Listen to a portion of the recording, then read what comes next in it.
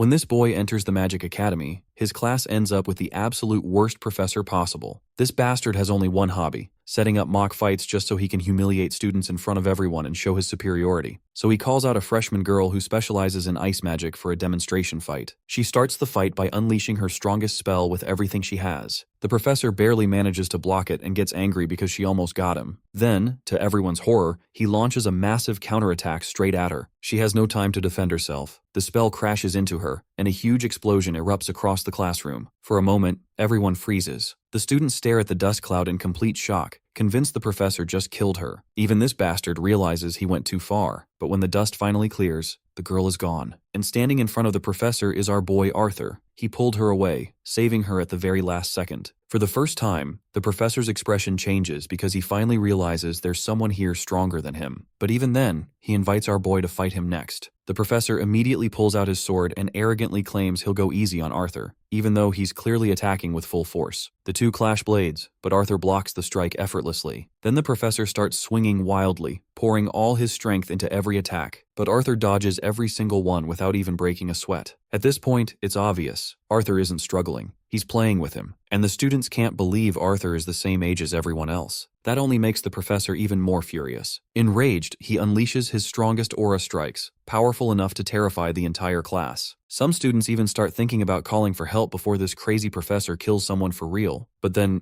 Arthur decides he's had enough. With one clean strike, he knocks the professor completely off balance, and in the next second, smashes this bastard straight into the wall. The entire classroom is left speechless as the professor collapses to the ground like a complete loser and begs Arthur to stop. Then our boy calmly stands over him and says, "The only fights you can win are against students, huh? How pitiful." So who is this boy who easily surpasses even the professors? We've mostly read stories about weak losers and runts who die and get reincarnated, only to become overpowered powerhouses later on. But this story is about a king who had plenty of achievements under his belt before he died. The reason behind his death remains a mystery. But after his death, he opens his eyes as a baby, and contrary to the lavish room fit for a king that he'd expect, he wakes up in a humble home. His mother's name is Alice, a kind-hearted woman, and his father is Reynolds, a dependable and charismatic man, if you can overlook his occasional childishness. The era the king is reborn into is much more archaic. After observing his surroundings for weeks, the king finally comes to the conclusion that he's learned everything this world has to offer. But that's when he finds out he's wrong. Later, he discovers that this world has magic when his mother uses healing magic to treat a wound inflicted by his father's mischief. It's then that the king realizes there's so much more to this world than he ever imagined. And if he has to be brutally honest, he actually knows nothing about it. Time passes, and once the king is able to crawl, he often sneaks out of his crib to read books and expand his knowledge about this world. Ever since he discovered this place, he's been sneaking out every night to learn more about it. He's found that the world he's been born into is made up of three major kingdoms: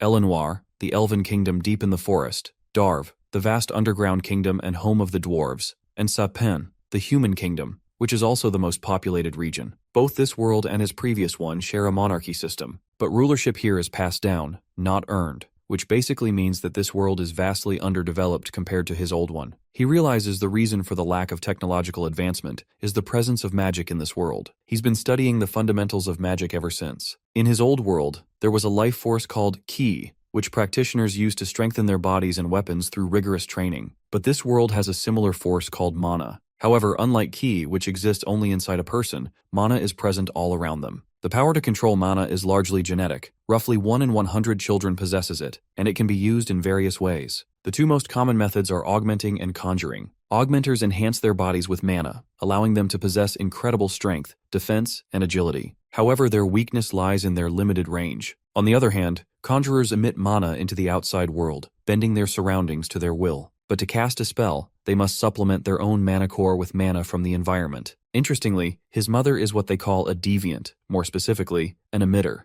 Deviants are rare types of mages with unique abilities, and emitters, like his mother, specialize in restorative mana. According to the book he read, a mage's first awakening happens between early adolescence and the late teenage years, when their mana core manifests. The concept of a mana core sounded uncannily similar to the Kai Center from his previous life. In his old world, children were taught to meditate and sense the fragments of Kai scattered inside their bodies, gathering them into a single place to form a Ki center. But when our little king decides to try this technique himself, to his surprise, he nails it on his first attempt. Though his mother interrupts him before he can do anything significant, time rolls on and 2 years fly by. Yet Alice feels like she hasn't fully figured out her little boy. She's learning about him slowly, piece by piece. She's named him Arthur, and he's the most precious and adorable thing in her life. One day she notices her husband teaching their little one how to swing a stick and fight, which sets her temper flaring because their baby can barely crawl. Alice loves documenting everything, keeping a daily diary, and moments like these never fail to put a smile on her face. She's also noticed that Arthur absolutely loves visiting the small merchant strip in central Ashbur. So, instead of shopping for groceries once or twice a week, she's taken to going downtown every other day. Of course, she tells herself she's not spoiling him by doing this. It's all for educational purposes since Arthur loves learning and seeing new things. And the fresh food she can bring home daily is just a bonus. Watching Arthur grow up so quickly, she sometimes wonders what he'll be like when he's older. With Ray as his father, she's sure he'll have an interest in becoming an adventurer, but she can't help worrying. She only hopes he fares better than the naive young teens dreaming of making it big as adventurers. Now, if only she could do something about his perpetual habit of sneaking into the study. It's even tempted her to move his crib into the study room, though that's a decision for another day. So far, this is the overview of what Alice has learned about her son over the past 2 years. One day, as Arthur peers through the window, he spots his father preparing to perform some magic. Reynolds closes his eyes in order to concentrate. The intensity of his concentration leaves Arthur brimming with curiosity, eager to see what kind of magic his father will perform. Suddenly, the pebbles on the ground began to lift. As his father reaches the peak of his enchantment, the debris floats only a few meters into the sky. Arthur is left utterly disappointed seeing this. While Reynolds looks quite pleased with his achievement, Arthur feels equally unimpressed. Watching his father take 3 minutes of utmost focus just to lift some pebbles a few feet is just ridiculous. He can't help but think doing it physically would have been easier. Just then, Alice joins him by the window. When she glances outside, her expression shifts to mild annoyance as she notices her husband has ruined the front yard again. So far, Arthur has learned that his father is an augmenter,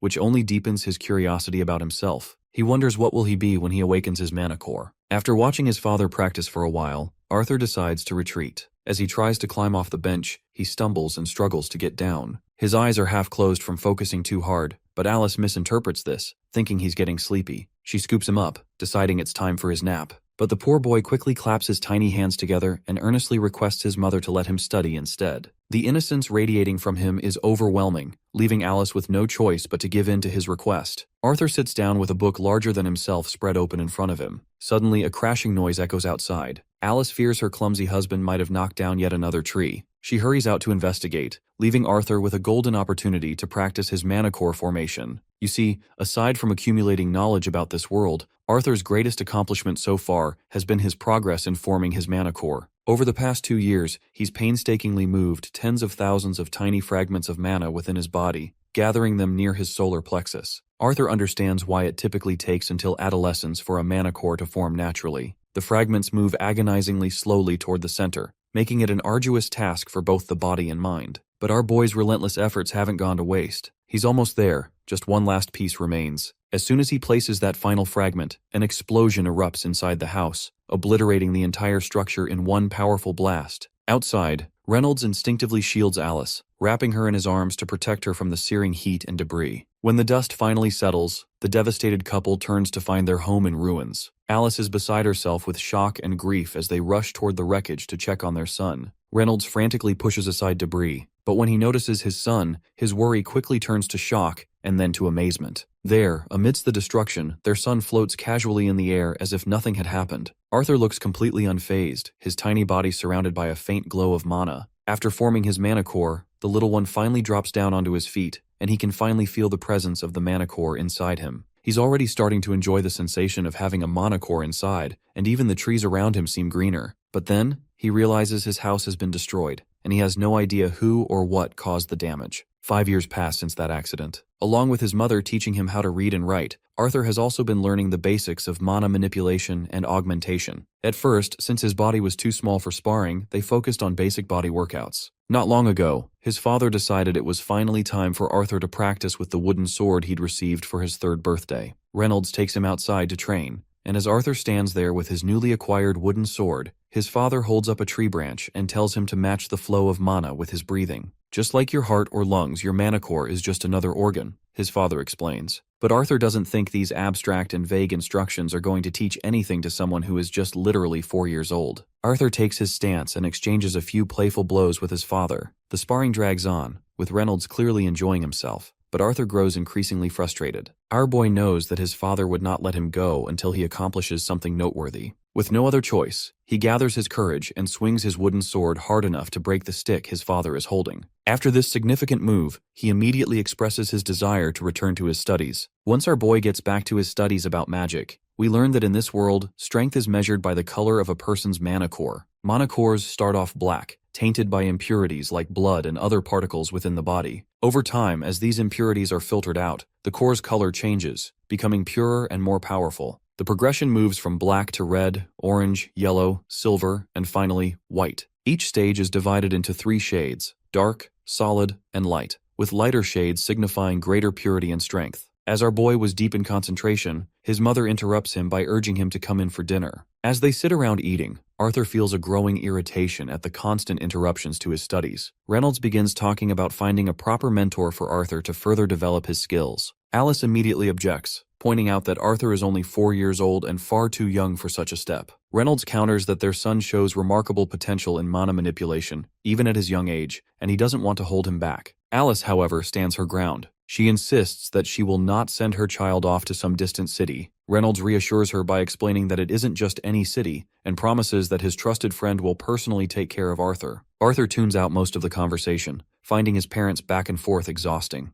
They suddenly turn to him and want his opinion on the matter. His father asks if he has any interest in leaving for the big city to study under a real teacher. My guy can't help but feel unsettled that his father is literally asking the opinion of someone who's only 4 years old. Anyhow, he plays the part of being a kid and meekly asks if his parents can't just go with him together. A sudden silence falls over everyone, but soon they burst into chuckles. Turns out this gullible couple hadn't even thought about the possibility of going with their kid as well. With that settled, his father makes the final call that they're all heading to Xyrus City together. The day finally arrives for them to leave their home, and they're not traveling alone. A party of adventurers will be tagging along with them on the journey. His father greets one of the adventurers and introduces his son to them. The little one quickly bows his head in respect and expresses his gratitude for their help in accompanying them to Xyrus. This adventurer really likes the kid's mannerisms and is already fond of him. His name is Crench, an augmenter, and his specialty is the spear. Then there's Angela Rose, a conjurer with a focus on wind magic. She's got big hooters and stands out among the group. Next up is Durden Walker, also a conjurer, but his specialty is earth magic. There's also Jasmine Flameworth, an augmenter who specializes in dual daggers. Among all the adventurers, she's the most passive. Without saying much, she quietly walks towards the carriage they're about to ride in.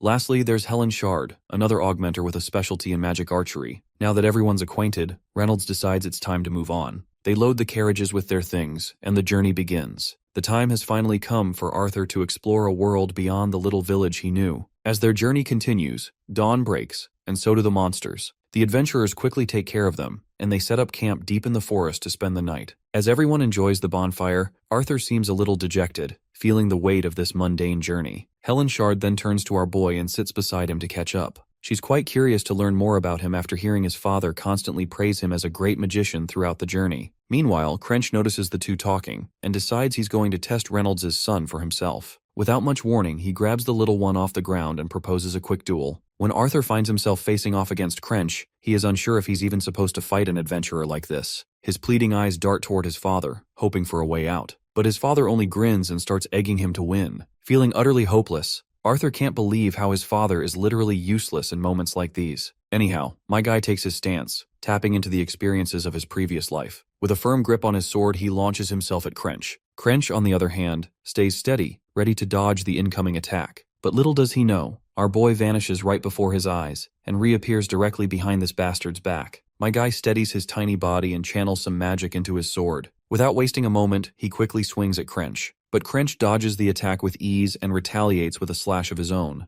The little guy ducks just in time, letting the stick zip past over his head. He takes advantage of the brief opening, launching himself straight into Crench's ribs and knocking the big guy to the ground. Crench isn't one to go down easily, though. He quickly swings his leg to trip the kid up, but my guy ducks down once again, narrowly avoiding it. Although he dodged the first onslaught, he's not sure if he can handle the next move Crench is already preparing. Sure enough, as soon as Crench's stick connects with him, the impact sends our boy flying. He lands a few feet away, his back aching like hell. Durden Walker gives Crench a little slap on the neck for going overboard with a kid. Crench, on the other hand, is absolutely awestruck by the sheer display of skill he just witnessed in Arthur. He can't understand how his father claims he hasn't taught him anything. But as usual, the father insists he hasn't taught his son a thing. The doting mother quickly starts healing Arthur while scolding him because she does not like the idea that he had been studying fighting all this time. Arthur tries to brush it off, claiming he just picked up a few moves by watching his father and reading books. But Crench isn't convinced. He's sure those moves couldn't have been learned just from books, and he's eager to learn the techniques Arthur just pulled off. Eventually, Arthur explains how to perform the acrobatic moves he pulled off,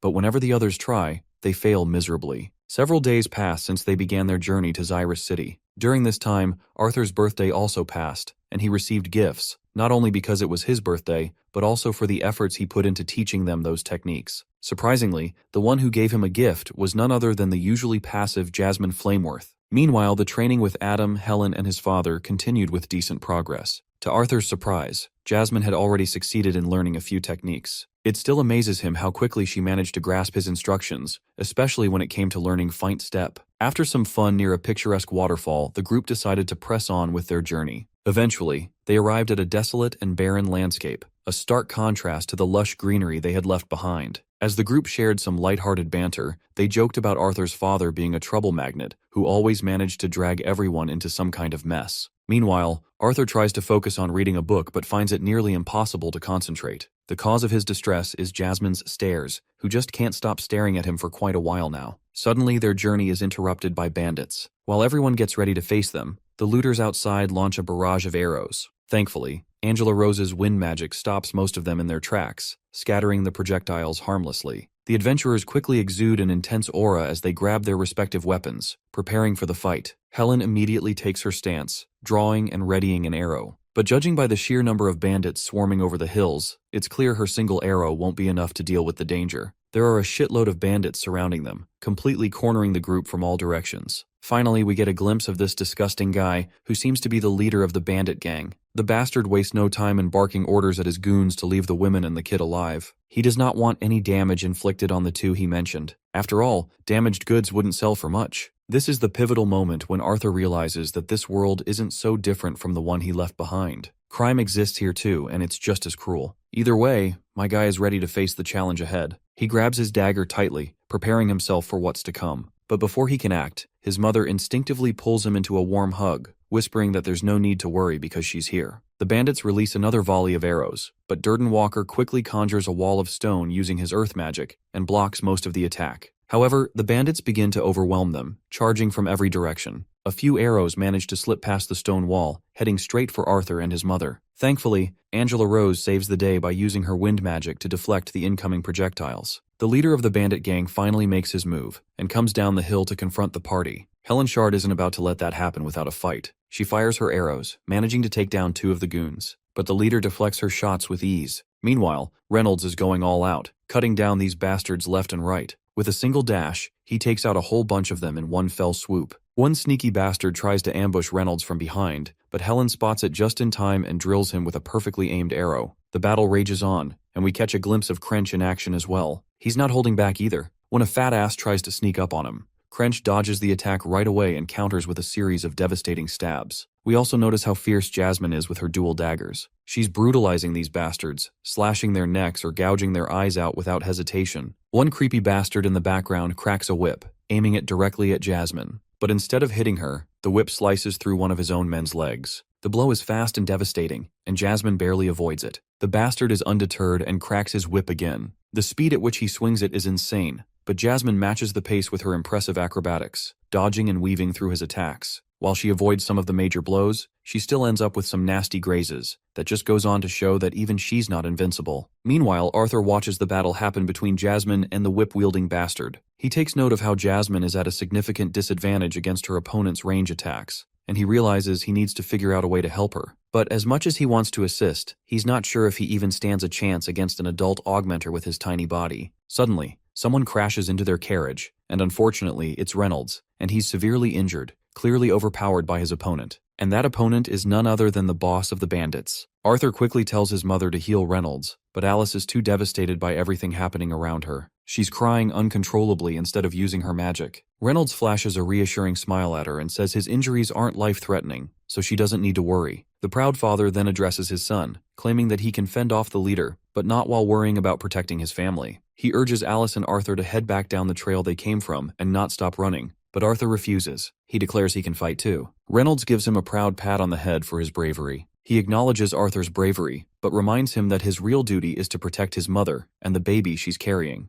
Before Reynolds can say more, Arthur swears on his life that he'll protect his mother. His father nods and urges him to hurry, pointing out the enemy have got 4 mages backing them up. The bandit leader catches on to their plan and orders his men to capture the healer. Without hesitation, Arthur grabs his mother's hand and starts running, determined to get her. Suddenly, one bastard lunges at the duo, but his path is quickly blocked by Crench, who jumps in to hold down the enemy, giving the mother and son enough time to escape. Another bastard tries to sneakily hit the duo with an arrow. However, it doesn't take Arthur long to sense the arrow coming. He quickly tries to knock it down with his wooden sword. The arrow, though, is so powerful that it even cracks the sword in 2 pieces. The archer is in awe, stunned to see how a kid blocked his mighty arrow. But while he's distracted, his head is drilled by an arrow unleashed by Heron, who quickly tells Arthur to run. As the little one runs with his mother, he notices something peculiar. As far as he remembers, there were supposed to be 4 mages, but he can't seem to spot the 4th one. He even tries counting them. One is engaged with Crench, another with Durden Walker, and the third with Jasmine. That's when Arthur notices the 4th guy, standing atop the hill, conjuring up a giant ball of mana. The bastard quickly throws that ball of energy at the mother and son. Arthur isn't sure what to do in this critical moment. Even if he uses mana to block it, his mother won't be fast enough to avoid it. In a split-second decision, he slams his little feet on the ground, pushes his mother out of harm's way, and through that hazy ball of mana, he throws his dagger with godly speed. The dagger strikes the bastard's leg immediately. The mana ball, however, brutally wounds Arthur, sending him flying toward the cliff's edge. As he begins to fall, he drags the mage down with him. The dagger Arthur threw was attached to a mana string, which is helping him to pull the mage along. But just before they completely fall, the mage clings to the cliff's edge. Unfortunately, the part of the cliff he holds onto crumbles under the weight, and both of them begin to plummet into the abyss. Durden Walker notices the little one falling to his death, so he conjures a massive hand made of earth to save him. But it seems Durden is already too late. Tears well up in Arthur's eyes as he continues to descend. What breaks his heart isn't just the fall, it's the thought that his dream of becoming a big brother is slipping away from his grasp. The scene transitions to the chamber of a man known as Marlorn. King Grey, who is our boy Arthur, arrives in the chamber to meet this old man. Marlorn expresses how grateful he is for being part of the council, but also admits that despite this rewarding position, he sometimes feels envious of the fame and glory kings receive after their victories. Eventually, Marlorn questions the purpose of King Grey's unexpected visit, wondering what brought him here to meet an old man like himself. That's when Grey silently pulls out a war medal he earned after his latest victory, and after placing it on the table he begins to leave, declaring that he is retiring. In this world, plagued by problems like declining birth rates and limited resources, wars had been replaced by duels, and armies by kings. Grey was one of those kings, a key figure who fought to protect his territory as its representative. But Grey's decision to step down wasn't born out of exhaustion or a lack of skill. He hadn't dedicated his life to becoming the strongest or basking in endless glory. What truly broke him was the emptiness, the absence of people he could cherish. An orphan with everyone he once loved is gone. Now, reborn as Arthur in a new life, he carries a profound yearning. He would give up everything he has in this life for just one chance to return to Ashbur and see them all again. A while later, Arthur begins to open his eyes. He has no clue where he is or why he's even alive, for that matter. Nearby, he notices the corpse of the mage lying lifeless. The sight of that messed up, twisted corpse instantly makes him gag. Still, as he lays beneath the vast sky, completely worn out, a leaf drifts down and lands on his face, jolting him awake. He spots a water pouch and a bag of food lying on the ground nearby. With the last bit of strength he has, Arthur crawls toward them. He grabs the food and devours whatever it is, making sure to gulp down enough water too. After the meal, he collapses back onto the ground, utterly exhausted. A while later, he opens his eyes again and tries to get back up, but his legs give out and he falls right back down. Despite that, he musters every ounce of strength left in him, finally pushing himself to stand. The first thing he does is pull the dagger out of the mage's dead body. When he looks up, he finally notices just how tall the cliff is from where he fell. It's unfathomable that he survived such a drop, but he doesn't have time to dwell on it, so he begins to walk his lonely path. Suddenly he hears a voice calling out to him. The first thought that pops into his mind is that the dead mage might be trying to tell him something. The voice echoes again, this time asking about the condition of his body. The poor kid musters up his courage and nervously tries to poke the mage's dead body to check if it's alive. But the voice quickly assures him that this corpse won't be reanimating, so there's nothing to worry about. Arthur heaves a sigh of relief at this unexpected reassurance. However, his guard immediately goes back up,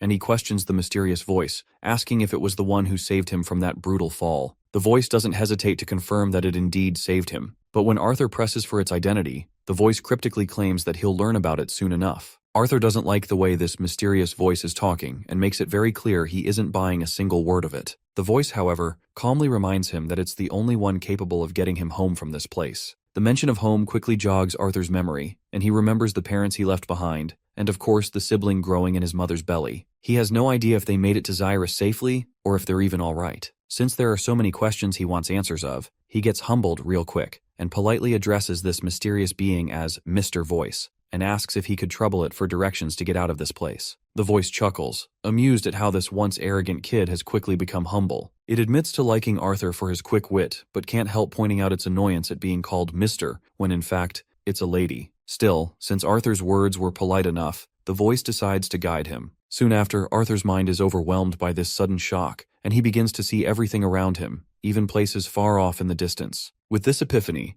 Arthur starts making his way out of the woods. His body is recovering gradually, leaving him with only a few faint aches and pains by the afternoon. But he is still trying to figure out what magic she used to save him. How did she know he was falling? And why did she only save him? The more Arthur tries to come up with plausible explanations, the more questions he seems to end up with. Suddenly, Arthur's ears pick up the sweet sound of water flowing. He climbs up a giant rock blocking his path and literally dives into the river without a second thought. As he enjoys the refreshing moment, the mysterious lady calls out to him for how carefree he seems. She also questions the size of his manhood, expressing disappointment over such a small gun. Arthur feels humiliated and quickly pulls his clothes back on. Before continuing his journey, he makes sure to fill his water pouch and eat enough to keep his strength up. Since he fell off the mountain towards the east, he must be near the elves' domain, but he doesn't see any of the fog that Forest Elshire is known for. His fears about traveling through the beast glades are quelled by the fact that only small animals seem to be present. Although he's surprised he hasn't seen any mana beasts, given how rich the area is in mana, he would love to stay and absorb some mana, but he knows he can't linger. He has no time to waste. Especially it's more important to get back to his parents. With his mother pregnant, the stress of his potential death could endanger the baby inside her, and if they are still alive, he needs to be there for them. After walking long enough, Arthur finally arrives at the place where the mysterious lady resides. For a moment, he mistakes her for a cluster of rocks and feels relieved to have finally found her. But the lady quickly reminds him that she isn't some sentient pile of rocks, and tells him that if he wants to meet her, he'll have to head into the crevice. Without hesitation, Arthur begins making his way inside this tunnel which has this arcane faint glow emanating. He swallows his fear and descends further into the passage. As he walks, he suddenly stumbles and falls into an abyss glowing with arcane blue energy,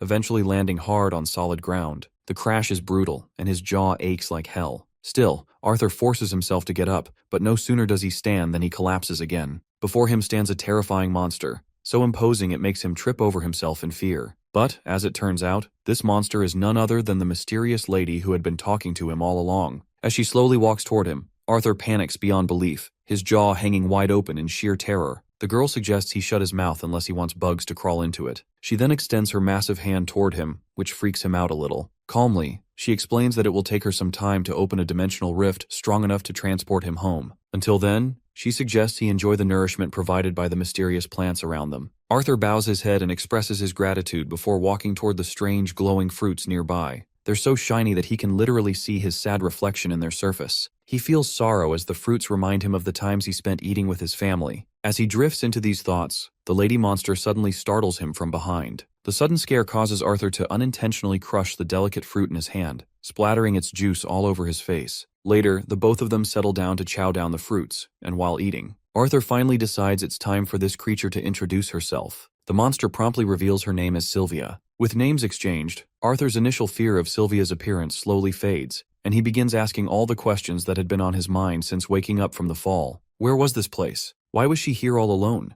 Where did she come from? How did she get that wound? And most importantly, why did she save him? Sylvia starts by answering his first question, explaining that this place is a narrow zone resting between the Beast Glades and the Forest of Elshire. No one knows about this area because she has been warding off anyone who comes near. Besides, not that many ever come here in the first place. So Arthur is basically the first person to enter her domain. Feeling more at ease with her now, Arthur gives her permission to call him Art, just as his family does. Sylvia acknowledges this with a nod and moves on to his second question. She explains that she is here alone because she has no one left to be with. She has many enemies who desperately want something she possesses. Her last battle with those foes before she managed to escape left her with the wound on her chest. As for why she decided to save Arthur, she admits she was moved by his courage and the sacrifice he made. or perhaps it was simply that she had grown lonely and wanted someone to talk to. Whatever the case, she herself isn't entirely sure why she saved him in the first place. She then apologizes, explaining that she has to excuse herself for the night because her wound is festering, and she needs to be in good condition to work on the dimensional rift tomorrow. Arthur thanks her politely and wishes her a good night. As the imposing figure in dark armor walks away, he can't help but think about how lonely she appears. Before leaving, Sylvia shares one final piece of information with him.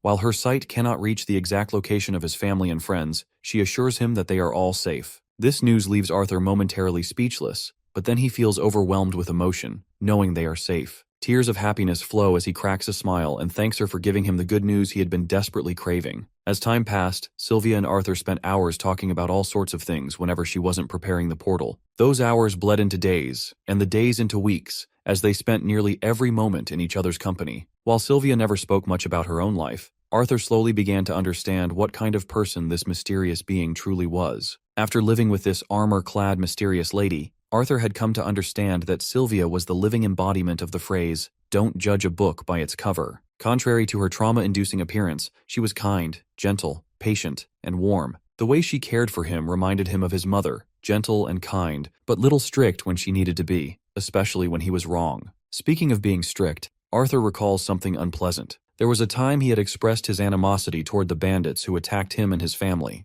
The image of the leader of that despicable gang is burned into his mind, and he knows his thoughts won't be at peace unless he hunts that bastard down. That's when Sylvia suddenly pokes him on the forehead, sending him flying several feet away. While she admits that he is not wrong, and that those bandits deserved death, which was precisely why she didn't save the mage who had fallen alongside him. However, she makes it clear that letting his heart become clouded with hatred and vengeance would only cause harm to himself in the long run. Instead, she tells him to continue living proudly, keeping his gaze forward, free from the weight of vengeance. He will come across misfortunes again, but he shouldn't let grief and rage corrode his mind. Instead, he should learn from them, face the future with a smile, and only then will he truly be victorious. Arthur wasn't expecting a lecture on morals and life from someone who seemed like the epitome of evil, yet her words struck him deeply. Lost in thought, he barely notices when she pulls him out of his contemplation, reminding him to finish the fruit she's given him. As he eats, he notices her wound looks worse. She quickly reassures him that there's nothing to worry about. It's normal for her wound to fester from time to time. Still, she has something else on her mind. According to her understanding, humans usually awaken their mana cores around the age of 12 or 13. So, how has he already formed his core and learned to use mana more efficiently than many fully trained mages? To her query, Arthur proudly explains that he is simply a born genius. If that's the case, she says, she has something to teach him. It's a technique, a way to meditate and absorb mana while moving, and maybe even while fighting if he's skilled enough. When she demonstrates the technique, Arthur is awestruck to see this, and his curiosity shoots through the roof. Sylvia then explains that humans often have a very linear mindset when it comes to mana. To master this technique, he has to start small, with simple mindless movements, and gradually work his way up from there. But these abstract words aren't much help to Arthur, so Sylvia tries to explain that mana beasts learn to do this naturally. However, since humans usually awaken much later, their bodies aren't capable of this kind of multitasking. Considering that this fact doesn't apply to Arthur, if he practices hard enough, he should be able to succeed. These few words of encouragement are enough to fire Arthur up, and he promises to do his best if that's the case. While Sylvia is busy forming a rift, Arthur focuses on practicing diligently. However, his wrong movement causes him to trip. Practicing this skill to its fullest essentially means being able to fight proficiently while maintaining a steady inward flow of mana. But his confidence doesn't waver, and he continues his practice. He keeps swinging and practicing, trying to absorb the mana around him. Eventually, he gets the hang of it and finally masters the art of mana absorption. He happily shares his little achievement with Sylvia, but it looks like she's already exhausted herself and isn't in any condition to respond. Seeing her lifeless there causes Arthur to panic. It looks like her injury has gotten the best of her, and the blood leaking through her massive body is filling the area. He quickly grabs her massive hand, and with every ounce of strength his small body can muster, he successfully turns her massive form over, only to see that her wound is worsening. But when he looks ahead, the rift she has been creating is finally complete and ready for travel. Now that he thinks about it, he realizes how all this time, as she worked on creating the portal, her injuries have been getting worse. The realization devastates him. The thought that she has suffered because she was trying to create this portal for him, and he hadn't even noticed until now, crushes him. That's when Sylvia speaks with her faint voice and assures him that everything is all right. Arthur can do nothing but cling to her, tears streaming down his face as he cries his heart out. He doesn't know how it can possibly be all right when she's about to leave him like this. The thought that she has essentially given up her life for him makes his heart ache even more. In that moment, Arthur cries. He cries longer than he would ever care to admit,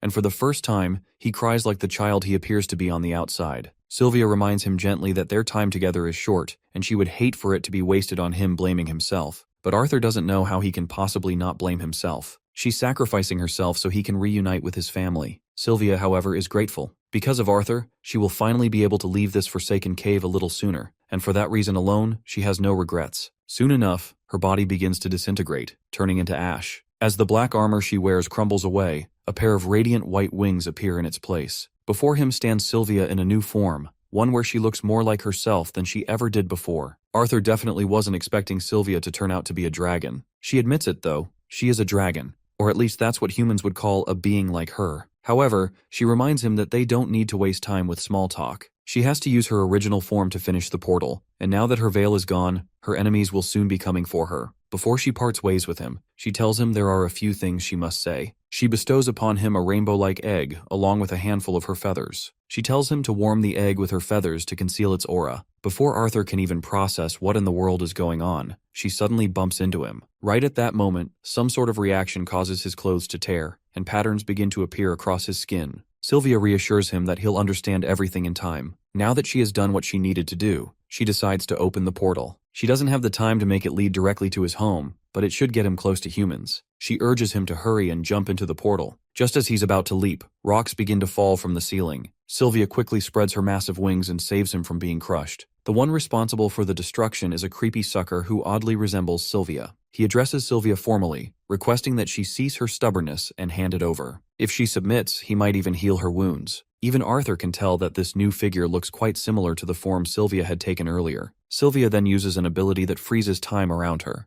The only ones who can move or speak are herself and Arthur. It looks like she has something important to reveal. She admits that she intentionally prolonged the transportation spell so she could spend more time with him. She understands it was selfish of her, but she has one more selfish request she wants him to fulfill. She asks him to call her grandma just this once. Arthur, completely baffled by what she's talking about, looks at her in disbelief. But with time frozen and their moment suspended, he tells her to just leave this place with him instead. Sylvia's tears stream down her face as she tells Arthur that she can't leave with him. Before he can protest further, she forcefully throws him into the portal with a final bittersweet farewell. As he tumbles through the rift, Arthur calls out to her one last time, fulfilling her request by addressing her as Grandma. His words bring a gentle smile to Sylvia's face. She thanks him softly, and with those parting words, their story together comes to an end. But Arthur's story continues. He lands in a dense forest, surrounded by towering trees. The only thought in his mind is of her. His chest aches, not only with sadness but also with frustration and anger. He knows he will never see her again, and the weight of that realization is unbearable. All he can do is scream.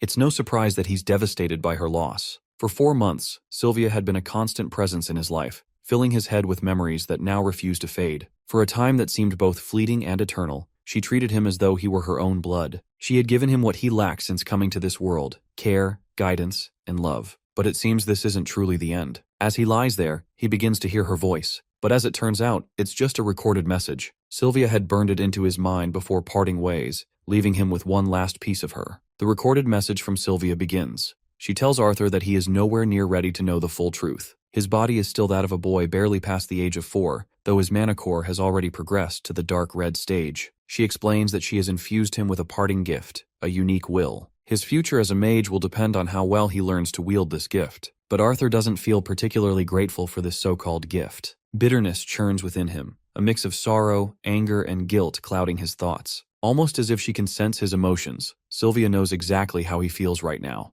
But he must remember that he still has a family waiting for him, and a purpose to fulfill in this life. Her only wish is for him to embrace the joys and innocence of childhood, and one day, grow into a man his parents and she can be proud of. Sylvia's message concludes with a promise. When his mana core surpasses the white stage, he will hear from her again. At that time, she will explain everything to him. Until then, she bids King Grey farewell. The mention of his previous life title grabs Arthur's attention. He stands frozen in place, with his mind completely clouded with confusion. The biggest question that haunts him is how long she's known his true identity, and how she even knew him in the first place. For now, he brushes off all the thoughts regarding her and focuses on his current predicament. If he spends this life only training for the sake of revenge, it will hardly be different from his last. So from now on, he has no choice but to move forward. But first he wonders where the hell is he? He activates the mana absorption technique and dashes through the forest with godly speed. After running for a while, Arthur realizes that despite using mana, his vision is still somewhat restricted. But one thing becomes clear: he is deep within the Elshire forest. Even though he is still barely able to use the mana rotation Sylvia taught him, he can now sustain magic for much longer. However, after roaming around for what feels like ages, he still hasn't found a way out. Sylvia had promised him he would arrive near other humans, but so far, he hasn't seen a single trace of them. After hopping through trees for what feels like forever, Arthur starts to feel like a monkey who's mastered tree travel. Suddenly, he senses the presence of a human. Quickly, he hops from tree to tree and spots a carriage below. He uses his acrobatic skills to descend a little, and from a safe distance, he tries to eavesdrop on what these people are up to. These filthy bastards don't seem to be good people. They've just captured a woman,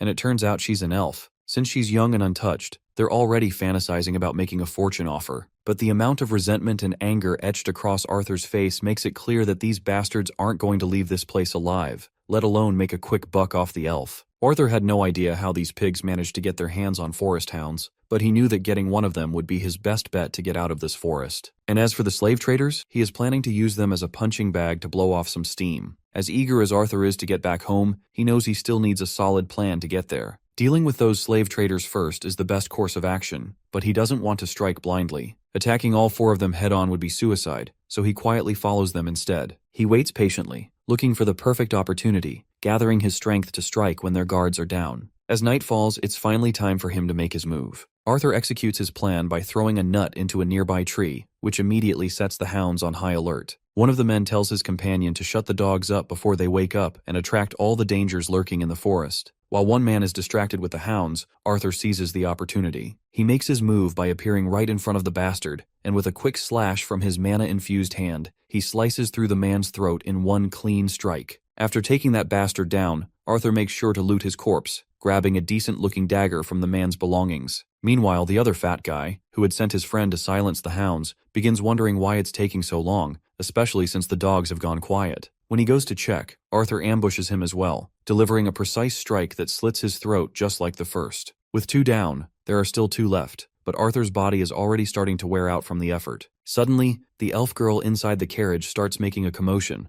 which is the last thing Arthur wanted to happen. The other 2 goons step out of their comfort zones and start looking around for their missing companions. Arthur stays hidden behind the carriage, but one of them senses something and attacks. Arthur barely manages to block the strike and counters by cutting the man's legs clean off. The piercing scream echoes through the night, catching the attention of the other bandit, who had been searching in the opposite direction. He rushes back to the scene, finding his friend writhing on the ground, mortally wounded. The injured baldy bastard warns his friend to be careful because the brat they're dealing with is a mage. The mention of a mage piques the curiosity of the long-haired bandit. He eagerly tosses the sword aside and opts to use his bare hands, clearly not wanting to harm this golden hen he is about to capture. After all, this brat might fetch an even higher price than the elf girl if they are to sell him in good condition. With that in mind, he charges forward. Arthur leaps away just in time and counters by throwing a rock straight at the bastard's face. The rock lands with enough force to leave the man bleeding from his mouth. Arthur tries to take advantage of his dazed situation by throwing a mana-induced dagger at him, but the bandit snatches it mid-air. This strike only serves to intrigue this bastard even more, to think that this kid indeed has some nasty tricks up his sleeve. The bandit launches a powerful kick, slamming into Arthur with enough force to rattle his small frame and send him crashing to the ground. For a moment, Arthur is completely out of commission, winded and vulnerable. The bandit doesn't hesitate before grabbing the little one from the ground, locking him in his grip.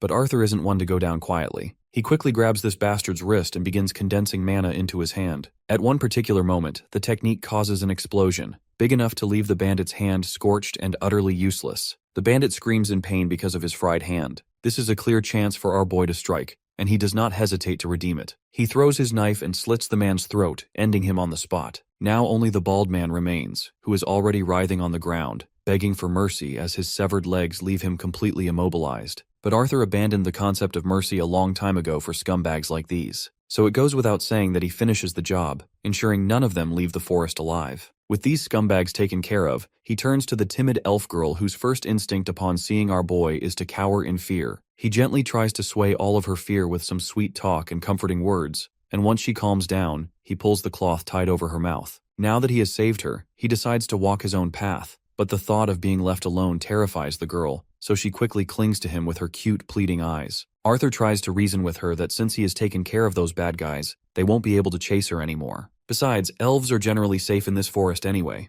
But the girl quickly shakes her head and reminds him that beasts are only scared of adults, and her parents said that kids will get eaten by hounds or golem trees. The thought of being a babysitter does not sit well with Arthur, but since he has no choice, he just reluctantly asks her how far her home is, to which the girl nonchalantly responds that she does not know. He lets out a sigh and begins to walk away, assuring her that he is simply going to gather some supplies for them. Although he salvaged what he could for the journey ahead, neither of them knew how long it would take, and he also had to think about the journey back. He feels quite sad to see that they can't take this carriage in use as it would have been way faster, but if he did, they would just stick out like a sore thumb. He is looking forward to finding the elves as they might have something that can take him back to the human kingdom. During his supply hunting, he found some clothes in the carriage and presents them to the little elf and tells her to wear this cloak as it will probably get cold. The little lady is glad for his kind gesture, and he gives her a pat on the head in response. With that, they are ready to make their way to their homes. As they walked in the vague direction she pointed to, Arthur got to know more about the elf child. Her name is Tessia Aerolith, and she got separated from her family and left out in the forest. She questions him if he is from the human kingdom. Whenever she remembers the human kingdom, all she thinks of are the rumors that say all male humans are perverts and have more than one wife. In their journey, they spend their time like this, with back and forth banter and teasing.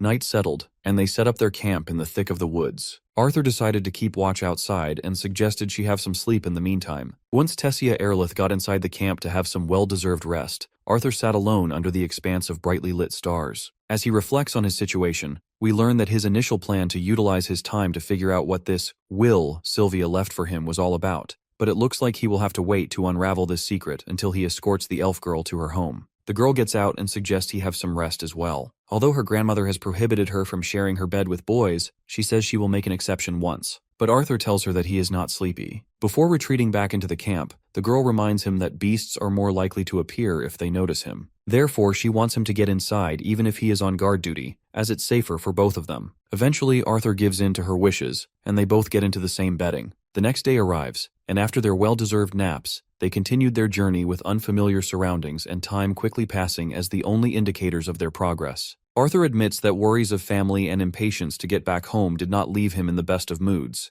but what made the journey almost unbearable were the agonizing pains coming from his monocore that struck unpredictably from time to time, and his pain has become an everyday occurrence. Every day he wakes up, he is just randomly hit by it. On one particular day during their journey, we see that they are getting followed by these wild wolves, but my guy doesn't even look back when he throws that knife, which lodges itself into the tree next to the wolf's head. And soon, all of these poor bastards get the jump scare of their life. While Tessia Aerolith points her finger in the direction ahead of her, Arthur is hit by this unbearable pain in his chest once again. He quickly hides behind a tree so Tessia doesn't have to see the miserable state he's in because he's afraid she would only worry. Another night comes, and they set their camp in the thick of the woods, and just like that, another day arrives. Days passed like this, and Tessia appeared to recognize more and more of their indistinguishable surroundings, which was a positive sign. However, their pace had slowed as Tessia's body couldn't keep up with the toll of constant travel. So, to ease some burden off her tiny shoulders, Arthur takes her luggage himself. Though Arthur wasn't having it easy either.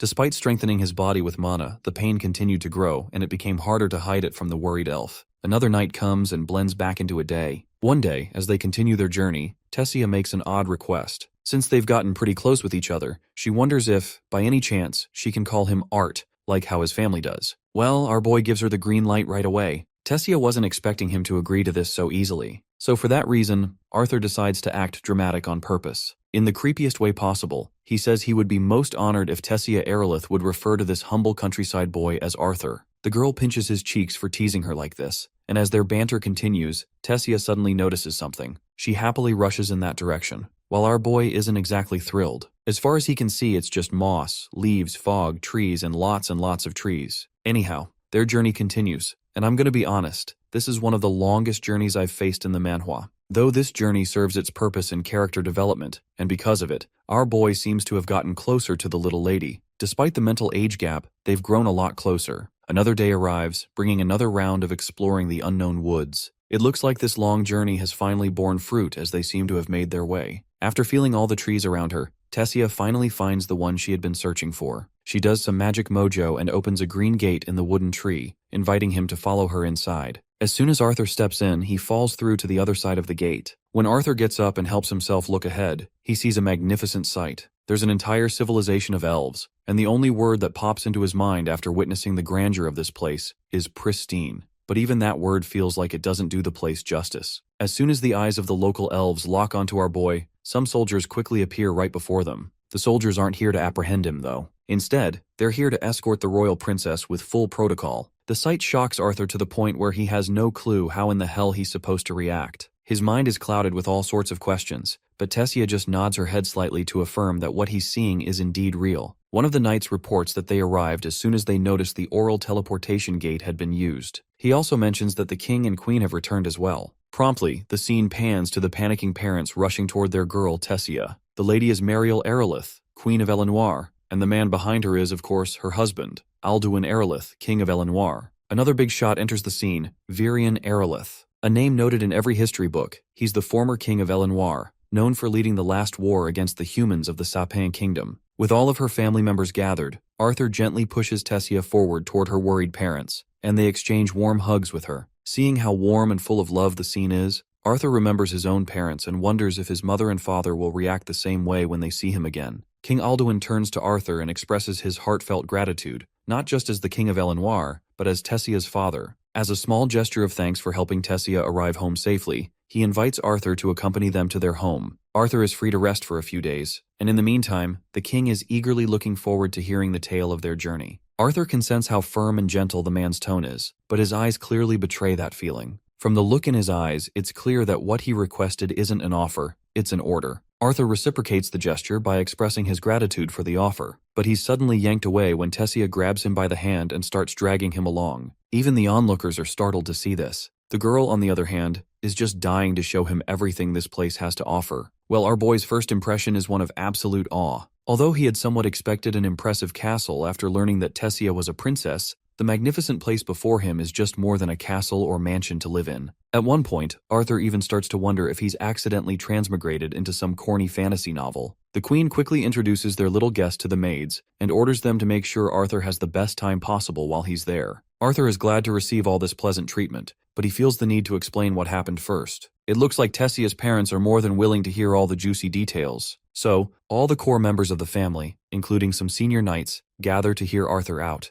First, our boy gives an introduction, presenting himself as Arthur Lewin from a humble town in the kingdom of Sapin, and he's quite honored to be in the presence of the royal family. It's a little over the top for an introduction, but Arthur knows the discussion isn't going to progress if they treat him like a child. Even the king can't help but point out how, despite Arthur claiming to come from humble origins, he seems rather mature and well-educated. This only piques their interest in what he has to say. And so, our boy recounts his journey, starting with a vague explanation that he got separated from his family after running into bandits. It's not exactly a lie, but more of a half-truth. Inevitably, as the story progresses to the part where he ran into their daughter, the atmosphere shifts. The king grows visibly angry upon hearing it was slave traders, or rather, humans who captured Tessia. It's clear that the king doesn't have a favorable impression of humans to begin with, and this revelation only fuels his disdain. Our boy also does not like the fact that this elf king is stereotyping the entire human race behind few slave traders. So with all due respect, my guy corrects this man that slave trading is a profession, not a race. This remark only earns our boy a lot of shining blades pointed at him, but Virion Erelith quickly stops the knights from stepping forward.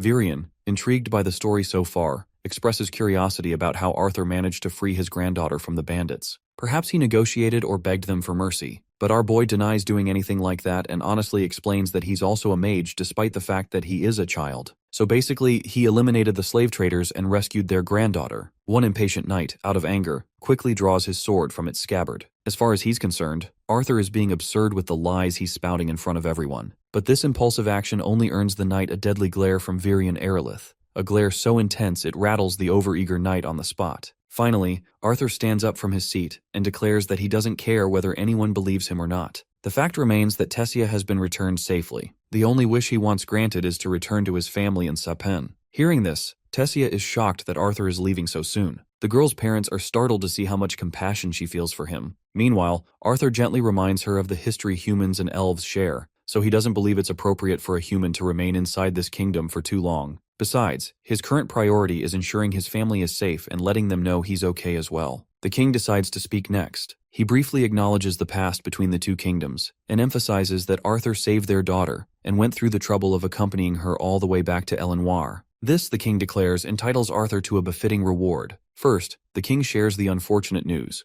The teleportation gate linked to the Sapin kingdom is only accessible once every 7 years during the summit conference between the 3 races. This means it will be another 5 years before the gate opens again. However, the king is more than happy to send a group of guards to escort Arthur back home safely. He also expresses his wish for Arthur to stay a little longer, giving the elves a chance to serve and spoil him as a guest. The king admits that while some elves are tolerant of humans, too many still hold grudges from the war long ago. For now, Arthur is told to make himself at home, as they will have his escort prepared by tomorrow morning. Later, Arthur finds himself inside a lavish room that's been given to him. The first thing he does is take a well-deserved shower, but while he showers, the pain from his mana core suddenly flares up again, causing him to double over. After finishing, he rests on the couch, holding the egg Sylvia had entrusted to him. Suddenly, there's a knock on the door. When he opens it, he finds Tessia standing in front of him. Without any prior warnings, she headbutts him in the belly, almost making him gag. Apparently, she's upset about how coldly he spoke to her parents, and the fact that he's planning to leave so soon. Arthur tries to remind this gullible girl that he was only being respectful since they are the king and queen of the entire kingdom. In fact, he's the one who should be angry. She didn't tell him about their royal status beforehand. Tessia sticks to her guns, and makes it clear that she doesn't want him to leave because he's the first friend she's ever made. Hearing this makes Arthur crack a smile. In a friendly gesture, he places his hand over her neck like they're lifelong buddies and tells her to stop being a crybaby and show him around the castle. And so, they explore the castle together.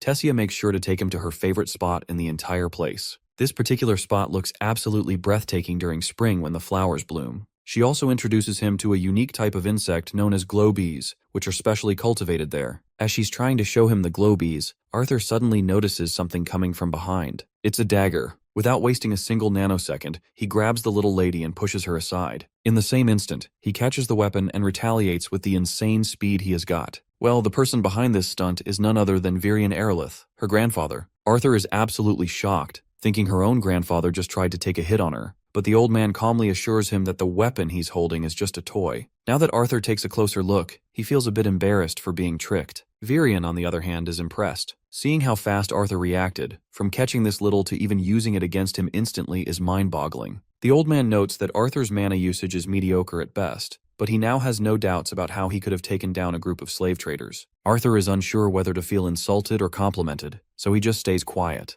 Tessia chimes in, scolding her grandfather and prohibits him from teasing Arthur. It seems like the old man didn't have any intention of teasing anyone. In fact, he approached Arthur because he finds him fascinating. It's been a long time since he's met someone as interesting as our boy. Virian tosses a wooden sword at Arthur, deciding to see what the boy is really made of. Arthur grabs it promptly and, without hesitation, swings it as fast as he can, directly slashing at the old man. But what he strikes turns out to be a mana illusion. Virian, however, is impressed by the guts of this little brat. Not backing down, Arthur charges again and strikes with his wooden sword. This time too, what he hits is only a decoy. This moment of vulnerability leaves Arthur wide open, and the old man takes the chance to swing back. Arthur dodges just in time, jumping out of his initial position to safeguard himself. Despite his agility, Arthur still ends up taking a nasty elbow smash, but that's not enough to faze him. Without holding back, Arthur charges right back, wooden sword in hand. His speed is remarkable, but it's clear he's barely holding his own against this old coot, who isn't even breaking a sweat. Eventually, Arthur finds himself wide open once more, and gets knocked back by the old man, tumbling away. Tessia quickly rushes to check on him. It looks like the old man has not gone off without taking damage either. Arthur has finally managed to graze this old man with his blade. Well, this old man deserves this hit, considering how full of himself he looked,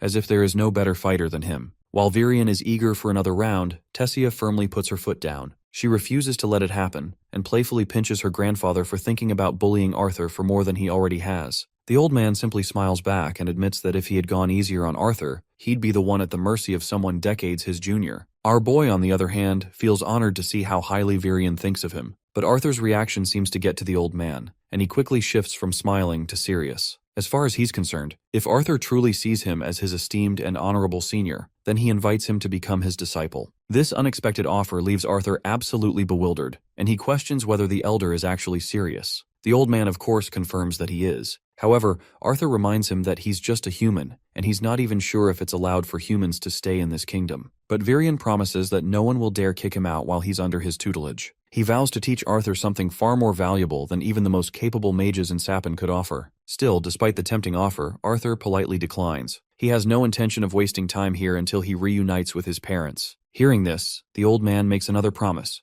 to let Arthur communicate with his parents so they'll know he's alive and well. Before elaborating further, the old man orders the maids to take Tessia to bathe and get some rest. Once they're alone, the old man claims to know about Arthur's condition, like how he's been experiencing bouts of searing pain right where his mana core is located, and how those bouts are becoming more frequent. Naturally, Arthur is curious about how the old man knows so much, but Virion brushes off the question, saying it's pointless. Instead, Arthur should be asking what the real problem behind his illness is. Before elaborating anything, he asks Arthur if he knows anything about beast wills. Although this term is completely unfamiliar to Arthur, his mind immediately drifts back to the moment Sylvia struck his mana core. Before continuing the conversation, the old man assumes that Arthur has at least encountered a few mana beasts by now. He then explains that a beast powerful enough to be categorized as Class A or higher gains the ability to pass on their will or inherent ability to another, either to their offspring or to someone they choose to bond with. He promises not to pry into how Arthur stumbled upon such a powerful beast will, but warns him that, at this stage, the power within him is doing more harm than good. The fact that the old man knows all this makes Arthur assume that Virion also possesses a beast will too. Well, the old man doesn't shy away from admitting it. He claims he's professionally a beast tamer, a title he earned by fully conquering the monstrous beast will inside himself. He acknowledges why Arthur desperately wants to see his family and return home, but he warns that doing so right now comes with a grave risk. The power of the beast will inside Arthur is too potent for his immature body to handle. If it isn't controlled soon, the power he has obtained will destroy his body from the inside out. As Arthur lays down, his face is covered with glistening sweat. There's a heavy sensation pressing down on his body. As he drifts in and out of unconsciousness, he sees the monstrous personification of his worries and burdens. The expectations placed on him haunt him, even in his sleep. But the source of all this weight is not some ethereal creature. It is Tessia, perched right atop him, unknowingly pressing him further into the depths of his exhaustion. She's apparently here to wake him up because she can't wait to start this new, exciting day with him. But it seems Arthur still hasn't had enough sleep, so calls the shadow monster back to give him just a few more minutes. Later, while Arthur gets ready for the day, Tessia asks to confirm if what her grandpa said about him staying is actually true. Well, our boy isn't too sure about this. His plan to stay here depends entirely on the trip with Elder Virion. As Arthur walks toward the carriage he's supposed to ride with the Elder, the king and queen can be seen pleading with Elder Virion to reconsider, because it's inappropriate for a human to stay in their kingdom. It goes against the traditions the elves have upheld for decades. But the old coot makes it clear that Arthur has caught his attention, so he wants him to stay a little longer. Besides, their daughter seems to have taken a liking to him as well, which is just another reason to keep him around for a bit more time. Despite all the pleas from the king, Elder Virion sticks to his guns. He assures the royals that he'll keep Arthur under his direct guidance to ensure everyone in the kingdom knows he's being watched over. Seeing how Elder Virion is standing up for him makes Arthur crack a smile. Once they hop into the carriage, they begin their journey. After quite a while on the road, Arthur starts wondering how much longer this trip will take as he's eager to meet the old man's mysterious friend. Out of nowhere, Tessia leans over Arthur's shoulder and falls asleep. Looks like waking up so early out of excitement finally caught up to her. Since Tessia is the only princess of the kingdom, she grew up in a lonely environment. She's been hurt too many times by both adults and children pretending to be her friends. Over time, she became cold and distant, building a wall around herself to keep others out. But in the short time he's seen her with Arthur, she's shown more smiles and laughter than she has in the past few years. For that, the old man is genuinely glad and expresses his gratitude to our boy. After a short journey, the carriage comes to a halt, and they arrive at a lonely house in the middle of nowhere. By now, Arthur is genuinely curious to see who this mysterious friend is that the former king had to travel all the way to this rural area to meet. The old man, however, goes absolutely bonkers, kicking the door with all the force he can muster and yelling for the witch inside to come out. A woman eventually emerges, equally annoyed and angry at Virion's impudence. The old man takes his time introducing her to Arthur. She is Lilia Darkasan, an old friend and a very special deviant who, according to Virion, can help him. Despite his short height, Arthur's manners know no bounds. He promptly bows his head in respect to greet the lady. Lilia invites them inside while Arthur reflects on the fact that, as a deviant, her magic doesn't fall into the 4 basic elements, much like his mother's abilities. But he's still unsure how she's supposed to help him. Although Arthur doesn't want to seem like an impatient brat, he can't help but feel curious about how Lilia plans to assist him in reaching his parents. The lady finally explains that she is what they call a diviner. Magic of this nature varies from mage to mage, but she's quite capable. This means there's very little someone can hide from her if she chooses to pry. For instance, she already knows that Arthur is special, so special in fact that there are parts of his life even she can't see. However, her eyes have glimpsed pieces of both his past and future. She also knows he isn't here for her clairvoyant abilities, but because he wants to see his parents and let them know he's alive. She instructs him to lean forward and keep his eyes on the basin of water. As soon as Arthur complies, the lady begins her magic. Once he can see his parents in the water, he'll be able to speak to them. While Arthur tries to make the connection, the perspective shifts to his parents. There, his doting mother and father are having a meal, something Arthur used to enjoy a lot. Suddenly, they begin to hear Arthur's voice calling out to them. The sound catches them completely off guard, leaving them frozen. When Arthur says he's their son, that's enough to paralyze them entirely, their spoons slipping out of their hands as they let the shock sink in. As surprising as it is, Arthur assures them that he is indeed their son speaking directly into their heads. He doesn't have time to explain everything right now, but wanted to let them know he's safe and alive. He managed to survive the fall off the cliff, though barely. He also reveals that he's currently staying in the kingdom of Elenoir with the elves, but insists they must keep this a secret. Arthur tells them not to blame themselves for what happened back then. He's proud of what he did, and if he could go back in time, he wouldn't hesitate to make the same choices again. He explains a bit about his illness he has got, so he will be staying here longer to be treated before he can return home. He admits he's unsure if he'll get another chance to talk to them,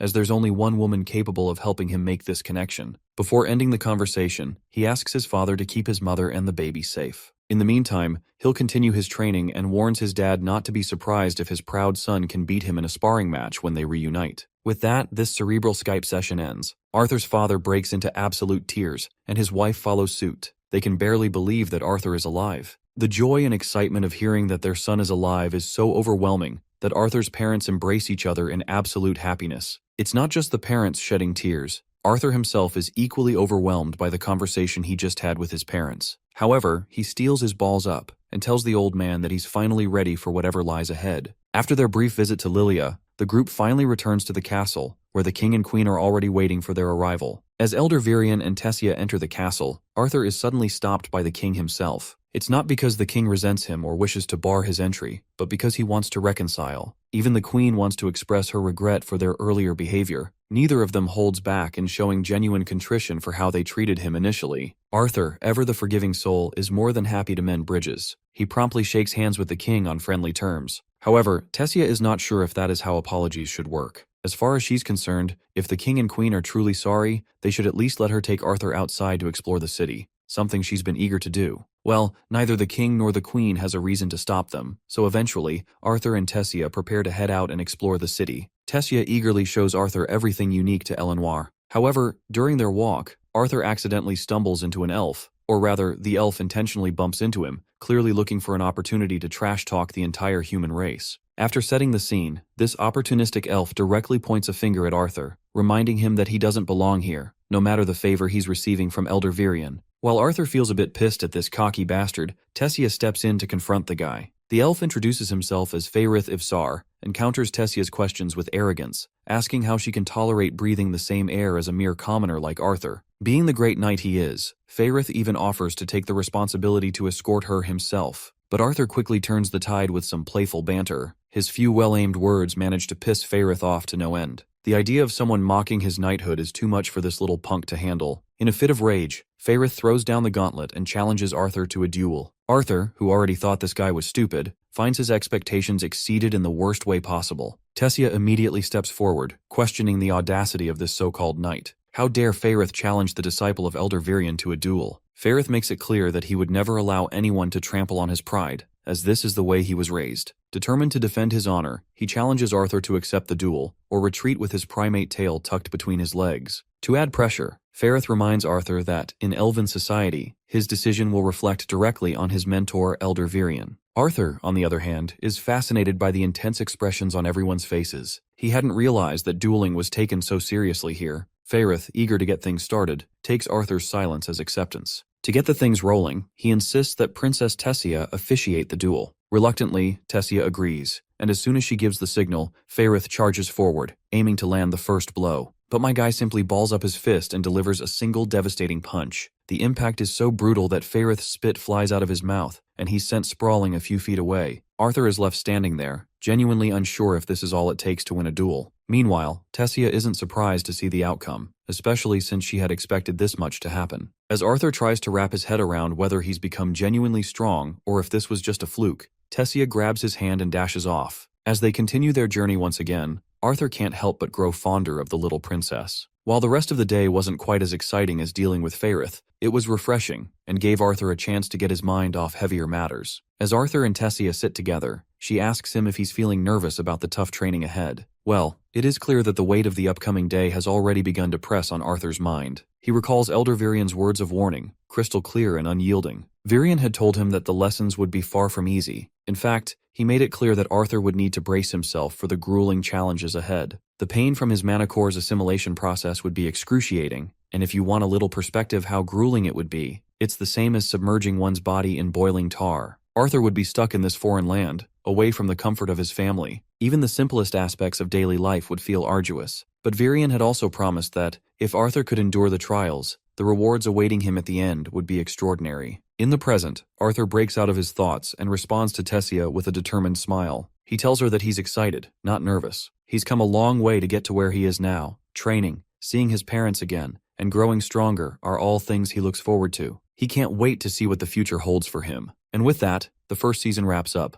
leaving Arthur ready to face whatever challenges come his way. The years fly by in the blink of an eye, and the first thing we see is a more mature Tessia. She's here to wake our boy up, who has also grown a lot since the last time we saw him. It looks like their relationship has evolved a lot, and just as they're bickering, the old man cuts them off, telling them to get ready for their lessons ahead. Before we get into the action, here's a quick lore drop. There are 4 basic elements, and then there are higher forms. The higher elements, ice, gravity, lightning, and sound, can only be controlled by mages who have mastered their foundational elements. These people are known as deviants. Dwarves are limited to manipulating earth and fire, but they have a much higher affinity for these elements. Their special trait is their ability to mold and bend metal, and the most skilled among them can control fire and earth to the point where they can summon and manipulate magma. Elves can manipulate water, wind, and earth, but with much higher affinity than humans. In rare cases, elves can also produce a special type of deviant mage capable of controlling plants. However, elves cannot produce mages who can control the higher forms of water, wind, or earth. Humans, on the other hand, can manipulate any of the 4 basic elements, and are the only race capable of producing deviants in any of those elements, as well as anomalies that can't be categorized into the elements, like emitters or healers.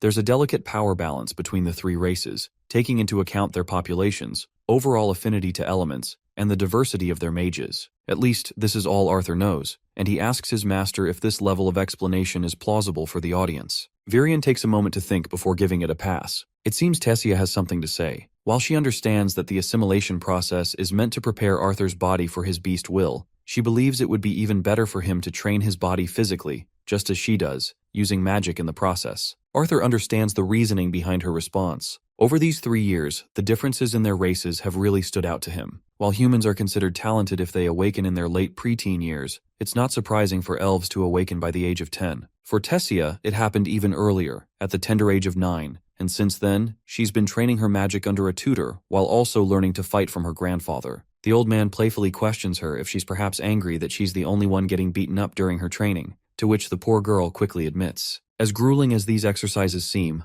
Arthur knows Tessia is going to be a monster in the future. The old man takes a moment to elaborate further for Tessia. He explains that what Arthur has been doing over the past 3 years is essentially fusing his bones, muscles, and organs with his mana. While he hasn't been physically training like her, the old man assures her that once this process is complete, Arthur's body will be stronger and more resilient than even a veteran warrior. Now shifting back to Arthur, the old man notes that 3 years of mana fusion hasn't been enough to drain his energy entirely. So he decides to help him a little. After today, Arthur will become a true beast tamer, unlike those lucky adventurers who treat their beast wills as mere tools. Apparently, Virian plans to ignite Arthur's mana core by transferring a large amount of his own mana into him. He reassures his junior that it might feel a bit warm, but it shouldn't be too bad. As soon as the old man begins the process, Arthur quickly learns the hard way that it's far more than just warm, it's downright hellish. The searing pain courses through him, and the light emanating from his chest grows ever brighter, intensifying to an almost blinding level. Then, without warning, a powerful wave of energy hits everything in its range, throwing both the old man and Tessia across the hall. When the procedure finally concludes, Tessia and the old man rush to our boy's side, and thankfully, he seems to be okay. He's dazed but intact. After witnessing such a terrifying display of power, the old man's curiosity reaches its peak. He finally decides to confront Arthur about the origin of the beast will he inherited. The boy earnestly responds, claiming that this was given by a female dragon. The mention of a dragon hits the old man like a thunderclap.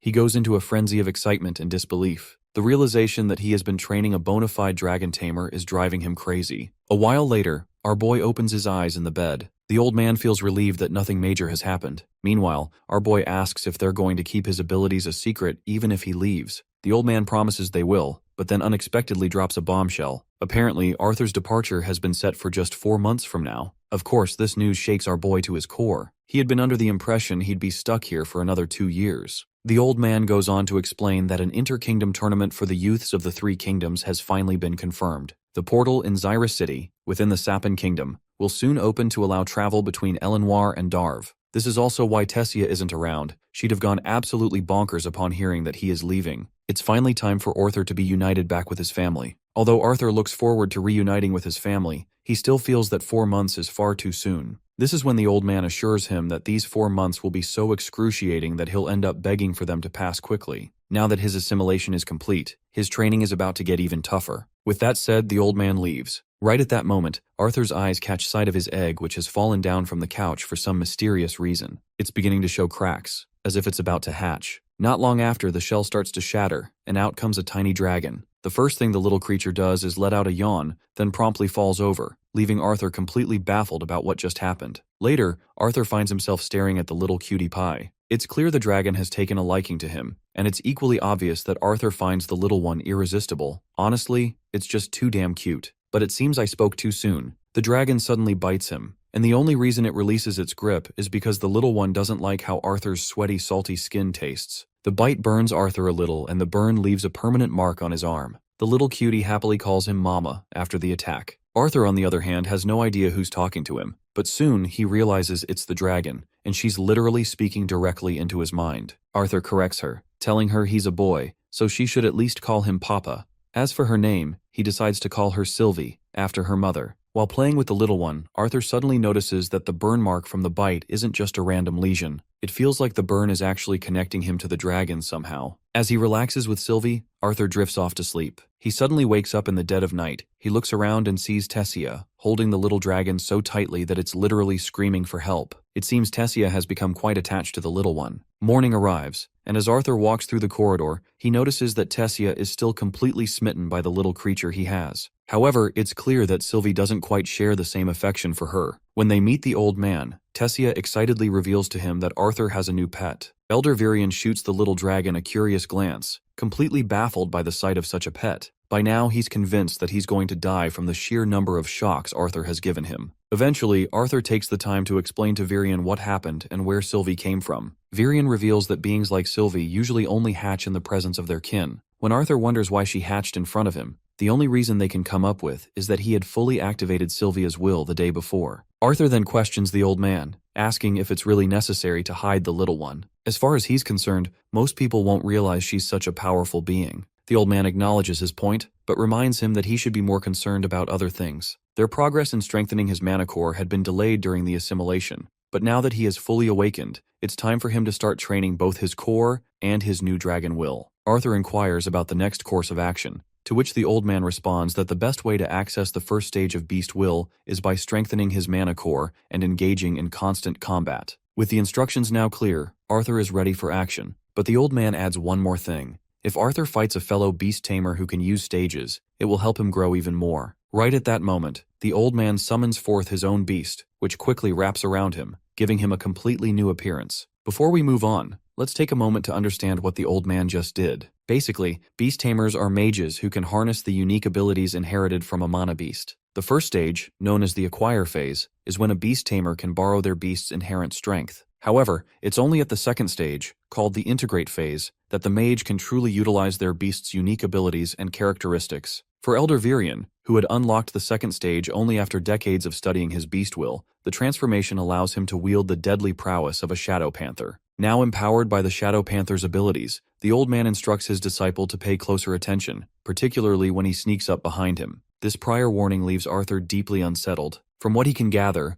the old man is essentially saying he'll be able to sneak up on him even though Arthur is aware of his intentions. In an instant, the old man vanishes from sight, and before our boy can even process it, he feels a light tap on his shoulder. Arthur quickly twirls around at impressive speed, but finds no one behind him. Before he can react further, the old man once again appears behind him, catching Arthur completely off guard. This time, Arthur surrenders. Unable to keep up with the old man's blinding speed and the sheer presence of the Shadow Panther's terrifying form, a sight both awe-inspiring and trauma-inducing. The old man reveals a significant drawback of the integrate phase. It also takes a heavy toll on his body every time he activates it. Arthur, however, is still awestruck by the old man's speed. The movements alone were impressive, but what truly shook him was the inability to sense Virian's presence, even when he stood directly behind him. Apparently, shadow panthers possess the unique ability to instantly manipulate wind and sound, rendering themselves undetectable. Virian decides that playtime is over and extends a sword toward Arthur, signaling that the real training is about to begin. Days pass quickly as Arthur becomes completely immersed in his training. Under Virian's guidance and through his own insights, Arthur manages to access the first stage of his dragon will. In addition to mastering the first stage, Virian teaches Arthur how to conceal the presence of his beast will from other mages. When Arthur isn't strengthening his mana core or delving deeper into Sylvia's dragon will, he's sparring against Virian. Fortunately, the assimilation process has made his body resilient enough to endure the relentless training and conditioning. In his downtime, Arthur makes a point to embrace the joys and innocence of childhood, just as Sylvia had wished for him. He cherishes these moments, especially as his time grows short. Finally, the day of his departure arrives. Tessia is devastated, to say the least. After spending every day together over the last few years,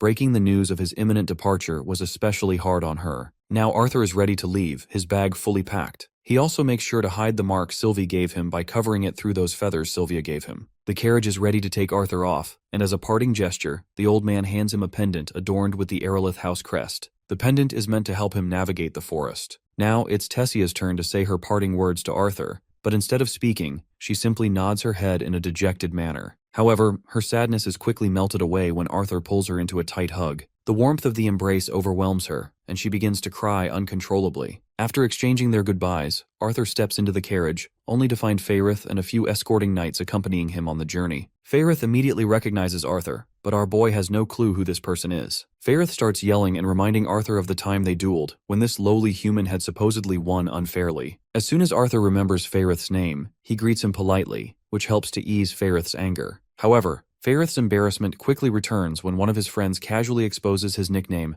Fei, in front of a lowly human. Despite the rocky start, the group spends the journey in as lively a mood as possible. Soon, the carriage crosses through the portal, and they enter the floating city of Xyrus. Xyrus is buzzing with life, a city teeming with people from all professions and walks of life. The carriage finally stops in front of a grand mansion where his family is staying. Standing before the towering doors, Arthur feels his chest tighten. As he knocks, the memories from the past 3 years flood his mind. He recalls the terrifying fall from the hill that nearly claimed his life, the devastating loss of someone dear to him, the blood on his hands, and the grueling training that shaped him into who he is now. Yet, none of those experiences seem as daunting as this moment. He gulps down his anxiety and awaits for the response to his knock. A maid quickly answers his knocks and opens the doors. Right behind her stands a little girl, no older than 3, her bright eyes curious and full of life. Then, after what feels like an eternity, we finally catch sight of Alice, his mother, chasing after the little one, Eleanor Lewin. But the moment Alice's gaze lands on her son, she freezes on the spot.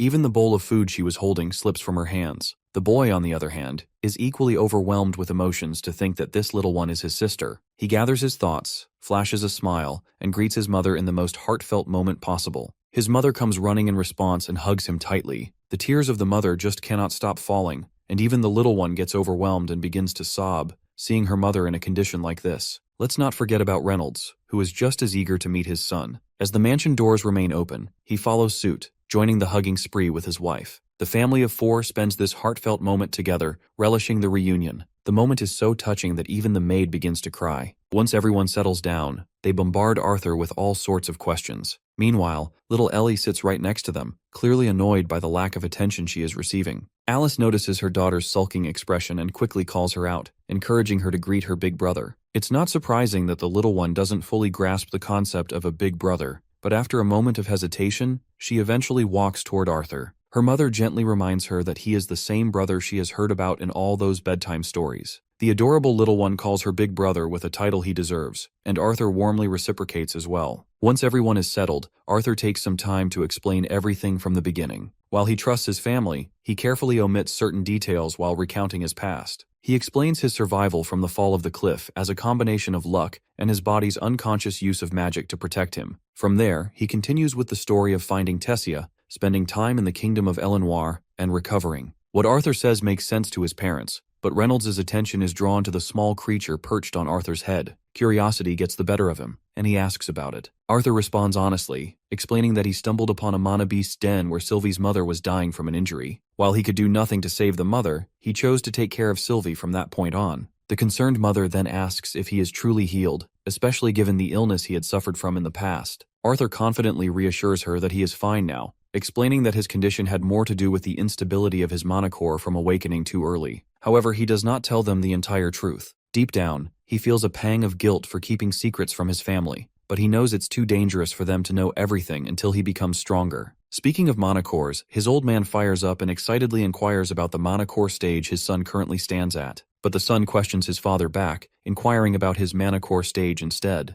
Proud Reynolds proudly boasts that he broke through 2 years ago and entered the dark orange stage. Well, it seems like this is indeed a feat to feel proud of, because Arthur was not expecting his father to break through to the next stage. So he is sure that his father must have worked hard. His father doesn't shy away and lets his pride and confidence do the talking. Reynolds then throws the question back at his son, and Arthur hesitantly responds that it's light red. As soon as the old man's mind registers the words light red, he is literally shocked out of his mind. "Holy shit," says Reynolds after hearing his son. Ellie also perks up upon hearing this little phrase, and she promptly repeats the 2 words after her father. The mother gets annoyed, seeing this unreliable father cursing in front of their little one. Reynolds quickly commands his son to come outside with him for a spar in the backyard. Seeing this usual side of his father puts a big smile on Arthur's face. He finally starts to feel like he has truly come back. Suddenly, someone comes barging into the mansion after receiving the report that Arthur is alive. It's a family of 3, and it looks like these are the people who had been taking care of Arthur's family. Reynolds promptly introduces his old friend, Vincent Helstia, who runs the Helstia auction house. This house also belongs to them as well. Arthur politely bows his head, using all the manners he can muster, and greets both Mr. and Mrs. Helstia. While Reynolds continues to jibber-jabber, both Mr. and Mrs. Helstia notice a stark contrast between Arthur and his father. For a moment, Vincent even questions if Arthur is really blood-related to Reynolds. Anyhow, Mrs. Helstia makes sure to introduce her daughter to Arthur. Her name is Lilia. Both Arthur and Sylvie warmly respond to the girl. However, Arthur's greeting goes unnoticed because Lilia experiences love at first sight, not with him, but with the little creature resting on his shoulder. Now that the pleasantries are over, Reynolds decides to proceed with the duel they were planning. After stepping outside, both father and son stretch their bodies in preparation.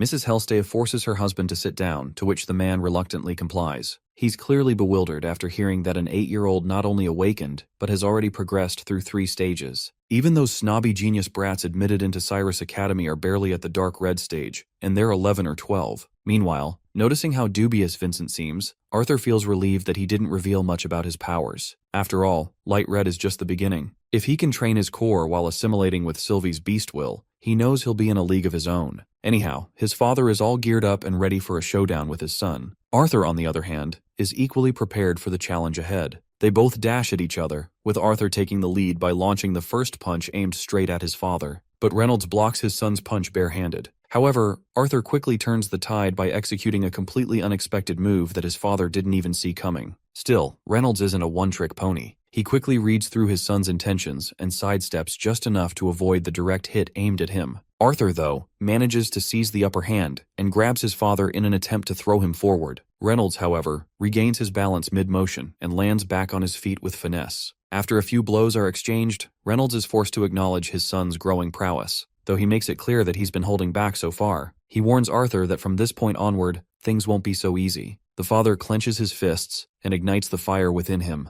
quite literally and figuratively. This is a little trick he picked up after breaking through to the dark orange stage. To understand the new trick Reynolds just pulled off, a bit of lore is needed. Mages, starting from their awakening, always have affinities or strengths in terms of which elements they can best control. Parents often seek out professionals for expensive tests on their children, so they can learn early on which path to push their newborn mage toward. In this world, conjurers have the innate advantage of being able to manifest and manipulate the element of their affinity right from the start. On the other hand, augmenters have a more subtle affinity for elements, with actual manifestation of the elements coming only after they've crossed a certain threshold. For his father, who had been fighting and training hard since an early age without formal training, it took him until the orange core stage to turn his explosive mana usage into actual fire. But from the world Arthur has come from, elements weren't something you were born with. They were a path one took willingly. You see, talent played a large part in it, but since no one was restricted to just one affinity, hard work also played a significant role. So for Arthur, who had so many advantages after coming to this world, has learned a trick or two as well. My guy also releases this crackling power he has under his sleeve. As both contestants stand face to face, ready to give it their all, Vincent is left with his jaw hanging. The fact that Arthur is a deviant is a feat in itself. Even his father, who was full of confidence just moments ago, seems to have taken a hit after witnessing this. Arthur quickly dashes at his father, and their back and forth ensues. As they continue trading blows, the intensity of their strikes escalates, and at one point, they generate an explosion so massive that people miles away can't help but take notice. It's clear that neither is willing to give up easily, and the fight only continues to intensify. After a relentless barrage of punches, one of Reynolds' punches finally lands squarely on Arthur's face. But instead of getting discouraged, this punch only makes Arthur happier. This is exactly what he expects from his father. Reynolds' punches are getting sharper, and he's using his longer reach to prevent Arthur from getting too close. But my guy is not letting this old man get the better of him. He quickly ducks down and throws a precise uppercut that has 0% chance to fail. This sight leaves everyone with their jaws hitting the floor, and as you can imagine, the fight is over. So hitting his father felt unnecessary, and Arthur stopped his punch mid-motion. The father feels immensely proud of his son and grabs him in a tight hug. Regarding Arthur's lightning powers, they are by far his most successful deviant affinity. However, he still has a long way to go. His ice magic remains unstable, and he hasn't even unlocked sound or gravity yet. Despite this, it feels good for Arthur to brag a little to his parents. Vincent, on the other hand, is completely exhausted. All this is far too much for him to handle in one day. Later, both families gather for dinner together, and Reynolds is still absolutely smitten with his son's prowess. He reminisces about how Arthur was only 3 years old when he awakened.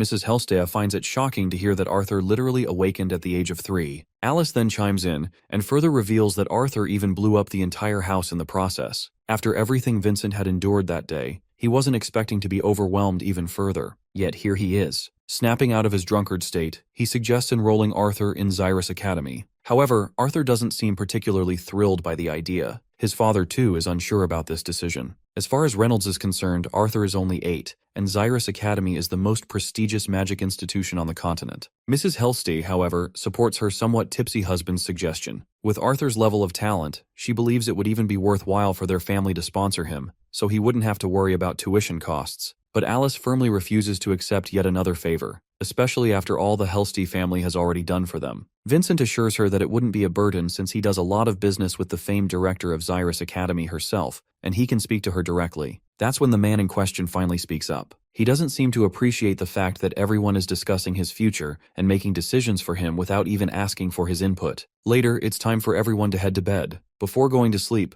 both parents once again express how grateful they are that Arthur has returned. They are overjoyed to see him grown up and thriving. The idea that their son is a deviant with the potential to become one of the strongest mages in the future is news of an extraordinary scale. His mother also acknowledges this, but seems a little sad as she remarks that Arthur can't give her goodnight kisses anymore now that he has grown up so much. Seeing how earnestly his mother is pleading, Arthur relents and gives her a sweet smooch on the cheek. With that, the parents decide to head out. However, Reynolds stops once again to address his son. He reminds Arthur not to hold it against Vincent for being so excited earlier, as Vincent harbors no ill intentions toward them. The scene then transitions back to when Vincent was suggesting that Arthur join the academy. In response, Arthur made it clear that he had just reunited with his family today and would like to spend some time with them before deciding whether to leave them again to attend the academy. With those words, Arthur left the dining area respectfully. Later, as Arthur is walking to his room, Lilia spooks him. She points out that he's heading in the wrong direction and invites him to a better place where they can talk. Eventually, they arrive at the servants' quarters, where it becomes apparent that Lilia gets along with the staff remarkably well. The servants respectfully give them a place to sit. Lilia even enjoys some food while there, her high spirits causing the servants to crack smiles. One of the maids reveals to Arthur that Lady Lilia often sneaks into the servants' quarters when she feels stressed. At that moment, Arthur realizes something he hadn't noticed earlier, that the Helstea family truly has good hearts. In the present moment, Arthur responds to his parents accordingly, clearing their doubts by revealing that he holds no animosity toward the Helstea family. In fact, he acknowledges how kind and genuine they are as a family. The next day arrives, and Arthur is woken up by his little companion Sylvie. The tiny creature looks excited for the day ahead, and seeing Sylvie's eagerness, Arthur suddenly remembers Tessia out of the blue. But he quickly snaps out of his melancholy when his nose catches a whiff of the foul odor Sylvie is giving off. Well, it seems like Arthur isn't the only one who's going to take a shower today. As soon as they approach the bathtub, the stinky Sylvie starts cowering at the sight of the water. A while later, both of them are freshened up. Just as they're done, someone knocks on the door, and it's Arthur's little sister, here to greet her big brother a good morning. Apparently, their mother has promised to take both of them shopping today so they can bond and learn more about each other. The little one is already bouncing with excitement at the thought of spending time with her big brother. They race through the corridor toward the dining hall to join the family for breakfast. After a while, we find ourselves in the bustling marketplace, where merchants eagerly peddle their goods to passers-by. Arthur finds himself quite fascinated to finally see Xyrus City in person. The marketplace is filled with various intriguing items, and one particular shop catches his attention. This shop displays crystal balls and the mounted heads of monsters. Curious, Arthur asks his mother what kind of shop it is. Mrs. Helsty quickly explains that those crystal balls are known as beast cores. They are magical cores extracted from mana beasts and are used to enhance one's power. However, she adds that the effects of these cores can vary greatly depending on their type and the mana beast they came from. Purchasing beast cores is a bit of a gamble, as they can cost hundreds of gold if not thousands. However, if you're lucky, one might even contain a beast will. The mention of spending hundreds of gold leaves Arthur's jaw hanging wide open. Mrs. Helsty then mentions that her auction house receives a fair number of beast cores and even infant mana beasts. She invites Arthur to take a closer look at them whenever he gets the chance. Arthur flashes a pleasant smile, and he is more than ready to redeem the generosity and the opportunity she's offering. Just then, Lilia starts pushing Arthur forward, eager to show him a place she's been excited about ever since she saw him. A short while later, they arrive at the shop she had in mind, and it turns out to be a barber's shop. Arthur seems unsure if a visit to the barber is really necessary, but his mother insists it's long overdue, because as far as she can tell, his current hairstyle is nothing short of atrocious. The barber, however, is quite the character. It looks like Bro has watched too much of JoJo's Bizarre Adventure. When he gets unusually enthusiastic about Arthur's feminine charm, Arthur's inner self recoils in absolute terror, feeling as though his very soul is trying to escape his body. After getting his haircut done, the moment of the grand reveal finally arrives. With a little drumroll, Arthur graces the scene with his brand new look. He looks more charming than ever, to the point where even little Ellie enthusiastically approves of her brother's haircut. After their little tour to the barber, they return to the bustling streets of the marketplace. While crossing a particular bridge, Arthur notices something intriguing down below in the market. He spots a group of boys in the crowd mocking someone. Ellie quickly fills him in, explaining that those boys are students from Xyrus Academy. She adds that wearing the Academy's uniform is considered a major status symbol. Arthur doesn't need a closer look to tell that these guys are complete jerks. Their arrogance is apparent even from a distance. Ellie seems to share the same opinion and highlights that since these students are treated almost like royalty, they feel entitled to act as they please. Their mothers soon catch up to the duo, and as soon as Alice asks what they're discussing, Arthur suddenly bolts ahead like an excited puppy. Although the reason behind Arthur's sudden excitement remains a mystery, his mother finds herself smiling. She's just happy to see her son acting like a normal kid again. Mrs. Helsty also feels relieved to see him acting like a kid, especially after the dramatic events of the previous night that she still finds hard to forget. Later, they enter a shop fully equipped with an impressive array of weaponry and armor. While Arthur is enthusiastically checking every nook and cranny of the shop owner shows up and reminds him that this isn't the place for a kid to hang out. So, while asking him nicely, the owner suggests he better leave. There's also this cocky rich dipshit hanging around, feeling full of himself. He can't resist reminding Arthur that these aren't toys for a kid like him. This smug guy even dares to put a hand on Arthur's shoulder, but my guy just flings it off without a second thought, showing zero respect for a cocky sucker like him. After tossing out a sharp verbal jab, Arthur begins to walk away. But of course, this idiot can't stomach being humiliated by a kid, so he tries to make a comeback. Before this bastard can start flaunting his title or bragging about how rich and influential he is, Mrs. Helsty walks into the shop, and just like that, the cocky bastard is humbled.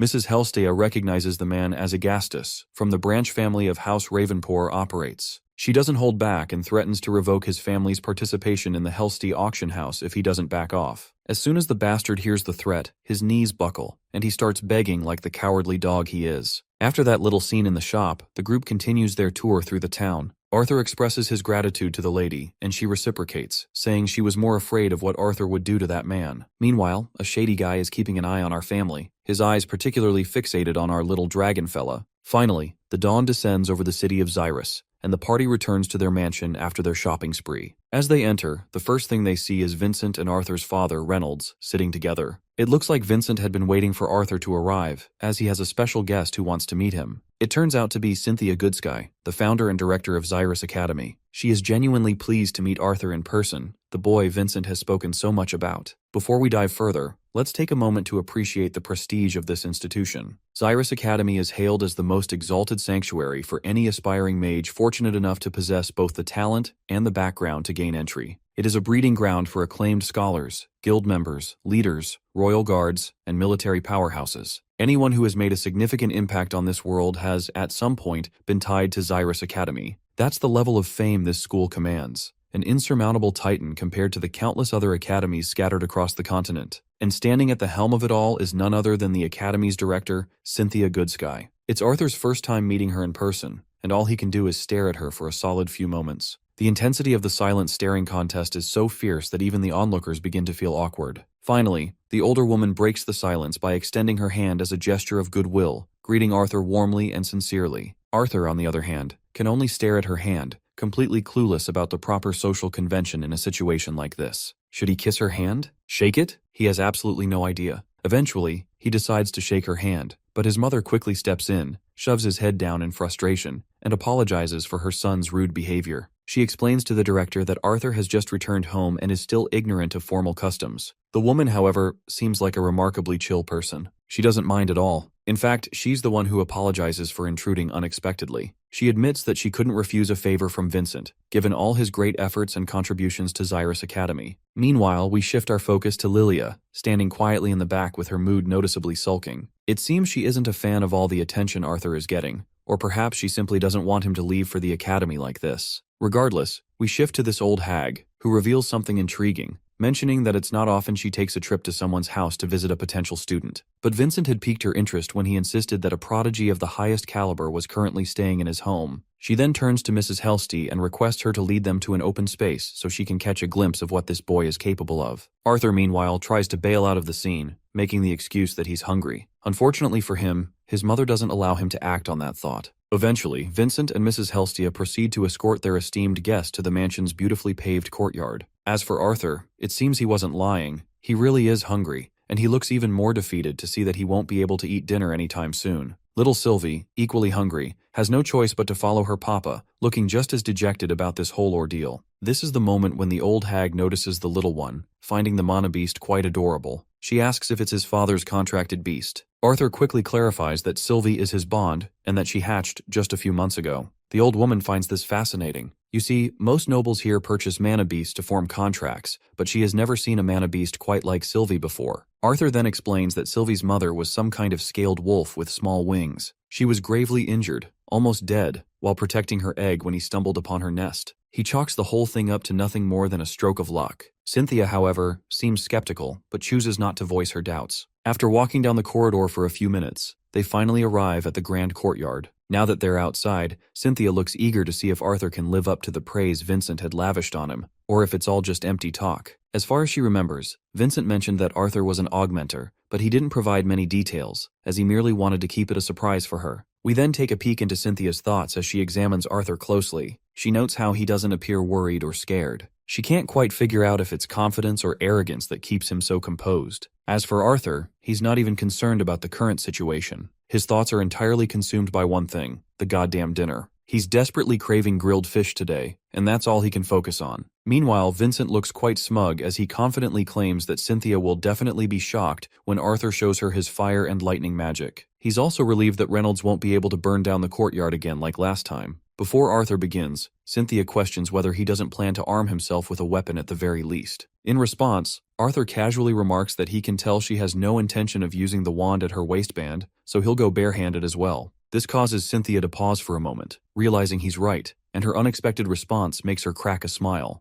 With that, they decide to begin the match. During his training with Virion, the explosive power of fire and the adaptive nature of water were the first key arts from Arthur's world to manifest as actual elements here. After that, the earth and wind-style martial arts techniques from his previous life also culminated, allowing him to control the mixture of internal and ambient mana to shape it into the desired effect. Unlike counters, these are the fundamental steps augmenters take to manifest an elemental attack. Of course, he faced some limitations due to his past knowledge. After mixing fire and earth spells together, Arthur kicks the ground beneath him, shattering it like it's nobody's business. Although Vincent expected Arthur to surprise everyone, he is still absolutely rocked to his core by the display. Among all the stunned onlookers, the proud sister and Sylvie are the only ones genuinely thrilled to see Arthur rocking the stage. With the next kick, he sends all that shattered debris at the lady. The lady smiles as she sees that this boy is indeed some good shit. She quickly blocks all of the debris. Arthur then braces himself, generating a massive blast from the ground that propels him forward. He breaks through the barrier of air surrounding her and attempts to strike her over the face, but she counters effortlessly, throwing him back with a burst of her power. Arthur quickly reacts, using earth and wind spells to conjure a floating stone that supports his body, preventing him from careening aimlessly. He grits his teeth, frustrated by how difficult it still is to use earth and wind spells simultaneously. Even after all his training with Virion, it feels far more challenging compared to his fire and water techniques. He launches himself at her once again, but she effortlessly uses her wind magic to push him back, not even allowing him to get close, let alone cause any real damage. Amidst the swirling winds around her, she chants an unusual spell, summoning 3 or 4 tornadoes. Arthur, however, has a clear plan to counter this. He conjures wind around his hand, spinning in the opposite direction of the tornadoes. As soon as his winds clash with them, the tornadoes are dispersed completely. Though his reckless move left him with some nasty cuts and bruises, Arthur successfully accomplishes what he set out to do. He eventually earns a compliment from the old hag for his efforts alone. She is genuinely impressed by his skills and precision, but she also believes he's a bit overconfident in his ability to face opponents head-on. All in all, his display of magical and combat prowess is exceptional. For his final test, an extra challenge of sorts, she quickly enchants him with a spell and informs him that his only task is to stay conscious. Whatever she did feels like his brain is being split apart. It's actually sound magic she's using,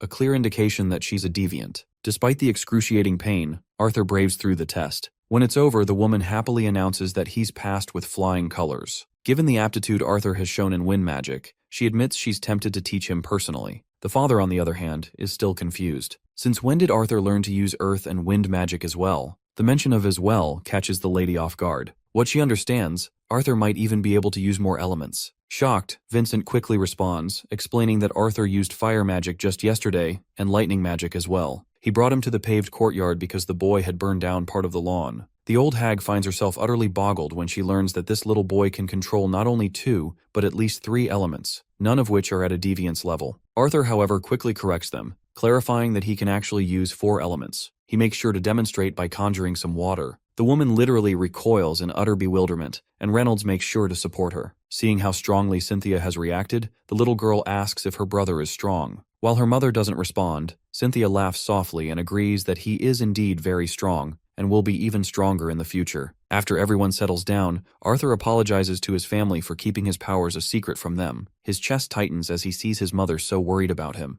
Realizing that her son had been hiding something, she hopes that, from this point onward, there will be no more secrets. As much as Arthur wishes to promise her that, he knows he cannot. Once the apologies are done, Cynthia decides to have a private conversation with our boy. She encloses them both in a bubble that appears soundproof, ensuring no sound can get in or out. Now that they can't be overheard, the old lady assures him that he can speak freely. With no other choice, Arthur begins to explain. He reveals that he only showed her his abilities because there are 2 things she possesses that he needs, which are power and influence. He wants her to keep his family safe until he becomes strong enough to protect them himself. Not only will he attend her academy, but he will also consider her his benefactor. Cynthia Goodsky is quite moved, though not in the usual way. To see this brat have the audacity to demand something like this from her is almost laughable. Not even the king and queen of Sapan would dare propose such a one-sided deal. And yet, Arthur seems to think she'll bend to establish a relationship with a mere child. But my guy just smiles in response, fully aware of how much potential and value he holds compared to the rulers of Sapin. Although his part of the deal will have to wait until he actually attends her academy, he's confident in his position. You see, Arthur has made a promise to someone important, to live his life to the fullest, and he believes attending Xyrus Academy at a more normal age will help him honor that promise. Cynthia is once again a little rattled to hear this. To think that she will have to wait for 3 years until he joins unsettles her. She presses him to explain what he plans to do during this gap.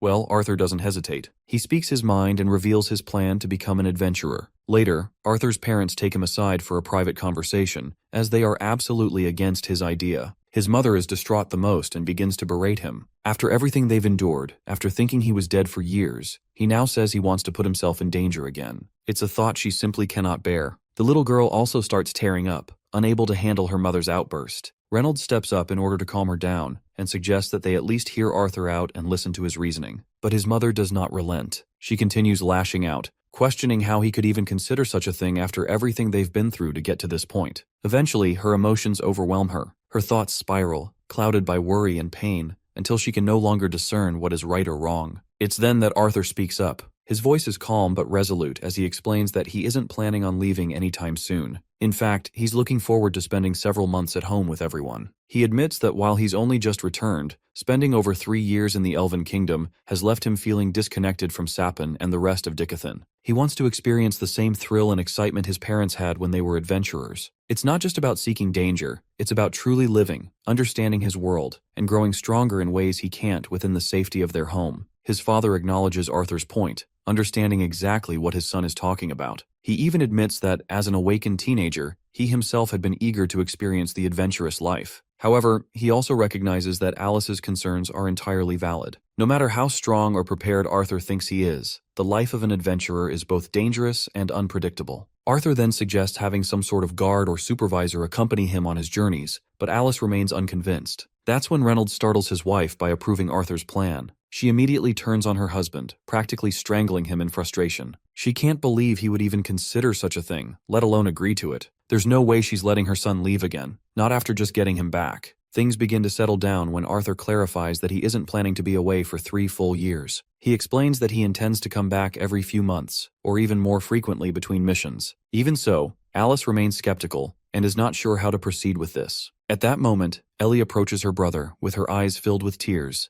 The thought of him leaving already is too much for her. Seeing his little sister crying causes Arthur to panic. He quickly clarifies to her that he'll be seeing her a lot and won't be gone for long stretches of time. Alice, however, is still unwilling to give her consent. She demands an answer. Why does he want to become an adventurer now? What drives him to take this path so soon after returning home? As far as she is concerned, it makes far more sense for her son to go to school before setting out as an adventurer. Arthur, however, reminds them that if he were to attend school now, he'd be quite a bit younger than the other students. He explains that he actually wants to fit in and make friends, but a significant age gap might make that harder. His worried mother quickly counters, suggesting that he doesn't have to go to school right away. Instead, she proposes helping him train herself, along with Reynolds. Well, Arthur is open to the idea, but he doesn't just want to train. He wants to fight and test the skills he's learned since coming to this world in real-world scenarios. He wants to experience an open environment where he can truly challenge himself is what he's looking for. Though he does not say all this to their parents. The next morning arrives, and the entire family gathers at the dining table, joined by the Hellstay family. As they eat, the room is filled with lively banter and conversation. At one point, Arthur asks what plans everyone has for the day. Mrs. Hellstey responds that she and Alice need to run some errands around town to prepare for an upcoming event at the Hellstey auction house. She adds that they're taking Ellie and Lilia along, and Arthur is welcome to join them if he wants. Arthur, however, decides to stay behind today. Vincent then grabs everyone's attention and inquires if they've decided what to do about Arthur's plan. Alice then reveals that she has agreed to let him become an adventurer under certain conditions. The father outlines them as follows. First, Arthur will wait until after his birthday in 3 months. Second, he must have a guard with him at all times during his missions. And third, he will need to visit home at least once every 2 months. Beyond that, his father is confident that Arthur is smart enough to manage the rest on his own. Vincent acknowledges the rationality behind the decision, but raises an important question. Who will be Arthur's guard? From what he's seen so far, it seems highly unlikely that there's anyone capable of guarding Arthur effectively. Meanwhile, the little girl is having her own fun. She pretends to be a Sylvie, balancing 2 forks over her head to mimic the creature's horns. Her childish antics give Reynolds a sudden idea. With a wide grin, he announces that the twin horns will be returning from a dungeon expedition soon. He recently received a letter from the Adventurers Guild confirming that they'll be back in 2 months, and they could arrange for one of them to accompany Arthur as his guard. The idea is so solid that even Alice agrees right away. The mention of the twin horns immediately excites Arthur, as he's been eagerly waiting to reunite with them. After all, the twin horns were the group that had helped escort him back to his family years ago. It means he'll get to see all his old friends, Jasmine, Durden, Angela, Helen, and Adam, together again. He can hardly wait. Later, Arthur visits Vincent's office to discuss a certain matter. Meanwhile, the ladies are out on a shopping spree. During their outing, Ellie and Alina get into an argument. Since Alina is older than Ellie, Mrs. Hellstay doesn't appreciate her daughter teasing the younger girl like this, so she gives her a bonk on her head. But Alina snaps and angrily responds that all Ellie ever does is think about her brother. She finally lets out her frustration that has been bubbling over the past few days. She admits that she doesn't like how everyone is giving so much attention to Arthur. She's jealous. Jealous that Arthur is already a mage stronger than most adults, while she herself hasn't even awakened yet. Deep down, she desperately wants to become a mage. Seeing the girl's distress, Alice steps forward to console her. She gently reminds Alina that comparison is the thief of joy and encourages her not to compare herself to Arthur. Everyone grows at their own pace, and her time will come. But Alina, still upset, asks how Arthur became so strong in the first place. Well, even Alice does not know the answer for this question, and honestly admits that she doesn't really know either. She explains that aside from a little sword training Reynolds gave him, they didn't do much to shape his abilities. This revelation startles Mrs. Helstia. While she acknowledges that Arthur is undoubtedly a gifted child, the idea that he reached such an extraordinary level of skill without formal training sounds almost unbelievable. She is convinced there's more to this story and presses Alice for answers. Alice then further admits that Arthur is indeed hiding something from them. She confesses that even they, his parents, don't fully understand what it is. Mrs. Helstia advises her to just ask Arthur directly as his mother, like how he became so strong while he was away, and how, even before the bandit attack, he was already so skilled with the sword. She is sure that both Reynolds and Alice must be dying to know the truth. Of course, as a doting mother, Alice does want to know everything her son is hiding and why he hasn't shared it with them yet. But she explains that giving him the space and support to open up when he's ready is what being a good parent means to her. With that, they set their worries aside and resume their errands. As the group walks through the bustling streets, a shady figure observes them from a distance, carefully taking note of their movements. In the back alleys, this shady man meets another shady guy cloaked in mystery. He informs his companion to relay to Lord Sebastian that the mana beast wasn't with the group today. Furthermore, a mage from Xyrus Academy was guarding them, which made trailing them extensively impossible. However, he adds that the boy, who is most likely the master of the mana beast, is expected to attend the 10th anniversary event at the Helstea auction house. The second shady guy replies that they will make sure to inform Lord Sebastian right away and that the auction event will be their best opportunity to act. Meanwhile, Vincent finds himself sitting before Arthur, who is seated calmly yet exudes an air of authority. The way Arthur carries himself, his posture and presence, feels as if Vincent is sitting in the presence of a king. In fact, Vincent is more nervous now than he's ever been before the King of Sapan. He also notes how starkly different Arthur's demeanor is compared to when he's with his family. The relaxed and carefree boy he had observed earlier seems like a completely different person. The commanding aura Arthur displays now feels like his true nature. Adjusting his glasses to compose himself, Vincent greets Arthur politely, saying it's his pleasure to speak with him. Arthur initiates the conversation, explaining the reason for his sudden intrusion. He requests Vincent's help in procuring a few items. Specifically, he asks for a protective cloak, preferably one with a hood, a decent sword suited to his size, and a mask capable of altering his voice. Vincent assures him that a cloak shouldn't be a problem to acquire. However, crafting a voice-altering mask would require an artificer with expertise in sound magic, likely a divination mage. Vincent suddenly pauses, questioning himself internally. With the anniversary event already burying him in work, why is he going out of his way to accommodate this child? Yet, even as the thought crosses his mind, he knows he can't bring himself to refuse Arthur's request. Something about the boy demands compliance. Arthur, on the other hand, is truly grateful for Vincent's help. Although he doesn't have any money to offer as compensation, he thinks of another way to repay Vincent for his kindness. However, Vincent quickly refuses any form of compensation. He explains that Arthur's father has been an immense help ever since they began working together. Thanks to Reynolds and the training he's provided for their guards, thefts and fights in the auction house have reached their lowest point ever. But our boy still insists that he still wants to offer something in return. Apparently, he has recently discovered a method that might aid his sister hasten her awakening, and while he is going to help his sister, he can also help Lilia in awakening. This revelation startles Vincent, as neither he nor his wife is a mage. However, Arthur confidently assures him that he can help their daughter awaken as a mage and eventually attend Xyrus Academy. Later, Arthur is seen practicing his beast will. Despite his efforts, he can only wield it for a few seconds before it dissipates. Frustration begins to creep in as he feels his efforts are insufficient. Whether it's his past life or this one, he knows he needs strength to protect the people he loves. His mind drifts to memories from his past life, where he lost someone dear to him and was powerless to stop it. This time, he vows to gain strength, not for revenge, but to ensure the safety of those he holds dear. As Arthur heads back downstairs, he encounters his mother, who has just returned from her errands. She seems angry because she thinks he is making fake promises of helping Lilia in her magic awakening. Mrs. Helstea is equally frustrated, visibly annoyed at the idea that Arthur might be playing pranks on them. Arthur makes it clear that he would never joke about something as serious as this. He reminds them that he made a deal with Mr. Helstea.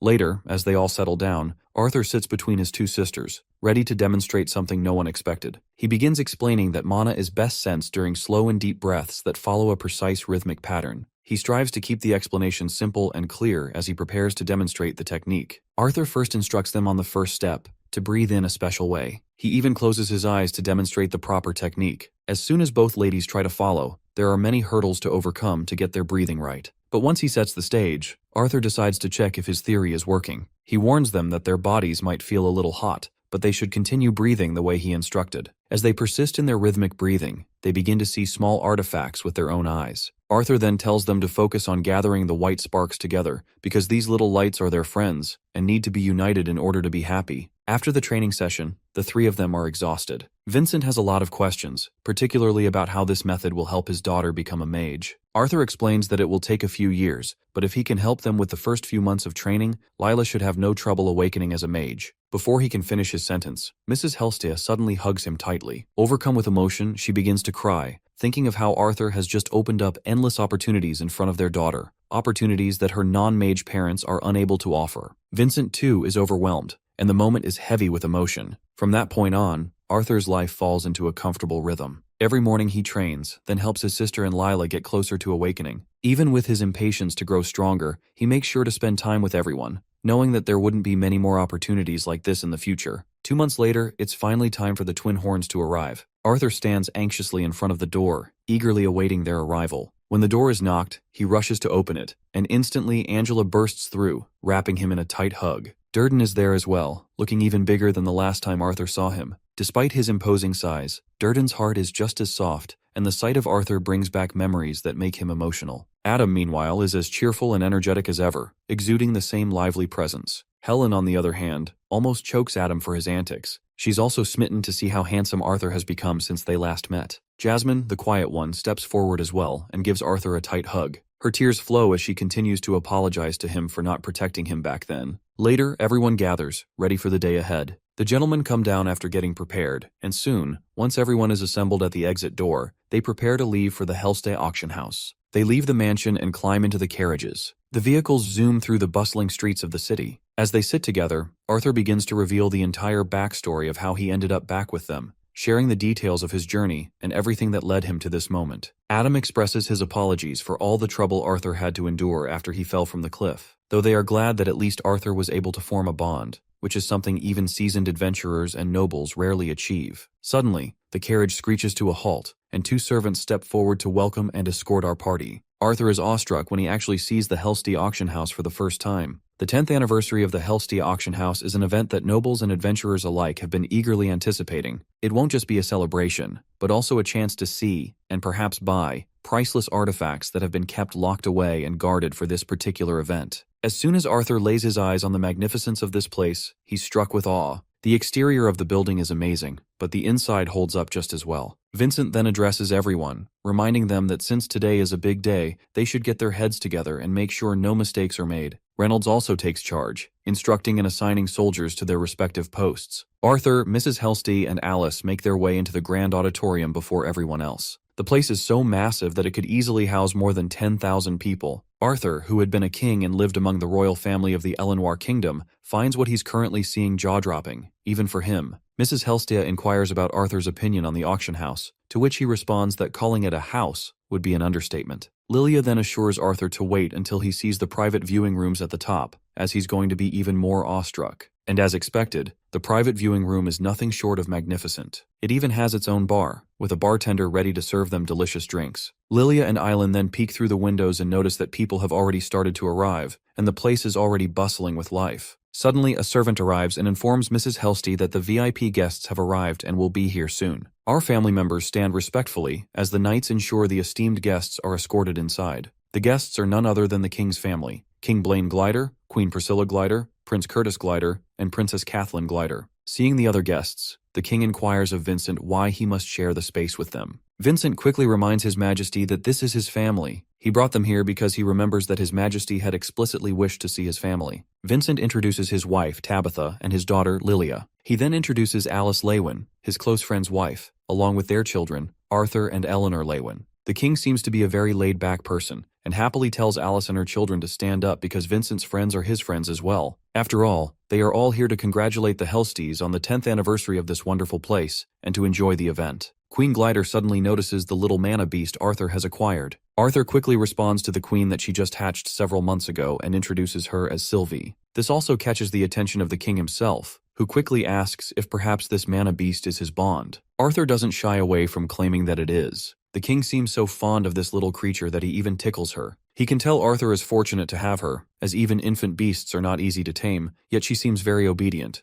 Arthur quickly states that he can communicate mentally with the beast, so it's more like a mutual agreement rather than simple obedience. That's when a shady old man grabs everyone's attention by questioning if Arthur is implying that he's under an equal contract with the mana beast. Arthur hesitates briefly before affirming, claiming that Sylvie was the one who initiated the contract. The old man then quickly puts his hand over Arthur's to check what kind of bond he has. But before this shady old man can succeed in his intention, the king stops him, reminding him that this is neither the time nor the place to study someone's pet. The man stumbles over his feet and apologizes heartily. To diffuse the tension, Mrs. Helsty quickly chimes in and requests the king that the event is about to start and requests that he take a seat. It seems like this old man might be behind those hooded bastards who had been trailing Arthur and his family for quite some time.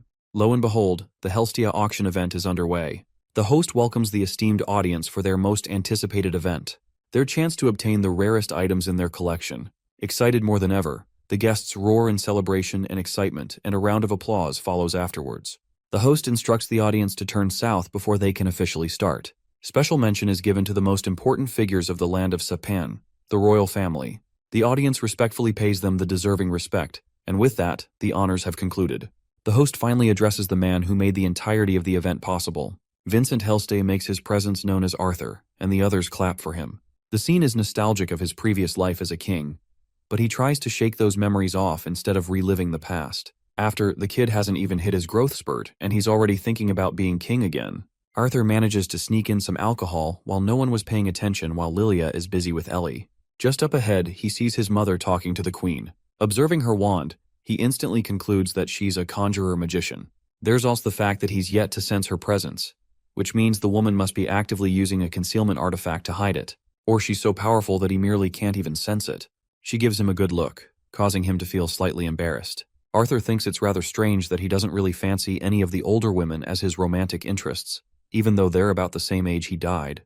He thinks it's possible due to his mother being in the same age group, but at the same time, Arthur doesn't find himself attracted to those younger than him either. He's in a weird situation and thinks his dating life is temporarily ruined for good. His train of thought is disrupted by the man himself, who knows about Arthur's ambitions to purchase a good sword. Vincent drops him the offer of a lifetime to place a bid on the sword, and he's even ready to cover the costs for the kid. The short sword coming up for display is made by a legendary mastersmith, and it's got notable qualities.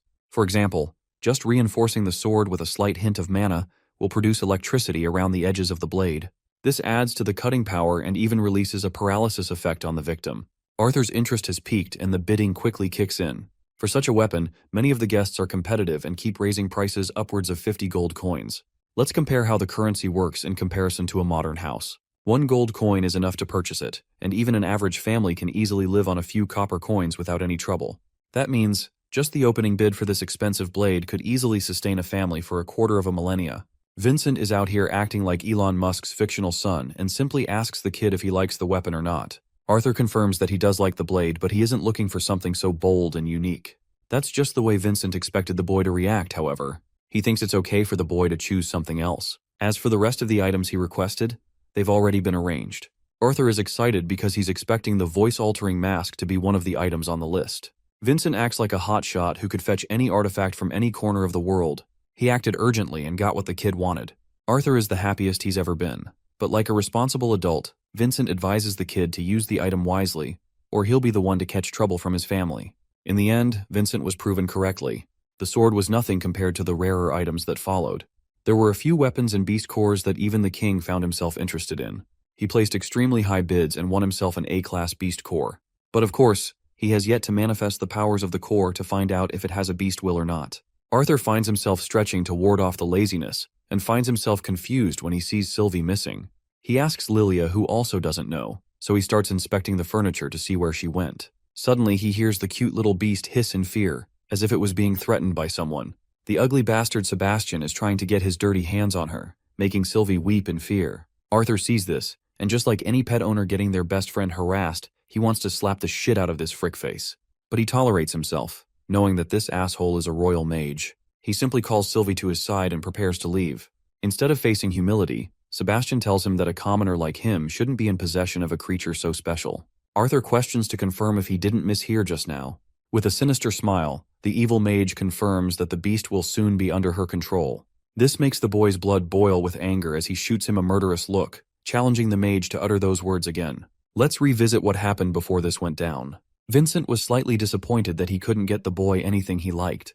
Arthur was searching for a good sword as his only requirement, which makes the auction house owner wonder if they can find something in the storage. His thought is disrupted by the king, who is glad to have acquired the A-class beast core from their collection. As long as the beast's will is intact, he's in good hands. Vincent is glad that he was able to please the king with his measly little event. Their conversation takes a sudden dark turn as Vincent detects a bloodlust so powerful that it brings him to his knees. This causes the royal knights to spring into action, alerted by the presence of a threat. With an urgency to act, the king brings out his sword and demands the attacker to reveal themselves at once. We then catch the royal mage Sebastian collapsed on the floor, afraid of Arthur's wrath. Vincent still doesn't understand what happened, and the entire auction house is in chaos. The knights haven't found anything suspicious after searching the rooms. Arthur's father wants them to search upstairs, and after a while, both the royal family and Arthur's family are sat in silence. Telepathically communicating with his familiar, he checks on Sylvie's condition. The knights express that they've just captured an intruder just now. The king's normal reaction sends Arthur into shivers. He's glad that an intruder did fuck up the whole scene, proving to be the perfect distraction from Arthur's personal fiasco. As for Sebastian, they make a mockery of the royal mage for getting his panties in a twist after seeing a level 1 intruder. Bro has to make an excuse saying that he slipped, and he gives our boy a good look before turning away. The auction house resumes its function, and the final item of the night is finally about to be presented. The veil is lifted, revealing an infant world lion, striking the guests in amazement. This mana beast is special for its nurtured treatment, allowing it the potential of becoming an A-class beast in the future. Arthur's a little pissed that the mage doesn't give a damn about any other mana beasts except Sylvie. The host starts the enormous opening bid at 500 gold coins. People raise 550, 600, all the way up to even 800. Until finally the king steps up with 1,000 gold coins to offer, double the price of the opening bid. Of course, the guests surrender their bids knowing they can't compete with the wealth of the king. Vincent congratulates him and asks about his plans regarding the new pet. After all, it does require a legendary beast tamer to be brought up properly. Instead of raising the pet himself, the king wants Curtis to take care of the special beast. Curtis rises to the occasion, hoping to do the very best for his father. Her mother teases the kid, which invites a generous thought from Arthur, who thinks that even the royal family behaves like any normal family would. Vincent claims the end of the auction and wonders how the king would like his items. The king isn't planning to wait and intends to grab his prized possessions with the man. Vincent wants to lead him the way, when suddenly the royal mage makes a sudden request, whispering in his master's ear. After that, he shoots a sharp glare at our boy, which means the dipshit is planning something again. Vincent escorts them to the room where the king's items are kept. He also uses this opportunity to allow Arthur a chance to grab a good sword. Intrigued by the boy's interest in a sword, the king wonders if he's planning to take sword lessons. Since Curtis is also interested, he wants the two of them to have a sparring session someday. However, Sebastian is against the idea and mocks the kid for being nothing more than a commoner. Arthur pays respect to the king's generous offer and acts humble in front of the family. The boy's father comes into the picture, startled to find the king there as well. The king learns that he's the one who captured the intruder and commends Captain Lewin for his work. The king also learns that Arthur is Reynolds' son. He presents Sebastian as a royal guard who has done the king's family many favors throughout the years. And this time, he's seeking a reward, particularly in the boy's familiar. This announcement shakes Arthur to the core, knowing where this conversation is headed. The king declares that giving up Arthur's beast would be a service done for the welfare of the kingdom. This is bad news, and Reynolds can immediately see it on his son's face. He tries to intervene on the boy's behalf. The king is prepared to compensate them thoroughly and is even prepared to hire a personal mage to sever the contract between the two. Reynolds apologizes in his resignation. He claims that his son has his own decisions to make, and he doesn't intervene on the boy's behalf. Father of the Year award goes to Reynolds Lewin. Anyway, the king now turns to the boy, who has eyes filled with frustration. Sebastian tries to start a fire, but his master stops him. He greets the child and presents the same offer to the kid. Maintaining his calm, Arthur does his best to respond adequately to the King of Sapin. While thanking the king, he refuses in kind, claiming that he could never give up his familiar for even the most brilliant sword. Pet Owner of the Year award goes to this kid.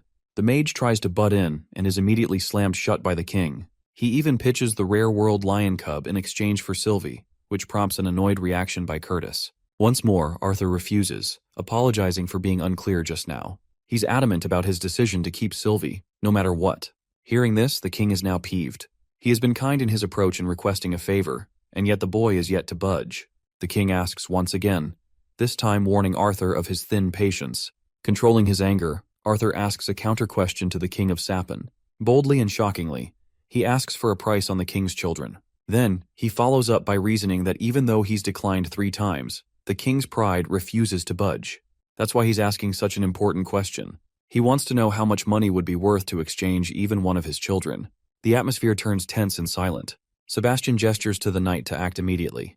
The royal knight furiously advances to cut down the boy who insulted the royal family. Sensing mana concentrated inside the blade, Arthur realizes the knight is going for a kill. Remaining calm with his own mana, he evades both strikes and throws the knight off balance. Then he grabs the knight's fist and releases every single ounce of his momentum into an uppercut. This knocks the knight out instantly, gaining shock from even the royal mage who ordered to kill him. Sebastian is done playing around and decides to act on his own, ready to accept any punishment. He knows that Sylvie's potential with Arthur actually triumphs that of an A-class beast, which is why he's so greedy and stubborn about the bond. Sebastian prepares a beam strike to vaporize Arthur as his family swoops in. All of a sudden, something happens as time stops, freezing the spectators around them. Confused, the mage finds himself perplexed where his charged attack went. One boy's voice echoes and gains his attention. He deems Sebastian's efforts meaningless. After all, each spell that requires ambient mana won't work against him. He shoots Sebastian a resolute glare and instantly appears next to his body. The royal mage's overconfidence has been used against him. One move is enough to break Sebastian's leg, causing him to wail in agony. He begs for someone to come and help him, failing to understand why everyone has frozen still. Arthur's voice and embrace is the only loudness he feels and hears. The boy offers a bone-chilling announcement, reminding him that no one will come to help him. Traumatized to the bone, the pathetic mage begs to be spared as the royal conjurer. Arthur simply gets up and confirms his statement. He only says 3 words, reminding the mage to know his place like the dog he is. Let's go back to the uppercut from a moment ago. As you can expect, even the king was shocked to find a commoner child overwhelming a trained royal guard. So much so that he wonders if his own guard made a mistake. Seconds after, Arthur's body is seen collapsed in a different location on the ground, causing Lilia to panic. What's even more brutal is when she and the others come to notice Sebastian's twisted leg. The man's face is bawling with tears and sweat, with a frightened cry for help. Even the king is terrified to see him in this state, while the queen orders the guards to check Sebastian's vitals at once. A while later, Reynolds checks on his son's unconscious body. The boy's mother is worried sick. She does her best to use her healing magic, but eventually gives up, realizing that nothing can be done. Vincent's family weeps alongside him, seeing the boy's loss. Arthur's fading consciousness is brought back into reality a while later. He finds himself on a bed with a ringing headache, wondering how he got back here. He remembers painfully torturing Sebastian using static void, but it messed with his brain. It's only thanks to Sylvia that he was able to use the ability. Thanks to that, he could momentarily disconnect himself from the string of time. It's a godly ability that only he has possession of due to being a legacy tamer. At the same time, it comes at a cost. He's done years of training until now, and still can't use the ability for more than a few seconds without enduring the painful backlash. He went over the time limit and suffered great consequences. This was also his first experience using it on another person, adding to his list of troubles. He rests on the bed, grateful that the worst was just him falling unconscious. The door opens with Sylvie curious as heck to see her master. The boy's mother is shocked to find him awake at last. She endearingly hugs him and found herself at calm after hearing the doctor's verdict. It's been 8 hours and he woke up much later than expected. The boy is disappointed, making his mother cry again. He experiences a sharp ache, startling his mother. Instead of addressing it, Arthur asks what followed after he passed out. It turns out that the king's family left early. They sent a representative of the king to discuss matters with the boy's father. Arthur is curious and wants to go see what's up. He tells his mother that he's doing splendidly okay and that he wants her to get some rest instead. He also orders Sylvie to stay with her. Arthur is managing his way downstairs, hearing Reynolds' speech about how his son was nearly killed. The boy interrupts their talk, causing his father to come rushing to his aid. He reveals that the representative of the king is here to spend a few gold coins on them for the small incident they caused. You can tell Reynolds gives very little fucks about royalty and places his family first. The king's representative greets the boy as Jasper Cogwright. He shows him a pouch of gold coins. In this situation, Arthur thinks it's best to act like a victim who was wronged. He greets the man with respect and learns from Jasper that both guards who tried attacking the boy were suspended at once. Reynolds is still frustrated that the king thinks this will undo the unjustified treatment. Jasper and Reynolds are in a strong conflict with one another, so Arthur decides to be the one to resolve things. He admits that he acted out of line and claims that he's not hurt, so there's no need to escalate things anymore. Acting guilty, the boy inquires about the royal mage who had his knee twisted to the bone. It turns out that even Sebastian didn't escape the king's wrath and was suspended from his rank. Arthur curiously asks if they were able to figure out what happened to his leg. To that, the representative mentions that they learned from the mage that the boy inflicted him such an injury. Reynolds finds himself in utter disbelief and lashes out. Jasper expresses that they didn't believe in him and simply suspected the knight who concentrated mana and interfered with the mage's spell. It sounds confusing, but it's the ideal situation Arthur was looking for. With the conclusion of the meeting, Jasper leaves the family with the pouch of gold. Reynolds doesn't want anything to do with it and lets his son handle the coins. After all, it's his life that was put on the line earlier. Arthur appreciates his father's generosity and goes to sleep. Before leaving, he praises the boy for his splendid uppercut. How can this man win 2 Father of the Year awards in one story? Amazing. Arthur places the coin bag in a drawer and finds himself relieved that the situation died down before any commotion. It reminded him of his great limitations as a child just observing the world. However, he's looking forward to great things once he becomes an adventurer. Arthur inspects the voice-altering mask that he acquired and thinks that he can attain some liberty now. Sharing a table with his friends at a bar, Reynolds asks for an opinion on his offer. Crazy hair redhead doesn't really like the fact that he's got to babysit Arthur, and with his shitty personality, he's certain that Arthur might just kill him. Everyone agrees with his own opinion, causing Arthur to smile. Reynolds expresses that he was originally expecting Durden or Helen to help take care of his son. As humble parents, they are ready to reward them for the trouble. Durden assures his friend that they're all family and would be willing to help out with Arthur's development. Even Helen agrees with the idea, and they're not looking for any money in return, especially since they acquired enough from their last raid. One more person raises their hand to volunteer, catching everyone by surprise. This person happens to be Jasmine, who usually despises escort missions. It's really surprising that she's okay with joining, reasoning that it's Arthur. Helen argues that Jasmine is the most fitting person to take care of the boy. Durden's area of expertise is AoE-focused spells with larger groups, so he won't be much help. As for herself, she isn't the best at defense or protection. The boy's mother questions if Jasmine is truly okay with the idea, and she responds with a thumbs up like it's no big deal. The redhead agrees that they should allow Jasmine to shine as she's the only augmenter among them possessing an elemental affinity. She's the best candidate to protect a guy like him. Durden agrees, even though he wanted to personally accompany the boy, but reasons that it doesn't fit for him to go. Reynolds comforts him and tells him to look forward to next time, while Arthur feels safe journeying with Jasmine. Fast-forwarding to the boy's family visiting Vincent's place. Lilia is seen practicing meditation according to Arthur's teachings, instead of relying on him completely. Arthur believes that even Ellie should be capable of awakening at age 7 or more if she can meditate, but he's also hoping that she doesn't awaken too soon, or else there will be too much attention. Excited, the boy requests his father to visit the auction house, since he's been meaning to pick out a sword. Arthur's mother decides to cook dinner while they're away. At the auction house, Vincent and his wife were already busy with work when they found the duo entering inside. It was Arthur's first encounter with them after the incident, so obviously they had a list of questions to ask him. The boy played it calmly, assuring them that he was in top-tier condition. However, they seemed very upset about the king's way of handling things. Vincent is hoping for the worst to happen to the guards who jumped in and caused trouble. Even Reynolds shares the same sentiment. Arthur decides to change topics and focuses on getting a new sword before his application test. Vincent is delighted to show him the way, and he invites the boy to look around plentifully to see what he likes. Arthur scouts the storage room, filled with hundreds of spaces with artifacts all around. It's kind of like an adventurer's heaven dreamland. The boy can't contain his excitement at first, but only seconds later, his excitement is reduced to sheer disappointment. He's tried so many different types of swords, but nothing comes natural to him. He tosses away another sword and observes that it's probably due to the rise of augmenters in this world.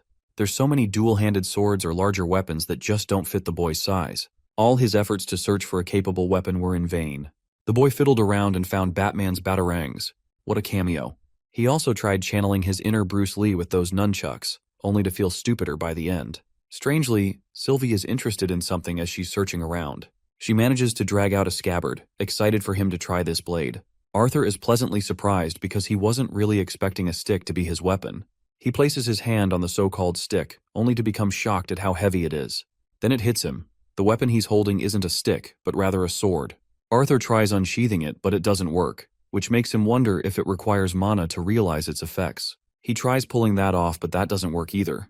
Testing his theory even more, he tried to cast electricity, wondering if it reacted to an elemental affinity. In the end, a mere stick sword got the best of him as he couldn't learn how to use it. Arthur has hit a wall for answers until he suddenly spots the band on his arm. He decides to entrust his new theory and picks up the blade again. Activating his powers, the boy manages to unlock the weapon at last. The sword appears a mystical teal, catching the boy's undivided attention and gaze. He could find himself swinging the weapon beautifully all around, to the point he couldn't even consider the blade a tool of war. However, even he understands that the weapon is too heavy for him to use fully in his current state. Apologizing to Vincent, the boy takes a shot by cutting a barrel clean. This proves that the sword has both the cutting power and the right size for him to use. Arthur takes a closer look at the blade and finds a bunch of letters inscribed on it. The words read Dawn's Ballad, which is as confusing as it sounds. Suddenly, the boy experiences a jolt of electricity, wounding his hand. He assures his little pet that he's all good, but strangely can't find an explanation for why the sword reacted this way. The bloodstains on the sword vanished moments after. He picks up the blade again, only to find himself astonished how light it feels. It turns out the weapon adjusted its weight and balance according to the needs of the user. This time Arthur tests it out, only to perform his swings flawlessly without any trouble. Even the length and handle have shortened to accommodate for the boy's stature. It's the perfect kind of weapon. In his past life, he's had many invaluable swords, but none could compare to the synchronicity he feels with this one. Arthur decides to take another swing at the barrel, this time cutting it clean with a precise slash. The barrel is sliced in two instead of getting smashed from the sheer weight the previous time. It's a rare case for master artificers to create wands having the ability to bond with their user. The weapon in that example would adjust to the needs of the user, allowing for better mana manipulation. However, the boy never anticipated for a sword to have a similar property of binding to its user. This makes him question the sword's previous owner. Right then, his father and Vincent come along searching for the boy. They want to leave since it's getting late. Arthur rushes to their sword while picking up another sword. He's happy that Sylvie picked out the best weapon for him. Even his father is impressed that he was able to scavenge something to his liking. Arthur claims that he finds this weapon to be perfect. Vincent isn't really impressed since the boy chose a common sword that would never sell at any stall. Unsheathing the blade, Reynolds tests out the weapon to get a good feel of it. Vincent asks for his opinion. Reynolds points out the flaws of the weapon rooted in its weight distribution. At the same time, he thinks it's the perfect weapon for the boy. He returns the blade to his son and questions the stick he's got attached to his belt. As much as Arthur wanted to play it cool, things have just messed up. Maintaining composure, he tells them that he liked the stick to be a good practice tool. Vincent is surprised because he's never found this thing laying around. Inspecting the cane for himself, he asks his assistant if they've got any records around. James explains that one of the merchants sold them with a story about a crazy old man. They tried using multiple inspectors to check the weapon, but it only turns out to be a mere cane. They wonder if they should fetch a master artificer to check it for them. Arthur apologizes if he's overstepping his boundaries. Dude gives him the most puppy-eyed look imaginable with his pet dragon. Vincent obviously can't keep the cane after that and returns it easily. The mission is a glaring success for our protagonist, who now has a special blade no one knows about. It's that time of the year. Arthur's birthday is celebrated with a roar, and he thanks the group for always supporting him. They can't believe that he's reached the age of 9 so quickly. Vincent has brought out premium treatment for the boy with special waiters and food serving them all around. They share a table to celebrate the joyous occasion. I know you guys are salivating seeing the food, but I advise you against eating pixels on the screen. Anyway, they got a lot of great memories that day, securing them in memorable frames for everyone to remember. The redhead freak is out here drunk as a mess, snitching Durden's horrific story of his pants getting caught on fire. Embarrassed as hell, Durden covers his face. Next up is Jasmine, who takes a dig at Adam and reminds him of the time he got scared so bad he pissed himself in the dungeon. Yeah, that's a story not even Batman could beat the shit out of me for. Jasmine's story got the whole party laughing in uproar, including Arthur and our favorite little reptilian. After wrapping up the dinner party, it was finally time to get to the presents. Coming up first, Reynolds and Alice prepared a special gift for a boy. Arthur invited his cute little sister to come open the gift with him. He lifted the top and found a special glove. These gloves were specially prepared by hunting monsters and imbuing magical gems on top of them. The 3 gems could provide a one-time healing effect when needed. It's the perfect gift for Arthur who wants to gear up for missions. He embraces his parents with endearment and love. Next up is Vincent's gift, who presents the boy with a mystical pair of rings. His wife slaps the shit out of him for unnecessarily teasing the kid. Vincent is out here getting on his knees for a 9-year-old, so I can get why she's worried. Anyway, one of the rings is for Arthur, while the other is for his mother. The ring's purpose is to inform Alice of Arthur's mana levels dropping down to a dangerous level. It's the right kind of artifact for someone like Alice who worries too much for her son. She hugs her dear friend for presenting them with such a wonderful gift. As for our boy, he sees the ring in both a positive and negative light. It may help his family to stop worrying about him, but at the same time, they would be in constant tension whenever the ring would fire off. Next up is Adam and Jasmine's pair, who are ready to one-up both their presents. They wanted to follow Vincent's train of thought and already knew about the boy's monstrous strength. That's why they got something for the entire family to enjoy. It's a sound transmission scroll, and they cost quite a damn bit. Jasmine kicks the idiot for ruining the mood. Getting back to his speech, the redhead explains the usage of the scroll. It allows for a one-way communication path which would go along well with the rings. Infusing mana into the scroll and then recording a message is the only requirement. Then, as soon as Alice gets the message, she can reply one time. After the message reaches Arthur, the scrolls will unfortunately vanish into thin air. Have you ever thought about our phones being a blessing to our world? Arthur has to go through so much for just one message. Arthur's application test is just one day ahead.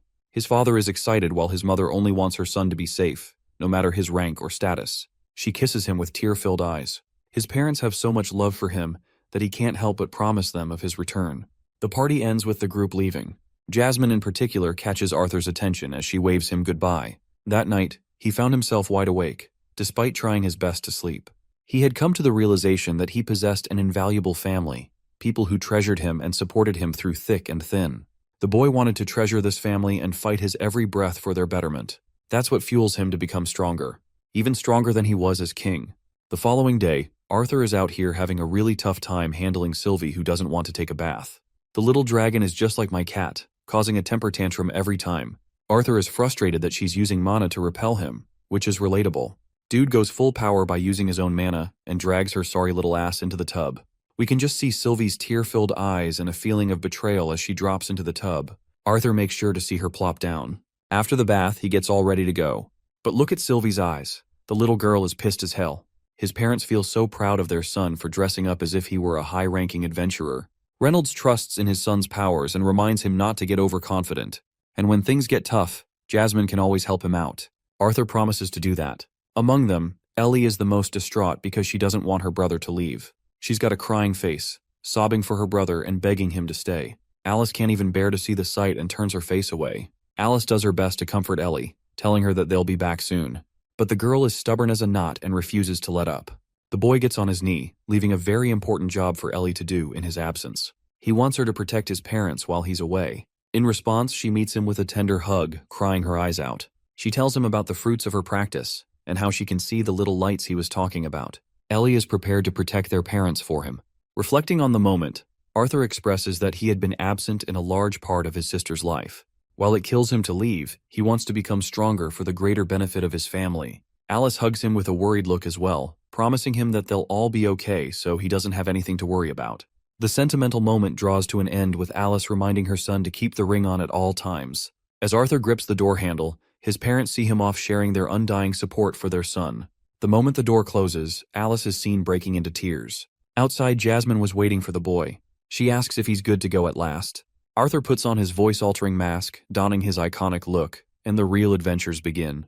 They arrive at the Adventurers Guild, where a whole bunch of people are scouting for conjurers and augmenters. Sylvie is already exhausted, and the journey hasn't even begun. Jasmine observes the beast and claims that she looks different from last time. The boy expresses that Sylvie is actually capable of altering her appearance to a certain extent. Currently, she's modeling a black lizard instead of a dragon. They come across the receptionist's desk, where the lady welcomes them to the guild hall. Arthur wants to speak, but Jasmine merely slaps a note on the desk, expressing her request to sponsor the boy for his rank examination. The receptionist lady is seen pressing a button before exiting her quarters. She leads the way, sharing how they've got a bunch of examinations taking place today. As for sponsors, they're ready to bump them at the front of the queue to cut out the waiting time. They follow her into another room. Arthur is seen catching a bunch of people staring at him. Jasmine tells him to just keep up for now. They enter a second hall where Jasmine's request as an A-rank adventurer is expressed for a rank examination. The gentleman knows enough about Jasmine and is ready to accommodate them. He asks about her father, but apparently, Jasmine doesn't seem to take a liking to the guy. Caspian introduces himself as the manager of the branch. He tells them about the application process that is usually accompanied with an inspection and then a practical test. However, with Jasmine's special request as an A-rank adventurer, he's ready to skip those steps to make it easier for the boy. Arthur observes her reaction and wonders if the Flamesworth family really carries that much weight. With the extra steps gone, the only test remaining for Arthur is to face off in a mock duel against one of the examiners. Caspian judges the boy to be a fighter or augmenter type. While he's usually uninterested in knowing about people's names, he's interested in learning Arthur's identity because of the boy's connection to Jasmine. The boy remembers observing the mark on his mask, which reminded him of a half note on a music sheet. So now he introduces himself as Note and shakes Caspian's hand. Their first contact is a mutual reaction for both of them, judging the other as a strong fighter. With that settled, the branchmaster tells Mary to handle things from here and take the boy to the exam hall. He shoots Caspian a glance before going away. As they're walking along, the boy has come to an understanding.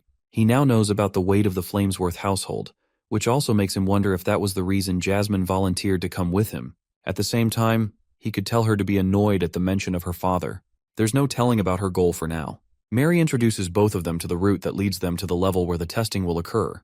The boy blocks a strong shimmer of light as he enters the testing hall. Here, one examiner is adequately dodging a warrior's repeated strikes. Arthur observes Egghead's fight over here.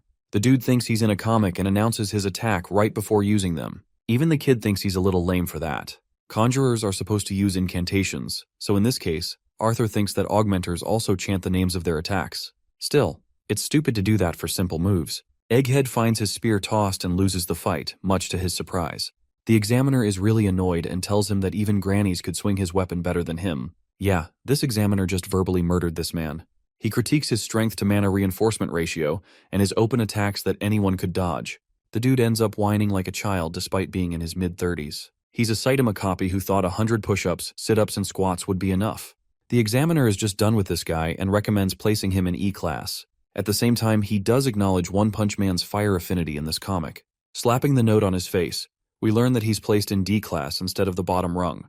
Egghead walks away disappointed, while the next candidate is announced to step into the stage. Forget about beating monsters. Diane can't even beat a flight of stairs. She crashes down, face planting on the floor and earning everyone's laughter. One particular brat thinks she deserves E-class for her inability to walk. Arthur observes this kid from afar, immediately classifying him as one of the stronger people here. Diane regains her confidence and introduces herself loud and clear. She's a conjurer specializing in water. But this introduction turns awkward, as the examiners remind her that they already know about her. She is directed to choose her weapon and assured that she'll be fine in case she gets hurt. Sitting on the side, Arthur reflects that conjurers reach specialty after crossing the orange stage. Instead of the stupid approach of mastering all 4 elements like the Avatar or something, they focus on mastering one element to the highest level. The boy has also heard how some conjurers are capable of commanding dual specialization, which makes it really difficult and demands a stricter test to judge their true abilities. The professional conjurer awaits Diane's powers and urges her to give her best shot. Waving her wand, she commands a water spell and surrounds herself with a body of water. Jasmine teaches Arthur about the limitations of conjurers, who aren't proficient with mana reinforcement like augmenters are. That's why their first setup is to claim a defensive approach in a fight. In response, the examiner responds with a mud spell of her own, blocking Diane's vision from the confines of her water sphere. Since it's like a turn-based battle, Diane is up next. She casts Release of the Mud spell and then counters with a second water spell. It's a spiral beam, precisely aimed at the conjurer who dodges it with little to no effort. But the second stage of her attack is more interesting than the direct approach. She causes the spiral to explode, engulfing the stage into a thick fog. This gives Diane the opportunity to calibrate a stronger attack. She descends multiple shots of water against her opponent, but when the fog settles, there's no one to be found. The expert conjurer had already appeared behind and whacked Diane with her staff. Despite losing the fight, she's impressed with the girl's excellent control over her element.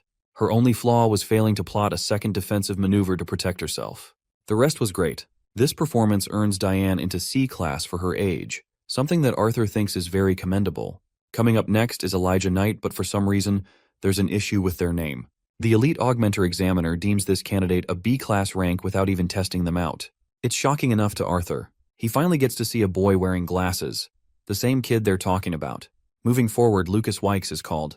This is the same brat who happens to be overconfident and requests being placed in A rank immediately. Frustrated by the boy's attitude, she chooses to ignore and reads that he specializes in fire magic. Reaching light orange at the age of 11 is unheard of, so Arthur's looking forward to this matchup. The conjurer finds him arrogant, but Lucas is nonchalant and doesn't really care. She thinks it's about time they begin. The conjurer begins the test, only for Lucas to cast a ring of fire with his staff at once. He smashes the staff into the ground, raising a monstrous fire guardian to help him in this battle. Even the augmenter examiner is impressed by the boy's talent as expected of his family. The flame guardian moves over the conjurer examiner, while Lucas ushers an incantation. The examiner is impressed to find a good match out of the boy. At the same time, she's more than happy to teach him some level of humility for the future. She raises earth spears to fan out the flames. It's the perfect response from the examiner, as the flame guardian won't be able to sustain itself for long after its oxygen supply is cut off. However, Lucas thinks the battle is already over. He's never heard of a case where an examiner received a potent injury in the testing grounds, so he's happy to have her be the first example to be made. Ticked by the boy's words, the examiner counters each of his fire strikes. Lucas releases an expulsion spell, which causes a cluster of explosive fire attacks to overwhelm her. She barely manages to escape his fury and tries to grab him with her earth hand from behind. Lucas tries to dodge, but he's grabbed by a second hand from his blind spot. Lucas does his best to release the spell and braces himself for impact. His arrogant display comes to an end as the examiner impressively blocks every single one of his attacks with a rock shield. The test ends with Lucas's body crashing to the ground. The examiner offers her thoughts, claiming that he possessed an incredible pool of mana for his talent. Just when you thought Lucas would learn some humility, this brat decided to attack her, refusing to let this be the end of the test. The conjurer is engulfed in flames and unable to respond. This causes the augmenter to swoop in and swipe the attack clean. Lucas is enraged that another examiner intervened with his test. The augmenter outlines his violation of the rules, since he casted a surprise spell after the end of the exam.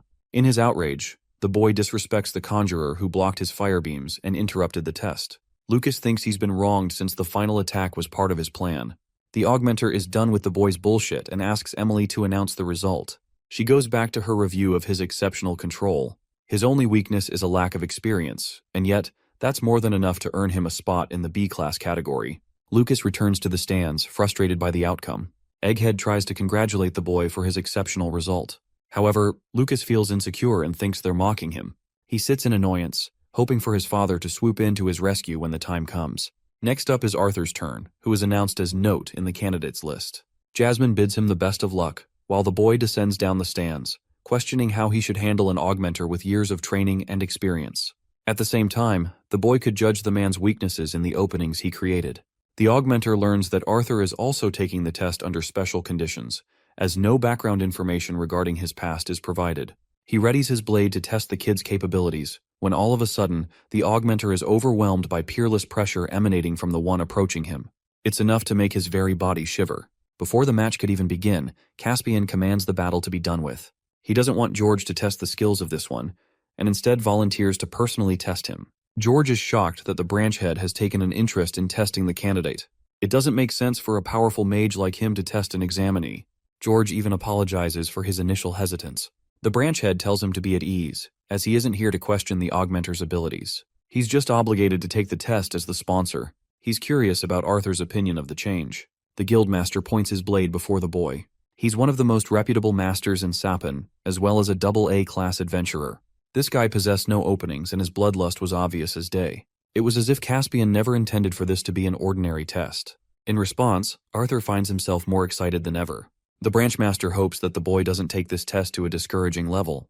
The boy simply nods and receives Caspian's thunderous lunge. His insane speed has already caught Arthur in a twist. The boy deflects the sword and uses the ground to his advantage. Caspian tries to swipe him with the swing of his blade, only for Arthur to roll and duck his attacks. Each time Arthur turns to take a swing at him, Caspian vanishes and blitzes from behind. Arthur manages to surprise his opponent by ducking the strike and following a counterattack that even shocks the branch head for a moment. He takes his distance before assessing the kid's remarkable talent. Caspian swoops in again as both warriors clash their swords against the other. Arthur swipes and Caspian dodges. The guildmaster grazes the boy's face, before bolting from behind and attacking Arthur with the hilt of his blade. As the battle raged on, Arthur was starting to understand his disadvantages. Since he had a lower physical strength and stature than his opponent, he is constantly on edge than when he was at his prime. Caspian relentlessly attacks him, while Arthur is busy thinking about his body's weaknesses against an advanced fighter who had exceptional control over his mana. Gaining an opening to stroke, Arthur lunges with a swing of his blade. Both swords deflect the other as they gain distance again. He finds his current body trembling due to inexperience, despite his skill. Caspian decides that it's best to take things up a notch and imbues his body with mana. It was at that precise moment that every fiber of his being demanded Arthur to move. Faced against this version of the guildmaster, his body could only activate the flight response of running away, so that's what he did as his only option. Caspian is repeatedly impressed by Arthur's ability to dodge his attack. The wind bullets are so fast that it's impossible for him to dodge them. It's only thanks to their predictable trajectories that he's managing in this fight. The only fighting chance he has is to narrow the distance between him and his opponent. Arthur skillfully rolls, lunges, leaps, and dashes away from Caspian's wind bullets. Finally, he's in range to commence a blazing strike of his own. The examiners are left stunned by the boy's command over the flames. He cuts past Caspian's wind bullets and reveals to the world his fire abilities. Their swords clash against the other, both elements colliding on equal footing. The outcome of this match should have been clear according to Caspian, as he's a AA ranked adventurer with spells that any augmenter would die to achieve. But even in this moment, as he's facing a mere examinee, he finds himself actively worried in the face of defeat. In complete denial, Caspian expresses a furious side to himself and overwhelms the boy with his wind waves. The powerful attack even alarms Jasmine to worry for him. The branch head seems to have lost his sense of reason as he's attacking Arthur without even giving him the chance to land. The boy escapes his wrath and returns to the fight with a descending swing of his blade. He was so close to dealing a finishing blow, but unfortunately couldn't manage to deal it. Caspian's incredible casting speed overwhelms the boy as a wind bullet is aimed right towards his head.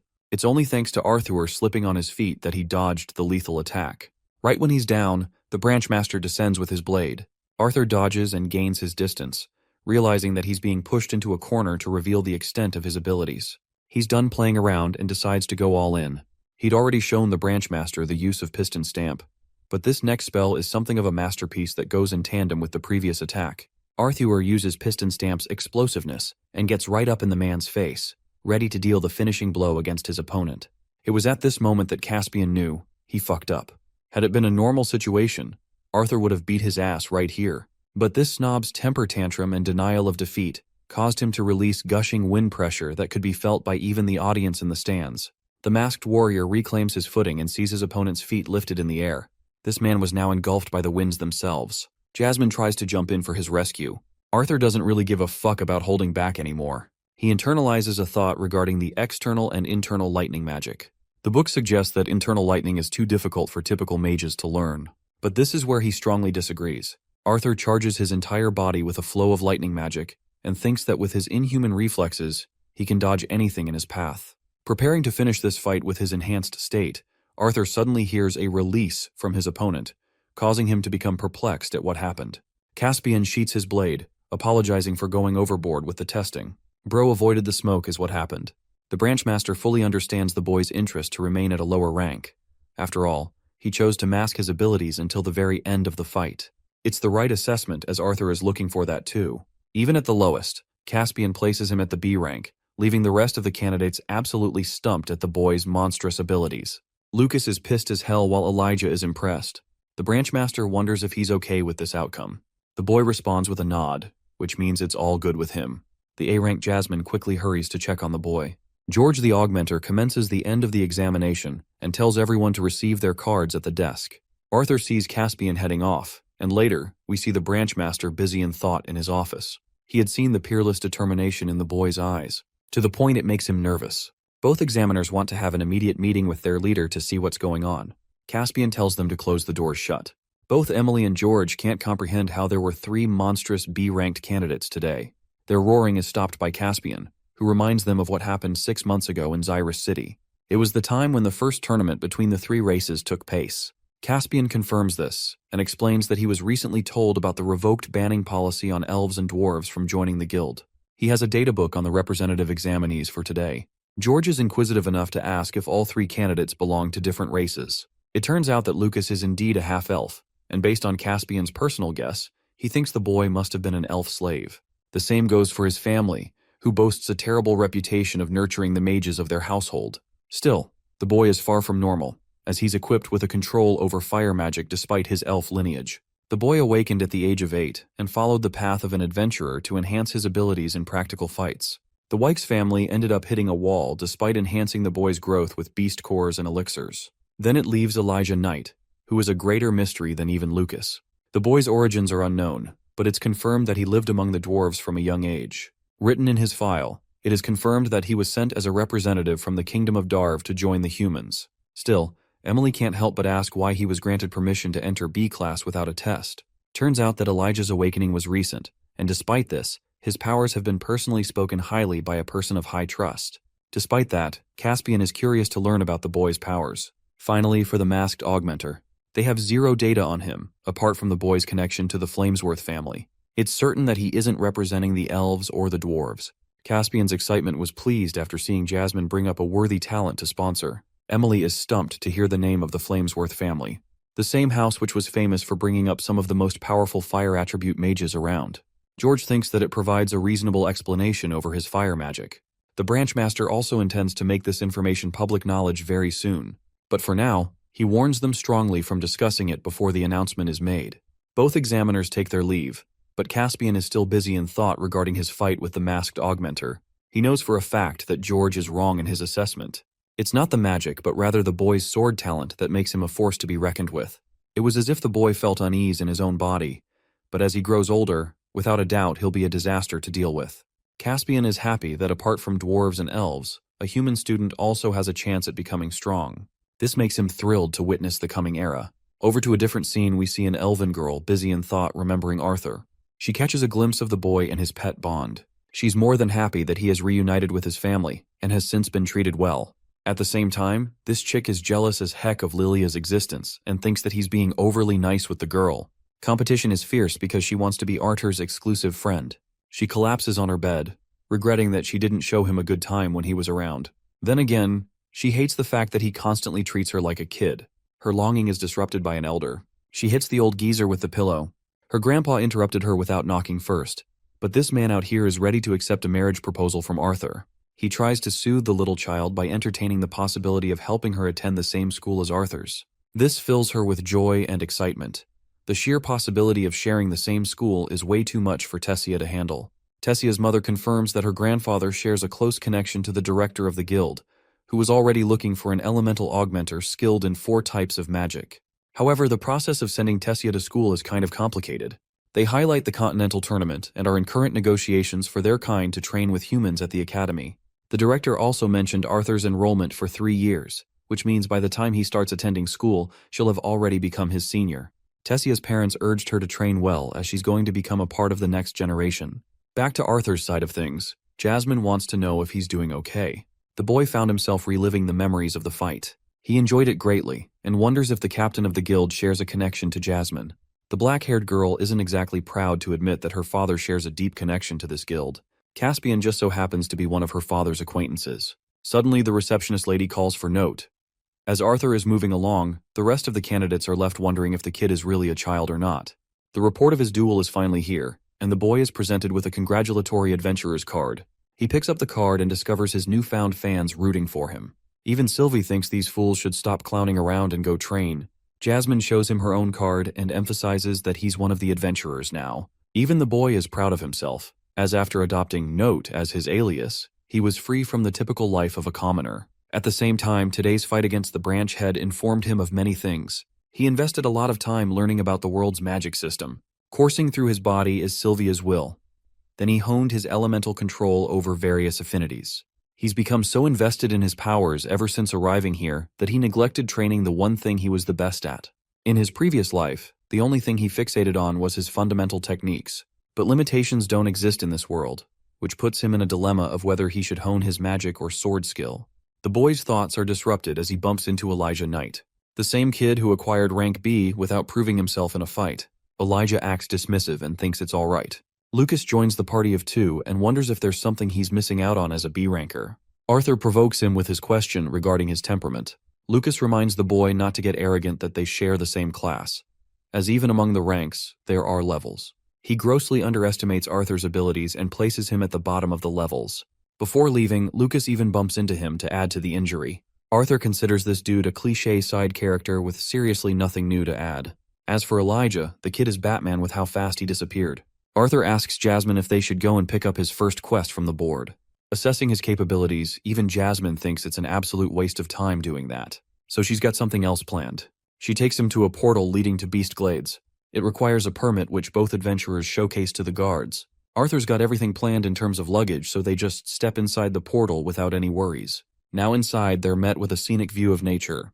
Beast Glades is way too peaceful for his expectations, but that's only because they're in the explored area at the base of the mountains. Jasmine shares that lower-class adventurers are known to use this area for simple training and gathering quests. The lower-level monsters release liquids which could be used in brewing potions and elixirs, so there are countless quests for them. Poor guy got annihilated by a skunk. As they're moving past, Sylvie notices a fox-like beast and leaps from his body. Sylvie wants to eat the creature and starts chasing the beast. Jasmine considers it normal and explains that mana levels are denser in this area. which means their connection is easier than before. She urges them to hurry as the first stop will take them a full day, and they also need to manage through the night. Jasmine enhances her body and hopes for the boy to keep up. Arthur experiences a unique emotion, wondering if this is the same feeling that parents experience after seeing their child leave for school. He's had so many lovable memories with this little baby that it's hard to say goodbye for a while. Arthur hopes for Sylvie to be safe while they're busy. Takes a while, but Arthur collapses in exhaustion. He never would have been able to match Jasmine's endurance if not for Sylvia's mana rotation technique. She's quite impressed by the boys' physical abilities, as she expected them to stop and take lots of rest in between. She adjusts the sticks and uses the kid's fire attribute to light them on fire. By the night, Jasmine wonders if Sylvie is alright. Turns out that Arthur is keeping in touch with his bond, and nothing serious has happened yet. Jasmine thinks it's reasonable that his bond felt suffocated inside their chambers. That's why she's having so much fun now. A while passes until Arthur decides to ask an important question. He wants to know what made Jasmine turn to the path of an adventurer. Observing her reaction in silence, the boy wonders if he accidentally said too much. In response, she reveals that it was her desire to escape her family. This makes sense, and adds to the weight of Arthur's assumption. Jasmine's sharp enough to know that he's already observed her reaction.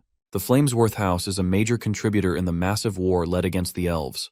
Their house is responsible for raising incredible mages of both types, and possesses command over the flames unlike any other. Fire is often boasted as the most powerful of all the elements. So when Jasmine awakened her powers sooner than the rest, she was hailed with high expectations from all fronts. That is until the tests revealed her lacking any control over the fire attribute.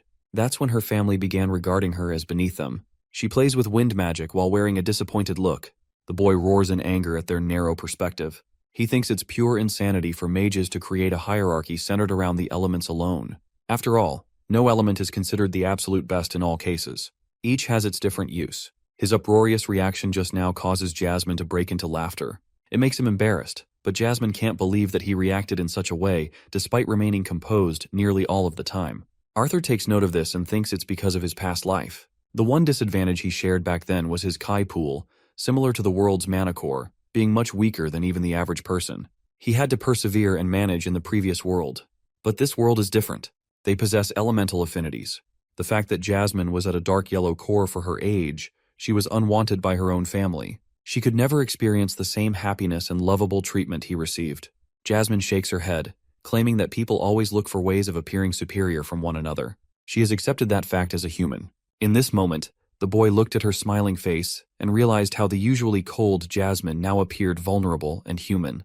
The chick's stick caught on fire, so she grabbed Arthur's hand to use some of his water magic. After putting out the flame, they decided to lie down. This time, Jasmine sparks the conversation. She feels guilty for becoming her guardian, as she's different from the rest. She's unlike the people who are approachable and knowledgeable. She thinks it's wrong of her to assume responsibility without considering his feelings. Arthur is rather stunned to find this sensitive side from her. Jasmine releases a wind spell to remind him not to tease her. The boy goes against her opinion, believing that she made the best choice to volunteer. He's happy that she's not scared of correcting, which is exactly what he needs most right now. Hearing that, her face lights up with another smile. The boy recommends they head to sleep.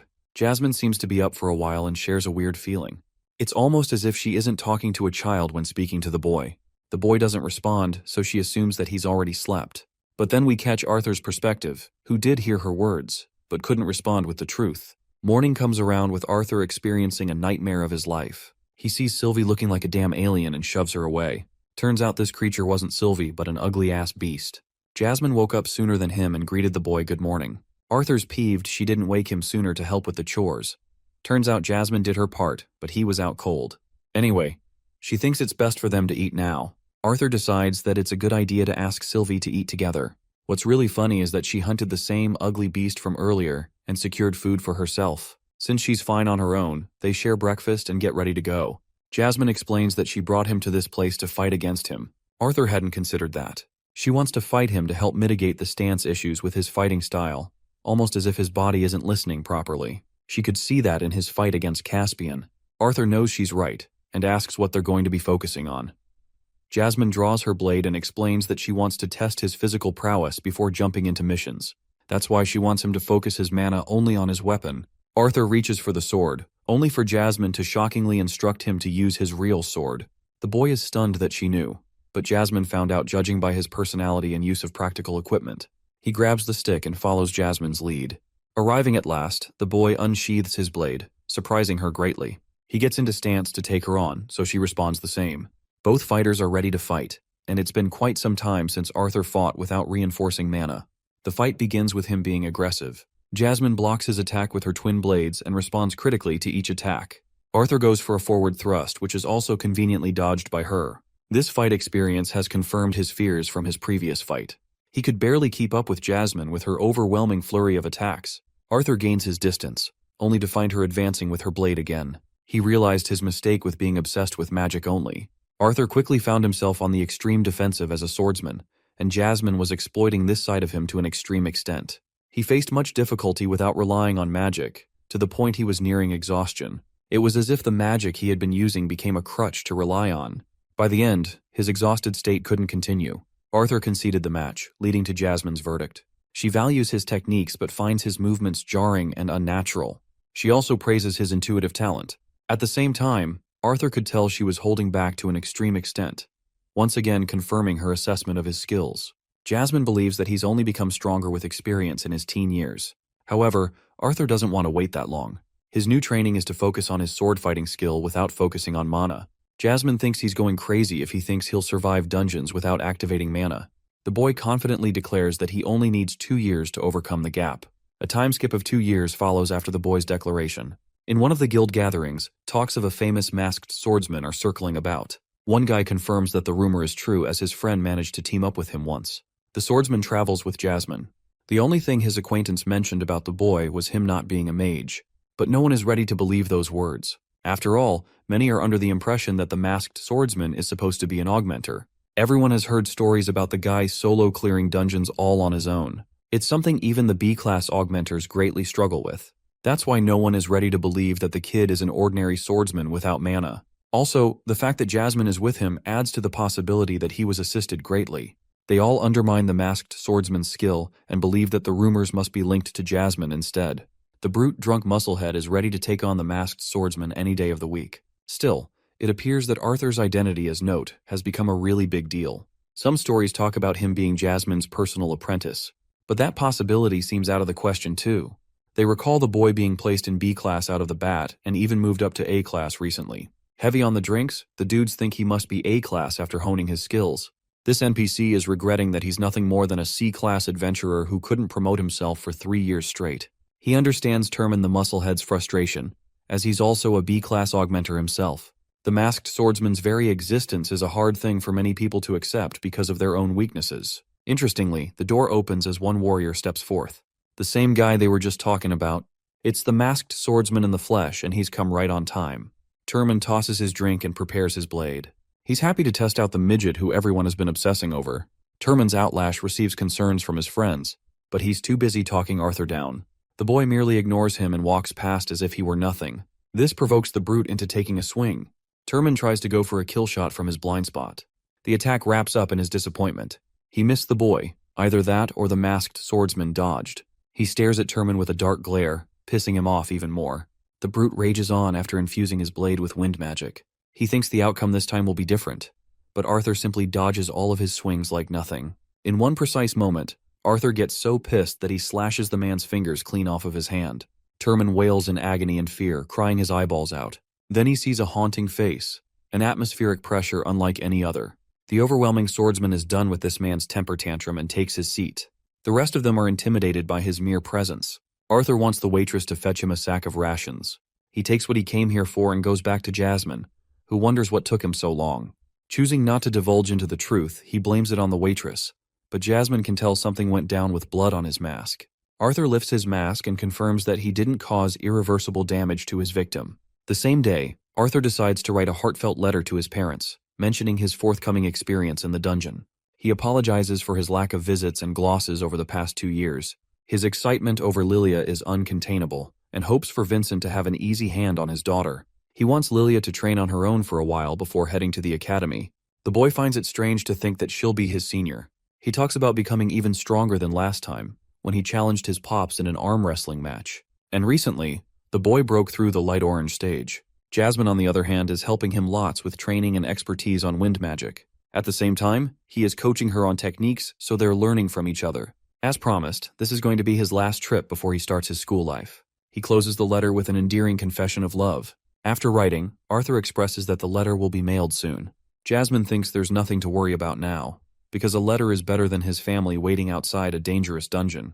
Jasmine asks if the little Bond will be accompanying them today, but Arthur tells her that Sylvie has only been communicating telepathically. She's also grown smarter and talks in detail now. She doesn't want to engage with him until she's fully ready. Arthur doesn't get what she's implying by that either. The black-haired girl suspects that she wants to become stronger before they start school together. With that settled, she places emphasis on their current mission. They both hurry ahead and find themselves stuck with Lucas's annoying group. Yeah, that bratty kid who got on our boys' nerves last time. The beefy guy with a mustache seems to be the leader of the group and wants to introduce them to his party. He's also glad to meet the masked swordsman in all his glory. This guy is Reginald Bastion, an A-class warrior. He mentions Lucas's specialties, but they don't need an introduction on that since they're already aware.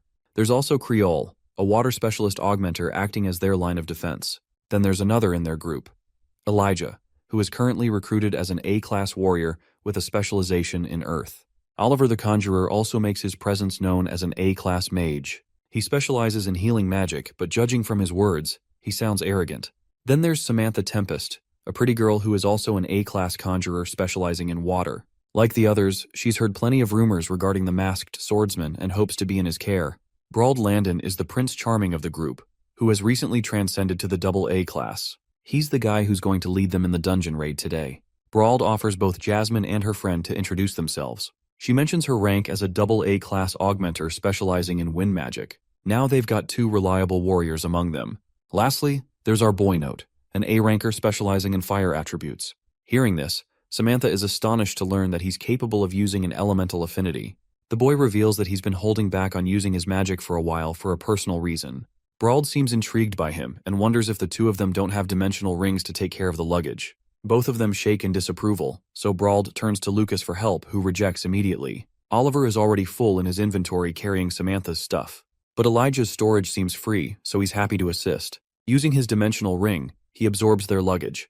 Arthur is rather surprised to see Elijah in possession of this ring. It's a kind of ancient technology built by the same mages who made the floating city of Cyrus. As expected, they cost a lot of money, and I'm talking thousands to get even one. Arthur expresses his gratitude with a smile, which causes Glasses Boy to get flushed. With their preparations finally ready, the group collectively heads inside the dungeon's entrance. The party's inside the drenched dungeon. Their leader, Brauld, instructs the group to remain cautious since they've finally reached the first level. Lucas is surprised that they've yet to discover a monster in a supposedly monstrous dungeon. They've yet to find anything in this silent cavern. That is until one tiny rock catches the group's attention. Brauld's attention draws towards the ceiling as he is horrified to see the terrifying creatures eyeing them from above. These are the vicious bat runners, and these creepy bastards are not one to leave you alone until you're dead. Jasmine quickly saves Oliver's life while their tank sets up his shield to block off the creepy crawlies. In the face of this sudden and unexpected attack, their leader enforces a team formation to counter the monsters. The healer among them casts his healing spell to make sure no one gets injured for long. The Batrunners are unsuccessful in their attempts to take them all down, as even Elijah displays his talents with earth spears. Brauld is cutting the sons of bitches down when he realizes there's no point wasting their energy here. On the other hand, Lucas, being defiant as always, casts an enormous fire cyclone that incinerates these uglies in one single attack. But the leader is extremely displeased with his personal decision on the matter, especially since they are needed to conserve their mana for now. He wonders if the kid even knows the kind of dungeon he's stepped into. Lucas is narrow-minded and reasons that he wanted to prevent everyone else from wasting their mana. The leader leaves him alone and recommends they hurry up ahead unless they want Batman's cousins here to get back up again. Arthur notes that this dungeon is infamously known for mysterious undead and immortal creatures. This made it impossible to recover mana cores by other adventurers. It was just an endless amount of fighting to no avail. There's a solid reason why the first raiders of the dungeon decided to call this hellhole the Dire Tombs. Traversing up ahead in the dark dungeon, Brauld recalls the location he marked last time he came here. This assures Arthur of the reason they stepped into the dungeon in the first place. The leader wants Elijah to cast some handholds for them to use as a climbing mechanism. The rest of the group decides to assist each other with the use of the handholds, and eventually all of them are up at the top.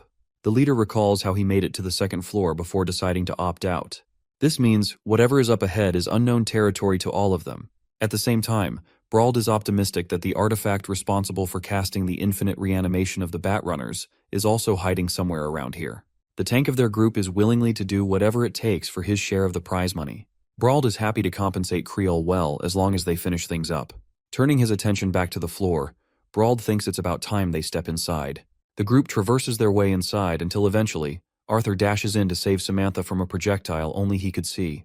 The girl doesn't even get what happened, and some of them are frustrated that their leader didn't highlight the mention of traps around here.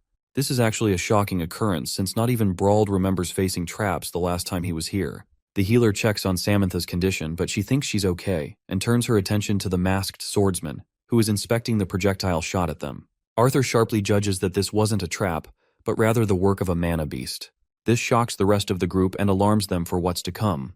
Brauld insists that all of them stay sharp from here on out, since things will only get even more unpredictable.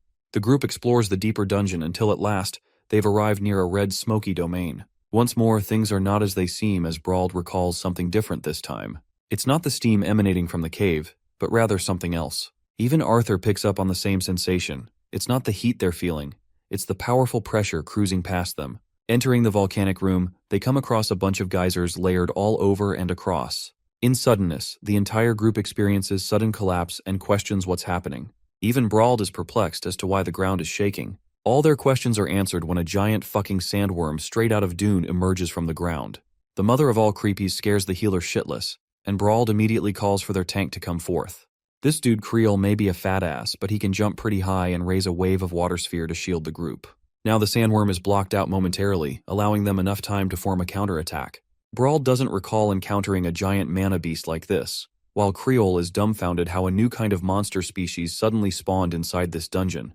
Their discussion matters very little to the creature who's about to launch its first wrathful attack. But astonishing everyone's expectations, it chooses not to attack and traverses underground instead. This makes it seem like the creature has stopped targeting them. The healer arrogantly recommends they check on the artifact instead of worrying about the worm. He stupidly goes up ahead while defying the leader's orders. Even Samantha thinks he's being an idiot, but this guy has balls of titanium for a healer and walks away from the team anyway. Brauld calls out his name repeatedly, but this guy just doesn't listen. Meanwhile, Arthur senses something from underground and finds himself terrified to realize what's happening. He alerts Lucas to cast an instant heatwave barrier and reaches for Brauld next, grabbing his coat. Lucas snaps and has no choice but to cast the barrier in confusion. The attack is directed near Oliver, and right when Arthur is about to suggest him to cast a barrier for himself, this guy is incinerated in a dam explosion, wiping him out. In response to the tense situation, Samantha casts her own water barrier. When the scene settles, Brauld's face turns to horror. The rest of the group can't even bear to look at what they see before them. Their healer's body has been roasted to the bone, leaving pieces of his flesh scattered on the ground. May he roast in peace. Arthur decides to retrieve the mana crystal from his remains and tosses it to Samantha, requesting her to replace the gem with the one in her wand. She follows his instructions as Arthur emphasizes the requirement of an immediate exit. Even the leader can't turn down the boy's suggestion, as they've got no way to survive another eruption from one of these geysers. The group moves fast on its feet, racing towards the exit. But that's right where their friendly mother of all uglies pops out from. Brauld once more directs their tank to cast a water barrier, but this time, the worm is extremely aggressive and on the offensive. Next up is Elijah and Samantha's turn to shine as they cast a stun attack to delay the creature as much as they possibly can. Elijah casts his stone serpent's grasp to restrain the monster, but it can only do so much. Even the leader is surprised that both their spells were ineffective. Then he directs both Jasmine and Reginald to cast a combined attack with him. Brauld's body is enforced by the flames, and he directs Jasmine to distract the creature, allowing their final assailant to deal the actual blow between the monster's eyes. If this plan of attack fails, then Lucas and Arthur will jump in to ramp up the offense. Brauld is the first to strike the creature with his fiery slashes. Then up next is Jasmine's windcutter slashes, both of them injuring the worm a bit. The final and main attacker is Reginald, who hammers down on his target, busting the monster's head. The scene leaves Lucas out of the picture, who is frozen solid in place and refuses to act in fear. That's because none of the fire spells are proving effective against this monster so far. Arthur thinks that he has to ramp up the intensity of his flames to an extreme amount to challenge the worm's durability. He coats his weapon in an orange hue and leaps away to land the first critical hit on the monster, severing some of its teeth. He alerts Jasmine to follow through with her side of the attack, and she does the same by rupturing the other side of the monster's face. The worm is now wailing in agony as blood pours out of its crevices. The leader alerts Lucas to act immediately, but before he's able to jump in for the attack, the worm finds itself retreating. They're safe for the time being, and their leader is grateful of the group's performance. Jasmine emphasizes them to hurry, while Lucas is already acting boastful that the worm was scared away easily. Bro is easily humbled as the ground shakes uncontrollably. This time even worse than last time. Arthur realizes that the worm's goal was never to kill them directly, but to wait for another eruption that would wipe them all out. The entire team sets up its defensive barriers to avoid the same fate that happened to Oliver. Jasmine could have saved Arthur, but then Lucas would be undefended. Our boy risks his life just to save his ass and casts an incredible wall of flame, becoming his savior. The eruption ends, but Lucas's temper tantrum doesn't. He swipes Arthur away, which really makes me want to root for Arthur chucking his ass in a volcano. I mean, come on. Arthur turns his attention to their injured leader, who did his best to protect their teammate, but lost his limb in the process. Samantha can't even bear to look at the horrific sight. The man wails in unrelenting agony, screaming his lungs out as his companions hold him together to seal off the wound. Arthur's doing his best with his sword, while Brauld is experiencing so much pain that he's crying his eyeballs out. After Arthur was done, Samantha took over to heal the man. This was a tedious job for the masked swordsman. Creole, being a hardy fellow, decided to share some of his sandwiches with the boy in an effort to cheer him up. He sat next to the kid talking about his emergency sandwiches whenever he felt sad. The boy is grateful for his consideration. Using his instructions, Arthur roasts the inside of the sandwich, making it smell steamy and delicious, so much so that even Creole wants some of it. They both enjoy the delicious sandwiches that Creole's fiancée made. The boy thinks he's one hell of a lucky man to have scored such a chef of a wife. He wants Creole to send his regards, but from his hesitant reaction, we can assume the worst for his wife. Aside from these guys, the group is in shambles because Lucas is fucking around pointing fingers at their leader. He's pissed that their leader is effectively useless now, and their main healer is also no more. A seriously annoyed Brauld roars at the arrogant child who got saved by Arthur at the last second. The leader wanted to save a teammate, that being Samantha, which is why he sacrificed his limb for the job. Brauld roars at Lucas for failing to set up a proper defense barrier in time. But the masked swordsman has had enough of their crap and confronts Lucas as the main issue. Arthur shuts his bullshit down by stating that he doesn't give a flying fuck if he's the best augmenter or conjurer there is. All he thinks of him right now is that the spoiled brat is nothing more than a liability to the team. Hearing this, Lucas frustratingly leaves while Reginald recommends their team leader to get some rest in the meantime. With Lucas gone, the boy confronts their leader, requesting him to make an immediate decision before they advance deeper into the dungeon. Reginald has suffered burns because of the eruption, but his injuries aren't deep. The rest of the team is okay, but the only person in jeopardy is the team leader himself. Arthur wants him to decide here and now if he's going to continue onwards or not. Grinding his teeth, the team leader shows eyes of determination, claiming that he's ready to take on the final dungeon raid of his life all the way. Samantha offers her concerns, knowing that he'll have trouble fighting with one arm. Regardless, Brauld is a powerful augmenter in their team. He confirms that he won't be a liability. However, his only condition is that the leadership be switched to Arthur instead. After all, he's the most practical person of the group, despite facing so much uncertainty. The rest of the team members agree with this decision without any trouble. Realizing that they're all okay with this decision, Arthur is okay with the decision. His first command is to rest for 1 hour before advancing forward. Having rested, the team goes up ahead, but Brauld is continually confused at new revelations. The tunnel wasn't blocked before. Reginald does his best to swing his weapon, but there's only a dent. So this time, he uses his elemental affinity, coating his weapon with a rocky barrage and casting Impact Blast. Even that only leaves a spiral that isn't enough to break through. Tapping the guy's shoulder, Jasmine prepares her wind cutters and recommends that he use the same move again. The both of them lunge forth to use a dual attack. This time, it obliterates the tunnel's shield and creates an opening for them. Penetrating light blocks their vision, before the group is shocked to find a forest out of nowhere. The team enters the forest, and the first thought that comes to the boy's mind is how there aren't any pillars, which begs the question why it hasn't collapsed yet. Around them are pretty flowers and a space to rest as Creole claims he's getting sleepy. It's a surprising suggestion, especially since they've rested a while ago. Arthur insists that they keep the move on, and he thinks something about their current environment is an issue. Creole is unsure of his opinion, but the masked swordsman's senses are going off the charts. He just can't tell what's wrong with this weird place. Just up ahead, Jasmine spots a shrouded figure, and soon after, she seems hypnotized for a second. That is until a loud thud breaks her from the illusion. Creole has just dropped his weapon, and he sees his late wife Clara just up ahead. He tries to reach out for her, prematurely rushing to get to her. The rest of the group knows that he made a hasty decision, but their words can't reach him. Arthur knows this is getting dangerous and tries to stop him, but it's of no use. Jasmine grabs him and claims that the mist is affecting all of them with its illusions. This is exactly why Arthur's senses were on high alert earlier. He bands the group together and explains how the mist is fooling them all. Samantha is instructed to cast an immediate water barrier, which she does. She's also curious about this Clara person. Reginald is sad to express the truth, that Clara is already long gone, as she was killed in a dungeon. Even Brauld was there to witness the horrific scene. They buried her ashes with their own hands, so it's impossible. Reginald believes they should go and search for their teammate, but Lucas is seriously getting fed up with their bullshit. He can't figure out how they're still going against the devised plan of sticking together, despite being the senior adventurers of the bunch. Meanwhile, Arthur is focused on Jasmine, who seems to be consistently dazed and worried. The boy asks if she also saw someone. It turns out that she witnessed her father's illusion, who called out to her as if to accept her. He brought back some bad memories for her. Seeing her distraught makes Arthur angry, and he comforts her by saying she's going to be all right. She smiles in front of him, signaling she's okay now. Arthur now wants her to use a wind spell to get rid of the mist. Unfortunately, her spells aren't capable of destroying the mist completely, but she can clear a path for them to find Creole. She casts 2 wind orbs and goes rushing with her spell. Arthur tells Samantha to put down her barrier, allowing Jasmine to use a move called the Banshee's Howl, casting a strong, concentrated gust of wind that forges a path ahead. With the mist cleared, the group is horrified to see what lies ahead. Extremely large vines weren't even accounted for a moment ago, and they were unaffected by Jasmine's wind spell just now too. Their first line of attack is Lucas, who's already ready to rumble and cast his crescent ember flames to incinerate the vines in his path. However, these burnt vines are strangely unaffected moments after, shocking the fire conjurer.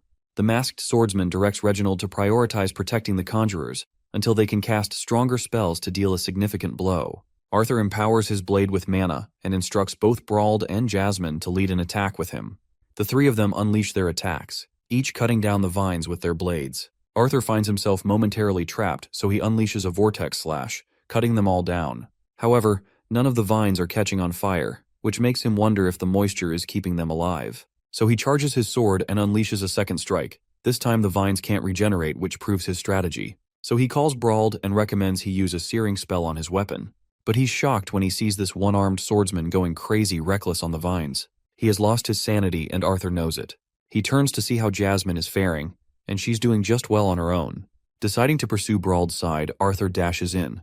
The reckless blonde finds himself completely restrained by the vines with nowhere to run. Thankfully, Arthur is there to save him by cutting them all down. He then turns to ask the former team leader if he really plans to die in this dungeon with how reckless he's being. Arthur requests that he fight smarter with his Brian instead of going crazy, since they still need him for the completion. Lucas drinks a mana potion and decides to go crazy with his flame spell. This attack is weaker in potency but has further range and is more flammable. Our boy is impressed with the spoiled brat's performance so far. Reginald warns Elijah as a vine is headed right towards him. Thankfully, Brauld has regained his senses and protects him when it's the right moment. This allows Elijah to prepare his own earth spell, breaking the ground and causing the vines to sink. 2 of their spells are keeping the plant monster in check, and with Samantha's spell, they should be able to find their missing teammate. She releases her spell using her new gemstone. Aqua Siphon is a unique skill that is normally used to gather water from surrounding areas, and in this case, it's being used to suck the moisture from the vines, leaving them withered and useless. However, Samantha collapses after using the ability, only for Arthur to catch her. He's impressed that she efficiently used a utility spell as an offensive one. Samantha earns his praise and they turn around to see the mist drawing towards the vines. Once more, these damning vines end up completely regenerated, proving their former efforts useless. Even Lucas is concerned now, while Arthur realizes that the vines are forced to absorb the mist due to their heavy attacks. Unfortunately, before he's able to instruct them to do anything, he finds his team paralyzed under the plant monster's command. When Arthur turns around, he too feels a heavy shudder run down his spine. Those vines have transformed into a giant eldritch monster straight out of a nightmare. Arthur's sword drops as he sees the nightmarish Goliath towering before him. This thing is a sleep paralysis demon on steroids. Samantha's so overwhelmed with fear that she surrenders at once, realizing that the legend of the Elderwood Guardian isn't just a legend at all. Brauld, who is supposed to be one of the strongest, also accepts that they simply cannot survive this dungeon. Arthur realizes that this blonde idiot has lost his sanity again. Reginald is staring at the thing with his fucking eyeballs popping out. There's just no way they're dealing with an S-class mana beast in a dungeon like this. What's more, they see Creole's body being used up like a vessel. His very life is being sucked out of him, and he's still a whining mess pleading for his wife to come back. The entire team is too stunned to lift even a finger. The Elderwood Guardian lifts its gigantic leg and crushes Creole, leaving Reginald to wail for his lost friend's name. In response, the monster releases its own tantalizing roar with terrifying layered mouths and horrific teeth. Reginald is out here turning Super Saiyan like he's just lost Krillin or something. Arthur knows this guy is getting annihilated if he challenges a Colossus monster like that. He wants them to stop fighting, but Reginald is pissed and uses his hammer to send Arthur flying. Reginald is done playing around and he's lost his mind. He covers his body full of rocks, adopting a powerful transformation. The fight begins as the horrific Colossus releases its vortex of vines, blitzing at the man. Arthur begs Elijah to cast an immediate shield to protect Reginald at once, but the shield immediately shatters upon impact. Meanwhile, Jasmine grabs our boy's hand, insisting that they leave at once since they've got no shot of defeating this Goliath. Arthur, on the other hand, is worried about his team. Elijah's barrier is slowly being penetrated by the creature, and he's expiring his own life force just to sustain it. Arthur reminds Jasmine of his promise to the team, but in response, Jasmine is teary-eyed in reminding him that she promised his family that they'll make it back. The attack annihilates Elijah's barrier while Jasmine insists on her promise to protect Arthur for his family's sake. Reginald is a madman because this dude actually survives the attack and comes out cussing the giant vegetable of a monster. Arthur knows they should be leaving, but he isn't willing to leave his team in a lurch. Not like this. Despite her feelings, Jasmine decides to accept his decision. Back to the fight between the mother of all uglies and Rocky Hulk over here. Reginald's got his golem armor on and he's in the mood to obliterate this walking salad. His first attack pierces the creature's vines, causing it to scream in pain. The rest of the vines are directed towards the other team, who can barely manage to deflect them. Reginald's attention turns to the vines coming at him from behind. He manages to clear them with the swipe of his weapon, but the relentless Elderwood Guardian still ends up restraining him anyway. Supporting Samantha's body, Arthur directs Elijah to cover Jasmine while she can escape with Brauld. Their only goal now is to focus on escaping. That's until Arthur sees the Elderwood Guardian roaring in its dominating presence. They're scared shitless to find Reginald fully entrapped. Arthur tries to instruct Lucas to burn the vines and save their teammate, but the fire mage is done playing around and points his fire staff towards Samantha. But that was only a misdirection to catch the masked swordsman off guard, as his spell pierces Arthur's body. We get a recap of what happened when the vines struck down Lucas earlier. He quickly got up and realized how outclassed he found himself. He could see the exit within reach, and saw his teammates fighting for each other's lives. But his damn pride in the Wykes family got the better of him. So he grabbed his staff and reclaimed his stance. Lucas couldn't allow this to go on. In an unexpected plot twist, he pointed his weapon towards Arthur, ensuring his own survival. Then he blasted Arthur at point-blank range, sending him flying from the impact. His body is tossed aside with grievous injuries in his abdomen. The very sight leaves Jasmine in terror as she mindlessly jumps in to protect him. Lucas warns her to stop and releases a fire beam while she's distracted. The attack hits her too, giving her similar injuries like Arthur as her body flops to the ground. Brauld is in a pinch too now, while Lucas points his staff towards Elijah, happy to send him to hell if he moves an inch. Elijah questions what's gotten into him, but this stupid half-elf is succumbed by his pride and isn't ready to risk his life to let the rest of them escape. He thinks they should be honored to have died as heroes, giving him the time to escape. Lucas blasts the crystal and hopes to inform everyone about their courageous sacrifices. Elijah wants to kick his ass, but he's unfortunately knocked down by the Elderwood Guardian, leaving very little hope for our heroes. They're all in critical condition as toothy plant monster gnaws at them. Elijah refuses to let this be the end of his story, stringing together every last bit of his strength to do what he can. Coming to his rescue is the AA class hero Brauld, who wraps his flames around the vines, protecting the boy at the last moment. This time, the former leader is finally acting like a man and refuses to let the young adventurers bite the dust. The monster issues a menacing roar at him, but the flaming hero of justice is defiant as he marches on with his flame sword in hand. The hero leaps with a blazing sword strike, descending his full wrath upon the Goliath. Meanwhile, Elijah sees both Arthur and Jasmine in seriously bad condition. The Elderwood Guardian's body is totally severed in half with Brauld's final stand. But as the vines find themselves regenerating, the hero's flames fan out and his face turns to despair. The horrifying monstrosity staring him down is so fucking scary that even Brauld is scared to the bone. He simply accepts his fate as the creature of vines encroaches him with its tendrils. It's safe to say that Brauld is fucked. As for Arthur, he's in a shitty condition coughing out blood. His mask has dropped and he can barely maintain consciousness before Elijah. The boy turns to look at Jasmine, who is also down for good. Then he sees the crystals and realizes that there's genuinely no way out except his last resort. Still, after using the move, he thinks he may not even survive. Arthur casts use of his powers and taps into Phase 2 of the Dragon's Awakening. Previously, his training in the Land of Elves led to significant discoveries.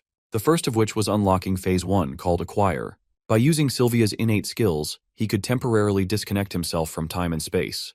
This came with many limitations because it inflicted his mana core and sapped him of energy. The second breakthrough in the land of elves was something beyond his personal expectations. The same transformation that took Varian decades to achieve only took the boy no more than 3 years to achieve. This phase is called the integration phase.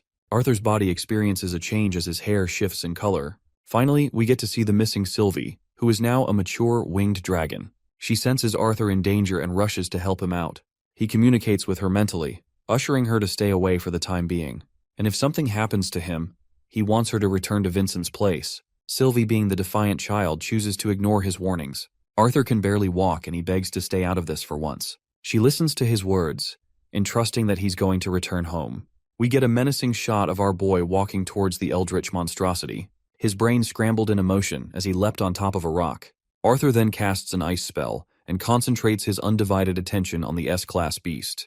He's the first to launch his attack, reflecting how Varian felt necessary to knock him out immediately after the boy entered the integrate phase. He's hoping to get this done quickly so he can reduce the backlash of the ability afterwards. Arthur's ice affinity freezes the vines in place. However, despite his control of ambient mana, he still has trouble dealing with the spell.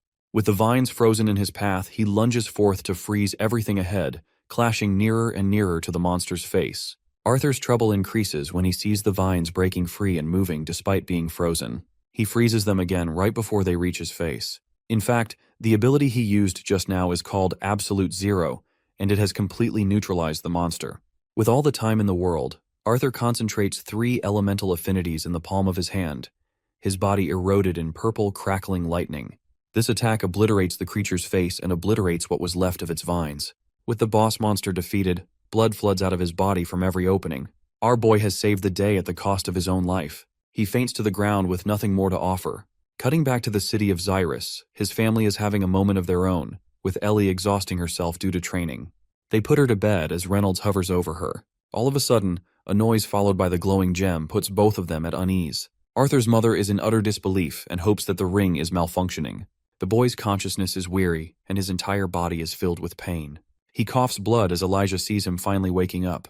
He begs Elijah to break the healing crystal in his glove. Following his instructions, Elijah quickly gets to work. He shatters the gem, which releases a pool of healing magic that frees Arthur's fingers from his unrestrained ice magic. He experiences a small sense of relief, but just can't seem to forget the bastard who ditched them. His mind is fixated on the thought of revenge for a second, until he remembers Jasmine and asks to see how she's doing. Elijah points to his side as she's also knocked unconscious. Unfortunately, in her case, she suffered an even more brutal attack as her body wasn't enhanced with mana at the time.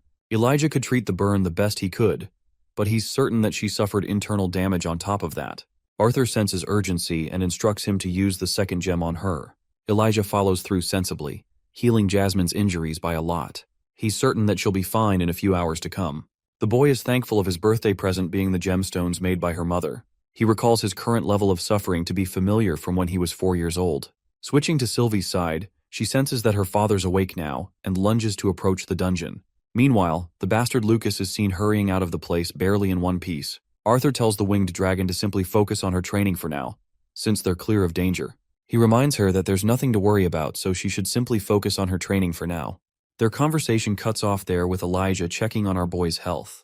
Arthur jokes that he's in tip-top condition to run a marathon. Bro is out here competing with David Goggins. He's sure as hell persistent. Busy in thought, Elijah decides to shift the topic, finding himself surprised to see the masked swordsman being just as young as him. This makes our boy remember that he's lost his ultra-cool mask. Not even Elijah could find it in the ruins of the battlefield. That's fine, but Arthur is more troubled about his sword and asks if he found a stick. Thankfully, Elijah recovered the weapon by chance, which relieves Arthur quite a bit as he falls down again. He's infinitely grateful to this guy saving their lives and protecting his weapon, when in reality, he could have prioritized himself and left the dungeon. It's a noble deed, a truly noble one. Elijah argues that if he did that, he would be no different from Lucas. The boy laughs, disagreeing with that statement, because that spoiled brat is far worse. Glasses Boy wants to know why Arthur chose to stick around and fight for others when he could have left at the right moment. To this, Arthur responded that he promised someone very dear to him to become a person who could cherish others around him. This kind of confession makes the usually stoic Elijah laugh because he thinks Arthur is speaking no differently from an old man. He wonders the kind of life someone his age must have led up until now to believe in such things. Arthur changes the topic and asks how long he was knocked unconscious for. Elijah isn't sure for certain but claims it's more than 1 day's time at the least. Arthur regrets that they'll be stuck here until Jasmine is up and running, so he thinks this is a good opportunity to become familiar with one another. He extends his hand to Elijah, this time introducing himself by name and even his nickname Art, with a smile. Thus begins the start of a new friendship. Elijah introduces himself as one from the Dwarven lands. Tapping the metal, Arthur asks if he's the one responsible for creating the metal shelter. It turns out it was Elijah's only way to ensure the cavern didn't collapse on them. This means the Elderwood Guardian's body was the reason it maintained stability for a long while. Arthur knows for a fact that ordinary people can't create metal out of thin air. That is, until said person is a dwarf, of course. Elijah realizes that his final secret is out the gutter now, while Arthur is willing to hear his side of the story. Glasses Boy thinks it's only a fair trade if Arthur also reveals what he did to turn his hair white and become a god for a moment. Elijah could even remember Arthur's eyes turning a glowing purple, so there's a lot to explain there. Our main character is fine with the explanations as long as they're trading equal information. Elijah starts off by confirming his suspicions regarding his origin. He comes from the Dwarven Kingdom, where Elder Radius took care of him and never talked much about the boy's parents. The only memories he has as a child are filled with incomplete flashes. Anyway, he lived quite a normal life there before penetrating past the dark orange stage. That's when he felt a surge of energy and went unconscious. When he woke up, the boy was surrounded by spikes of metal all around him. That's when Radius decided that it was best for the boy to explore the rest of the continent without really attaching a core reason to it. Much of his own powers are shrouded in mystery, and he always gets this uneasy feeling about something out of his control, about his origin. Just when it's Arthur time to explain, Jasmine releases a loud snore in her dream. She's out cold talking to Arthur in her dreams, causing both of them to release a hearty laughter. Elijah apologizes for his emotional story, but Arthur thinks it's fine. He wants to know about the masked swordsman's real origins now. Arthur straight up tells him that he's proficient in quadra-elemental casting, and he's an augmenter with the deviance of ice and lightning. It's so much to take in at once that Elijah carelessly bumps his own head in shock. He thought he earned the top spot for being a weirdo, but Arthur's composition just knocked him out of the water. Arthur explains the reason behind the markings, as he's a beast tamer who released his beast back there. Elijah is getting continually stunned by his words, especially when he discovers that Arthur's only 11. Elijah is older than him by a year, but he thinks it isn't a proud admission. Hearing that, Arthur's the one trying his best to contain his laugh. Both misfits laugh at each other in good memories. Still, Arthur hasn't fully recovered and feels pain from his injuries. He uses the final gem on himself, and that's when Jasmine wakes up seeing the boy's condition. She quickly grabs his body, apologizing for failing him. Jasmine sheds tears, overwhelmed by the guilt of being unable to protect him. Arthur softens his expression seeing her in this state, and tells her that it's all right. He embraces her with love as she finds herself overlapped with her actions. Arthur soothes her, stating that it was his choice to stay behind and fight, and she got hurt for it. While this is happening, Arthur muses a thought. It's the first time he feels that Jasmine is smaller than him. He releases a slight ache, which makes her worried about his injuries. She wants Elijah to use the storage ring to release their bags. Thankfully, she packed an emergency kit for them to use. After a while, she gives our boy a bandage treatment. He looks like a mummy with how much he's covered. Arthur takes his stand, supported by his friends. It's time for them to head home now. The trio makes it out alive as Elijah releases his metal barrier. Outside, the entire place is frozen in ice. Arthur questions if anyone from their team survived. It turns out that Brauld and Reginald didn't make it, so it's likely no one else made it either. Arthur's overcome by guilt, while Jasmine is curious to what happened to Samantha. Elijah explains that he created the metal shelter around the girl before they separated, but he's unsure if she made it out alive. Then again, Arthur's asking the same question. There's no telling how they're going to escape from this cage. He searches for the monster's beast core that was lost in the barrage of ice. Elijah wasn't able to locate it before, but he thinks he could try and find her now. Elijah concentrates his energy towards the earth, ordering it to search for the one missing. This spell is called the Earth's Pulse, and it sends a signal all around to detect life forms.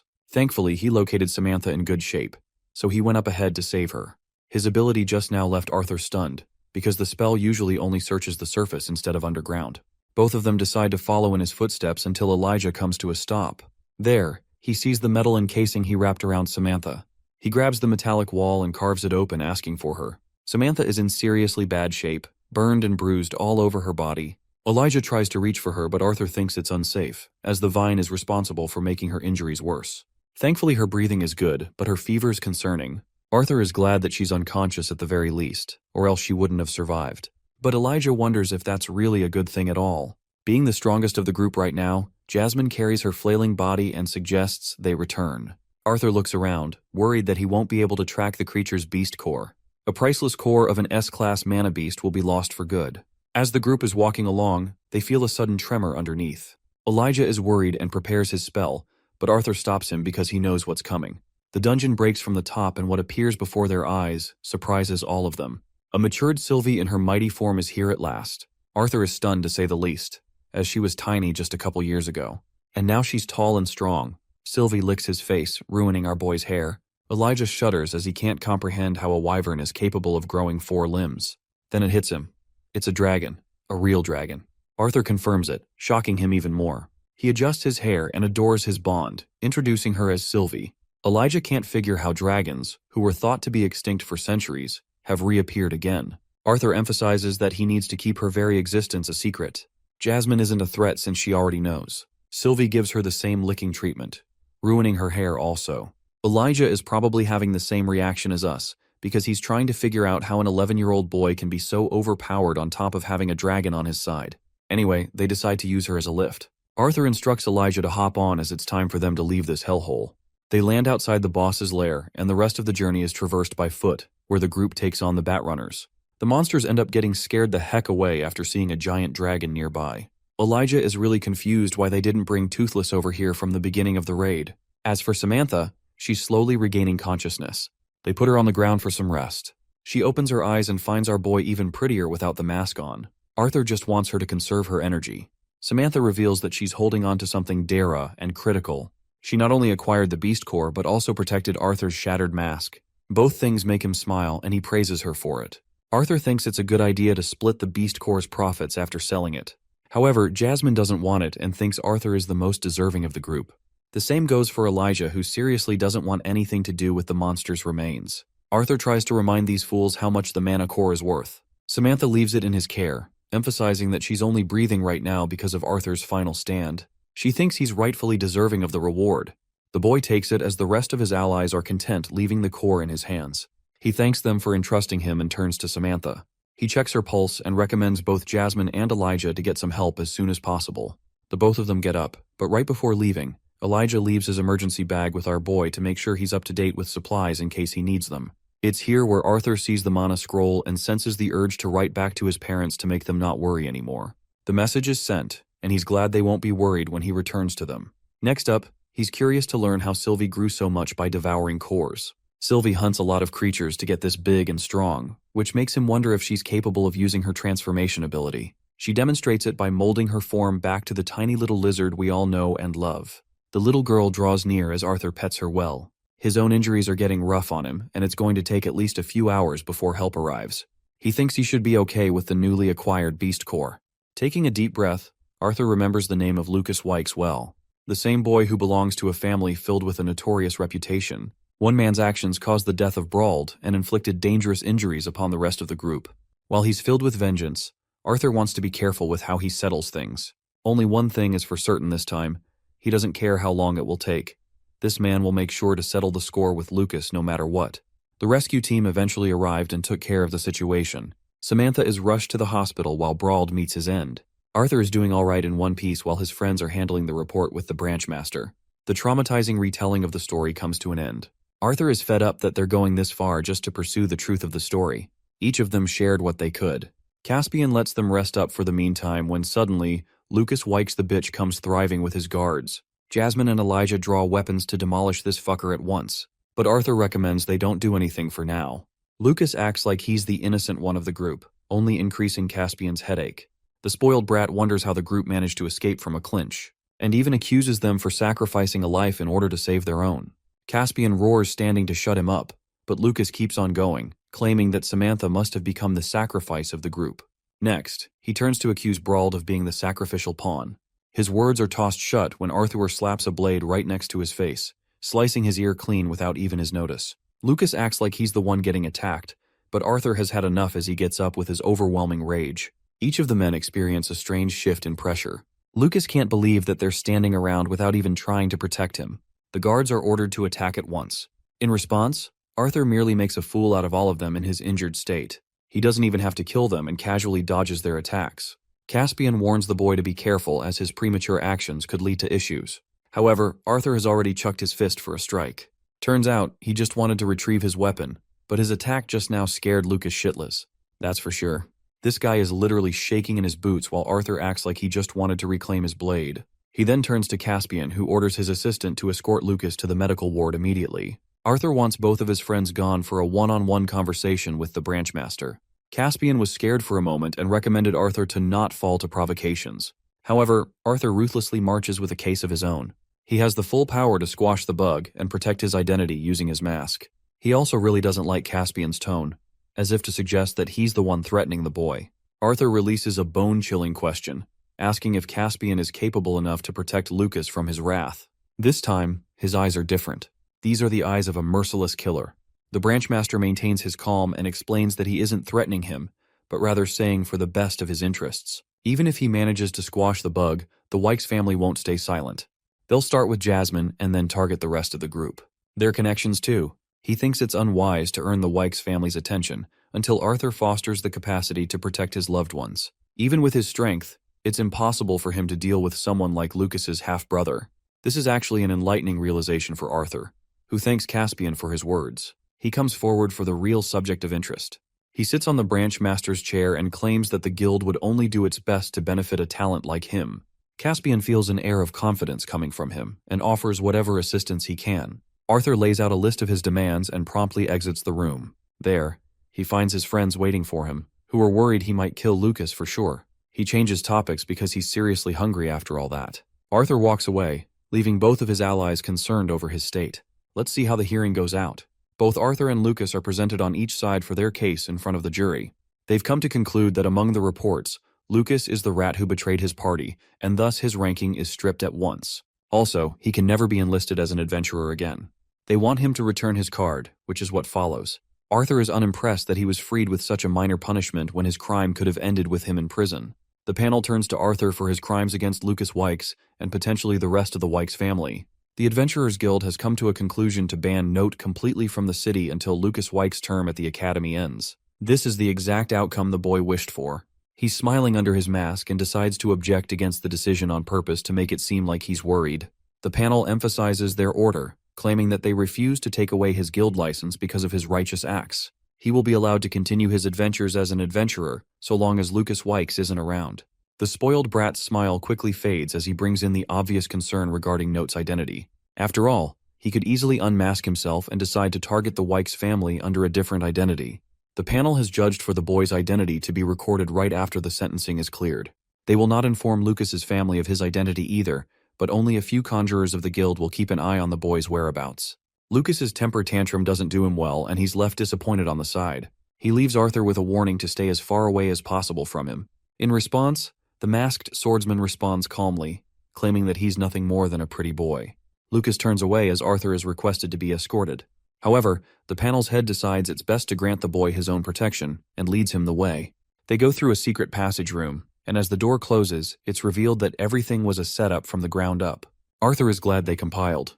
The court is hoping that he doesn't cause any more trouble as they won't be able to contain the truth from the Wykes family for long. Arthur emphasizes that underneath the mask, he's cautious. A secret passageway opens. The panel is hoping that Arthur remembers this favor that was granted to him because they really might need his help someday. The masked swordsman is glad that they chose to support the correct person. He turns to remind him that he'll never forget. And then he walks away. The final impression of this Note character, according to the Elder, is that Caspian was right to call him truly frightening. Arthur reaches for the door handle and opens it to find Sylvie tackling her papa. Both his friends are also there, and it's finally all over. It's time to return home. As they walk together, Elijah asks if it would be right to visit Samantha before leaving. Arthur thinks it's a bad idea for him, but recommends Jasmine to check on her eventually. They reach the gate where Elijah realizes they're supposed to part soon. Arthur remembers that he isn't from the Sappan Kingdom and offers Elijah to come hang out with them before he heads off to school. This man tries to explain what a school is, causing Elijah to get frustrated. He originally never had any ambitions to go to a school, which is why he's surprised for Arthur. The masked swordsman thinks that it would be a wise investment to climb the ranks by receiving an education from the academy. However, Elijah has his objections. He doesn't know how he'll be able to step foot inside the best magic academy there is. After all, there are qualifications, money, and network that come first. Arthur wraps his arm around him and assures his friend that he can take care of the rest. All he has to do is drag himself to the academy, and the rest is nothing to worry about. Arthur tells Jasmine to take their new friend home because he's got something else to deal with for the meantime. There's the issue that Lucas is also going to attend the academy, which is one reason that Elijah decides to go. He is grateful for Arthur's help, having earned a really good friend. With them gone, he tells Caspian to emerge from his hiding spot. Arthur is thankful he got the judge to act the way he wanted. Lucas is blinded for the time being, and the issue has been resolved.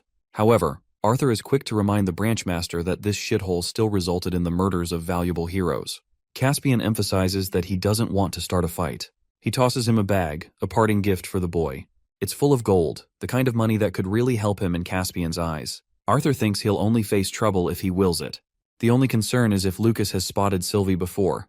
But in response to that, the creature simply changes into another form. This surprises him as he wasn't expecting her to wield so many transformations. It's just a benefit of having a familiar dragon. Fast forwarding ahead, Arthur adjusts his hairstyle and decides to enter an inventory shop to buy a dimension ring. The boy acts clueless and lost, so the shopkeeper reminds him about the hefty price of the ring. Arthur decides to showcase a bag full of gold and ends up leaving the man speechless. He foolishly spends most of his gold on a dimension ring that could barely fit his sword and a beast core. Still, with this, his preparations are now fully complete. He books a carriage to the Hellstay Manor. Busy in thought, the boy remembers how 2 years have passed since he adopted his new identity of Note. He gazes at the view and wonders how his school life will go. By night, Arthur has returned home. Ellie angrily stares him down, before tackling her brother mid-sentence. She can't believe that he returned, but she did say it with angry, tear-filled eyes. Arthur's happy and returns her a smile. She relieves him at last and goes inside. Arthur is glad to find her growing up quickly, but a shocking realization hits him. There's going to come a time where she'll date some bozo, and that's just every brother's nightmare. His parents are quick to welcome him in loving arms. Reynolds mocks his son's hair for the only growing factor in his physique. They tease each other lots as Arthur's mother hugs him dearly in open arms. She's just happy that he returned in one piece. The boy apologizes for always worrying her. Vincent and the others are also here to welcome him in. The whole family and friend group shares a circle while Arthur freshens up taking a shower. He realizes that Jasmine left a letter before going on a mission again. He's sad to see her go. Her letter is very to the point and has scribbled out any affectionate words from it, reflecting her personality. He's sad he couldn't see her off. At least he knows about her coordinates. As for Vincent, the man's beaming like an angel to announce that Lilia is currently a part of Xyrus Academy and has been attending for almost a year now. Arthur's glad to hear that. Vincent's family will forever be in his debt for helping their lineage become mages. They never expected it from the Hellstay house. In return, Arthur looks towards Elijah and claims that he's got a request to make for someone. Before that, though, Reynolds is all up and excited to hear about the boys dungeon diving. It's a long story, and he has trouble starting it. Anyway, they get to the really scary bits, and that's how the story concludes. Vincent is left shuddering by the end. They can't believe an Elderwood guardian faced them off, and Arthur single-handedly defeated the monster. The boy is curious to ask about his father's stage. He learns that Reynolds hasn't advanced from the Dark Orange stage no matter how much he tries to purify his mana, so he tosses a beast core to Reynolds, recommending to use it. He did use some of its energy to heal, but the rest of it is intact and powerful enough to break through the level. Reynolds hesitates to take this gift as this is something Arthur risked his very life for. None of them could imagine him gifting an S-class beast core, as it would reap a lot of profit. However, the boy has his priorities straight and wants his father to catch up to him using the beast core. Reynolds has a striking realization that his son has surpassed him by achieving the light orange stage at last. This gives him the strength to grasp the beast's core, promising to beat his son the next time they duel. The father-son rivalry just never ends. The same day, Elijah's having a relaxing shower when Arthur foolishly barges in to deliver his pajamas. He doesn't seem embarrassed even a bit and leaves quickly while Elijah slams the door shut. The boy observes his mask and reflects how so much has happened in 2 years. Sylvie agrees even though she grew taller than her papa. Elijah comes out from his shower and asks what took him a while. Arthur explains that he was talking to Vincent and helping him get sponsored for the academy. Elijah is excited as Arthur closes the door while confirming that everything is in the green. That night, the dwarven boy is full of excitement that he'll get to be a student of the academy. He wonders if they'll have enough opportunity to learn. Arthur expresses that they're super powerful for their age group, so it might be a boring experience if anything. Even so, Elijah can't wait to encounter powerful rivals and awakening greater powers. Arthur thinks the best benefit for him would be information regarding his 2 deviance affinities. Lightning especially exhausts his mana, while ice is hard to control despite his beast will. Worried, Elijah asks how they'll handle Lucas. For the time being, the spoiled brat doesn't know about Arthur's identity, which is good since he only wants to challenge his entire family when he's ready. Glasses Boy is surprised that he can hold himself that much. On the other hand, Arthur can't figure out why Elijah is so shy that he built a pillow wall between them. He teases the kid and receives a body pillow smacked in his face. Curious about relationships, Elijah asks if he'll be able to score a girlfriend at the academy, which comes as surprising to Arthur. He thinks the nerd will end up finding a nerd girlfriend, and then they'll have Jimmy Neutron for a baby. It will be a nerd family, basically. On the other hand, Elijah is easily confident that our boy will be the Riz Master 69 at the academy with his lethal face card. Arthur assures him that girls their age aren't his type, so there's nothing to worry about. Both of them head to sleep after that. Arthur wakes up and runs into Vincent, who came in contact with an inventor called Gideon, known for being one of the most accomplished in his trade. The inventor will return to the city in 3 days, allowing them the chance to make a detour before meeting everyone in the city. Arthur's okay with that idea and wonders if something is happening in the downtown area. Vincent tells him that the royal families of all 3 kingdoms will make an important announcement which will be broadcasted in the downtown square. The boy is glad that Uncle Vincent over here is giving him so much of his time. Arthur's interested in a meeting with Gideon, and he's ready to use the knowledge of his past life in action. Vincent's confused until they run into Reynolds, who reminds the dude that he's got an important meeting to catch. The auction house owner bolts off, leaving the father-son duo together. The old man has officially broken into the solid orange stage. Interestingly, the beast core refused to crumble even after he absorbed everything from it. He leaves it in his son's care before thanking the boy for his help. Later that day, Arthur finds himself perplexed. He can't place how the jewel didn't crumble. It's only when he meditates and sees the haunting image of the towering beast that he realizes that the beast still exists inside the core. Let's explore how beast wills work. These things are powerhouses that seriously ramp up the intensity of the user. They're only obtainable via a powerful mana beast passing on their will. This makes Arthur excited as to what would happen if he integrates 2 beasts. He tests that theory out by meditating and interacting with the horrific Elderwood Guardian. His body is enveloped in a coat of purple as Sylvia's will manifests and terrifies the giant. Arthur breaks free of the experience and has confirmed one thing. The 2 beast wills are at odds with each other. He wonders why his father couldn't absorb the whole of the crystal. The kid suddenly remembers that a large factor is dependent on one's compatibility. So now, he's absolutely certain of the person he should grant this beast core to. He wonders how Tessia is holding up. The next few days flew by like nothing. He continued training and enjoyed a fun time with his family like any ordinary kid. One day, Ellie came to inform her brother to eat breakfast, but she could hear him knocking him cold talking in his sleep. It's the day of the announcement, so their mother wants them to get ready. Ellie is getting pissed and she decides it's a good idea to slam her brother full force, knocking the daylights out of him. Arthur teases her for learning weird habits for a lady, while Ellie reminds him to catch breakfast while she's gone. She hums away while our boy is left wondering why his sister has to be so damn violent all the time. Skipping ahead, we see both Elijah and Arthur deciding to check out a few stores. While our boy may be hard stuck with his savings, Elijah has been keeping his savings intact. The boy suggests his bond to follow Elijah while he chats with the inventor. Later, he and Vincent go and greet the inventor, whose butler scares them both. Himes leads the way, when suddenly Arthur catches a musty smell that stops him dead in his tracks. The old butler thinks he's asking the wrong question and should instead focus on what isn't a smell. The inventory pops out his clothes, looking like a zombie who hasn't showered in 2 centuries. He's furious at first, but quickly realizes that it's Vincent who's come here to meet him. The inventor Gideon expresses his annoyance with meeting people nowadays as he's got over 12 messengers from the royal family coming to him. They've all tried their best to coerce him to travel the ocean for his abilities. Arthur questions why they would ever try to do that, which only makes the inventor more pissed. Anyway, Gideon wants to know about the pipsqueak that Vincent has brought along. The boy introduces himself in good manners as one of the Lewin family and admirer of Gideon's work. The inventor seriously doesn't like the fact that Vincent brought him here regardless, as he doesn't like taking disciples under his name. The auction house owner expresses that it's rather the boy who wanted to come here on his own. Arthur uses this opportunity to express that he's got an offer, and is willing to take care of the fact that this musty, smelly bastard has to travel safe distances over the ocean. The inventor is listening, so Arthur grabs a chart and starts drawing away. Gideon belittles the boy for drawing a bunch of doodles until he finally sees what's on the canvas, causing him a great deal of shock. Gideon's expression worsens every second as he reads the concept of an engine powered by steam and generated by external materials, an idea that not even the great inventor himself could come up with. However, even with this idea, he feels as if something is missing from the equation. Arthur expresses that he intentionally left out important details, which he would be interested in sharing as long as their negotiations are finished. The inventory quickly realizes that this smiling boy isn't just any ordinary kid. He swipes off the feeling and requests his butler Himes to show the boy something worthy of his knowledge. The chest opens to reveal a brilliant ironized diamond in all its beauty. But Arthur isn't impressed. The inventor explains that this gem is one of the most valuable on the planet, and can store 5 times its size through mana. However, Arthur is disinterested as the object has little to no use for him. Gideon thinks it's time to bring out the big guns and shows the boy a whole bunch of valuable items. Among the pile, he takes out one mirror that is so special he hasn't shown to anyone.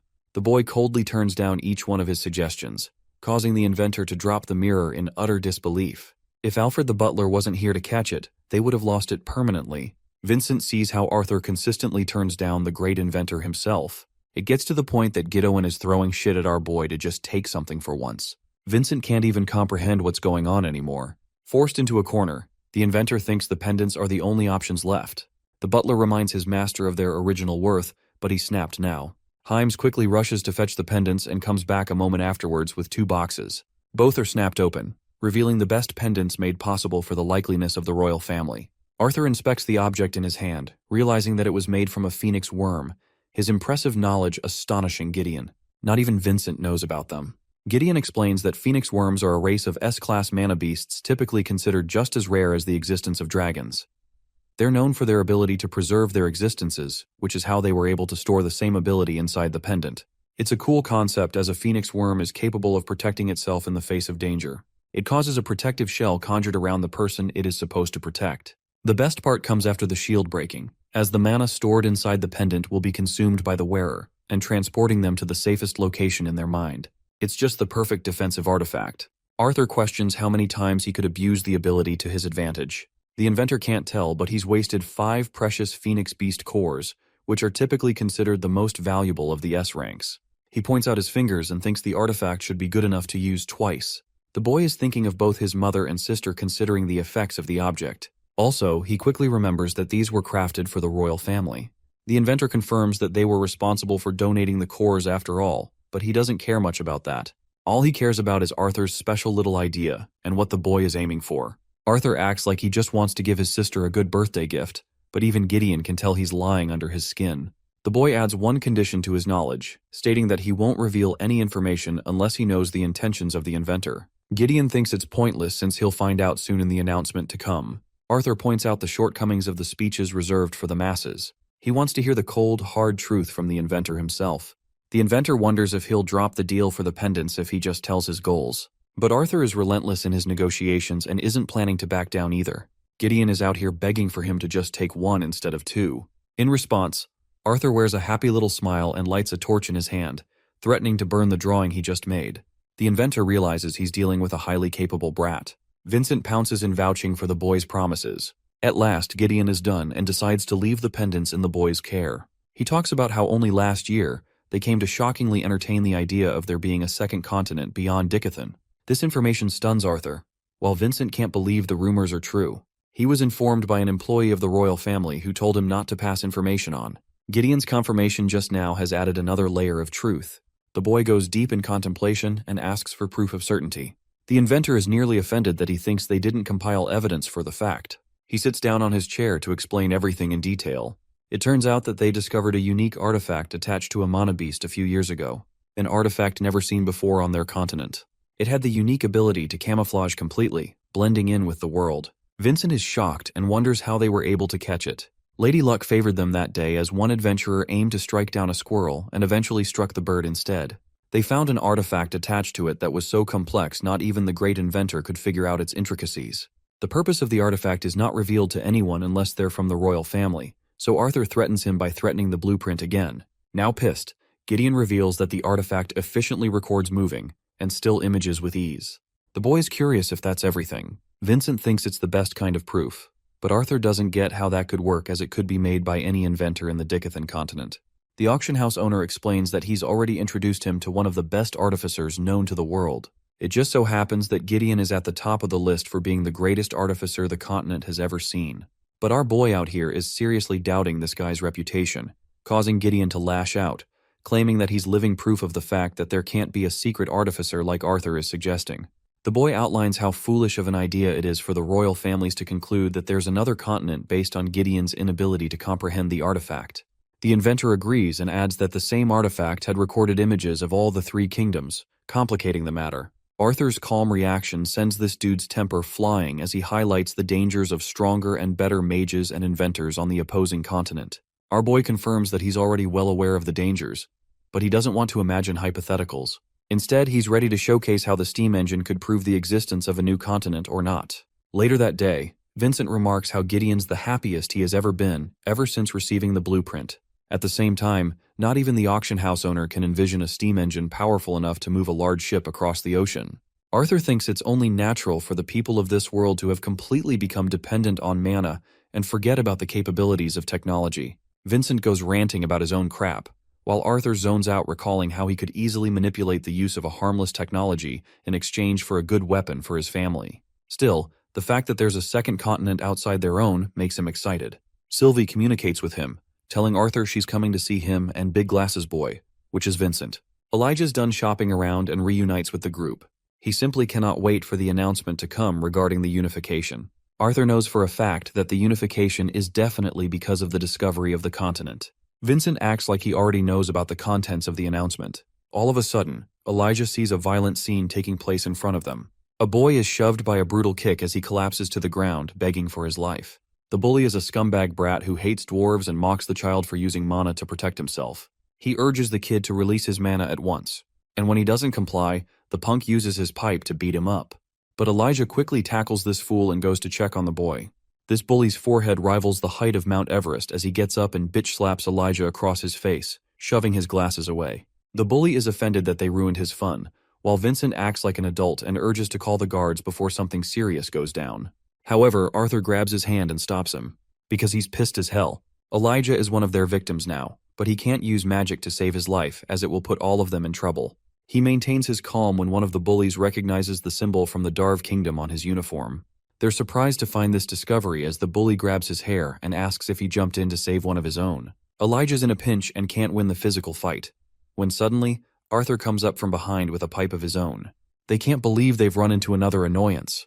But the way Arthur is walking towards them, I have a feeling they're going to be rushed to the ER. In the royal carriage, Curtis is disappointed that they have to travel with so much discretion without their parents. Their guard expresses that the event is tightly guarded, so there will be nothing to worry about as he's their greatest protection. This is to respect Princess Cathleen's desire not to catch any attention.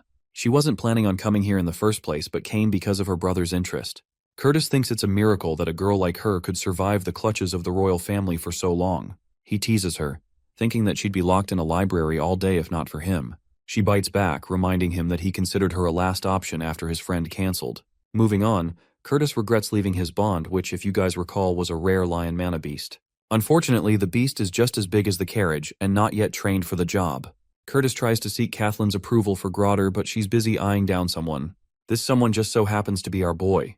Back to the scene at hand, Vincent is out here afraid for the children's lives. He thinks this is surely the day Arthur becomes a murderer. So he pounces in front and tries to control the situation in his hands. In response, the bullies call him an old fart. This makes him pissed because he's doing his best to protect them, and here they are calling him old. Arthur calls for Vincent's name and with an innocent yet brooding smile, requests that he move aside. A chill runs down his spine as he clears the path for the boy, already accepting that these lousy kids are dead now. Green Hair wants to act like a hero, so he's up first.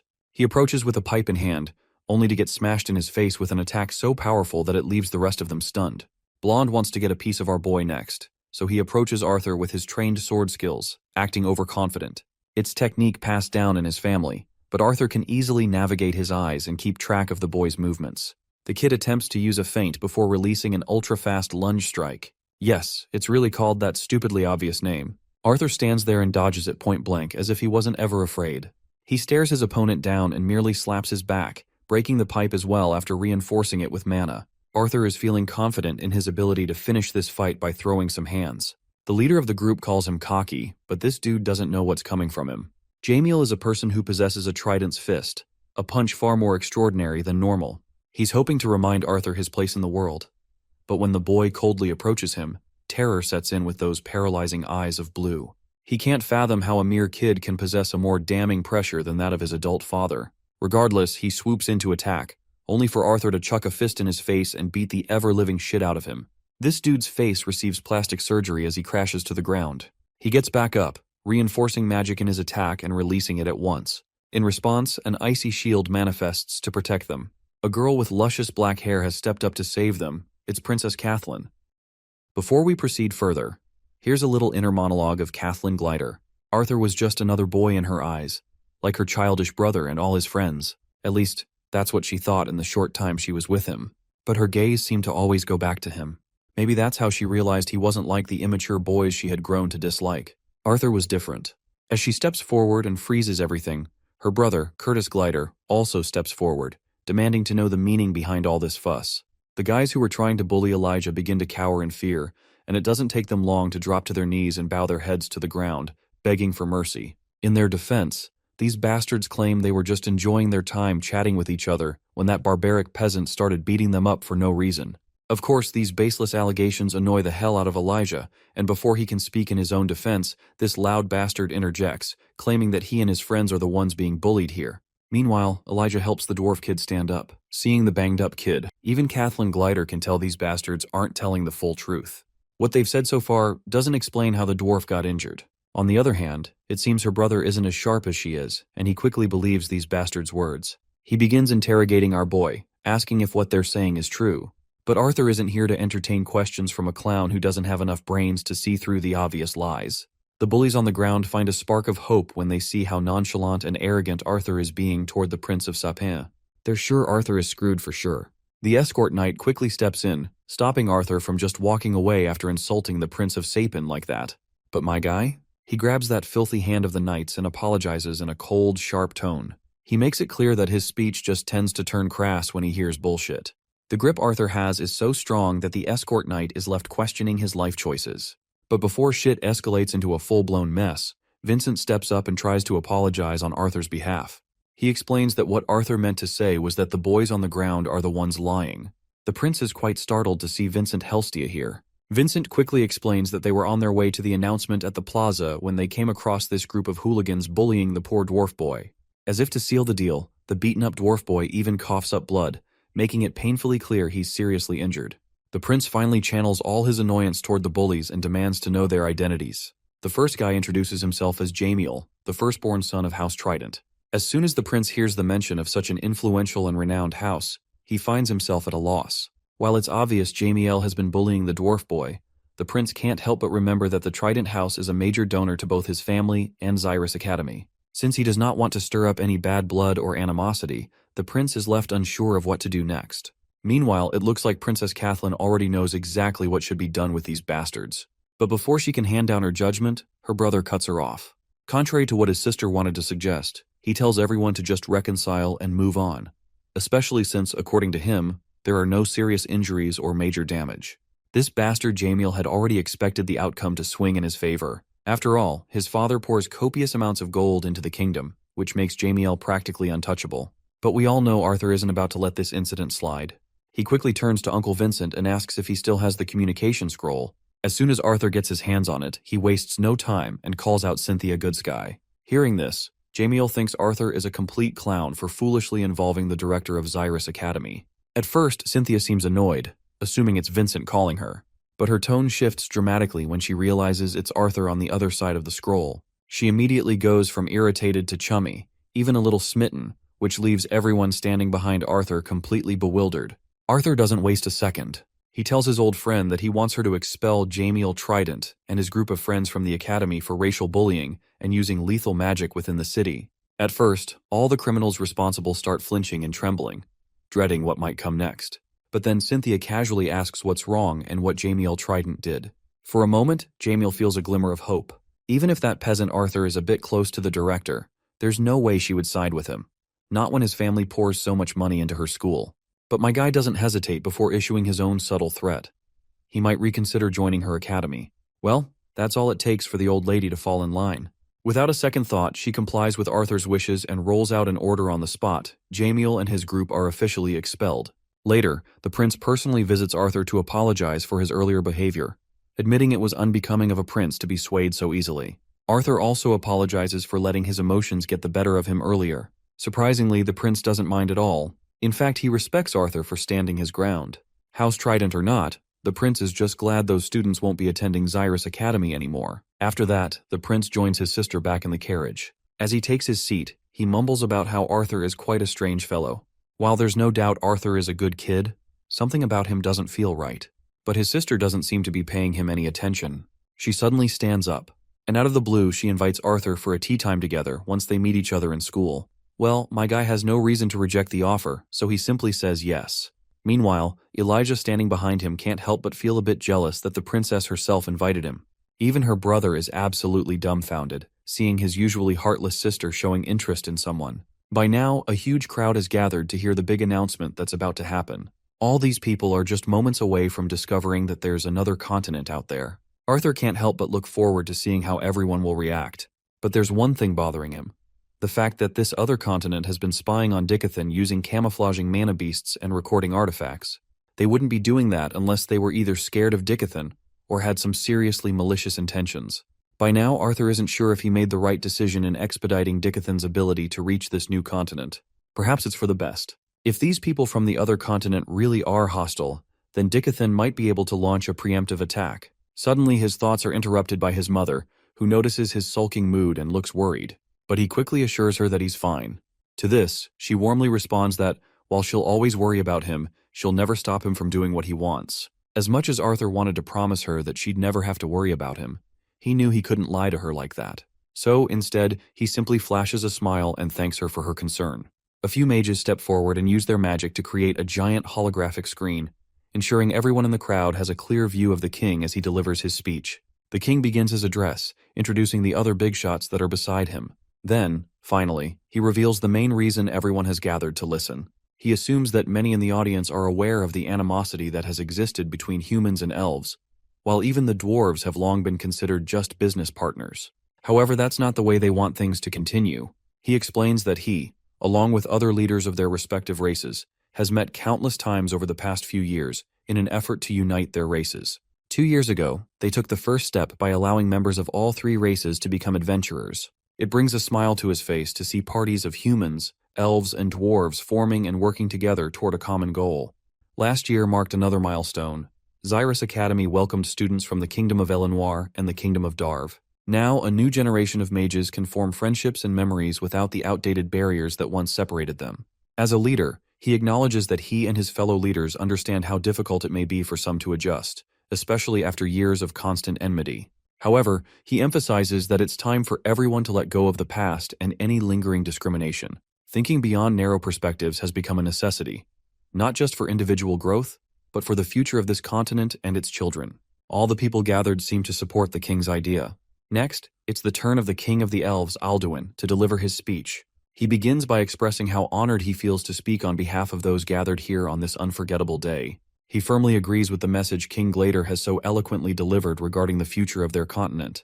However, while they share a clear vision for the future, Alduin admits that this continent is still filled with many unknowns. Here in their homeland of Dicathan, there are places so dangerous that no one dares to explore them. But what if there's a possibility of even greater mysteries and dangers lurking beyond their borders? With that said, the Elven King formally announces that they have found evidence of another continent. The mention of a new continent sends the crowd into a frenzy, and clamor erupts everywhere. Arthur had expected the common folks to react this way, but the King of the Elves quickly steps in and calms everyone down. He explains that even they don't know much yet and have many questions that remain unanswered. What they do know, however, is that out there lies another continent, full of mystery, adventure, and possibly danger. He adds that there's even evidence suggesting the other continent has tried to reach Dicathan as well, but the current technology on both sides doesn't allow them to travel such a great distance. That's when the Dwarven King rises to address the crowd, calling for silence. As Alduin said, they don't know much yet. However, he emphasizes to the masses that, in these times of uncertainty, one thing is clear. Standing together, as one people, is what's best for their continent and its future. Fighting amongst themselves is pointless. Their appearances may be different, and their cultures may sometimes clash, but everyone must remember that they were all born on the continent of Dicathan, and he for one is really proud of that. He hopes future generations will feel the same way. He asks the crowd if they share the same sentiment. For a moment the crowd falls silent, deep in thought. Then, they erupt into a round of applause, clearly confirming their support for the idea. The process of bringing the three races and kingdoms together is a long-term endeavor. To ensure the process runs smoothly, 6 individuals will be appointed for this important task. These individuals, chosen by the royal families, are believed to be the most courageous, tactful, intelligent, and powerful representatives of their respective nations. They will represent each of the 3 races on a continental scale. The primary goal of these 6 individuals will be to defend and safeguard the well-being of Dickathon. They will work alongside the rulers of this continent to ensure their home remains protected as they enter this exciting new era. These individuals will henceforth be known as the 6 lances. Each lance symbolizes the unity they share, not only with their own kingdoms, but with the entire continent. To represent this, each of them is given a special ring that signifies their title and will be recognized throughout Dickathon.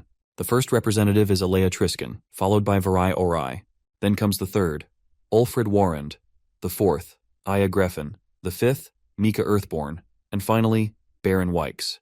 The mention of this familiar name completely catches Elijah off guard. Even Arthur doesn't look quite pleased to hear that name, and a thick tension surrounds him after spotting one of the Wykes family members on stage. The day of the announcement serves as a harsh reality check for Arthur. Lucas Wykes, whose insubordination and betrayal led to the deaths of most of their party, had used his family's power and connections to walk free from his atrocities. Arthur had been warned that seeking revenge against Lucas would be suicide. Standing behind Lucas was his older brother, a powerful mage who now holds the title of a lance. While this complicates his plans, Arthur decides to push all of it aside for now, as he has more pressing matters to attend to, such as his sister's birthday. He's ready for the event, looking like an absolute gentleman. When Sylvie tries to come with him, he quickly tells her to stay in the room for the night. There might be some guests at Ellie's birthday party who are watching him as a pretense, so he doesn't want to take any chances. He reassures his little buddy that he'll make sure someone brings back lots of food for her. That promise is enough to perk the little one's spirits, and with that, they happily wave goodbyes to each other. The night is lively, and the mansion is getting busy with the arrival of all the guests. Arthur can be seen standing at the door, welcoming everyone inside. Meanwhile, Elijah is in the corner, talking to some hot chick. He doesn't waste the opportunity and invites her to grab some lunch together later. But his clumsy attitude causes him to spill his drink all over his clothes, and it doesn't take long for the girl to put some distance between him and her. Arthur quickly twirls around to avoid eye contact with his friend, knowing it would only embarrass the poor guy further. Finally, the spotlight of the day arrives, with her mother playfully covering her eyes. As soon as they reach the living room, the mother quickly uncovers Eleanor's eyes. There Arthur stands, along with all the family members and everyone dear to her, gathered to celebrate her important day. Her brother takes this opportunity to request his sister for a dance. Of course, Eleanor is startled to see her brother inviting her like this for something she never expected to happen. The father, on the other hand, quickly orders the musicians to let the rhythm fill the room. As soon as the music begins, so does the dance between brother and sister. Their performance is a sight to behold, leaving all the guests in awe and amazement. We also see another unexpected guest gracing the party, and it's Gideon. It seems even here this nerdy guy wants to discuss some serious business with Arthur. The scene then transitions to outside, where a carriage that screams royalty pulls up. And honestly, it wouldn't be surprising if the guest inside is Tessia. Though she doesn't leave the carriage, she's just here to drop off a gift. After all, today is Arthur's sister's moment to shine, and Tessia doesn't want to steal that spotlight. Instead, she simply tells her servant to deliver the gift. Now back to this nutjob Gideon. Once they step aside for a private chat, Arthur is hoping Gideon didn't crash the party just to talk business. But Gideon quickly denies it, adding that he even brought Eleanor a gift as well. Whatever the case, Arthur quickly asks Gideon what pleasure he owes to a visit from the #1 artificer of Dickathon. Gideon, with his usual annoyed expression, explains that he just wanted to deliver the news that the council has approved the design he refined from his blueprint, and it's already undergoing construction. The council, by the way, is what the kings and queens of Dickathon now prefer to call themselves after abandoning the monarchy they once held over the 3 kingdoms. Arthur congratulates him, sure that Gideon's efforts are deserving of a reward befitting his achievements. But for Gideon, money and fame are just means to an end. What he actually wants is something even the council can't provide. Suddenly, Gideon's fans start surrounding him, completely occupying his attention and leaving Arthur to his thoughts. As Arthur stands there, he notices Lilia calling out to him. She's out of breath after sprinting all the way here and apologizes for being late. Arthur assures her it's fine, mentioning that her parents had already told him how busy she's been these days as a secretary of the student council. Putting that aside, Arthur greets her properly, as it's been forever since they last saw each other. As they stand face to face, Lilia suddenly notices how tall he's gotten. They spend some quality time catching up, and Arthur finds himself glad to see how much she's grown. The little girl who used to hide from her parents and eat meals with the maids and butlers has now become so accomplished. Lilia looks charmingly annoyed, thinking he's teasing her just because she once showed him her secret hiding spot. Still, Arthur can't help but point out how far she's come. The girl who used to stress about her future is now thriving at the most prestigious academy in Dicathan. Judging by the number of boys who've been sneaking her soulful stares during their conversation, Arthur assumes she's become quite popular as well. Well, there goes her Freudian slip. Lilia unintentionally lets it slip that she doesn't even have a boyfriend. But our boy doesn't catch on to what she's trying to imply. Instead, he cheerfully tells her that he'd be happy to critique and approve any boy she might bring home, though he makes it clear that he won't be any easier to please than her father. Of course, this devastates Lilia. To think that Arthur doesn't even consider her in that way is just heartbreaking for her. That's when Gideon joins their conversation. Lilia quickly bows in respect to his senior and then excuses herself, walking away to give Arthur and Gideon some time alone. Gideon can't help but notice that he always seems to be surrounded by girls. Lilia, in particular, seems quite interested in Arthur, so he asks if Arthur doesn't plan on doing anything about it. Our boy simply states that Lilia is someone whose life has been changed by him, and her feelings towards him aren't exactly love, but more akin to gratitude. As far as Arthur is concerned, what she's feeling now is more like the infatuation a damsel might have toward a hero. But in the future, he's sure she'll be able to distinguish those feelings. Gideon finds it frustratingly repulsive how deeply and thoroughly Arthur seems to analyze these situations. In any case, Arthur is certain that Gideon isn't here to give him advice on love, so he asks what he really wants to discuss. Gideon then claims that he wants to use the money, fame, and power that the council has bestowed upon him to get something he can't obtain elsewhere, which is Arthur's knowledge. Arthur had already started having second thoughts after giving Gideon the blueprints for the steam engine because he didn't want to change how this world works any more than he already has. This continent is doing just fine without his interventions. Hearing this, Gideon becomes more certain that Arthur has even more inventions in mind that could change the world, but he just doesn't want to talk about them. Arthur finds it concerning how easily Gideon picks up only the parts of his thoughts he wants to hear. So Arthur coldly addresses Gideon and makes it clear that he's not here to indulge his selfish curiosities. In response, Gideon decides to offer a trade. He promises not to ask about any world-changing inventions, but he wants to borrow Arthur's mind from time to time. In return, he offers to become Arthur's personal benefactor for whatever sort of artifacts or goods he might need. The deal is lucrative, and Arthur sees no reason to deny it, so he shakes Gideon's hand to seal the agreement. Meanwhile, we see Ellie unwrapping all the gifts she's received, and among the sea of presents, Arthur notices an oddly shaped one that stands out the most. Ellie quickly unwraps it, and besides the gift, there's also a letter. As Arthur reads the letter, Ellie finds a bow and arrows inside, and the design looks very elven. While Arthur has no clue who might have sent this gift, we already know that it's from Tessia. That's when Ellie extends her hand and demands her brother hand over her gift. Arthur doesn't waste a moment and produces two small jewelry boxes, one for his sister and one for his mother. Once Ellie opens it, we see that it's the same phoenix feather necklace Arthur got from Gideon. These necklaces are meant to protect them in case he or his father isn't around. While Mrs. Helstea is in awe of such a lavish item, her husband claims that these two pendants are the only ones in existence. After putting one of the pendants around his sister's neck, Arthur greets her with a heartfelt happy birthday. Later, we find ourselves at the manufacturing facility, where Arthur walks alongside Gideon. This place is restricted to council members only, yet Arthur is being given the privilege of walking around. As they talk back and forth, Gideon remembers that Arthur's birthday passed not long ago. It's actually been 4 months since Ellie's birthday, and the days have blurred by. But still, even though it's late, Gideon presents his gift to Arthur. When Arthur opens the box, he finds exactly what he's been hoping for a long time. For that reason, Arthur thanks his maniac friend. But Gideon states that, compared to the help Arthur provided with the steam engine, this little present is nothing.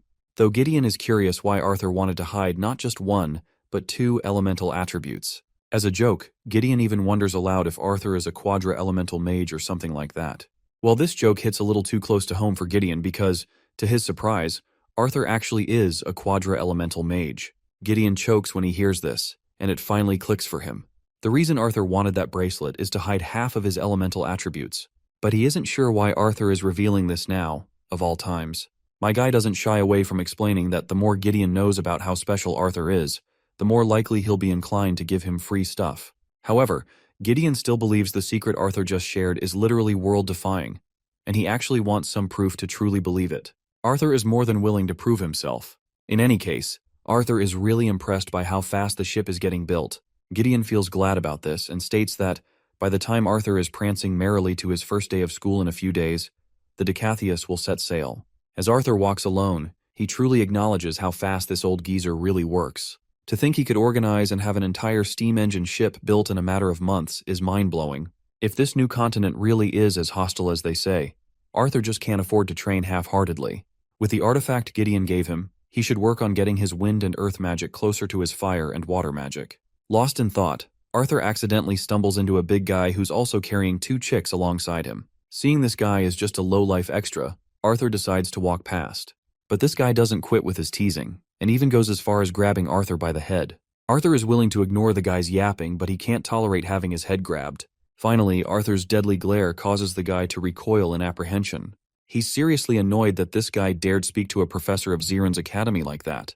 The mention that this bastard is a professor makes Arthur halt. While the guy continues to mock Arthur and flaunt his title as professor, Arthur throws down the pendant he had stolen from the guy, leaving the bastard utterly bewildered. As far as this bastard can tell, he did not see this brat move, so how come he even stole that pendant? As soon as Arthur gets back home, his sister and the little furball jump at him, but he quickly saves himself by gently making them both float using his wind magic. He questions his sister where their parents are, to which Ellie responds that they're in the living room with Elijah because there's a package they received from Zyrus Academy. One is for Elijah, and one is for Arthur. It turns out it's a uniform they've received, and seeing the box that officially welcomes him to Zyrus Academy, the moment feels special to Arthur. From an orphan to a king, to a baby, then an adventurer, it looks like he will finally be a student. He can't even begin to imagine how much more this world is going to teach him. Well, there you go, guys. The end of the 3rd season. The next season opens with Arthur getting ready for school, while Elijah is already prepared and waiting. As Arthur dons his uniform, Elijah can't help but question why Arthur chose to attend Zyrus Academy as a scholar mage. To that, Arthur simply responds that he wanted to learn more about magic theory. But Elijah points out that Arthur could have done that by taking electives instead of centering his entire academic life around it. Well, fighting kids his age doesn't really interest Arthur much. Besides, he'll still be taking some battle mage classes on the side. Elijah knows all this, but he's heard that scholar mages tend to be looked down upon by battle mage students. He's worried about how many students Arthur will end up sending to the medical ward for looking down on him. Anyhow, as Arthur finishes getting ready, he assures his friend that he'll try to behave. Later, they arrive in the dining area and sit down for breakfast. Ellie is sulking because she wanted to go to Zyrus Academy as well. Seeing her brother in that prestigious uniform doesn't make things any easier for her. After breakfast, Arthur and Elijah are finally ready to depart for their academy. Before boarding the carriage, Arthur makes sure to give his parents a sweet hug. He also makes sure to show some love to his sister, ruffling her hair playfully. Arthur reminds them to keep the pendants he gave them on at all times.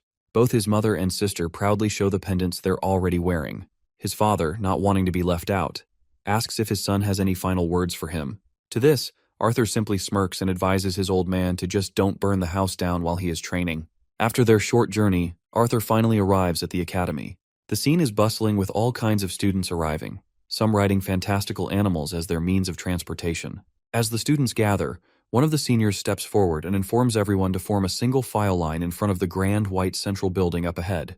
Attendance at the entrance ceremony is mandatory. One by one, the students approach the receptionist's desk to register and verify their identities. When it's finally Arthur's turn, the receptionist is visibly shocked upon learning that Arthur has affinities for both earth and wind magic. After a brief moment of surprise, she regains her composure and directs him to proceed further. The auditorium is already packed with students, and there isn't a single seat left unoccupied. Arthur and Elijah navigate their way through the crowded seating area, finally managing to secure seats after quite a bit of effort. Soon after, the chairman of the academy, Goodsky, makes her appearance. Her sharp eyes immediately catch sight of Arthur, and she acknowledges him with a subtle wink. With just a single snap of her fingers, the noisy students, who had been chattering amongst themselves, fall into complete silence. Arthur is thoroughly impressed by her display of power. While he never doubted her abilities, seeing her exert enough control to encompass the entire building is truly awe-inspiring. The old hag finally begins her speech. She starts by apologizing to all the students for silencing them so abruptly, but explains that at her age, she can only speak so loudly. After introducing herself, instead of the usual generic speech she gives every year, she decides to get a little creative since this year is special. She takes a lot of pride while revealing that ever since the founding of the institution, this academy has never had as many elves and dwarves in attendance as it does today. With that in mind, who better to welcome everyone than the very students who will help lead and give voices to all? She then calls for a round of applause to welcome the members of the Zyrus Academy Student Council. The first 3 members of the council make their way onto the stage, but they don't draw much attention. However, the one who walks in last commands an undeniable presence, instantly stealing the spotlight and drawing every pair of eyes in the room. The figure is so familiar that even Sylvie perks up in excitement. Arthur can't help but crack a smile as well, his heart warming as he finally sees Tessia after such a long time. All the students had heard rumors that Tessia had been on campus since last year as a direct disciple under Director Goodsky. What makes this so shocking is that the director is infamous for never taking on a disciple. That fact alone speaks volumes about just how talented this lady is. As the student council takes their places on the podium, Tessia takes the initiative to introduce herself as the student council president. First and foremost, she congratulates everyone for gaining admission to the finest institute of mages this continent has to offer. While she's a first year like the rest of them, she shares that she had the privilege of observing the academy for an entire year beforehand.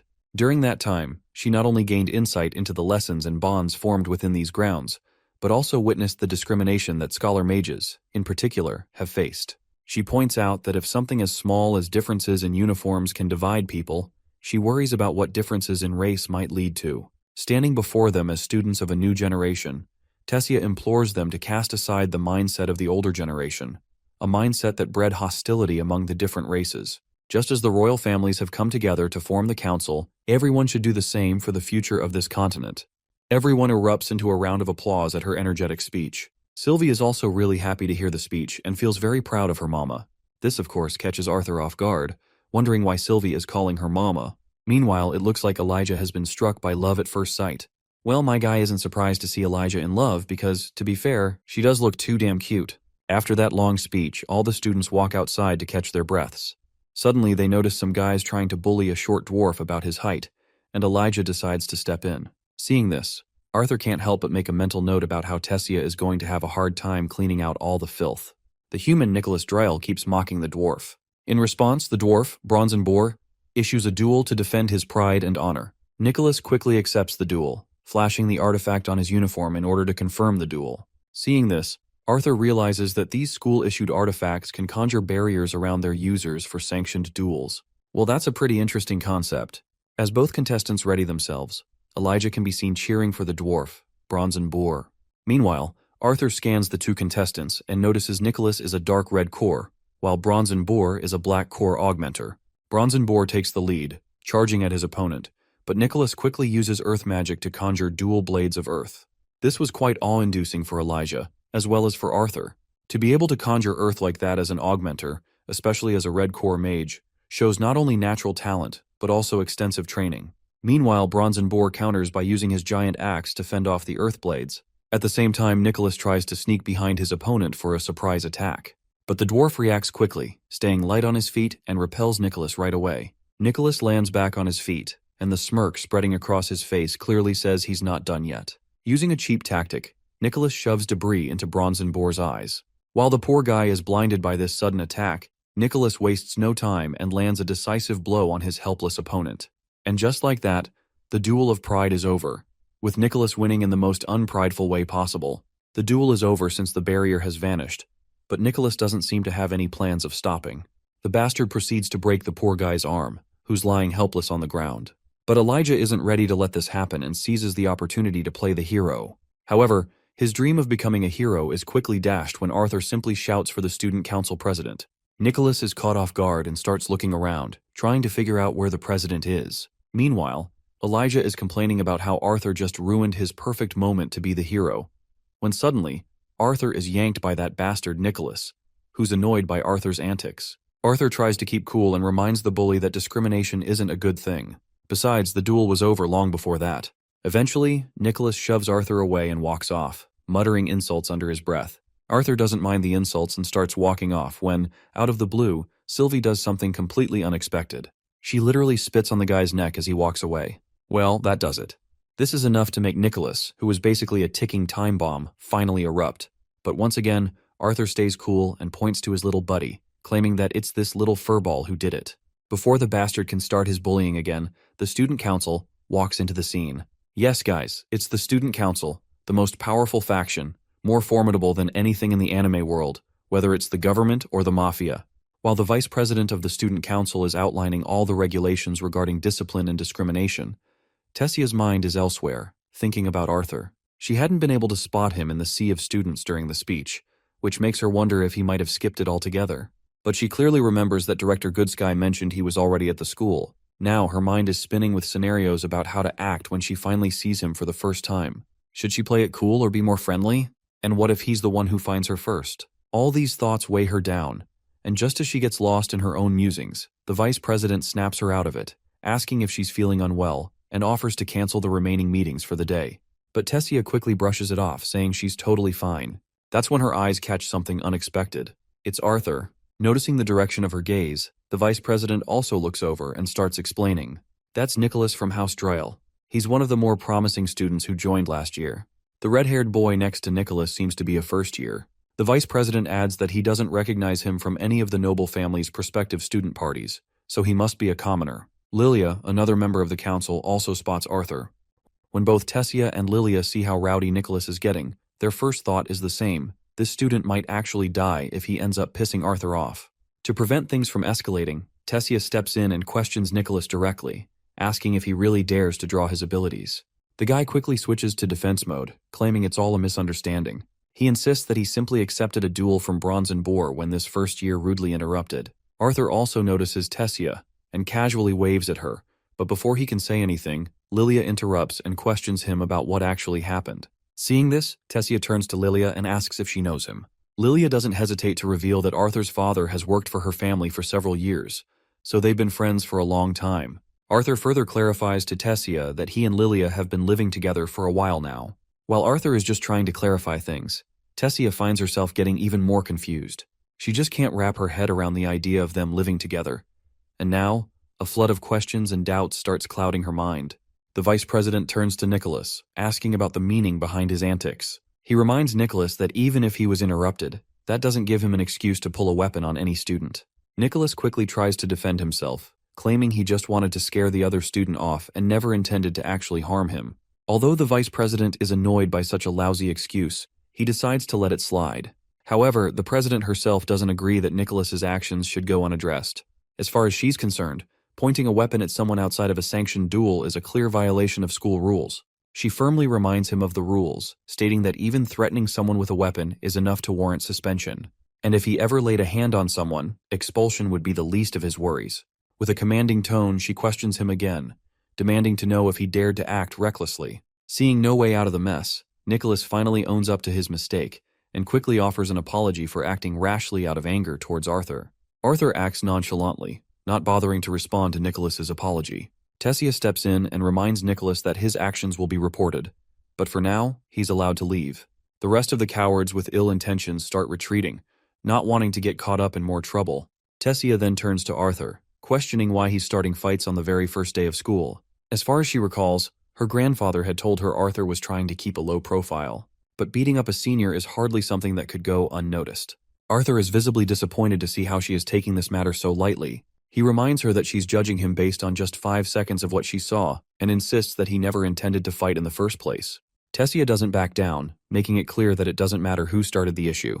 He should have kept the consequences in mind that could have followed if the situation had escalated further. Arthur stands his ground and clarifies that Nicholas was about to seriously injure that poor student.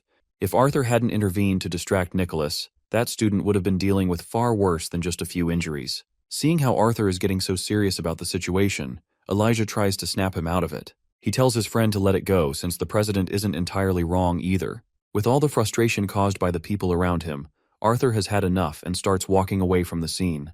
Seeing how rudely Arthur is acting, the vice president quickly stops him and throws an insult, questioning if he was raised in a barn. My guy, however, just lets out a heavy sigh, clearly fed up with people always putting their filthy hands over his shoulder. This naturally pisses Clive off even more. But before the poor guy can react, Arthur releases a heavy pressure that makes everyone around him cower. Before anyone can make sense of what's happening, Clive is sent flying into the air, only to come crashing down butt first onto the solid ground. Lilia quickly rushes over to Clive, who's sprawled on the ground, and checks if he's okay. Arthur is seriously sick of everyone around him and simply walks off.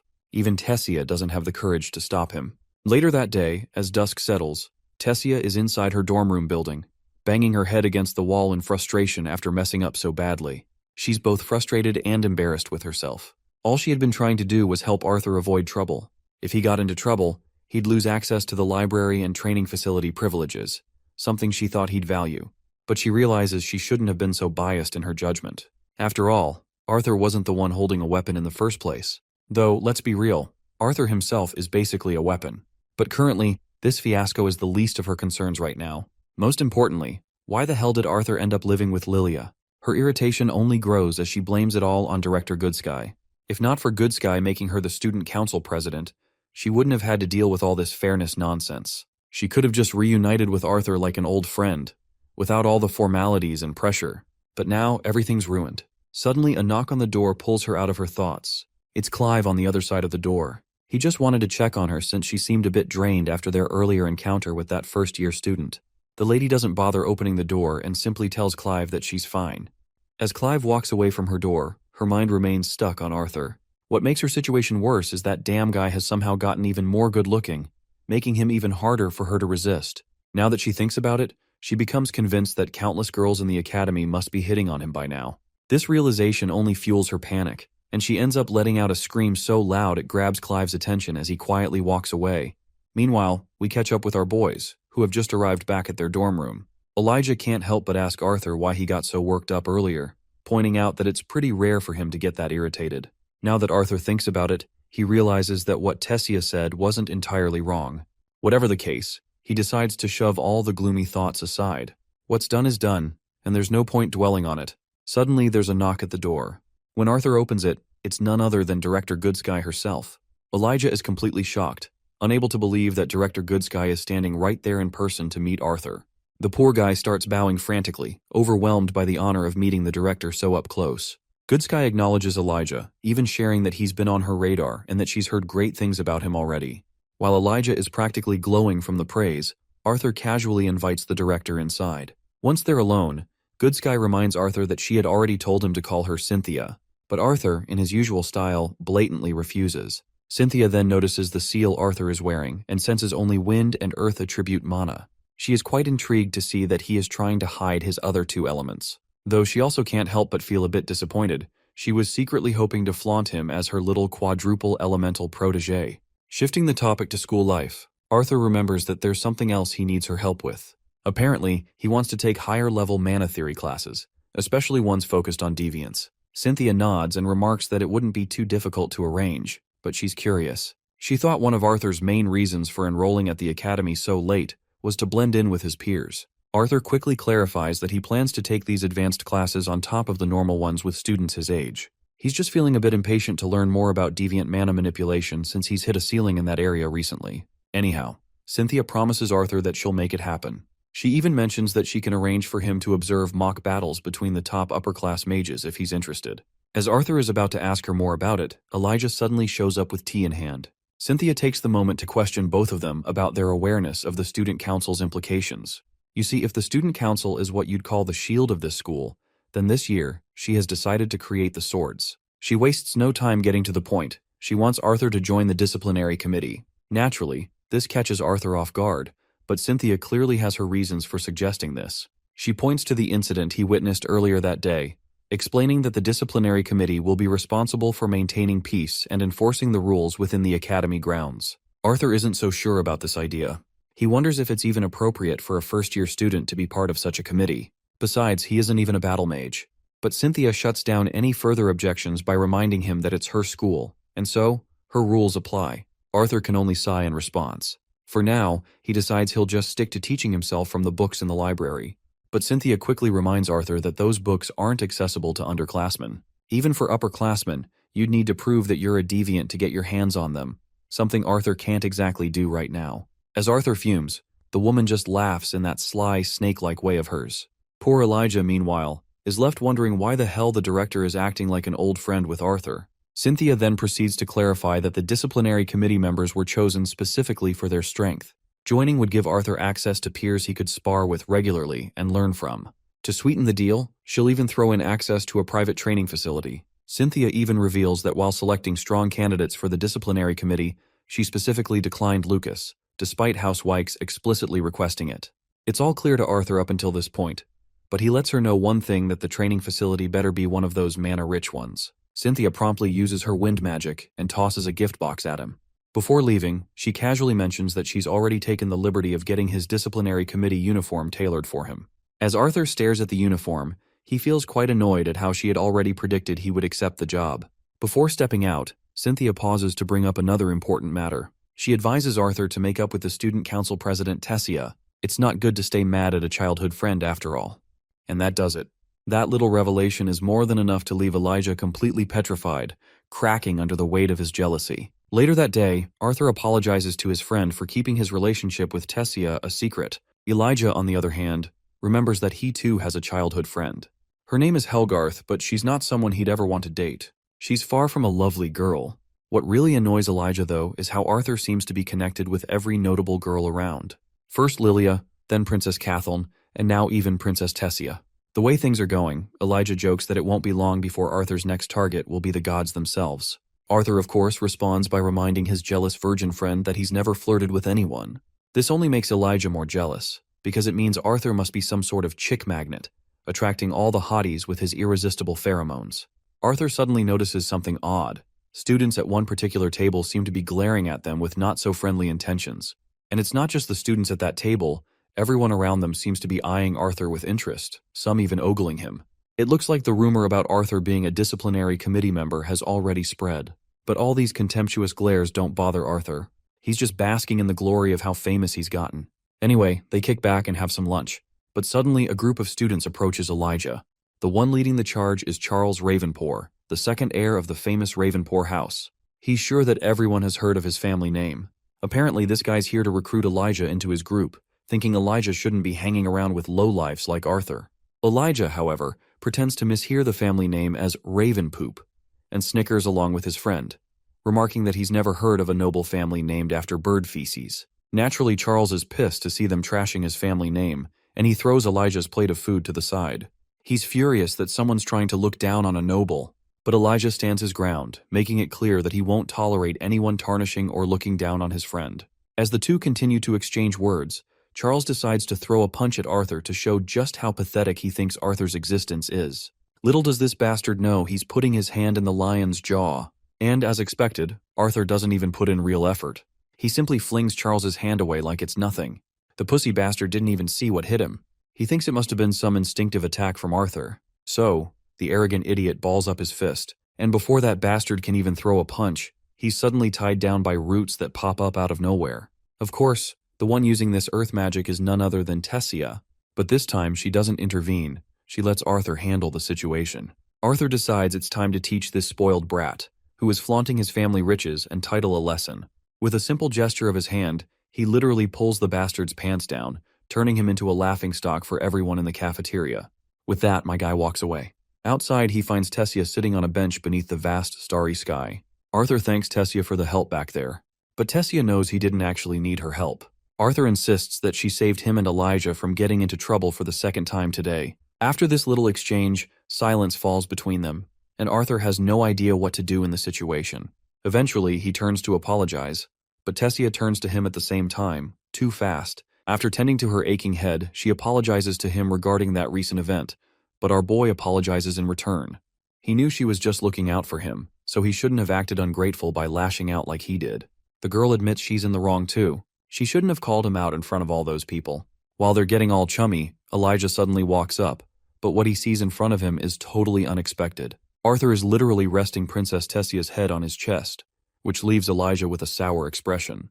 He quickly decides to leave, giving Arthur much-needed time with Tessia. Meanwhile, Tessia and Sylvie finally get to see each other. Arthur then stands up and invites Tessia for a little walk. As they walk, he explains everything that led him to this point. Tessia is quite intrigued by his stories. It's amazing to think that he's also been an adventurer. Arthur mentions that he had no idea Director Goodsky was so close with Elder Virion. Now it all makes sense how she knew so much about him. Tessia admits that's one of the reasons she was able to become Goodsky's disciple. She then notices how much he's changed since the last time she saw him. Even the way he moves feels so purposeful, and his face has changed too. Having heard all of his stories, she is feeling jealous of Jasmine from all his adventure stories. Suddenly, Arthur notices her grumpy face and questions her, to which she starts laughing and says it's nothing. As they walk, they finally make their way to the dorm rooms. While they're at it, Arthur shows her the beast's will and gives it to her as a little present for becoming a dual elemental mage. The girl is in awe when she sees it, since she's heard about it from Master Goodsky. While she hesitates to take it, Arthur hands it over anyway. because he can't think of a better gift for her than this. With that, he waves her goodbye and tells her to get some sleep, as they have a big day ahead tomorrow. The girl feels totally warmed up to see him giving her such a precious gift so casually, which definitely makes her feel more important. When Arthur comes into the dorm room, he notices his friend under the blankets, who still hasn't gotten over the fact that Arthur has scored yet another girl on his already long and extensive list. His rather unusual behavior even unsettles Arthur. As they both get into bed, Elijah can't believe that Tessia, the lunar goddess, was leaning her head on Arthur's chest. Arthur questions him about this weird name, so Elijah explains that it's a name the students of this school have bestowed upon their student council president. She looks like the moon. The moon seems so close that you could grab it, but no matter how hard one tries, no one can touch it.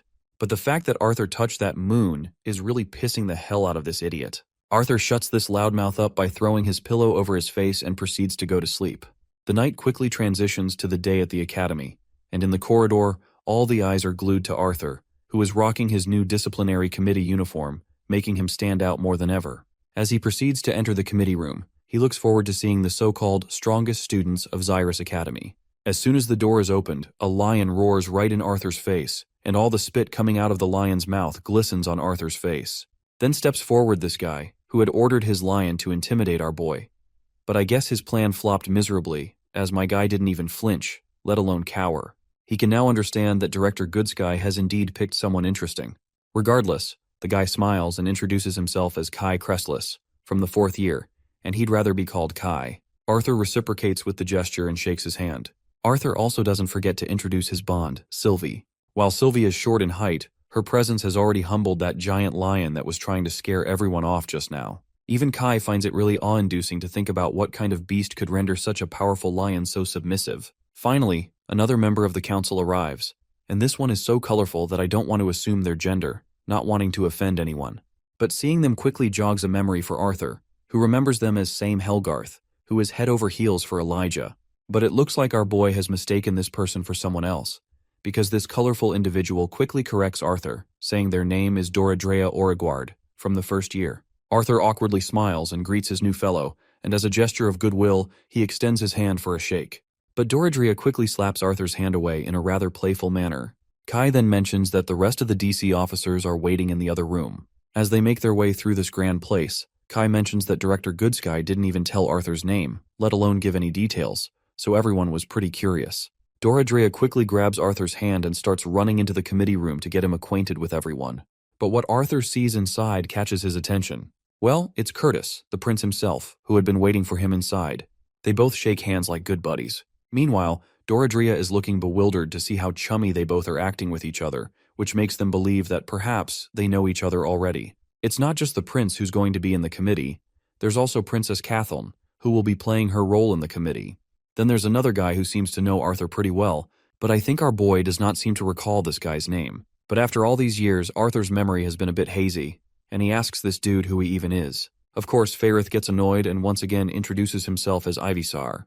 Now that Fairith gives out his full name, Arthur quickly remembers that he's the same guy who had escorted Arthur from Elenoir to the human city of Xyrus. Arthur even recalls this guy's embarrassing nickname, Feifei, which is enough to make everyone standing behind crack up in laughter. Feifei then boasts that even though he's in the 1st year, he's still 1 year older than Arthur, so he should be respected. Well, my guy is ready to give this guy the respect he deserves, but he can't seem to forget the time when he literally knocked him out with one punch, and that memory still feels like it was yesterday. Now this duo enters. The girl with red hair introduces herself as Claire Bladeheart, a 6th year battle mage student and also the leader of this little ragtag group. The mention of Bladeheart jogs a memory for Arthur, and he questions her if she's somehow related to Casparian Bladeheart. The girl quickly asks if he knows her uncle, to which Arthur quickly feigns ignorance.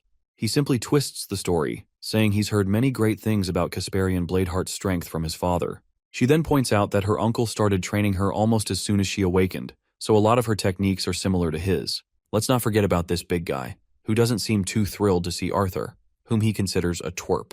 Anyhow, he extends his hand to shake, and as soon as their handshake takes place, Arthur feels this gravity magic pinning him down. He now knows that this big guy is just trying to test him, but, well, Arthur breezes through this test like it's nothing, and it's all thanks to his body's assimilation with Sylvie's beast will. All the guys watching are in awe to see that Arthur made it through the big guy's test, and the big guy officially recognizes him. By the way, this big guy is Theo. Kai takes a moment for a round of applause for Arthur, because Feifei over there fell face first into the ground when Theo did that to him. Feifei is annoyed to hear this insult and tries to excuse himself by stating that he's a conjurer while Arthur is an augmenter, so there's no comparison between a brute and a conjurer. Claire tells Feifei to take a chill pill because they barely have any time for the club rush announcement. You see, this will be the very first time the disciplinary committee officers will show their faces to the student body. It looks like Arthur wasn't informed about this development beforehand, so he hasn't prepared anything for his speech. The prince quickly assures him that there's nothing to prepare since the student council will be taking their turn to speak on behalf of the disciplinary committee. And all the disciplinary committee has to do is walk in and look tough. Later, we see the student council president formally introducing the disciplinary committee, a group handpicked by the director to resolve and prevent disputes among students, as well as enforce punishments for troublemakers, all for the sake of upholding peace and safety for everyone. The group finally appears right in front of the entire student body, and Tessia proudly introduces them as the disciplinary committee. A while later, when the regular classes begin, we see all the students in the classroom clamoring about Arthur, now known as a disciplinary committee officer. It seems all the attention his title is attracting has already started to wear him down. Finally, the professor arrives. This guy is a conjurer, and his control over his core is so refined that Arthur can't even sense his level. As soon as the professor hits the podium with a thick book, silence spreads through the room. With everyone's attention now captured, he takes the opportunity to welcome everyone to fundamentals of mana theory. He introduces himself as Professor Avius, their instructor for this course. Although this is technically a basic class, he emphasizes that understanding the topics covered this semester is imperative. There will be plenty of fun projects and assignments along the way. In light of the new changes starting this year, Professor Avius thinks it's appropriate to address what actually started the whole "conjurers are better than augmenters" stigma. Back in the old days, when achieving even an orange core was considered extremely difficult, conjurers had a massive advantage over augmenters. Physiologically, conjurers have much more developed mana veins, which are responsible for absorbing ambient mana and transporting it to the mana core. Meanwhile, augmenters naturally have more developed mana channels, which are responsible for distributing mana from the mage's core to the rest of their body.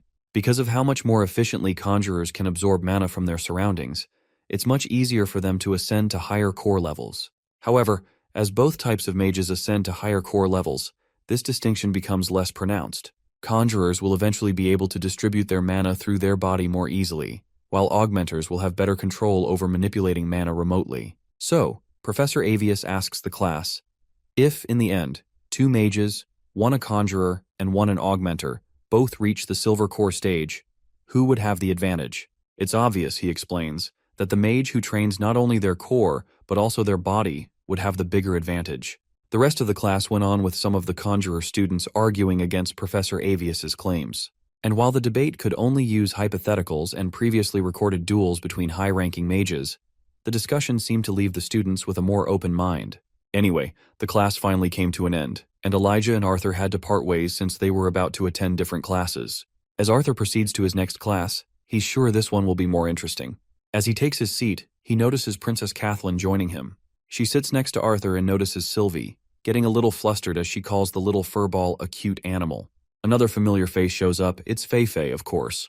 Without even bothering to ask, he plops himself right next to Arthur. Soon enough, the professor arrives, and just from hearing his voice from a distance, Arthur notices it's the same drunken teacher he had met a while ago. It turns out this guy is here to teach practical mana manipulation, which means this class will be all about hands-on experience.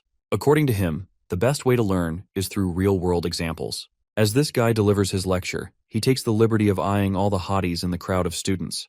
And then, in the midst of the crowd, he spots Arthur, the same brat who had humiliated him before. Seeing Arthur in his class makes this shitty teacher downright happy, because now he can easily make Arthur's life a living hell. So, he indirectly calls Arthur out by sarcastically claiming how it's an honor to be teaching their very own disciplinary committee officer. He adds that he's really curious to see what kind of abilities the members of this newly formed DC have to offer.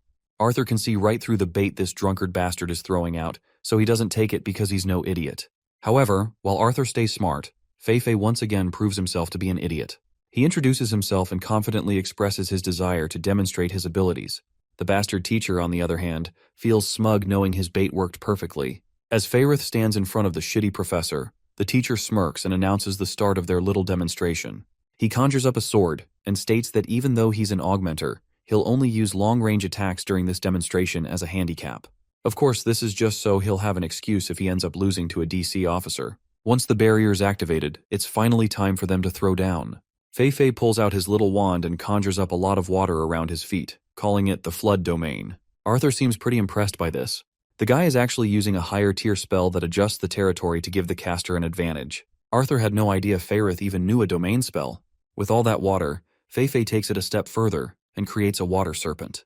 But then, the horny teacher, Geist, steps in with an attack of his own. He throws a blue fireball that evaporates all the water in front of him and even lands a hit on poor Fei's knee, leaving him with a nasty burn. Once Fei is down for the count, the teacher smugly asks if he surrenders. Not surprisingly, the poor guy concedes. In the crowd, Arthur looks pretty annoyed, watching this bastard of a teacher beat up a student just to stroke his own ego. When poor Fei comes back, Arthur tries to lift his spirits, telling him he did a great job. The teacher, of course, starts boasting about himself again. He tells everyone that this should be a lesson for them all. One should not be too confident about themselves. While this bastard is completely successful in his plan to humiliate Fei, the princess isn't about to let this slide so easily. She volunteers to participate. Fei is bewildered to see this. Even the teacher is thrown off, clearly not expecting or wanting a girl to volunteer. After all, he's a horny sucker, so he can't bring himself to injure a hottie. Arthur remembers that Kathleen has an affinity for ice magic, and she's just witnessed Geist's fire attribute in action. Fei tries to stop her from going, but she eventually steps down into the arena. The horny teacher feels quite honored to have the princess herself as his opponent, and humbly asks her not to hold it against him if he goes a bit rough. Of course, Kathleen doesn't give much of a response. She quickly conjures her wand and gets ready. The teacher, on the other hand, summons his fire powers again and decides to proceed. Kathleen raises her hand and, with a command, launches needles made of ice. But those are quickly blocked by the teacher's fiery powers. Undeterred, the girl conjures up even bigger needles and throws them down at her opponent. But once again, the bastard's firepower breaks through all the ice coming at him. But this time, the princess switches up her strategy. She quickly splits her big chunk of ice into smaller needles, turning them into a barrage of missiles. The teacher, confident that no petty tricks can work on him, retaliates. But the princess counters his attack with an ice tornado. However, as she tries to control the massive tornado, the fire bullets the teacher launched earlier are heading straight for her. She's completely vulnerable in this critical moment, and both Fei and Arthur are losing their minds, thinking she's about to get hit. Even the teacher starts to regret throwing those fireballs, realizing too late that the princess has no way to defend herself.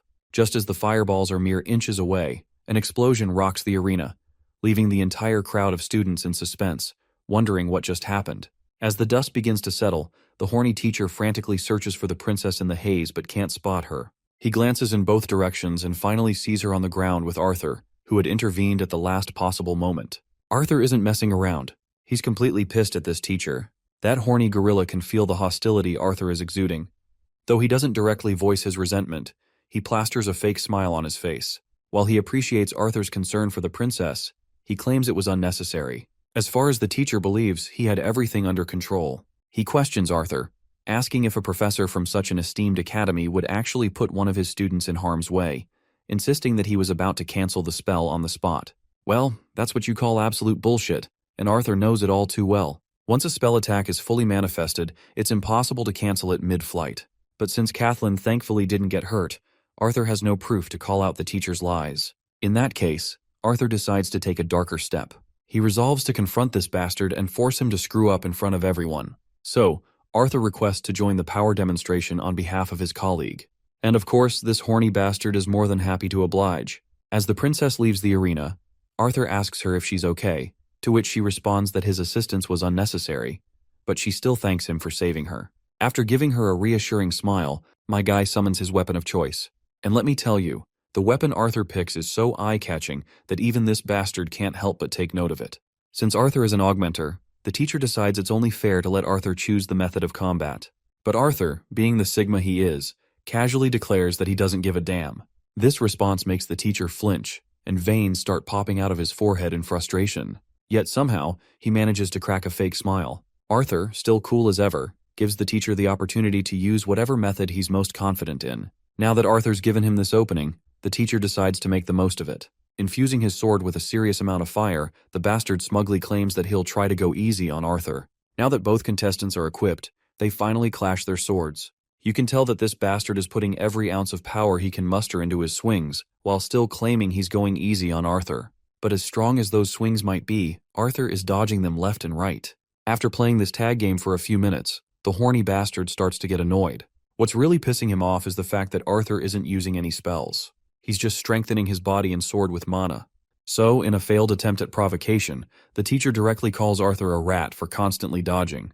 But Arthur's got sass for days. He fires back, asking this bastard if there's really a point in attacking back when his esteemed professor can't even land a single blow on a first-year student. Of course, the teacher takes the bait and gets provoked as expected, and with all the strength he can muster, he launches an attack that causes a massive eruption of fire. But that still isn't enough to take Arthur down. He continues dodging them left and right. As this game of tag continues, with the teacher giving his all to take Arthur down, the students begin to suspect that this is spiraling out of control. This fight doesn't look like a demonstration anymore. At some point, Arthur decides it's time to finally retaliate. And once he does, my guy easily pushes Professor Geist back. Seeing this, Fei and the princess are left in awe. Arthur looks like he's on a completely different level. He charges at the teacher and launches a barrage of air blades. No matter how much the professor tries to block these attacks, nothing is able to withstand the mighty wind blades Arthur throws at him.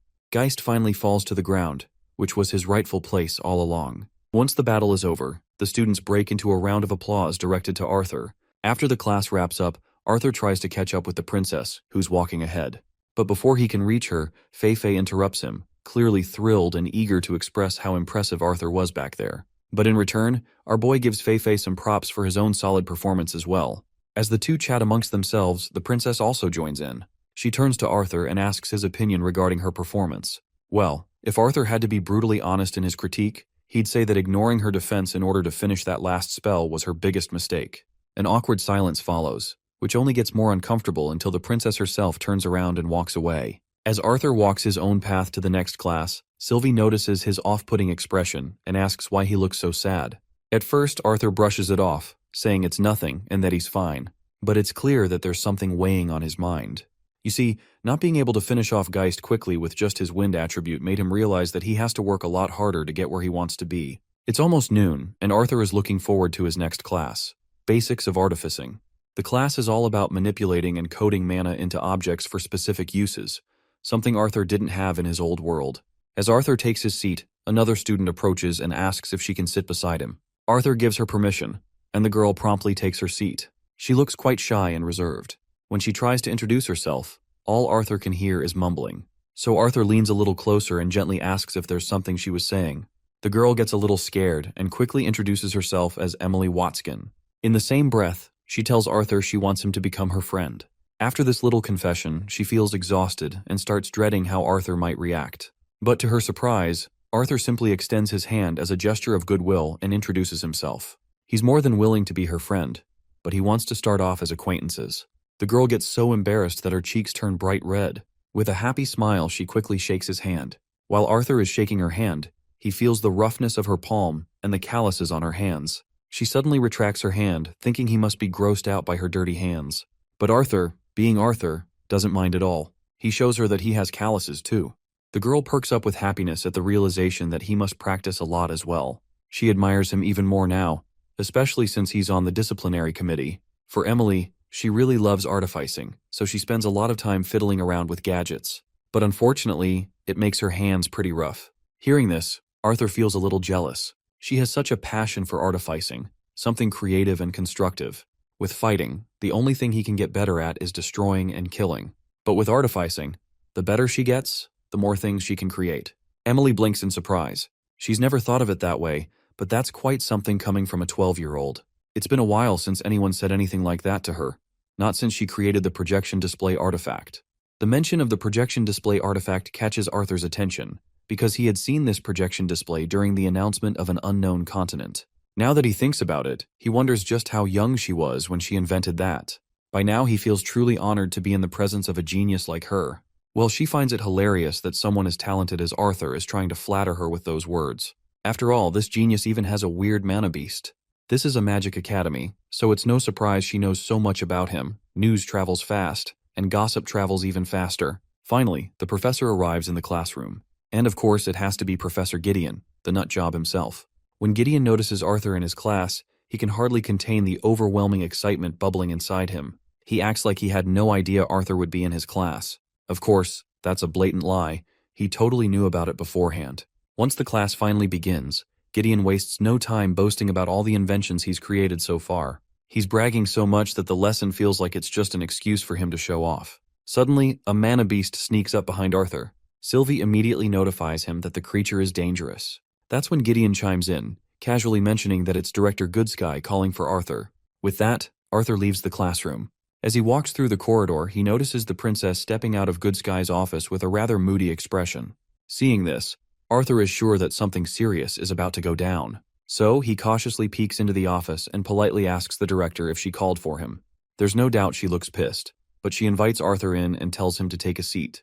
As Arthur sits down, he nervously begins venting about how much of a shithead Professor Geist is. But the lady quickly assures him that she didn't call him here about his affairs with Professor Geist. After a few moments of silence, she finally asks Arthur how he would feel about acting as an intern professor for the practical mana manipulation class. Arthur immediately goes on high alert and wonders what exactly Princess Kathleen told her that led to this sudden decision. The cheeky old woman jokes that Arthur better not be stealing the hearts of both princesses, because the last thing she wants is for him to start a civil war between elves and humans. Arthur sighs and gets back to the main topic at hand, reminding her that he's just a student who hasn't even completed his first day of school yet. How could he possibly be both a student and a professor at the same time? The old hag tries to reassure him that it's not as complicated as he might think. Being the director of the academy, everything is allowed as long as she says so.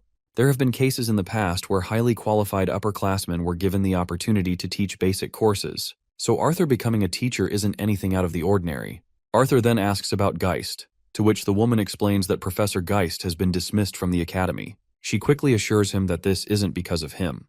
Apparently, she had launched an investigation as soon as she heard what happened, and with Princess Kathleen's help, Geist had no room to defend himself. That being said, she admits she's never seen the princess as worked up as she was today. Even so, Arthur still doesn't understand why she wants him to join as professor. To this, the old hag casually states that a spot opened up, and she wants him to take it. She insists that she has no ulterior motives this time, so he should cast aside any lingering suspicions. But she believes this would be a good opportunity for him to build his reputation without having to conquer her professors. He might get backlash from students hating him, but the old hag would be well placed to defend him if necessary. All in all, it's now his choice. But she suggests that it would be better for him to make use of his time, rather than sitting through a class he's clearly overqualified for. Eventually, Arthur agrees to what the old hag is suggesting, especially since his plan to keep a low profile has already flopped. Goodsky finally smiles, seeing him take the opportunity. She's sure he's going to perform exceptionally well. As he walks away, the old hag watches him through the window. There's something about Arthur, something that always keeps her on her toes. Negotiating with him is more nerve-wracking than dealing with royal families. She asks her beast, Avier, for his take on the boy. The Vice Owl simply replies that Arthur is not ordinary. He warns her not to make the mistake of viewing Arthur Lewin as just a child. Whether it is mental acuity or emotional maturity, there is far more to Arthur than meets the eye. Cynthia questions Avier, asking what makes him so sure about this. To this, Avier explains that it's his bond. Sylvie is not a fox as she appears to be, but a dragon. Avier suspects that when Sylvie fully develops, her strength could easily overshadow his own by an immense margin.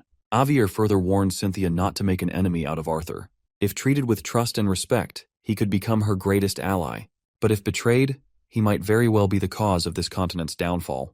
In the cafeteria, Elijah spots Arthur and calls out to him. As the two sit together, Elijah introduces the girl seated across from him, Charlotte. While Sylvie drools at the sight of the delicious chicken steak on Arthur's plate, Charlotte tries to pet the little furball.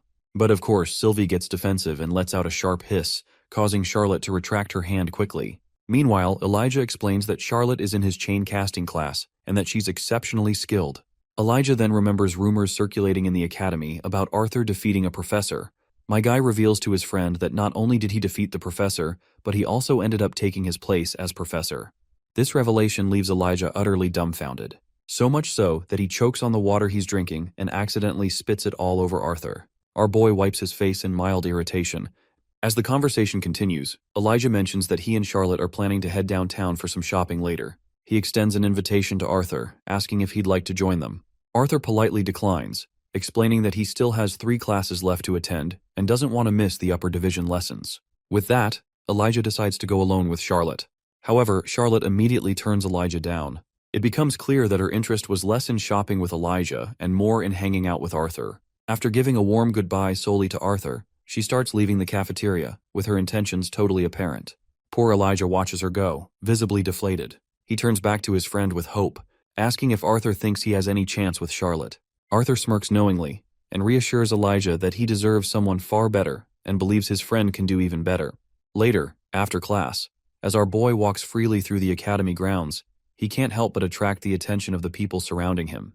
Soon enough, he hears the familiar voice of Claire calling out to him, and alongside her stands none other than Prince Curtis. As the friends catch up, they notice members of the student council mingling in the crowd as well. It doesn't take Tessia long to notice Arthur's presence, and her face lights up with happiness at the sight of him. Meanwhile, Claire is practically suffocating Arthur under her shoulder wrap, but Tessia doesn't look too thrilled to see him clinging to another woman. She can't help but pout. So disappointed, Tessia literally just walks right past him. Claire also notices Tessia's bad mood, but little does she realize, it's all her fault. Once Arthur finally escapes Claire's grasp and catches his breath, he senses a familiar yet utterly disgusting presence walking past him. That presence is none other than Lucas Wykes. All the horrible memories come flooding back, making Arthur clench his fists in frustration. Then out of nowhere, a giant hawk lands in the courtyard. Riding on its back is none other than Professor Glory, the instructor for team fighting mechanics. The massive bird, a flare hawk named Torch, is actually her bond. Arthur quickly decides to scan Professor Glory from head to toe, trying to gauge how powerful she is. However, before he can even sense her power level, she glares at him so fiercely that it makes his head throb. Well, it's not surprising that she's hiding her level and elemental attribute, especially around a bunch of students. Though Arthur isn't quite sure why, it seems like she has noticed him, and she starts walking toward him. She appears genuinely glad to see her new colleague, and looks forward to working alongside him. A murmur breaks out among the students as they begin making wild guesses. Could Arthur actually be their new student professor?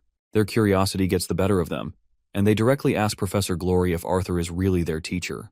Glory doesn't waste time addressing their questions. She clarifies everything, revealing that not only is Arthur a freshman disciplinary committee officer, but he's also been appointed as the interim professor for the practical mana manipulation class.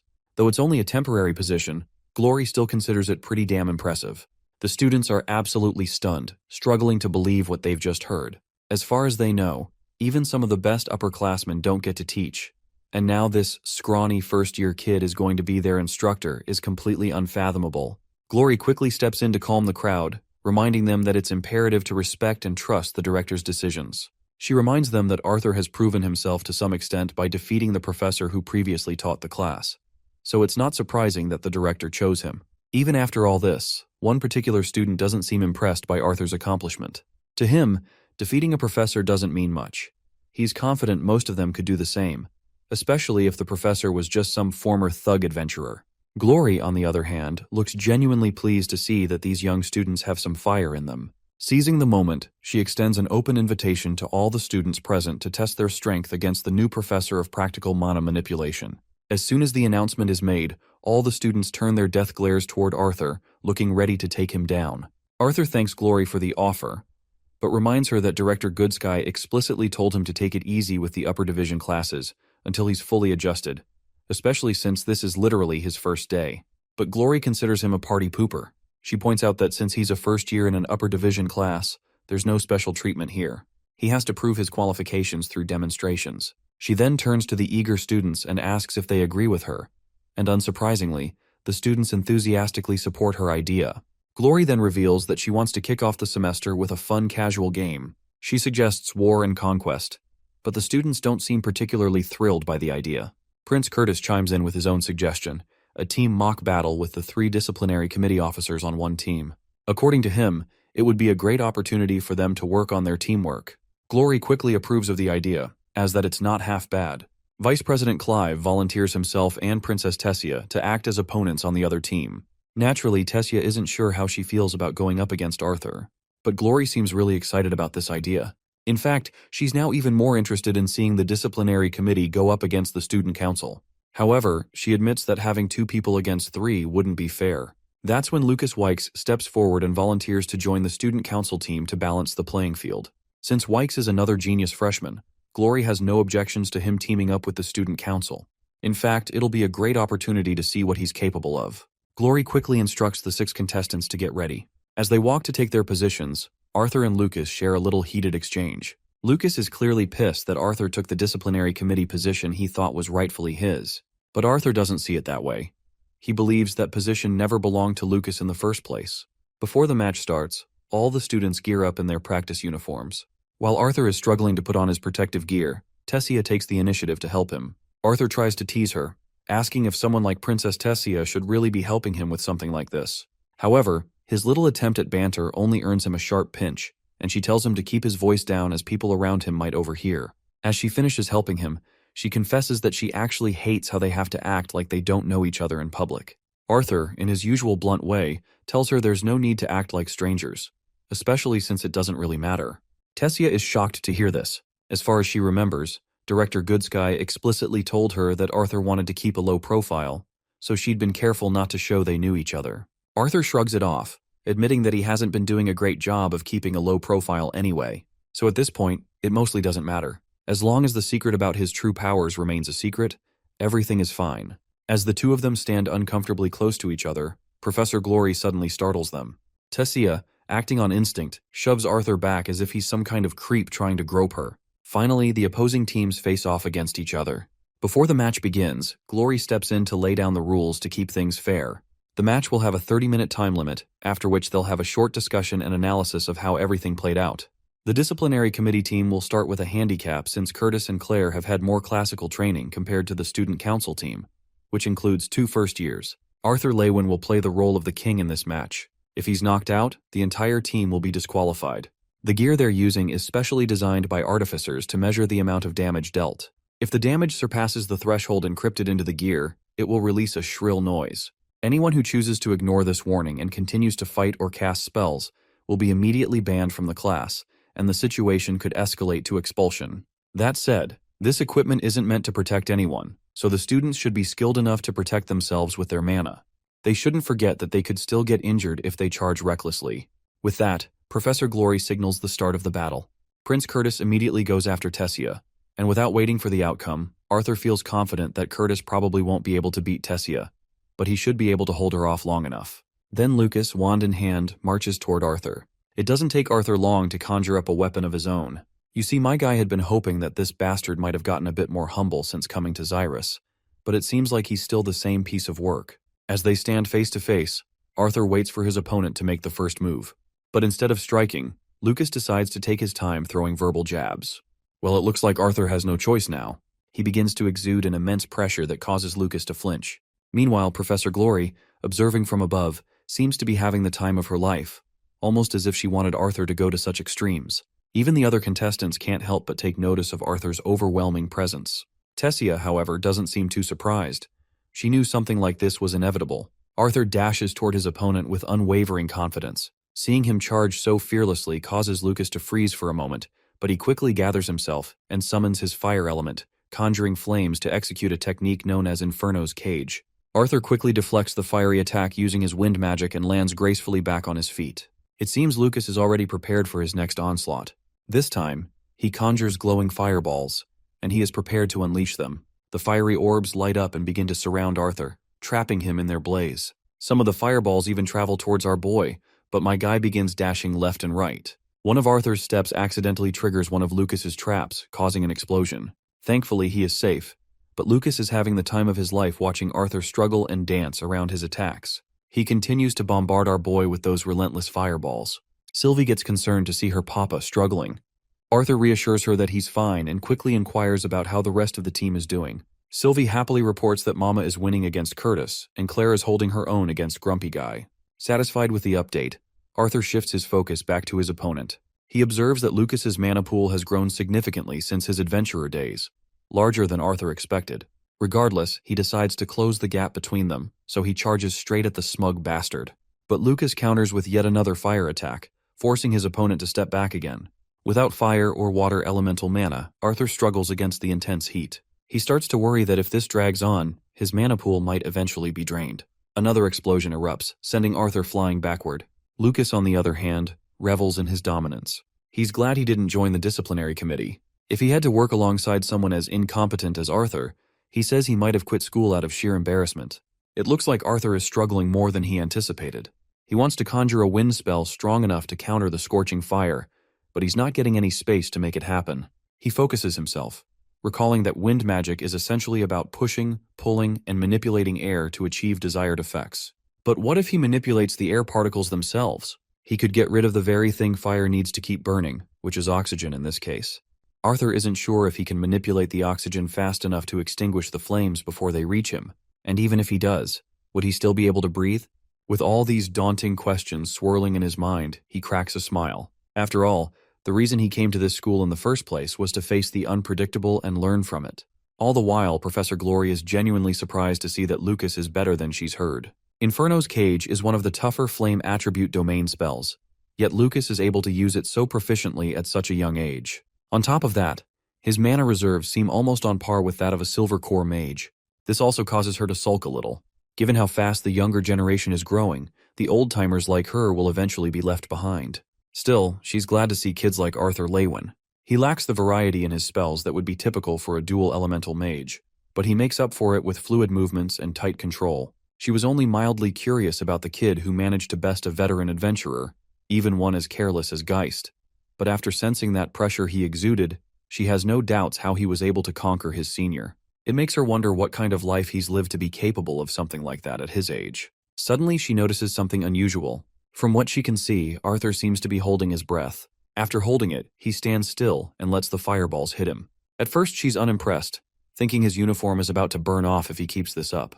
But then something unexpected happens. The fire simply disperses the moment it gets closer to him. This piques her curiosity instantly. She orders her beast to lower in altitude because she wants to see this little monster up close. From what she can see, unlike wind magic, trying to manipulate the air itself involves much more insight and a higher level of concentration and channeling in order to cast properly. That's why there aren't many mages capable of just sucking the air out of their opponent's lungs. It would take hours of concentration to manipulate the air directly around a moving living target. That's why mages typically use their own body as the source or a pre-designated unmovable location. Arthur, however, is keeping his area of effect as close to his body as possible. Even then, to be able to do this in the middle of a fight is just awe-inspiring. Now let's switch to our boy's perspective. Arthur is manipulating a thin layer of air around his body to form a vacuum and disperse the fire before it hits him. It sure sounded a lot easier in his head, but at this rate, his uniform is going to hit its threshold before he can get the hang of it. Still, if he can just break through the barrier that bastard has surrounded himself with, Lucas is as good as defeated. Meanwhile, the bastard is starting to lose his cool, seeing how Arthur is able to block his spells like that. He doesn't see any wind magic being used, so he is dying to know how Arthur is defending himself. But regardless, Lucas decides to end this battle once and for all. He quickly uses another technique and conjures up a flame guardian. The fire golem charges at Arthur, but our boy isn't fazed in the slightest. In fact, he's kind of glad to see that this bastard is finally pushed to his limits and has to use his trump card. As Arthur prepares himself for the attack, he suddenly feels an overwhelming surge of mana. Sylvie quickly warns him that the mana he's feeling is a danger. Before Arthur can figure out who is exuding this copious amount of mana, the fire guardian sneaks up on him and hits him hard, sending him skidding across the ground. Thankfully, he manages to save himself from getting hit directly. Just as the beast charges at him, Arthur quickly uses one of his signature moves, where time seems to stop for him. But the hits he's taken already are weighing him down, and he knows he has to get out of there fast. He needs to reach Tessia because he senses she's in trouble. He realizes that the mana spike he felt earlier is coming from Curtis releasing his beast will, and the target of this is none other than Tessia. What's really bothering Arthur is that Tessia doesn't have any sort of protective barrier around her. Barely holding on, Arthur gathers himself, and before the mana beast can hit her, he jumps into the scene like a hero. He holds Tessia in his arms, ready to take the full brunt of the attack because he doesn't have enough mana left to block it. It's going to hurt, but he knows it's a sacrifice worth making. But before we see the climax, let's rewind a little and see how Tessia ended up in this tough spot. While she's going up against the prince, her mind is momentarily distracted, thinking about Arthur. Suddenly, Prince Curtis charges at her. She manages to block the direct hit, but Curtis is clearly annoyed that she wasn't even paying attention to him. The way she dodges his attacks with such fluid movements makes it look like a piece of cake. With some slick moves, she proceeds to deliver her finishing blow, but suddenly her mana core starts to throb. Though she manages to throw the prince away, her chest hurts like hell. She's not sure what's wrong with her, and she doesn't have time to figure it out. Curtis is ready with his beast greater, and it's at that moment the prince decides to unleash his beast will. Tessia quickly catches on that danger is ahead, given the amount of ambient mana they're both gathering. Tessia also uses her earth magic, summoning strong roots to fight against her opponent. But Prince Curtis just hops over those roots effortlessly, making it look like a piece of cake. Tessia, on the other hand, is still unsure of what's going on with her mana core. She's struggling to properly assimilate the energy from the Elderwood Guardian's core. She even considers forfeiting the match, but then her pride gets the better of her. As the student council president, she just can't bring herself to concede defeat. She can't let anyone think she's weak, much less a coward, so she gives it her all. Prince Curtis, meanwhile, readies himself for his final attack. With all the mana he's managed to gather, he releases a massive blast of fire with a lion's roar, sending it flying toward her. All the while, with Tessia's mana core overwhelming her, she begins to lose consciousness, and the last thing she notices is the blazing fire heading straight toward her before her eyes shut. The powerful attack from Prince Curtis causes a devastating blast that rocks the entire arena. Professor Glory is devastated when she realizes that she wasn't able to make it there faster in time to prevent the destruction. She quickly lands as soon as she approaches the explosion zone. The smoke is thick, but as it starts to dissipate, she sees nothing but burning roots. When she looks into the other side, she spots Arthur on top of Tessia, his back burned to a crisp from the blast. The other students quickly rush to the scene, and Glory immediately commands them to get the rest of the team on standby, and further instructs one of the students to start the damage assessment. A while later, Arthur finds himself in the infirmary, his entire body wrapped in bandages. Sitting on top of him is an angry Sylvie, who presses her little paw against his head to express her frustration. She's in tears, overwhelmed by the thought that he had been on the verge of death. She doesn't know what she would have done if he hadn't made it through. Arthur is startled at first, but soon softens as he apologizes for worrying her. He admits that it was reckless of him, but he promises he won't ever leave her. Right then, Director Goodsky enters to check on Arthur and inquires about his well-being, but Arthur is more interested in hearing how Tessia is doing. The director claims that she is doing well, and the good news is that Tessia is in a much better state than he is. Arthur clearly understands the cause of her condition. He is sure that it is due to the beast's will that her body was not able to handle it. The old hag is startled to hear this and quickly asks how he knows. Arthur admits that he is the one who gave her the beast will. He believes he should be the one to help her with the assimilation, but he doubts if he can in his current state. Goodsky reassures him that he has already done more than enough. It is actually her fault for not paying much attention to her. Tessia is at the most vulnerable stage of the assimilation process, and the director believes that if that girl had been taught about it earlier, this might have been avoided. Though she thanks him for sacrificing himself to save her disciple, the director has already contacted both the royal family and Arthur's, so they should arrive soon. She advises him to get some rest until then. With that, the director leaves Arthur alone for some much-needed rest. Outside, Tessia stands hesitantly, unsure whether to enter. After a moment, she decides to let Arthur rest. As she stands there, the old hag startles her by inviting her for some dessert. With no choice, Tessia decides to join the director, unable to summon the courage needed to face Arthur just yet. Hospitalized, Arthur finds himself waking up to the blurry sight of his family, reminiscent of the time he was first reborn into this strange world. His mother asks if he's okay, and Arthur apologizes for making them feel unnecessarily worried. Ellie is out here with the sibling jokes, shitting on her brother despite his hospitalized state. Even Arthur calls her a damn brat for that. But their Giga-Chad father knows what's up and exposes how Ellie was even more worried for her brother than Alice. It's the first day of school and he's already like this. Arthur tells them to go and check on the other dude's condition who he scrapped with.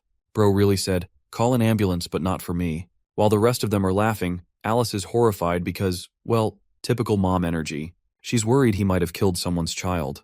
Alice is out here assuming they're gonna live in a cave and hide from the rest of the world now.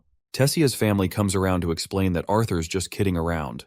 Both Reynolds and Alice are stumped to find the great elves in their presence. Their leader returns the compliment, stating that they should be thankful for Arthur's valiant rescue to Tessia.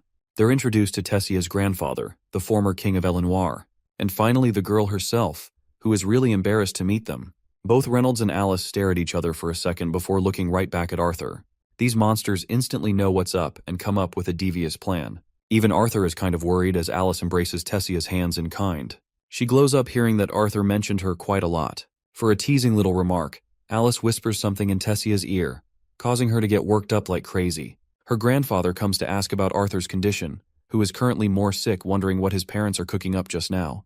Tessia's grandfather rats out their little scheme about him eventually becoming his grandson-in-law. Tessia apologizes on everyone's behalf and explains that she wanted to come alone, but remembered that she was the reason he ended up in the hospital in the first place. Our boy plays a chill guy and says he likes the audience. Meanwhile, Ellie is eyeing down the chick who her brother risked his life for to save. Clearly, she's jealous. They both come to know about each other, with Arthur adding that Tessia gave her the bow on her birthday. The elven girl is delighted that Lilia appreciated her gift. In a teaching moment, Lilia decides to question Arthur, who is the prettier of the two. In typical Sigma male fashion, this guy calls both of them ugly, making them both frustrated. More importantly, he wants to know about Tessia's mana core. Her grandfather explains that her beast core is integrating well compared to his. More importantly, he's dying to know how the kid got his hands on the Elderwood Guardian's core in the first place. Arthur nonchalantly expresses that he killed the creature, which is how he got it. Their meeting is interrupted when Tessia's assimilation is brought up for additional monitoring. Also, the kid's got an army of visitors wanting to know how he's doing. The Vincent family, Elijah, and more. It's explained that Arthur received plenty of visitors throughout the day after his family left. There were a few annoying ones who wanted to know what happened, while others were seriously concerned if he was doing okay. Then there was the bastard inventor Gideon with a poisonous potion in hand, probably trying to kill the kid. He left, recommending Arthur to drop by the training room, as Director Goodsky tasked Gideon to build training artifacts for him. The sleazy inventor dashes away, happy that he now has the boy indebted to him. Arthur finally collapses to rest when the door opens again. This time it's the pretty-haired elf on her own. Arthur happily asks if her assimilation is wrapped up already. She's told to rest for a while, so Arthur wants to know if she experienced a pang of pain again from her previous experiences. Strangely, Tessia laughs. It's the fact that he narrowly escaped death, and yet he's here asking about her condition. Arthur chuckles in response.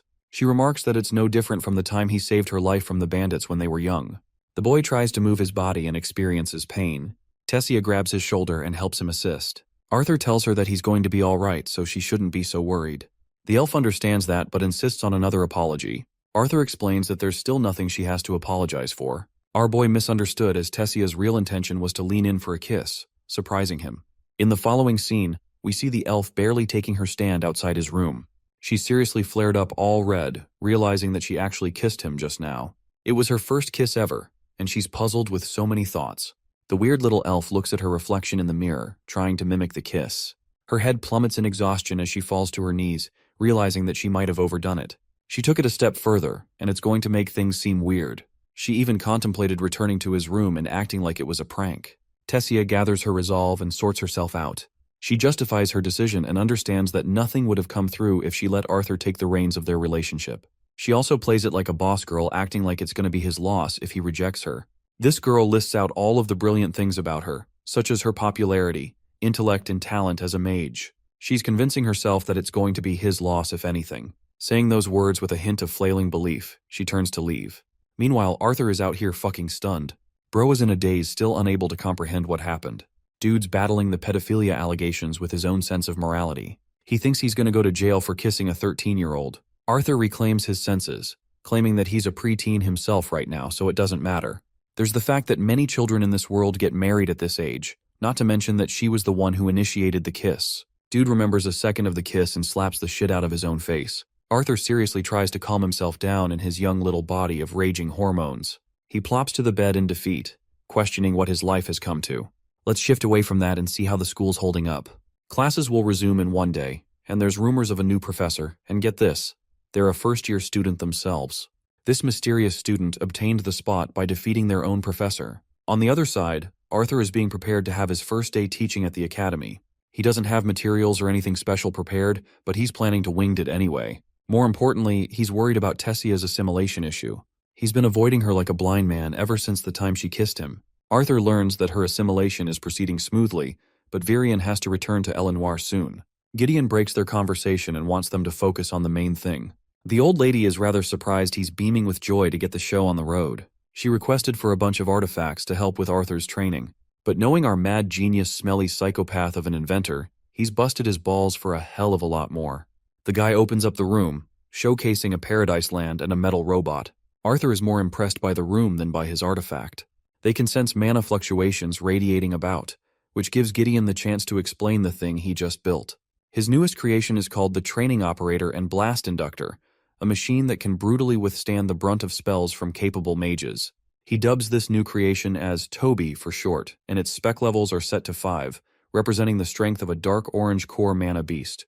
Arthur's already getting intrigued to try out the artificat's durability, while Gideon explains that Toby has an incredible iron body that not even his spells can penetrate through. The inventor is shocked when Arthur unleashes his flaming fist and puts a hole in the thing with a single punch. Toby is dusted in a single attack, so Arthur recommends the inventor get to work in raising the artifact's level. As you can tell, Gideon's left speechless. Over to a different side, we see a bunch of adventurers raiding a dungeon with strange wraith skull monsters. Their color and size makes them concerningly strange. The leader, Lance Baron, questions if they're sure on the report that no other raiders have stepped foot inside the dungeon. Apparently the entrance in this place was shut off a long time ago. Baron stares at the cloth in his hand, recognizing the situation to be of an even greater importance now.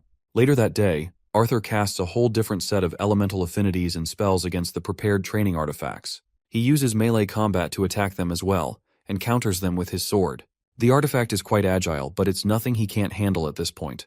He beats both of them, snapping their tiny arms and wrecking them to shit. Even Elijah is feeling pity for the artifact.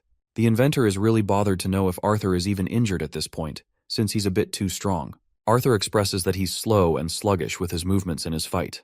Gideon wants to hear about his feedback from this time around. Arthur recommends that he strengthen the joints of the artifacts. Also, he finds it problematic that they don't have any offensive capabilities when it comes to magic. Gideon mentions creating the artifacts for a regular augmenter, but he's found the kid to be the definition of the devil, so it can't be argued. Arthur suggests working on Toby's mana reinforcement mechanism. This comes as a surprise to both Gideon and Goodsky. He reasons that the artifact is issuing a layer of protective mana to defend itself. Despite a barrier being the fastest method for a mage's protection, it makes them vulnerable to same-sided attacks. Penetrating the shield makes it extremely vulnerable. Arthur thinks that instead of one shield of mana, it would be better for Toby to have a web of smaller plates of mana to protect itself. This way, the barrier will regenerate faster after breaking. This will in turn reduce the mana wastage from the artifact too. This explanation catches all three of them in a loop. Goodsky is seriously dying to know if Arthur has the ability to cast a mana barrier like the one he just mentioned. The boy nods in approval, which catches her attention. She thinks it's a better defensive maneuver than the one mages typically use. She dashes away to convey this idea to the Mages Guild for their input. The inventor Gideon draws a little too close to the boy and eyes his body down. He thinks he's found himself a golden nugget of information around. Elijah teases Arthur, reminding him that he's going to be late for his first class. Inside, Arthur walks around barely able to compose himself. The fact that he fought against two Tobys at level 7 in his current state is damning enough. Arthur's clumsy little cane slips and he goes on to grab Kathleen's shoulder in surprise. She helps him out by giving him assistance. Arthur sees her stoic expression and smiles. Class is in session and the students are all muttering about. They can't believe a first year will be the one to teach them. Some of them really want to see how a first-year student is going to teach and fumble as if he knows anything at all, while others are annoyed that they spent so much money for this academy only to get taught by a damn first-year student as their teacher. Arthur's trusty old self-proclaimed rival is hoping for the best for him, knowing he's in for a rough time. The professor enters the class, assisted by the beautiful Kathleen, sending all of the students in shock and amazement. They all think this is planned coming from their teacher, who's making a power play by using the assistance of the princess of the kingdom.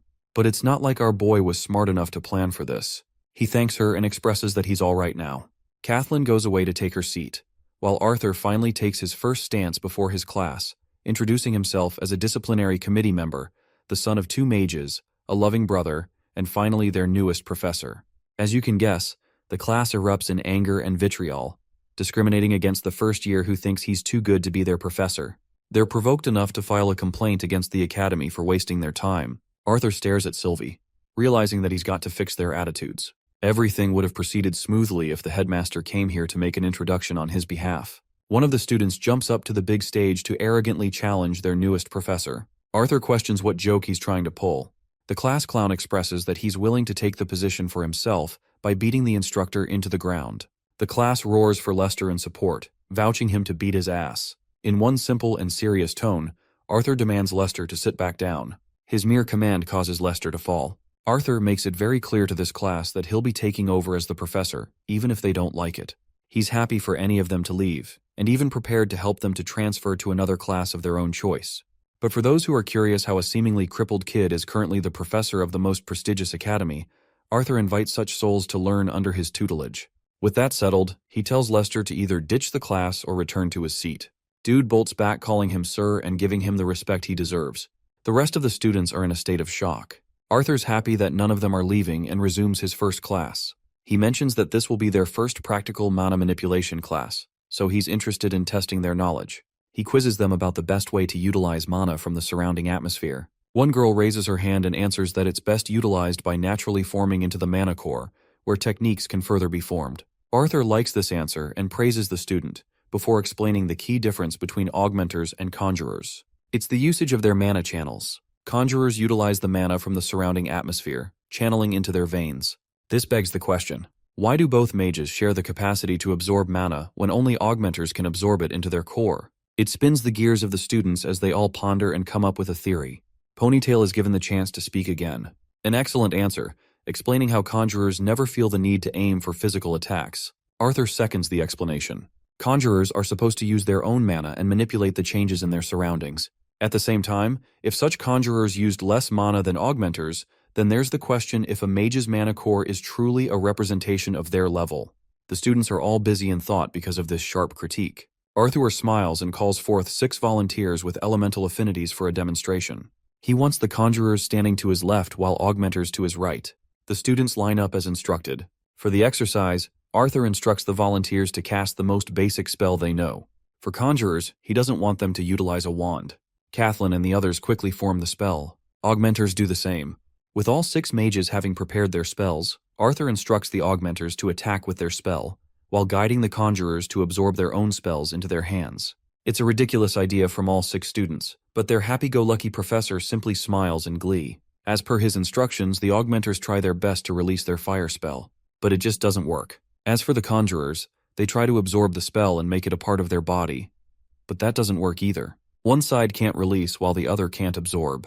Even Kathleen is supremely struggling to do the job, but she's the closest of them all to get it right. The students are annoyed that he's teaching them a reckless lesson with nothing to learn. After all, only high-level augmenters are capable of casting long-distance spells. Arthur shuts them quiet by preparing a basic wind spell in his hand, before releasing it as a long-range projectile. The students criticize him for being a hotshot when this is pretty basic for an orange core user. Their professor confirms and decides to whip up the intensity by casting a vortex of wind that leaves a crater in the wall. Arthur questions if he's confident students have seen a display of power like that from an orange core too. He's unable to demonstrate his point properly, but it still proves what he's trying to teach them. He takes a seat and tells the volunteers to sit down if they want to learn how to do that. After the class wraps up, the students are all dazed and questioning his skill level. They think he cheated or something, but Arthur doesn't care and frees himself early. It's the only benefit to being a professor. Sylvie cutely tries catching a small butterfly and crashes to the ground in a hilarious fashion. Kathleen surprises the boy with her sudden entrance. Arthur tries to joke around saying he's busy with his invisible friend over here. The princess sits next to him, while he wonders what's up with her this time around. She praises him for teaching well on his first lesson. But after that comes an awkward moment of silence. Nothing more. Kathleen quickly jumps in his face before confessing that she's got something important to tell him. Arthur's praying to God that this chick doesn't end up traversing the same route as the elf Tessia. This might cause a serious war between the 2 kingdoms, merely because of his existence. Instead, Kathleen lowers her head and offers the most respectful apology on the behalf of the royal family. She remembers what happened at the auction house and how her father behaved. She wants to apologize for the wrongs they've all committed. Arthur acts surprised that she's still mindful of the events that elapsed 4 years into the past. She tells him that her faith in her father plummeted that day. Arthur thinks that her apology is unnecessary, but Kathleen admits that it's necessary because of their friendship. Arthur, being the cheeky fellow, wonders if that's what they're like. The princess claims that casually embracing someone indicates a sign of friendliness, so she's right. Kathleen internalizes how she grew up being judged for everything she was until now. Yet this guy, who is arguably one of the greatest talents all around, yet always judged, is a goofy clown. She lets out a laugh which is unlike her. Arthur leans in to tease the ice princess. She turns her head away and talks about the merits of his lesson. The fact that 2 wind bullet spells could turn out to be so different. Arthur scoots away, realizing that she came here to pry for information. Kathleen attempts to clear her name in panic, but Arthur understands and gets up. He looks back at her and expresses that it would be unfair if he gave his best student a severe advantage. Saying those words, he walks away while she looks at him with a smile. Sylvie the little brat has caught her in the act and laughs in Kathleen's face. Skipping up ahead, we see Arthur chatting with a friend in Gideon's class. Gideon gets pissed and angrily whacks his chalk up in Watskin's hair, prompting a confusing look from everyone else. He wants Watskin to briefly explain information regarding the light-producing artifact. Girl here ends up giving him an essay of a speech because she's a nerd, and he only regretted that decision. After that meeting, Arthur's a little ticked that Gideon is on their asses with a project already. Interestingly, Watskin's got a bunch of LPAs or light-producing artifacts ready, and she's happy to provide for him. Arthur gets rizzed by her approach and treats her as a lifesaver. when in reality even Sylvie is trying to remind this fool to be more responsible. Elijah comes running towards them regarding a matter with the director. Arthur points to the glasses girl and introduces her as Emily. They both greet each other in kind. You guys remember when Arthur said this guy's girlfriend will also be a nerd? Yeah, it's happening. Elijah suddenly remembers what he came here for and instructs Arthur to get to the training room. He goes along quickly and finds Tessia meditating in peace. Sylvie happily embraces her while Tessia greets Arthur. The boy is confused since he doesn't spot the director around. Turns out Good Sky already left despite calling him here. Arthur now knows that this is a prank from the headmaster herself. Tessia turns her face in embarrassment and asks if they should get on their way with the assimilation process.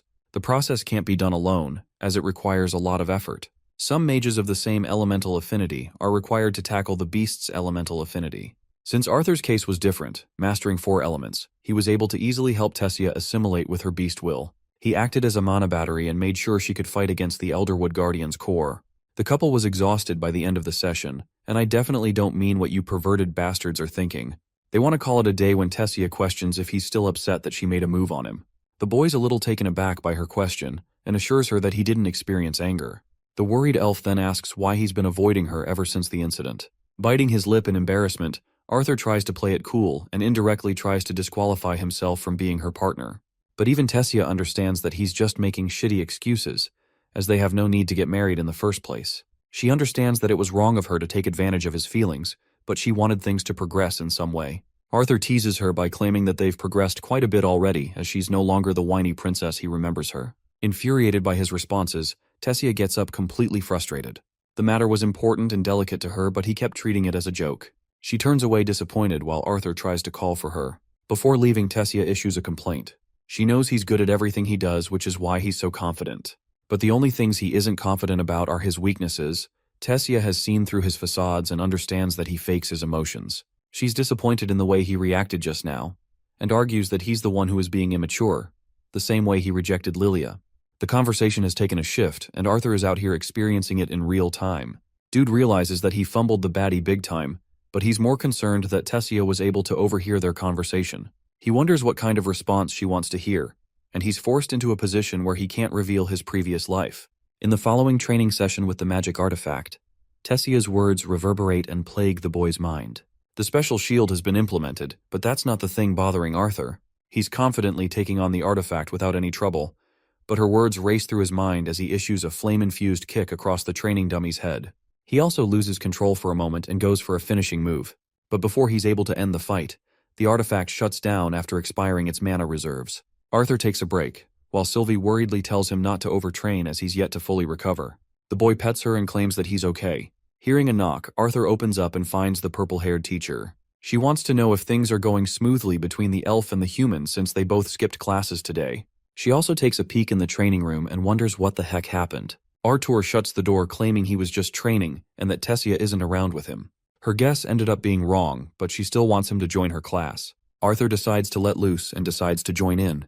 What's really shocking to hear is that a training room is made accessible to a single student. She wonders the kind of training this boy is doing for his age to require such a space. The more she learns about him, the more mysterious he seems. During class, Arthur finds himself dozing off. They're all talking and teasing him, but he doesn't give a flying fuck. Bro just wants to pet his little girl, and he does that. Sylvie isn't asleep but training, which is quite the hack. Arthur zones back in as the teacher calls for his name. He's happy to greet the boy who returned to classes after his injury. Arthur apologizes for missing a ton of his classes and starting late.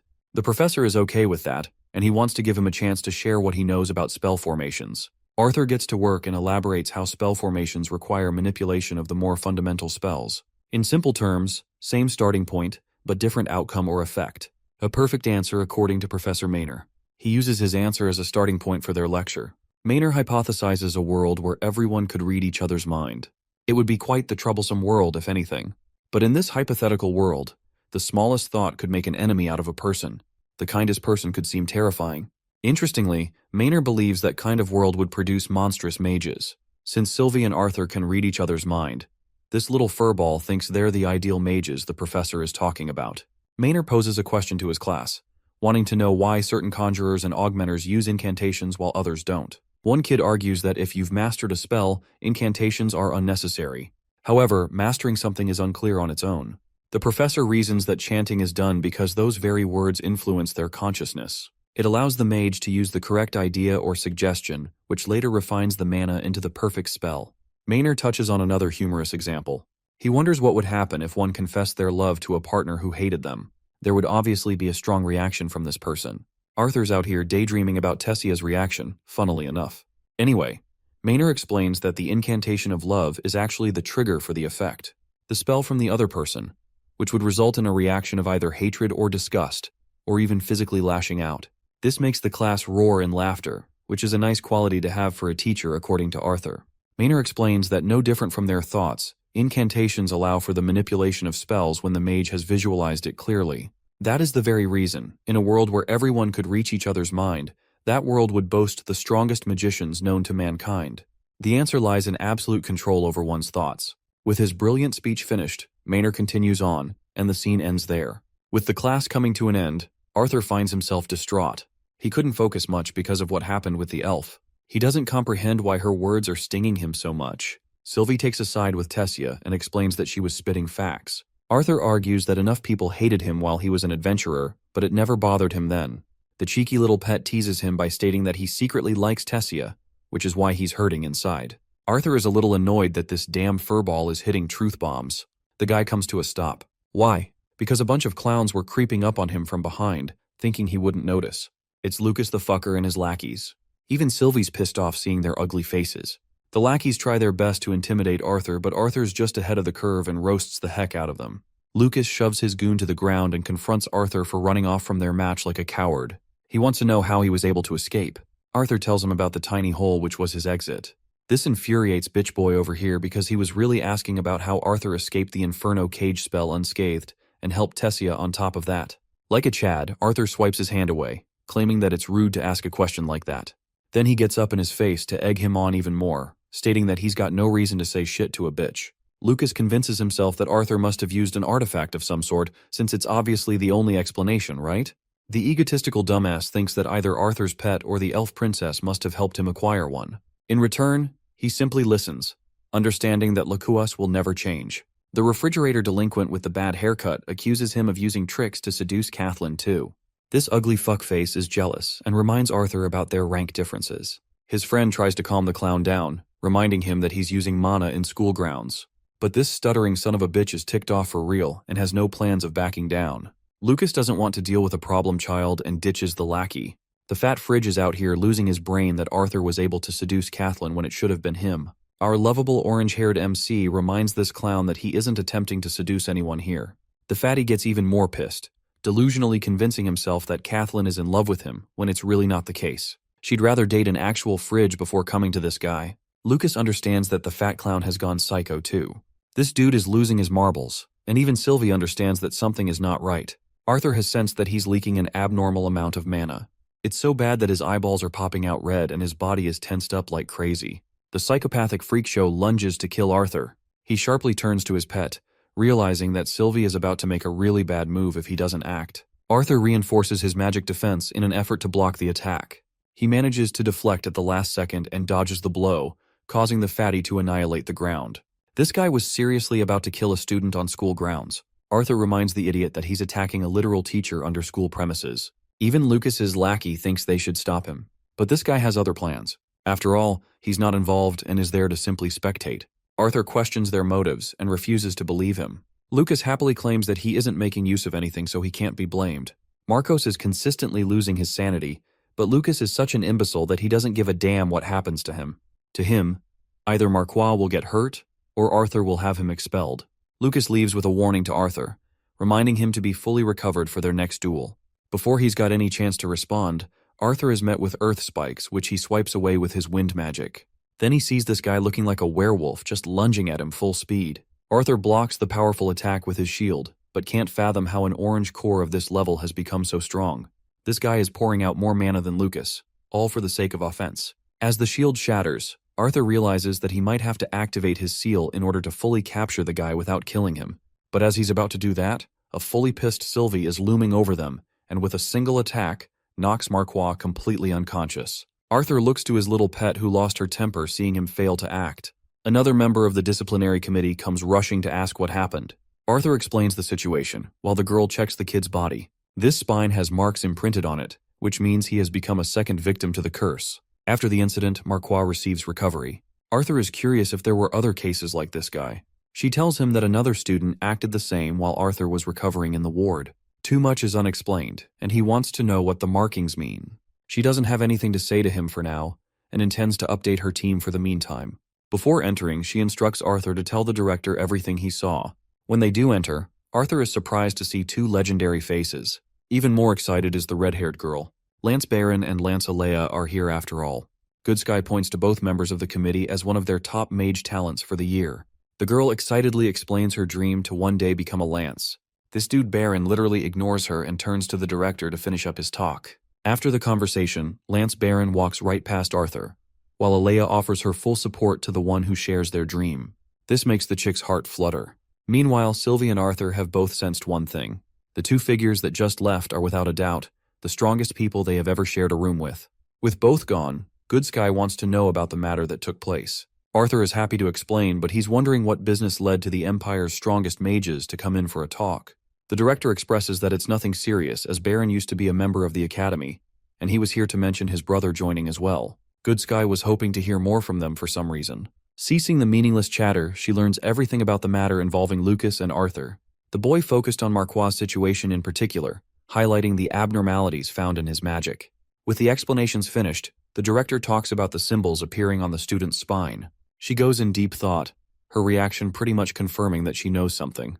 Good Sky tells Arthur that Claire is correct. This kid isn't the first case of the bunch, and there's only more to come. Arthur pries further for information, but it seems like there isn't any logical information available to explain what's happening. Even the Mage Guild researchers have been tasked to find out what's wrong, and it's only a matter of time until they discover something. Arthur goes all quiet, while the director orders Claire to have more officers patrolling the classes. She emphasizes security during the night as well. As for Arthur, she's really glad that he's recovering well because the officers need his aid critically. The meeting ends with Good Sky returning to her room, wondering if it was a reckless decision to involve her own students into this mess. She fears the worst of the worst happening, and yet, the director fully understands that sacrifices are necessary. Still, Good Sky is pensive on why everything is proceeding faster than she anticipated. After that, Claire and Arthur bid each other farewell. The boy ends up encountering Baron scolding his baby brother. He's shocked that Lucas's arrogance means nothing in front of his brother. This makes him recall Caspian's warning from long ago, who reminded Arthur not to challenge Lucas until he's fully prepared to beat his older brother as well. It's the reality that Arthur seriously can't do anything with Baron around, for the meantime at least. In a sudden flash, before Arthur's even able to equip his sword, Alea has him pinned with her blade. She wonders why he's fueling with bloodlust towards a lance, also pointing out Arthur's shortcoming for storing his weapon in the dimensional ring.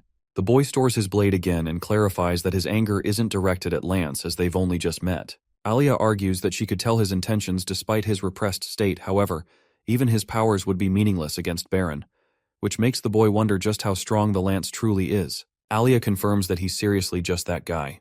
Their chit-chat continues with Arthur asking how strong Alea is comparatively. She jokes around and gestures with her hands.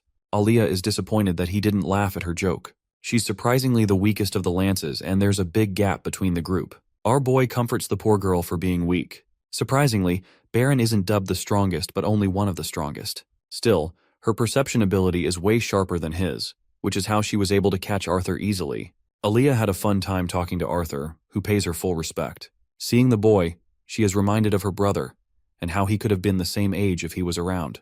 Alea pats his head and thanks him before leaving. The following day, talks of the incident ran wild among the student body. People are shocked that the class went so far. Hearing them gossip, Sylvie questions why humans love to gossip around. Arthur validates her question and turns to the disciplinary council, where everyone is sitting in frustration. Claire shares the terrifying news of Marquois' death, which happened only last night. Arthur asks what happened and learns that the medics were unable to stop his mana leakage, something that happened despite his unconscious state. It was related to the symbols on his back. Kathleen explains that there were no significant findings, and the things they did find, they didn't bother revealing.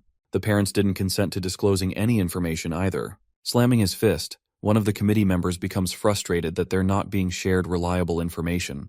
Claire switches topics and focuses on Arthur's return, emphasizing that they strengthen security even more. After the meeting, they wonder if anything will change with the patrolling. Arthur's alright with working alongside Theodore because of his schedule, despite their schedule. Faerith shows them his fancy new daggers, which are actually capable of communication. Arthur inspects them, just as shocked. Kathleen is more surprised that Kai volunteered to patrol on his own for a huge part of the campus. Arthur teases by pointing out the irony of her blank expression compared to her words. Curtis also mentioned that Kai is rather the avoidant type when it comes to work, so it's strange that he's taking up such a huge responsibility. Arthur wonders if it has anything to do with Theodore and asks why Curtis specifically backed out from patrolling. All it took for Kathleen to piss her brother off is because she revealed that she and Arthur shared skin, which, as you guys can expect, can be taken in so many different contexts that this dumb girl doesn't understand. It's time for our boy to take his class again. He wants to know if any of the students worked around his important question regarding the color of a mana being accurate to a mage's level. Fairith jumps up to reason that the cores are an excellent way to assess power, but that basic answer just now gets shit on by the young teacher. Arthur argues that using a mana core is actually an unjust measure of a mage's strength. It doesn't factor in a person's tactics, reaction speed, or battle IQ for that matter. It would be no different from judging someone's strength from their muscles. While it's true that muscles definitely make them strong, that doesn't imply they're a better fighter than someone with a less muscular body. One student counters, asking what method would be better than the mana color. Arthur gives an extremely detailed and complex answer with the words, "Just don't." He thinks it's foolish to assume that you're fighting an inferior opponent. After all, even if they could accurately judge a person's strength, there's the question of what would happen if they fought someone with a lower mana core. It wouldn't make sense to go easier against a weaker opponent or to bully them. In such a situation, where the only option is to fight, one should never take an opponent lightly and prioritize careful maneuvers. With the talking all finished, Arthur is hoping his students are prepared to repeat the exercise from the other day. After class, our boy ended up falling asleep from exhaustion. He was only woken up with Gideon's letter, who had prepared a new version of Toby for him to beat. Arthur apologizes for being late to Professor Glory's class and explains that he'll get ready soon. Surprisingly, she shoves him away, arguing that it's less important for him to be here when he's still recovering. She tells him to spectate for now. Arthur's glad that he doesn't have to meaninglessly fight Lucas now. In the stands, Sylvie bounces away to find the beautiful Tessia. The elf is startled and excited to greet the little one, while shooting Arthur a sharp glare. The boy sits next to her, and after a moment of silence tries to talk. Tessia stops him immediately, arguing that there's no point for him to clear up as she also got ahead of herself. Feeling guilty, she apologizes, but Arthur believes that she said truthful things in the end. He messed up one way or another, always knowing that she felt this way. Even for a talent such as Arthur, emotions are complicated and can't be trained. The elf seconds his words, and points out how she lost control too, saying things she shouldn't have. Arthur thinks she's better of the two, while he was just avoiding her all along. Being mature, he turns to face his actions and apologizes, before rejecting Tessia to her face. You can just see her heart breaking as she hears those words. Turning away, Tessia feels disappointed, before Arthur leaves her with a semblance of hope. He doesn't want a relationship, but that's only the case for now. He's willing to entertain the idea once they're older, but his heart gets shattered when Tessia claims that she won't be waiting for him. Arthur clarifies things, understanding her popularity, but still feeling unready for the time being.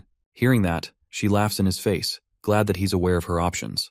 Waiting a bit, she pokes his face with her finger, asking if she can trust him. She doesn't want him to just go around dating other girls while confessing this stuff to her face. Arthur guarantees that it's never going to happen, so she's okay with their current relationship status. Getting up, he admits that he doesn't want her to wait. But to make up for some of the time lost, our boy gives her a peck on the head. Don't be smiling like that, little bro. This ain't gonna be you. Well, after that, our boy entered a phase of blankness everywhere he went.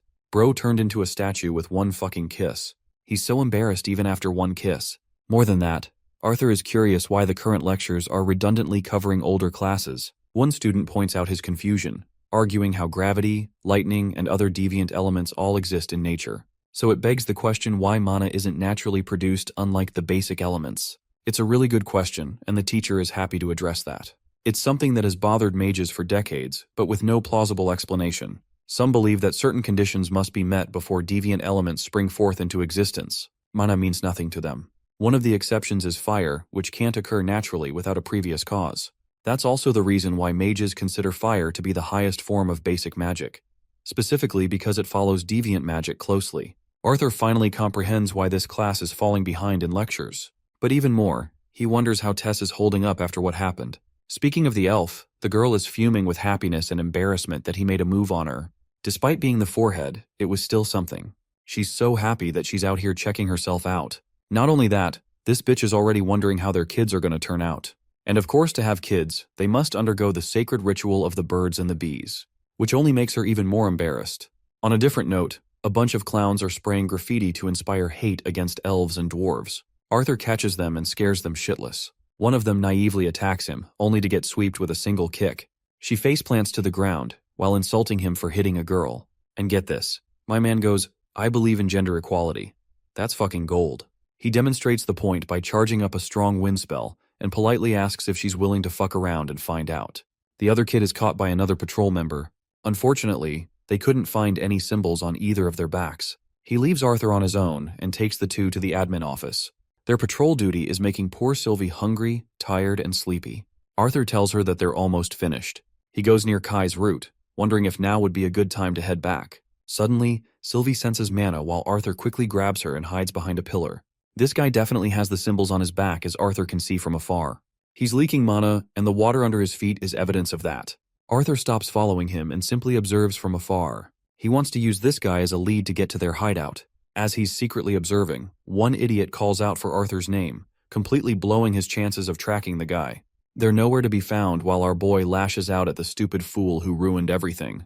Kai makes a big deal and is more concerned about his territory than anything.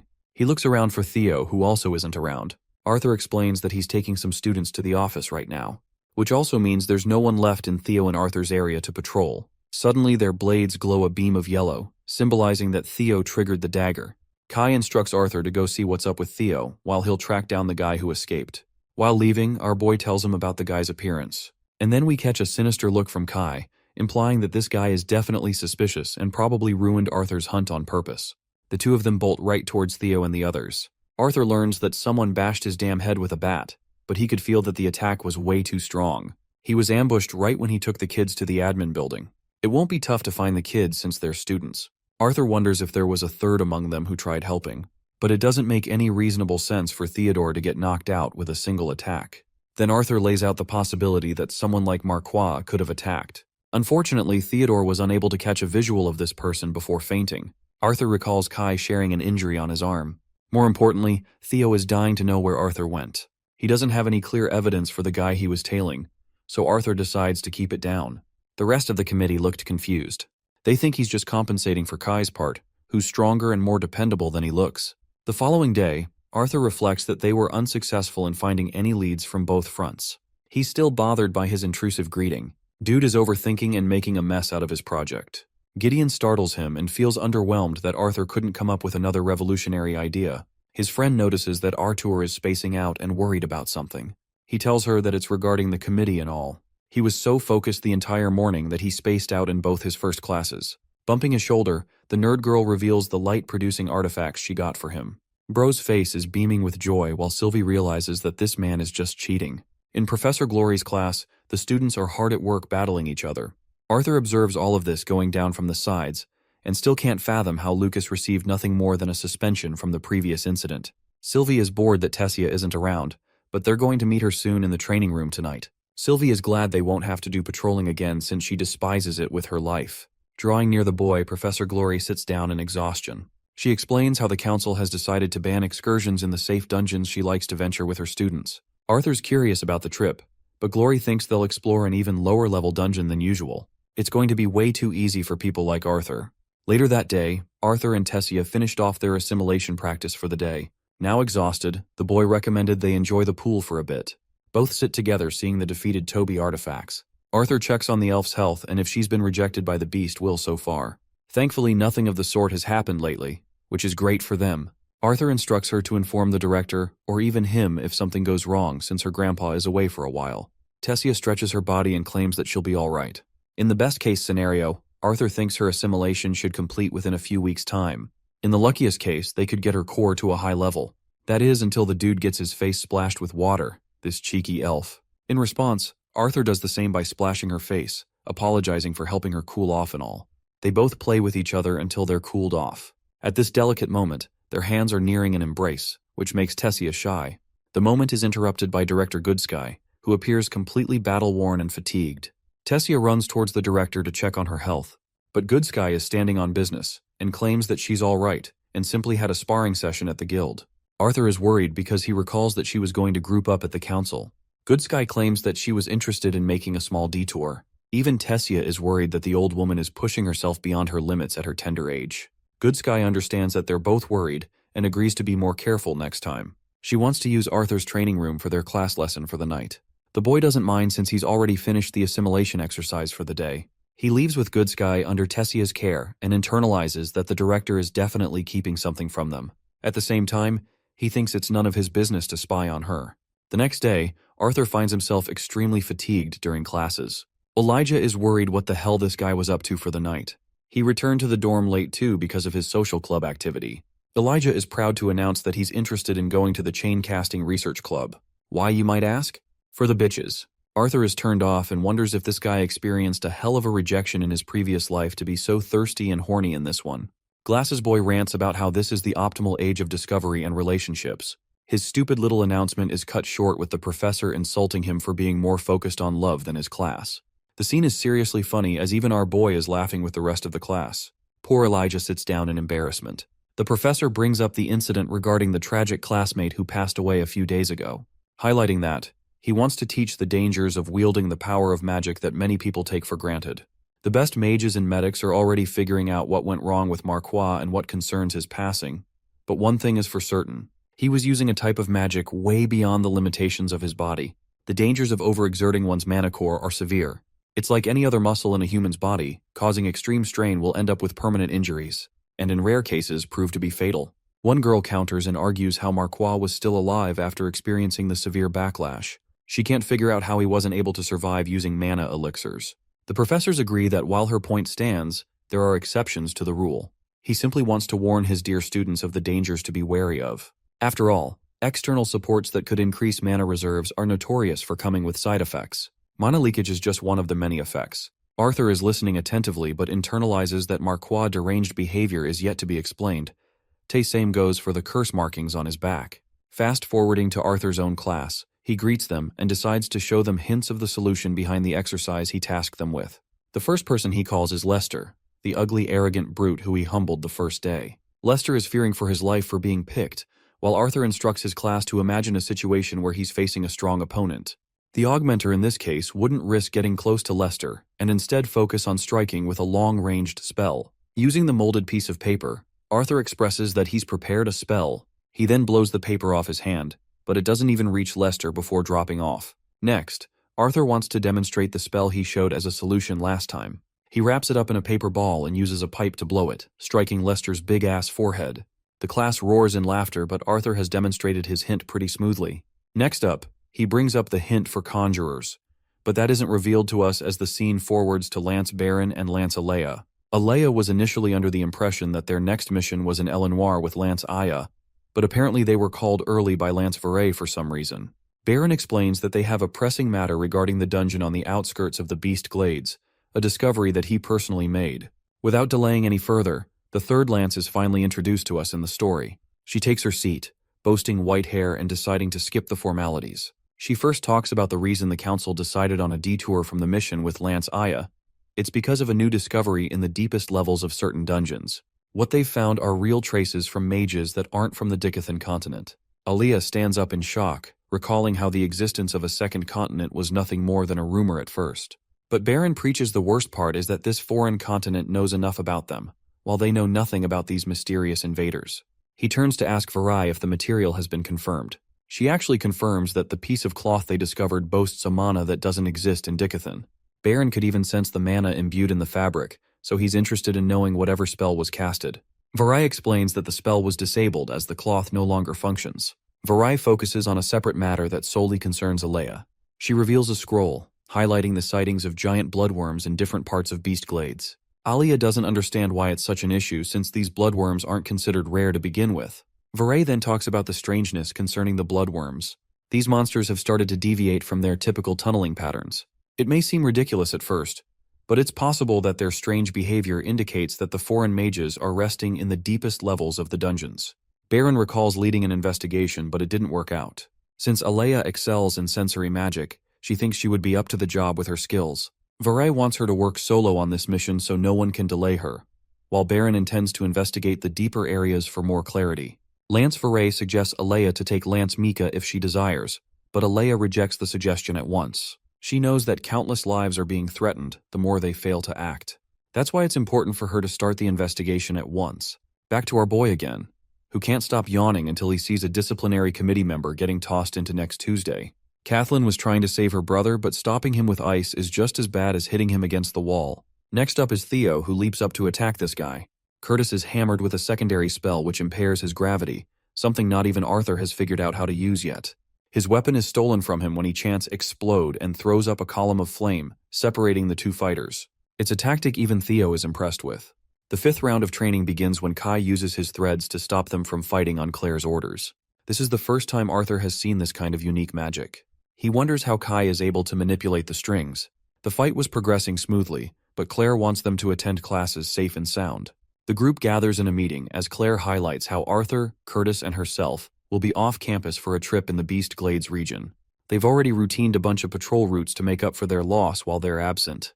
Kai is willing to volunteer for more hours in patrolling work, which sounds like a careful approach. Another student quickly follows the volunteering process. Lastly, Kai manipulates Doradrea's arm with his strings to make her volunteer. He's looking forward to enjoying his time with her, as it's been a while. Doradera accepts as long as she's well fed.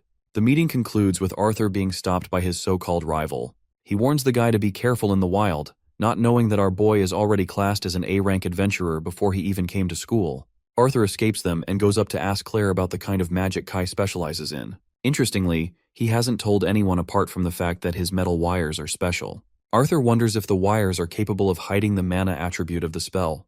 The creepy guy draws near Arthur, wondering what they're talking about. Arthur harmlessly asks about the intricacies of his metal wires, only to receive a creepy and suspicious warning from the guy. Claire breaks their confrontation, reminding them about their upcoming class. In the training room, Elijah is busy focusing on sharpening his earth attacks against level 7 Toby.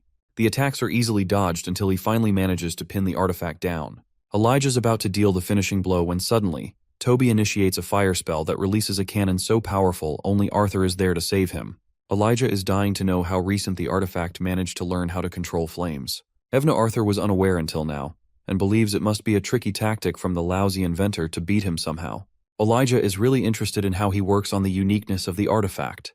He's always had an interest in artificing, but was unable to take his interest anywhere because he's trash at magic. Arthur teases him for only learning magic to impress the chicks. The nerd doesn't even deny it. So now, his friend hands him a wooden sword, claiming that he should at least learn the basics of melee combat. Bro finishes up his point by saying that it's also for the girls. This provokes Elijah into attacking him, only for Arthur to dodge back to back. He's actually rather impressed with Elijah's form and wonders if he's received training before.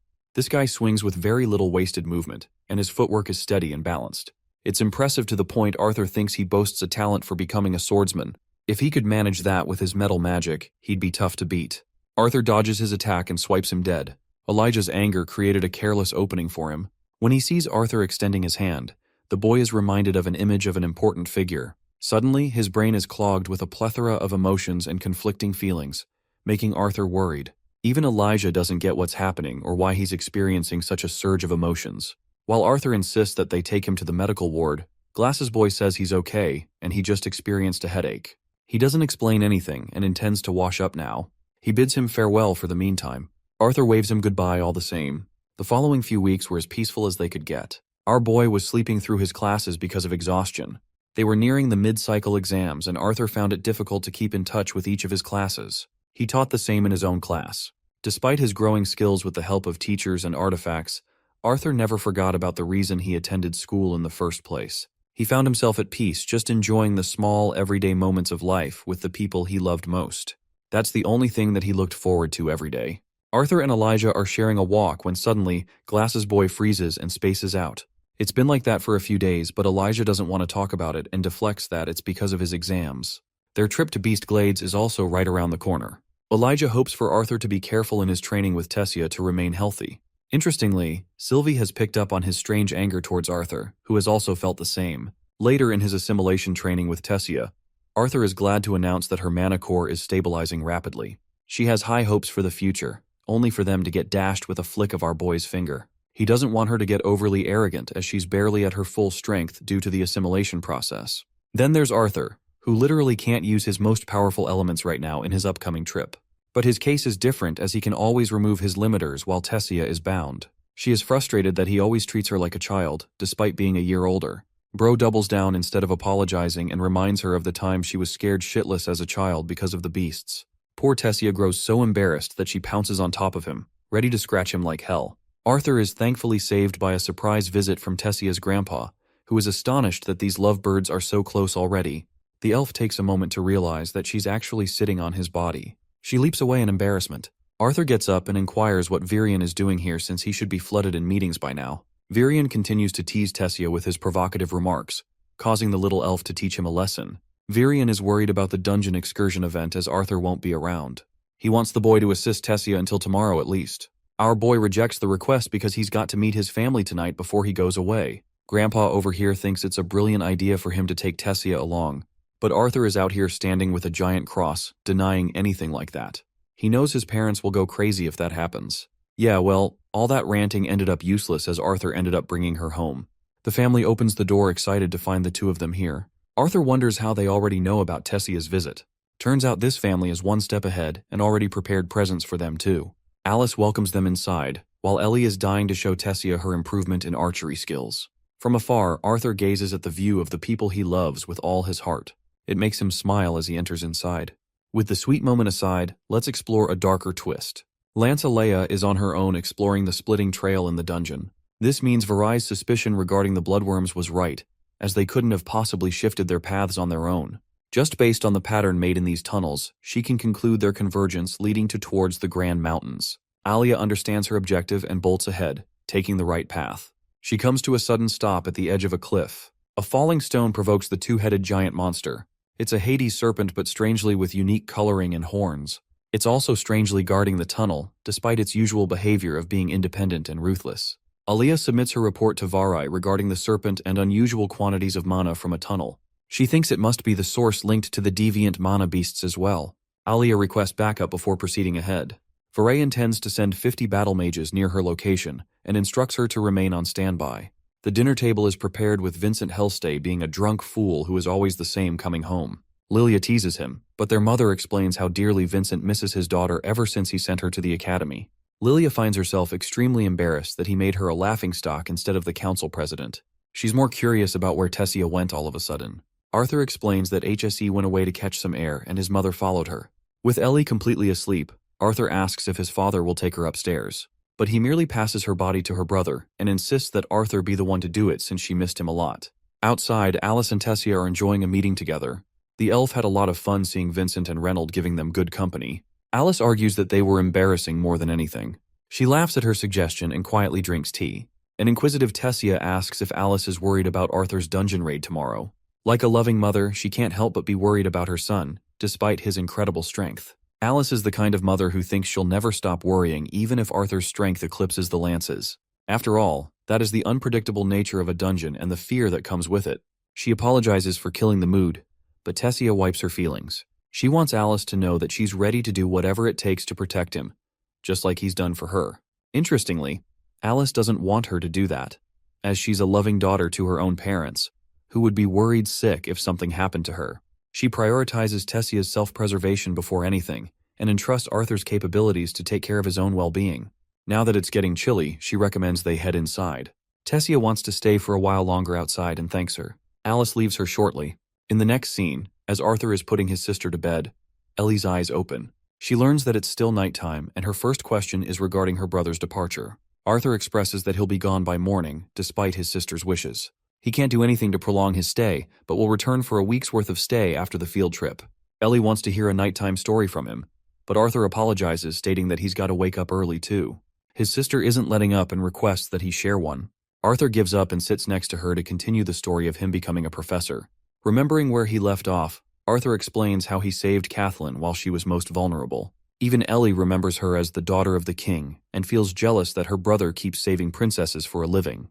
Bro continues his story on how he challenged the professor to duel him instead, only for Ellie to tease that he did it for showing off. Arthur summarizes how he bested Professor Geist, and the academy's director extended him an invitation to become a teacher. He didn't accept so easily, and kept rejecting until he realized he could access some privileges if he took her up on the offer. There was also a private training room, helping him more time to train and refine his skills. Ellie wanted to know if he is a good teacher, and if he uses the training room with his friends. Arthur had to explain everything, but only more questions popped up afterwards. It was daytime already, but Arthur's nowhere to be found, not even in his room. Reynolds suspects that he got up early to make breakfast. They decide to check on Ellie and smile at the sight of both their children completely asleep. Poor Arthur couldn't stop answering questions all night. It's time for the field trip to finally get underway. Miss Glory calls everyone to get into teams. Arthur recommends little Sylvie to get some hunting done while they're busy. It won't be an issue as it's only a low-level dungeon, so he'll be fine. Sylvie hops away and wants her master to inform her if anything goes south. Well, Arthur for one can't believe that he was groped with fucking Lucas of all people. The arrogant mage acts so tough and powerful with his A-rank adventurer background. Arthur decides to egg him on by mentioning how this same guy got his license revoked.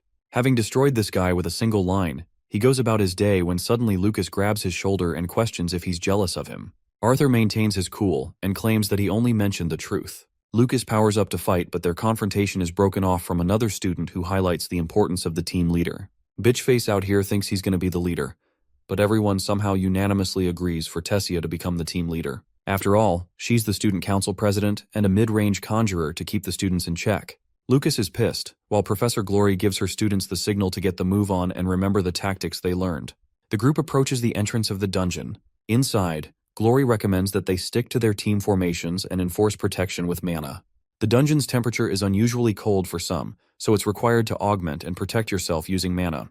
However, Arthur feels strange that his body doesn't feel affected thanks to his assimilation with Sylvia.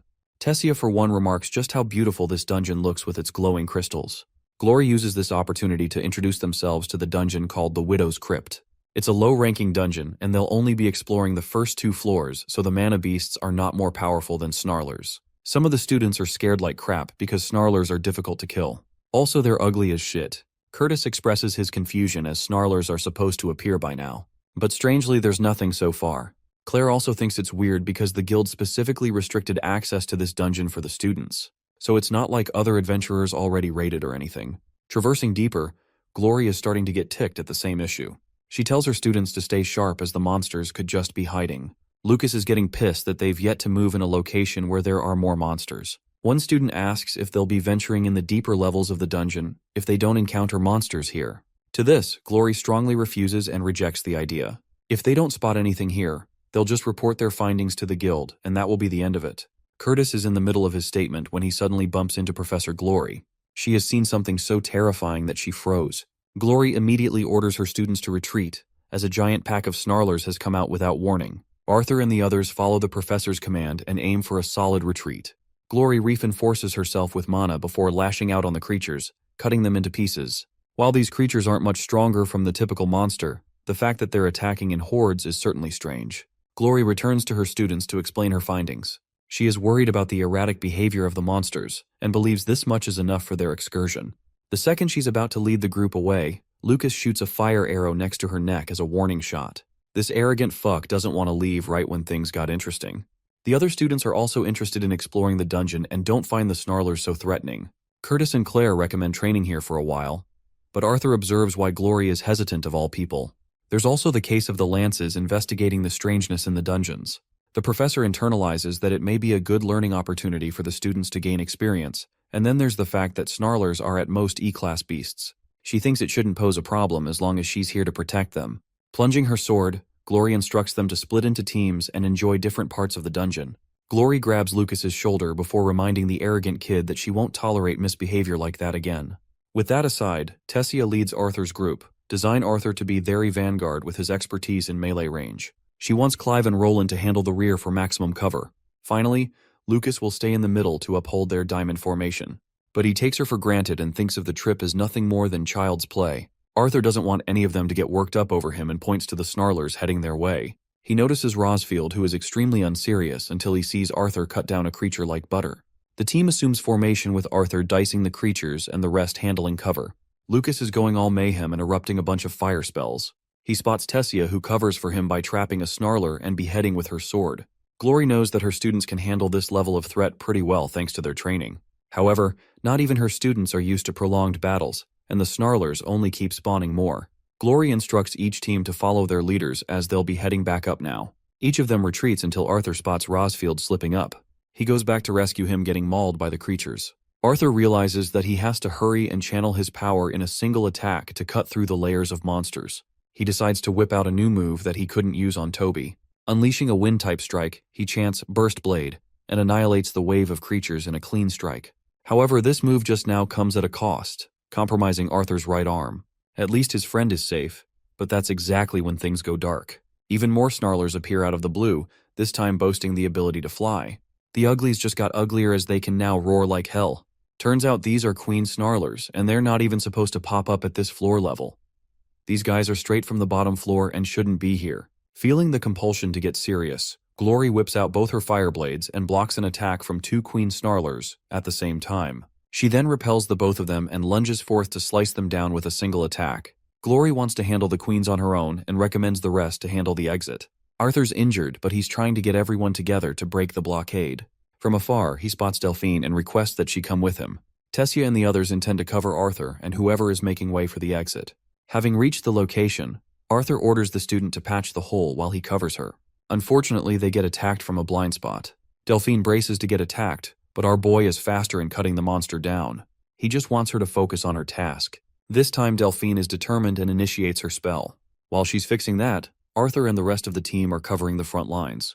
Tessia blasts some of the monsters with her wind vortex. Finally, Delphine's all finished with her side. Now they're required to clear some of the debris. Arthur fixes his arm and prepares a powerful punch.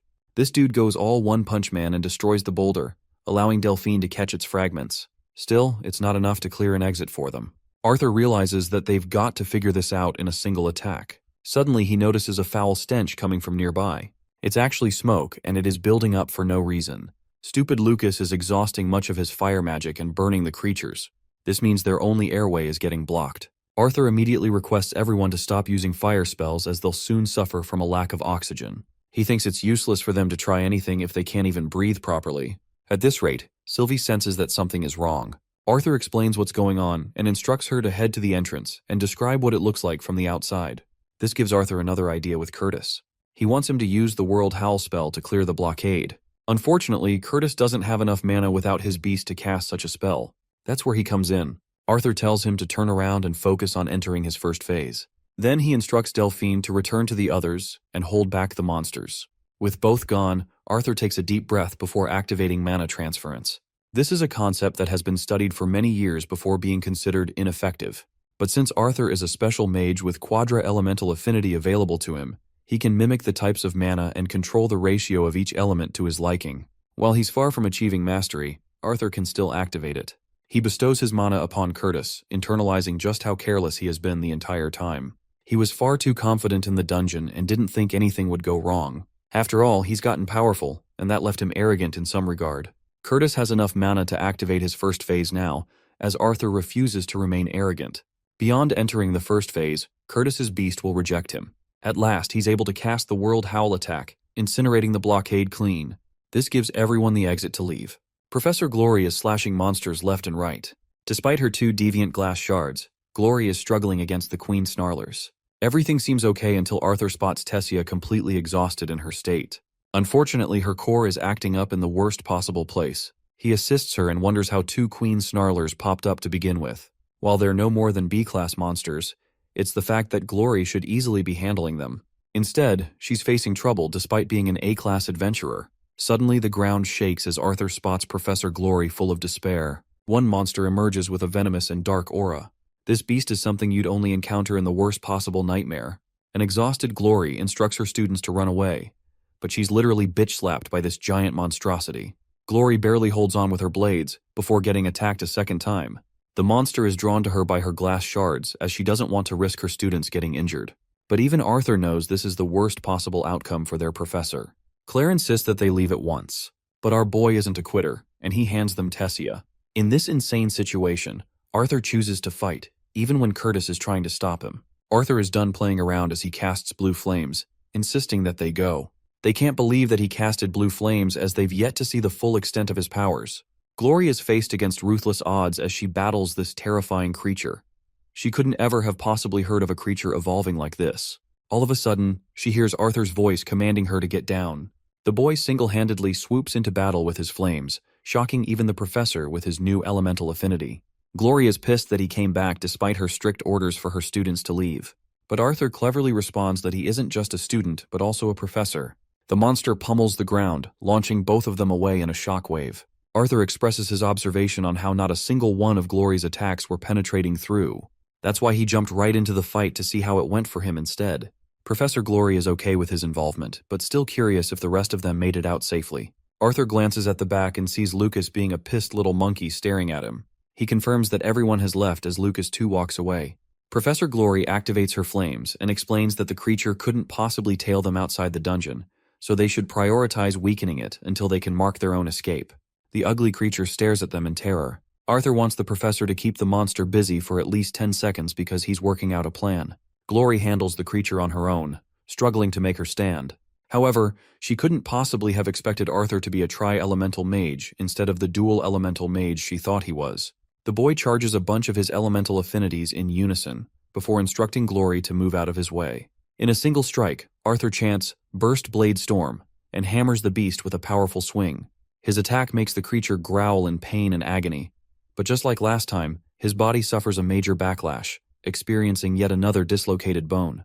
Arthur is about to get swiped by the monster when Glory grabs him and insists on running away. Unfortunately, his blade is still plunged inside the creature's body, and he couldn't retrieve it. Having made their escape, both of them are utterly horrified when they see this monster emerging from the dungeon's entrance. It stabs Arthur's calf with a painful claw, making him wail in pain. Professor Glory attempts to prepare her sword, but then we get to see a close-up. A close-up of this unfathomable creature with beaming yellow and purple eyes. Arthur senses that something's about to happen and tells Glory to back off. But by that time, the creature explodes along with the ground, making Arthur crash inside the dungeon on his own. In his final ditch effort, he tries to activate a wind element, but unfortunately, a boulder comes crashing down and hits his head, knocking him out before he's able to cast the spell. Arthur's consciousness fades as he descends into the deep, dark gallows of the dungeon on his own. Right before impact, he regains consciousness and struggles to keep himself alive with an earth enhancement. Unfortunately, his powers are waning, and by this point, his tenacity is the only reason he's holding on. But even that fails with Arthur plummeting again. This time, he goes for a wind-based magic approach to soften the fall. The thing is, he doesn't have enough mana, and that's a problem. Pouring the last bits of his strength, he does his best to lighten the fall by using a wind-based current attack. The brief tornado slows down his descent until the boy eventually makes full contact with the ground at last. Arthur's body slowly regains some of its energy as he manages to get back up while holding his head. Thankfully, he sees his weapon in the distance. Sylvia's beast will is the reason he's functioning right now, supplying him with regeneration and sharp senses. The boy pulls out his blade from the creature's body and understands the situation he's in. It's going to take a while for him to climb back up a hole so high. He scouts around for an opening, and interestingly finds a path that leads to running water. In his injured state, he follows the path and reaches the waterfall. There, he navigates through the waterfall only to find himself horrified by what he sees. A graveyard of adventurers, all killed ruthlessly without fail. Hearing a cough nearby, Arthur is made alert and quickly follows the voice asking for help. He looks around hopelessly but can't find anything, so he asks the person to speak one more time. The boy is utterly horrified to see their body. This person is none other than the beautiful Lance Alea, her legs severed and her body impaled brutally. He is instantly reminded of the memories they shared, and can't believe the fact that a competent Lance was reduced to such a position. A white core mage being one of the strongest there is, and now they're nothing more than a pool of blood. Arthur attempts to heal her with what's left of his powers. She can't even recognize him anymore because she's also lost her sight. The boy reminds her that he's the kid she met at the academy, the same one who reminded her of her brother. Alia suddenly remembers but wonders how he even got here. Her condition is critical as she coughs blood. Arthur insists she doesn't talk and attempts to heal her. She helplessly grabs his hand and requests to stop. After all, even he knows that saving her is impossible. Arthur apologizes for his shortcoming, even though she's in a much better state now than before. He wonders if there's anything in his powers he could do to help her, but Alea simply shakes her head. Arthur finds himself in frustration and can't fathom what the hell went down in this place. What could possibly make such a mess out of a white core mage? In her dying state, Alia explains that the only reason she's even alive is because someone forced her to suffer through revenge for even laying a single hand on him. She casts a small stone and shares it with Arthur, then requests the boy to draw near. Despite her shattered core, Alia thinks she's capable of showing him what happened a while ago. Arthur experiences a clump of her memories all the way back when the battle mages arrived to take down the serpent. They successfully beat this monster without trouble, but something bothered them. The group of battle mages arrived in front of a warrior in black, staring them down. In a flash of a second, he impaled their bodies in a massacre. Before long, the place was filled with suspended bodies, and yet the man didn't move an inch from his position. A close-up of this fucker is revealed, and he looks terrifying. He decides to give Alea 2 options for her life. The first was to fight him and suffer the same fate. The second one was for her to kill each of her team members to prioritize her own survival. It was a brutal dilemma with no easy way out. Being the lance that she is, Alea decided to place her bets in a fight. But nothing mattered, as each of her men were impaled no differently from her. This gloomy and mysterious man thinks their efforts are in vain as the war is soon to come. Interestingly, Alea was capable of smacking his head with her vines, which resulted in a chipped piece of his horns. Now infuriated, the monster decided to make her suffer the most out of all. Severing her arm from her body, he impaled not only her but the rest of her men. Then this bastard came up to her and grabbed both her legs before ripping them off clean. Finally, he wanted to make her suffer in the most agonizing manner. So he took both her eyes out too. The poor mage experienced ruthless horror and the worst fate imaginable. And then she went through the fate of hearing all of her men die while she couldn't even see them. Having witnessed such a traumatic memory, Arthur vomits at the thought. Alea apologizes and understands that not a single person deserves seeing something so horrific, but it was necessary. The boy argues that he's the only one who is capable of passing information ahead. He's content that he was able to know the pain and suffering she went through. Arthur thanks Lance Alea for fighting for the kingdom. The poor girl, in absolute pain and agony, breaks her facade and reveals her tear-filled state, begging for another chance at life. Nobody wants to die, and that's just the reality. Arthur finds himself helpless before her and hugs Alea, right when she's the most vulnerable she can be, right when she's the most scared in her life. He tells her that he's here and won't leave her no matter what. Finally, Alea's life comes to an abrupt end as she reminisces about her final memory. Poor girl. The boy persuaded himself, believing that somehow Alea's death wasn't in vain. He buried the warriors and learned that there was more than just one demon. While he was unaware how many, it was clear as day that they had a goal of their own. It's no different from the time he met one at Sylvia's cave. This demon either wanted Sylvie or the whole of the Dicathan continent. And despite his quadra-elemental powers, Arthur at his current level is so weak that he doesn't see him beating one of them. He grabs Alea's blood-filled body and understands that from now on, he can no longer risk being complacent in a war that's about to break loose.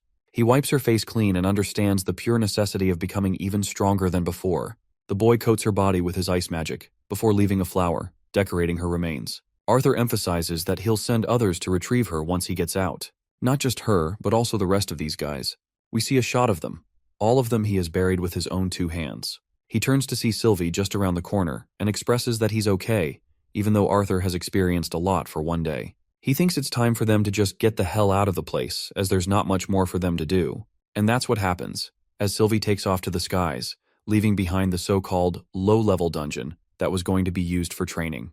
Walking his way to the entrance, Arthur is stopped by the guards until they spot that he's Arthur Lewin from the Xyrus Academy. The guard realizes that he's returning from the brutal incident that the other students reported on. He immediately instructs another guard to inform the academy and the guild at once. It turns out that they were already planning to put together a rescue team for the boy. The guard wants to fetch a healer for the boy, but Arthur stops him, expressing that he just wants to go home right now. He doesn't want to report anything to the academy until tomorrow. The guard understands and lets him off. In the next scene, the boy arrives back at home, standing before his house, realizing that everyone inside is probably worried sick for him. At the same time, if he goes in, he'll have to talk through everything. Right now, Arthur is so fragile that he thinks he can't handle going inside. He recovers Alea's lance badge and recalls her dying words. The poor girl suffered so much horror and loneliness stuck in that place, and she didn't want to die.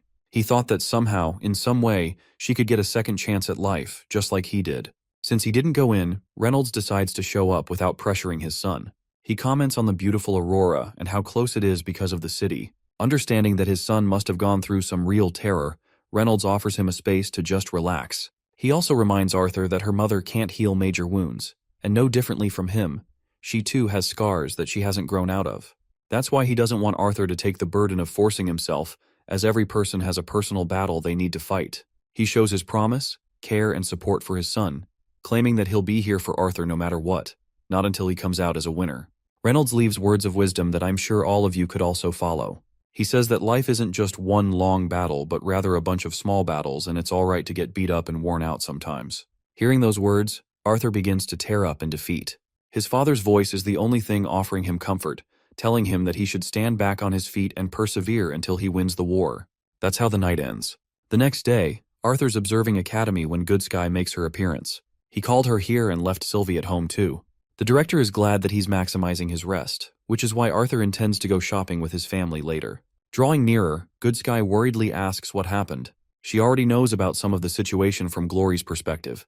Arthur turns to her and merely shows her Alea's battle tag, causing the woman to experience a jolt of horror and despair. She couldn't possibly accept it, but Arthur confirms that Alea's dead. The rest of the team is left in the bottom floor too. Good Sky realizes the danger that comes with the situation.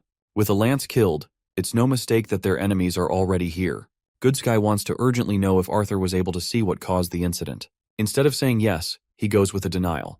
The director understands the seriousness of the situation and plans to inform the council. She thinks the matter has just gone way beyond Arthur's capabilities, and the rest can only be handled with the lances.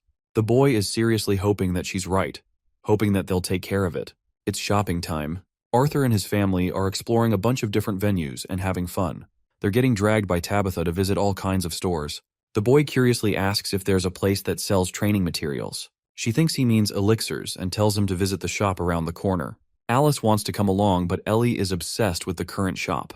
Arthur thinks it's all right and leaves them to have fun for a while, including Sylvie, who feels trapped while our boy deems her a sacrifice for the cause. He's walking among the crowd until he spots a tiny grave and a broken flower. The scene floods his brain with the memories of what happened.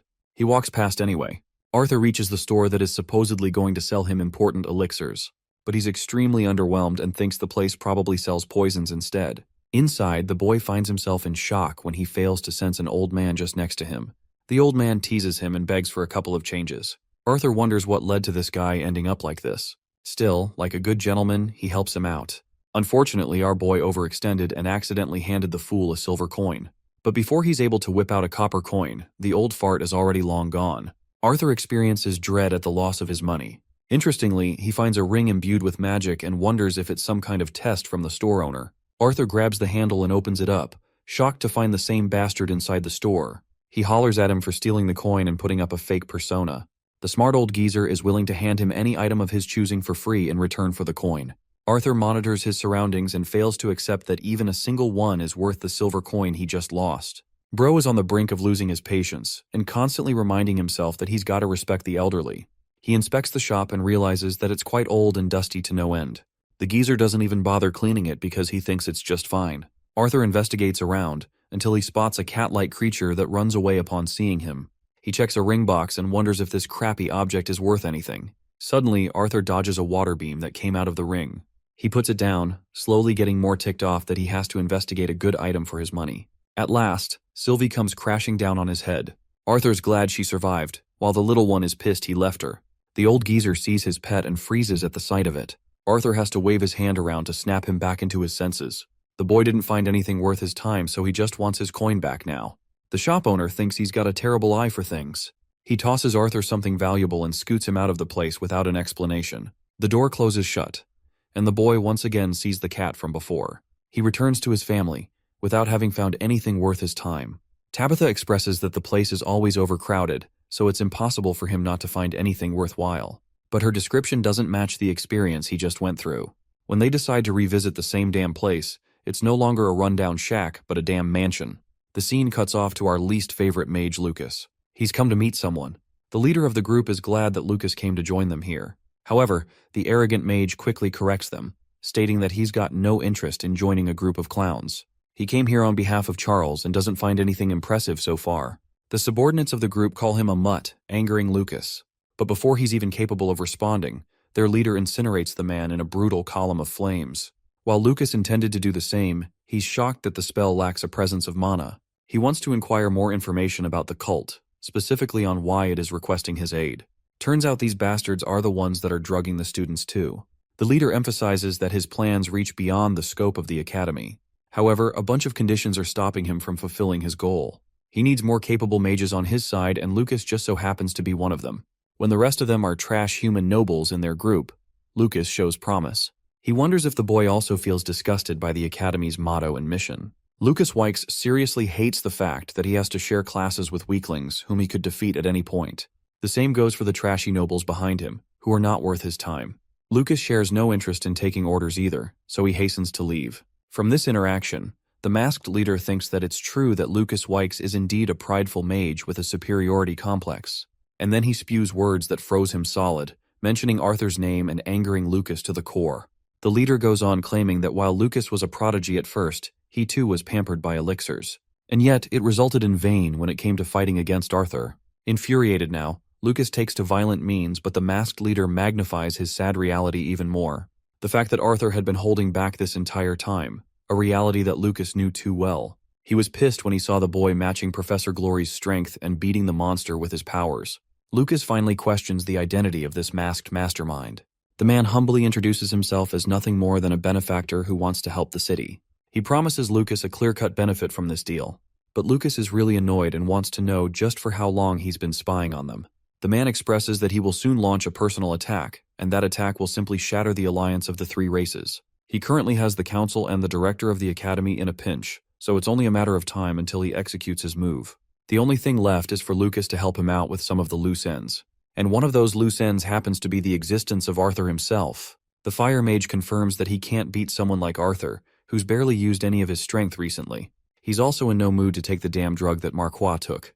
The masked leader confirms that the drug will bear different effects on Lucas, who is actually stronger than the fatty who died. The powers he's going to grant him are going to be on a whole different level too. Lucas is hoping that he's going to get Arthur to use the full extent of his strength. The masked warrior expresses that it's only natural for a human to place importance on their family and loved ones. The person that comes to mind for this situation is Tessia Aerolith, the princess herself. She's the council president, an elf leading the humans. His followers don't like that. He paints a picture for Lucas, instructing him to harm Tessia to the point that Arthur has no choice but to invoke his full powers.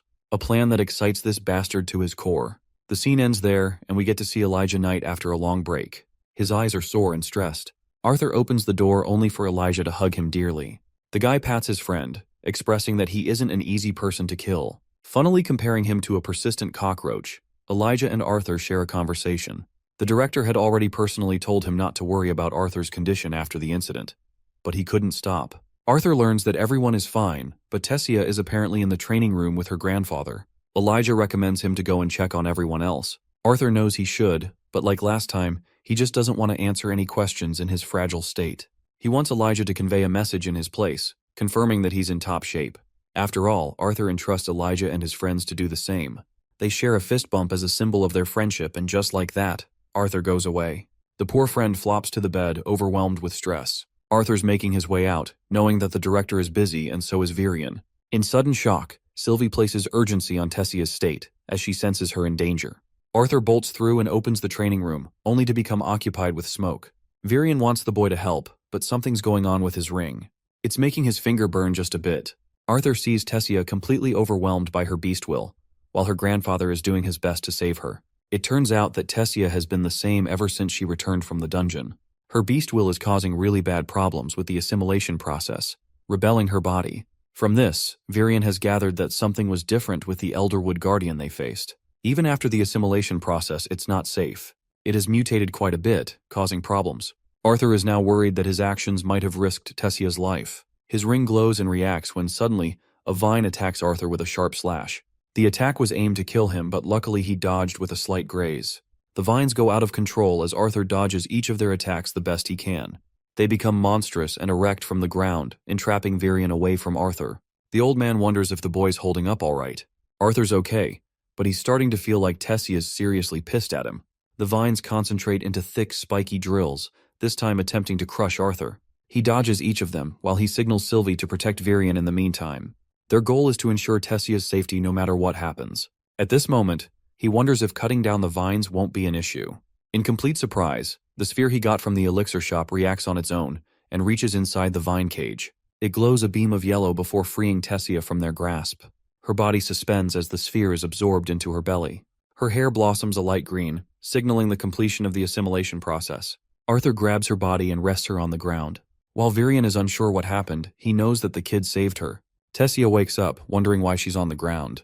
Her vision returns to normal as she spots both of her loved ones. She goes rushing to embrace Arthur. The poor old man gets dusted because he was expecting a hug. Tessia is happy that her lover is still alive, and Arthur's happy to smile at her all the same. Meanwhile, Virion is getting third-wheeled the hell out on his own. Later, she's put in the infirmary room to recover. The orb's mystery still bothers Arthur, but still, it helped her calm down for the meantime.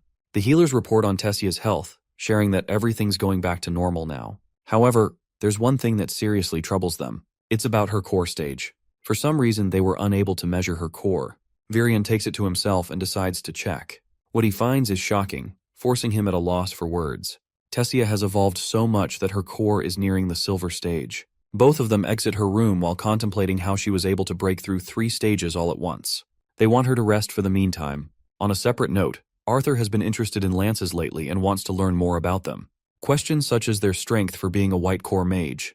To visualize the strength of a silver core mage, it takes at least 20 yellow core mages to manage one silver core mage. And then, there's an exponential power difference between silver and white core mages. Virion to himself is at the mid-silver level, but it would require at least 10 silver mages like him to handle one white core mage in place. Arthur teases the old man for being weak, but it's not that he's weak.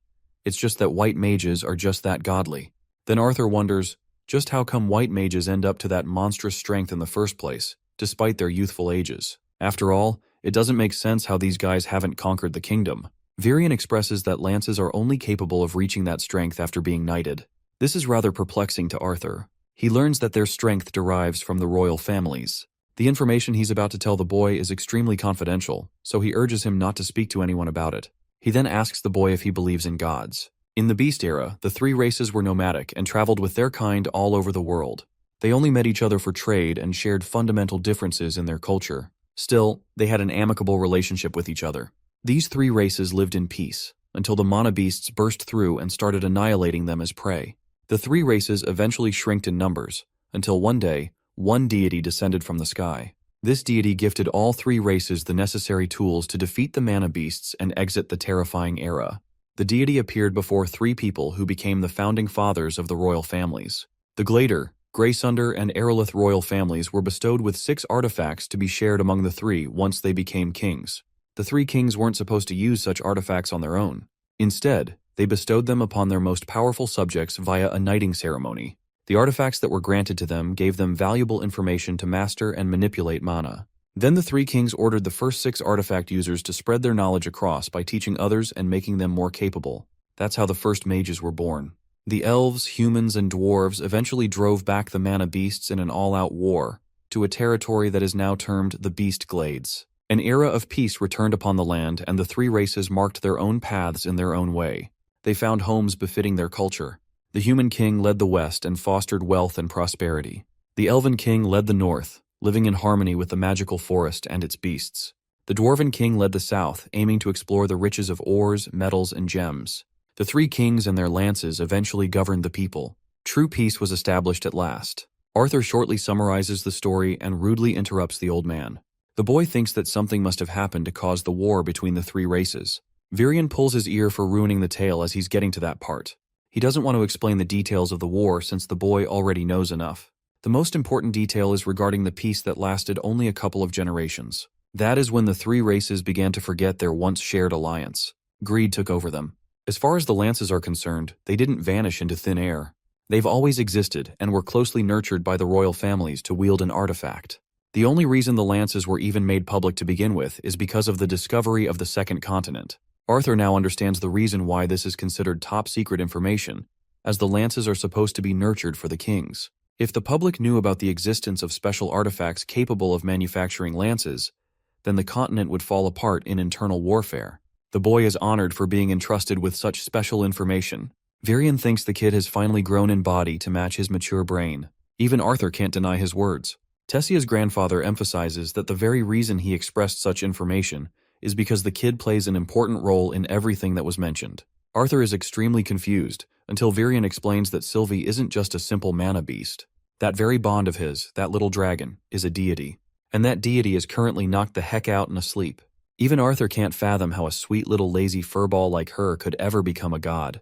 Virion explains that deities aren't really the kind of creatures that are regarded in books as gods. Instead, they are creatures that can ascend from their mortal bodies and achieve total harmony with mana. The body wonders if it has anything to do with the fact that she's a dragon. After all, Sylvie is indeed intelligent and strong. The elder elf continues that the mere sight of dragons is often considered a sign of a blessing, which is also why Arthur intends to keep her true form a secret. Virian understands why the boy chooses to do that, as he would do the same in his case. He wants Arthur to know that they didn't just become familiar with each other by chance. The world is on the brink of another change, and while Arthur's role is uncertain, Virian wants the kid to be ready for when he has to play his part. After that serious conversation, the boy takes a walk, contemplating the existence of the deities. Sylvie wonders where they're headed now, because apparently the boy is interested in checking something.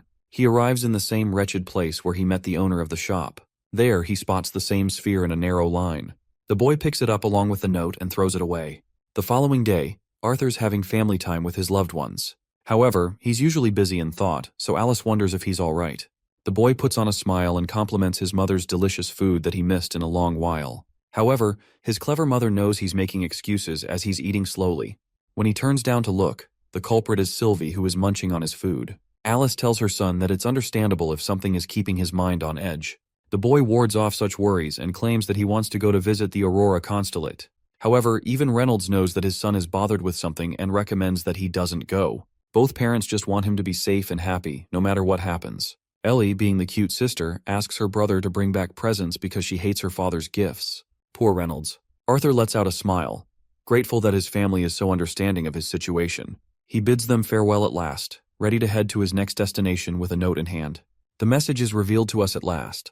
The sender wants to tell Arthur the full story and requests that he pay a visit at the teleportation gate. From here, we transition into one of King Gray's memories. One of his subjects talked of how important it was for them to kill a woman, to show the devotion and determination of the king for his people. They all wanted him to kill the woman so that no one could ever mess with their country again. That was all he heard, to kill and kill and kill. The boy snaps right to his senses with Sylvie calling his name. He pets her and expresses that it was nothing more than a bad dream. Arthur wonders why that specific memory popped up all of a sudden. He pulls out the note again and recalls his few interactions over the past few days. He's almost certain that this note is from the shop owner. He definitely overheard their talk and probably wants to tell Arthur an important detail that the elf elder missed. At the same time, Arthur thinks that Virian wouldn't just leave out something so critical like that. He wonders how a person could know more about this pertinent matter than Virian himself. The carriage transports him to the gate where he finds a guard requesting for verification. The elf explains that the portal leads to the kingdom of Elenoir, so the kid needs verification to pass through.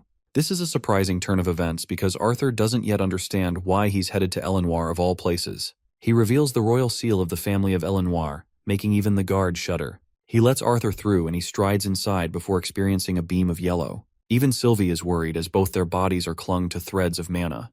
Eventually, they're pulled inside a place of black. Arthur and Sylvie look around to see what's going on. What's really terrifying is that Sylvie is scared, and she's never been scared in her life. The boy ignites a flame to see what's going on. He doesn't know what's up. Suddenly, both their bodies experience a jolt of power so overwhelming that they're barely surviving the pressure. Poor Sylvie closes her eyes while Arthur questions who it is they're seeing. A pair of eyes, sharp as a serpent, stare them down. The boy and his bond are struck with fear. The voice emanates and sucks the pitch black into a space of white. Sylvie is shaking so hard that Arthur is now frustrated. He sees the cat, the same cat from the store he met earlier. The cat stares at him before transforming into a humanoid figure, calling himself Winsome. To sway his confusion, Winsome introduces himself as one of the deities. The scene cuts off there and we get to see Director Goodsky on her own. In the council room, she heard how every single one of them were distraught at the death of the Lances. One was pissed and wanted to interrogate the student who witnessed the scene. But the rest of the council decided it wouldn't make sense as the interrogation would be useless. They're concerned with the next course of action. Dispatching the best mages possible, they want to see what was left of the dungeon. Cynthia rejected the request in front of the council. They could agree that the headmaster did enough for the council and needed to take care of the academy instead. Goodsky is reflecting on those memories. She wonders if she took the right course of action by keeping the boy's name a secret. Even her familiar thinks the kid is a mystery, and it's only going to make things worse if the council suspects his involvement of some kind. Goodsky is happy that he's safe, until she herself is suddenly attacked by multiple conjurers and struck by one. She casts a barrier and eventually blasts the shit out of the 4 casters that jumped her. She leaves the rest to her bond to finish the fight. The creature transforms and devours them while she interrogates one of the assailants. Goodsky crushes this guy without remorse, but the guy refuses to reveal any bit of information. He thinks she's made a critical error by assuming that the continent is going to last a few decades. In reality, spies exist in every corner of the continent, and it's only a matter of years before Dickathen erupts in war. Before this bastard can reveal the name of the group he belongs to, Good Sky intentionally kills him, probably because she already knows. Javier also had his part of fun by devouring the human meat. Her wound is alright, but Good Sky can't rest, knowing how easy this battle was. She wants to target the coast next, hoping that her suspicions aren't wrong. And my god, the mother of all plot twists. We see a curse marking engraved on her back, which means this woman has been with the bad guys before. Going back to the deity experience with Arthur, he experiences a flush of memories before the winsome deity. It changed into a human's appearance to better fit their conversation. Deities are those that are even stronger than the likes of white core mages. Arthur can barely fathom its existence in his presence and tries to stand firm. Before the start of their talk, he wants to confirm why they're headed to the elf kingdom, and if there's something concerning Tessia. Winsome claims that he just wanted to make him transition through the gate. With a lift of his palm, he shows both Virion and Tessia being fine as always. The princess is in better shape thanks to the elixir pearl that he gave her before her core exploded. The second pearl is for the boy to keep. Arthur is stumped to hear that Tessia's core could have shattered, but that's also why Winsome brought the kid here. He starts off regarding the child as a citizen of Dickathon, but it's now known that a second continent exists in the world. Apart from Dickathon, Alakria has also been governed by the deities who reside in the land of Epheotus. The inferior beings call them deities, when they themselves call themselves Asuras. They're actually the same deities that were responsible for handing the three races magical artifacts to fight the magic beasts. Winsome explains that he knows about the artifacts thanks to Virion, but the reality of Asuras is far beyond the understanding of any person in Dickathon. The Asuras have also been governed by a noblesse of some kind. They weren't supposed to interfere with the three races or the continent, and they only do so when the balance of peace is threatened. That rule eventually broke when the land of Epheotus was divided into three factions, composed of different clans of races. The ruling clan of every faction had their own priorities in mind, but they stood strong and never raised their powers against the inferior races. That is until Agrona became the leader of the Vritra clan. That deity broke the doctrine in order to further advance his own people. Arthur is slowly digesting the new information. Turns out that he's already encountered a bunch of people from that clan. But the Vritra clan is notorious even among the Asuras. They're kind of like scientists and researchers who are constantly working on the advancements of mana. When the leader Agrona surged into power, the clan's strength shot up by miles. The deities later realized that the members of this clan had been experimenting on the lesser races in different ways to enhance their own strength. Hearing that, Arthur is disgusted. But now, he's confused and questions the role he plays. Winsome claims that it has nothing special to do with the child, but he should be aware of the facts because of his connection to the deities. He then forces Sylvie's transformation via his powers, making her reveal her true form. The deities had been searching for Sylvia for many years, and right when they discovered her, they saw a boy holding a small deity in his arms. Winsome explains that Arthur is bonded with his master's daughter. Sylvia is single-handedly the most powerful creature in all three continents of the world. She's just that strong, to the point both Sylvie and Arthur are stumped. The elder elf's words were true, that dragons are indeed deities, and that both Sylvia and Sylvie are among the most powerful creatures to ever exist. Deities mostly alter into three forms, but when it comes to Sylvie, she prefers to keep her tiny little form to preserve her energy. Interestingly, Asuras prefer keeping their humanoid states for the preservation of mana, but Arthur is really surprised to hear this. The only reason Sylvie has yet to transform into such a state is because she's unable to do it at her level. Sylvie's core is underdeveloped compared to others, and with how things are shaping up, Winsome bears the bad news about Agrona's spies already residing inside the continent. War is imminent soon, and while the deities of Epheotus would hate to admit it, it's true that Arthur's role will shift the very tides of this war. If he agrees to become an ally to the deities, then they won't separate him from his bond. But that only means one thing: he's being threatened right now. They'll take away his bond if he says no.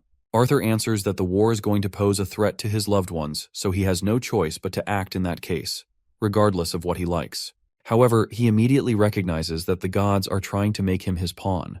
Winsome is glad that the kid is mature for his age. Turns out the deities want to take both Sylvie and Arthur into the continent of Epheotus for training, a fact that shocks him. The truth is, Sylvia's power is one that even the deities would do anything to obtain, and it is dormant inside Arthur's body.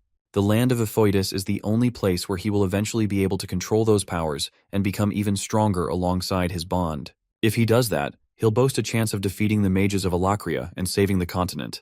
Let's skip ahead to the disciplinary committee. Kathleen notes how it's been only a couple of days since Claire and Curtis's returns from the field trip, and yet, they've been dealing with so much regarding what's going on campus. Students are going wild with bullying others. Curtis, on the other hand, is traumatized ever since he saw what happened in the dungeon. They're both in deep guilt of leaving Arthur on his own. Speaking of him, One student raises a question on how the search mission has been going.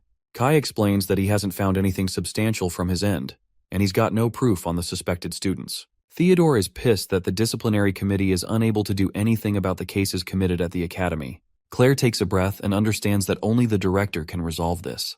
The school's progress is taking a dive, and it's all being blamed on a particular student's involvement. The room goes silent when Kathleen roars in anger, defending Arthur's prowess as a professor and his capabilities as a student. They all understand this, and yet the blame is pointed in his direction regardless. Claire is helpless while Kathleen is infuriated because if Arthur were in her place, he'd know exactly how to handle this situation. Her brother Curtis speaks up that no matter what, they really can't speak of him when he's not around. Kathleen strongly believes that he'll return. Theodore is about to say something to her when Elijah makes a surprise appearance as Arthur's friend. He wants to inform them about Arthur's situation, when suddenly an earthquake shakes the whole building down. The disciplinary committee quickly rush to get to the outside. Kathleen reflects how equality has been an important virtue that her mother always prioritized. She always advised her to treat others equally, even if they came from a humble background. After all, one's status did not matter. Each person was special in their own way.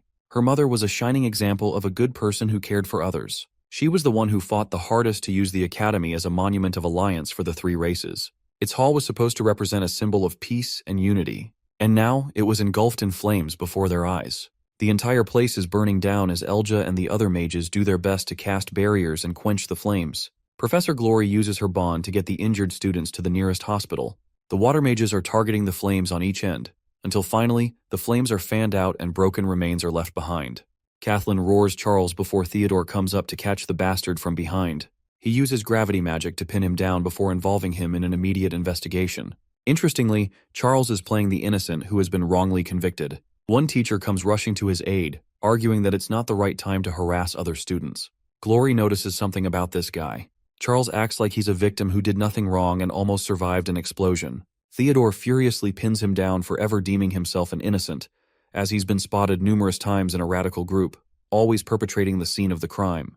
The teacher defends Charles and strongly opposes the decisions of the disciplinary committee. Glory comes out as the mediator and stops both. She knows Theodore is feeling frustrated, but there's no way they could accuse a student without pure evidence. The actions of the disciplinary committee are put on the forefront, and the rest of the students are gossiping about how the committee was about to abuse its power. Curtis grabs Kathleen and stops Theodore as well. Their current objective is to save the students inside the building instead of targeting a scumbag. Theodore angrily releases his spell from Charles, before grabbing his shirt and shoving him away. As they're going away, Kathleen notices a sinister smile on the bastard's face, meaning he's definitely the one behind the scene. On the flip side, Elijah is busy training hard in the training room. He finds himself completely exhausted trying to exercise his precision and control over his elemental affinity. Even after he reached the light orange stage, he thinks a lot of progress has to be made for him to grow. His gift isn't doing him any favors here either, and now he regrets keeping his weaknesses a secret from Arthur, who could have helped him. If he was here with them, he could have stopped the entire incident on his own without the need of the committee. After the fire went out, Elijah told everyone about Arthur's survival, relieving them greatly. They wanted to clear up this mess before his arrival, so he wouldn't have to worry about doing so much. Then again, these guys don't even know half of his true abilities. Only Elijah does. Still, he thinks they genuinely care about him. Despite not revealing his powers, he's respected by the committee members and even the princess. Elijah loses himself in comparison and wonders if he could have lived a similar life with the humans. They're both weird in their own way, and yet fate only favors Arthur more than ever. Those emotions start to whirl up inside Elijah's head as he becomes overwhelmed with all the sweet moments they shared, the tough battles they faced. He snaps himself back into his senses and understands how Arthur has been there to support him. Yet he's facing even bigger battles than anyone else. If Elijah wants to compare himself to him, then he's got to become even stronger. At the teleportation site, a bunch of travelers are annoyed that they have to do so much work. One of them spots Arthur and stops him, immediately claiming that this guy isn't even an elf. He scolds the boy for having lost his track, and right when the lady is talking over his importance in the kingdom, the man angrily swats her arm away. Roger is pissed that they had to become licensed while this pipsqueak is cutting down the line without trouble. The boy expresses that the very reason he's skipping the line is because it's important enough for him to do so. This time, Roger becomes violent with his methods and uses his magic to grab a hold of the kid. He doesn't want to kill Arthur, but intimidate him. But this dude forgot that he was messing with the wrong human, as Arthur releases his own blue flames, despairing the man before him. With that, he walks away with his escort. Let's go over what happened in his meeting with Winsome. Arthur was curious how the deity was unable to track them down for so long. It turns out that whenever he was hiding his bond's insignia with Sylvia's feathers, he concealed its presence for a long time. But now they've finally found him, and he's got no choice but to prepare himself to leave for the land of Epheotis. As he's walking by, Arthur thinks of his next destination. He greets a bunch of elven guards and quickly shows them the official pendant of the royal family, which has already received verification. The boy's a little annoyed that people are so suspicious of the badge despite it being real. He's shown the way forward, but right then, a strong earthquake shakes them all from where they stand. The guards jump ahead to protect Arthur, which is a good thing because he's glad to find that they've got some value. Still, the boy prepares a windcutter spell, and from within, Virion emerges. He's been having a tough time dealing with an opponent. This mysterious opponent turns out to be Tessia herself, who has become so unbelievably strong that she can't find herself controlling her powers. Arthur's shocked to learn that Tessia is fully integrated with an S-class beast already. He suspects that the strange marble had something to do with it. Despite her conscious state, she's unable to control the vines so far. They keep multiplying without end. Virion wants Arthur to step into the fight and rejects the royal guards for becoming obstacles in the way. The royal guards are puzzled when Virion sends them away, but keeps Arthur in the fight. This is done so that only a handful of people know about the extent of Tessia's powers at her current state. Sylvia is ready to act, but Arthur wants her to constrain her powers. Arthur leaps ahead and actually gets slashed by one of the vines. He understands the risk involved with using a fire-based spell in such a setting. The boy decides to exercise the powers of his beast will, activating the thunderclap impulse. His hair turns blonde and his body is covered in purple as he makes his way past the vines. Arthur is near Tessia and instructs her to maintain her vines. She does her best to hold out for a while, until Arthur's able to reach her. He embraces her body and then activates his ice deviant magic to finish off the rest of the vines. The boy has safely secured her and asks if Tessia is feeling all right. She may be safe, but she's frustrated with how much dependent she is on his help. Arthur attempts consoling her, but she lightly jabs him before mentioning how he became her cause to grow and become even stronger. The boy smiles hearing those words as they match fists.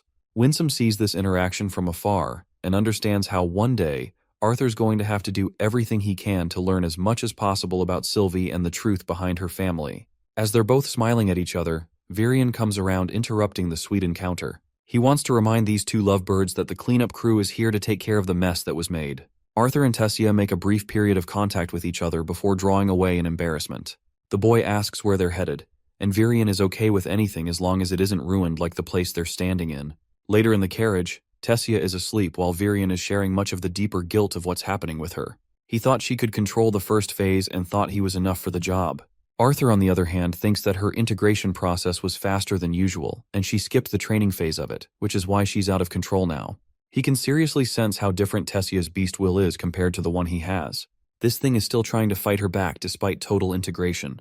Arthur requests the old geezer for her to be more careful. After all, she could jeopardize the safety of everyone around her if it happens again. Hearing this, Grandpa gets loud as hell and justifies that he just wanted his granddaughter to become powerful. Virion understands the need for a mana seal for Tessia until she is fully acquainted with her powers. At the same time, it's risky because she'd be defenseless, so maybe a protective artifact could prove to be beneficial instead. Arthur agrees with that approach and agrees to stay by Tessia's side until she's all safe and sound. Speaking of which, Virion is actually serious now and properly asks Arthur for his opinion on Tessia.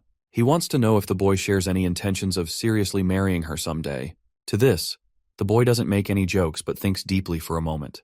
Right when he's about to issue a response, Virion talks down on Tessia's sour and spoiled personality. Arthur's a little overwhelmed because he thought elves were known to marry much later in their lives. The old geezer is ready to break this simple traditional rule for the sake of greater progress. To make his words really clear, Virion straight up asks if the boy takes a liking to Tessia. Arthur starts off with a clear yes, but then goes into ambiguity, claiming how he has yet to experience what the words like or love truly mean. He wants to give it some time before coming to an answer. Until that time arrives, he wants to improve his abilities to the best possible realm before he can ask for her hand in marriage. Virion is impressed that the kid is approaching his life in the right direction. Teasing her like always, Sylvie jumps the gun and confirms that she was right about Papa being in love with Mama. Arthur's a little worried, but Virion assures him that Tessia is out cold.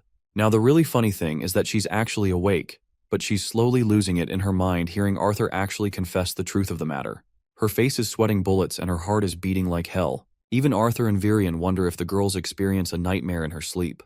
In Arthur's internal monologue, he confirms that he likes Tessia in a different way than anyone else. But his current priority is to protect her, and an artifact is good for that job. He's still glad that both his sister and mother have the pendants on them. Still, it's not enough protection, and his sister is yet to awaken even then. The boy is fretting over the incoming war that Winsome warned him about. A sudden idea clicks in his mind. He should get Ellie a bond that is powerful enough to protect his sister in the place of harm. Bro is out here having fatal thoughts about her pet killing any potential boys that could potentially form an interest in her. This protective bastard. They've arrived at their destination, and Tessia is the first to step out of the carriage and into her mother's arms. She's so happy to see them, while Arthur confusingly looks around to see where they are. Tessia's parents are so happy that he's there to protect their daughter whenever there's trouble. Also, they're dying to know what happened to the royal manor, but Virion has severe trouble explaining that it just got blasted to pieces thanks to Tessia. The poor girl confesses that it did happen, shocking both the parents. Virion plays it cool on how he was just training with his granddaughter and ended up accidentally destroying the place. Arthur's a little confused with how he's framing this story, since it was Tessia who destroyed the manor instead. He ends up agreeing to the cover story while Gramps over here plays it cool and chill, having annihilated their beautiful manor. He's also been meaning to visit Rinia for a long time. Rinia is Tessia's grandmother and she's been busy, a lot busy. She's been curiously invested in Arthur's future, but the boy fails to understand why. He also doesn't recall this place the last time he came here. Tessia's mom expresses that it's been a while since any of them paid a visit to Rinia. It turns out that she's chosen to isolate herself for a strange reason. One time Virion nearly died from one of her traps. That's how severe her case became. He wants them to understand that she's probably hiding from dangerous people for a reason, something that bothers Arthur as he wonders who those people could be. As they're moving along, Sylvie is out here grilling other creatures in the forest with ease. Tessia's father is amazed by his bond every time he sees her. He also wants to thank both of them for always keeping Tessia in check and taking care of her. He learned how she managed to escape dangerous situations only thanks to his help. The boy acts like it's nothing special as he's also received help from Tessia. Intrigued, her father asks how. The boy looks up and states that she helped maintain his sanity, a response that is so unusual of a 13-year-old boy. Even he admits that Arthur seems like an adult if anything. The boy takes it as a compliment. But the leader of the elves stops in his tracks and claims that it's not just a compliment. Rather, he claims how parents don't want their children to grow up too soon to face the burdens of the adults. To this, Arthur internalizes how it's been nearly 3 decades since he reached the end of his youthful life. Surprisingly, the whole reason Tay Council was even formed is solely because of the boy. Tessia's father seriously despised humans and became very disappointed with them after the war. He lost his mother due to that war and never had it in his heart to forgive the humans for their actions. Then, he nearly lost his daughter too, until one boy came along. A human boy who rescued his daughter and brought her back. He freed her from the slave traders and even spoke up against the Elven King. It was that time when the young boy helped the king reclaim his senses. Even this guy admits that he's okay with Arthur being brought into their family. His wife Morale also exposes how the king has been meaning to see the boy for a while now. Also, their conversation just now was heard by everyone, so it wasn't really private. After a while, Virion signals everyone to quiet down. They wait to hear a bunch of noise while Sylvie gets progressively more aggressive. The boy prepares his sword as each one of them prepares to meet the threat. An old woman emerges from the bushes, but our boy foolishly launches a preemptive strike on the defenseless old woman. If Virion hadn't caught him just now, she would have been sliced in half. The woman roars at him for trying to hurt an elderly woman. Tessia jumps to embrace Rinia, who adores her in kind. Continuing along, Virion was expecting to meet her at the entrance, but it turns out that she came searching for them after they were late. She pinches Arthur's cheek in typical granny style, even teasing how she would easily fall for him if she was young. Bro is out here having an opposite reaction because he nearly suffered a heart attack seeing her pop out of that bush. Granny thinks he's calling her ugly and turns to Virion for a description of her youthful beauty, but even Virion is like she was average at most. Rinia ends up saying something out of line about Virion's dead wife, which results in a disappointing look from everyone. Virion apologizes instead, saying that he understands how everyone feels. Rinia switches topics and says that they'll be there soon. Before Arthur's about to ask where, Morale stops him for whatever reason.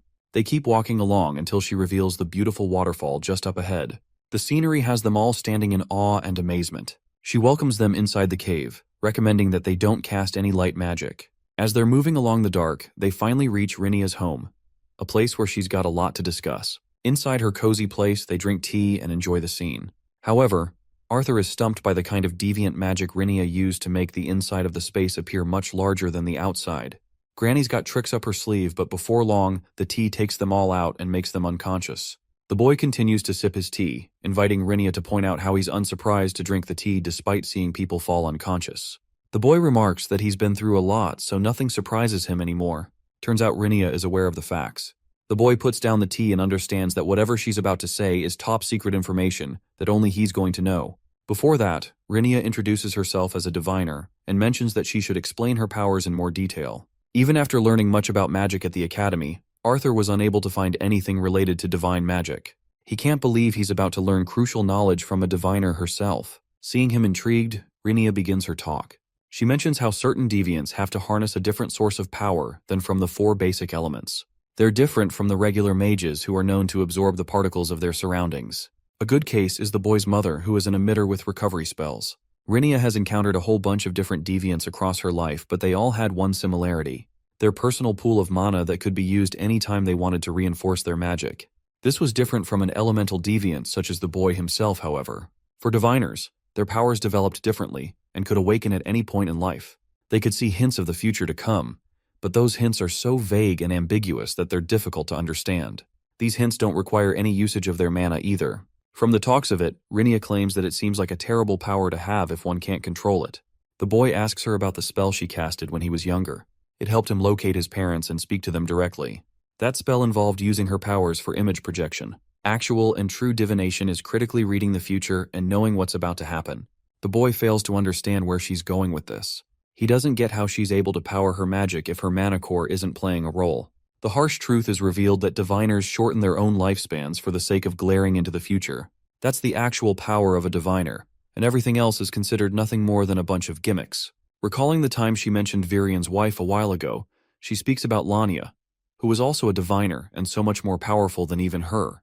Lania's prophetic divinations were even more detailed than Rinia's. She was beautiful and unparalleled, receiving envy from every elf in their kingdom. She was the pride and joy of the kingdom, and shortly after she fell in love with Virian, they had a beautiful wedding. Everything seemed to be favoring the two of them, but then fate took a harsh turn to change both their lives. War between the elves and the humans was approaching its end, and talks of a treaty were in the air. The elves assumed that the conflict would continue, and that the humans would continue to exercise their powers. That's exactly what came to be, as the king of Sapin of the time executed a final act against the heir to the 11th throne. The target was none other than Virian himself. Eventually, Lania received gruesome visions of her husband's impending death. Her prophecies couldn't highlight how his death would come to be. Despite her abilities being a diviner, she couldn't attempt to change anything in those prophecies, as they would only reach a different cause of death. The same outcome, but with a different cause. Even Virian understood that his wife's powers were taking a toll on her, and he did his best to make her stop. But she exhausted her powers without stopping. Rinia relates her personal experience of seeing the future and how much it affects her lifespan. And for Lania, that woman did it every single day, just for the sake of love. She endured so much hardship, allowing Virian to escape death for long enough for the current king to come into power and revolt against the throne. He took down his own father and ended the war. While Lania succeeded, she extinguished too much of her lifespan. Only a few weeks later, she tragically passed. For that, she despised Virian for a long time, and despised her own sister for leaving her alone. Arthur is shocked to learn that both Lania and Rinia were sisters, and that the poor old geezer Virian has endured a lot in his life, despite always being cheerful around them. Sylvie wakes up and notices her papa in a slump. Rinia reveals the reason she told Arthur everything just now. She used the same prophetic powers to peer into the boy's future. Hearing that, Arthur comes to a pause, questioning why she did that. Poor Sylvie hops on his lap, as if she senses danger and distraught from Arthur. He pets the little girl and tells her that he's okay. Rinia expresses that she's been getting glimpses of the boy before ever encountering him. It's something that has never happened to a diviner before. Regardless, the continent of Dicathan is entering a new stage. Many things are changing, and everything will revolve around the boy. Arthur wants to know why, but this is something not even Rinia understands properly. She fears telling him too much will change the future to come. At the same time, shying away from the truth will fail to make him act. Arthur emphasizes that she's going as far as to give up her own life for the visions, so he wants to help her as well. Then it strikes him that not even Virian knows about her powers. She's kept a long secret from him and claims that she's lived enough. The thing is, by staring into the boy's future, she attracted a ton of enemies to herself, which is why she now secludes herself. It was a personal decision. At last, Rinia reveals the outcome of the boy's future. His future is plagued with difficult decisions and hardships no matter the future. He's going to face many enemies and obstacles, but his saving grace will be an end goal. This end goal is a mystery to Arthur too. It turns out that everything is resting on the goal Arthur will choose for his life to come. She departs the boy with two important pieces of advice. First, she wants him to understand how many people do terrible things for the sake of good. And secondly, she wants him to be wary of enemies that are subtle and more abandoned, lonely, and with nothing to lose, instead of focusing on a higher power. Apart from that, Rinia can't lock down on specific details. The boy fears what would happen if he fails to make the correct choice when the time comes to it. Rinia comforts him, stating that the right choice doesn't have to be the best choice of all. For now, she recommends that he get some rest before returning tomorrow. Let's go back and visit the evil Lucas. He's been handed a vial of green, the same thing that Marquois took and exploded on himself. Charles has yet to try it, and Lucas understands that he was deemed unworthy to even use the vial. Lucas stares at the green fluid and internalizes how each of their cores are weaker than his own. This simple drug could easily kill them upon coming into contact with their bodies. Charles throws a tantrum and urges that they act now, especially with the disciplinary committee taking stronger actions. In turn, Lucas unleashes his flames and knocks him down. He perfectly reminds the little scumbag that he's nothing more than a messenger who has nothing more to do. Lucas pops open the tube and consumes it. But the moment he does, his body grows tense and he succumbs to the ground. Seeing him in this state, Charles is happy. The rest of the clowns are making fun of Lucas for being unable to contain the drug just like Marquois. Even Charles grows high and mighty, calling Lucas nothing more than a mutt. He's really testing his luck here and decides to place his foot on top of his head. Lucas grabs him, causing Charles to experience a sharp sting of electricity as he's sent flying. His foot is severed while Lucas's body is overflowing with surges of uncontrollable power. He is reminded of his conversation against his brother, who scolded him for being pathetically weak and relying on their family's background to save himself each time. He wanted Lucas to act out on his own, and now, filled with this devilish power, Lucas laughs with uncontrollable happiness, resembling that of a monster. The red-haired punk tries running away, but a single zap from Lucas instantly takes him down. Their only healer refuses to heal Charles and runs towards Juno in an effort to save his life. But unfortunately, by the time she gets there, the dude is already incinerated to ashes. She turns to the monster who killed him and attacks Lucas with her water bullets. But this guy is spiraling out of control and thinks nothing of what he did. He bursts forth and pins her to the tree, choking her out to the point blood is pouring out of her eyes. She begs for her life, but it's all useless as Lucas snaps her dead. With both dead, he turns to Charles, who is crying like a bitch in pain. Lucas dares the guy to call him a mutt, like he so bravely did a while ago. Charles pleads for his life as he too is brought to a dreadful end. The following morning, they're all awake and on the table to eat food. Sylvie isn't having the time of her life because the food isn't to her liking. Rinia is open about the effects of the calming herb she put in her tea. She plays it off, acting like it wasn't meant to happen. Virian isn't pleased because he had work to do, and her tea just knocked him out cold. Rinia happily exposes him and Tessia and what became of the royal manor. In response, he quiets her down. The princess is given a small artifact to help control her beast will. Tessia opens it to find a beautiful bracelet inside. Arthur can't fathom how she was able to make something so quickly. Then he realizes that he's among the great elves and shouldn't be surprised. The Elven King is happy that Rinia made something so crucial for their daughter. They decide to wrap up food, and Rinia soon takes both Arthur and Tessia to the portal that directs them to Xyrus City. The boy can't believe that she's got a teleportation gate of her own without any trouble. Rinia just smiles at him in response. Both of Tessia's parents embrace their daughter, wishing her the best. Meanwhile, Virian wants her to stop by the director's office to see how she's holding up. Tessia is really happy to have met her grandmother and embraces her with so much love. Arthur sees them sharing a delicate moment, but he's sad knowing what'll happen. Anye. They both bid farewell to the royal family and eventually cross the teleportation portal. This gate's exit doesn't even have guards around it. He wonders if they're short-staffed or busy handling business elsewhere. Arthur and Tessia take a walk underneath the beautiful Aurora constellate. Tessia remarks that it's always a beautiful sight no matter how many times she sees it. Meanwhile, the cute little furball thinks the sky is broken. They come home with Sylvie excitedly scratching the door. There, they unexpectedly run into Jasmine after a long time. Durden is out here rocking his new hair in a bun like Arthur. Even the blonde freak runs into Arthur, pushing him against her pillows. Tessia is a steaming ball of embarrassment upon seeing that, but she too isn't spared from the same treatment. The boy's family welcomes him home as they all decide to go inside. But Tessia tries to take her leave as she only came to say hello. She has things to take care of, and even Arthur's worried.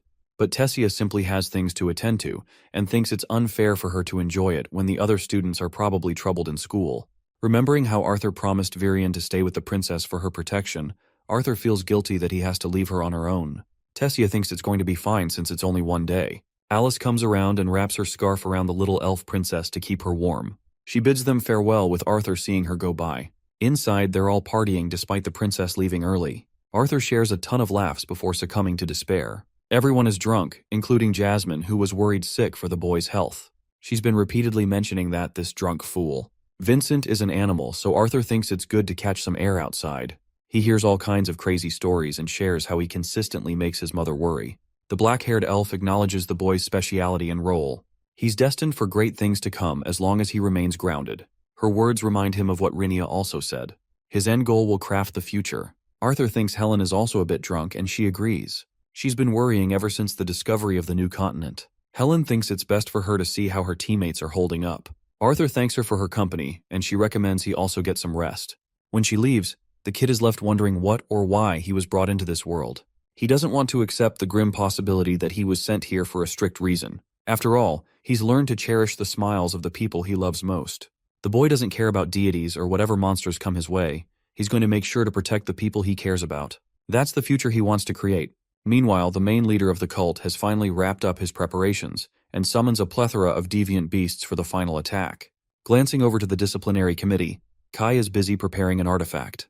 He doesn't want the rest of them to contribute, despite them knowing that the cultists will soon launch a brutal attack on the academy. Kai emphasizes that any more training beyond this will only harm them in the long run.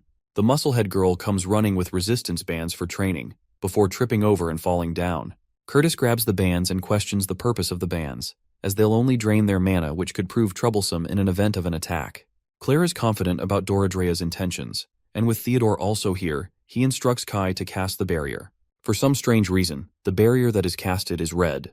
Curtis immediately tells him to shut it down, while Claire wonders if their sound is also blocked from the inside. Theodore takes the forceful approach, but not even his punch can phase through. Kathleen thinks it's foolish to waste mana, and they should instead look for the emergency kill switch. But when Claire searches and locates the kill switch, the thing is in shambles. Now the entire committee is struck with horror. The barrier isn't even fully closed as an entrance appears, and they're attacked by the cultists. Both Theodore and Kathleen attempt to block it as their enemies rush inside. Claire understands that this isn't just training, but an actual fight, and leads her members to battle. The brawlers take down the close encounters while the ice mages prioritize long-ranged attacks. Theodore is crushing them with his fists, while Claire activates her beautiful fire magic to bring their enemies down. She wants them to advance forward using the same opening and rush outside to help Kai. But instead of Kai, the bastard Lucas steps inside, happy to tell them what's really going on. The committee members are shocked to find him inside the barrier, and he's delighted to reveal that Kai is the culprit who trapped them here. The committee members refuse to believe his lies at first, but Lucas thinks he's got no benefit to gain from lying when he can easily prove his point in battle. This guy is so fast that he jumps between them with insane speed and attacks all of them at once. Claire attempts to bring him down, but he casts a fire fiend that nearly strikes her down.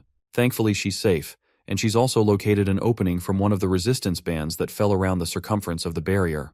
She instructs Doradrea to carve an opening large enough for them to escape. But it's not an easy task, especially with the current version of Lucas before them. This guy's strength is even beyond the professor's right now. Theodore uses his gravity magic to get the jump on him, but the maniacal mage grabs his throat and calls him an insect for even trying. Lucas drops him and checks his transmitter. His real target is nearby, so he exits the barrier without caring about the disciplinary committee members. Lucas has a personal mission to attend to. The rest of the cultists appear, while Claire signals both Theodore and Kathleen to cast a defensive spell for an opening. With the spells casted, Kathleen and Faye launch an ice barrier of their own. This gives Dorada enough time to carve an opening. However, she chooses to sacrifice herself by buying time for her friends. She kicks Theodore away and suffers an attack. Thankfully, Faye is there to help her out. Both of them make a final stand to fight the cultists. Outside, Claire and the others have already escaped. She wants them to search for the professors when the window shatters, drawing her attention in terror. When Theodore comes out to see what happened, the disciplinary committee members stand in horror.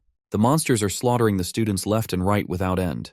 The worst part is that Tessia is on her way to the academy. She's worried about her mana core's complete exhaustion and hopes for the director to help her out. Right then, she hears a loud monster screech. When the princess exits the carriage, she sees a giant barrier of red. Understanding the grave danger of the situation, Tessia wants to return, but she's struck by Lucas's deadly attack, burning down her carriage. He can't believe that she came here on her own. Tessia sees a crazier version of the psychopath standing before her. He's lost his mind, and his haunting face looks uglier than ever.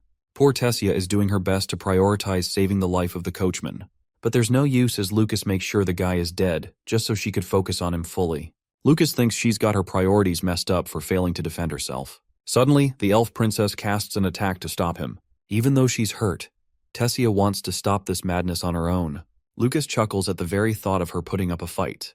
He mocks her for barely being able to stand on her 2 feet. It's true, the bracelet is actually preventing her from using the extent of her powers. She can't even use her magic here. The maniac grabs her and recommends that she stay in one place, mocking her by making fun of Arthur too. Then it clicks in her head. Tessia understands that the reason he's yet to kill her is because she isn't even the main target. He's going to such extreme measures just to beat Arthur. Provoked after hearing the truth, he mercilessly slams her into the ground. Tessia continues to mock him for his inferiority complex. Lucas gets pissed and slaps her across the face, reminding her that he could always tear apart her body as that would be enough for his mission. To this, she smiles. What a badass. Tessia grabs his arm and understands that she's going to have to sacrifice herself for this fight. Her vines grab a hold of Lucas, restraining him and slicing off his limbs. Tessia is doing her best to hold on, refusing to become a tool for him to manipulate Arthur. Lucas is not having it and unleashes an attack that sends her flying. Her bracelet comes off, but even Lucas doesn't want to risk her dying in an all-out attack, so he puts it back on her wrist. Then he grabs her hair, dragging her body all the way to the inside of the barrier. Poor Tessia's lost all sensation in her body. Her final thoughts are to escape, as her vision becomes hazy before the students getting trampled underneath the monster's feet. In this dire situation, Elijah is doing whatever he can to protect the students, but he is far too overwhelmed and gets ganged up by the snarlers. Refusing to surrender, he casts earth spikes to kill them all. Then he makes his immediate escape to find someone. Elijah sees a cultist and quickly hides. The cultist is currently instructing the students to become a part of their alliance, as that would be the only way for the beasts to exclude them from the attack. The dwarves and the elves will suffer a worse fate, as their mana cores will be destroyed for good. Elijah questions what led to such a horrific outcome. He fails to understand how the director allowed things to unfold to such a state. The boy hears a female student calling for help. It's the same damn professor from last time who is also a cultist. Elijah uses his attack, but the professor blocks by casting a water barrier. This scumbag is attacked by Curtis's bond, breaking his barrier. Grotter is here to protect them, while Elijah approaches the shitty teacher. The professor makes his immediate escape. Curtis wants the students to reach the training facility as it is safe. Elijah learns that the rest of the disciplinary committee members are in a pinch. Unfortunately, Doradrea and Faye stayed behind to combat the cultists so they could escape. As for Arthur and Tessia, they're nowhere to be found. Curtis thinks it's a good thing they haven't come to the school, which relieves Elijah to some extent. Curtis doesn't get what they should be doing. They can barely do anything in this situation beyond staying alive. Suddenly, a loud screech attracts the attention of the students. The leader behind the attack wants the students to know that his monsters won't be attacking anymore. He just wants them to reach the clock tower as the final showdown's about to begin. The concerned parents of the students have also arrived just outside the barrier, but they're being stopped from entering inside. The rest of the mages are doing their best to create an opening to get inside. Not even the Artificers Guild has seen such a strange barrier. When the question is asked whether they can break the barrier, unfortunately they don't have enough powerful artifacts to create an opening. They want to use a larger beam drill for the job, but it has yet to arrive. They wonder if they should try contacting the Lances, but it's already done and tried. The Lances are busy with the rest of the incident all across. Blonde suspects that this must be a part of a coordinated attack, but he's stopped shut as his words could create some serious trouble. The guild is doing its best to identify weak points of the barrier, and hopefully they'll be able to form an opening soon. They're just hoping they aren't too late, because there's too much going on inside. As for the students, they've all collected themselves in the training facility. Curtis wants to find the rest of the committee members and instructs Elijah to look after the students. The situation here is really grim as countless students have been injured and others are traumatized for life. There's still no understanding of what caused this. The students just want to leave and question the cultists who are subjecting them to this fate. The leader happily makes his debut in front of them, with a bloody bag in hand. The students attempt to unleash their attacks, but the barrier's too strong. The situation invites a maniacal laughter from the man who orchestrated this event. He's seriously surprised that these idiots have yet to understand the gravity of the situation. Reaching for the bag, he tosses someone's head in the open. Doradria's mortifying and pitiful state receives utter horror from the students. Elijah vomits in trauma and disgust, refusing to believe that this is real. Theodore is enraged as he does his best to break the barrier, but it's all in vain. Doradrea is dead and they can't do anything about it. Filled with so much emotion, he invites the leader to fight him in a one-on-one fight.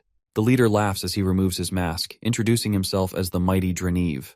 Theo wants to fight him, so this psychopath catches his hand and draws him inside the barrier. Theo reclaims his foot using his gravity magic and goes batshit crazy to kill this guy. Dreneve is just waiting for him to strike. Theo's first attack sends ripples in the ground, inviting optimism from the students who believe in his strength. But in the end, he's the one who got brutally injured. Dronzer sets his foot on his head, questioning if Theo is all talk in the end.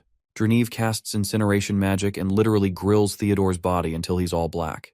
He turns to the students in glee and assures them that Theodore's still alive and kicking. Dronzer invites them all to become the next victim of this event. The rest of the captives are shown, including an injured Fae. Elijah horrifically lays his eyes on the dragged body of the council president Tessia, who is knocked fully unconscious. The academy is going up in flames and there's death all around. Theodore's body has been scorched, while Claire attempts to hold back Curtis with all her strength. She understands how frustrating the situation is, but stops him from going inside. Curtis is enraged, but Claire doesn't want to risk losing him too. However, Curtis simply can't sit around and watch his friends die.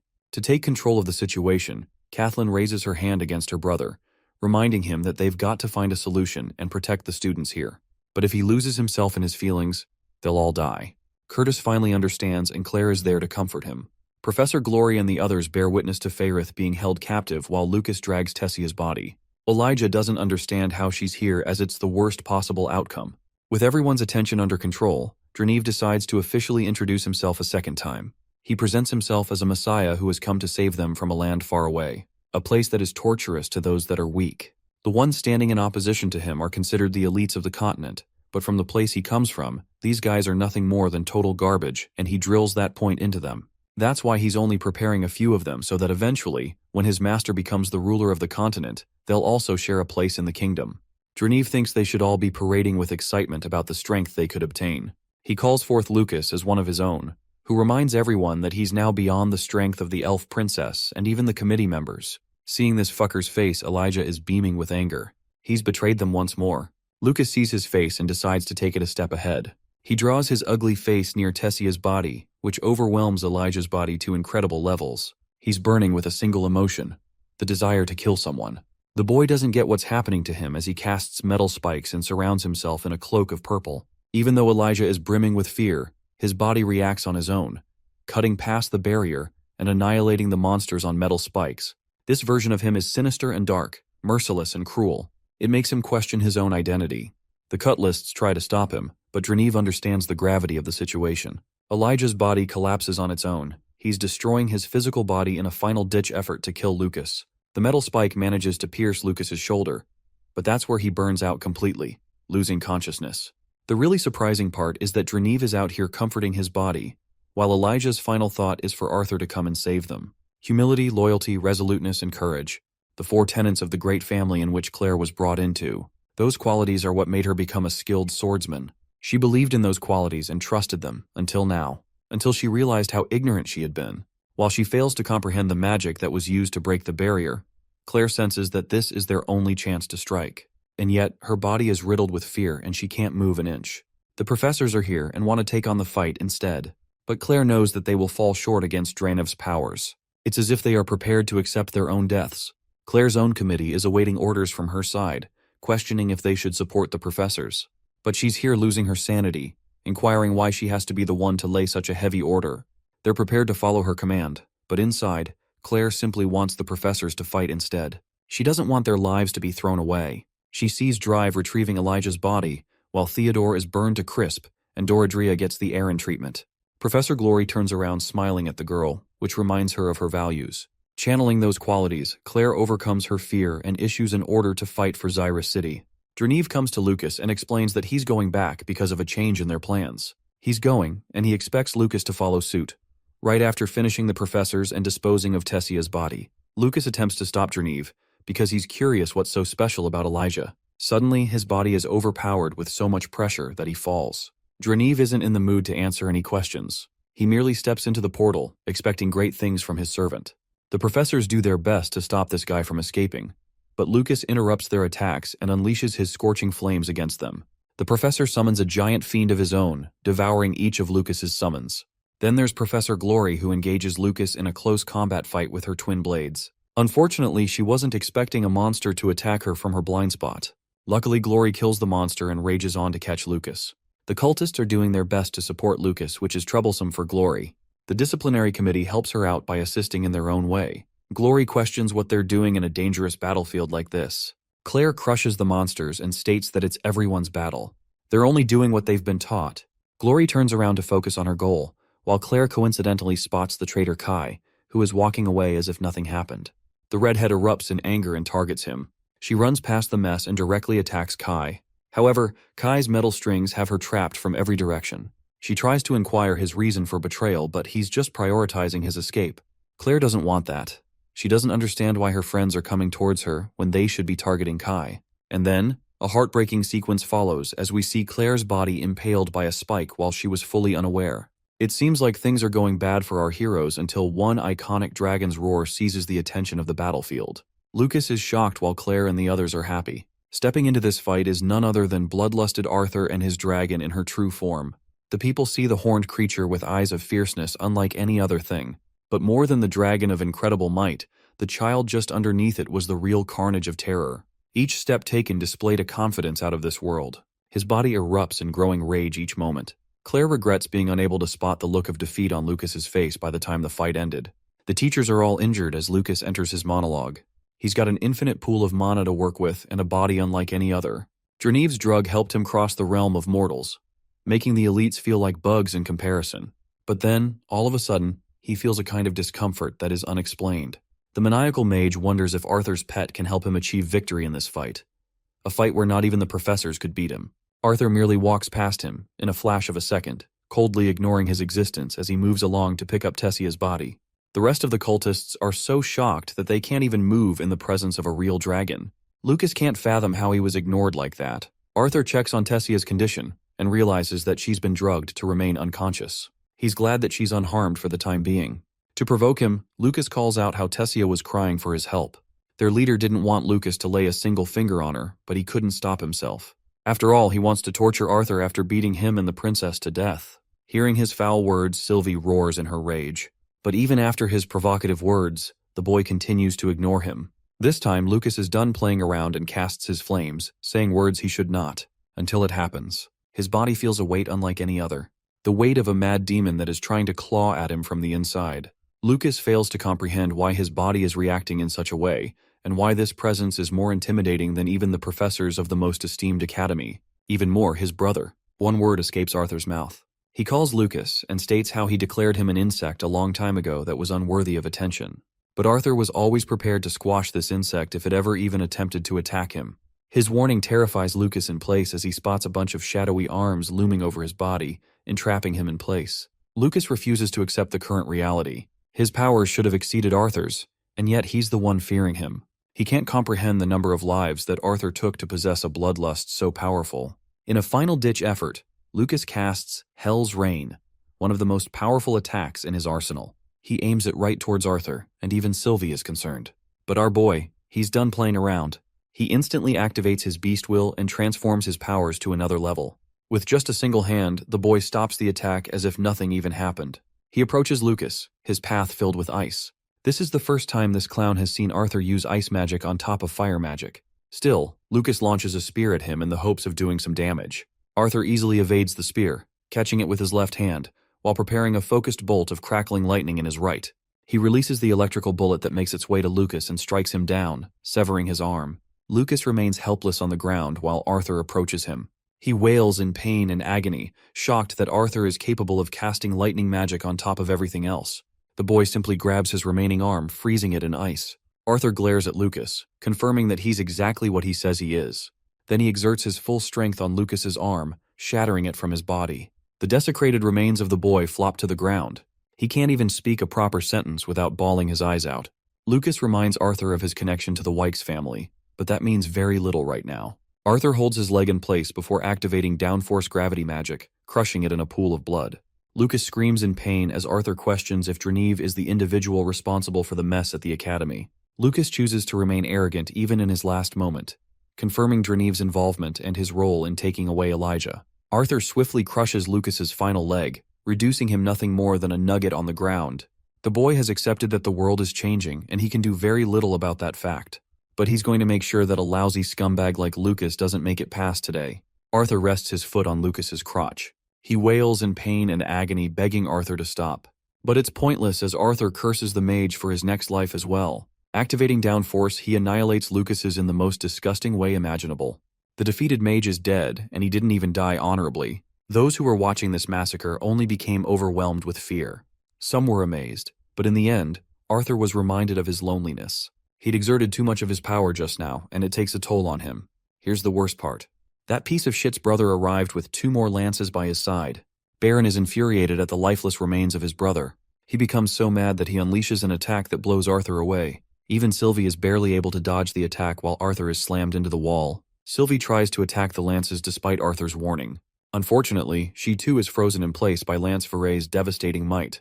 Wolfred casts his lava golems to help the students and take care of the mess. Arthur has suffered a brutal injury from the previous attack and does his best to re-enter the second phase. Unfortunately, Baron has lost his mind and can't believe that a boy reduced his brother to such torturous lengths. His attack is stopped by Ulfred, who tries to take control of the situation.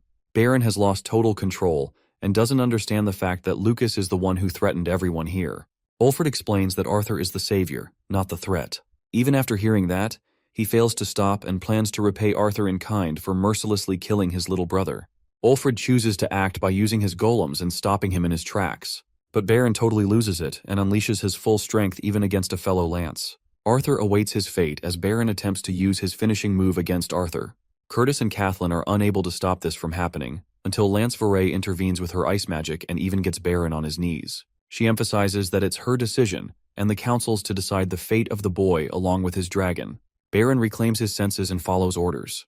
The situation is tamed at last, as the students are rescued and the academy is cleared. Many lost their lives during the incident. Arthur is patched up by the healers as Verray comes up to ask if he's alright. He just lost his mana for the most part. Verray hands him handcuffs for the time being. She knows that these cuffs won't be enough to stop him, so she takes a step ahead and smashes an artifact next to his chest. Arthur wants to follow their instructions, but hopes that they can do the same for his bond. Verray is surprised to find that the boy has an entire dragon to himself as a bond. She releases the spell, while Arthur orders her to return to her fox state. Sylvie is pissed for what they did, but right now, even Arthur understands that they're outmatched by the lances. Sylvie accepts and transforms right back to her fox state. She runs to Arthur and worries what might happen to them. Arthur doesn't know either, but he thinks they'll be okay. The boy and his bond are both chained together and following the lead of the lances.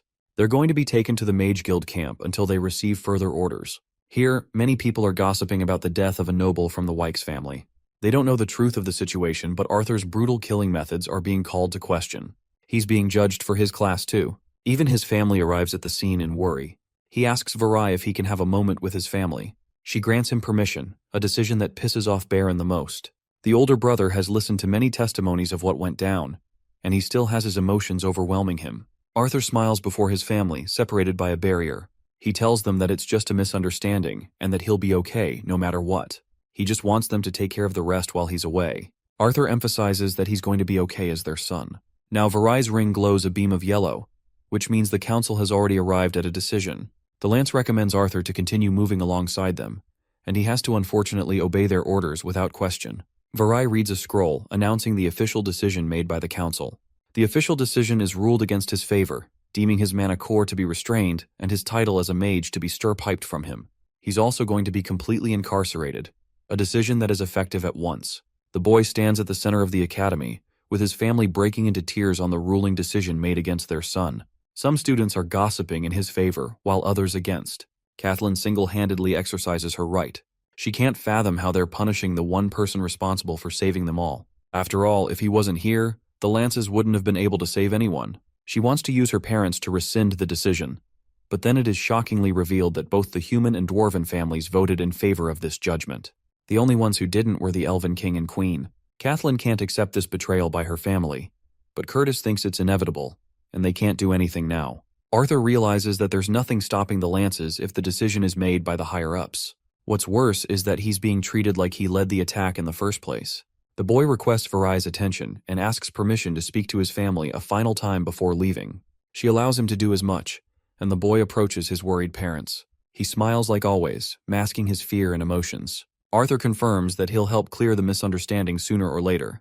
His mother is a crying mess and understands that in reality, not even Arthur knows what's going to happen. Ellie is crying too, and Arthur now regrets being unable to spend enough time with her. He assures her that he'll be back and goes away stating it as a promise. His father is the last to speak. Reynolds wants to remind the boy that no matter what happens, his family will always continue to support him. My respect for this guy is seriously not enough. He assures Arthur that they'll always care for him. Such words actually reduce the boy to a fragile state as he goes away. The three Lance are there speaking to one another. Baron is the first to leave, and he gives our boy a murderous glare before taking his brother's body and leaving. Ulfred creates a lava golem to manage flight and assures the boy that he's not going to experience any burns. Even if he does, he doesn't have a choice. They take off with Veray using flight. Even the little Sylvie is caged in a water spell. Arthur gives the academy a final look, and that's the end of the scene. From the other side, Baron's roaring thunder descends straight to the Wykes family manor. He carries the deceased body of his brother, ignoring the butlers around him. He kicks the door open, taking the maids by surprise. Baron requests an immediate meeting with his father, adding to the seriousness of the situation. Soon after, we see his father infuriated to find what became of Lucas and his representation to the Wykes family. Even after investing so much on him, it was all wasted in the end. He also channels his hatred towards Baron forever, even retrieving the scoundrel back, without being able to exact revenge. Baron catches his father's hand before he's able to hit him. He wants his father to know that he's still a Lance despite all this mess. The Patriarch wants to remind Baron that he only got this position because of his link to the family. He wants to know what happened in detail. Baron expresses how Lucas became responsible for leading an attack against an academy, alongside a man named Dronzer. The kid who killed Lucas, on the other hand, tortured him in a brutal way before ending his life. Hearing this, the Patriarch thinks there might be a way for them to turn the situation in their favor. He calls Adeline, one of his reliable secretaries. He wants the council to receive a message regarding the recent attack. He also wants to paint the picture that his poor son Lucas was manipulated and brainwashed by Dronzer. He was the victim and was recklessly murdered at the hands of a commoner who ignored his pain. In return, they seek nothing but death to the killer of the one who disgraced the Wykes family name. They will prepare a funeral for Lucas in the meantime, hoping for the council to make their decision. Baron agrees with such an account and supports it fully. The secretary leaves to submit the message, while the Patriarch continues minding his business. As for the funeral, he doesn't even give a flying fuck for Lucas, and simply wants Adeline to handle the rest. This man really doesn't care. We're back to Arthur in the next scene, who wants to inquire just how far they'll have to go. He also doesn't think the handcuffs are needed, as he obviously can't fight two lances in a mid-air battle. But it's not that they're worried about him. They're worried about mana beasts going out of control and attacking them out of nowhere. That would stir up trouble. Arthur is disappointed that the lances are incapable of handling a bunch of mana beasts. To that, it is stated that while lances are incredibly powerful, they're still human. The Beast Glades holds an immense amount of mysteries, so anything could go on and take them by surprise. Ulfred remembers that he's speaking to a kid, but Arthur reminds him that he's also a prisoner. He's a chill guy who just wants to talk. Unfortunately, he's stuck with Veray and Baron, both of whom are cold at conversations. Ulfred is dying to know how the boy managed to become such a powerful mage at his fragile age. It's surprising to Arthur because it's not like he fought in front of the lances. Ulfred apparently learned a lot from Baron and the other students. Arthur is curious what kind of words he heard from the others. After all, he's being sent to prison regardless. They've finally arrived at their destination. Veray opens a path for them. Their destination is the official floating castle of the council. Having arrived, Ulfred reclaims his golems and talks about how the dwarves are known to carry a little bit of dirt wherever they go. He has to collect it since he can't do anything to harm the castle walls. Veray expresses how the usage of magic is not allowed in the entrance of the castle. They take the manual route of climbing the stairs until they reach a beaming hall that blinds the boy. Inside the castle, Ulfred recommends Arthur not to speak to any of the lances for now. This castle feels reminiscent of the one that Arthur shared in his previous life. While incredibly beautiful, it is empty and filled with loneliness.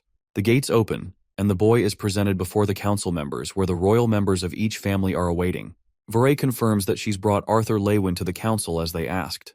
The boy offers his respect, but the Dwarven King is too prideful and thinks the boy is disgracing them by refusing to take a knee. Arthur doesn't want to cause a scene, so he apologizes to them before claiming his uneducated self.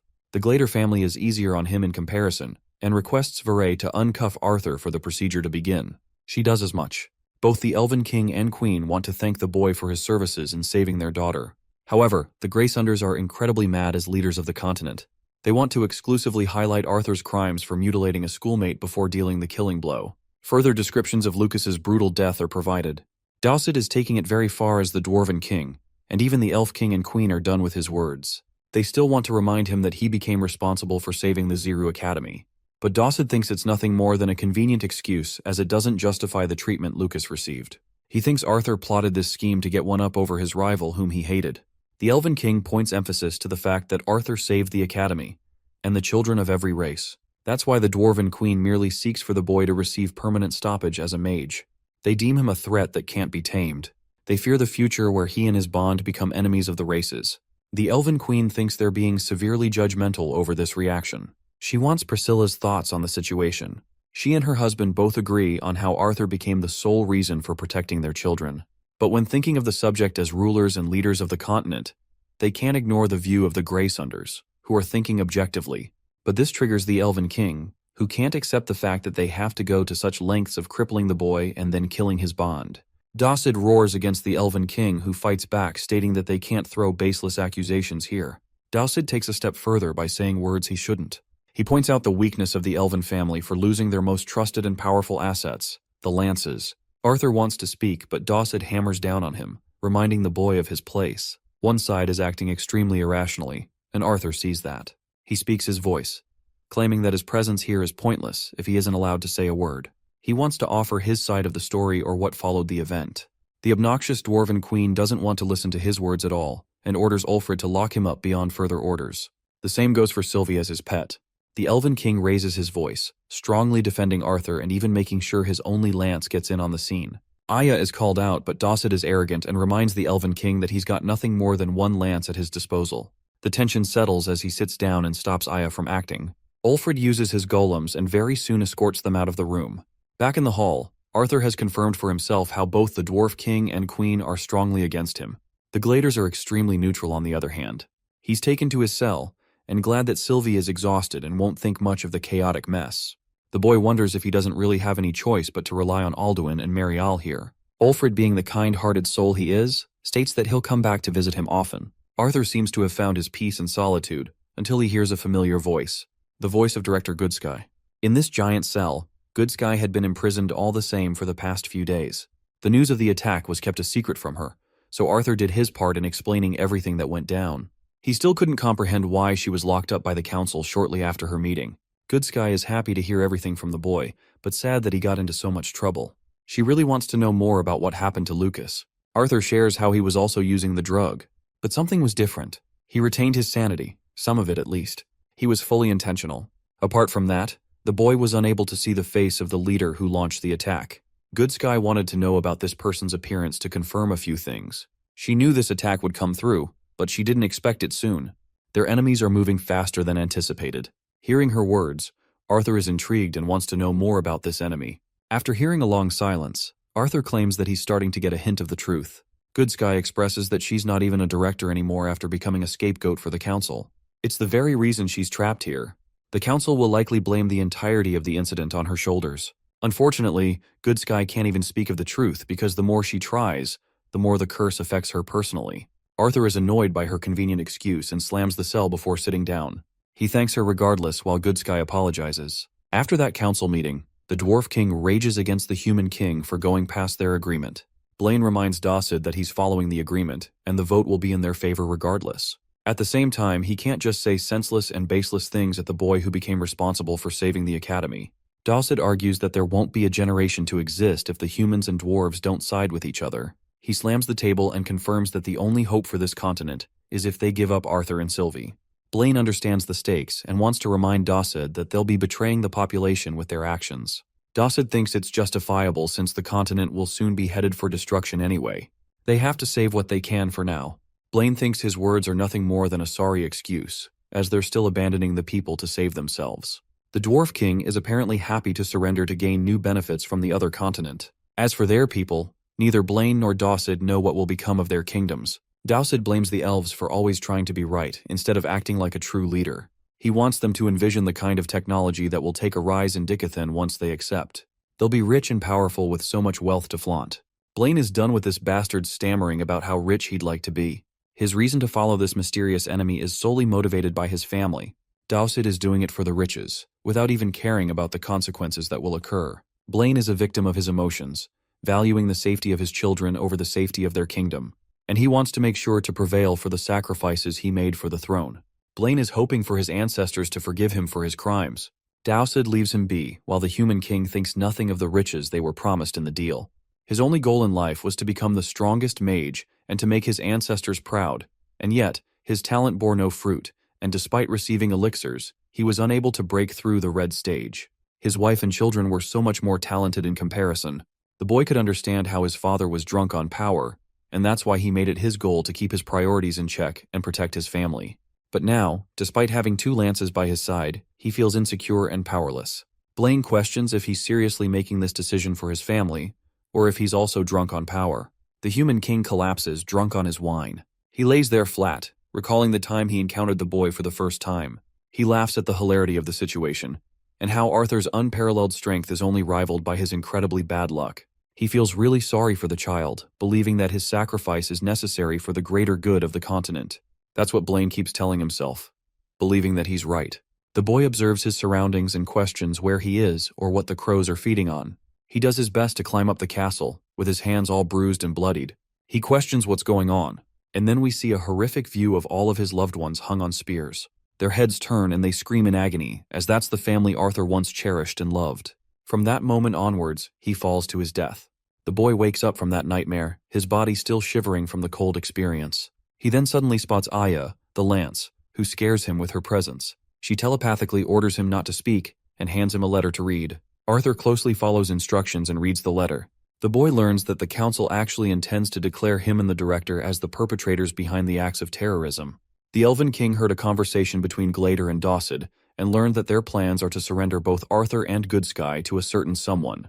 Virion has already been instructed to take the boy's family to a secure location so they may not be threatened. The king understands how much the boy has struggled to keep their daughter safe, and apologizes for this is the best he could do for the boy in return. The letter vanishes in thin air after he's done reading. This time, the visitor is Baron, who has come to collect the boy for the council. They're standing next to the door in the next scene. Baron is enthusiastic about this trial and hopes to return the favor to the boy's family for massacring his brother. Arthur funnily mocks him for trying to fight a mere 13-year-old boy. Baron grabs his shirt, reminding the kid that he's out of his depth and doesn't understand the scale of the situation that's about to happen. Arthur continues to mock Baron for threatening innocent families for exacting revenge against a murderous psychopath who killed students. He also reminds this brain-dead fool that Elkuis willingly joined the bad guys and chose to kill the students, even going as far as to join the dark side. Hearing all of this, Baron has no choice but to shove him onto the floor. The door opens with a bone-chilling sentence for Director Goodsky, who is sentenced for public execution. The boy overhears this and sees Goodsky being escorted by the royal guards. They exchange a look at each other and Arthur's sad seeing her pitiful state. Next, the boy is brought before the council. They start off the sentence declaring the mercy of the council, and how Arthur's actions could have led straight to execution, but they've inevitably decided that the boy's actions were for the greater good. That's why his harsh sentence will include that his title be stripped and HSI benefits be revoked. Finally, he will be imprisoned until further notice. That last part catches Arthur's attention as he requests them to clarify. Blaine expresses that the victims of the families are being closely monitored right now, and as soon as the tragedy has escaped the public mind, the boy will be freed from his prison. So it's kind of like temporary detention instead of an actual imprisonment sentence. But make no mistake, Arthur understands that these bastards aren't doing this out of kindness. Rather, their goal is to deliver him alive to someone. That's why they're planting the future thought of freeing him. The boy agrees to the fairness and questions what will become of his bond. Queen Graysunder becomes extremely infuriated that he has the audacity to think about his bond in times like these. The Elven King explains that losing one's right to being a mage also implies losing in touch with their bond. As painful as that sounds, Arthur understands the situation. Dawsid acts arrogant, claiming that his pet will be in good hands and taken care of. Blaine orders his lance to return the boy to his cell and keep him chained. From this meeting, Arthur has confirmed for himself that the Graysunders are only in it for themselves by allying with the Vritra clan. Anyway, Baron takes the kid back to his cell, where he's shoved inside and slammed shut. Come to think of it, Arthur thinks this place is quite peaceful if you just ignore the imprisonment factor. At least it's better than the previous cell he was in, the room full of white.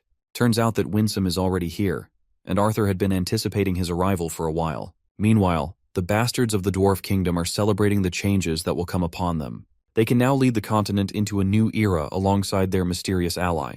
Glaudera learns that this mysterious ally is actually more terrifying than any mana beast the Dwarf King has ever faced in his life. It's a singular experience that he felt more fear than ever in his entire life. When the mysterious force made himself appear for the first time, it felt no differently than facing a true god, and that God chose them, despite not needing any of them to achieve their goals. These fools think they're happy for being the chosen ones. For the human and elf kings, on the other hand, Dacid flaunts how he was once more powerful than both of them. It's only because of one incident that cripped him, but he has yet to tell Glaudera about it. This dude acts like he's some hotshot when he's merely an orange core at his level. They keep getting drunk on wine, while Dacid internalizes how his mana core became permanently damaged, all because a single peasant landed a proper strike for cheating on his wife. I mean, I think this fat ass doesn't know what he's talking about. Dacid questions why the peasant got so upset when there were plenty of women to choose from. Not even torture or execution was enough for what happened to him.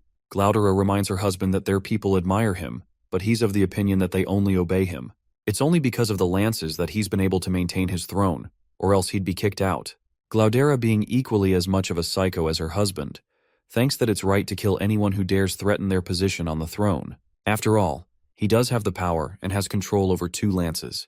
And now, they'll even have more power from their newest ally. These royal refrigerators are getting horny when a loud bang interrupts them. From the corner, a royal guard has been brutally killed. A powerful old man wearing all black has come to make his introduction. Dacid tries to get mean and angry against this guy, but he's just pure malice. He deems the dwarf king and queen an infestation that needs to be squashed. And so, that's exactly what was about to happen, before Ulfrid stepped in and saved them with his golems. This intruder has come with a mission to retrieve the heads of the Greysunders, but Ulfrid isn't ready to hand them up so easily. He is forced to use the castle structure to erect his magma knights. Dacid grows all cocky, believing that these knights will be more than enough. The 5 knights jump the intruder, but all he has to do is lift his hand to annihilate each of them in a single swing. Ulfrid understands the seriousness of the situation and coats himself with hell armor, a badass reinforcement ability that makes him godlike. Dacid is rooting for the intruder's death as Ulfrid puts everything into a single punch, hoping for him to deal some serious damage. But his attack doesn't even reach the intruder as it is blocked by his shield. The man doesn't move an inch from his place before sending Ulfrid flying into the nearest wall. That fancy hell armor is ripped to shreds with a single attack. The intruder admires Ulfrid's powers for being of the lesser race, and that his strength may be useful for the future of Dickathon. But for now, they're unnecessary as he appears right in front of him. A finger pointed to his head as Ulfrid is sent flying with so much pressure that he falls right out of the castle walls. Dacid and his wife are shocked to see what the hell's going on. The man calmly turns his face, apologizing for making them wait. But right then, the second lance of the dwarves jumps to attack him with a powerful mace. The attack is merely dodged as the man calmly maneuvers around, as if nothing's bothering him. Mika introduces herself as the second lance and apologizes for arriving late. She promises to take care of the intruder with her powers. Mika's interest lunges forth with a powerful swing. She's got an amazing control over gravity manipulation, but it's pitiful compared to the deity in front of her. Mika can't fathom how this guy is easy moving despite his body being manipulated into weighing more than 4 tons. Mika refuses to stop at any limit and creates an even bigger mace to strike him down. In response, the man merely points his finger and once again annihilates her with a single attack. Despite her intense power, Dacid could comprehend that she was nothing in comparison to the monstrous strength of her opponent. The Greysunders end up exposing themselves and their connection to Agrona and the Vritra clan, but Dacid smashes her head down to kneel as they've got no chance here. The intruder affirms to them that there's no such thing as a deity in this world, only Asuras. Dacid switches up like a peasant who doesn't have anywhere to run. But this guy is not to be messed with. He thinks Agrona made a mistake in choosing weaklings like Dacid and his kingdom.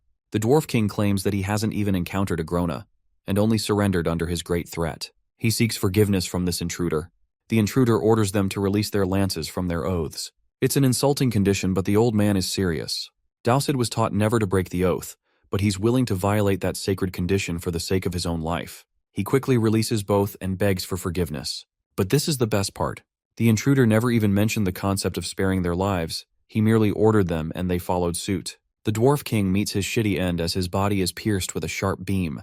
The same goes for Glaudera. Both insects meet their end. And now, the game of chess has officially begun. Now let's go back and see what happened with Winsome, who brought little Sylvie alongside him. Arthur was happy to find that she's still asleep. He thanks him for all of his help. The deity wasn't expecting them to get caught so soon and suddenly at that. He admires the boy's actions to save his academy, but his priorities must have Sylvie's protection on top of the list. Arthur only took that step because he cares about the lives of other people more than his own. Especially Tessia, but not just her, the disciplinary committee, and even Elijah. Winsome confirms that they can't do anything to change the past, but he's really confused on why Elijah was taken captive by the bad guys. Arthur fails to understand their scheme too, but he's just happy that Winsome is here to help them so that he can eventually rescue Elijah. However, the deity strictly and shockingly reveals to Arthur that they've already taken Elijah to the second continent, Alakraya. There's just no saving him anymore, not so easily. Winsome emphasizes how the boy is far too powerless to escape his current shackles, and yet he's already thinking about saving a friend. It's going to be a useless effort in the end. Arthur is seriously hoping that his best friend is still alive, but even he knows that he's no match for the bad guys and will easily get one-shotted the moment he steps foot in Alakraya. Now that he's got nowhere to go, he questions what he should do. Winsome is just happy that Drive left right before the boy's arrival. After all, the Vritra clan seeks to capture Arthur in one piece, and if they also find out that he's related to Sylvia and Sylvie, then not even the best of deities could protect the boy in one piece. The path is clear, and it means Elijah won't be rescued. Arthur can't accept that, especially knowing that the majority of those on the council are already working for the Vritra clan in secret. He can't hide his family for long, and the lances are soon going to act anyway. He can't hide in the Beast Glades territory because of the mana beasts. So in this shitty situation, Arthur is dying to know what his options are. The deity understands the boy's frustration, and knows that Arthur thought a lot in silence. The Grey Sunders share a close connection to the clan, and the Gladers are only reluctantly on their side. Winsome is actually impressed with the boy's sharp observation. Right as he was about to establish their next plan of action, Baron cracked the door open to question Winsome's identity. He wants to know if he and the other intruder share a connection. Winsome confirms, and that's all Baron needed to act as a lance. He activates his powerful flash ray, which is easily blocked as if it were nothing. Winsome deems the human nothing more than a child, giving him a pure demonstration on how outmatched the lance is compared to a deity. Baron's ego gets the better of him as he activates another barrage of attacks. But Winsome plays around, merely tapping the electrical discs as if they were nothing. He uses his heal ability to knock Baron down with an absurd amount of pressure. The lance is powerless in this situation, so Varai takes it personally to step up and orders Baron to stop trying. He doesn't get what she's saying. Varai sharply notes that they're dealing with a deity, which also means they can't joke around with them. She gives Winsome proper respect before requesting a humble meeting with the human king. Here, all of the council members and Winsome's partner are there. Arthur sees the other guy, who introduces himself as Aldir. He wants to make things very clear. Both Winsome and Aldir were sent here to give the three races a shot at survival for the war to come. Thankfully, even Director Goodsky is in one piece. The Elven King and the others are now certain that war is imminent no matter what. Aldir made sure to eradicate the Grey Suddeners and took their lances under his control. He also politely alludes to the alliance that were made with the humans. Blaine speaks up, humbly accepting how the deities are more powerful than the three races. He wants to know why the Asuras aren't acting to defeat the Vritra clan on their own. It's a good question, but Aldir expresses that things are more complicated than just that. The Vritra clan operates with three others under them. The evil Asuras have broken their law, and if they were to fight, the entire world would be flattened. The Asuras have formed a direct treaty not to cast a direct attack or interfere with the affairs of the lesser beings. But Arthur is immediately quick to point out the contradiction, on how their current acts to eliminate the Grey Sunders violated the same treaty. Winsome explains that the Dicathan continent is soon going to face a population to fight the Vritra clan. But Arthur is pissed, and mentions the Blackhorn demons that were responsible for invading their nation for many years and causing havoc. He is fueled with anger, remembering how they brutally killed a lance.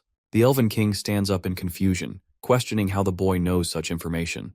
Director Goodsky reveals a fragment in the palm of her hands, revealing what he's talking about. Aldir now sees why Arthur is deemed a complicated creature. But as it turns out, the spies sent to Dicathan aren't Asuras, but rather, these monsters were also lesser beings in the past.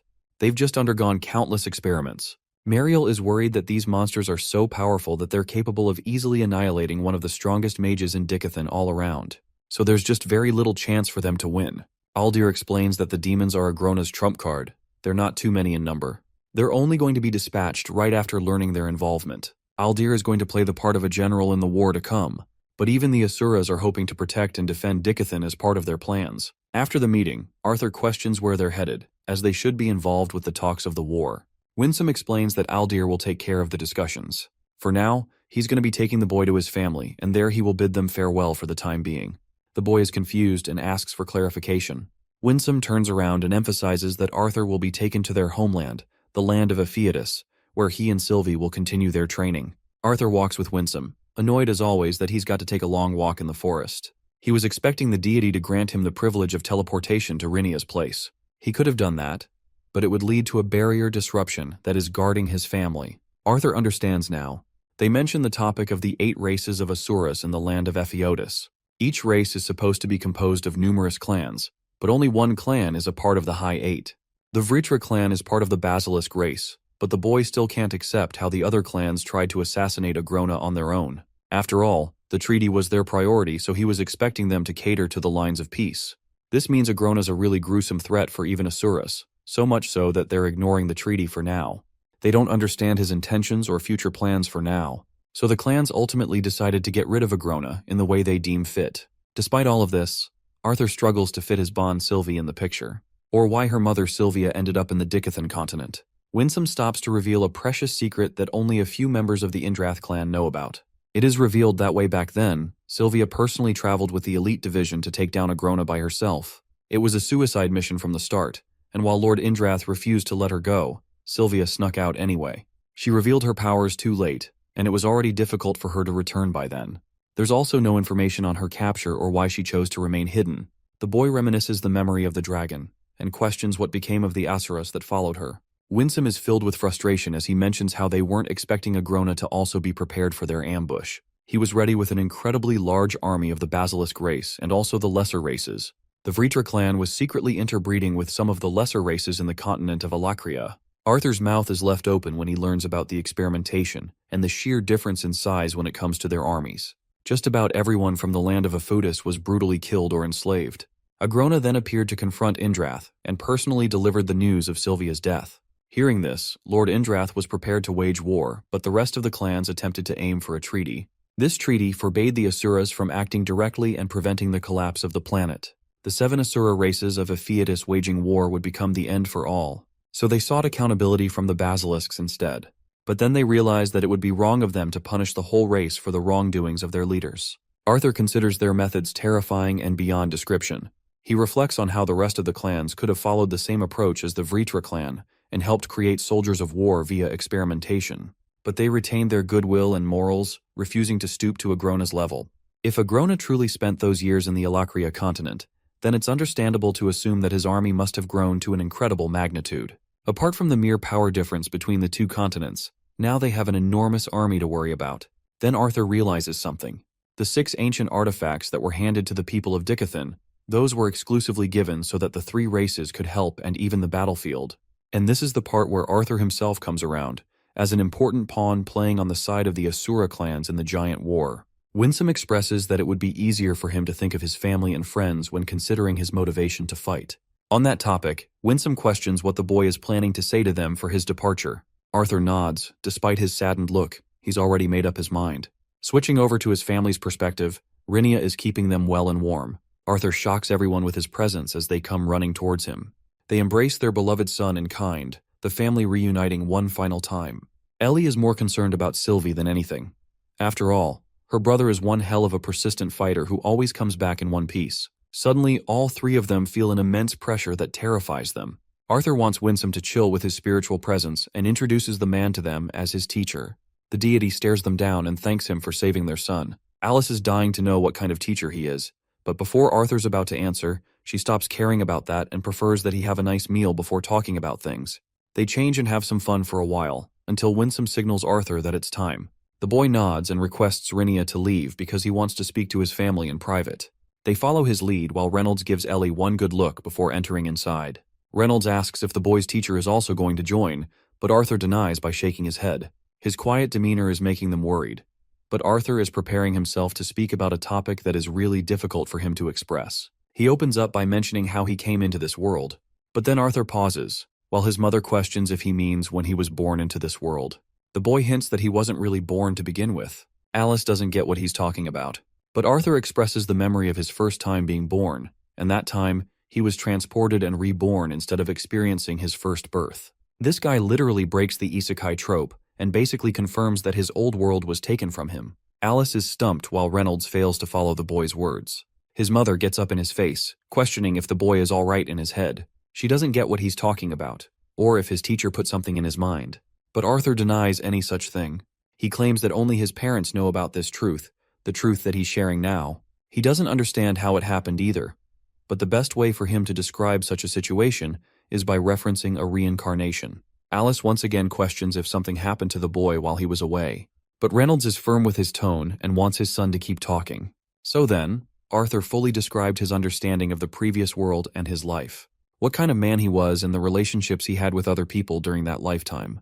He wanted to paint it with immense detail so that they could understand he wasn't just making up the facts. Throughout his story, his parents despaired and turned silent, not a single word escaping their mouth. Reynolds then asked questions to humor the conversation, but his face was mostly masking his emotions. Alice, on the other hand, was more shaken than ever. She couldn't control her body the more the story went on. The conversation wasn't long, but it felt like several hours had passed. That is, until Reynolds finally understood where the boy's talent in magic and fighting came from. He was used to the Kai system in the previous world and adopted its principles to Mana in this world. Hearing this, his mother sobs and laughs in the face of the unbelievable situation. She thinks this is a sick joke, and constantly tries to reassure herself that she's being messed around with. Alice wants him to just confirm that he's kidding around. She looks at him with her face all flushed, denying the fact that a former king's consciousness stole her child's body. To that, Arthur turns his face away and feels crushed to admit that none of it is a joke. Reynolds pulls her back, and all those precious memories of the times they shared come rushing back to her. Alice grips her hair and refuses to accept that this is truly happening. She experiences so much panic at this cruel reality. Reynolds attempts to comfort his wife to the best of his ability, and even Arthur visibly feels tensed up after his words. He gets up, understanding that he's said enough, and leaves the room. Then the boy comes outside to play with Sylvie, until Reynolds comes outside to tell his daughter to go and comfort her mother for a while. Arthur grabs Sylvie and Ellie just goes away before coming right back and bolting her brother with a hug. Both brother and sister experience a lovable moment. Ellie just wants her brother to come back, no matter how many times he has to leave them. Reynolds takes the boy on a walk, expressing how his mother is asleep after experiencing the shocking story. Even Arthur's speechless, but he now knows that his parents believe his words. Reynolds doesn't doubt his son as he sees no reason for him to do so. Also, the pieces all fit well into the frame. Everything makes sense now. Arthur is really disappointed to ask if his father is all right after hearing that. Burt Reynolds, who is usually stoic, bursts in his anger. He doesn't know what to make of his family or his son anymore. The memories they shared were nothing more than an act. He blames Arthur for attempting to act like the son they could have had. Reynolds has no idea how he should act around the kid, as King Gray's actual age even supersedes his own, and yet the boy is 13 in his body. Reynolds is even more pressed that Alice had to mother a grown man believing that it was her own child. It makes him so mad that he smashes the wall right next to them, even injuring his fist. Reynolds is dying to know if Arthur's truly their child, or if the reincarnation robbed their actual son's consciousness. Hearing all of that, the boy remains silent on his feet. Reynolds understands that he said way too much in his anger, and expresses that he's just perplexed with this revelation. Arthur habitually stops himself from calling Reynolds his dad, before referring to the man by name. It weighs heavy on his heart, but not even he knows about the truth of the situation. He fails to understand if he was the one to replace their son. The process is unknown to him in reality. He just didn't want to keep on the act for long. But now, he's left questioning if his difficult choice was truly the right one in the end. He had wanted to reveal this secret to his family for a long time, but didn't know how to. Arthur finally invokes the purpose of his revelation. He will leave, and he thinks it's best for him to leave for the time being. Reynolds then learns that his son will be away for at least a few years, a reality that saddens him. I don't know about you guys, but I still think Reynolds is the best dad, and his reaction is totally justified. Arthur walks right past him and talks about how he doesn't have a single memory of the family he shared in his past life. He persevered in an environment where there wasn't any love to nurture him. It made him unstoppable as a fighter, but a terrible person. After arriving into this world, he met his parents and shared a lovable bond with his sister. He could never experience such emotions otherwise, and while he isn't the strongest in this world, he's a person with much better character in this life than in his life. Arthur apologizes for the pain and suffering he made them suffer, and he thanks Reynolds truly for helping him become a capable man, and for loving him as his son. Both men shed tears, hearing those difficult words. The boy comes out to Winsome, who understands they're done talking, so it's time to leave for good. Rinia is shocked that the boy isn't planning to bid farewell to any of his family. Arthur thinks what he said is enough and merely leaves them in her care. Rinia stops the boy, noting his painstaking expression, a face that is so different from the kind-hearted soul he usually is. She's hoping that after persevering long and hard, he doesn't return to his previous ways. Because if he sinks to that level, it will be harder for him to get back out. Saying those words, Rinia promises to take care of things for the boy here while he's away. Winsome makes his preparations by setting a disc and using his blood as activation. The disc opens a portal. Arthur wants to know if there's anything unsettling about his current expression. The deity notes that his expression is just like the pantheon Asuras. They are warriors who turn off their emotions in order to fight with incredible force. He wants the boy to be fully focused on what's ahead after he's done with things here. Arthur, with a determined look on his face, declares himself ready. Let's see Reynolds' reaction from what followed after the scene. He despised himself for being unable to tell Arthur that they still considered him as a part of the family. But what he despised even more was wishing that he had never confronted them with the cold, hard truth. Reynolds, now a defeated father, comes out understanding that he always acknowledged his son to be unique and different from others. It was hard for him to accept because of his pride, because he let himself believe that he was the one who raised a genius. Everything pointed in the right direction. The boy was strange from a young age and incredibly talented as a swordsman. Then he had talents as a mage too. Rinia breaks the news of the boy's departure. Shockingly, Rinia also knows about the boy's past life. She was always afraid of the day where he would confess the truth. She sacrificed a lot to figure Arthur out. But Reynolds thinks that he isn't a kid anymore with the revelation. Rinia thinks of him as one because at her age, you'd consider just about anyone a child. She always thought how funny it was for people to talk highly of one's wisdom with age. The same goes for their intelligence, believing that intelligent people should be cold and logical. Those two traits combined, an intelligent older person should then be remarkably cold-hearted. Rinia teases Reynolds and asks if he views her as a cold-hearted machine.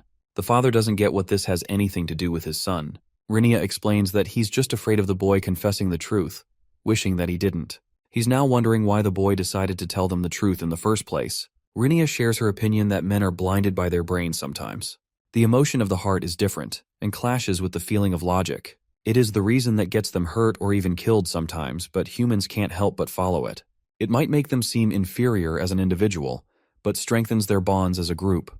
Reynolds inquisitively asks if his son was operating on emotion when he said such things. Rinia wonders what that boy was thinking, but she is aware of the simple reality that she's known Arthur ever since he was a toddler. He's come a long way, and this step was necessary for him to take so that he could break his limits. Rinia gives Reynolds something wrapped in a white cloth. Apparently Winsome gave it to her as a gift to Arthur's family. When he opens it up, a cute bear emerges from inside. Ellie is immediately drawn to the bond and requests to keep it. Reynolds found himself startled by his daughter's sudden appearance. The bear finds an attraction to Ellie. Poor Reynolds was hoping to keep it for himself, but he's at least happy that his daughter gets to be the one to inherit it. She decides to call this little murder machine Boo, because the bear's eyes make it seem like it's always mad. Also, Ellie informs her father that Alice is also awake now. In the next scene, Reynolds goes to visit her and see how she's holding up. She had been asleep for a few hours on end. Alice is devastated to learn that Arthur's left them. She feels incredibly sad for treating him like that.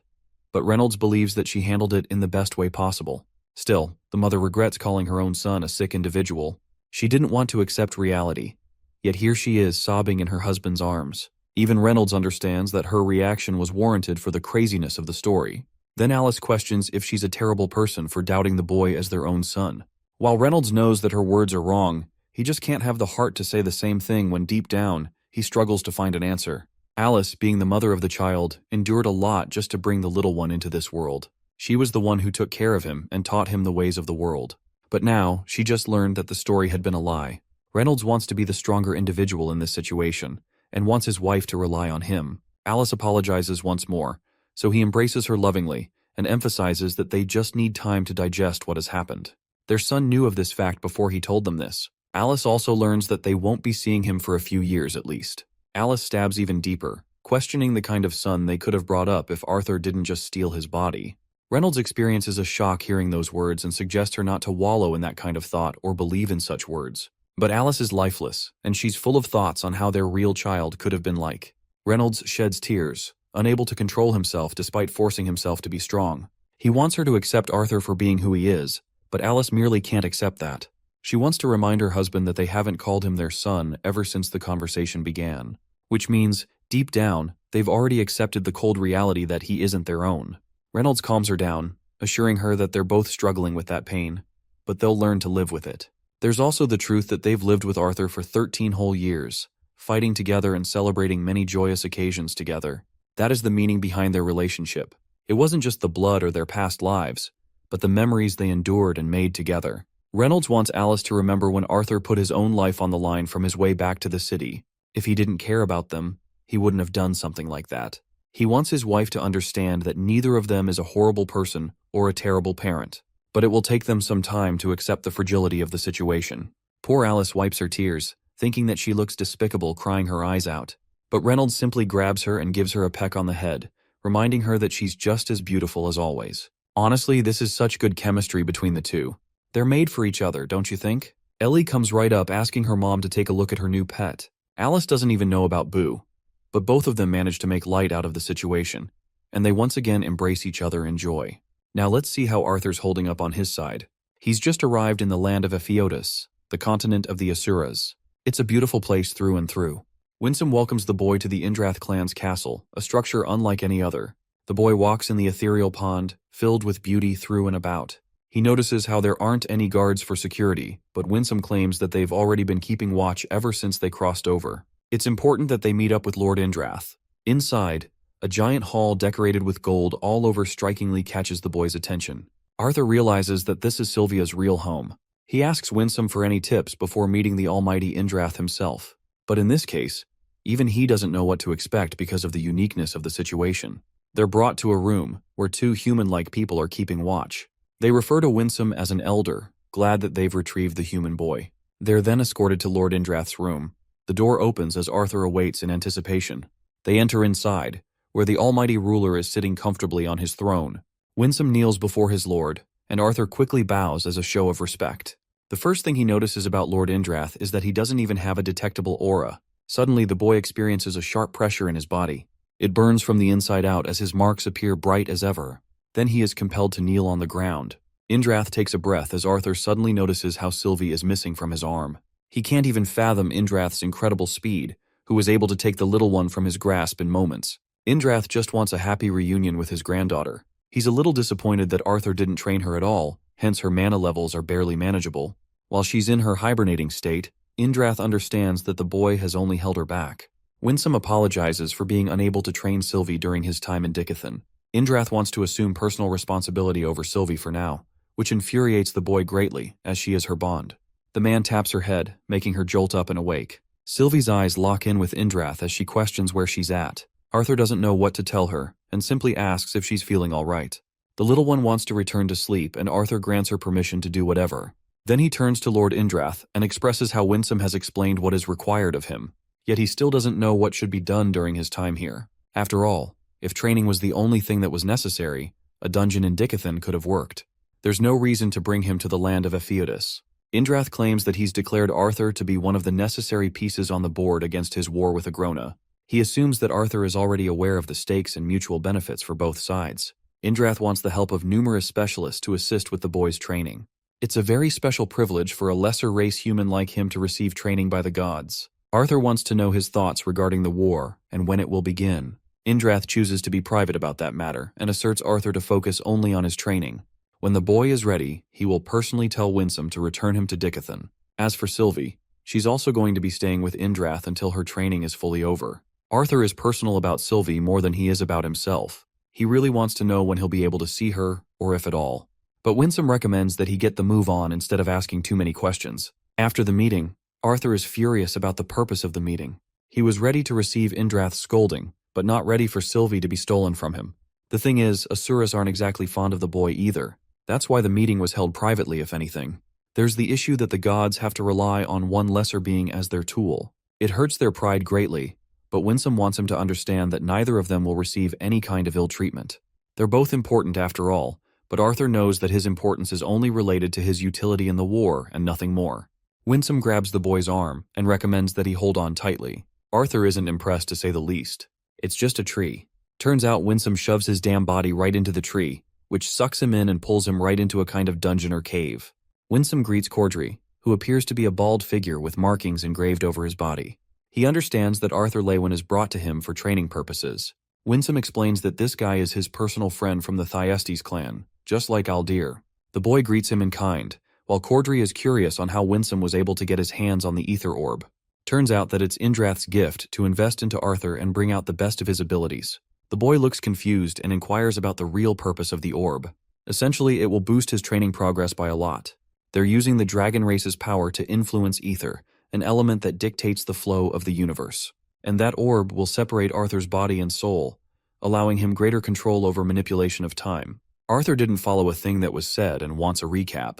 Winsome explains that along with the orb, Indrath has also signaled the use of exclusive training grounds. This training ground is filled with ether, which will further boost Arthur's training progress and even heal his wounds immediately. The pond surrounds the boy as he asks in confusion, Winsome assures him to just wait and watch. Let's revisit King Gray's previous life. At the institution, he shared 8 hours of non-stop brutal combat training. After this training, they had to endure 10 hours of meditation for the nurturing of their Kai. This kind of training was brutal and shared its flaws. The most important information he gained there was learning about the vital spots of the human body. The techniques, on the other hand, were merely trained to inflict the most amount of damage against a person. Yet, he followed his instructors strictly and attended every single lesson that he possibly could. That's how he honed his skills. And before his Ki Center even reached cultivation, King Gray spent countless hours fighting and losing against his peers. And now, he thinks the same is happening as he's placed in a similar training situation. This guy Cordry is beating the crap out of him. Arthur is defeated again and collapses on the ground, but Cordry doesn't stop as he whips out a brutal punch against the boy's shoulder. Arthur experiences so much agony from his swollen and broken shoulder that he's brought to tears from the pain. And yet, he stands right back on his feet, showing his perseverance. Cordry mercilessly restarts his attacks, but suddenly the fight is drawn to a stop. Arthur wakes up after the traumatizing training session, immediately vomiting after the experience. He's never endured such harsh training before. The boy pants and gets back up, claiming that he wants to go again. Cordry is impressed by the kid's willpower, as they've been training for an hour inside the spatial dimension, yet only 5 minutes passed outside. Winsome expresses that the more he's forced out of the realm, the more time he will waste from his training cycle. Despite slowing down the time greatly, he won't be prepared for the upcoming war if he's knocked out every few minutes. But it's not like the kid is at fault either. It's seriously just Cordry killing Arthur in a matter of minutes without end. The four-eyed freak explains that he's holding back immensely, and it's an issue because young Asuras can hold their own for a lot longer than Arthur does. Cordry is impressed that the boy is at least coping with his death well. Arthur thinks it's one hell of a compliment in this situation. The training session continues as they both transfer to the dimension again. Here, 1 week has passed since their brutal training. Arthur has been eating brutal attacks left and right. Right when they began, Arthur learned that he'd be fighting Cordry in his soul state. It's only thanks to the wonders of the ether orb that he has reduced the pain of death. But in reality, it only made him shiver to grasp the kind of horrific pain he'd have to deal with in his actual body. Cordry smashes his ribs as Arthur is once more defeated on the ground. It was at this point he had spent far too many months in the same grassland, training consistently against Cordry, who kept his patience with the boy. When he came here for the first time, Arthur's neck was broken from a single punch before he was even able to react. Cordry didn't shift his training pattern, and despite weeks of training, the boy was barely capable of evading any of his attacks. He finds himself defeated once more, and advised to believe in his body as it will never betray him. Arthur wakes up from his terrified state. The only way he could think about their power levels was an embarrassment. He was an ant facing against a mountain. Back to his training, Arthur's dodging continued seeing progress. He was getting grazed but not totally injured. Even Cordry couldn't help but compliment his endurance and longevity in the training. He wants the boy to forget about the pain as his body will take care of it on its own. Desperation is one other thing that Arthur needs to master. Still, after much dodging, the boy gets kicked in the face and gets knocked down.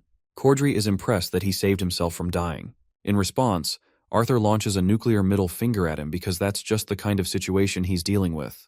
Cordry wants the kid to rest for now. He recommends taking a break from combat training. But it's not because of Arthur's shortcomings. Actually, even Cordry is impressed by the level of his adaptation and fast growth. It's because of the boy's stubbornness that he recommends another form of training. Arthur doesn't understand, though, because he was told the ether orb would take care of all injuries and maintain his essence despite death. But Cordry isn't exactly referring to the boy's body. He points to his head, claiming that he'll get damaged here if anything. The boy is experiencing so much death that it doesn't seem like an endpoint.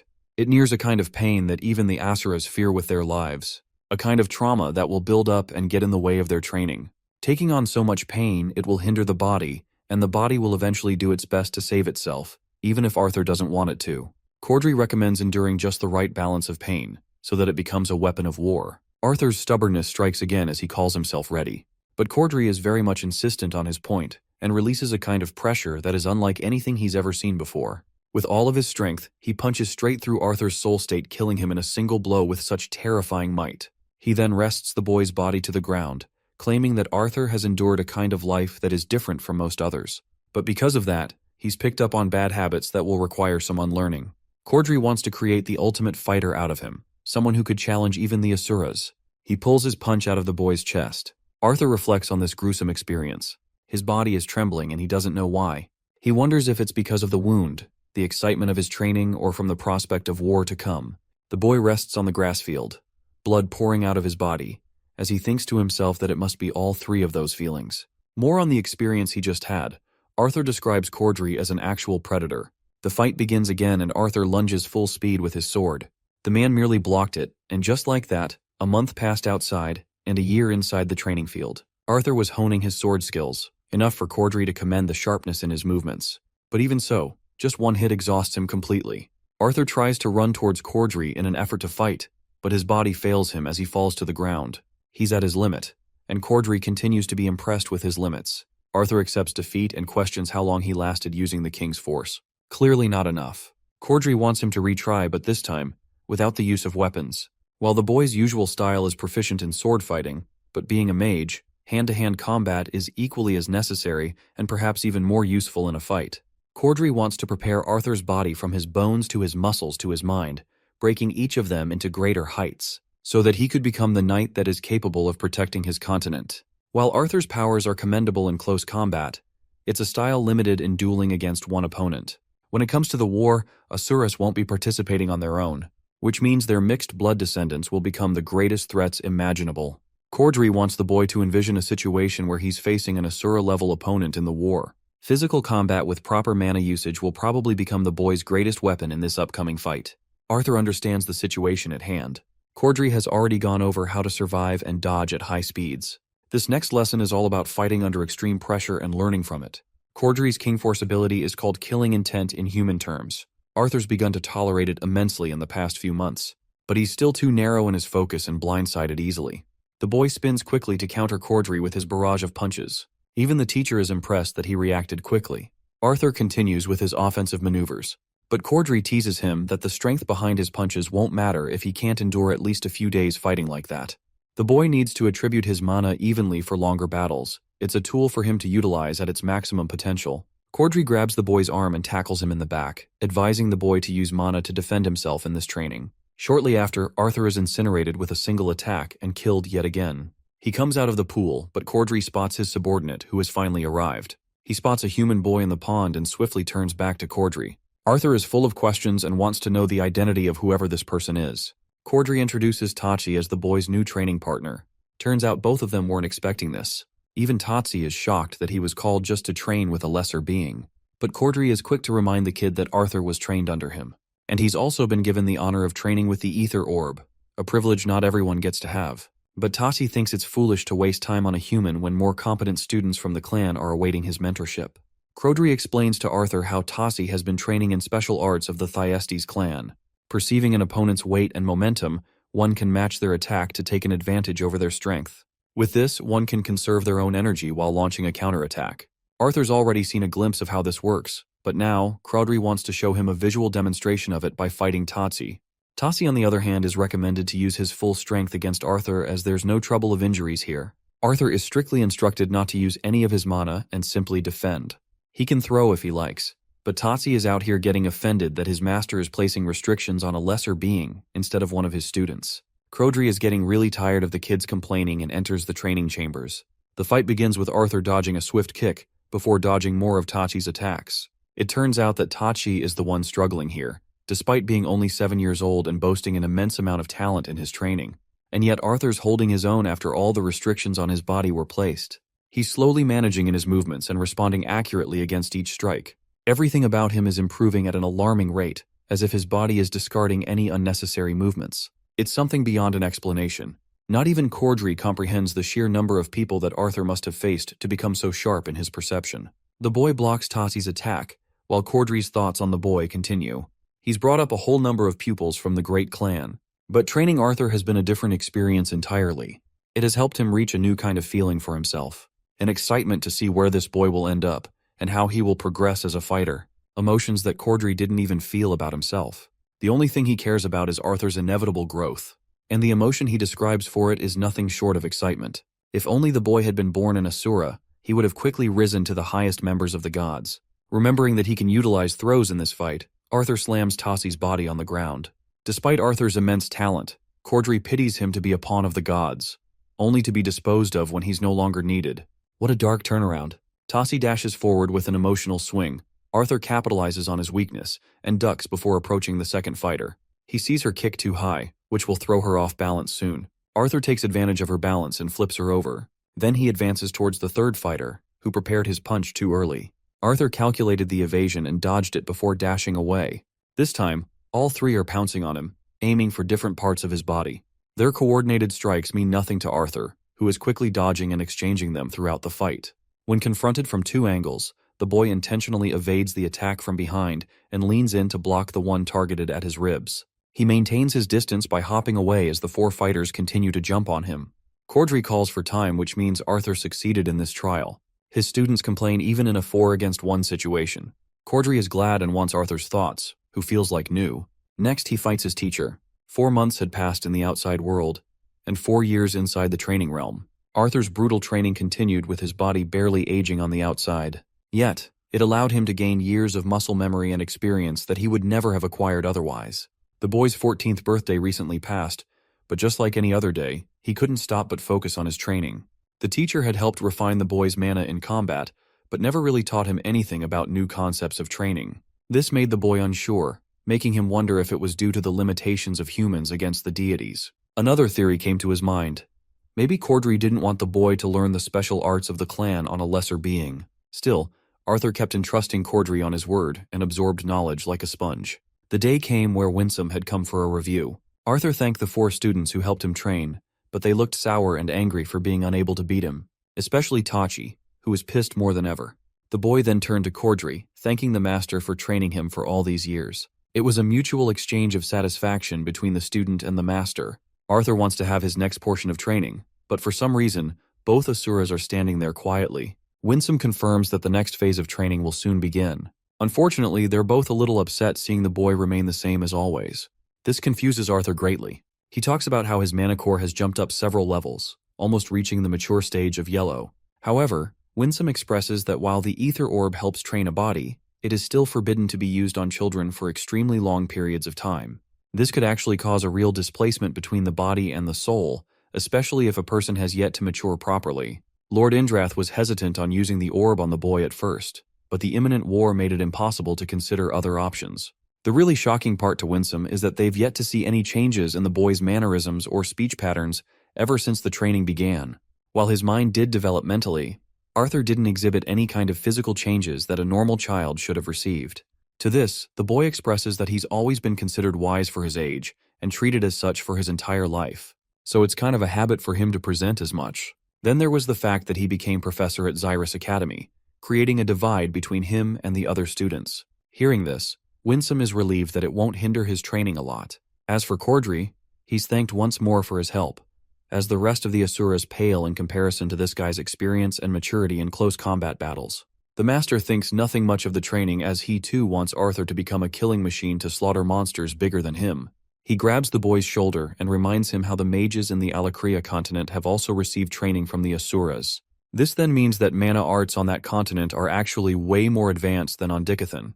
It's a really upsetting situation that they've been snared in such a risky situation, but breaking the treaty would only cause the entire world to become destroyed. That's why it's necessary that he and the rest of his allies do their very best to persevere and fight at their strongest. Arthur agrees with those words and receives a second scroll from Winsome. The boy opens it, only to become startled by what he reads. They take a walk, Arthur sulking to find out that the Forsyths are their new enemies according to Director Goodsky. They've also confirmed their association with a retainer, a personal aide, and a direct subordinate who could very much defeat a lance on their own. Then there are 4 more even more capable than those guys. They concluded this information from the horn fragment that Alea obtained before her brutal death. The director also confirmed that the fragment belongs to a prime blood who is as strong as a retainer. This actually shocks Arthur for a bit, because he learned from Goodsky herself on how she was cursed and couldn't reveal important information. The deity refuses to answer the boy's question, which makes Arthur reflect that the person who was responsible for killing Alea must have been a retainer-class mage and not a scythe. It helps him gauge the scale of the war to come, as both continents will send millions of soldiers from each side. Thankfully his family is safe, but it's only a matter of time before Vritra's army breaks hell loose. Arthur sways such distracting thoughts and focuses on his new goal, which is to eliminate a bunch of new targets. He's already got his eyes set on his enemies, while Winsome brings the boy to his next destination for training. It's a crappy location like last time. The deity reminds the boy of the restrictions for this new training. Arthur can't use anything except for the items inside of his bag, and he's also restricted from using external mana arts. Now Winsome tells the boy what his win conditions for completing the missions are. First, he needs to obtain the pelt of a raptor squirrel, then the beast core of a silver panther, and finally the claws of a titan bear. These items will be living proof of the boy's readiness, and will indicate his level of preparation for the next phase of training. There's one final condition that Winsome adds by showing him a bell. The boy will wear this bell at all times to gather attention, and when he's collected the items, he'll break the bell to summon Winsome. Lastly, the deity wants all the items collected in a specific order. That's a lot of conditions for Arthur, and he's starting to get pissed. Anyway, he gets ready to let loose by jumping right under the cliff. Our boy lands among the bushes where he's doing his best to catch the squirrels. The bell makes it all the more harder for him since it makes a ton of noise, scaring the animals away. Arthur disappointedly hides again, wasting a bunch of days observing the squirrels and learning that the bell wasn't the only hindrance in his way. The boy was able to gather that these squirrels were highly sensitive to mana, so they could know he was coming from a mile away. While these squirrels are at the bottom of the food chain, they have incredible senses to make up for their lack of size and strength. It wasn't easy for Arthur to merely hide his presence, so he had to concoct a second solution to his rescue. The process of knowing how to catch them was a part of his training. Arthur found himself at a loss until he started meditating and withdrew the mana that circulated his body. While this endangered his body to the creatures that could strike him at any time, it was still a necessary risk he had to take. But his mana wasn't the only thing he had to restrict. The boy quickly realized that it was also necessary to clear his mind and intentions when hunting prey animals. So he did that, and eventually the squirrels gathered nearby. Unfortunately, the kid got cocky and scared them away again. It was another loss for Arthur, a task more difficult than he anticipated. More days passed, and he kept testing the limitations of the squirrels to gather more information.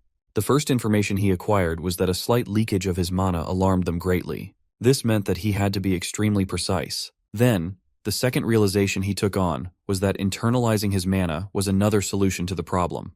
However, too much concentration inevitably signaled the squirrels and notified them of his intent, causing them to scatter. The final thing he discovered, and the most useful of them all, was that his external mana flow didn't become a hindrance. And that's how Arthur decides to set his bait, completely calm and channeling his mana as an augmenter throughout the rest of his body. For his usual technique, he had to balance the output of purified mana from his core through the mana channels, which allowed the input of the atmosphere mana through his veins. Many years had passed since he picked up this technique called mana rotation for the first time, and now he's capable of using the rotation like second nature. Achieving the right balance, the boy was able to exercise mana without anything noticing his presence. He peeked his eyes open, and the squirrels were dancing right in front of him. With a smile across his face, he shouted in excitement, having found the correct solution at last. One night, Arthur reminisced on how his recent exercise had been taking a toll on his body. Even after following the process for days, he could barely maintain the technique with motion. Then that lousy bell made things even worse for him. He wonders what Sylvia's up to and how she's holding up. Even the thoughts of his family and friends pop up. He can't help but think about them. But then his thoughts rush back to his training and how important it is for him to complete it as soon as he can. The following day, Arthur decides to utilize his mana in bursts of energy to capitalize on the squirrels before the bell could be heard. So now, he's training by speeding his way to the tree before the bell even makes a sound. This additionally requires him balancing his internal and external mana so that the squirrels don't catch him. On his first try, he failed. The same went for other tries, as he couldn't possibly move at a consistent speed without the bell making a sound. The process was very frustrating. It reminded Arthur of Cordry's words, who insisted on controlling the flow of mana and power while manipulating one's presence, erasing one's presence using the atmospheric mana, and then utilizing godlike speed of internal mana to reach an opponent. This is the kind of skill set that Winsome is trying to test from Arthur. The evening comes around and Arthur exhausts himself trying over and over again. The deity observes his training from afar, questioning what the kid is doing, wasting his time for 2 weeks. Winsome overestimated his capabilities and thought that Arthur would be more than capable of catching a squirrel. He internalizes how raptor squirrels are simple-minded creatures, so the only requirement is erasing one's presence and staying motionless with bait fixed in his hands. Still, he's glad that Arthur was able to learn the fundamental skill of erasing his presence at least.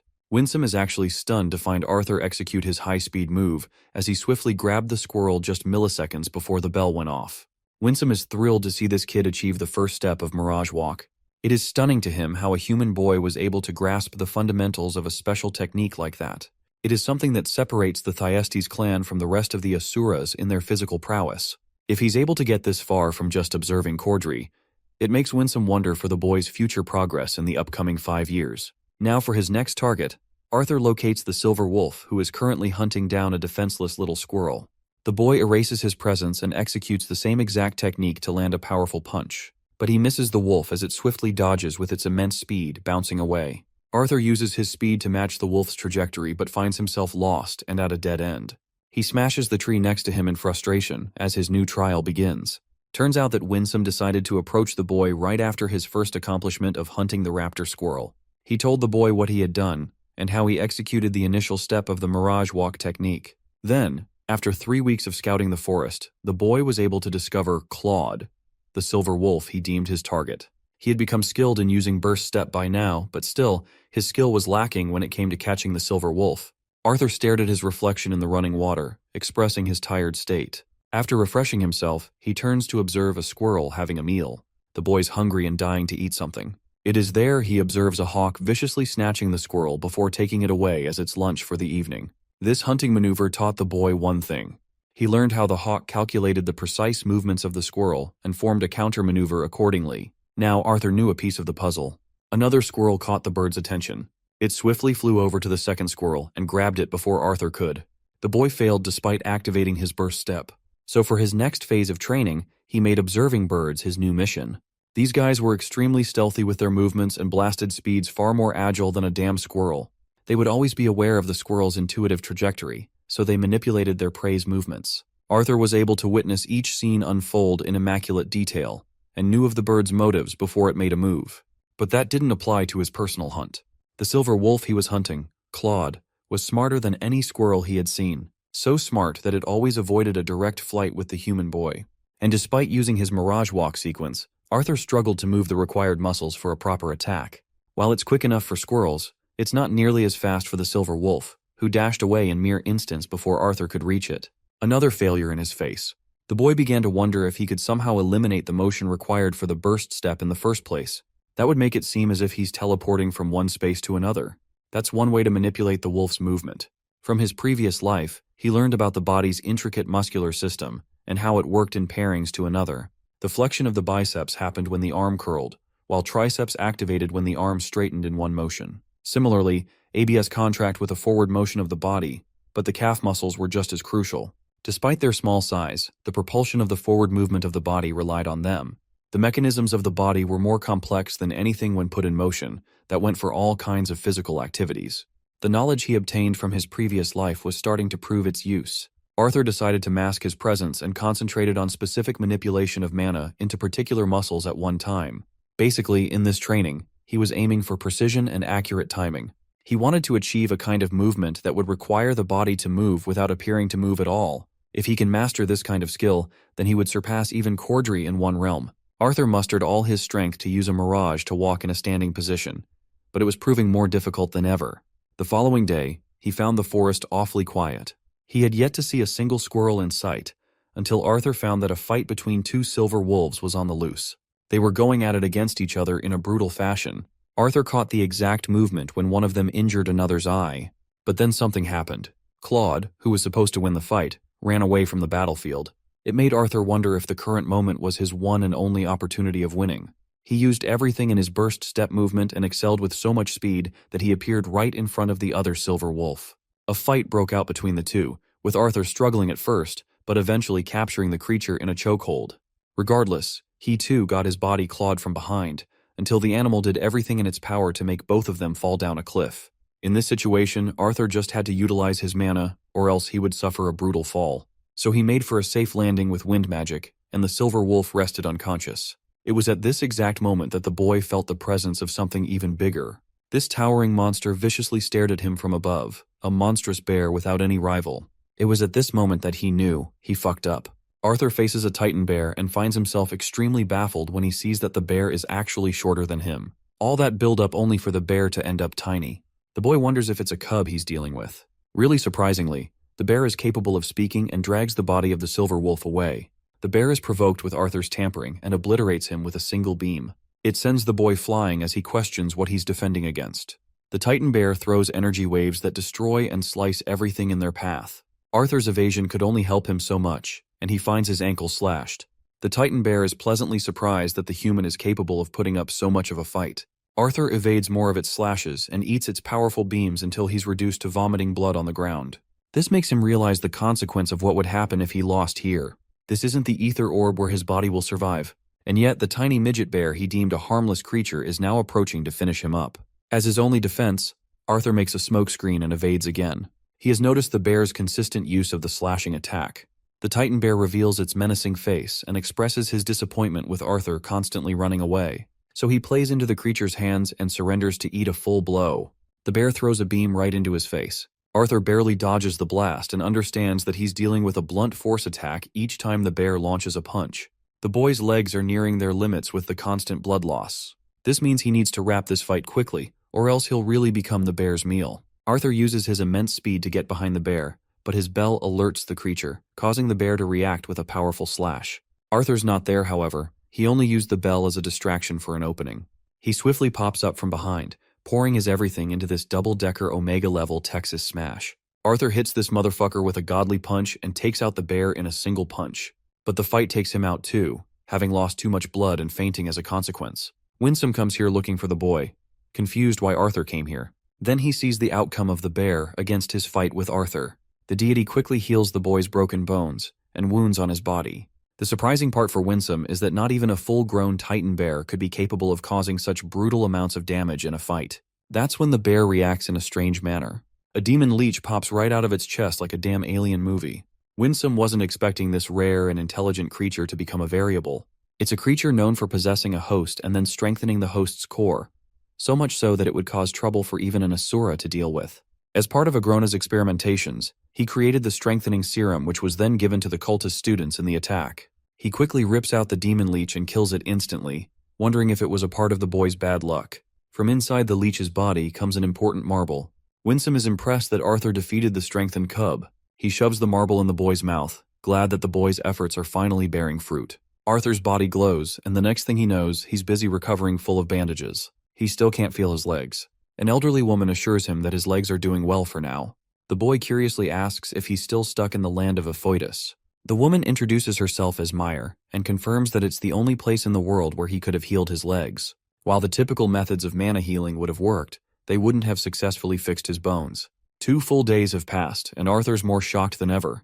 Meyer requests the boy to rest another night as it took her many hours to just put his legs back together. He needs more rest, and that's the best thing he can do for himself right now. Arthur thanks her greatly for all her efforts. Meyer is happy doing his service, and while she's selective about those who receive her healing, she really wanted to meet the human boy who would one day save the world. After she leaves, Arthur receives a jolt of pain in his body, deciding that meditation would prove to be effective in this situation. Here's the best part. Our boy is stumped to find that he's reached the silver stage with his core. Suddenly, his body activates his beast transformation as bright colors pop out in the room. Arthur stares in disbelief. He's never been able to see the purple particles before. He tries to exert some effort, but it exhausts him out of the state. Micah is glad to learn that he's inheriting Realm Heart finally. The boy is clueless, so she explains that the physical manifestation he endures after activating Sylvia's powers, this is called the Realm Heart Physique, unique to the Indrath bloodline only. She then asks if the boy was successfully able to see the 5 colors of the physical realm. Arthur confirms and learns that the Realm Heart Physique earned its name after the ancestors of the clan. During this state, one's physical prowess is deemed unmatched. It allows the user to gain unique insight that no one else could ever achieve. It goes back to the old adage that knowledge is true power. Arthur expresses how upon activating the second phase, he was only able to perceive 4 colors, but now he can see purple too. He wonders if this is another secret he's yet to know. Meyer laughs and confirms that the clan is known for being secretive and prideful about its ways. She's no different. But then again, she's had a long life to not care about such things. Meyer offers the boy some insight on a walk. She takes him on a wheelchair and shows him the beautiful sanctuary. The creatures thriving here on raw mana exist throughout the land of the Asuras. She knows the boy can feel it as well. It's actually unnatural for the lesser beings as well as the Asuras to manipulate raw mana. The same goes for the rest of the living creatures, including mana beasts. Images with certain elemental affinities easily absorb the atmospheric mana relating to that element. The firebug sitting on the boy's finger is one example. It's exposed to the mana of the world, but naturally only takes in the particles of mana that are most suited for its body. The same is for the mages. For someone with the Realm Heart Physique, a fire affinity mage would seem to absorb only the red particles. But after the refinement process is complete, the mana would take the appearance of white. The mage's affinity is comparable to the water. During the refinement process of raw mana, the water absorbed is often larger in proportionate size than the other elements. Yet, the mage refines the water to suit his body's needs. The raw mana alters his body to become more fixated on that element. If the same mage were to execute a fireball attack, the water mage would require the manipulation of various variables such as shape and density to launch an attack. But then, the same mage will have little difficulty with separating water. Meyer wonders if Arthur knows the reason behind it. The boy answers that it's because of the mage's influence that is absorbing most of the water element during the refinement process. He hits a bullseye with his answer, and Meyer further expresses that a mage ends up gaining continued insight after being exposed to one particular element. She takes him to a tea table and decides to quiz the boy's knowledge on ether. Arthur expresses that he knows very little, but he knows for a fact that it can manipulate time. Turns out that ether is entirely different from mana itself. While both of them compose the world they reside in, ether operates in a different playing field than mana. Some have theorized that ether is actually the fundamental building blocks of this world, while mana is the fluid that fills it with sustenance and life. This means, in simple terms, ether is the container or the cup, and water is the mana or the fluid that gives it life. One can easily manipulate the water without even using mana, but it's actually a greater task to mold the shape of the cup without breaking reality. Even among the Indrath clan, there's no proper theory on how ether actually works. The only answers they do have is their ability to detect ether after tapping into the realm heart physique. Meyer explains that the physical beings cannot even sense ether. There are fundamental laws in the world stopping them from doing so. And now, for the purple particles that the boy saw in his second phase. They're actually ether particles themselves. It's only after the use of the realm heart physique that he can detect the glass cup or the boundaries that govern the world. As for mana, the more he strengthens his core, the more fluid or mana he can manipulate. But ether is on a whole different level, as achieving control over it could make one unstoppable. Now for the components that make ether as a whole, there are three, the first of which is avum, or the control of time. The second is its authority over space, or spatium. The third is the influence it has on living beings, or vivum. Of these three, they're so intricate and detailed that no mage can ever be capable of learning about more than one at a time. And yet, they discovered a way for certain Asuras to test their true limits. Arthur inquisitively questions how, waiting for an answer. The lady smiles before transforming into the beautiful realm heart physique of her own. The answer lies in the runes of the body when using the special state. The boy is flabbergasted. Meyer continues that each rune symbol is different for every user of the realm heart physique. Her markings represent that she has influence over living beings, hence she has immense healing capabilities, and did the impossible. So now, she urges the boy to activate his state. Arthur does that on his wheelchair, causing his body to glow all over. She was only able to catch one glimpse of his state before, but now she's even more impressed by what she sees. The boy plays around with each element one by one, before he's able to see the ether particles again. He's never been able to notice them before. Meyer believes that it's only natural for a human to not understand the true purpose of the form, which lies in studying the imperceivable matter. Ether is virtually different from mana, and the boy won't see any success if he tries to manipulate it in the same way he does with mana. She tries to paint a picture of a cup filled with water. With this cup, one can drink and spit water out so long as they know the methods, but it would be stupid to do the same thing with the cup itself. Ether is like that. It's quite different and binds the limits of reality. Vivum, or the influence on all living beings, allows nurturing of the impossible. The boy is shocked to see her playing with the ether particles while he's clueless of it. He has so many burning questions. Meyer slowly answers him, explaining how she studied Vivum in intricate detail for centuries, and yet she still is limited in her answers. The boy expresses his desire to learn, which is reason enough for her to talk. She explains the key difference between mana and ether. Absorption can be done with one but not the other. Arthur wonders if it doesn't depend on one's core, as the core merely connects their body to the physical realm. But the core is crucial in this case as well. Meyer explains that he'll soon materialize his path over time, but right now she wants to focus on the basics of his cultivation. After reaching a certain point, cultivation doesn't require refinement of mana, but rather the knowledge of the things that can never be passed down. It's not exactly the work of fate, but there's actually one main reason hindering a person to utilize ether. She quizzes the boy's knowledge on getting the right answer. Arthur explains that he always thought it was due to his beast will. While it's half the answer, it's not the main reason as to why he can't manipulate ether. The boy reaches a sudden enlightenment, realizing that it's because he can manipulate all four basic elements. You see, having insight on all four elements allows them to look ahead of the fluid of mana and reach for the glass cup or the container. She also sees Arthur struggling to maintain his realm heart state for long, and advises him to release its powers. The boy follows her instructions and taps out of the state. But he's curious if Meyer has an answer for the kind of ether he's best suited for. Before answering, she gives him a warning. She wants the boy to acknowledge that it's uncertain if he can manipulate ether in the same manner the Asuras can. The boy has all 4 elements on him, and even a dragon's will, including the realm heart's physique. Despite all of those talents, he's limited by his human body. This is an answer that frustrates the boy. Meyer makes up for his mood by offering a benefit. While she's unsure as to why he's unable to manipulate time at his current evil, she theorizes that the boy's path is different from controlling Evum or the flow of time. Instead, she believes he was unable to fully grasp full control of ether manipulation despite the dragon's powers. That's precisely why, no differently from Sylvia, the boy controlled the spatial boundaries. Meyer's theory leads to one answer, that instead of controlling time, the boy has the ability to control space. But even after learning this fact, it doesn't change the fact that he's yet to control this ability. Arthur is in a pinch and really wants a solution to his worries. After all, he's been unable to make good of the superior abilities he possesses. It's because of the limitations of the human body that he'll be unable to handle the burden of ether. His frustrations are valued and acknowledged by Meyer, who pities the child for having unbearable potential for greatness, and yet he is only held back by his body. She wasted her time telling him all of these things to make him realize that he's still got an ability with him. And with eventual knowledge, the boy may discover a boundary beyond the knowledge of even the Asuras. Finally, the lady expresses how she's basically broken many of her clan's rules by sharing so much knowledge with him. The knowledge can be used against the race of dragons if it comes down to the wrong hands. That's why she wants him to be cautious about everything. Even if he can't materialize the full extent of the realm heart physique, it will still prove to be an incredible advantage to him in the upcoming battle. He can manipulate all 4 elements and exercise many tools in his arsenal using it. However, Meyer wants to seriously warn the boy about the burst step movement technique that he made. She orders the boy to never use the technique ever again because its determinants outweigh the benefits. It seriously makes Arthur slump in a bad mood. He wasted weeks of training and every hour of his day to piece together a powerful technique, and yet it proved fruitless. Meyer wanted to know about the concept of Mirage Walk and how it worked. She was stunned to find out that it was Arthur's personal creation. The boy desperately hoped that some of his explanation would persuade her mind, but even after learning about the technique in intricate detail, she became only more convinced of the dangers involved.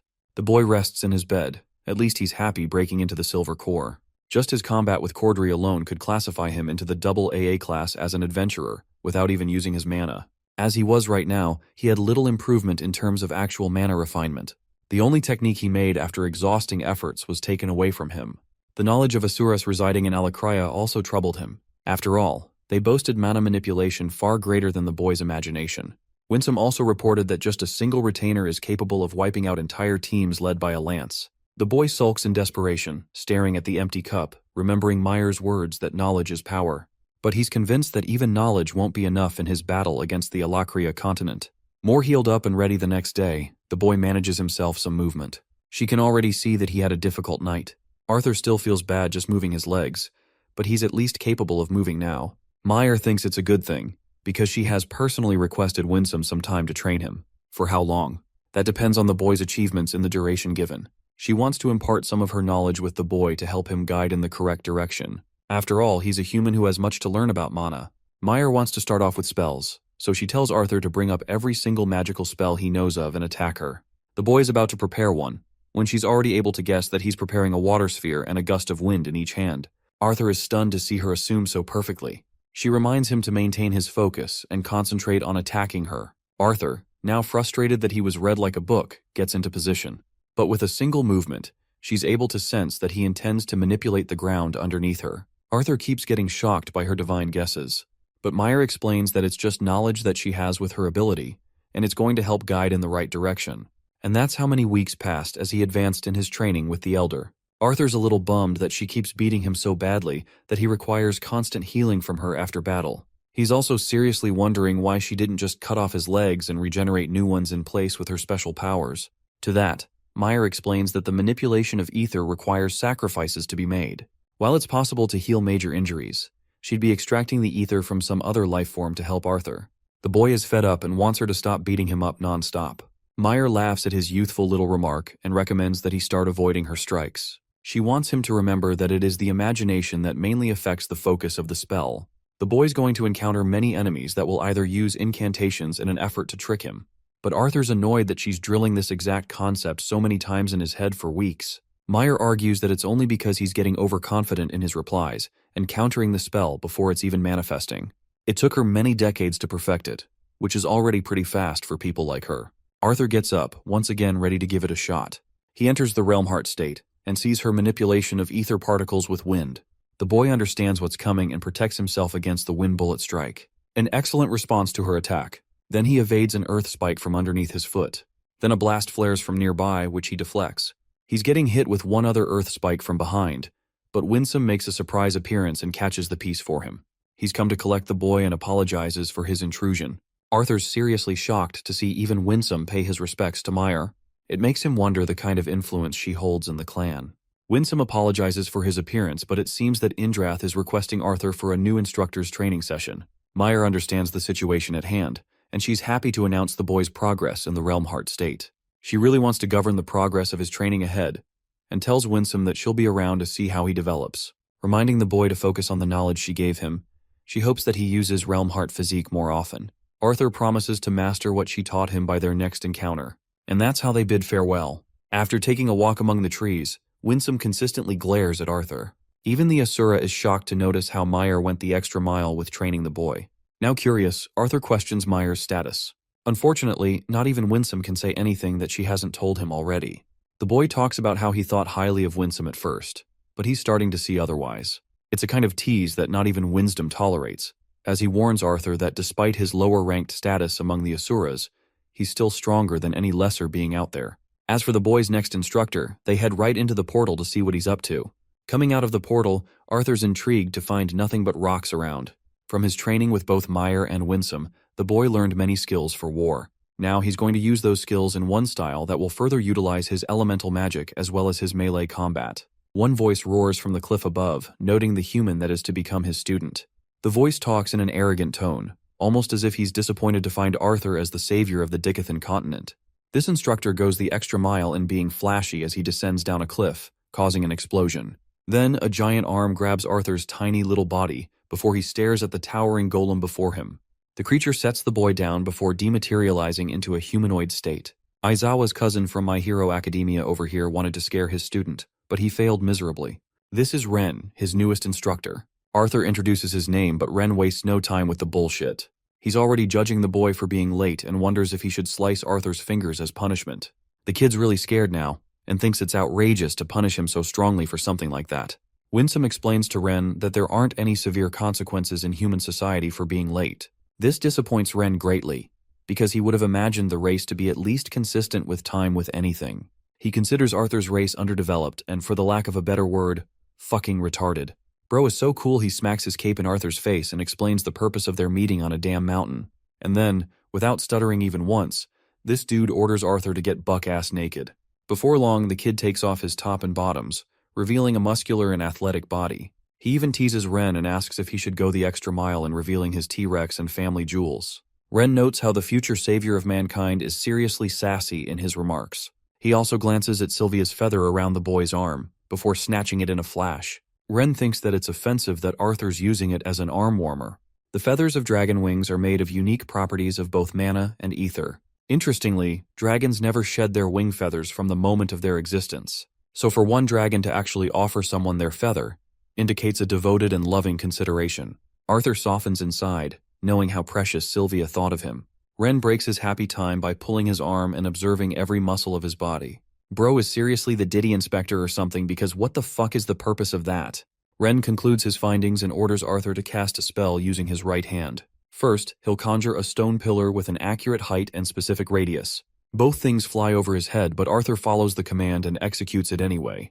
He then showcases a bunch of different elemental spells, of every single element under his command, including ice and lightning.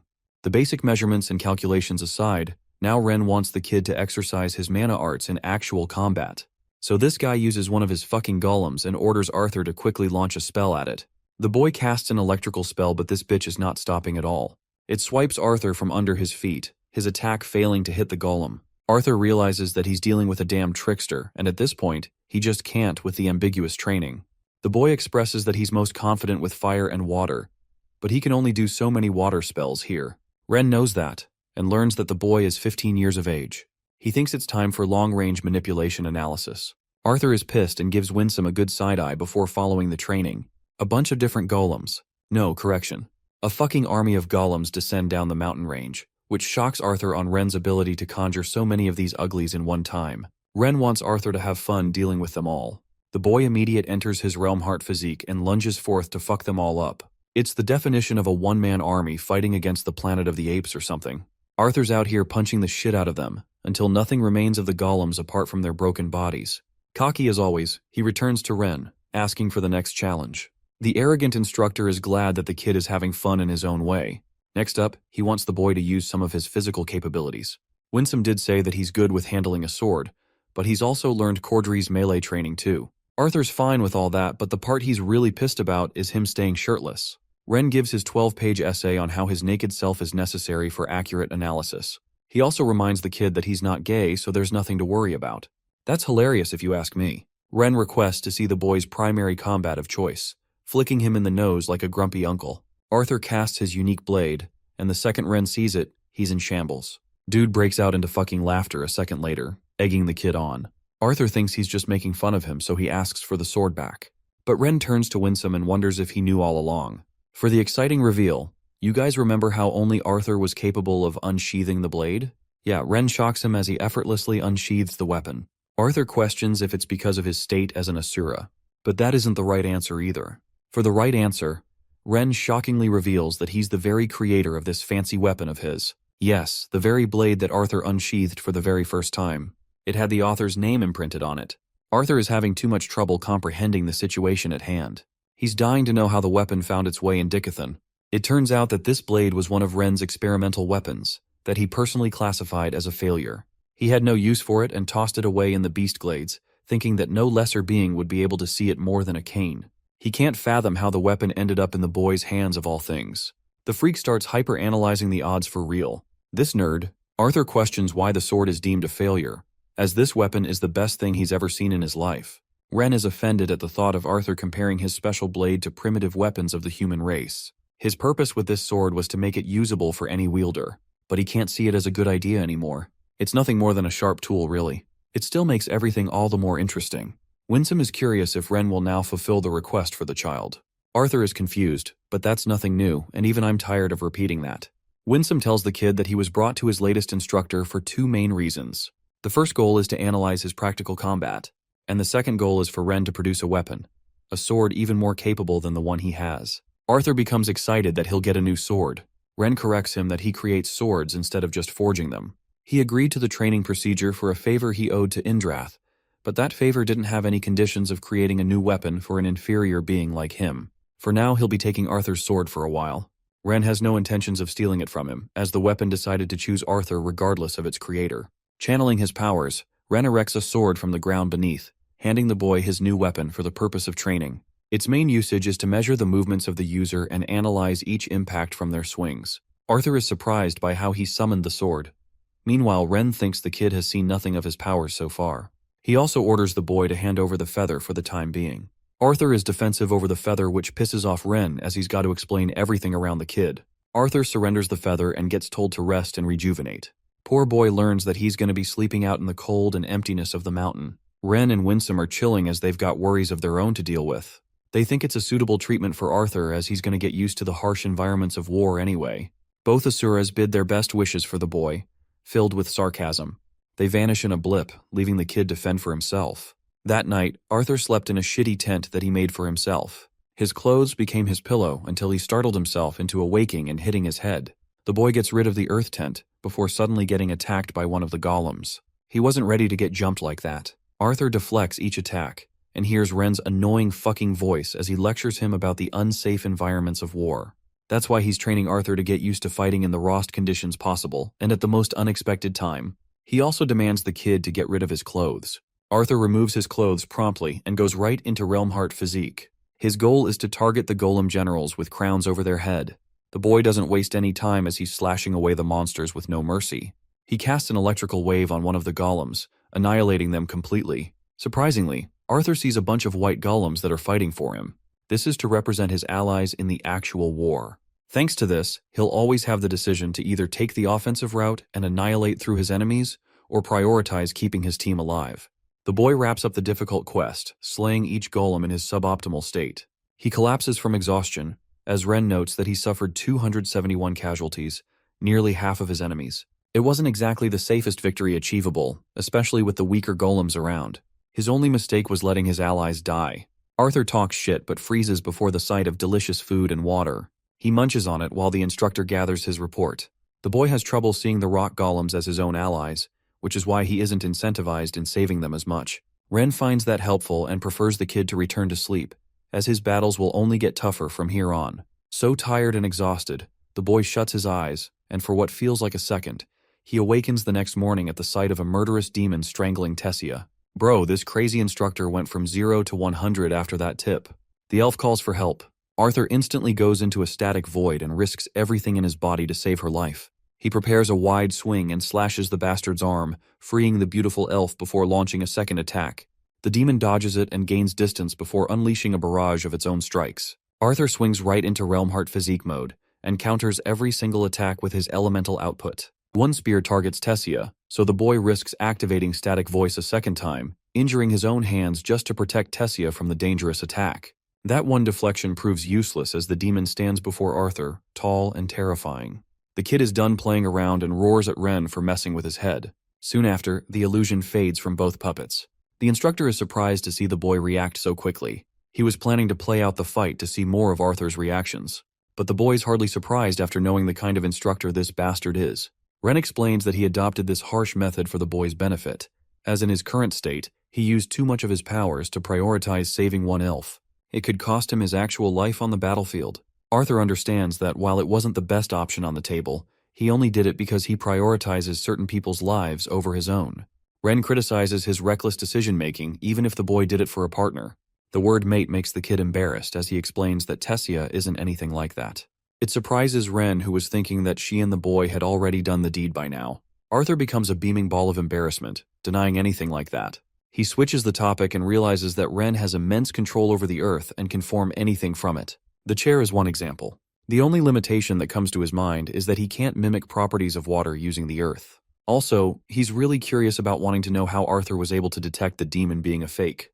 The boy explains that he could see fluctuation of yellow particles around both puppets, and the rest he pieced together by deduction. Arthur wants to know if lesser beings will ever be able to reach this level of mana manipulation that only Asuras are capable of.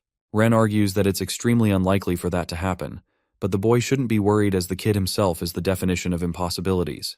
He's got the ability to perceive 4 main elements and some deviations. Then he's got the power to perceive ether, which only Sylvia managed to grant him. Every single thing about the boy is peculiar, unique, or different. Not even the best of deities have that kind of broken luck or talent. Arthur finds himself very happy to hear those words, and asks for the next mission. Ren takes the boy's hand and explains what an achlorate mineral is. While it's a rare mineral, it's also kind of useless on its own. But with the correct synthesis, it can create something extraordinary. He calls back to his words regarding how he can create swords instead of forging them. It's actually using this tiny gem. It's kind of like growing a tree but not at the same time. Under normal circumstances, Ren would have preferred watching Arthur train for many years and then come back with proper feedback.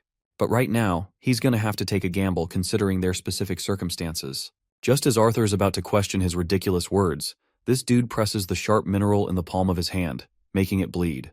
Ren explains that he's synthesized the mineral with Sylvia's feather, making it a part of Arthur now. Each thought, action, and change in his body will matter when it comes to the manifestation of his new weapon. At its current level, even Ren has no idea of what will become of it. The boy grips his head, questioning why they must take the uncertain route. He's also surprised that Ren is actually following through with the weapon creation process. The instructor reasons that it's clear he's gonna need a better stick to fight against literal incarnations of gods. Also, they're low on time. Arthur reaches a horrific realization when he learns that the war will be coming within 2 years. Winsome has just learned stuff from Aldir on what's going on with Dicathan. Unfortunately, the achlorate mineral is unpredictable and takes sometimes 5 years before manifesting into a weapon. Still, the boy needs to strengthen himself for the war to come. Ren seems more troubled than usual, and Arthur can sense that. It's because, and here's the plot twist, the war has already begun. Arthur's body quivers at the thought of what he's just heard. To his knowledge, 2 more years were left, but as it turns out it's here already. Arthur immediately senses the need to return to his continent. After all, he's required to fight for Dicathan. But suddenly both his legs are restrained by a golem's hands. Ren explains that the only conclusion his fight will lead is death. Arthur argues that he's done a lot of training to face the monsters. It's the sole reason he came here in the first place. But Ren knows, and even the boy knows that his training is incomplete. He's no challenge for even a retainer. Ren requests 1 year from the boy. In this 1 year, he'll train him to become strong enough for the continent to stand a fighting chance. Gritting his teeth, Arthur accepts the condition, hoping for this 1 year to pass. It's been a long time since we visited Dicathan. Tessia is sitting on the council and she wants to fight for the war to come. But Virion rejects her strongly, and Aldir is in support of that. Putting Tessia on the front lines is way too risky and unnecessary for now. The princess argues that her inaction could result in multiple lives taken. Despite her evolved strength, she's not powerful enough. The fact frustrates her and Tessia angrily leaves. Virion is having a headache and wonders if this is their best shot. Aldir has to remind the old man that Tessia is critical to Arthur's performance. If they send her out on the battlefield, the boy's performance will hinder even after his training. In the hall, Tessia walks right up to the gate guards, requesting them to open the doors. However, they strongly oppose her, as only Aldir could authorize such a command. Tessia gets insistent with her word, so Lance Viray decides to back the girl with her authority. The guards imbue their powers as Viray and Tessia are asked of their destination. The princess offers Ediston City as her coordinates. The teleportation gate is ready, but they're both reminded to authorize properly outside.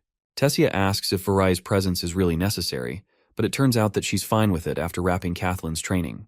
Now, Ediston was once the capital of the humans in the country of Sapin. In school, they learned that it was built out of reach of both Dwarven and Elven countries as well as the Beastglades territory. However, with all the fighting right now, it's the safest and most secure city from war. The best location for defense. The war was announced 1 year ago, and King Glader had the city reworked from the ground up. It was rebuilt to last a war against the other continent. We get a glimpse of the cadets getting ready for war.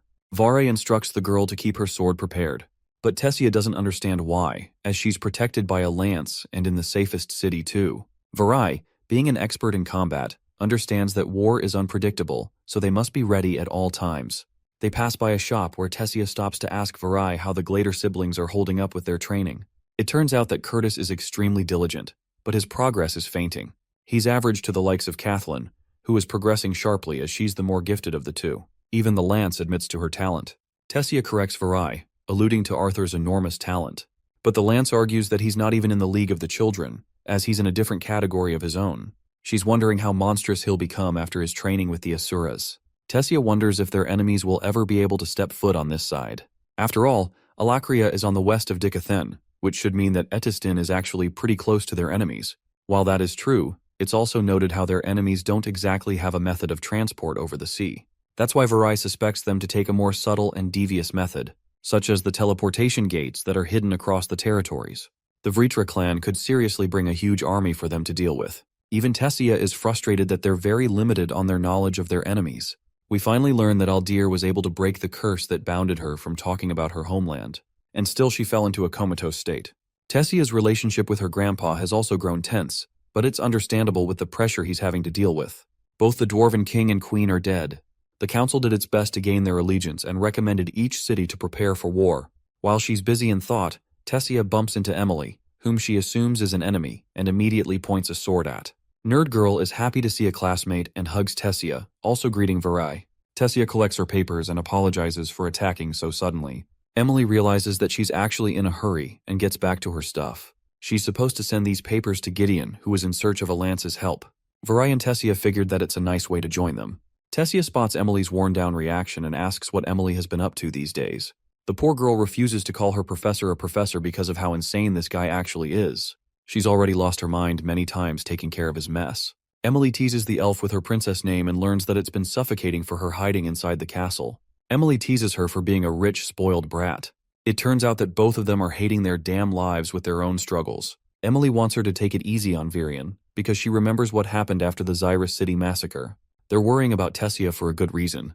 The past year has been unforgiving for all of them, and the only way to assure progress is training. Tessia has been having it rough, but with the latest attacks of the enemy, she wants to go out and help in the battlefield. Emily inquires about Arthur, and learns that Aldir has been parroting the same 2 lines about him for the past 2 years. He keeps telling them that the boy is training and nothing more. Finally, on the subject of Elijah, Tessia fidgets because she's genuinely got no clue on how he's holding up right now. They don't understand why he was taken away to begin with. She remembers his attempt to save her, and that's all. The touchy subject comes to a close with the group arriving at their destination. Emily fidgets with the door and cranks it open. Inside, there's foul stench of minerals and materials being refined. The workers are having a field day yelling at each other, right until Emily hears her beloved master's voice. Their assistant had been anticipating Emily, as Gideon is one of his sour moods again and he's pissed. Before they're able to shit-talk about him, the inventor comes on his own and grabs the notebook. He's all quiet before closing the notebook and cursing the situation. He'd previously submitted a formal request to the council for a lance, and he's happy to get the best of them for help. Vare questions where they're headed. And boy oh boy, it's the dangerous border of the Beast Glades. The group departs while they're left wondering why the inventor is acting in so much haste. Arriving at their destination, Gideon recommends they stay sharp. From above, they spot the Decathius ship. Remember when Arthur came up with a plan to travel across the sea using a steam engine-powered machine? Well, that led to the invention of the ship in its fullest. It now rests in the ocean, or so they thought. Tessia is shocked that this isn't just Decathius, but an even worse abomination. The shitty inventor is difficult and refuses to be direct. They see the condition of the ship and spot a bunch of bite marks. There's nothing human on the ship. It's completely empty. It worries Tessia because she's curious what this ship is, if not for their own. After all, besides the great inventor himself, who else could craft a ship so giant or leave it out in the sea? She spots the Vare who claims that everything inside has been destroyed, which also means that someone intentionally wiped it clean. Which means the person who used the ship probably didn't want anyone to find out about its existence. Emily wonders if one of Gideon's competitors managed to get a hand on his blueprint for the ship and built it in secret. But even that's impossible, as this ship was fully submerged in the ocean just a while ago. The only reason Gideon came to know of it is at the hands of random adventurers. As for the crew members, Gideon explains that there aren't any remains of anything. The crew who boarded the ship definitely came with a plan and emptied its contents completely. All roads lead to one possibility, a possibility that Varai wants to confirm. After reading the report, Gideon was hoping to God that his guess was wrong, but it wasn't. He was hoping for the lost crew of the original ship to return in one piece, but after examining it properly, he knows for a fact that this ship isn't the original. That means this very fact will change the entire dynamic of the war. It means that Alakraya has now found itself the capability to create ships carrying entire battalions across the ocean.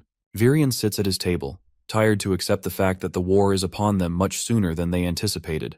The human king and queen are both frustrated to find out the inventor's discovery. He's just confirmed about the ship belonging to the Alacrians, and has no doubt in his mind that it wasn't produced in the Decathan continent. To give his credibility, he talks about how the Decathius ship was their one and only prideful piece of invention. That's why he placed markers all over the ship. However, those markings were not found on the ship they just stumbled across. Even the frame was constructed differently, and the materials used were different. Blaine gets up in frustration, but it's not like much can be done right now. The human king can't maintain his calm after hearing how their enemies have a fleet of battleships prepared. Now the war will be even more damning, as they can easily send thousands of soldiers across the ocean to wage an attack. It's terrible for them already that some of the Alacrian spies have shown up in the Beast Glades territory too. Aldir sits among them as the general and asks Lance Foray for her thoughts on the matter. Lance explains her agreement with the genius inventor and concludes the same result. Aldir amuses the possibility of the Alacrians attempting to divide the Decathan forces by making them believe the ocean is where they will launch an attack. Then again, this theory doesn't carry much weight because of the strong ocean currents which could have destroyed the ship. The only question to consider is for them to gauge the risk. Aldir talks about Goodsky's understanding of the situation. She thought the Alacrians wanted to gather their forces in the Beast Glades territory and handle things from there, but he also knows that Agrona is smart and probably planned multiple moves ahead. That's why they're going to have to deal with a double-sided attack on both parts. The problem is, the dwarves don't even have any leaders to go around and their forces are limited. Blaine requests to join both the Elven King and Queen upon their next visit to the land of dwarves to resolve the situation. Virion agrees with this idea, as they're going to need as much help necessary to deal with the threat ahead. He's seriously worried about the discovery of the Alacrian ship as well as Tessia's well-being. Hearing a knock, he grants Tessia permission to enter. Apparently she was summoned by her grandfather for a talk. He wanted to show her something important. Virion showcases one hint of the brutal fight that took place just a couple of days ago. 400 men were sent into the dungeon, and only a few of them came back from the fight. Virion instructed the forces to go down, and it's because of him they all got slaughtered. The Elder Elf understands that he's made some important choices in the war that are unforgivable.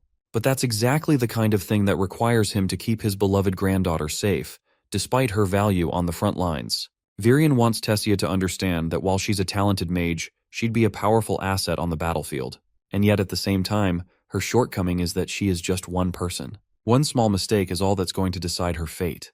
That's why he thought to prevent her from the war. But now he's changed his mind. Virian tests her resolve and questions if she's prepared to face the fight after seeing the brutal battlefield. To this, the brave elf nods with confidence. Virian challenges her to a fight to see if her words carry any weight. The rules of the fight are understood by both forces. Virian jumps right into his transformed state and attacks her head first. She dodges and uses her vines to entrap him and get him from his blind spot. He dodges a few of the vines, maneuvering the best he can. But all that dodging made him forget about Tessia's attack from behind. He's able to block it in time, before grabbing her arm and shoving her into the ground. Thankfully, Tessia's vines protect her, getting her the momentum needed to push right back at him. Virian is impressed to find that her control over her beast will improve. They both fight each other in equal attacks. Tessia kicks the battle into overdrive as her vines start to devour her. Remembering what happened last time, Virian gets worried for his granddaughter. But this time, the results are different. She's entered a special state of her own, kind of like Arthur when he activates his phase transformations. Engravings appear over her face and she's armed with dual blades. Now, stronger than ever, Tessia overwhelms Virian with her speedy attacks. But even then, the skilled elder is keeping up just fine. They trade blow for blow, matching each other with scratches against their bodies. The fight reaches its climax as Tessia can't maintain her form for long. She's knocked the heck out by a kick in the face. The old geezer beat her fair and square. Tessia rises in shame, failing to land even a single hit on him. But seeing her like this, Virian wants her to remember that he'll be her commander on the battlefield. This basically confirms that she's passed the test in his expectations. She's happier than ever and thanks him. But the old geezer's got his own conditions for that. First, he wants her to get consent from both parents. Then, he wants her to do her best not to become a liability to her team.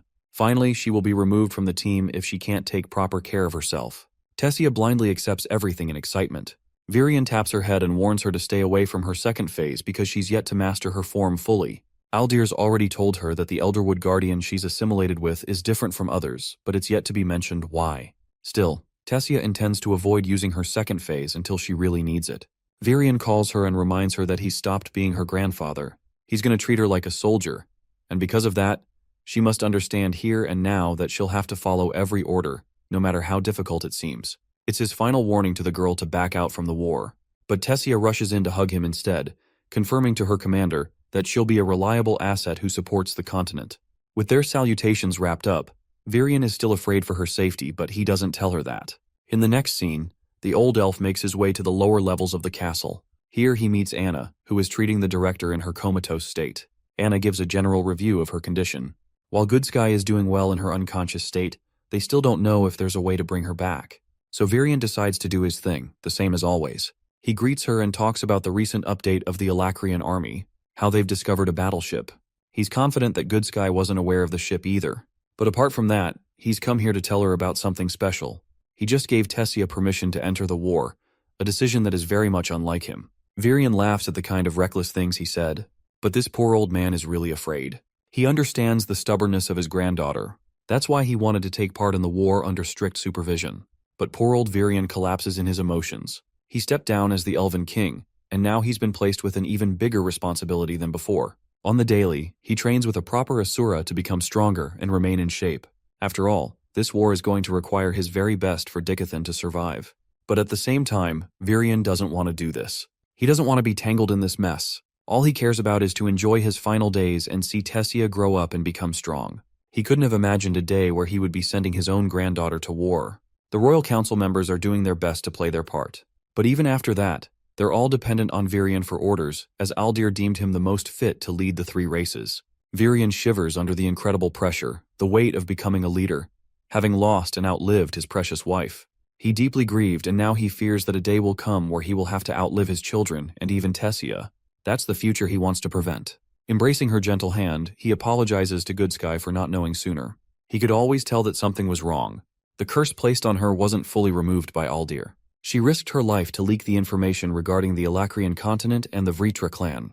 He failed to stop her and became responsible for reducing her to such a state. Virian crumbles because he deeply, deeply regrets having done that to her. He's reminded of all the good times they shared together as friends. While many despise her for being a spy, he never thought of her that way. He thinks she's the strongest person in her heart.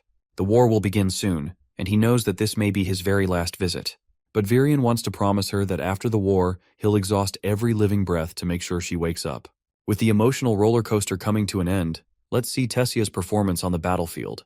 Her team is doing its best, and they want her to remain in one piece so that her grandfather doesn't berate them. But this girl is a powerhouse and carries her own weight with little to no trouble. Tessie is really curious if they've located the boss monster yet, because there's just no end to these gorillas. The sharpshooter Stannard is doing his best, while one of the team members recommends they fall back for a retreat. Tessia knows that she's right and orders her team to fall back for the meantime. But make no mistake, they're not in the mood to leave these bastards roaming. Tessia instructs Stannard to go all out while she pins the creatures down. Using her vines, she catches all of them in one spot. An ability called Ivy Prison. Next up, Stannard loads his propulsion blast and fires an incredible laser that annihilates the entire field. The monsters are all cooked and Tessia's team has just become the victors. Stannard is coming up with new spell combinations, but the recoil is painful for his body. Caria teases him for not training enough, but it's all in tough love. They laugh with each other as Tessia orders them to focus on the next initiative. Unfortunately, these guys are hungry as hell, and they've set their sights on Tessia's lunchbox. Darvis gets slapped by Caria for harassing their leader, but this guy's way too chill and calls her a shorty. The teasing is strong with this one, as he even calls out Stannard for his short height. While they're flaming each other for height, Tessia wants to remind them that none of them are exactly looking like a supermodel in a dungeon like this. At the same time, she'd kill for a shower. The team advances ahead. A gate opens as they return to the safety camps. Tessia tells everyone to freshen up. She does the same and comes back to group up with her buddies. Tessia is really glad to see them progress in their relationship and getting comfortable with each other after 3 months. Suddenly, she's called by Helen. Both hug each other in good memories as Tessia introduces the rest of her buddies, including Jasmine's team. Darvis, being a fucking playboy, goes right up to the beautiful blonde and shoots his damn shot, enamored by her 2 very big personalities. Tessia's out here watching his spoiled character come to life, despite his talent as a mage. Then there's Caria, who belongs to the Reedy family, known for their gauntlet techniques and amazing mana control. Darvis and Caria both had their fair share of tragic pasts with their messed up families, but this allowed both of them to relate to each other well. At the same time, Darvis over here is a Chad who only likes flirting with women and secondarily protecting Caria. Caria is notably optimistic despite her terrible past. According to the elf princess, Caria is the glue that keeps the team blended together. Seeing them mingle around reminds Jasmine of both Arthur and Tessia, which of course makes her flustered the most of all, and the others roar in laughter. Stannard's special-looking crossbow is an object of interest. Turns out the kid got it made for the use of his deviant powers. Stannard can actually store spells into beast cores, which is insanely cool and expensive all at the same time. Stannard's assessment was unique among all. He was introduced by the inventor Gideon, known as a dark yellow stage conjurer with dual affinities. The kid had a deficiency in his own mana core, which set him back. Yet he loved his uniqueness and worth with his deviant powers. Tessia admires that her team is among the youngest soldiers all around, and they're fighting for the country's safety at such a young age. Their entire division had been doing okay for the most part, but it really made her wonder what Helen's team was up to all this time. Turns out that she's disappointed to mention how they just returned from the borders. It was a tough battle there, so they were sent here for the purpose of scouting, and that's exactly why she wants to warn them of the danger that is to come. Stannard curiously asks what they witnessed at the wall, but it was so tragic and discouraging that the entire group fell silent. Tessia is horrified to ask if they went ahead in a fight against the Alacrian mages. It turns out that they did, as they've been fighting for a few months there, and the wall is the base of their operations. The mages aren't exactly the main issue there, it's the monsters keeping them trouble. The higher-ups wanted this team to be dispatched to take care of a mutated S-class mana beast. It turns out that this mana beast is under the Alacrian army's control, and for some reason they're able to manipulate thousands of mana beasts under their command. It's required to quickly defeat this monster and kill it before the Alacrian army can tear through the wall. The mutants who were controlled and corrupted by the Alacrians were actually rulers of their own dungeons, which is how, by using these corrupted beasts, several hundreds can be used underneath their command. With the existence of these mutant creatures, other mana beasts would continuously become hard to deal with. Dozens of squads were dispatched deep inside the dungeons in order to locate the mutants and kill them. This started happening even before the Alacrian army started their attack. The dungeon she and her team were dispatched just so happened to encounter the S-class mutant beast. It was necessary for them to win that fight. Tessia grows interested and wants to know more about the fights happening at the wall. To that, Adam is annoyed to remind her that what they witnessed wasn't just a simple tale. It was war, and it was gruesome for both sides. Tessia glares at Adam in anger, confirming that she understands the consequences of war. The only reason she's interested is because she wants to be prepared for the fights ahead with her own team. Adam's confrontation is broken apart with the hot blonde, who recommends they all set up camp for now. Helen advises Tessia not to take the guy's words to heart because they've been having a rough day out there. While Tessia's team is getting good at fighting the mana beasts, the Alacrian soldiers are much more menacing than any beverage beast. The creatures here fight for their own survival, but those monsters out there are tasked to kill and kill alone. Stannard inquires what that means. Jasmine expresses that information is possibly the most important thing in any war. Either side is trying their best to scavenge information out of one another. And that also means suffering through imprisonment and torture to get what they want. The battles here are easy to fight, because you understand the singular objective to kill monsters, and that's all. But fighting against other humans who can actually feel the same pain they do, it becomes more complicated than ever. It's hard to distinguish which side is right in a war, and that feeling takes them all in a loop. Tessia is about to ask something when someone returns injured, begging for a medic. Helen asks if they're failed in these types of situations, but apparently Tessia denies such a thing. Later in the treatment camp, Drogo greets Tessia and wonders if she's injured by any chance. He also spots Helen and greets her properly. Seeing her appear here, Drogo is curious if something happened. Elder Albreda already knows that the princess has come here for information, a fact that Tessia confirms. Helen understands and apologizes for her rude interruption. She just wants to send updates back to her own seniors at the wall. Helen thought the fastest possible way would be to come and talk to the slumbering prince, but as it stands, he's out unconscious, and it may take a while for him to wake up before they get their answers. Stannard wants to know what happened to this guy. The medic tells him how the kid suffered from a dehydration problem and didn't have anything to nourish his health for days. His feet are a mess, indicating that he's been running for his life non-stop. But the curious question on the table is, from what was he running? Suddenly, this guy wakes up grim. He questions how long he was knocked out for. But it had only been 10 minutes, so it's not a biggie. Albreda gives him some water to get replenished. Drogo knows that this is tough, but they've got to know about his side of the situation, about what happened to his team. Sayer grips the sheet in anger. In pain, he grieves the loss of his teammates. The only person who survived was himself. The guy had a short disagreement with his teammates and ended up staying behind. But then, feeling guilty for leaving them, he decided to catch up right after they left. However, the moment he got there, what he saw was horrifying. The team had walked into an ambush of gnolls, monsters that were even deadlier than anything he'd seen up there. Some of them were even equipped with man-made weapons. Poor guy saw his team utterly ripped to shreds.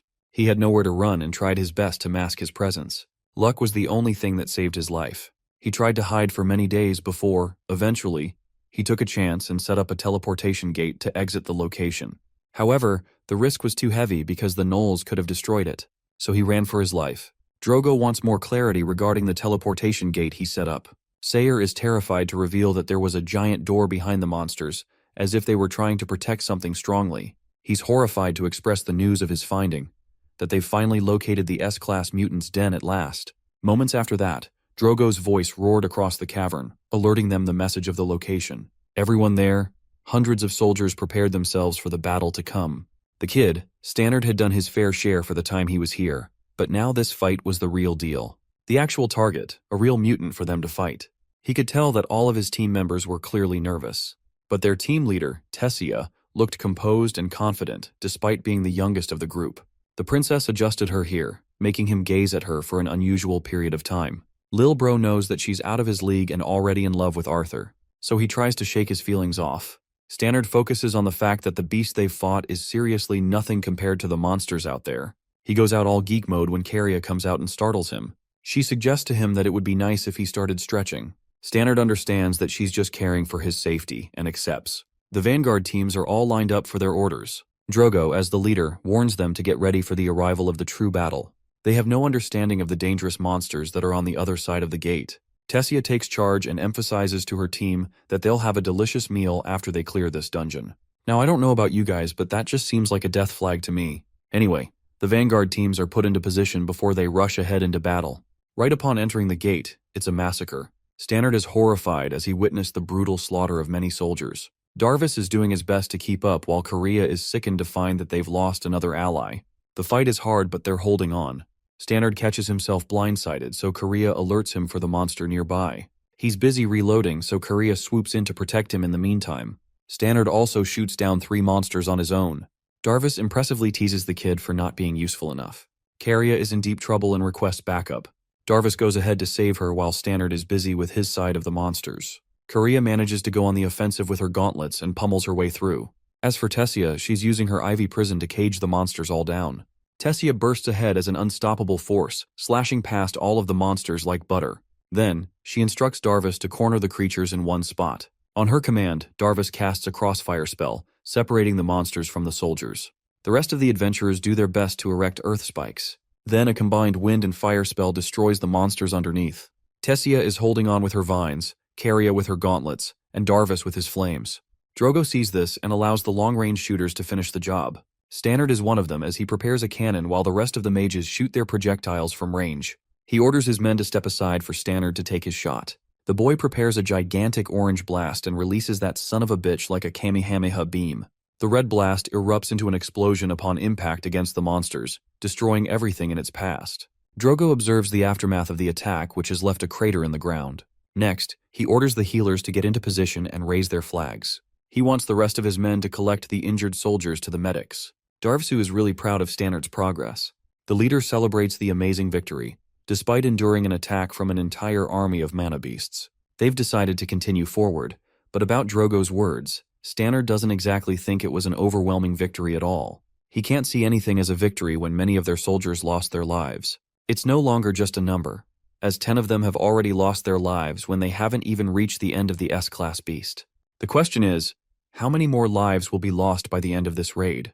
Tessia sees the injured being healed, but something about the situation makes her upset, and Stannard can see that. He directly asks her what's wrong. The elf remarks that it's good that they won, but still, losing soldiers makes her feel hurt. Darvis comes up and teases her for acting compassionate towards the commoners and whatnot. Caria grabs her hand and emphasizes that they did their absolute best to secure that victory. Stannard backs this statement and confirms that it's always a risk when going into battle. They can't save each soldier, and that is the reality. But he didn't word that right, and Tessia only gets more upset hearing the remark. Stannard tries to make up, but the princess is worried that she'll never be able to catch up to Arthur's level. Even Caria knows that she's talking about the special guy who she can't stop talking about for some reason. Darvis is pissed because he doesn't even know who Arthur is, aside from the fact that he's powerful and charismatic without any weaknesses. It's clear in her description that she's being biased, but Caria thinks the green-haired Casanova is only jealous because Arthur's the guy he wants to be. He was even popular in school but never accepted that on his own. The teasing continues when Tessia expresses how she felt scared of him upon their first encounter. Caria vividly remembers her saying how they escaped some slave traders. Tessia at the time felt like she wasn't saved because Arthur wanted that to be kind. Rather, it was probably intended as a pragmatic move on his part. Hearing that, Caria deems him a bad boy who does whatever the fuck he wants. Darvis, being the jealous cunt, thinks little of Arthur's accomplishments.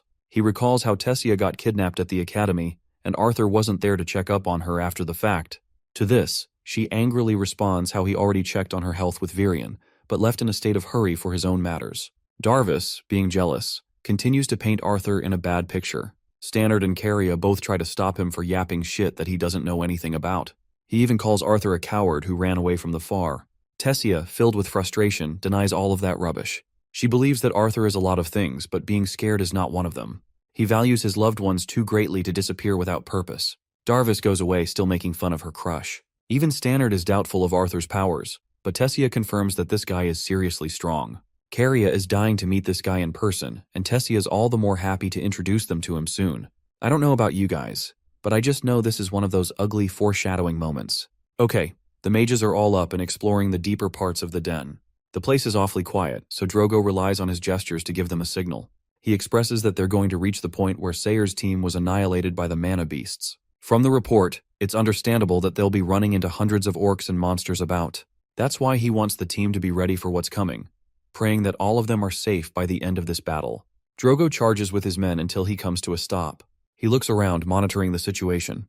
The dude is shocked that all of the monsters are dead. This invokes fear and uncertainty in the heart of the soldiers, who don't know if they should be celebrating or be afraid. Deciding to move ahead, Drogo signals them to advance towards the door. They approach the gigantic door, and Tessia instructs her teammates to remain in formation. This door comes with another scary revelation. It's not closed, which means something or someone has already gone inside. Dorog orders his men to open the thing as Stannard prepares his weapon. Inside, hundreds of monster corpses remain slaughtered, their oozing blood leaking out the gate. The adventurers freeze to make up for the situation. Tessia moves ahead to observe what's going on. Taking a closer look, she sees the sight of one man above the army of slaughtered creatures. Arthur Lewin, the unstoppable Goliath, the Chad of all Chads, is sitting there looking cold as hell. The princess can't fathom seeing him here. The adventurers are prepared to confront anything that comes their way. But it's our little Sylvie who jumps to reach the princess. Drogo thought that Sylvie is an enemy until Tessia explains that they've got nothing to fear.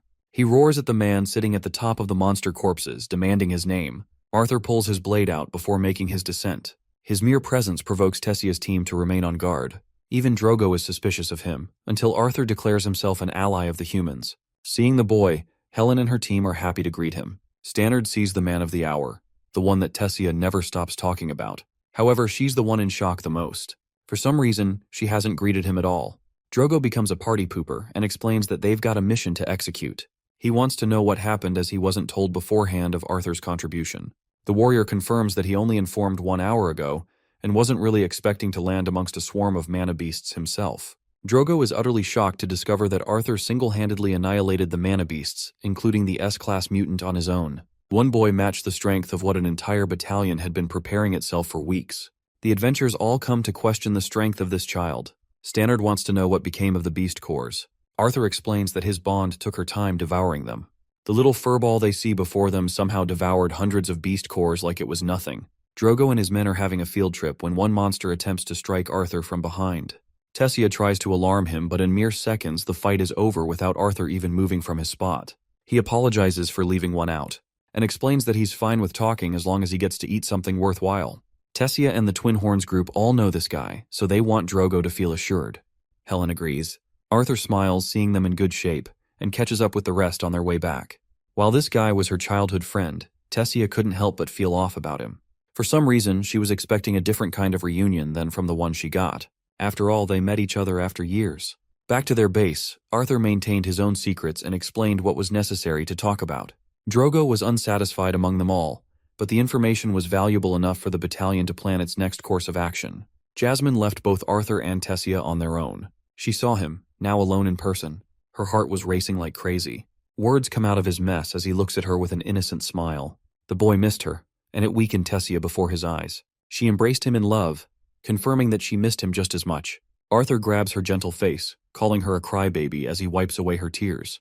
Tessia acts like she's all grown up now. Arthur dedicates this moment to hear everything that went down with her. Outside, Stannard is having a moment with Darvis. The team's a little unsatisfied that their major battle was hijacked, but Korea's out here seriously happy that none of them were injured in the brutal fight. It's like a miracle for one person to take down a fleet of high-ranking monsters, along with an S-class beast. Darvis doubts him greatly, and gets even more jealous than he was before. Stannard grills them both, describing the difference between envy and jealousy. Darvis gets all fired up, wanting to challenge the new hotshot to a duel. It's a stupid idea, and both his teammates can agree. Korea fails to understand why he's so angry after all. It's not like Arthur can solo the war on his own. But this green-haired chump thinks that something isn't making sense about Arthur's accomplishments, calling him nothing more than a snobby jerk. At the same time, Stannard defends Arthur for his stance, as the people didn't treat him any better either. He thinks it's really childish of Darvis to conclude Arthur's personality without knowing what he's even like. After all, Tessia always speaks positively of the boy, so it's not like he's a villain or anything. Deciding to pull the trigger, Darvis teases Stannard and thinks the kid finally has a shot with the princess, since Arthur's treating her like a bitch. Both get up against each other's necks, flared up and mouthing insults to hurt each other. Darvis stops the fight, realizing that he's no different from his prideful father if he continues. As for Tessia and Arthur, they both come out after catching up too. Darvis sees an opportunity and steps right up to Arthur Lewin, challenging him to a duel right off the bat. With little to no time wasted, people gather around for entertainment, supporting Darvis greatly. Tessia's team, on the other hand, is watching with worry. He readies his axe, confronting Arthur, who wants to inquire the purpose behind the duel. The green-haired chump calls it a matter of his pride, while Drogo the referee reminds them of the rules of the fight before they start off. Both fighters are restricted to use mana to bodily augmentations. The first person to surrender or unable to fight will lose. Now Drogo understands just how powerful Darvis really is, so he thinks Arthur out here is going to have a tough time. Even he's curious about Arthur's true strength. The fight begins with Darvis bursting with so much speed that he gets right up in Arthur's face. The first attack was a feint before he went behind to strike from his blind spot. But our boy isn't just an amateur. He sees this guy coming up and easily eyes him down. Sensing the threat of Arthur's attack, Darvis leaps away as if he felt afraid. This wimpy advance is met with confusion by the crowd. They berate him while Korea and Stannard look at each other in confusion.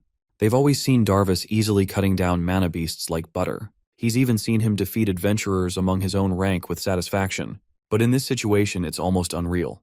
to see Darvis feeling fear for the first time in battle. Still, the green-haired freak show goes on ahead to strike while Arthur gently sways his body, evading each swing.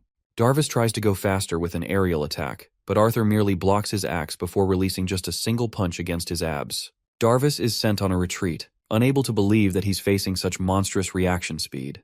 He tosses a giant piece of earth, but Arthur merely crushes it with a tap of his punch. That attack was yet again a tactic for Darvis to catch Arthur from his blind spot, but he easily dodges without any trouble. Arthur is merely toying with Darvis, tapping his body from the front and back, before unleashing his furious jabs all over his body. The strikes only connect right when Arthur's walking away as the victor. With his arms rendered unable to be used, Darvis releases his axes before collapsing on the ground. None of the spectators even saw what happened. Karya is the only one who could see Arthur activate mana flow rupturing, blocking the channels of mana with his bare hands. It's an impressive feat, especially since augmenters strengthen their channels after reinforcing their bodies. But what Arthur did here, it was precise and fast, as if he were a veteran. Stannard admits that they've just witnessed something amazing before their eyes. Poor Darvis can't even get up because his body's all fucked up. Out of the blue, General Virion himself arrives to meet Arthur, and he's brought Aldir alongside him. In the camp, Virion, being his grandpa's self, chokes our boy for not informing them of his return. Arthur sees Aldir too, who is glad to see that much has changed for both Sylvie and Arthur. Turns out they received a message from Winsome about Arthur's departure. Though Aldir wasn't expecting the kid to pop up at Tessia's battle station right away, it turns out that Ren is the one who wanted things to happen that way. That cheeky bastard. Tessia remarks that she felt great seeing Arthur instead of an S-class monster beast behind the gate. Arthur confirms that they didn't even have a second to spare as he was getting jumped by so many monsters right after arrival. Tessia is amazed to hear that Arthur's story was the reality. He really did take down those monsters by himself. She's got a ton of questions to ask, but Virion stops her, explaining that he's got matters of his own to discuss with the boy before anything else. Tessia is told to stay here for now, but Arthur will be going away with them. She's annoyed that he's being taken away from her right after coming back. It's important for Arthur to tell them what's going on. Her grandfather emphasizes that after the clearance of this dungeon, they'll have their own battles to take care of. And that means her team is going to get even busier. He wants her to remember what they agreed upon. She's now a soldier and he's her general. Hearing that, Tessia is happy to follow his command. She remembers his advice to level up from her fights slowly and build her strength. Aldir wants them to head out at once. Before leaving, he senses that Tessia's strength has increased from the past few months, which means her recent battles have helped her a lot. Hearing Tessia call Aldir her master makes Arthur astonished. He wasn't expecting a student-teacher relationship to form between the two of them. Anyway, Arthur comes out of the tent and sees Stannard with a smile, who only salutes the guy as if he's too important to ignore. The three of them move their way up to the teleportation gate. Sylvia intentionally didn't speak to Tessia because she's all grown up and keeping her little secrets too. She wants to surprise her on their next encounter. The three step inside the gate, only to meet a giant fucking bear greeting them outside. From behind the bear's head pops up little Ellie. Even Arthur is freaking shocked to find his sister mounted on top of the damn thing. She runs into her brother at first glance. Arthur takes his sweet time adoring his little sister for a moment. He's teasing her before Ellie spots both their parents. Arthur, remembering what happened last time, tries to get away, but finds himself completely off guard as they embrace him with loving and open arms. The boy can't believe that he's receiving such treatment after what happened. But Alice, as a loving mother, reminds him that he's still the person she raised for more than a decade. The same goes for Reynolds, who's now keeping a beard. He knows his son has been through the worst of his training. Also, Alice really can't stay mad at him for long after loving Arthur so much. The kid is happy to confess that they both indeed have given him more than he's grateful for. Ellie pulls his shoulder because she wants him to ask about Boo. Arthur sees that titanic monster and jokes around how a giant dog is called Boo of all things. Provoked from his remark, Boo out here tries to exert its full force on Arthur's shoulder. The ground is in shambles, but to the monster's shock, nothing happened to Arthur. He thinks the pet has quite the temper. Turns out Ellie instructed her little pet to test out Arthur's powers right after his return. Arthur's seriously amazed to find that Ellie has properly bonded with the beast. He wonders when it happened. Apparently Winsome has been keeping tabs from Arthur. He's the one who left the mana beast with the boy's family before leaving. Turns out it wasn't Arthur's doing at all. He just gave this monster as a gift. Arthur thinks it was a ridiculous idea to give a giant bear like that to his sister. Reynolds explains that the bear was a tiny thing when they got it. Boo has aged quickly in just 2 years. Aldir insists that they get the move on and keep their reunion for later as more pressing matters are at stake. He promises the boy that he'll see his family often, so he's got nothing to worry about. Arthur bids farewell to his loved ones before leaving again, this time more relieved than ever that a bear is being protected and no longer lonely. Even Sylvie is happy with this development. In the next scene, the boy is surprised that there aren't any royal family members accompanying them. The least he was expecting was Director Goodsky's presence. Realizing that he's not caught up to speed, Virion explains to the boy how Goodsky fell to a state of slumber. It occurred right after she attempted to reveal important information on the Alacrians. Hearing that, Arthur groans in pain, feeling sorry for what happened to her. He wants to know everything that went down. Hours passed as the two leaders talked about the things that happened in the past 2 years. Arthur had to catch up with the information that wasn't provided through Ren or Winsome. From Virion's information, the Human King was currently focused on refining a relationship with the Dwarven Kingdom, hoping to get them on their side. As for Curtis and Kathleen, they both took Tessia's path and formed their own teams to gain personal experience on the front lines. The boy's own family stayed at the castle for protection. As for the Hellstay family, they went elsewhere. Vincent did his best to assist with the war. Arthur asks Virion if his parents showed any interest in fighting too. Turns out that Reynolds was ready to go, but the elf recommended that he stay out of the fight until Arthur's return at the least. The boy is very much grateful that Virion handled the situation well, as he would have suffered much pain if his father died before his arrival. Next, it's finally time to address the main point of the meeting. After all, Arthur understands that he wasn't just brought here to catch up to speed. He knows that something serious is going on. So serious, in fact, that Tessia's involvement was considered unnecessary. Virion shakes his head, as if to deny that, but Arthur cuts the old man off, claiming that he knows that he cares about his granddaughter. Arthur knows that the war is a threat to everyone, after all. Their defensive maneuvers won't matter if the hidden teleportation gates have all been set up by the Alacrian spies. Something about this is too suspicious. Arthur mentions how the Beastglades territory is the perfect place for the Alacrian army to gather. After all, they've already acquired the S-class mana beasts.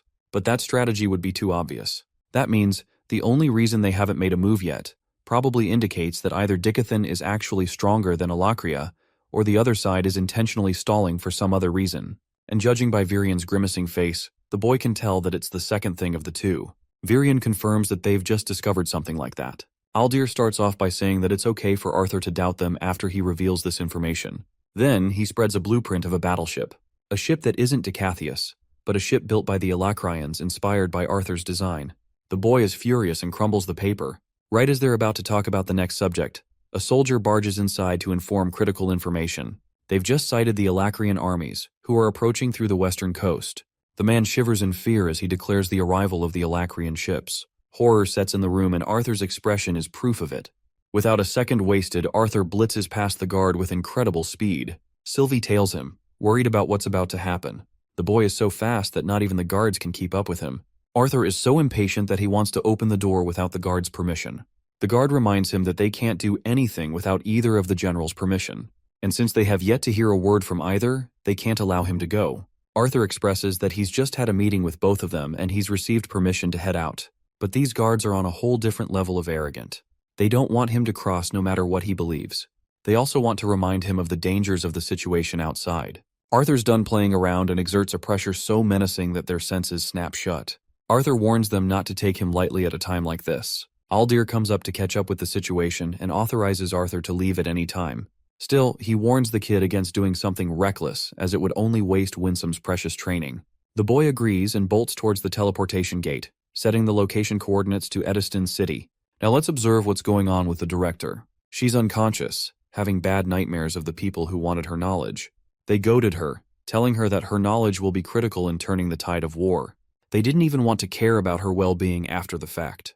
But this trembling nightmare is the reason she finally regains consciousness. All this time, Goodsky believed that she was free of the curse. It reminds her of the conversation she had with Virion, the last time they were a part of the Great War. For many years, both of them were enemies, but he stayed conscious of one thing. She teased him that he probably loved her. Virion denied the cheating accusations since he was a loyal man. Anyway, he kept thinking about Goodsky's greater effect on the youth. He could always envision her as a mentor figure of a big academy that guided the youth to the greater future. It was something that came out of nowhere to him, but Virion was bent on one thing. He really urged her to become a teacher because it would fit her role. It was that time when Goodsky entertained the thought of opening an academy in Xyrus City. It was an interesting idea, so she wanted to share the opening of the school with Virion, who laughed at the idea and denied his contribution. He did amuse the thought of sending his grandkids when they reached the right age. Goodsky took it as a challenge and was ambitious enough to make it the greatest academy in the world. Virion shared the loving moment as they both hoped to celebrate the opening of the academy one day. And from then on, Good Sky's memory is corrupted. She finds herself bleeding in pain. In the current scene, Virion wakes up from his rest and comes outside after hearing a loud scream. The guards were all alert and went right to the bottom floor. A terrifying realization set in as Virion sensed that Anna was in danger. As for Arthur, he's blitzing past full speed. He's annoyed enough that people are stopping him and requests the guards to open the doors. This annoying grunt thinks that a kid like Arthur shouldn't be joining an important battle. He's acting high and mighty when suddenly, the mere presence of a gigantic dragon makes them tremble in fear. Arthur's more than happy to break his way in if they're going to become an obstacle. He lifts off with a mature Sylvie, now a beautiful horned dragon. Too much is flooding inside the boy's mind. He remembers the time the blueprint was made for the ship. Sylvia sets in a snowy setting. From here on, Arthur walks in the heavy snow, recalling Virion's words to keep moving on forward instead of correcting the past. As for Virion himself, he's forcing his way to get to Good Sky's room, until he spots Cynthia's Good Sky's body in shambles. The Alacrians got to her, and she's nothing more than a pool of blood on her bed. Poor Virion roars in agony at the traumatic sight of losing another loved one. The brave boy, Arthur, remarks that he now has another reason to fight. From the snowy top, he gazes at the fleet of battleships coming their way. The boy now fights for another reason, to correct his wrongdoing. The true war now begins. We get a cliffhanger cutoff after that, and right now we're in the heart of a beaming blue city witnessing a burglary scene. Two kids are trying to make a fortune, lockpicking the door while one is guarding. The lock's finished, and like a typical young boy, Nico is prideful of his powers. He goes around searching for some valuables. The boys reason to themselves that what they were doing was actually necessary, that it was justifiable to steal from someone when his own orphanage was at stake. It was precious money that they didn't need for themselves, but for the sake of the orphanage. This kid is Arthur's past self, King Gray, who had just finished the job. Gray was curious if they should really be trusting a man who was willing to buy from a bunch of kids. But Nico was confident, really confident for some reason. Knocking on the guy's door and waiting out in the cold, they both grew agitated like hell. The man slowly opened the door, before receiving the two annoying kids. Nico told him that he's here with his friend to sell the merchandise. The man has them enter inside, but immediately they're taken aback by this strange yet strong smell. Nico tells Gray to look around while he's done talking. Gray does exactly that and makes his way around the warehouse. He checks on a book while the man is inspecting the quality of a gemstone. This was the first time the boy found an ancient instruction manual on controlling Kai. Nico startled him by creeping up from behind, but Gray reasoned it was just nothing. The man offered the book to the boy as a gift. After all, none of them could read or learn from it. Nico was chill with the whole fling. The boys left that night, and now Gray was sinking in the rain, questioning why he was even tasked to come here. After all, Nico pretty much handled everything by himself. Nico remarked that at least Gray got to keep a book if nothing else. That is when Gray alarmed him of the two creepy men at the shop. They were tailing the boys from behind. He signaled Nico to turn right and then make a run for it as fast as he could. So they did exactly that, both boys bolting with the best speed they knew. They climbed over a wall and Nico crashed, so Gray had to help him out. They both hid behind a garbage can where Nico stupidly tried sneaking on the men. One of the bastards had located them at last. He tried to snatch Nico, but his friend pulled him down. He told Nico to make a run for it as he fought off the man with his bag. But poor Nico had just tripped, complicating their situation even more. Gray grabbed the bag, calling both of the men as he knew they came after the money. He made himself a decoy and began running, until the boy located something from afar. He stopped, turning in their direction, and then he kicked a can so hard that it made the first guy slip carelessly. Using that first guy's body, he leaped up and over.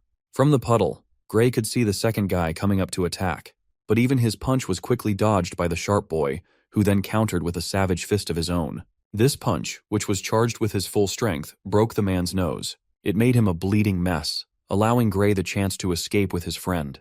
Having made their escape, Nico excitedly told Gray the reason he was brought along. He's a fighting genius who could hold his own against people much stronger than him. But even Gray claims that he didn't know what happened. For him, time just slowed down. But Nico vividly remembers the boy catching dishes with his immensely fast reaction time. Anyway, Nico was certain of it from a young age, that his friend was a fighting genius for some reason.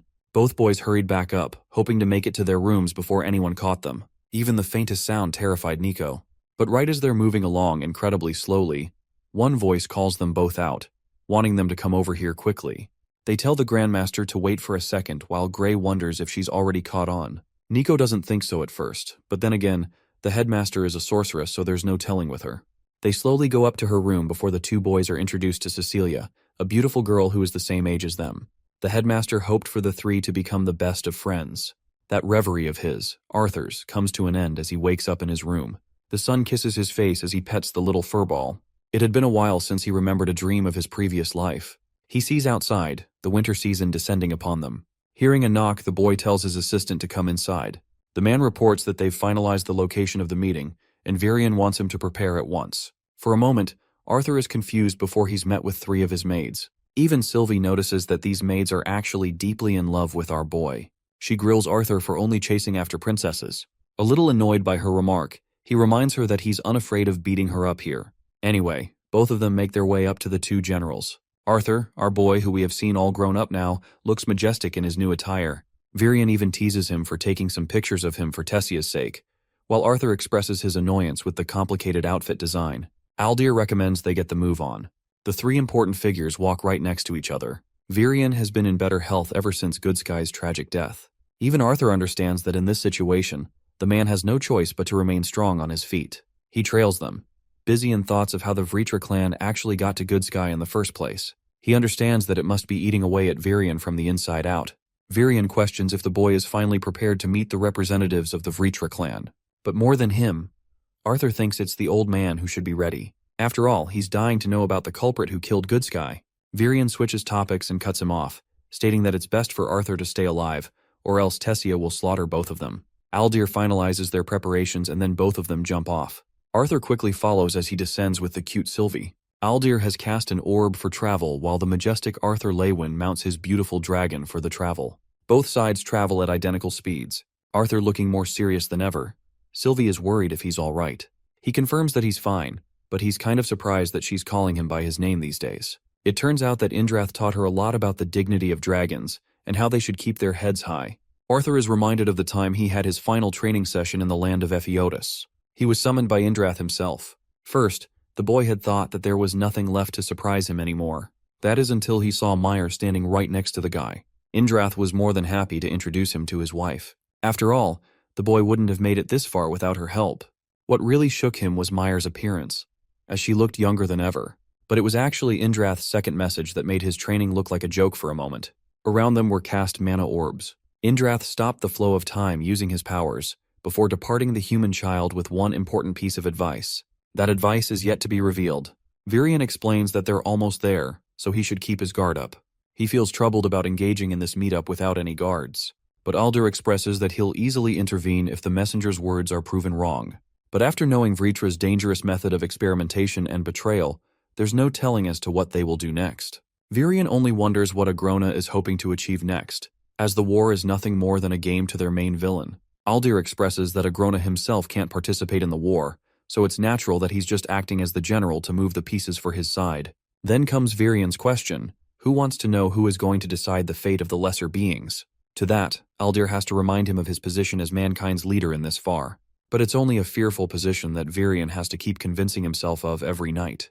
Poor guy is just being forced into it. Anyway, Aldir looks up at Arthur and recommends that both of them travel with them for now. Arthur likes the idea, and Sylvie Alo agrees. She's going to try and stay hidden in order to conceal her presence, but will always defend Arthur whenever necessary. So she transforms into her miniature state, and Arthur joins the generals. From up above, they spot the battleships. Arthur now convinced that what they received wasn't just a regular messenger. They descend on one of the ships, the creepy messengers welcoming them. Sirit, the more human-looking fellow, introduces himself. Standing right next to him is Uto, and both of these guys are retainers instead of mere messengers. They've heard quite a lot about the famous Asuras of the land of Ephiotis. They want this meeting to be a guarantee of the Asuras staying out of the fight. Aldir confirms that he won't intervene as long as their side complies. Uto is rather intrigued by the boy wonder that everyone deems special, Arthur Leywin himself. Arthur returns the remark, questioning why they've been introduced to the retainers already. But Uto is confident in his words, claiming that they're just playing as messengers who didn't really want to give them an opportunity to capture a weaker Alacrian. After all, it's a role Uto himself enjoys doing the most. So he's wary of others. Anyway, Silrit warns Uto not to get overboard. But he's severely overconfident since Asuras can't intervene in this fight. The Asura wants to hear the message at once. Silrit explains that their leader has requested to deliver one message alone. It is his order that the Dicathan continent surrender their ruling families, and if they abide by this treaty, the rest of them will be spared. Continual resistance will only invite permanent destruction from their side. Hearing this message, Virion's temper boils as he mocks the ridiculous terms. It's nothing more than an ultimatum.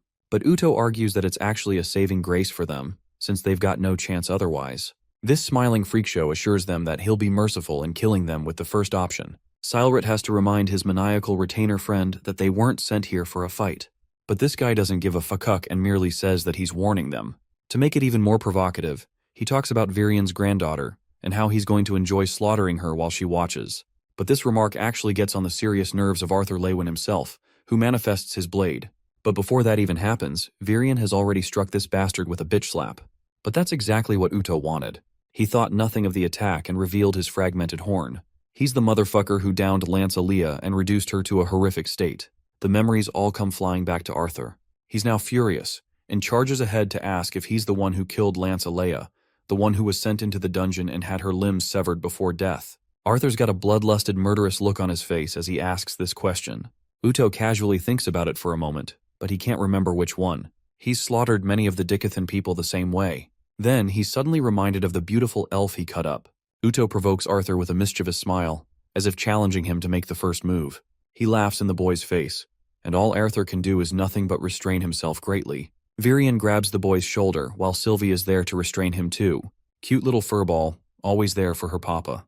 Instead of giving into his feelings, he questions if there's anything else important for discussion, or if the Alacrians only wanted to convey an obvious threat. Apart from that, Silrit offers them 2 full days to come to a decision. If the royal families aren't surrendered in that duration, the Alacrian army will take it as an answer. Both sides withdraw from the confrontation after that. But Uto, this little bastard, is just egging Arthur on even more. He describes Alea's pitiful scream that made it difficult for him to deal the killing blow. That's why she was kept alive for as long as possible in agony. Now completely having lost his senses, Arthur releases a crackling ray that grazes past both retainers. Uto calls the move impressive and cute until it hits the ocean and explodes with a loud boom. Arthur's got a serious look on his face that basically says, "You're gonna get fucked if we fight for real." He turns back, hoping to settle their score on the battlefield. Coming off to Tessia's location, we see the remains of the monsters after Arthur's slaughter being collected by the whole team. They're being precise with the collection procedure, careful enough to properly extract the horns and fangs. They need valuable materials to forge better weapons after all.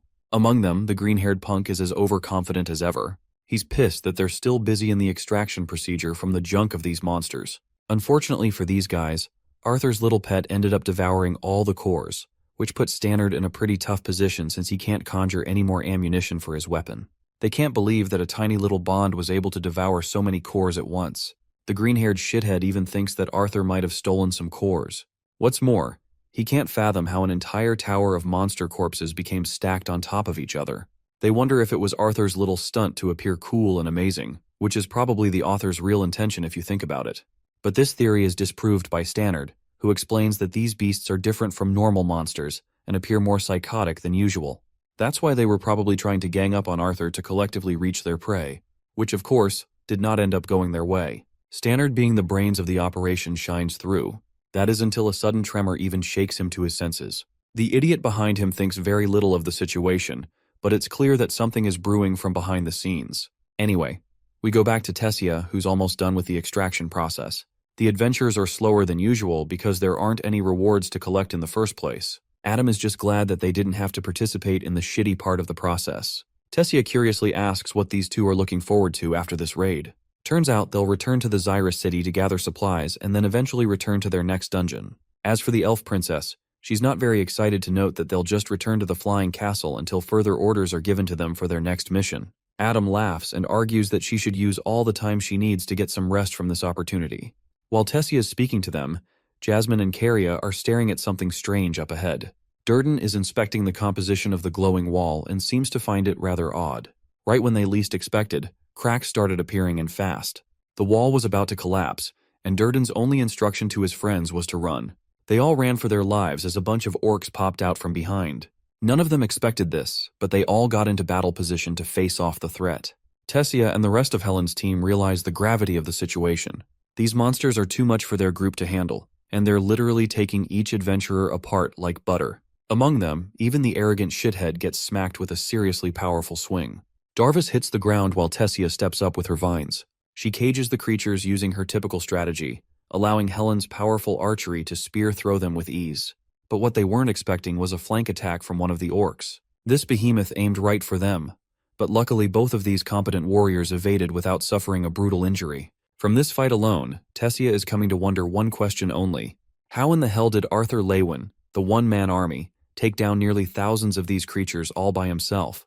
Even Darvis can't hold off more than one orc at one time, and he's dearly struggling to manage over here. Karya, stepping up with her powerful gauntlets, saves his ass. She comes to knock some fucking sense into this fool. Unfortunately, Darvis is currently handicapped because of the technique Arthur used on him. His mana channels are all messed up. Tessia, as their team leader, orders both of them to run to the door with as many soldiers as they possibly can. They do exactly that with a bunch of monsters chasing right after them. But this is when the graceful Jasmine comes around to cover for them. She leaps away, and by herself easily slashes a group of orcs without much trouble. As for Darvis and the other adventurers, they're being safely escorted out while Stannard and Helen's team are keeping them cover. Even Adam is shining his best with his spear strikes, though he's also finding himself panting from the fight. Suddenly, a giant explosion is heard from behind. He recognizes that it was Durden's doing to save his ass just now. Durden recommends that he focus on the bigger threats ahead instead of worrying about repaying favors. But they're both surprised when a barrier of vines erupts to cover for them. It's Tessia and Helen's doing. The girly pop duo just saved the clown duo.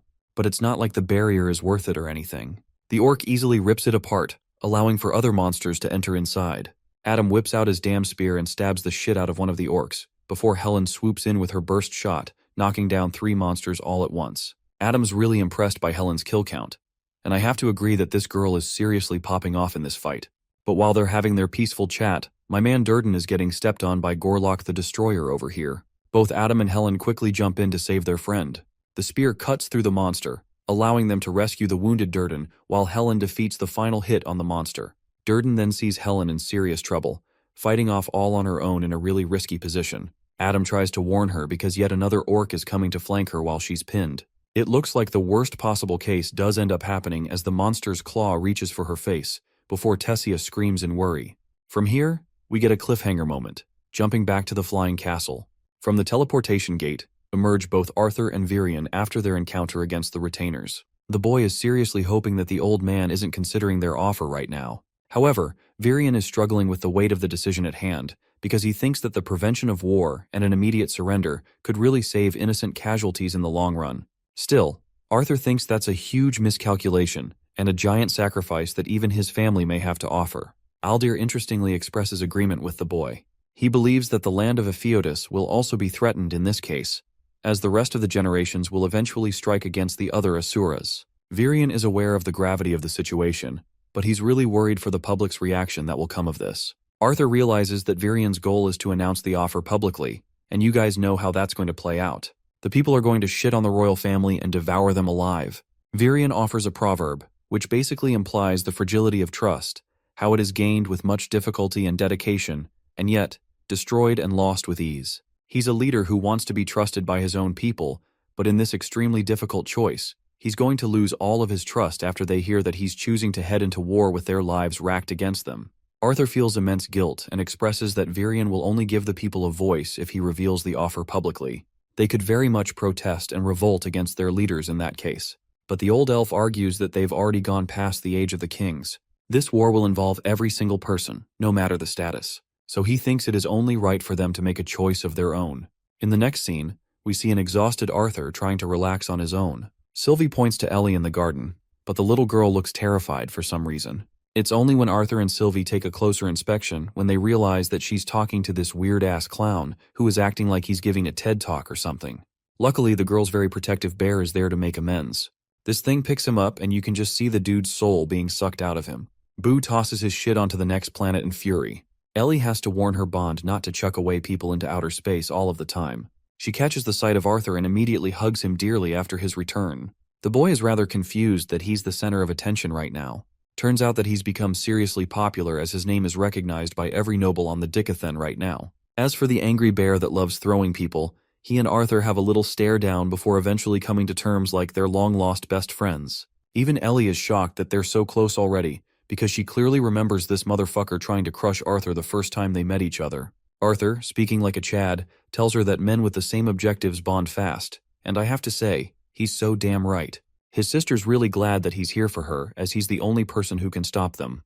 But Arthur is really confused. He wants to know who is them in this situation. The little girl is saddened to reveal that this matter is about her parents. Both of them have decided to sign up for the war. Right in the next scene, Arthur's approaching his parents' room. The voice of his sister saying those words still runs through his mind. He feels guilty trying to stop his parents from joining the war in the first place. After all, they're both really powerful and could become assets on their side. Arthur's hand shivers as he reaches for the door, thinking about the fact that they would be risking their lives on the front lines.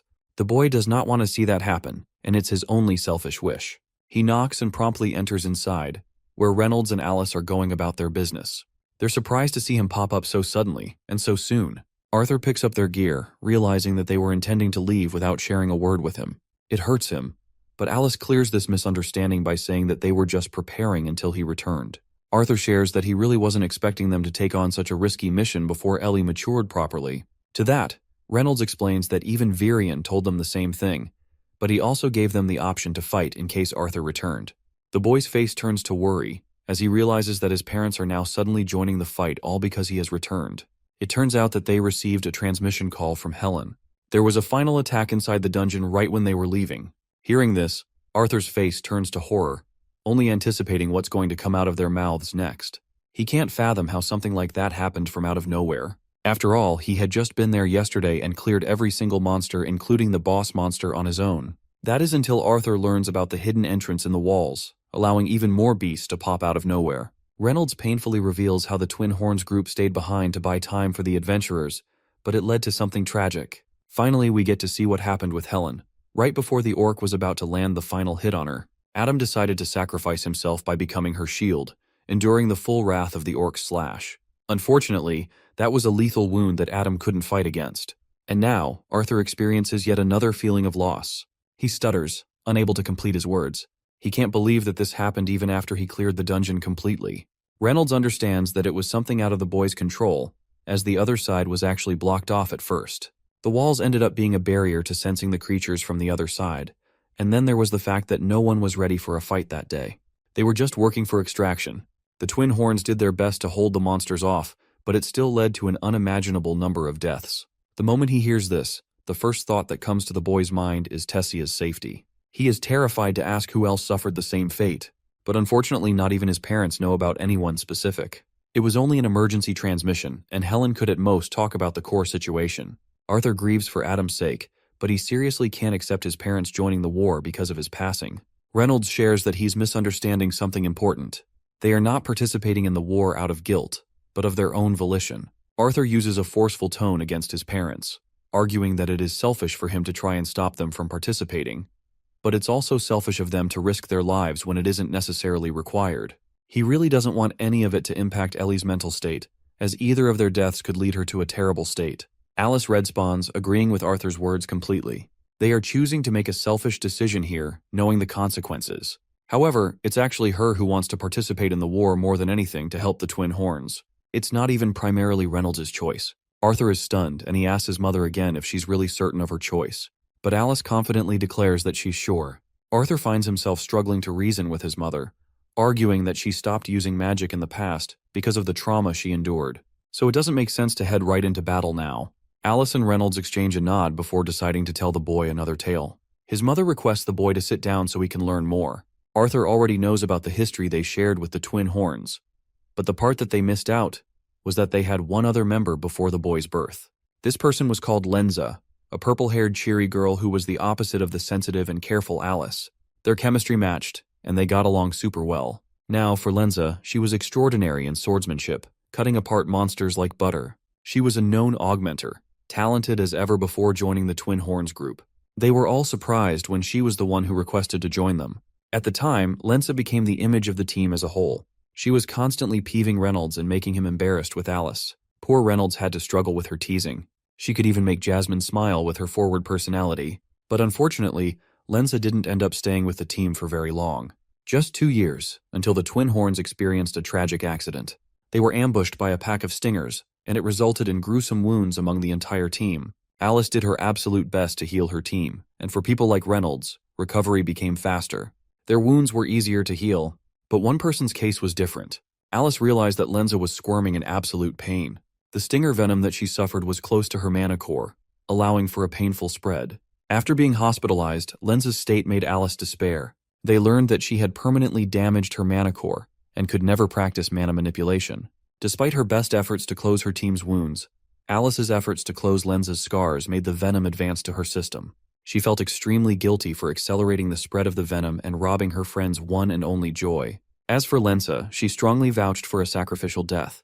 She wanted to be out there and vanquish in a blaze of glory, but when she couldn't use mana anymore, it was different. She left her bed one day and decided to venture into a dungeon alone.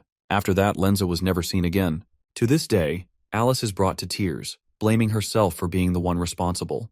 Lenza could have survived if she didn't heal her wound and closed off chances of venom extraction. She wants Arthur to remember that his life is solely unique and dramatic.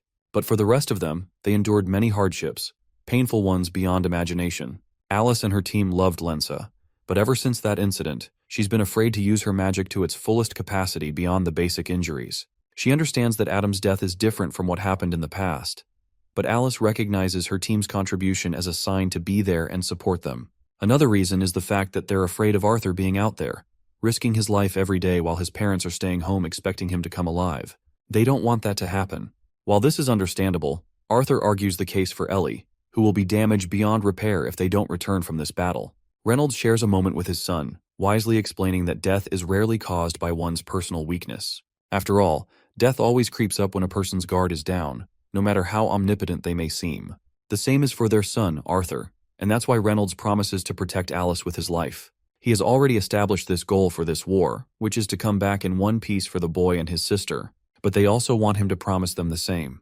Despite the reveal of him being who he is with his past life, they still want him to remember that Ellie sees Arthur as her brother.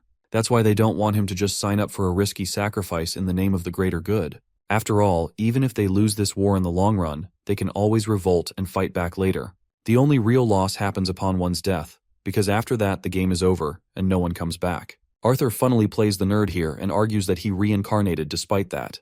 Both his parents are a little shocked that he's casually joking about something like that. Their family moment is interrupted with Virion coming to say hello. He heard about Adam's passing and came to comfort both of them. Unfortunately, they have very little time to grieve Adam's loss because they've just received new information about the soldiers returning from the dungeon raid. All four of them gather to confirm the situation themselves. Arriving at the teleportation gate, all they can see is blood splattered on the floor and many soldiers injured from the battle. Virion thanks the respectable warriors for their proud efforts. Arthur sees people grieving all around him. Finally, Helen comes out of the gate, the boy's parents rushing to her side. Alice wants to know if the rest are okay. Thankfully, none of the other members were killed, and they were just rushed to the medical ward for now. It was only Adam's loss that reduces her to tears as the boy's parents comfort their friend. Arthur stands there in guilt, when suddenly Helen comes around to hug him in love. He's surprised and happy to find that she's doing okay. Helen speaks her mind. She knows what's racing through the boy's mind right now. He's taking Adam's death personally, and she can read him well. That's why Helen wants the kid to understand the consequences involved in war, and how the best thing in this situation is to merely advance ahead and make sure the Alacrian soldiers regret it. Arthur understands and sees them off. Sylvie explains what's about to happen. The boy's parents are going to talk to her about their participation in the war, which will put her at ease to some extent. With Adam's loss, the team is going to need some support to stand on. The rest of the adventurers are slowly popping out of the gate. Arthur finally sees one of Tessia's squad members, Stannard, who is just shocked to be grabbed by Arthur immediately after arrival. Arthur really wants to know if something happened to the princess. He's so worried for her that he subconsciously grips Stannard way too tightly. He apologizes to Stannard shortly afterwards, glad to see him in top shape. As for the rest of his squad, not even he knows what became of them. The twin horns were responsible for their escort, but they all got mixed up as a consequence. At last, Arthur sees Darvis being carried by Caria, who is a real friend if you ask me. What a girl. Arthur helps her assist him and puts him on the ground. Darvis receives healing when suddenly Arthur gets up to give Caria some water. He wants to know what happened with Tessia. Caria thinks for a moment before pointing to the gate. She just came out. Arthur sees her exhausted expression and attempts to reach out for her. And now we get a callback to the moment he shared with Indrath on the last day of his training with the Asuras. Time was entirely stopped as Indrath offered one final piece of advice for the boy. He requested Arthur to close his heart to the elf princess. Just seeing her, Arthur instantly hugs her, relieved to see that she's safe and sound. She's surprised as he's there to escort her to her grandfather. In the next scene, Virion greets his granddaughter, and they share their little reunion. Unfortunately, she was unable to speak to Arthur in length as she was immediately requested to heal the injured in the medical ward. She was okay herself, apart from the exhaustion. The injured were being treated, While Stannard and the rest of his friends slept like babies, Tessia arrived before them, happy to find her team safe and sound. Stannard's smile was proof that they had come out victorious. Later in her room, Tessia drops to her bed, finally feeling relieved to return to her bed. She looked to her right, cherishing the frame of her time with the lovable Cynthia Goodsky. That night, Tessia found it difficult to fall asleep, despite her tired state. She wondered if Virion was up and awake at this hour. So she decided to explore the hall, searching for her grandfather. But that is when she heard the voice of both Arthur and Virion sharing a private chat regarding Tessia's future. Arthur urged the elf to mention the facts directly to Tessia. He wanted Virion to tell her now because the reveal later will only make her suffer even more. Their conversation really intrigued her as she peeped attentively. Arthur consistently urged Virion to tell Tessia everything, because if she finds out from someone else, she'll be devastated. But Virion stayed stubborn in his stance. So Arthur became annoyed and questioned what would happen if she decided to go anyways. Arthur argued that Tessia is more than capable of achieving something if she puts her mind to it. But what Virion said afterwards really shook Tessia to her core. He revealed the report of Cynthia's death and how it would negatively impact the princess the same way. Tessia's brain flooded with the memories of her dear master, unable to comprehend the reality that they were just talking about. The conversation ends there, with Arthur leaving for his room, waiting for Virion's call to tell Tessia. But what neither of them expected was to encounter her right in front of them.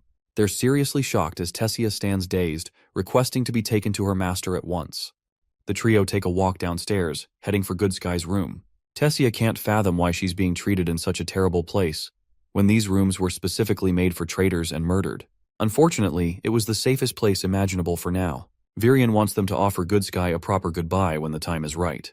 He arrives before the cell, requesting it to be opened. When the door opens, they see a casket. Tessia immediately collapses before it, learning that only a few people are aware of her death. Even though a woman as brilliant as her should have deserved a ceremony with all of her students and her peers. She did so much for the continent, and yet she died a disrespectful death, only to be placed in a cell. Virion attempts to console her, but Tessia bursts in her anger, roaring at her grandfather for keeping something so precious from her. She questions when she would have been able to learn about Goodsky had she not heard them talk about her. Tessia loses trust and starts questioning everything he said to her. She did so much to demonstrate her growth, and yet he still treated her like a child.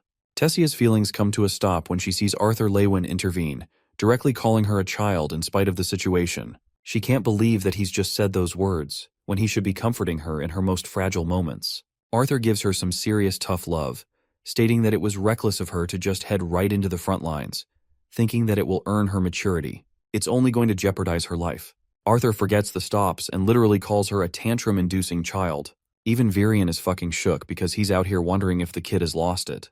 Arthur follows up by reasoning how clueless she is for not understanding her grandfather's intention of keeping Cynthia's death a secret. He's seriously dying to know what the public response would be if they came to learn that someone important to them was killed right in the safest location of the entire continent. His words continue to anger her. Arthur brings up her age, calling her just a 17-year-old. But in response, she's pissed that a boy younger than her is saying all these things. And yet, neither Virion nor Goodsky ever thought of a boy as a child. To this, Arthur counters that it wasn't because he was trying to prove himself as an adult. It's just the impression that was formed of him. Virion attempts to stop Arthur from saying something foolish, but for some reason, he's in the mood to argue and insists on it. Tessia is in shambles, crying her eyes out, questioning if anything is even fair about the situation. Arthur is free as a bird while she can't do anything on her own, always becoming the person that requires rescuing. The boy attempts to counter her, but she interrupts him, stating that it is unfair of him to expect that she'll react like Ellie in a situation like this. Those words make even Arthur shut down, as Virion swoops in to break their heated confrontation. From this, Arthur looks up to Virion in anger, realizing that he was the one who was wrong all along. He shouldn't have taken her side against her grandfather earlier. Saying that, Arthur leaves while Virion tells his granddaughter that it's important to understand how Cynthia would have preferred a few loved ones instead of millions of people thinking about her death. Tessia crumbles before the casket as she and her grandfather offer a prayer in silence, the delicate moment coming to an end. Meanwhile, Arthur Lewin is walking away in frustration when our favorite little furball comes around to bite his damn foot. He shakes her off for being so rude all of a sudden. Arthur grabs the little fucker and questions what she did that for. It turns out that Sylvie read him like a book and wants to know why he specifically escalated the situation. Arthur explains that he said the things that were necessary. After all, the princess is letting her emotions cloud her judgment for what is truly necessary for the continent. He thinks all of it is a calculated and necessary form of action. But our little furball knows that something is up, She understands that Tessia spoke too far when she mentioned Ellie, but at the same time, Arthur's the one who became reckless and projected his personal frustrations upon her.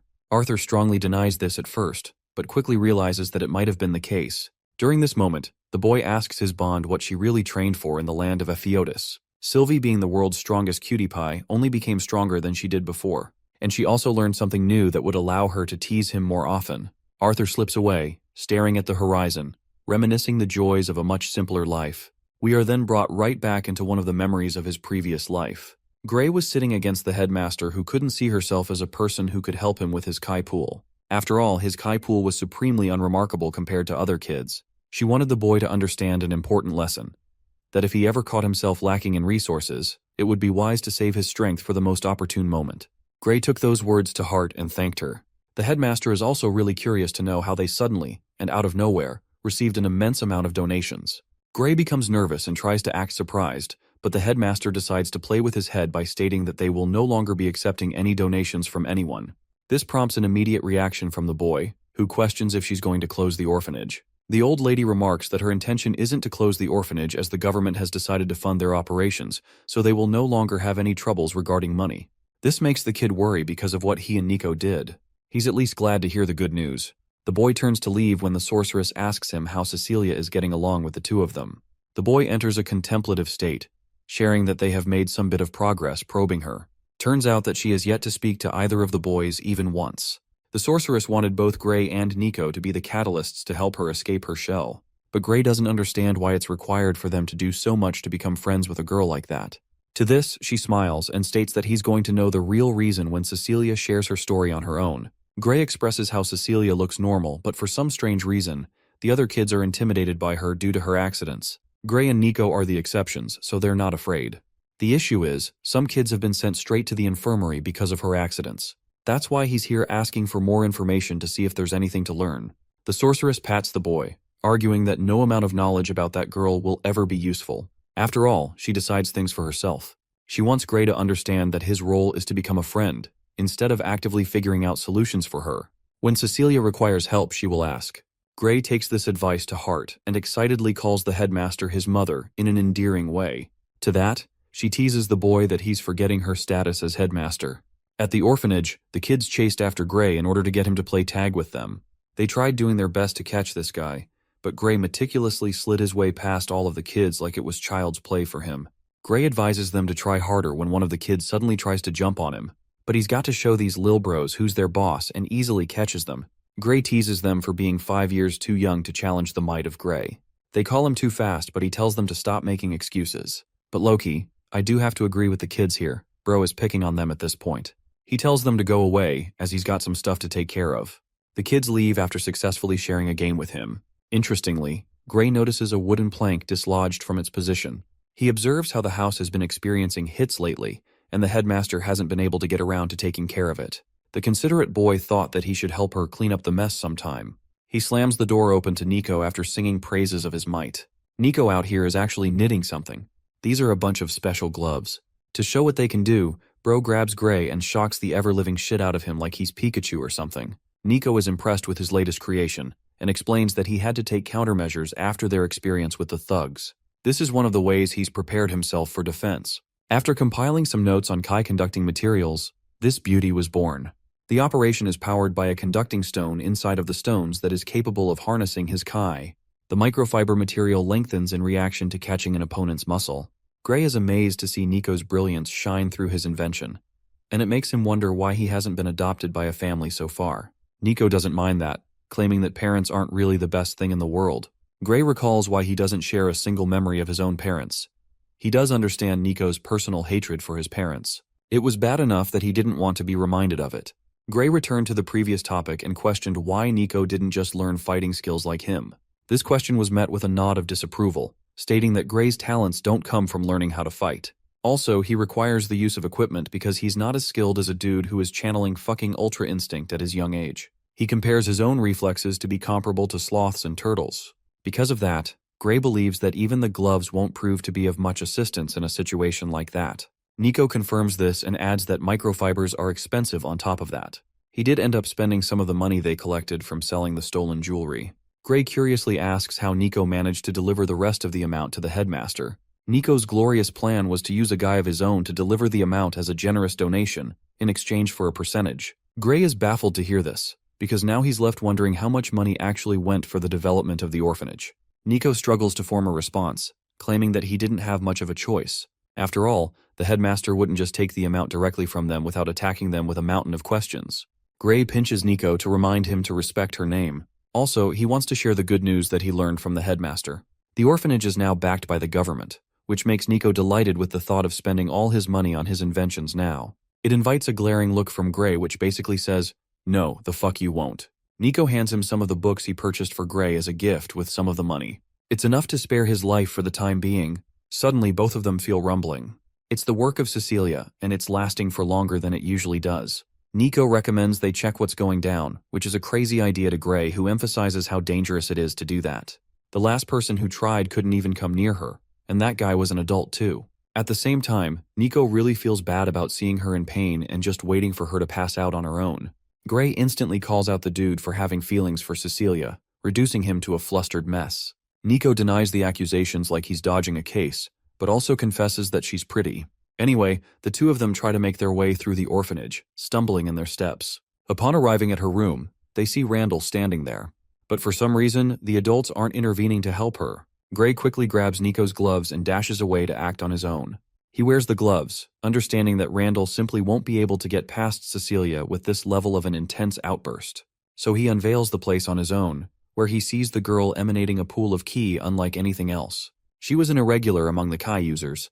Even the best practitioners of Kai couldn't produce more than a gust of energy, but this girl was a monster with her disruptive waves of Kai. The only issue was that she couldn't control her powers. According to the headmaster, Kai outbursts only happened with emotional provocation. Some Kai users described this power as a gift, but Cecilia was a child, and it felt like a curse to her being.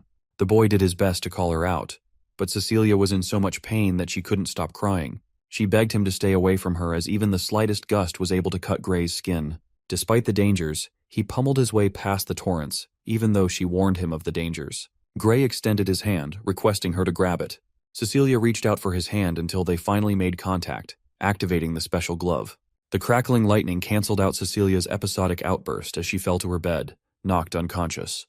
But even Gray couldn't manage to maintain his consciousness, as this tiny little glove robbed him of all his Kai. The boy fell right next to her, with Nico rushing inside to see them. Let's go back to Arthur's present day. He's out cold with cute little Sylvie while his maids are requesting him to come out as he's gonna be late for Virian's speech. Lance Baron decides to act with his powers and decides to wake up our boy with a nuclear fucking alarm. Bro literally destroys the damn door and reaches for Arthur, who quickly grabs the bolt of lightning to protect himself. Arthur's not exactly pleased to run into this dude again. The Lance is impressed that Arthur's also improved in his own way. The youngster accuses him of being treacherous and dishonorable to strike him while he is vulnerable. Baron only came here to tell him that he's going to be late for their speech, as the rest of the Lances are already sitting at the teleportation gate and waiting for him. Arthur reflects that it's inevitable for the two of them to share their differences because of what happened to Lucas. At the same time, Arthur understood something important when Baron told him that they were at war. It meant that both him and Baron were of utmost importance. Their roles were critical to decide the tide of the war, and their differences mattered very little in front of that. The rest of the maids apologize for their inconvenience, but they really want him to understand that he's getting late. The maids even assist and offer to wash him up if he's not in the mood. Our boy thinks that won't be necessary and chooses to decline the offer. They bring over the finest uniform that Alder especially made for Arthur for the speech. Aside from Arthur, the Human King is also getting dressed up and ready for the speech. Blaine is seriously afraid of the consequences that would come with Virian's announcement regarding their continent's decision. After all, the Alacrian terrorists are almost near the shores, which could promise them danger. Even Queen Priscilla doesn't understand the commander's intentions, especially since they left their own castle for the purpose of safety. The Elven royal family is also here, adding his thoughts that Virian believed it would be better to raise the morale of the crowd, showing them that the royal families are also here to share the risk in this upcoming war. Not to mention, they've got their lances ready to fight for them. Virian is hoping for a specific reaction from the crowd. Blaine hopes that it is the case, and then the royal families look toward the last person who finally came right in. Virian looks at the boy with a smile. Arthur stands before the royal families, looking like a majestic king in his own right. He greets each member of the royal family with proper respect. The royal families are proud of Arthur's growth and how far he's come. Blaine is hoping that the kid's strength exceeds even further, beyond his height, as he's going to be one of the best soldiers in this upcoming war. Arthur counters, wanting to make it clear that he isn't just a soldier to humankind, but to the entire continent of Dicathan at his current level. From the side of the dwarves, they have sent Radius as their representative and the new delegate. He's heard a lot about Arthur's greatness from Elijah's writings. Arthur quickly learns that Radius is the man who became Elijah's guardian from a young age. Arthur frowns, still upset that he failed to protect or help Elijah when he needed it most. He apologizes, but Radius grabs his understanding, comforting the child that he did his best. Arthur deems Elijah his best friend and recalls the precious memories they made. He promises to bring him back no matter what happens in the war to come. Radius thanks him for the promise, and Virion calls forth the attention of the lances. He instructs them to wait for the gatekeeper's signal until they're ready to walk through. Arthur speaks to Sylvie and thinks that it would be great to spend some time with Radius and learn more about Elijah. He's really curious to know how the kid ended up being raised in the kingdom of dwarves in the first place. Seeing this, the remaining lance, Aya, decides to make herself known to Arthur, stating that they've met once before. Now the funny thing is, she extends her hand, I'm assuming for him to pay respect. But Arthur kind of stutters and ends up shaking her hand instead of giving proper respect to Lance. It's really funny because Aya sees him shaking in confusion. Aya thinks great of Arthur and hopes to get along well with him. On the outside, she seems really nice to Sylvie, but Arthur can sense just how powerful Aya truly is based off of her incredible mana. Finally, Varai comes around to greet the boy. She dons a shorter hairstyle resembling a boyish wolf cut. Varai sharply observes that Arthur has transcended into the mid-silver stage after his training, but Arthur thinks he's still not powerful enough to reach the white stage. To that, Varai believes that his growth may be closer than he thinks, which astonishes Arthur for a good minute. The lances are told to enter the teleportation gate at last. Sylvie found their interactions quite fun, but Arthur thinks her definition of fun is corrupted. The four lances collectively make their way through, seeing the enormous crowd gathered at Atiston. The royal families all greet them in kind, even Prince Curtis and Princess Kathleen are there. From Virion's side, there's the elven Princess Tessia herself. The people cheer in extreme celebration while Arthur feels reminiscent of what he felt in his previous life. The maid Rosa refers to the lances as generals and signals them to prepare for Virion's call. Virion's speech begins as the crowd goes silent. He wants the people to understand that all leaders are fighting in unison in this war, the same leaders who were responsible for protecting the continent for many decades. At the same time, he wants to pay special mention to their finest and most extraordinary generals in the upcoming war. The Lance of the continent of Dicathan. The three of them appear before the crowd, who cheer their name and give them proper respect. Virion chooses to halt their cheer for a moment. He makes it clear that they're at a very fragile state of incoming war. Some of the lances are clearly absent, but that's not a mistake. They're currently busy risking their lives on the battlefield. The continent promised its people that hate lance titles won't be limited to one's birth or status. It can only be earned through immense hard work. And that is why a new hero is being announced to join the lances among their ranks. The newest lance of Dicathan, Arthur Lewin. Just hearing his name, the crowd goes crazy, with Kathleen and Curtis both cheering in respect. Tessia's face doesn't show a smile, but she still gives Arthur the respect he deserves. Arthur's a little annoyed that this old geezer pulled the announcement out of his ass. Virion wanted to surprise him. Normally, he would have been really pissed if someone else made the announcement, but he's fine with Virion's decision. The commander wants him to wave properly because the people can see him on the projector. Virion teases his dumbass even more because he wants Arthur to give a speech regarding the upcoming war. Arthur has already experienced his first shock being announced as a lance, and then he has to give a speech on top of it while being unprepared. Virion wanted things to happen this way, and points to the people of Dicathan, signaling them to be Arthur's own people, the same ones he grew up with, and that is why they'll listen to them more attentively, with more love than they gave to any noble. Arthur is handed a microphone, and told that he is entrusted dearly among them. That's why Virion wants him to be a free spirit in heart and soul when speaking to them. The boy's family is also here to excitedly cheer for him. Arthur gazes at the beauty of Dicathan's people, Virion's words streaming his thoughts. Finally, Arthur uses the device to speak to the people of the continent, thanking them all for appearing here today. He wants them to understand that he's well versed on the history of the continent and its economy. Of the books he read, none ever explained what it meant to become a loyal citizen. Many speculate that citizens are bound by the love of their homeland, and one author he read argued that there's an effect that starts with the leaders and goes all the way down to the families feeding their loved ones.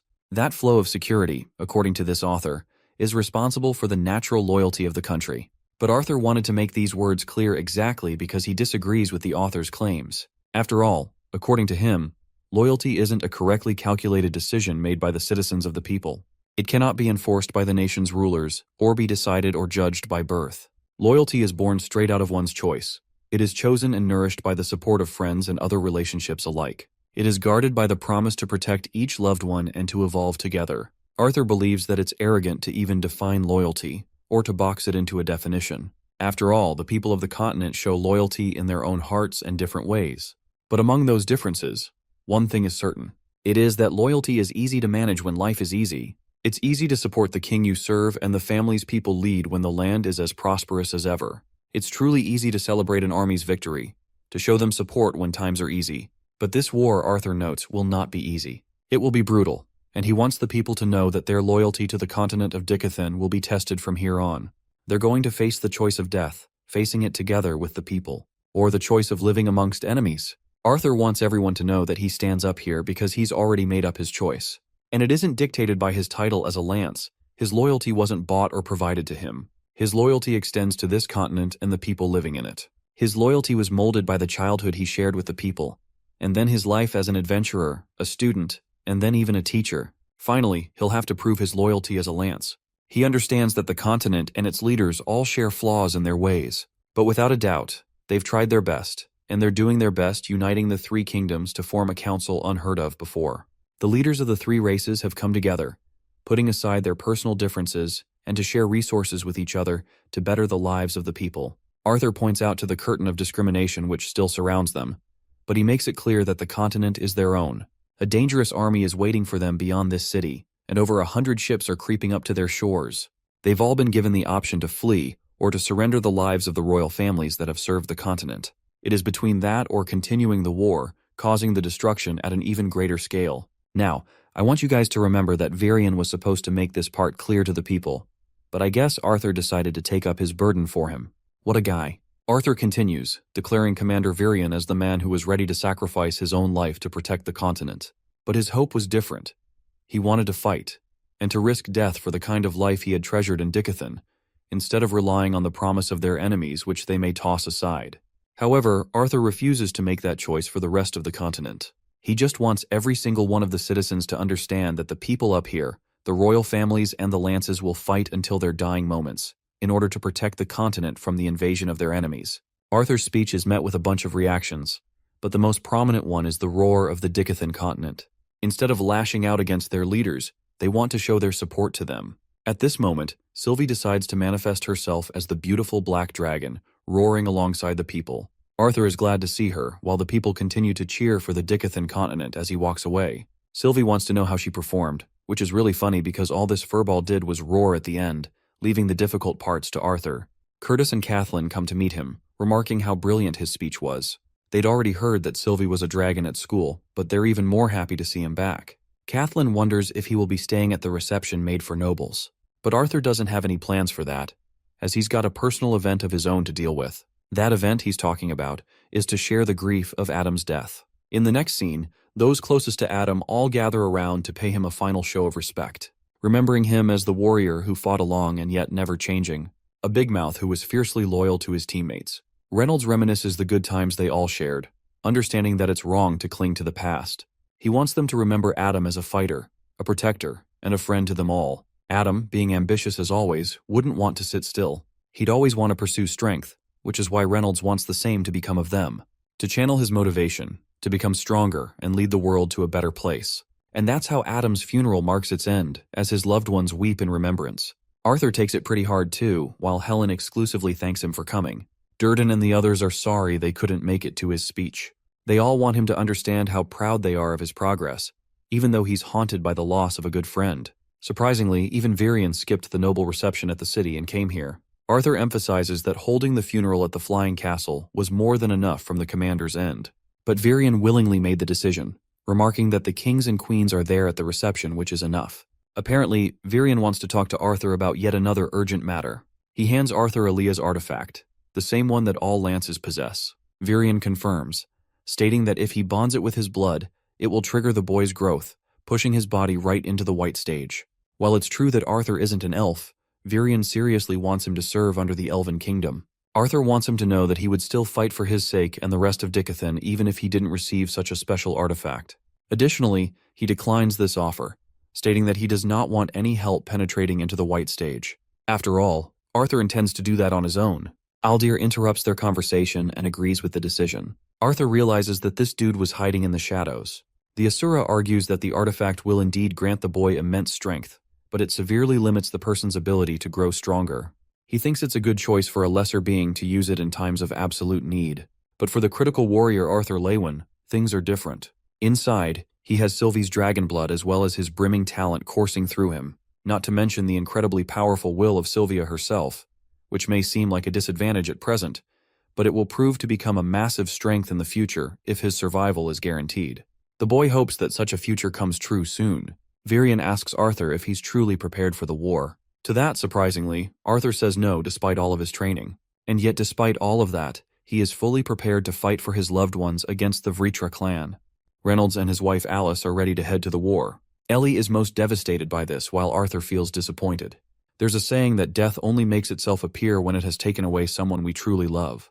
And in this case, Arthur is really worried about his family, to the point he doesn't want them to go. Alice grabs his hand and comforts him one last time before entering the dangerous battlefield. Arthur's hand shivers in fear. He completes his thoughts, believing that death should always serve as a reminder for people so that they can protect those closest to them. Back in his room, that very night, he feels the most hurt. Sylvie comes to talk some sense into him. After all, he did just argue with his family right before they left. But Arthur, he's dejected and thinks that each time he makes some progress, something happens and pulls him back. He seriously doesn't get why his family isn't willing to take his advice, especially when he only said things that were true. Sylvie points out that Arthur advised them to hide for the most part, which is the truth. Arthur is extremely concerned about the safety of his family in the war, but he's just happy to note that Ellie doesn't have a part to play in this. At the same time, he despises the fact that they're recklessly putting their lives on the line. Sylvie becomes his vessel of thoughts and understands what he's saying. Arthur is really worried that his parents aren't taking his words because they no longer think of him as their son. Sylvie reminds him that they're trying to do their best regardless of the situation at hand. Also, surprisingly, Sylvie also possesses the knowledge of Arthur's previous life, so he has to ask how she knew. Turns out that she's always been privy to his thoughts ever since the day she came into existence. This is a massive secret that makes Arthur flustered. This little thing has been stalking his mind for ages and never told him.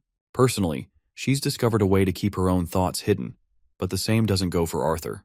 The boy realizes what this means, and his little bond confirms that she's also been listening to his emotional wreckage regarding Tessia as of late. Sylvie wants him to understand that they'll be heading to war soon. She learned from Indrath that she's still too weak to reach the heights of an Asura, yet she's strong because of the bloodline. She promises to fight alongside Arthur, but that doesn't mean she'll be unstoppable or undefeatable. She thinks the only way out of this war is to rely on each other's strengths.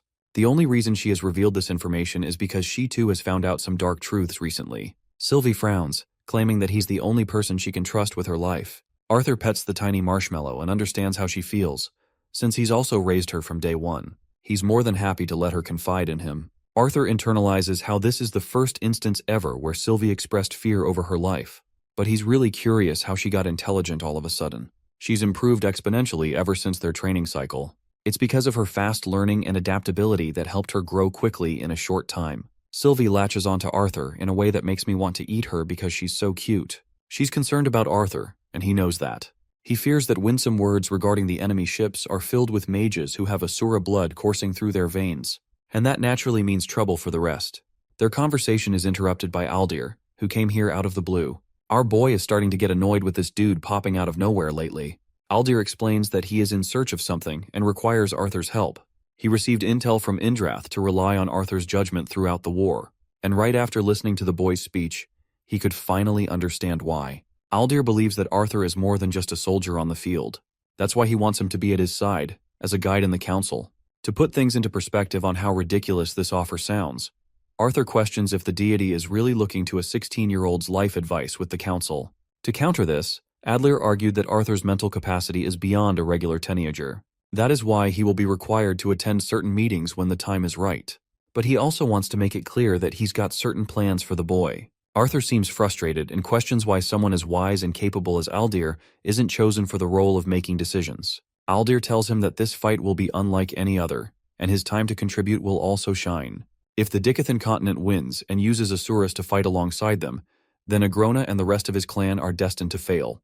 The world will have access to a new continent in the end. Arthur points out a sharp assumption, questioning if Aldir has lost someone he loved by Agrona's hands. To that, Aldir confirms that enough people have lost their cherished ones. The boy shares that he's got no intentions of slowing down with the state of the war, but if he's going to help, then he requires Aldir to trust in his advice. Also, he wants to make it clear that the Lessers are fighting the battles for Asuras, so he'd prefer if he addressed them with proper names. Aldir immediately applies this request into action by calling out the boy's name, and shockingly agrees to comply with his conditions. Instead of using Lessers to describe the three races, he uses people in his speech, a small touch that makes the boy smile. He tells Aldir to wait because of one other thing. Arthur knows that he's soon going to initiate his new duties as a lance, but there's something else he wants to do before that. The scene ends there, leaving his request ambiguous for the time being. Let's cut to the shore, where Jonah is facing an elven warrior in a duel to sharpen their skills. Many adventurers have placed camps here, and Arthur's mysteriously hiding among them, perhaps to see how they're doing. He sees the people managing food until a woman donning black hair recognizes a familiar stature. Arthur's glad that none have recognized him so far out on his own. He sees the fight between Jonah and Cedri, with one of them being on the clear advantage. Cedri did improve and sent Jonah flying with a punch. The boy is quietly observing this match and remarks that Cedri is actually another half-elf, which is rare enough for their continent. Sylvie thinks it's better to use the moment and introduce themselves to the current captain. Even Arthur states that melee combat is way more exciting than long-ranged in comparison.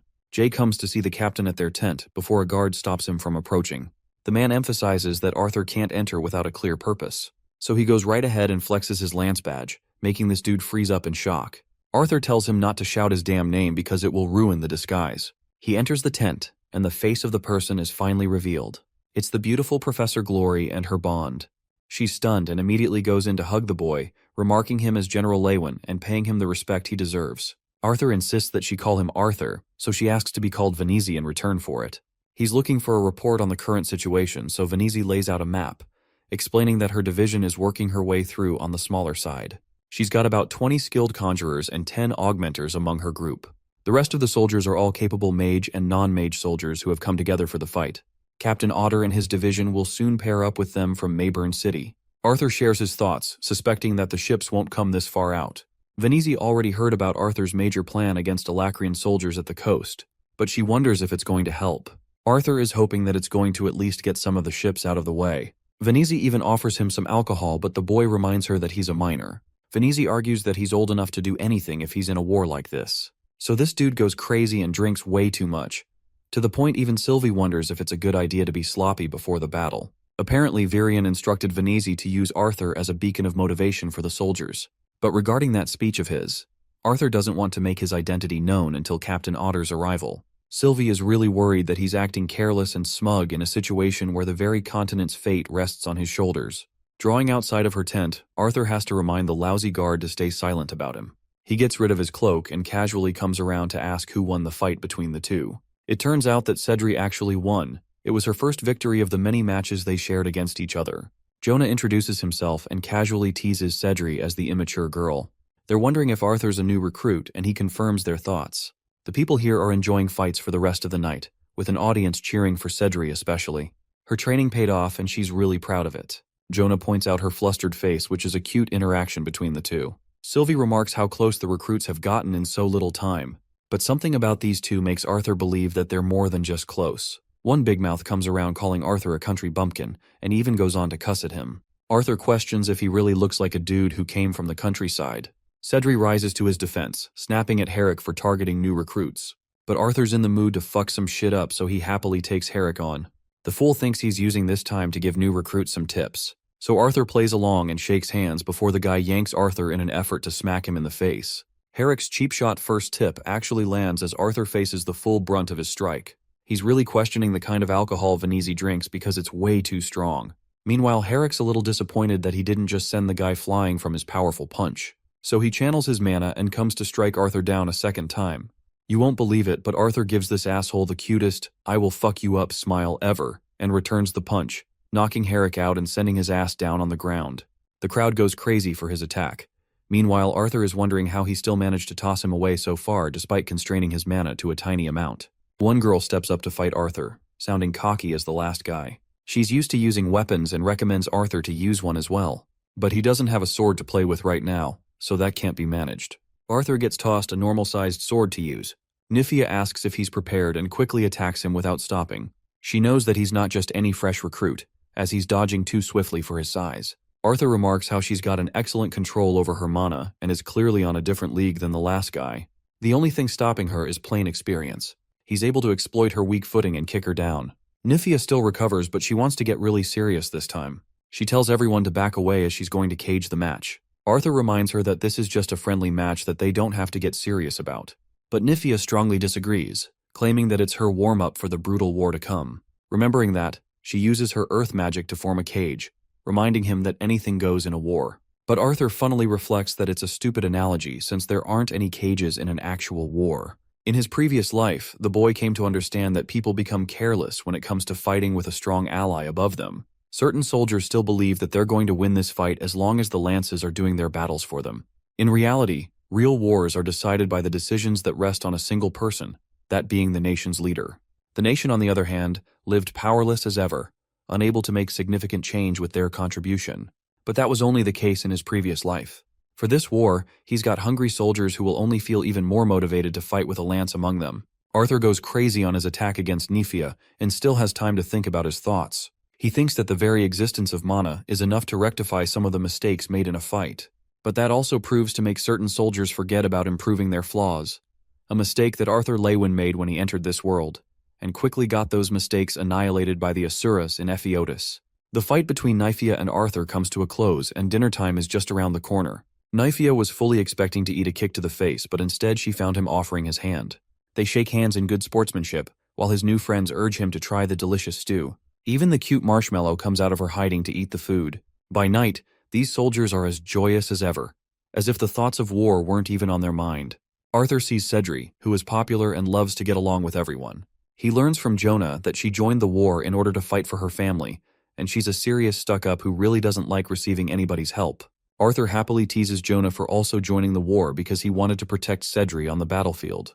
The dude freezes up and tries to deny the accusations, but Arthur's really sharp and easily gets through him. Cedri, drunk as ever, comes up asking how these two are doing. Arthur tries to spill the tea about Jonah's obvious feelings for her, before he's stopped. Jonah tries to cover it up and acts like he's interested in one of the girls with longer hair. Something about their interaction attracts Arthur, who reminisces how enjoyable life truly is when a person is youthful. The black-haired lady from before comes around, startling the boy all of a sudden. She consistently noticed him entering Venizi's tent. Her comment just now attracts the attention of some of the soldiers. Arthur learns that this woman is Chef Astera, who is curious about him and wants to spar. But for some reason, seeing her ripped fucking arms, Bro is thinking that she's more than just a normal chef. They both get to the dueling site, where Astera recommends they should fight seriously and give these people a show. Shockingly, this woman flash steps so fast that it surprises even Arthur for a second. He blocks her strike with his blade, confirming Astera's thoughts that she's not dealing with the average teenage boy. Her blade nearly strikes him down again, with Arthur reminding Astera that he's just as much of an average boy as she is as an average cook. He means to imply that they're both hiding underneath their disguise. Turns out that Astera's got her own students from around here, so Arthur questions if he's dealing with a former teacher of the academy. But Astera is pissed that he even compared her to that school's standards. He tells her about his experience as a student, and both of them agree that the students there are annoying stuck-ups. Astera explains that she taught at the Lancellor Academy right after the war between the humans and the elves came to an end. That school is known for producing the finest soldiers. But after the war, those elite soldiers weren't needed anymore. Seeing their incredible fight, Jonah and Cedri are stunned.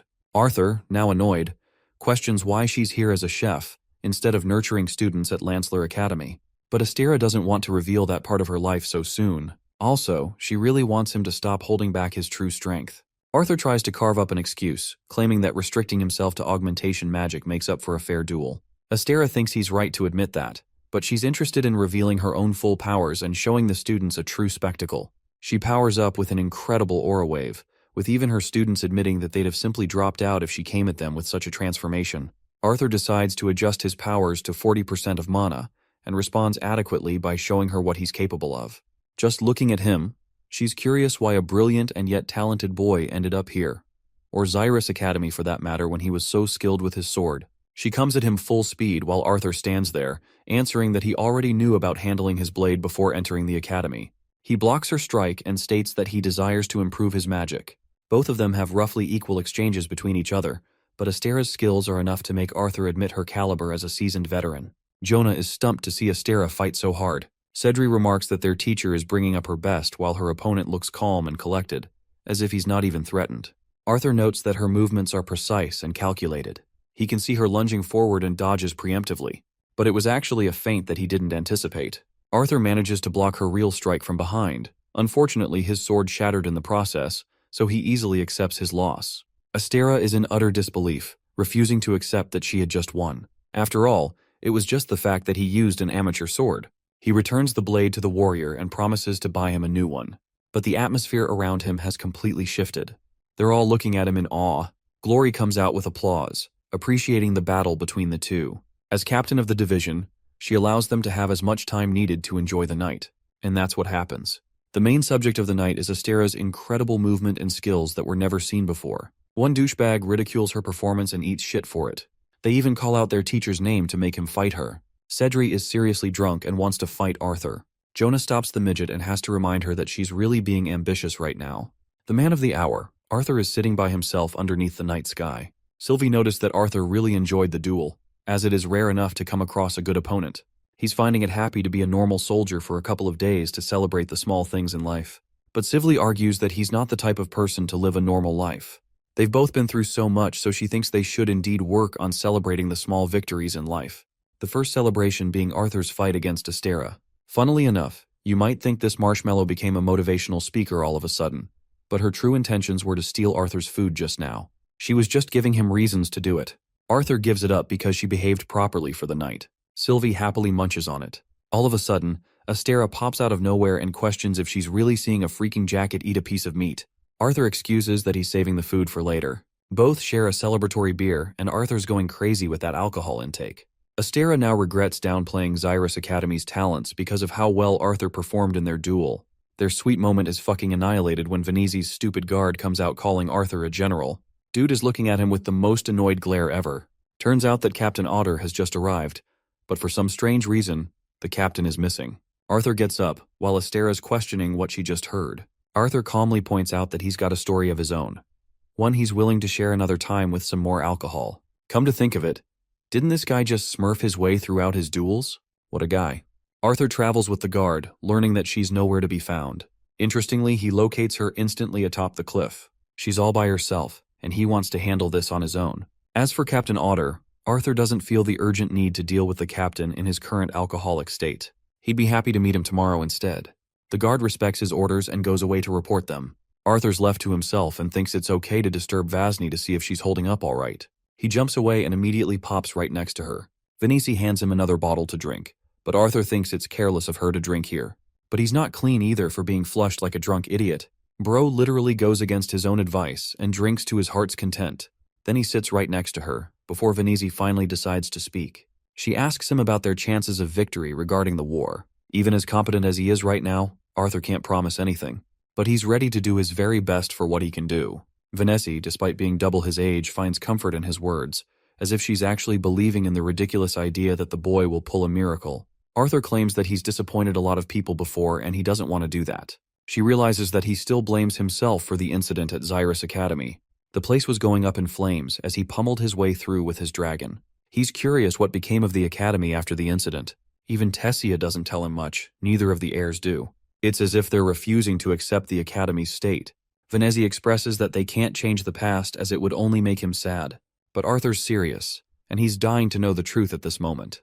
He was making excuses to avoid the touchy subject throughout this time. But Venezi's fickle eyes tell you everything about her dreadful state. She remembers seeing many parents grieving the losses of their loved ones. Doradrea was the first among the disciplinary committee to suffer an agonizing death. While Theodore wasn't killed at the time of his fight against Drenive, he still didn't survive regardless of the healers. Arthur's face turns to utter shock and sadness. He wants to know what became of Fairith and Claire, almost hesitating to ask if either of them survived. First, Venezi talks about Ferti, who did survive safely. She also learned that Claire is alive, but in what state, no one knows because of her secretive family. Arthur's glad to hear at least that. But Venezi seems upset. Turns out that Kai was working under the cultists, which meant he served the Vritra clan. He totally disappeared along with Elijah. Now this news is the real deal. It really stuns Arthur. 5 traitors from the academy were captured while 30 escaped.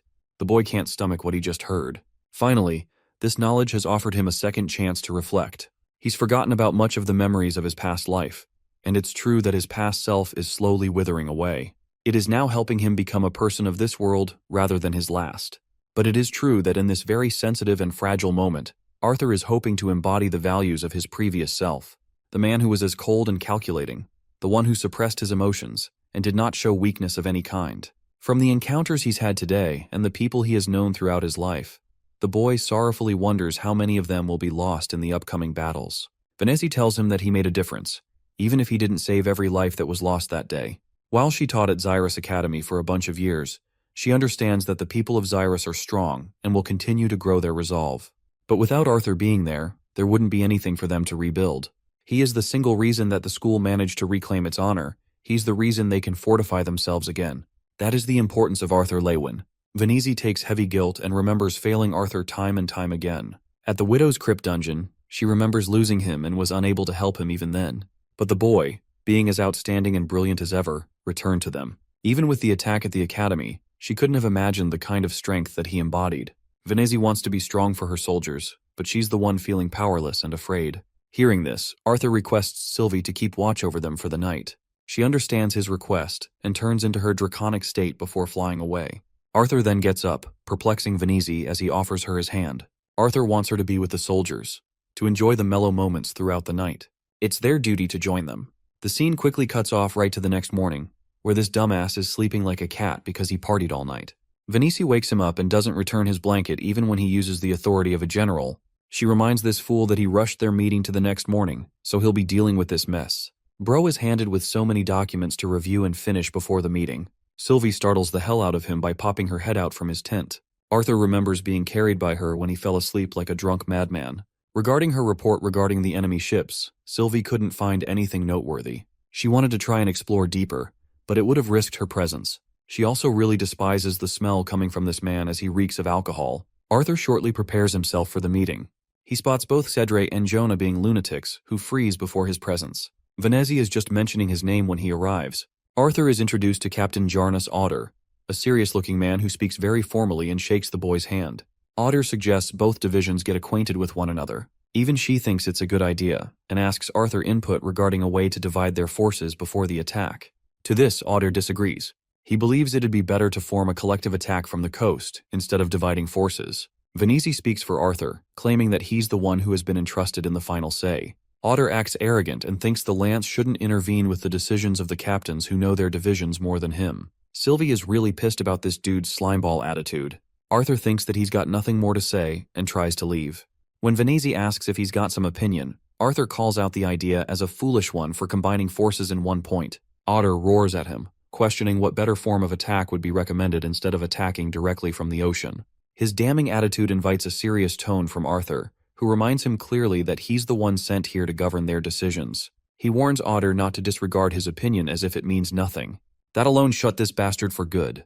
Arthur mentions that he doesn't have a major role to play in making the decisions of the captains. He's going to leave that part to them. Suddenly, Arthur and Sylvie hear something so concerning that they draw outside. The people of the camps are drawn to despair, and as they spot a sliced arm fall out of nowhere and splat onto the ground. Understanding that the war has begun, Arthur roars at his soldiers to advance forward for battle. He wants Otter's input regarding his division, which was supposed to keep watch on the cliff. He tries running away when Arthur stops him, stating that the captain will be foolish to go up against an army all alone. Otter can't stand seeing his soldiers die on their own, but Arthur believes that he should pay attention to the more important battle here, fighting alongside Vanessa's side and assisting the best he can. Her troops are organized into a position to fight. Thankfully, this airhead takes Arthur's orders and joins Vanessa. Even he knows that there's no point in playing the hero with the kind of situation they're in. Instead of forming one large group, Vanessa intelligently split her group into different units. Each unit was composed of its own strategic formation. Augmenters walked along the flanks, guarding the line of conjurers and archers as their role. The foot soldiers were standing at the front lines, ready to make the most out of the attack. The head of each unit, or the leader, is positioned just under the foot soldiers, giving their orders and protecting the conjurers the best they can. It's clear to Arthur that this just can't be an attack from a mana beast. It's possible that some other group is operating, but Arthur senses that something is seriously wrong. He sees Astera and wonders if she'll be okay on her own at their base. Astera is one of the best augmenters, so Arthur leaves everything in her hands. Before his departure, she wants him to be careful, an advice that Arthur returns for her as well. He tells Sylvie to get ready and give a quick understanding of the situation as he needs information quickly. Sylvie does that and takes it to the skies. The soldiers view the dragon hovering above them, staring at the beautiful creature in joy. Sylvie reaches the top and wants to remind Arthur one last time that she's extremely limited in what she can do in the fight. Arthur understands what she means, and it relates to the Treaty of the Asuras not to intervene in the war. While that's one thing, there's another awakening process that Indrath made her endure.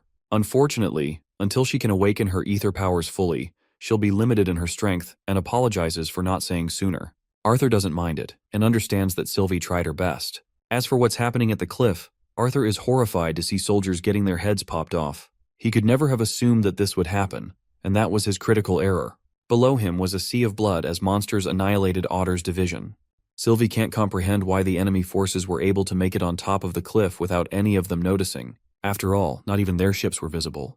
Arthur commands her to soar higher and instructs her to follow the trail of the Alacrians to see the root cause. Arthur intends to join this fight, which can be hardly called a fight as humanity's forces are getting ripped to shreds. Sylvie is afraid that he'll get hurt and she won't be able to help him. But Arthur thinks he's got a terrible feeling about this battle, and understands that unless he contributes, they will lose here. Arthur believes this war is more than just a one-on-one battle. He wants Sylvie to hang tight and see where the Alacrians are coming from. He leaps away, but Sylvie is planning to come to his rescue the moment she senses danger. Arthur descends as both execute their mission. On Venezi's side, she's leading her men to join Otter's Divyasan and strike from the front lines. As for herself, she senses a figure leaping up from behind and immediately draws her blades. Thankfully, it's just Arthur, who scared the shit out of her after he flew off. He tells Venezi about his change of plans and that he will join them in this battle. Arthur continually felt worse about their situation, because for some reason, he anticipated their enemies to be no different from the Vritra clan, nothing more than monsters. But from up close, he can see that these soldiers are no different from the ones in their own army. The only thing unique about them was that they boasted quick spellcasting and wore a different outfit. Arthur takes his first battle and senses that he's dealing with a silver core augmenter. He goes quick on the offensive and slashes his opponent's abdomen, but for some reason his blade doesn't penetrate.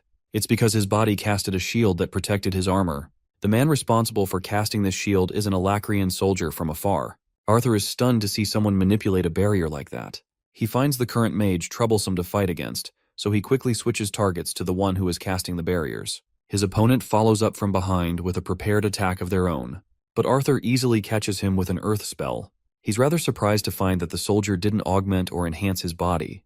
While this guy fights like a seasoned augmenter, he doesn't really have any reinforcement to protect his body. Still, Arthur's peeved about the way the Alacrians are fighting this war in general. Something about it feels strange, as if they aren't even being spotted by the enemy soldiers.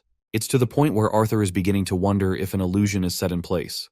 The Alacrian soldier tells his friend to cast more shields, which gives Arthur the opportunity to reflect on the difference between their fighting styles. He still doesn't get why the soldiers are choosing to manifest mana in a single-handed approach. Arthur has judged that knowledge of the enemy forces will be critical in him winning this war. The augmenter he's facing is extremely skilled, but doesn't hold a candle to his mentor Cordry. The part that's bothering Arthur is why this guy's only enforcing mana on his claws. The Alacrian man is impressed to learn that Arthur is just any average soldier. The boy impressively uses a feint to catch this guy off guard, and yet the shield mage was still able to cast a barrier to protect his friend. Arthur is perplexed because none of the Alacrian soldiers seem to be worried about the shield mage, as he's defenseless. Just as he's about to attack him, fireballs come targeting him out of nowhere. Arthur points his blade to the long-ranged enemy soldier from far away. He then throws his sword at full speed to take that guy down. Luckily, the sword is deflected by the shield mage casting yet another barrier. Then the guy with the claws comes up around, casting deceptive magic to trick Arthur. The dude literally creates fake shadow clones of himself. But this illusion of his just gives Arthur an easy crutch to invoke one of his strongest abilities, the Realm Heart Physique. This power allows him to distinguish between the fakes and the original. It turns out that the illusion being casted is actually made by the shield mage instead of the augmenter he's fighting. This guy is just the direct attacker, and he lunges to get Arthur from every direction. The long-ranged conjurer is supporting them with heavy blasts on the side. Their tactic seems interesting, and leads Arthur to wonder if this is how the Alacrian soldiers really operate in the state of war. He easily manages to blast one of the soldiers to ashes, and wonders if there's a shield for every warrior in each unit. Arthur's still trying to figure them out, but it's thanks to his Realm Heart transformation that he can think things clearly. The Alacrian trio fighting Arthur is fully taken down with ease after his transformation. The fight hasn't even crossed an hour, and yet the atmosphere was covered with the smell of blood and rotting flesh. Arthur faces his enemies, slowly culling their numbers with his blade. Unfortunately, the Alacrian divisions were much larger in size compared to their own. Arthur understood that the Alacrian forces clearly had much bigger surprises for them. But from the knowledge he acquired in this fight, he could easily navigate throughout the battlefield, striking down anyone who came in his way. He did not exchange a single word, and merely slaughtered beasts and Alacrian forces alike. The dreadful scene makes the boy wonder that if men fought with diplomacy instead of weapons, there would no more be any battles with blood. It's exactly when men have access to weapons that those words become useless. Cedre finds herself caught off guard as one of the Alacrian soldiers attempts to strike her down. Arthur remarks that the cycle of death only continues with such bloodshed. Thankfully, she ducked that strike and actually managed to beat the shit out of the soldier. From this distance, she can't hear Arthur, who's trying to yell at her. Cedri's heartfelt smile fades as her body is pierced by a vicious beam. Jonah drops his weapons and carelessly rushes to protect her. He grabs her flailing body as more men come to finish them off. Arthur comes right in, slashing those monsters down. Jonah is crying tears while Arthur is pissed that he's making himself vulnerable in an extremely dangerous situation. Jonah can't even listen to him and merely talks to Cedri, who has lost too much blood. Arthur is seriously annoyed because he's having to protect Jonah because of his stubbornness. In these thoughts, he confirms that Jonah is useless right now, and there's no way to make use of the guy in this situation. Then again, the pain and grief catches up to Arthur as well when he remembers the memories they shared. The softy knocks Jonah out and protects both of them, all the while blasting his way through the Alacrian soldiers with his wind magic. He even casts Static Void to stop time for the arrows aimed at his head. And you won't fucking believe this, but this man literally caught the arrow between his damn teeth. He's carrying 2 injured soldiers and he caught a fucking arrow like Saitama or some shit. Anyway, back at base, Astera's doing her part by nurturing the soldiers. She sees Arthur carrying both her students. He sets them down and requests her to take care of both of them. Before leaving, Jonah grabs Arthur's feet, despairing at the fact that he couldn't save Cedre the way he saved him. Arthur simply states that he can't save everyone in a war like this. But Jonah only hates him for it, and he thinks that a lance should be capable of saving everyone. He could even sense that Arthur stopped time because of the projectile that was aimed at him. The general has no words for this amateur and merely states that his priority isn't to save each soldier. Jonah haunts Arthur with his final words, stating that Cedre wouldn't ever have reduced Arthur into the category of a soldier on the battlefield. This gets our boy's blood boiling because the motherfucker is talking too much shit after being rescued. He grabs Jonah and roars at him for acting incredibly naive in the middle of a war where their enemies are unstoppable. He wants them to remember that some of them are so powerful that only Arthur can fend them off. He can't save everyone when he's prioritizing protecting them all of the time. To all of that, Jonah ends up responding with a promise he shared with Cedri, that he was going to eventually ask her to marry him. The poor guy sobs at the loss of his most trusted companion, while Astera promises to take care of him for Arthur. The lance returns to the battlefield as fast as he possibly could. He hears Venezi, who's in shit condition but holding her own. Sylvie is also on her way back. She warns Arthur that someone extremely dangerous is coming to fight them. Someone seriously strong. That warning alone reaps Arthur's soul, and Venezi can see it on his face. He immediately tells her to take the fight elsewhere, which basically means retreat. Venezi can't comprehend his message because they've basically taken down most of the Alacrian long-range conjurers. This means the Dicathan forces are at a clear advantage right now. To that, Arthur responds that an incredible force is heading their way, and they may be even more powerful than him. He wants them to just leave so no one gets hurt. This also means he's going to be fighting this opponent all on his own. Arthur doesn't want any more senseless deaths. Venezi is okay with him leaving so long as he promises to return to her in one piece, or else she'll drag his dead body out of hell again. It's really cute that she cares for him as a teacher, and I like that a lot.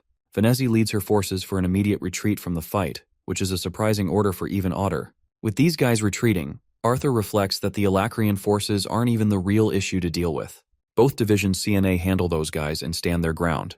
But for Arthur, he's bolting his way through the forest, leaping from every branch, afraid that Sylvie isn't responding to him anymore. Arthur wonders if she's willingly ignoring her. A voice creeps up on him, rendering him in a state of shock. This voice triggers fear in him, to the point he activates the Realm Heart physique right off the bat. His senses get sharper, as he can now manage to see this figure disappearing from many places. The voice is so fast and merely toys with Arthur, showing him the difference between their powers. Finally, the enemy's hand reaches out to grab Arthur, successfully restraining his arm. This cunning woman is someone you don't want to end up in your dreams. She's got Arthur in a pinch and gets the better of him until he's forced to use his ice magic to free himself. She plays with Arthur as if he were a prey, taunting him and asking his name. Arthur, being smooth as ever, tells her that he doesn't get along with strangers as strange as her. The woman remarks that they'll be growing close very soon, but right now she's got a mission to fulfill. She suggests that he voluntarily become her slave, but Arthur instantly declines. So she takes the forceful route of attacking him until he submits. Arthur tries to counter her and goes on to wonder if he's dealing with a retainer or a scythe-level enemy. Since she can block some of his attacks, he thinks it's time for him to use his absolute full power in this fight. It is the very reason he spent so much time training after all. Arthur slashes his way past the vines and uses absolute zero to render her completely defenseless. He thought that it would be enough for his win condition, but she pulled out an unexpected move and knocked him away with a toxic fume. It's so bad that Arthur's having to breathe.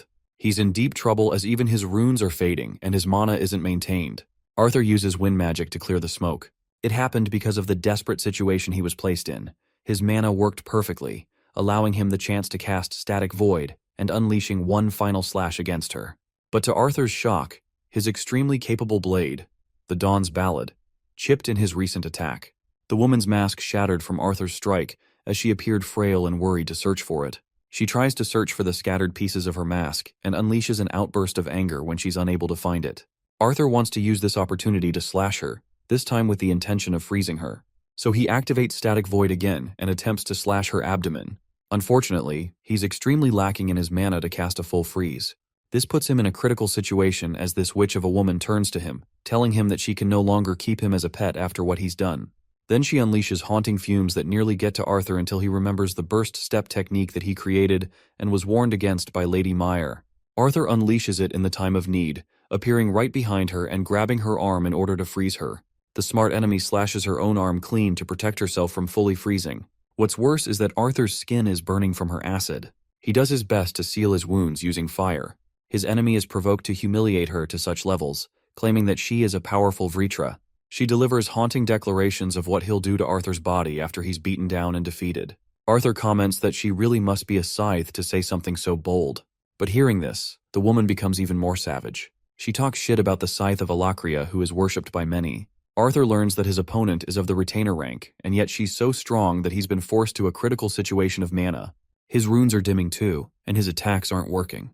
If he wastes any more time, it will end terribly for him. Arthur powers up an attack and understands that he needs to cast Burst Step no matter what. So he does that and gets the better of her. It looked like he was aiming for her head, when he was really aiming for his blade. Just one connection with the blade allowed him to release thunderous bolts of black lightning coursing through her body. He's really hoping that this attack is enough to finish her off because she's fucking unkillable so far. After the attack wears off, she looks at him alive and well, before launching Arthur away with a counter. This time, as he's laying on the ground, Arthur understands the dangers of using Burst Step, but he's inclined to use it at least one more time.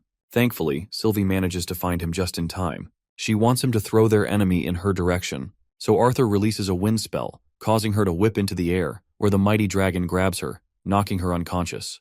Arthur casts ice magic one last time, erecting a wall of spikes for Sylvie to land. The mighty dragon goes all the way with a powerful swing, launching this woman full speed into the spikes, with so much devastation that it even launches Arthur to the nearest tree. He's there, barely alive, before seeing Sylvie rush towards him in a hurry and calling him Papa, a name that she said she would never bring up again. Arthur thinks of her words before fainting, while their enemy remains defeated at last. Otter and his men step foot in the forest where Arthur's fight just finished. They went to scout for the boy, and find this current mission boring and stupid. He thinks Arthur's a liability, a weak boy who got lost in the middle of the war. After what happened, Venezi instructed them to aim for a retreat. Otter later came to know that it was the Lance General who issued the order. While he was impressed by the persistence of humans during the time of the Elven War, he really found it disappointing that they were no longer the same ruthless savage bunch that he used to respect. Venezi got injured, and Otter couldn't comprehend why the Alacrians decided to fall back instead of marching ahead. It was strange because Venezi was the one who called for the retreat, and not them. Still, Otter can't come to terms with the fact that Arthur left his post and went off elsewhere. One of his men points to remnants of burning acid on the tree. They're all shocked once the tree burns open and completely crashes on the spot. Those same acidic traces are left up ahead. Recognizing one of his soldiers' screams, Otter issues the order to march ahead. But they can't fathom why a strange fog lingers in the forest. It makes it difficult for them to see, to the point that Otter would have fallen off the crater if not for one of his men rescuing him just now. They decide to clear the fog by using some of the wind magic. Then, inside the giant crater, remnants of the fight are made clear. A brutal witch rests defeated on top of an ice spike. They can't even comprehend the horrors taking place before their eyes. Ulrich, the soldier who went up ahead first, carelessly ventured inside and lost his limbs as a consequence. Otter sees the unconscious Arthur resting right next to his dragon.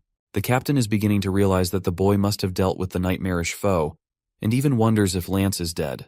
The selfish bastard is thinking about the rewards he'll receive for retrieving the monster's corpse. He issues an order to retrieve Arthur's body, so one of the soldiers quickly dashes in, safely maneuvering against the crater. Things seem to be looking great for a while, until that persistent fucking witch uses one of her acidic vines to slice off the guy's leg clean. His basketball career is ruined. Her vines drag the soldier, painfully sinking him deep into the acidic pool just underneath her. We see an agonizing bloodbath as the man's body is reduced to stinging burns of red. Ulrich advises them to stay clear of the monster's corpse, as even Arthur told him to stay away from it. Otter is perplexed and questions what the hell is happening because the monster is still alive. Arthur's voice reaches out and confirms that the monster is dead. Otter continues to pin the blame on the Lance General, only for Arthur to confirm that he's the one who defeated the retainer-class creature. Unfortunately, the witch has automatic defense spells activated after her death. That's why her body is still functioning without consciousness. Otter takes offense to the report and accuses the Lance for not warning them beforehand.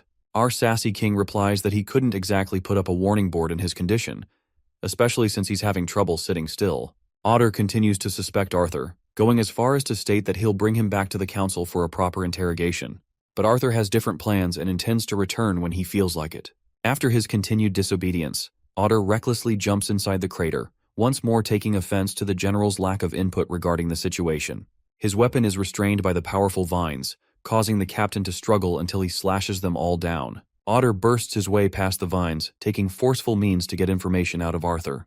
But Sylvie, being protective of her papa, reminds this snob bastard that he'll be losing his head if he advances one step further. Every single one of the soldiers, including Otter, are shocked to learn that the dragon is capable of human speech. Arthur collects energy to stand before diving inside the crater, slowly approaching Otter and then walking right past him, as if the captain is unworthy of his respect. The moment the vines try to attack him, they get frozen solid. Arthur makes sure to take care of the mess by using his ice magic to shut down the defensive spells. Then he retrieves his blade from her body, ordering Otter to send Captain Glory to retrieve the retainer's corpse immediately. Otter, this time in no mood to fuck around, obeys the order of the general. Arthur flies off, still injured as ever, but unwilling to rest. The perspective shifts back to Gray, Arthur's previous life. The three orphans were shocked to one day learn the news that they were able to secure their spot. Gray was surprised, Nico was chilling while Cecilia was crying. The headmaster was really proud to learn that the kids made it. Both Gray and Nico fought over her embrace, while Cecilia was pulled in as the family embraced each other in joy. Gray still felt bad going to school and offered to take care of the headmaster's orphanage alongside her, but his caring and sensitive ass gets flicked in the head for being naive. The headmaster wanted him to attend the academy no matter what happened. She was frustrated that he even entertained the idea of staying at the orphanage. Gray pins the troublemaker accusations on Nico, while Cecilia, the usually sad and quiet girl, couldn't help but let out a hearty laugh. Her smile was as pure as ever, and there was actually some tension between Gray and Cecilia, signaling their feelings for one another. The headmaster wanted to celebrate the occasion, so naturally, she whipped up a nice cake for them. Gray was unsure about the situation overall. He feared the academy's expenses because the headmaster already had to deal with money problems sustaining a bunch of kids. That's actually why Gray decided to take a different route. The route of exploring a military institution to get better at key control. The benefit being there's no tuition costs. Nico thought his friend had lost his mind as he wouldn't exactly receive the best education. It was more like a scouting camp for brainless kings and whatnot. The students were always grinded to the bone and kicked out if they were unworthy. Nico understood that he was trying to repay the headmaster, but just couldn't grasp why Gray had to choose this path. Seeing him get all jumped up and worried like this, Gray smiled before letting out a laugh. It's as if Nico didn't want to be left alone by himself. Their banter continued for the day. Let's transition back to Arthur's world in the present. He's nearing the border, stretching his limbs to release some tension. Sylvie's shocked that his legs are in one piece, as this idiot had to rely on Sylvie's ether healing instead of Meyer. His burst step really could have done a number on him. But Arthur thinks she did just okay, because he just needs a bit of healing to correct his body from this point onwards. Sylvie questions if now would be the best time to execute a dangerous mission such as this, especially considering the state they're both in. Sylvie warns him that they don't even have any leads to pick up on. But Arthur's confident as he'd already gone through the map of Darv to discuss some mission plans with Virion. He knows a rough idea of what they're seeking. At the same time, the problematic part is where do they start looking from? Jumping ahead, we see Arthur getting lucky enough to find what he's looking for. It looks like an ordinary wall, but he knows there must be a secret lock here somewhere. Sylvie, being tactical with her size, locates the exact spot, which reminds Arthur that dwarves are supposed to be shorter than humans. After seeing the lock, he places his hand on the designated spot. It lights up, while Arthur wonders if earth magic was enough to pull this off. But it didn't do anything. So he decided to deploy a risky move by activating the Realm Heart state, believing that there's a specific pattern put in place. Unfortunately, in the state he's in, Arthur can barely sustain his physique and coughs out blood. Sylvie is really worried, but she knows he's a stubborn ass and won't listen. That's why she wants him to wrap things up so he can get some good rest. Arthur tries to break the pattern without using the Realm Heart physique. To his astonishment, the wall lights up a pattern, this time unlocking the door. The boy is really proud of his application of the Realm Heart physique. Anyway, he stumbles inside the tiny space, while Sylvie feels embarrassed calling this clumsy fool her papa sometimes. Arthur reminds her that she only came into existence because of him. This little sassy furball gets on his shoulder because Arthur intends to use a mirage walk from here on out to mask his footsteps. Venturing deep inside, he sees an endless amount of Alacrian soldiers teleporting from the gate. And now they know for a fact. They know for a fact that the dwarves are secretly betraying them by giving the Alacrian army access to their portals. One of the soldiers actually becomes suspicious enough to peep his way through the tiny gap. But Arthur hides just enough for him and Sylvie to remain unnoticed. The soldier is called, so luckily there's no deeper inspection. From their conversations, Arthur has learned new unfamiliar words, but he's surprised that they talk similarly to the Decathan continent, even when neither initiated any contact. Sylvie believes it's because of the intervention of Asuras, as the Vritra clan was once a part of the great 8 races of Asuras. So they secretly sent representatives to cultivate advancement in both continents. It's similar to the logic behind the artifacts. It happened even before that, but the artifacts were known to be a major change.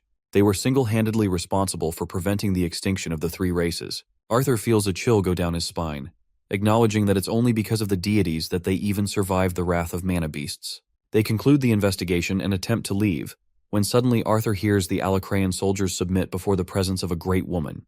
This horned beauty steps through the portal, donning white hair and contrasting with a black dress. She's one of the scythes, who are even stronger than retainers. Arthur was confident in his ability to take on a scythe, and he was even surely confident that they'll win the war despite the betrayal of the dwarves. The scythe is catching up on reports with her soldiers, when suddenly her eyes are drawn to the presence of the one hiding nearby. As for Arthur, he could tell by Sylvie's frozen reaction that this woman was a monster. A monster who wields unfathomable power beyond Arthur. It was as if a terrifying hurricane was about to engulf him in terror. She could see them, and with her one sight, Arthur Lewin felt despair. Utter panic sets in for both Sylvie and Arthur, while the scythe is merely gazing at them with intrigue. He tries to hide and mask his beating heart, but this beautiful woman knows they're hiding. Interestingly, she willingly ignores them and seems to walk away. Sylvie senses so much danger that she thinks flying them out of here would be the only way, but Arthur knows they'd be detected and attacked instantly. However, Sylvie doesn't get what he's thinking about since Scythe spotted them already. Arthur assumed the worst too, but he still had a mirage walk in place, so he thinks they lucked out, as there wouldn't be any reason for a Scythe to just bat an eye on discovering them. Regardless, he's done playing around for the day and walks out of the dungeon in his state. Sylvie knows he's in terrible condition and can't even walk properly, but Arthur is willing to risk walking without detection for as long as possible, even until he runs out of mana. Let's go and see what's up with Ellie at the flying castle. She learns from Otter that the soldiers have been taken care of, so she should wait in the teleportation room for the medics to do their work. But just as worried as ever, Ellie is waiting for her brother and assures the captain she won't bother anyone. Otter learns from the child that Arthur Lewin of all people is her brother. Bro gets instant PTSD and senses the family resemblance. The captain thinks that it's more of a reason for her to wait for him inside. Bro gets a second shock of PTSD when he sees that even Arthur's sister has a scary bond. The captain has merely accepted the fact that the Arthurs don't care about respect. He walks away while Ellie cutely mimics his words in the exact tone. It's funny enough that she cracks into laughter, causing further injury to the man's dignity as he walks away. Also, Ellie wasn't expecting so many medics to be working overtime. But instead of worrying, she thinks her brother is fine because he's also incredibly powerful. He's known for returning home with a powerful victory. In that exact moment, the majestic dragon rises to the castle before crashing right down. She has brought Arthur Lewin, in his barely conscious state. The medics can't believe what became of the lance, but Sylvie is extremely worried because he ended up depleting his mana core just to protect them.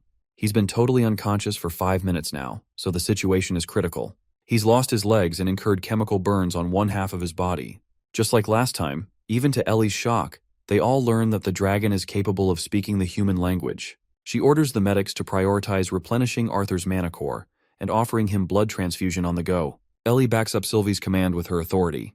The medics prioritized working on saving the life of the Lance at full speed. After a while, Arthur opens his eyes, with Sylvie happy as ever to find him awake. He wonders what happened and spots his sister and her bond asleep. The medics explain how none of his loved ones left his side the entire time he was unconscious. When Arthur discovers that he was down for 2 days, he wakes up in worry because he's supposed to be at war. Unfortunately, his condition is still on an all-time low. Dr. Mendel, the head of the medics here, wants to see his consent for an operation. But Arthur doesn't give a crap about any operations beside his mission objectives. Mendel tells him that Virian's having a meeting with Captain Otter and Glory, as well as Lance Aya. Arthur suspects that they all return to the southern border, but he's seriously afraid that they'll run into a scythe and get decimated. He even bites at Sylvie for not warning Virian, but she was so worried about Arthur's well-being that she couldn't trust random people alone with him. The Lance inquires about Aldir and learns that Virian is the only person who knows where he is. Mendel wants him to focus on mending his injuries for the time being. Arthur surprisingly complies and requests a diagnosis of his situation. Mendel confirms that they've got one, but he wants him to understand that he's a deviant capable of using mana to distinguish multiple layers throughout the human body. He can separate the muscular layer from the nervous and even the skeletal layer. And right now, Arthur's legs are marked all over the place. He has endured the worst injuries imaginable, and it's only thanks to his mana core that he's returned to life. Arthur realizes that he was actually a goner if Sylvie didn't save his life, but she's afraid she'll have to do this a lot more often in the future. As for his treatment, Arthur's lower body has been imperfectly healed for the time being. He literally cannot walk without expending mana, which is why they're gonna have to break his bones, tearing his tissues and dividing them into small segments before guiding them for realignment. Yeah, that shit sounds scary as hell. It's a painful process and could even affect Arthur's career as a whole. That's why they seek confirmation from his side. Sylvie looks at him worried, but Arthur tells them to proceed with the operation. The only thing he demands is that his sister doesn't learn about the painful procedure. The operation begins as the surgeons get ready to work. Ellie's Bond notices Arthur, but he requests the bear to keep quiet about the situation. Mendel explains that Virian has sent only the most elite healing mages of the 3 races to help restore Arthur to full health. First up is Seldia, who apologizes for what she's about to do. Sylvie promises to rest by Arthur's side, as he's sedated by Seldia's magic. Finally, Mendel closes the window shut, but Sylvie interestingly catches a small glimpse of Tessia's hair, which means she was sneaking on them.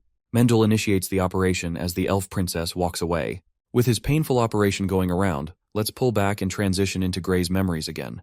They were on a shopping spree and purchased so many books for only one term. Their studying at the orphanage paid off, and Nico was excited about their future to come. Gray, on the other hand, couldn't exactly find the excitement in the life of constant homework, while Nico, being the genius engineer he is, found himself amongst infinite opportunity. Gray smacks a book against his head to stop him from acting weird. Nico teases Gray for being just as lonely as him. Cecilia is disappointed by both of them and claims that she's uninterested in sitting with either of them. They took the subway because trains existed in this world. Here, Gray reflected that the city of Arkestead never really appealed itself to him. But as he was sitting in the train, leaving for the station, he could find it a pleasant place. Nico was running down the checklist of what they should be purchasing next. By the time they arrive at their station, it's raining. They forgot about backpacks because they were focused on getting uniforms and textbooks. Things like backpacks and supplies seemed cheaper in comparison. It was raining, and Gray thought it'd be better for them to make haste. He was really focused on the surroundings, as if his senses were telling him something, as if something was wrong. He knew that Kai masters could sense the slightest presence of Kai from other people. And while Gray wasn't really a master, he could sense an emotion, a dangerous one, bloodlust. Suddenly, the assailant attempts to shoot Cecilia before Gray pushes away both of them, allowing the shot to only graze by her arm. Gray orders Nico to run away with Cecilia at once, and stays behind to deal with the threat. He managed to block a projectile with one of the books. It's some sort of injection with a liquid. Gray makes his escape, knowing that whoever made that shot also possessed a really powerful aura. The man signaled his subordinates to chase the kids down. They don't care about the boys and are here to hunt Cecilia. Gray catches up with his friends, informing them about the tranquilizers. Nico questions why they're being hunted as they didn't even steal anything. But that's when Gray drops the bombshell. It's not them those men are after, it's Cecilia. The kids make a run for it until Cecilia loses energy and tumbles down. The dart that grazed her weakened her body. Cecilia wanted both of them to run and leave her behind, as those men weren't allowed to kill her to begin with. Gray understood the situation and tried to run with Nico, who left her with something useful. Unfortunately, poor Cecilia was abandoned just like that, frightened and all alone. The men caught up to her, realizing that the boys must have escaped. They could see that the tranquilizer did its work. The green-haired punk tried to retrieve her body, when suddenly Cecilia turned around with the special glove, electrocuting the living crap out of him. It was their plan all along, as Gray jumped in and targeted their leader with Nico. But this guy was good, easily dodging their attacks and kicking away Nico. Gray still managed to get an elbow in, but it's not like he coil damaged much against a trained fighter who pinned him to the ground. He admitted that the boy possessed some potential, but his life was soon to end. Gray was being choked out when Gray pulled out the tranquilizer he unhooked from the book. Using that, he stabs the man's shoulder, and instantly the effects kick in. He stumbles and falls to the ground, unable to follow them any longer. The three kids try to make their escape, but the leader reminds them that if they don't kill them here, they'll just keep chasing them down. To top it off, this murderous bastard burned the damn orphanage down. Gray couldn't handle seeing it go up in flames and reached for the retrieved dead body. His hand trembled as he uncovered the sheet, seeing the headmaster's corpse resting before her eyes. The boy shed tears. He loved her the most out of everyone. He cried his heart out, cried until he was pulled away. Those haunting words, the reminder that he had nowhere to go, it followed him. What a perfect time to return to Arthur Lewin, who wakes up at the sound of Tessia's voice. She's crying as if she'd lost him, while the boy questions what made her so upset. But Tessia states that he's also crying, as he woke up from the dream with his tear-filled eyes. I don't know about you guys, but this scene is a really nice touch and I really like it. Tessia smiles before him. It had been a while since he faced her and even talked to her. He could see that Arthur suffered scars of her own, but she teases him, arguing that cooking is more brutal than fighting. Tessia is really worried about him and couldn't handle the news when she heard from the captain. Arthur is stunned because it basically means that Tessia was promoted to the head of the unit. But that's not the crazy part to her. The crazy part is that Arthur nearly had a dance with death. He's happy enough that she's doing all right. Tessia refuses to argue against him and simply sits next to him. She knows that he risked so much of his life to make sure everyone else survived. She could never have imagined that the war would turn out to be so tough on him. Seeing him in this fragile state, Tessia is reminded that he's only human, instead of the unstoppable mage that everyone else sees. She pairs it up by adding that he's also a toddler with his emotions. Virion is secretly eyeing on their conversation when suddenly their disguise is blown away as the door kicks open. Tessia's the most embarrassed. The Elven King and Queen wanted to opt out and were only here to see how they were doing. Virion, on the other hand, the eavesdropping clown, states that he's come here for a report. But Ellie, she's been waiting for far longer than even him. Arthur tells his sister to come around and she goes on to hug him. She was worried sick and feared the thought of Arthur's death. Her brother teases the adorable potato face, reminding her that he'd still haunt her around after his death to scare away any boys trying to make a move on her. Arthur understands the situation with Virion and Alder around, so Ellie leaves to chat with him later. Alder makes it clear that it's a miracle for the boy to survive the operation as well as he did. Despite Sylvie's ether magic and the use of the most elite mages, it took an additional usage of an elixir pearl to heal him. They're only lucky that Arthur had the pearl on him when he collected from Winsome many years ago. Unfortunately, they can no longer offer the boy any more elixir pearls as they'd be breaking the treaty after the war. Also, Virion has something for the boy. They're the remains of his beautiful sword, recovered from the corpse of the retainer witch. Arthur is happy enough to have retrieved it. He's seriously hoping for the damn marble to pop out a new weapon for him. But it won't happen out of his own will. Also, Arthur has one serious question. He wants to know who is responsible for controlling Mika and Ulfred. Because from what he's noticed, Arthur is confused if it's Aldir or Radius. After the talk, Arthur uncovers the bandages around his body. The right side of his body is engulfed in burn scars. He looks like a mess all around, but Sylvie thinks he could be worse with how much he endured. Still, Arthur knows that his parents will worry too much if they see him like this. He decides to take some time off to chill with Ellie, who remarks that many people constantly remind her of her brother's greatness. They're all jealous of him, because he's a lance and talented at most things. He's got recognition from the leaders too. Ellie expresses a sensitive moment. There was once a time she despised her brother, blaming him for being the reason her life was a mess. She couldn't ever have a normal life with her friends. And then she hated him for letting their parents join the war. At the same time, the girl realized that she couldn't blame someone who had an even more difficult, more painful life than her own. She only remembers Arthur covered in injuries from her memories and his stories of fighting monsters back to back. Her brother wasn't around, and it made her wonder if he cared about his family. Ellie, now reduced to tears, finally comprehends how many sacrifices her brother made for her sake. He was a young boy and wasn't guarded by their parents. She was the lucky one who could share time with them. He had to sacrifice his childhood just to get to the point he was at. Arthur tries to comfort her when Ellie rises up like a jolt of electricity, glad that she was able to relieve herself. Next, she has something to show to her brother, and before Arthur says anything, she understands the path he's chosen. Ellie picks up the bow and prepares a shot. She releases a perfect bullseye, impressing her brother. But that's not everything, as she chants something, before imbuing magic inside her arrow. Then she releases the projectile. Arthur's stunned by her performance, even though the projectile couldn't reach its target. Ellie is disappointed, but Arthur reminds his sister that she's only 12 and already made a bunch of progress beyond her peers. Joining the brother-sister duo are Helen and Emily, dressed up as if they were at some kind of wedding. It was actually Helen's idea to help Ellie realize her gift, but the boy still doesn't get what they're talking about. Interestingly, Ellie boasts the ability to mold mana into any shape she requires. It's a talented gift for sure. But Arthur's more fixated on their dressed-up attire. Turns out there's a celebration party tonight after the defeat of an apparent retainer. This makes Arthur realize that none of his friends know that he was the one who beat the retainer. He thinks Virion is a little too relaxed with his parties. He also realizes he should be getting a suit. But his maid squad is already ready with his clothes for that matter. Let's go over to Tessia's side. She's out here doing makeup and getting dressed up like a beautiful queen. Her mother is proud of her good looks. Tessia thanks her for helping out and getting ready. And like one queen to another, she wants Tessia to go up and show everyone who is boss. She arrives at the party, causing her team to become dazzled in her presence. Tessia is feeling alright but feels uncomfortable with the outfit. Stannard, on the other hand, thinks he looks ridiculous. Caria looks just fine but has no intentions of dating the pretentious nobles. Tessia thinks they should focus on Stannard getting a date and a girlfriend after the war is over. Bro is so happy that his team is playing the ultimate wingman for him. As for the green-haired Darvis, he won't be getting any of those privileges anytime soon. Tessia and the rest of the group make their way to the party. They were underestimating the scope of this thing, until their jaws dropped seeing great food and great musicians paired all around. Tessia thinks that Virion overdid it. She's looking for Arthur and gets teased plentifully by Korea for it.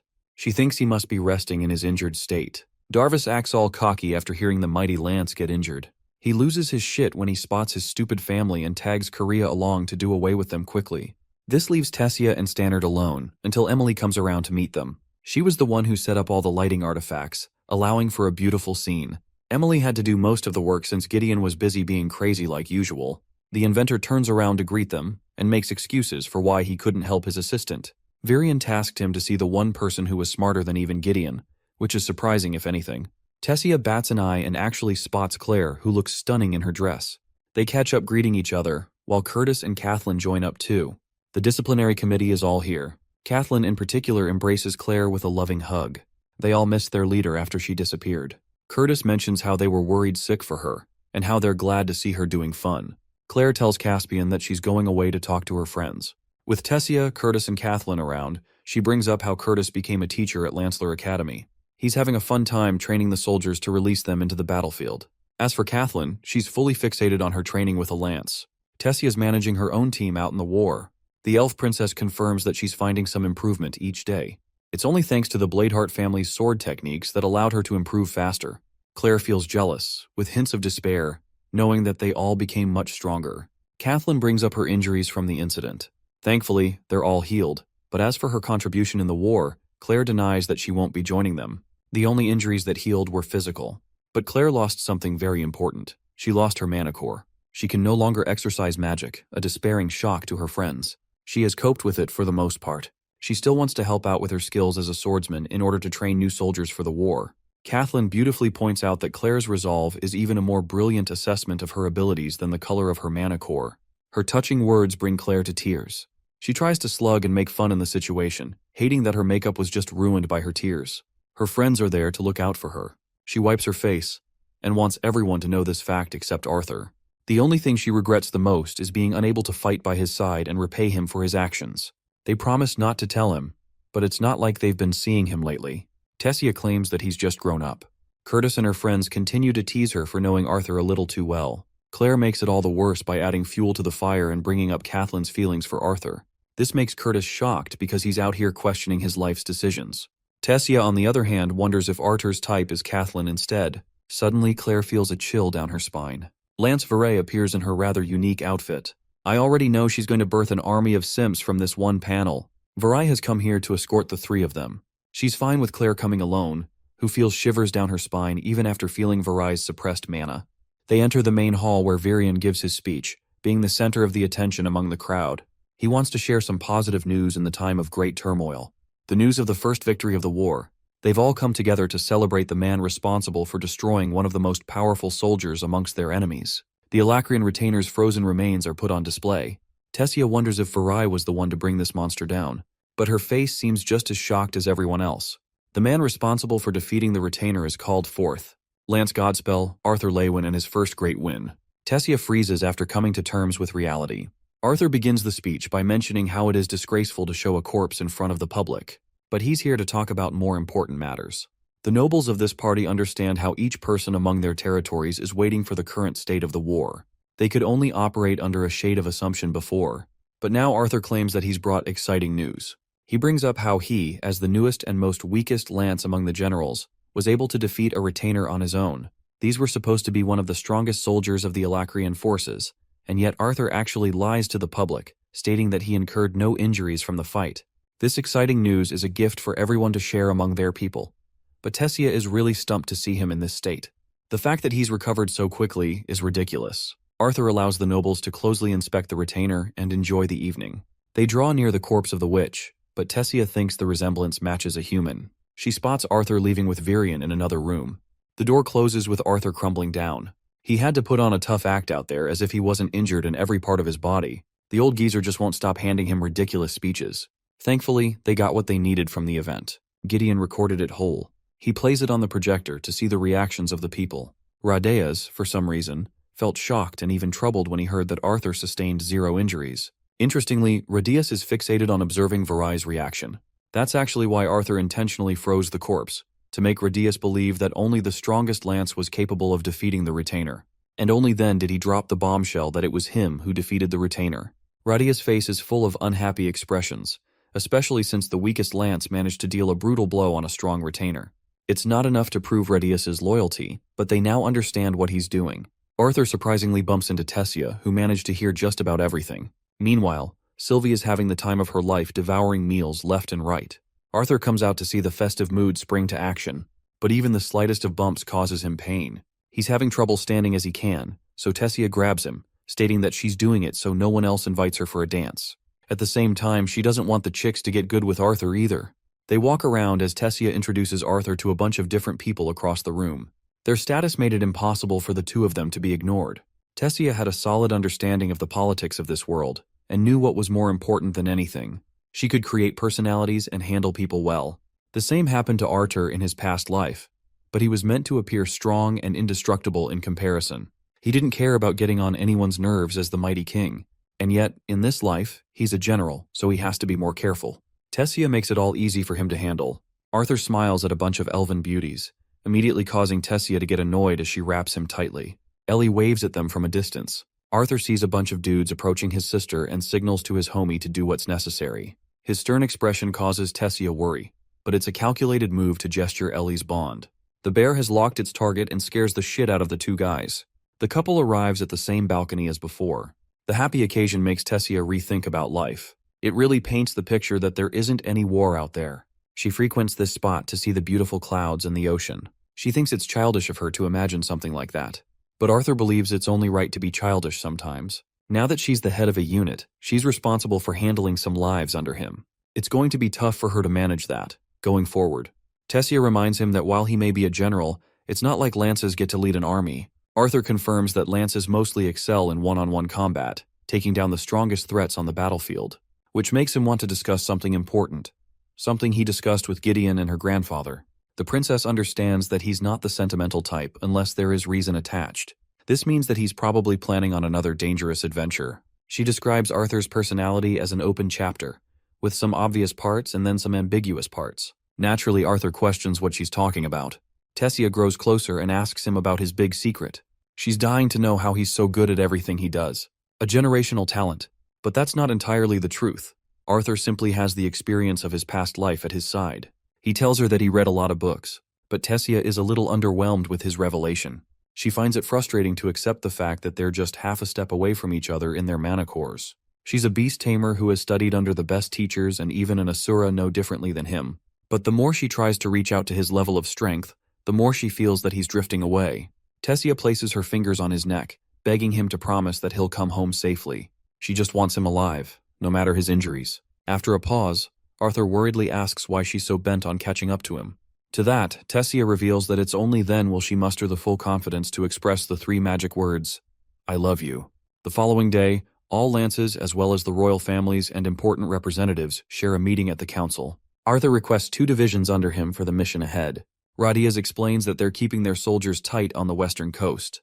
If they send 12,000 soldiers north, then they'll be rendered completely vulnerable.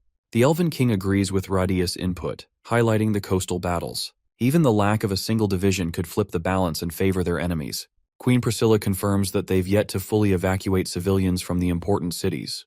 Adding the withdrawal of coastal forces will reduce everything to shambles and cause harm to the cities. The Elven Queen offers to send 2 divisions of the Elven troops stationed near the border for the task instead. Commander requests the opinion of the generals. First of all, Baron harshly criticizes Arthur's intel and believes the sacrifice isn't justified. Micah agrees with Baron's view of the situation. She believes that moving troops like that will take a long time even with the teleportation gates. Ulfred agrees the same. Even Aya disagrees and apologizes to Arthur before mentioning her opinion. Finally, the most sensible and astute of the group, Lance Veray offers a different perspective. She believes that if Arthur's information is on the dot, then the correct choice would be sending more than 2 divisions up north. Arthur's surprised because he wasn't expecting her to speak up for him. Still, it may work against their plan, if anything. The commander agrees with Veray's input, knowing that a retainer and scythe could lead the next invasion and cause disastrous levels of damage. Consequently, he believes sending 2 lances by Arthur's side should be the more reasonable approach for investigation. Blaine strongly contests this decision, emphasizing the importance of lances in the battles they're having. If lances leave for too long, or if a retainer shows up behind their backs, it could be devastating. Commander Virion counters that, as leaders, they need to prioritize the most important task at hand. Most lances can't exactly contribute in large-scale battles because of their destructive output. It renders their own soldiers useless and makes the lances inflexible. That's why sending 2 lances to prevent a large-scale battle in the first place seems like the right idea. The council agrees, so Virion requests the 2 lances to volunteer. Radius raises his hand, offering his 2 lances in Aldir's absence. This is exactly what Virion was hoping to achieve. He confirms that Ulfred and Micah will both be sent up north with Arthur for investigation. Since this is a reconnaissance mission, their top priority is to stay clear of enemies. The council meeting is dismissed and so far, everything is proceeding smoothly. The rulers were stubborn, but it worked out. Mika is happy to join Arthur on a joint operation. He pays them proper respect as the senior lances. Ulfred is impressed to find that he's got some manners, despite his odd behavior. Arthur insists that he needs rest for the night. The 2 lances are left with a positive impression of him. Ulfred wonders if it truly comes from becoming a lance. And now for some exposition dumping regarding Radius and the starved boy he found among the caverns. The boy couldn't trust anyone and displayed fear at first. Ulfred learned how to read and write from his mentor, but he always suspected that he would be betrayed someday. But that never happened. They looked like family, and he thought of him as a father figure. Graduating as the top conjurer of the Earthborn Institute, he was selected as one of the royal guards. The Grey Sunders were brutal in their own race, but he served the king and queen with utmost loyalty. That is what Radius desired of him after all. When there were selection trials running for lances, he almost wanted to back out. Ulfred only swore his loyalty to Radius after all, who even respected his decision to withdraw. That was the case until Elijah was brought home. Radaeus, being his kind self, brought another child and cared for him, but he never knew why Elijah was never told about him. Radaeus then forced him to become a lance, to serve the family. After all, even if he was ready to disobey the king, Ulfred wouldn't dare disobey Radius. The man had reminded Ulfred that his service to the royalty will be temporary, as he was his true master. That's enough to tell you the kind of man this guy is. Let's revisit Arthur, who is a flustered mess after Tessia confessed those words before his face. He can't even compose himself, and Sylvie is enjoying him getting embarrassed. This almost makes him want to spend another day in the castle just to enjoy time with his loved ones. After all, he was brought to his knees and nearly got crippled from his most recent fight. Thoughts of having done enough for Dickathan cross his mind. Arthur has been loyal and ruthlessly fighting for his people in both his lives, and that promised his suffering in both. In reality, it's the fact that Arthur is truly afraid of what would happen once he allows Tessia close to his heart. He fears that his selfishness will overcome him, and he will no longer care about the whole of the continent, focusing only on saving the loved ones he cares about. It's time for him to leave, so he embraces his dear sister one last time, promising that he'll be back. Arthur gives her a peck and tells her to take care of her for him. Mika is really excited to go on a mission with the famous Arthur Lewin, who is often talked about by the other generals. Arthur notes how she's got a cute personality with how she refers to herself in third person. She thinks he's hitting on her and reminds him she's way older. Radius comes around to see them off. He understands that Arthur's tired from his previous fight and hopes that the boy's suspicions prove to be false. He just wants him to come back safe and sound so he can rest more. On the inside, even Arthur's hoping the same to happen. He's dearly, dearly hoping that Elijah's one and only father figure doesn't turn out to be a traitor. Arthur rides his dragon while the other lances fly using their own powers. They've been traveling for a while, so Mika recommends setting up camp, but Arthur suggests they still go ahead. Suddenly the beast roars so suddenly and alarmingly that it catches both of the lances' attention. Arthur becomes embarrassed because it's basically the dragon's way of telling him that she's tired and needs rest. Poor guy makes an excuse in front of the generals that he needs a break, so they set up camp for the night. Each lance is going about their own business. Ulfred is reading a book, Mika's being Mika, and our boy is meditating like a Chad. As for the furball, she's asleep. When Arthur opens his eyes, he's startled by Mika eyeing him down up in his face. She's impressed and regards the uniqueness of his refinement process. Even Ulfred claims that the refinement process isn't visible for an ordinary mage, but when Arthur does it, it's as if the other mages are drawn towards him.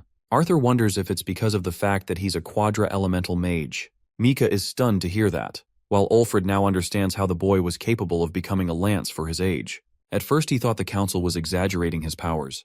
Mika excitedly asks Arthur how it feels to wield all the basic elements, but Sylvie reminds this fool to keep sensitive information private. Arthur goes on to admit the difficulty of handling deviant elements like gravity. The most difficult part of being a quadra-elemental mage is that he doesn't know which spell to cast since he's got so many options. Ulfred argues that he must have a couple of comfortable elements, which Arthur confirms. Just a fun reminder for you guys who either skipped ahead or forgot.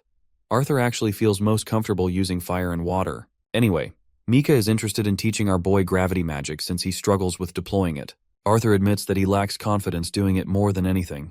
Mika childishly explains how gravity magic works, but her explanation is too obvious and dumbed down. Ulfred believes that Arthur has more chances learning gravity magic from a rock than this buffoon. He does highlight Mika's genius, as she's the most talented even among the most famous dwarven conjurers. Mika learned magic via pure intuition. She doesn't have the fundamental knowledge of mana manipulation. Mika's very own ancestors founded the Earthborn Institute.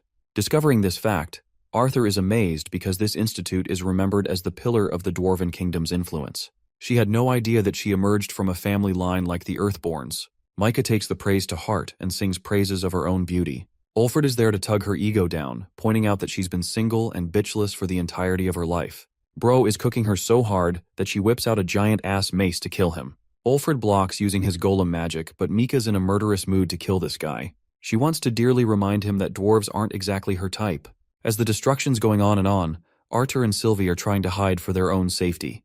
They're like, nah, we don't want any of that smoke. Mika's tantrums continue, but Ulfred doesn't stop there either. Bro literally destroys her by pointing out her privileged background behind the only reason she still maintains her reputation. Dude straight up calls her a fossil with the maturity of a sperm. Mic drop right there. Their destructive battle is going on, while Arthur and Sylvie are like, nope, and escape the battleground. Mika calls him Old Fred, which is funny. I'll give her points for that. They both call each other childish and engage in an all-out war, until finally Arthur decides to intervene by splashing a weak water magic spell on both their faces. He reminds them that they're about to destroy the freaking mountain they're standing on. Arthur suggests calling the Vritra clan over to settle their affairs. Both lances turn away, still roasting each other behind their backs. Ulfred creates his camp for the night using earth magic. Mika is fucking hilarious because she does the same, except she's got a finger to flip him off with. Meanwhile, Arthur is out here realizing that the most powerful forces in the entirety of the continent are nothing more than a bunch of babies. He doesn't feel the need to set up anything and just sleeps with Sylvie. The following morning, they're all up and ready to rumble. Ulfred learns that Arthur's got somewhat of a plan to locate the retainer and scythe they're looking for. First, he takes off his outerwear and drops it on the ground, before stomping the living shit out of it. Both of the generals are confused as hell. Arthur proudly presents the tattered clothes to Mika, stating that they'll be wearing these dirty things.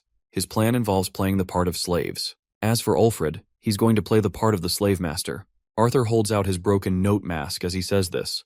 How nostalgic of his journey. As they're flying ahead, Ulfred plays around Arthur's mask, fixing the broken bits with gold. Their plan is to cross the Valden territory and then travel by foot. After all, Arthur knows that scythes are more than capable of sensing mana fluctuations from afar, so they do just that, and step foot on the land. Arthur outlines that no one from Alakria would be out here scouting for lances, and only a handful of adventurers ever even wear masks. That's how they're going to acquire the information needed from the townsfolk. Sylvie is worried that something will go wrong, as the people could easily lead them to Alcrian forces. Arthur believes that it won't happen, and if it does, they'll prioritize escaping. Interestingly, Arthur points out that another lance was sent after them in secret, but he can't sense her at all and confirms that it's Aya he sent. Nicknamed the Phantasm, she's known for masking her presence extremely well before assassinating her targets. Anyway, they're almost near the main road, so it's about time they get into proper disguise. Arthur messes up his hair. Mika feels like shit while Ulfrid feels like a king. Arthur really wants to sell the act, so he scrubs dirt against his face. Micah's having nightmares just thinking about it, but it's natural for them to play the part of getting dirty and go unnoticed. Arthur goes full-on machine gun mode and chucks dirt in her direction. Even after relentless dodging, Mika ends up getting splashed with the dirt, much to Ulfrid's amusement. She's annoyed that she couldn't be the master, but Arthur thinks it's obvious why they didn't do that. She looks like a child and no one would believe them. Anyway, they've made it and their disguises are ready. Now the plan is to follow the road and head into the nearest town. So they walk for a while before Ulfrid calls out a bunch of dudes riding by. He tells them that they're heading north after their carriage was attacked by bandits. As for his mask, Ulfrid perfects an excuse for that too, saying that he's hiding his identity to stay safe. The dwarves take pity on him, but still turn him away as their horses can't handle the extra weight. But you know how it goes, money talks louder than reason. So these chumps easily persuade themselves at the sight of silver coins. Mika's really happy at first, until the carriage owner expresses that both slaves will have to travel by foot. Poor girl is once again demolished and has to walk for at least an hour now. Mika is surprised that Arthur knows this part of the world. It's only natural he would know, as he grew up in this humble hometown. After an hour of walking, Arthur takes a moment to observe his hometown. He hasn't been here in a long time. Not even Sylvie knew about it. Unfortunately, Ashbur is now worn down more than ever. As they walk up ahead, Ulfrid identifies at least 40 men inside the tavern, but Mika recalls at least 43. Arthur reminds the lances not to use any magic because they will draw attention from scythes. But the thing is, these guys weren't even using mana. They're just good at sensing people. But this causes Arthur worry, because he knows that their plan will go up in flames if they manage to sense Aya following them. They enter the tavern, with Arthur warning them of what not to do right off the bat. They're seated at the table as the waitress comes to take their order. Ulfrid finishes up the order, and the hottie leaves. Mika is annoyed that she had to wear a promiscuous outfit and doesn't get the point. Even Ulfrid agrees, funnily stating his idea of a good-looking woman. The people of the tavern are enjoying themselves, but Arthur's drawn to a man in the corner. The waitress brings them their order, while Ulfrid tells her to bring 2 more bowls for the slaves. She gives them a disgusting stare before leaving in annoyance. Mika is out here devouring the ale because it tastes really good. Arthur senses danger as some folks are creeping up on them. They recommend the slave master not to spoil his slaves too much, but Ulfrid reminds them point blank that it's his business to deal with. The tavern owners emphasize that they're more than what they seem. They've got an entire stable of slaves for him to look around. Ulfrid declines to look, while both Arthur and Micah are infuriated just hearing that these bastards have enslaved women and even little girls. In fact, they've even got dwarves and elves among their collection. Ulfrid is about to crash out and reminds the 2 scumbags that interracial slavery is strictly prohibited. These lunatics laugh in his face, stating that it's exactly why their slaves sell so high. Sylvie wonders why there's a value difference among humans, dwarves, and elves. Arthur explains that noble families interbreed with their dwarven and elven slaves to allow their children to become powerful. That's exactly how Lucas Wykes came into existence. The forest around the Elven Kingdom and the Kingdom of Darv, both are hard to navigate. This makes elven and dwarven slaves extremely rare, so the fact that these bastards have numerous foreign slaves must mean they're the worst of the worst. Ulfrid decides to switch up and plays along with them to see what they've got. The tavern owners are interested in taking him to their boss. He requests keys to his room and orders Mika to prepare his room before his return. Arthur understands that it's because Mika's emotions were spiraling out and could have jeopardized the investigation. Also, this isn't their main mission, so she's supposed to stay behind. Arthur goes up to meet the man. This guy, this son of a bitch, is actually Sebastian, the once royal mage of Blaine. Arthur vividly remembers crippling him badly. He casts a barrier around them and acts all smug. He's also curious about Ulfrid's mask as he's never seen a noble wear one. Ulfrid plays along and points out that this well-dressed mage also seems to be out of place from where he should be. Now drunk as ever, Sebastian disgustingly asks the kind of girl he's looking for. Ulfrid tries to counter-argue, but Sebastian brings up the point that he came here looking for dwarven and elven slaves. Ulfrid goes out to perform an Oscar-winning performance, slamming the table and going on a tantrum about how noble women look down on him. He fabricates a story on how his face was ruined and how he's even shorter than his damn slave. Sylvie and Arthur both agree that this guy's acting is top-notch. He matches the energy of Sebastian, who recalls serving the royal family, and how women no longer give him the same respect because he's stripped of his title. Ulfred acts surprised and questions why he retired from the job. Sebastian smashes his drink, infuriated to remember how a kid humiliated him. A dual attribute conjurer at the solid orange level receives no respect anymore. Ulfred matches his energy once more. Sebastian senses that he's found a best friend in Ulfred, and that's a testament to his acting skills. As for his slave, Sebastian roars at Arthur because he can't quite place why he's pissed off about him. Dude gets used as a walking stick and he complies. Arthur helps carry Sebastian to his chambers, who orders his men to open the room for their customer. When the door opens, Arthur's face is struck with horror. He sees Damon, a vile piece of filth, reporting that one of the pregnant women died giving birth. But that's no trouble to Sebastian. He's excited to hear that they got a baby girl as a slave out of the situation. Arthur wants Sylvie to shut her eyes, because only he can see how miserable these girls look in their condition. They're lifeless in their bodies. Sebastian wonders if Ulfred has found someone intriguing. As a response, Ulfred loses his temper and attempts to kill this guy at once. Even Arthur doesn't get what's going on. The guards rush to stop them, but Arthur quickly enters the Realm Heart physique to one-shot them. It's really funny to me that this dude just used his strongest form on level 1 thugs. Ulfred goes crazy and literally kills Sebastian in the worst way imaginable. The thing is, now Vritra will be certain that it's the work of a lance because he didn't kill this guy in a normal way. Speaking of which, the worst they feared does end up happening. Out in the distance stands the monster known as Uto, the same terrifying demon who ended Alea. He's so happy to see the boy wonder here of all places. Arthur is surprised too, as he was expecting to find a different retainer here. This impresses the demon, as he wasn't expecting Arthur to be so knowledgeable. Even Sylvie senses the extreme danger in this situation. Knowing that their fight could bring about casualties, Arthur suggests taking the fight outside.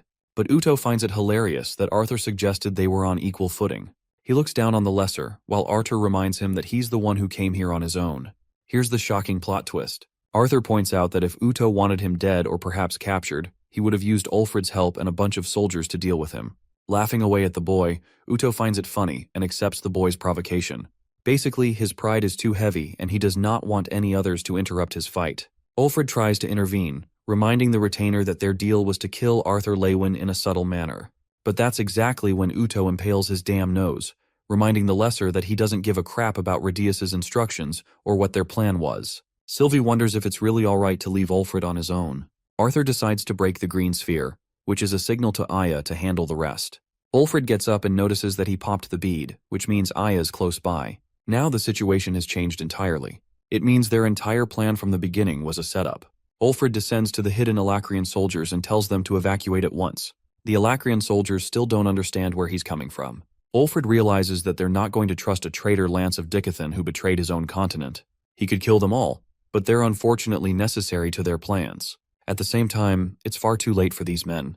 They're about to experience a death even more painful than anything in their lives. The soldiers wince in agony while Ulfred commands Aya to come out of hiding. He's got his golems all readied up. Ulfred reminds her that a scythe of Vritra will soon be arriving. He can promise her survival if she chooses to flee. Ulfred understands that Aya's going to inform Aldir, and he would then kill Ulfred using the artifact. Normally, this would be enough for her. But the type of person she is, an assassin. Ulfred knows he's not going to take the easy way, even though he much rather prefers she does. The mystical elf creeps up on him, instilling the fear of death before warping away. She thanks the fool for trapping the Alacrian soldiers here, as her spells will only become stronger and take them all out. Ulfred is done with her tricks and calls her out for being a coward lance. Being the queen of sass, she reminds this traitorous scumbag that he's the one acting as a fool. She's just exploiting the situation the best way she can. Ulfred gets pissed and is now hell-bent on eliminating the lance. He understands that more and more Alacrian soldiers are going to die if this goes on. Normally, it would be best to take the battle on high grounds, but he doesn't want to risk harming the people of his race. Aya laughs in the face of his dwindling resolve, pointing out that he's lost his mental fortitude. Before long, Ulfred is attacked by a hydra and tries to catch Aya. She suffers a small burn, realizing that she can't let her guard down for even a second around another lance. She's known for torturing her victims, which is why she's disregarded among her people. In response to this, she beautifully reminds him of the statue he made out of Sebastian. That was torturous enough for his methods. Aya senses a golem monster swinging at her from behind, but she dodges it with amazing speed. She thinks her methods of torture are nothing compared to the brutal death Ulfrid gave to Sebastian by entrapping him in a molten tomb. The man loses his patience and justifies that a monster like him only deserved a gruesome death. To this, Aya questions if that's also what led to him betraying his own continent. The dwarf acts all cocky and confident, as if the elves and the humans never went through hardships themselves. Ulfrid expresses that dwarves were always thought of as inferior among the three races. They were always taken advantage of. He surrendered his loyalty to Rhodeus, who joined the Alacrian side. Aya taunts him, stating that not even the Vritra clan could care for Rhodeus, much less his people. They consistently refer to them as lessers because they're equal to dust, equal to nothing. It makes her sick to remind him that the Vritra clan will merely use the Dicathans as experimental subjects, nothing more than slaves. Ulfrid tries to use this moment to strike her down, but she deflects with ease. She wonders if he's done protecting the Alacrian soldiers, seeing as he's engulfed the entire place in lava. Ulfrid had created tunnels for their escape while she was ranting, and now he's more comfortable taking her on. Aya dashes away, sending wind strikes in his way. Ulfrid sends his army of golems after her, but she maintains her power and destroys all of them. She even releases an enormous wind cutter attack that catches Ulfrid on full blast. The only reason he survived is because of his golem armor. Aya considers it a stalemate among the two, arguing that if they fought for longer, Ulfrid would have the clear advantage. She sends more attacks his way, while he blocks with his magic and reinforces molten armor to strike her down. Aya brings out her wind trident and manages to slash Ulfrid's head, while his weapon nearly misses her by an inch. Unfortunately, this was part of his plan, as the lava trapped her in place, allowing Ulfrid to deal the brutal blow by piercing her abdomen, mocking her for having weak patience. He apologizes for having taken such ruthless methods. Aya stands there, defeated in his grasp. And now for the main meal of the day. Arthur versus Uto. They both come out in the open. Uto confidently stretching because he thinks this'll be easy. Arthur can easily sense the massive power gap between him and the retainer he fought earlier. Uto bickers that the greatest motivation for an enemy is revenge, so he's gonna enjoy this fight to the fullest. But Arthur is eager to ask him if he really thinks this is about revenge. Uto maliciously creeps up on him, reminding the boy of his reaction last time. He confirmed the ruthless killing of the elf. But Arthur argues that he only met the elf during her death, so it's not that he's here for revenge. He just deems Uto as a presence to be disposed of.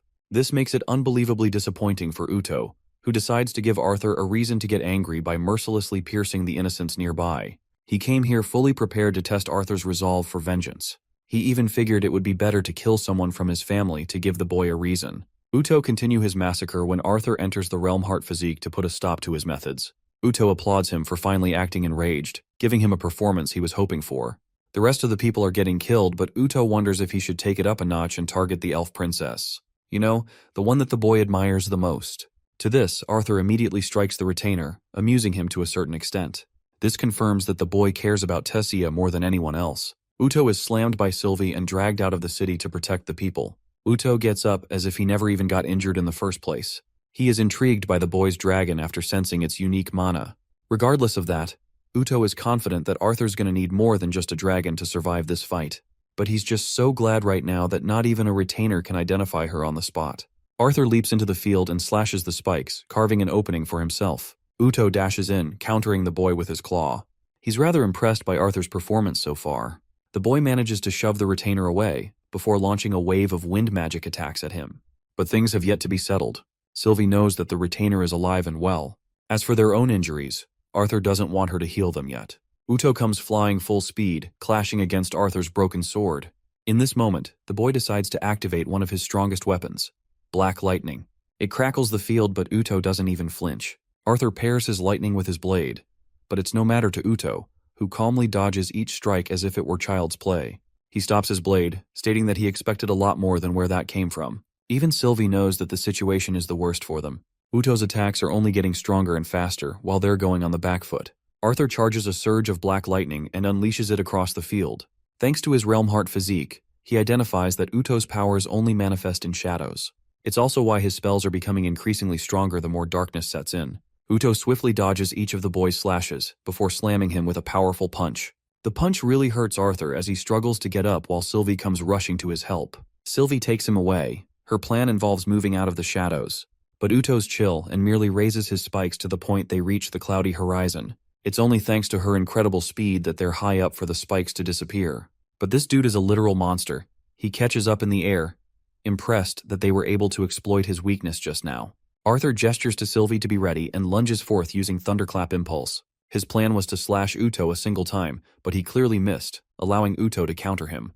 Luckily, he blocked the attack and managed to get on Sylvie because he can't fly. Then he jumps again, this time using Black Lightning to bring Uto down. But he's having no trouble dodging Arthur. Uto blocks his blade and sends him back. Uto is rather disappointed that even after his powers were weakened, Arthur couldn't even land a single hit that actually left an impression. He finds it really unamusing with how weak Arthur is.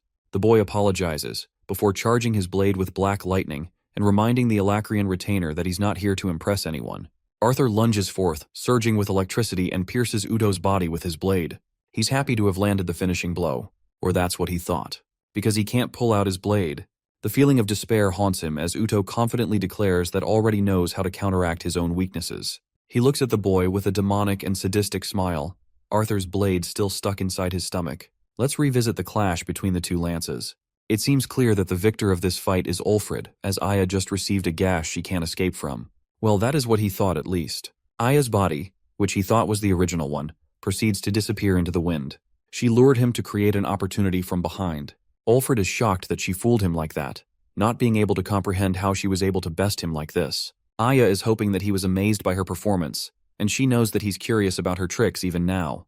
Turns out that every mage of every race has a natural protection against foreign magic. That is the main reason why water mages are restricted from draining a person's bodily fluids, and also the reason why earth mages can't simply exploit iron in someone's blood. The same way wind mages can't suffocate someone by drawing air out of their lungs. That is until that person has formed a direct link to another person's mana. She first weakened his defenses, allowing him to believe that he had won. After that, she slowly exploited her armor. Right now in his current state, the only reason he's still alive is because Aya wants him to be. She could seriously kill him any second she wants to. Radius recalls the conversation he shared with Radius, expressing his own concerns. He tried to remind his master that he wasn't bound by the Asura Aldir. Regardless, Ulfrid now begs Aya to spare at least Mika as she shared no involvement. Aya reminds him that she's not up to deciding that. Ulfrid expresses his gratitude working side by side with Lance. Aya smiles and agrees before dealing the killing blow. Ulfrid's words to Radius are further revealed. He promised to carry out his master's commands only because he asked him to. He shared no love for his own people because of the treatment he received as a boy. And now, that same boy remains dead on the ground, executing the orders of a madman. Aya stands as the victor in her disheveled state. She's concerned for Arthur's condition, hoping that he's okay on his own in the fight against Uto. Now let's return to the climactic sequence between Arthur and Uto. The retainer materializes spikes out of his body, mocking Arthur for being so naive. He then unleashes his ferocious spikes in every direction, making it unbelievably hard for Arthur to dodge them. He struggles and bounces away, even dodging some of the ones aimed for his head. Arthur tries slashing as many of them as he can, but unfortunately gets his blade knocked off when one of them grazes his hand. Arthur is now defenseless in the air, and roars at Sylvie to make her move. Uto is unleashing a barrage of spikes to finish off the boy while he's defenseless. Sylvie is racing ahead to make it to him faster than Uto's attack. In a critical moment, Arthur pulls out ice magic, putting everything against Uto's attack, freezing it all down. The retainer is excited that Arthur's putting up a beautiful performance for him. He unleashes shards from his body, each of them casting a spike of their own. This time, Arthur seems doomed for good, because he's about to get nailed from every direction. In yet another desperate situation, he activates Static Void and stops the flow of time. This allows him to leap away from the cage of spikes, which later smashes against each other, and could have pierced his body like a sponge. Unfortunately, the usage of Static Void comes at a huge cost. Arthur falls, completely knocked out of his Realm Heart physique. Thankfully, Sylvie is there to catch him. Uto's pretty fucking impressed that he dodged an attack like that.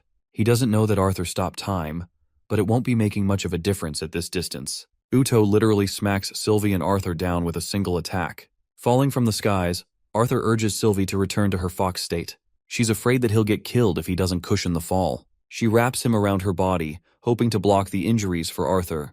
The definition of loyalty, Sylvie deserves every praise. Still, Uto's not quite done. He thinks it's even better to unleash an attack on top of the fall they'll have to endure. The end is tragic. Sylvie's body takes all the damage as she crashes down with a loud quake, leaving behind nothing but destruction. The beautiful Aya has just finished her side of the mission, only to be startled by a cataclysmic explosion nearby. The sheer impact of it terrifies her. Zooming in, we find the aftermath of Arthur's fall with Sylvie. Black spikes have scarred the very earth, while the black dragon is pierced by countless of them. Poor Sylvie is severely wounded and knocked out, while her master helplessly calls out her name. Arthur is struck by the memory of his losses as Gray, as he does his best to help Sylvie reclaim her life. Helplessly, he tries gathering ether particles, hoping to miraculously heal her. Despite his best efforts to heal her, Sylvie doesn't respond. His trauma as Gray resurfaces, recalling the memories of his brutal training. Deep in his heart, he prays for the dragon's survival, knowing he can't live through the loss of his child. Arthur pleads with her in silence, when suddenly a female voice calls out to him,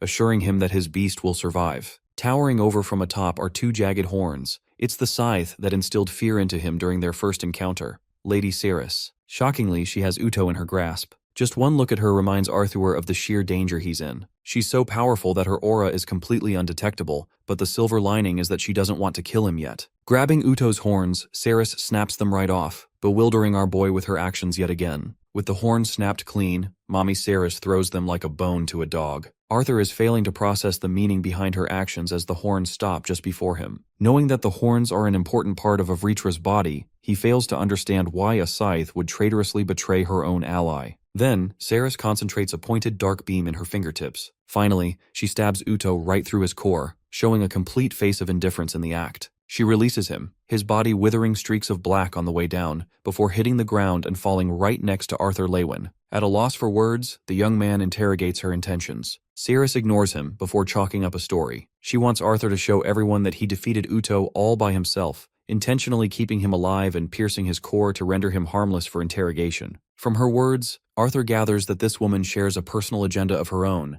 and he's fine with obeying her in his pitiful state right now. As she's about to leave, Arthur requests to know Scythe's name. Ceres Vritra declares herself to the human, who is thankful for her kindness. Smiling, Lady Ceres calls him an interesting boy and orders him to get stronger quickly for both their sakes. The horns she gave him are going to help him evolve even further beyond, as long as he can extract the mana stored inside of it. Arthur clutches the horns and Ceres is gone. Relieved, he stays next to Sylvie, realizing just how pathetically weak he is right now. It's the start of the war, and he would have been killed by a mere retainer, so his chances of taking on a scythe are even worse. As he fades into black, Tessia's voice wakes him up. She's joyously running towards him, inquiring where he'd been. Suddenly, her clothes change and she extends her hand out to him. Unfortunately, our boy's mana is so low that he's starting to succumb to hallucinations. At the same time, the thought of leading a peaceful life with his beloved excites him, until Tessia's expression turns to grim. She moves back, before haunting Arthur Lewin with bone-chilling words. She calls him undeserving of happiness, and reminds him of his sins. All those people died for his selfishness. In both of his lives, whether as Arthur Lewin or King Gray, his hands are soaked in blood, and he's destined to be alone. The traumatizing resurgence of memories snaps at him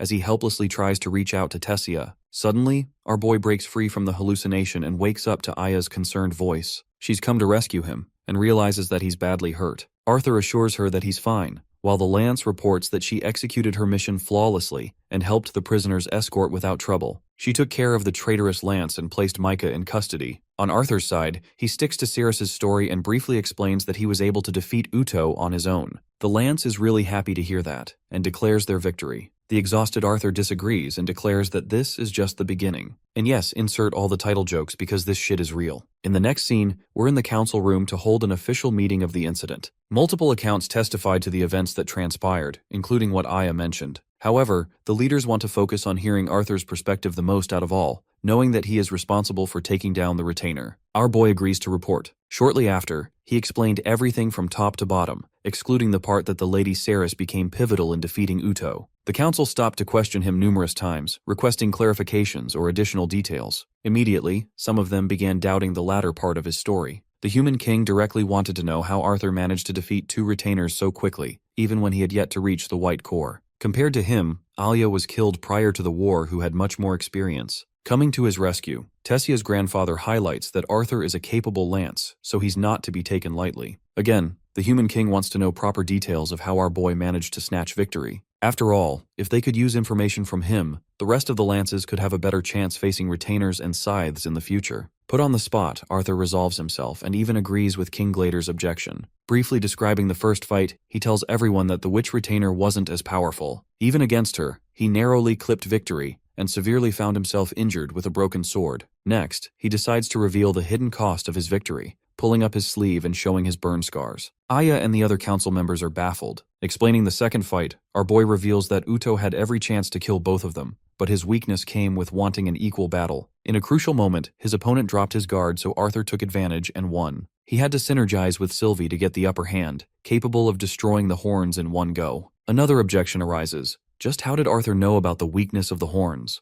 Our boy shares that he didn't really have prior knowledge, not even the Asuras did. But during his final moments with Lance Alea, Arthur learned about Uto's furious reactions when she managed to crack his horn. Baron tries to counter-argue, but Varese stops him and urges Arthur to continue. Sharing more, he reveals how easy it became to defeat Uto after destroying his horns. Right after defeating him, he passed out and woke up in front of Aya. Even with all his advantages, he lost Sylvie, who is currently unconscious in the hospital. That grim explanation leaves the council room silent, until Tessia's grandpa requests for the next thing on their agenda. They still have to address their alliance with the dwarves, now that they've betrayed the continent. King Glader slams the table in frustration, annoyed that Lord Aldir, their one and only hope through the Asuras, is out of reach right now. Radias are kept in captivity as well, which means they have no way to control the dwarves anymore. From Arthur's investigation in the region of Darv, it's clear as day that there are numerous parties assisting the Alacrian army from within Dicathan. The Elf King suggests sending forces into Darv to try and control the dwarves. But King Glader argues that it's only going to intimidate them more, which means enforcing control is ultimately useless as an approach. Hearing their suggestions, Arthur decides to chip in, questioning if the news of Radius's capture was made public. Luckily, it wasn't announced, so he comes up with a brilliant solution to use that information to their advantage. His idea impresses the kings, and Tessia's grandfather thinks that anyone going up against Arthur via strategy will be demolished.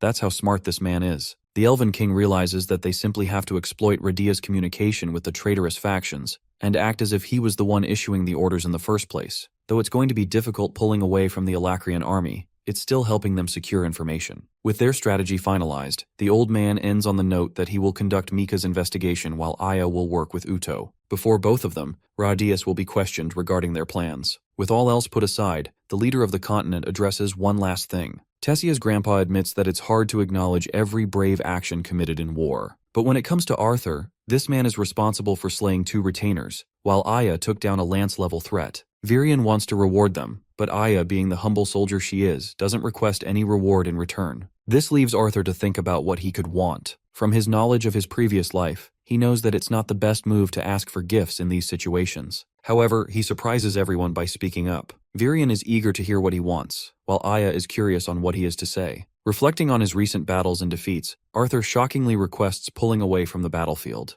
The scene cuts off to his little sister, who is brushing her hair in her room. The big guy is dozing off next to her. The sound of a certain man's footsteps awakens the beast. It's our boy standing outside the door. Messing with his sister, Bro literally tells her that he's a ghost who has returned from the war to haunt her. Fighting fire with fire, she tells Boo to beat his ass. The giant bear pushes the door and lands directly on top of Arthur, hugging him tight and licking his face. Like a dog owner reuniting with his best friend, Arthur enjoys the moment, while his sister reminds him that she's not a kid anymore to be fooled by his lame tricks. Her brother smiles and agrees that he deserved the slam. Quickly, she charges at him, squeezing him tight, welcoming Arthur back home. He hugs her, thrilled to be there with her. Sylvie continues to take rest in her room, while the Dicathan soldiers are marching about. The council room receives meetings as usual. Arthur continues to be impressed by his sister's excellent archery skills. He wonders if she's capable of maintaining the same accuracy while on Boo. Slouching, she sighs in defeat. She still has a long way to go to perfect her archery skills, and Boo runs so fast that it's really tough landing even a single shot. Just imagining it makes our boy laugh out loud at his sister's misery. Arthur asks about her practicing regimen. Ellie doesn't keep track but guesses that it must be close to 7 hours a day. Since she spends so much time practicing every day, Arthur questions how she manages time during studies or playing around. Fidgeting in response, the little sister explains that she can easily wrap up homework in one day. She also acts like she's the popular kid around school, so it's easy for her. But our boy is highly suspicious of that and eggs her on for the truth. Frustrated, Ellie confesses that she doesn't really take any interest in having conversations or gossip.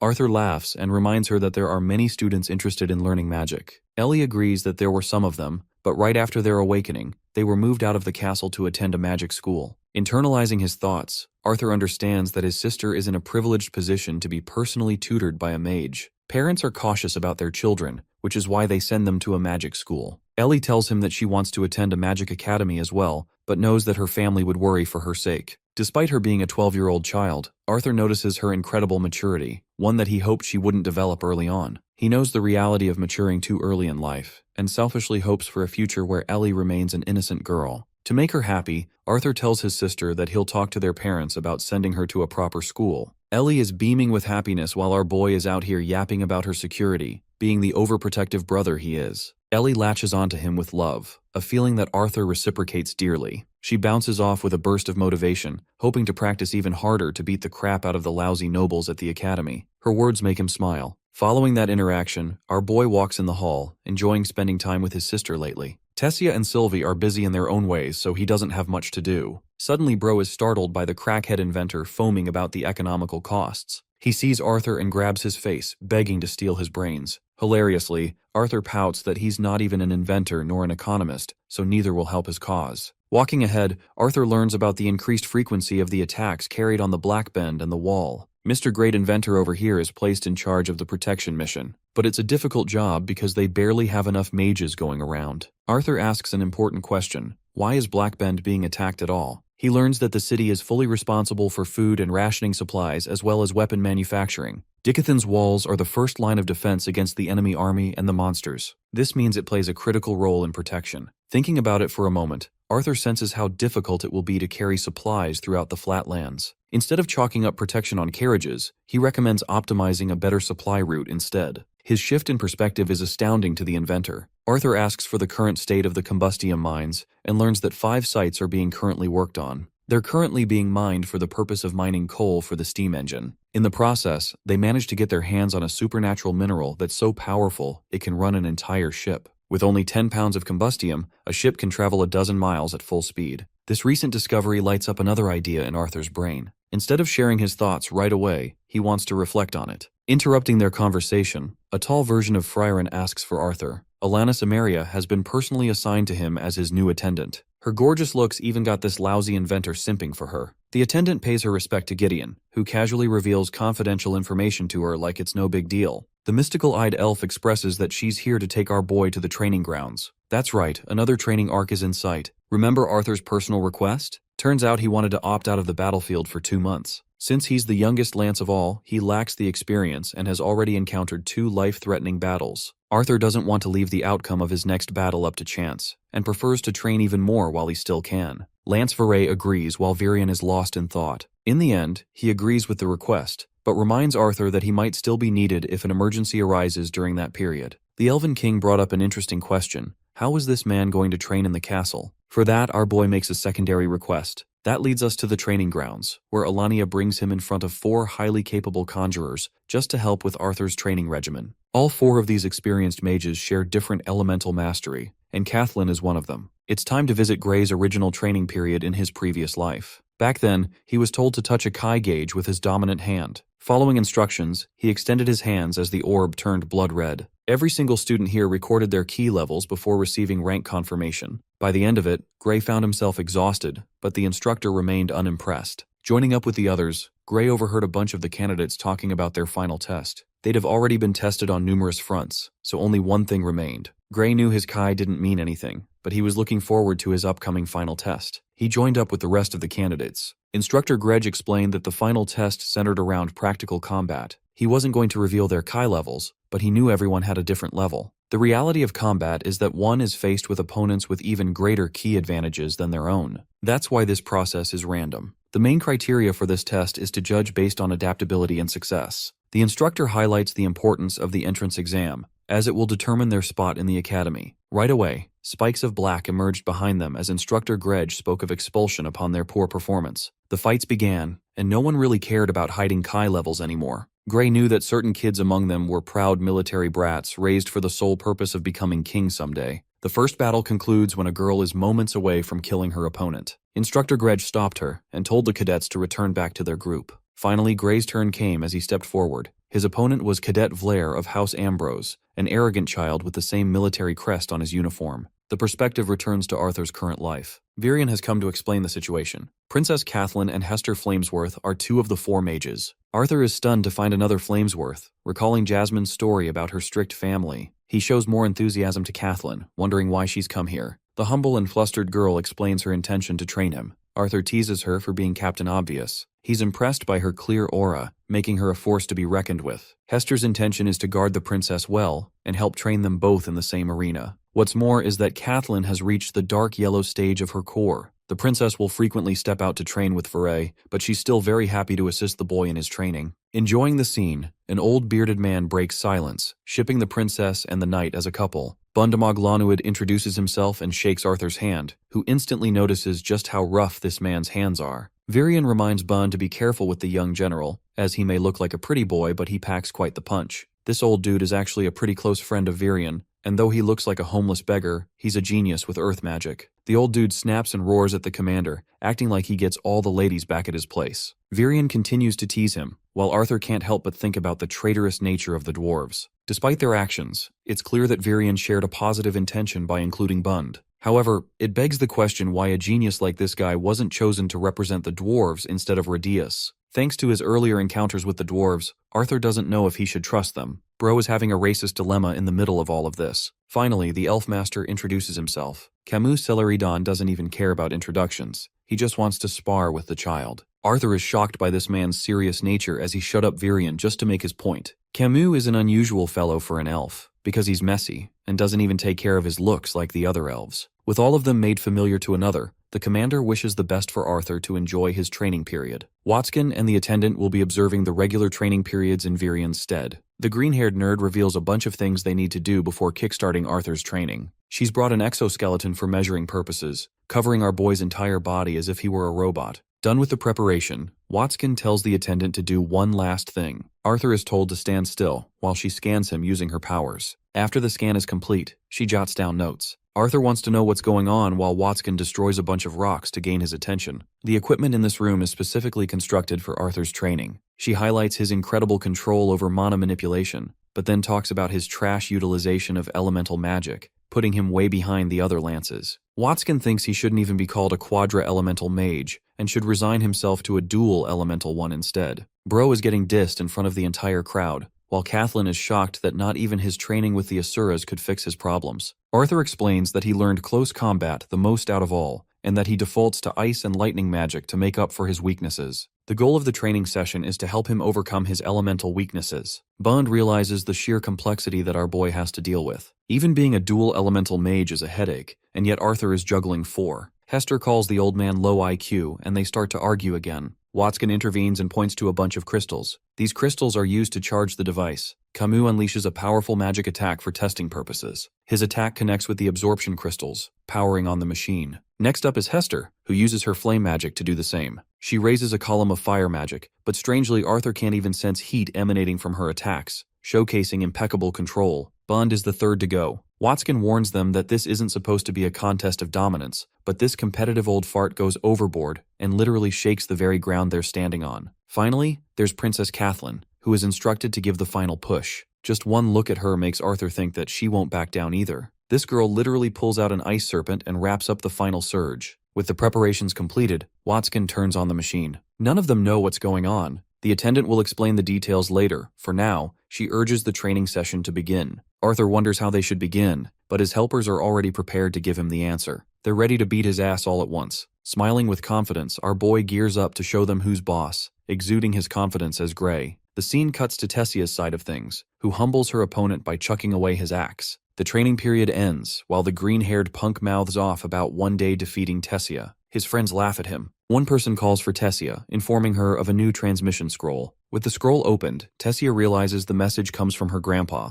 Virion updates her about some exciting news. First off, he talks about Arthur's speedy recovery, and how he has rejoined the castle to train for 2 months away from the battlefield. It's a request he made on his behalf, so he's going to be continuing training with his new helpers, Hester, Camus, and Bund, and finally Kathleen. Here's the thing, the sheer mention of Kathleen puts this girl into jealousy mode as she shrieks in horror. Speaking of the Ice Princess, Kathleen manipulates her element, but Arthur casually counters with his application of fire magic. Right when he's finished dealing with her, Hester's incredible ball of flames is headed our boy's way. To deal with that, Arthur has already prepared a water elemental defense strike. Here's the problem. Bund messes with his feet by raising the ground and making our boy slip, leaving him wide open to be attacked. Arthur narrowly escapes and does his best to maintain his stance. He swings wide with his blue sword, clearing the arena's smoke. Our boy belittles Bund for using cheap tricks instead of the muscular physique he's built. Bund taunts him for getting fooled easily. While he's distracted, Camus releases a wind wave from behind, teaching the young lance his first lesson on fighting conjurers. Our boy is the GOAT, so he deflects the attack just in time. But Camus wanted this and introduced an air of unpredictability by unleashing a storm from the same spell. Arthur's starting to get overwhelmed, finding it impossible to get in range with even one of them. Leaping away, he tries to escape the storm,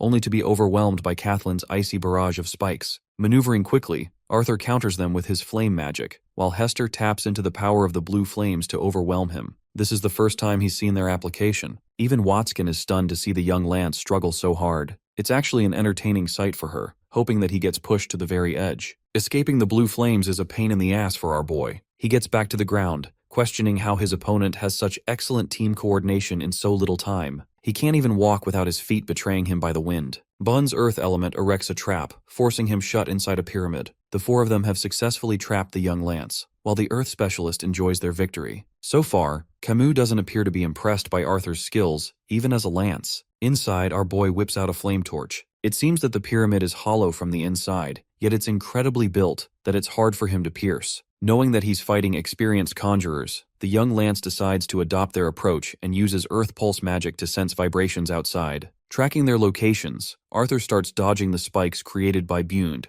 realizing that the earth specialist must have sensed his usage of the technique. Wielding command over flame and water, Arthur starts doing something. His actions start releasing an immense amount of steam from inside the pyramid. Hester instructs Kathleen to take full advantage of the moisture, so the princess gestures her hands ready to cast another spell. To her shock, the pyramid bursts open. In the smoke, Arthur has already escaped their grasp. Hester welcomes him back to the battlefield, while Arthur is blindsided by Camus popping up and thrashing him away. The wind magic knocks him from one side while the blue flames smash him from the other. Kathleen senses that he's caught, and the blue flames quickly engulf Arthur's body into a spherical shape. The princess genuinely feels worried for his state. But let's not make any mistakes. This is Arthur we're talking about. This man cuts open the blue flame sphere and escapes Hester's grasp, remarking on his narrow escape again. Hester and the others act smug, while Bund assures the young lady that there's nothing to worry about. Hester remarks that though the lance shows promise, he's still not taking the battle seriously and underestimates his opponents. After all, it's going to take a lot longer than 2 months if he's this weak. Camus admits that he's bored and unmotivated to fight, knowing Arthur is barely trying. Arthur reveals that he has a habit of holding back to test his opponents, which honestly reminds me of Goku from Dragon Ball. Deciding to go full blast on them, he powers up to his realm heart state. His being is covered with runes while his hair goes silver. The sheer aura he's emitting is enough to excite and shock his opponents. Arthur highlights that he won't be using this level of power during his training period, but because he wants them to treat him seriously, he's going to show them what he's really about. The way he looks right now, with purple hues coming out of his body, could be best described as radiant and enthralling presence. Kathleen is flabbergasted. She'd already seen this form back at the academy. It's even more magical to experience it here in person. Hester and the others spread out in different directions, finally enjoying the real battle. The princess highlights that their main advantage was in numbers, but Arthur Lewin has flipped those tables. All of them know that this very fight has become unfair to participate in. Kathleen does her best to maintain her resolve, forcing herself to fight her doubts. Arthur glares at her, before releasing mystical black lightning in his every movement. Camus is down in one blow while Bund saves him using his earth magic. The princess manipulates a water storm into a gigantic spear of ice, targeting Arthur and releasing it at his speedy lunge. Camus assists her spear to take even more charge as it catches up to Arthur. Knowing that he can't outrun the spear with its incredible speed, General Lewin turns one look at it and deactivates the spell instantly, leaving Kathleen to wonder what kind of miracle he just performed. Camus turns to blame her for her spell going off all of a sudden, but that's something not even the princess has any answers to. Bond goes on the offensive and taunts Arthur for simply flexing a new hair color. Those boulders make their way to him, but this man is on full-speed mastered Ultra Instinct mode, evading each attack and releasing a surge of wind magic as a counter. Bund casts an earth shield to block the force of the attack and then uses more boulders to catch our boy off guard. Arthur is forced to lunge all the way back, escaping the very ground he's stepping on as it betrays his movements. His feathery movements are elegant to see. Kathleen is shocked that he didn't target her, and instead went for Hester. She watches him use a mirage in front of a fireball, while her brain races for an answer, questioning why he didn't attack her. Inside, Kathleen senses that maybe Arthur is actually afraid of hurting her. Using her special move, the princess casts an attack General Verret personally taught her to use. She doesn't want to be pitied by him. Seraph of Snow covers her body with shards. Each step freezes the ground. While Arthur's busy fighting the three conjurers, she sneaks up to strike him down. But even when he is completely off guard, Arthur dodges the full extent of her slash. He still gets hurt on the shoulder, allowing Kathleen to go for another attack. Arthur deploys earth magic to block her ice, but ultimately gets knocked away by Kathleen's move. Camus has already cast a windstorm and traps him in the winds. The Earth specialist adds his contribution in the form of a gigantic fist. Hester covers it in blue flames to amplify the damage. Bond leaps into the wind tornado where Arthur is trapped. Unfortunately, our boy is incapable of dodging the strike and gets slammed badly. Bro is nuked into the ground with a loud explosion. Bond remarks that he felt really good having dealt serious damage for once. It's all thanks to Kathleen's contribution that made their teamwork successful. Even now they can sense that Arthur was holding back from using full strength. Pitifully, our boy emerges from the crater, expressing that he couldn't maintain that form for long. He compliments Kathleen for going full Ice Ninja mode on his ass and playing a critical role. Arthur's biggest mistake on his own accord is underestimating the princess and suffering defeat for it. By the end of the first duel, Watson lets everyone gather as they've got a lot to discuss. She makes it clear that the #1 priority in the training session is to ensure safety. Watson is currently developing a proper device which will automatically signal a defense mechanism to prevent lethal attacks. Bond thinks that all of their soldiers could use such an artifact, but Watson and the attendant understand that it would be extremely expensive to produce. Chipping in, our boy questions why he had to wear this tacky armor. The little scientist assures him that everything in this room is going to be used for measurement. His armor as well as those measuring plates are to record data to understand him better. Watson laughs like an evil villain, revealing that the sensors measure the impact of each spell into a measurement called force per unit. The chains of red mana are used to measure FPU upon being struck. Arthur wonders how that would play out if an attack is blocked. Watson agrees that it's a clear shortcoming, something she knew was going to happen. Most of the spells used in real battles are dodged or blocked. That's why she covered the entire room top to bottom with a disc that tracks the trails of mana and senses usage of a spell immediately after formation. Arthur summarizes her long-ass explanation into one tidbit that all of it is just for measuring mana. He's impressed by Watson's technological progress, but the part bugging him the most is his armor. Watson reveals that it's going to measure his mana individually, and it's going to be complemented with Ameria's skills. Arthur questions Ameria for keeping her abilities a secret with a vague explanation. The attendant clarifies that he was interested in armor and not her abilities. Arthur requests an insight into her skills and learns that she is capable of utilizing nature affinity magic to observe one's flow of mana. Basically, she's a deviant in her own ways. Ameria has actually been using this ability with the other lances as well, while Hester is curious about the data on Arthur. The attendant reveals that by using Watson's measuring device, she could gather information on manipulation of his core. Arthur basically deploys augmentation magic in 0.46 seconds. His second weakest side is wind magic, where he takes 40% more time. His weakest side is earth magic, chalking over a 50% increase in casting. Since fire and water magic weren't used that much, they couldn't gather appropriate readings. Bond calls it a completely pointless tool, while Hester bullies him again for the midget old fart stupidity. Our boy is starting to wonder if these guys are friends or enemies for bantering like that. Even during the spar, they appeared far too coordinated. Camus adds that he wants to use such armor as well, to which Watson is eager to supply him after finishing up more of her prototypes. Kathleen appears spaced out, so our boy comes around to check on her. She just tells him that Watson is receiving demands to make more measuring armors. Intrigued about his performance during Realm Heart, Arthur asks for the changes in his performance. The attendant reveals that the young Lance's abilities spiked 5-fold throughout each and every element. Unfortunately, she was unable to measure his body augmentation speed. Though his general augmentation compares to most Lances, after his transformation, he's so damn fast that not even she could record his speed. After the training session, Arthur takes a walk around the garden with the Ice Princess and learns that Curtis, her brother, is currently a training instructor at an academy. He's reliable enough that King Glader gave him permission to exit the castle under supervision. Teasing Kathleen, Arthur wonders if she's the one who got duped. The princess argues that she wanted to become a powerful mage to seize her freedom, but so far King Glader still sees her as a weak daughter. Our boy emphasizes that she's quite reserved, leading others to have a certain impression of her. Kathleen states that she's been trying to participate more and become more outgoing. She even personally insisted to become his sparring partner. The moment Kathleen confesses that out loud, she realizes the weight of her words. Teasing her like always,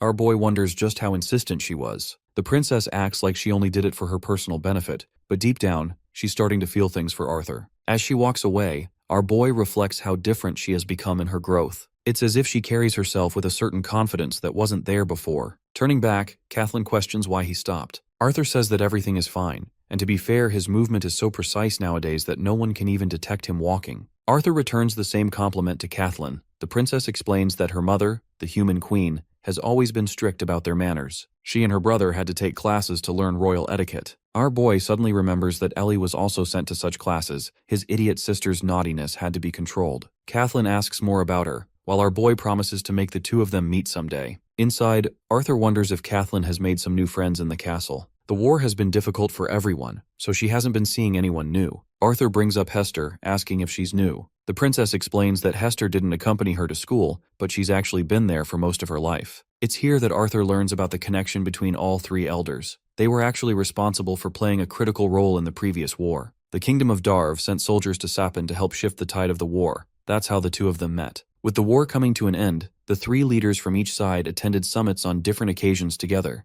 Hester actually brought up their names numerous times, highlighting their training sessions together, which adds up to their coordination. A worried Arthur wonders if she's going to be okay on her own, to which Catelyn assures him that her dear papa gave her numerous backups. Then she's also got the special phoenix worm crest, the same one our boy gave to his family for their protection. The princess is stunned that Arthur knows what it is at a mere glance, bringing up how Gideon made these as one of his greatest inventions. She thanks Arthur for the escort, who also needs to go run an errand real quick. Thanking her for her contribution in his training, he bids farewell and hopes to get stronger with her. As he's leaving, Catelyn musters the courage to actually whisper his name in silence. It's time to visit the cold cells of the castle. Here, Mika is imprisoned and bored out of her mind reading a book. A visitor comes and blinds her. It's none other than our fabulous Drip King Arthur, who apologizes for his late visit. Deep down, he genuinely feels sorry for being helpless in her case. The young Lance told her about his new training regimen, and she even coached him a few things on gravity magic. Before leaving, he assures Mika that they'll come free after Virian's investigation team clears her of any evidence. Micah pats him, showing her bravery and resolve in her innocence. She's angry about Rhaeus for putting a bad name on the dwarves. The good thing is that his cell is even worse than hers. Arthur leaves as Micah hopes that he frees her soon somehow.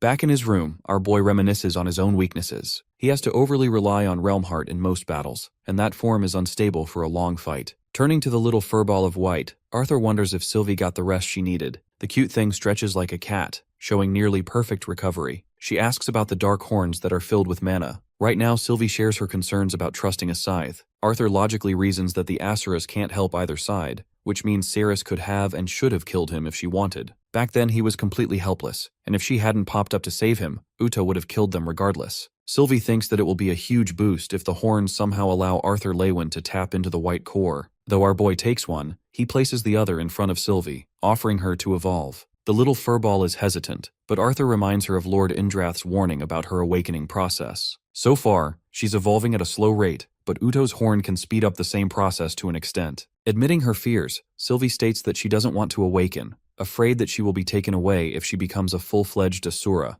The more powerful she becomes as a dragon, the more difficult her strength will be to conceal. Patting her head, Arthur reminds her that she escaped a near-death experience in their final fight. He genuinely doesn't want the same to happen again, and requests her to trust the process like they both always do. After that, both of them clutched a horn on each side and began meditating in their stance. Arthur's objective is to navigate any extractable mana inside the horn, but so far his efforts are pointless. Interestingly, Sylvie appears to be making progress. Encouraged to see her, he focuses even deeper and gains a reaction out of the dark horn. A while passes until the horn's mana jolts Arthur's hand. Panting breathlessly, he inspects his hand, realizing that the dark mana ended up being swallowed by his dormant weapon seed instead. Our boy faints in exhaustion, frustrated that the Achlorite is stealing his progress every time. He's desperately hoping that this thing lives up to the hype for how annoying it has been. Back to Grey's fight with the military brat. The battle begins with both sword warriors in stance. Grey's opponent makes the first move. Vlairs' aura and control over his Kai stands out to him. Even though Vlair is someone with a privileged background, it's clear that he trained really hard. Grey evades casually, knowing that he only has a set amount of Kai to use in this battle. As he's dodging every swing, he understands full well that even one precise strike could lead to his defeat. Vlair roars at him and commits a mistake. Grey can easily highlight the weaknesses when it comes to his opponent's speed compared to his own. Countering with a kick, our boy retaliates with a sword strike that sends Vlair flying back from the impact. Having made contact with his body, the fight is concluded over. Vlair is pissed off, arguing that he can still fight. However, the instructor reminds the cadet that there is no victory in such matches. All he cares about is observing their talents. Vlair's ego can't take a loss and points to Grey landing a lucky blow if anything. To shut his yap, the instructor emphasizes that the same kid had been excellently maneuvering every single one of Vlair's attacks in the entire fight. He coldly tells him to step off the field unless he's interested in cutting more of his points. Vlair steps off in defeat while our boy's face remains steadfast. After the fight, Grey has a meal all by himself when suddenly someone decides to sit next to him unprovoked. They discuss the outcome of their tests. Cecilia managed to ace her test and impress her testers with the amulet. Grey is glad that his friend's persistence managed to help Cecilia in her struggle. Nico was the first person of the trio to rise up after Wilbeck's death. At the same time, our boy is feeling severe guilt over his friends coming to this kind of school with him. Nico throws his arm in the air, vouching to stick together. He reminds Gray that there are all kinds of engineering students here filled with cream of the crop talent. Cecilia agrees with his words, assuring Gray that they've got the potential to learn a lot at this academy. Gray is okay with that, but reminds his friends to be careful, emphasizing that they don't know the identity of Cecilia's attacker just yet. Nico has plans to deal with that in his own way. He recommends getting to the board and checking their results. On their way, Gray learns that the engineering cadets have their own divisions. The more talented cadets use Kai to create tools, so they're prioritized. However, the martial cadets have harsher grading systems. Nico is out here flexing his chances of scoring a high division, while Cecilia and Gray lament their chances, knowing that there are a whopping 5 divisions for them to compete with. Nico is hoping that both his friends land in the same division, because that way Gray can take care of his crush. Tons of students are already waiting in line to check their results. Nico casually chucks our boy as a sacrifice to make way. Gray navigates among the heavy crowd. The stakes are raised higher, and Nico's anxiety is getting the better of him. At last, they're ahead of the group. Gray and his friends inspect the leaderboard. Nico Sever earns Division 1 ranking in Class 1 just like he expected. Cecilia's face brightens as she is placed in Division 2. Meanwhile, our poor boy is helplessly trying to look for his name. The moment he discovers his name, Gray was met with a cold embrace of his harsh reality. His dreams to become stronger and excel were all trampled upon. Ultimately, he was placed in Division 4, second from last. Back to Arthur and the present moment. Sylvie wakes him up after he got knocked unconscious. Our boy springs back up, which worriedly makes her wonder if Arthur has been dreaming about his former life again. He assures the furball that things are fine, he just wants her to focus on herself while he's busy training. As he leaves, my poor baby has her ears sulking in sadness, showing how worried she feels for Arthur. It's day 2 of the training session. Arthur admits that his recent dreaming about his earlier life is a mystery even to him. Commander Virion catches him lost in thought and points him out, only for our boy to deflect the topic about the current training instead. Virion assures him that Alanis is competent in her work, which makes Arthur question his idea of hiring a personal attendant in the first place. The commander explains that she's already worked up close and personal with the Lances, so she's the best fit for his growth right now. Prior to that, she was working on the southern border. That's how they first encountered each other. He saw her excellence in nursing Lances, with a strange kind of deviant magic. She also analyzed the Lances well and identified their weakest points. Thanks to that, they managed to improve in their way. Virion wants to make sure that Arthur's little vacation from the battlefield doesn't end in vain, so he hires her foremost. She catches them mid-conversation and hands our boy his official training schedule for the upcoming weeks. Arthur glances at the document, assessing the scope. The focus is on increasing mana flow speed and focusing on his weaker elements. The first 2 weeks will involve one-on-one battles. Alanis assesses that his goal is to test himself in various combat scenarios. Arthur agrees with her train of thought and hears Alanis's critique of his intended goal. The problem with Arthur is that his fighting capabilities are pretty refined already. She points out an observation that every time Arthur felt he was losing the battle, he always went back to using his strongest elements instead of maintaining his weaker ones. That's why Alanis intends to slowly help his body achieve its goal of making the other elements stronger. Alongside that, the attendant introduces an element of unpredictability to his schedule. First, she tells him that he's going to fight the elders in one-on-one styles. Each sparring partner will randomly trade places, forcing Arthur to adjust accordingly. In every training session, our boy will only be allowed to use one element only. That too will switch in the heat of the moment. Arthur realizes that his initial approach of fighting numerous people all at the same time is a stupid approach, while Virion assures him that Alanis made similar adjustments for the other Lances too. The commander leaves Arthur in her hands, hoping he doesn't just break apart. Our boy is ready to take on the world, but completely forgot about the element of unpredictability as an Earth spike launches him to space. Bond is the first opponent, welcoming the dear boy with a closed fist. Right away, Arthur taps into the fire element as well as lightning, only to get restricted by Alanis's instructions. He realizes that this woman is going to be the end of him. Distracted, he loses his focus and gets trapped in the earth. The earth specialist throws powerful rocks in his direction, while our boy uses ice magic to defend himself and launch a counterattack. The ice spell catches Boond and all of a sudden, he's the one about with the disadvantage. The ice spikes are headed his way, while Hester and Camus are impressed by the young Lance's excellent adaptability. Don't count the old man out just yet, as he responds with numerous earth spikes to block Arthur's offense. Commending the boy for his efforts, Bund uses a rock slide to glide ahead and gain some ground. Arthur's being pushed to the edge as he leaps up using wind magic, admitting how beautiful Bund's natural control over the earth is. Even the wind spell he just threw got blocked instantly. At the same time, that's exactly the old man's weakness, as he likes to show off and leaves openings exposed. Miss Watskin is intrigued by Arthur's sudden rate of adaptation even with a new fighting system. His effort to strike down Bund is blocked again. The Earth specialist surprises the young Lance by erecting another platform from the ground, diverting his attack. Unexpectedly, Arthur senses another attack coming from behind. They're the blue flames of Hester, forcing him to turn around with a water spell to block. Alanis announces Hester's arrival in the battlefield, which is obvious enough after she threw the first attack. The old man is annoyed he couldn't continue the battle as he began to enjoy the fight. The attendant bans water magic from this fight, forcing Arthur to deploy even more creative means to survive against Hester's flames. He can sense the sheer danger he's in.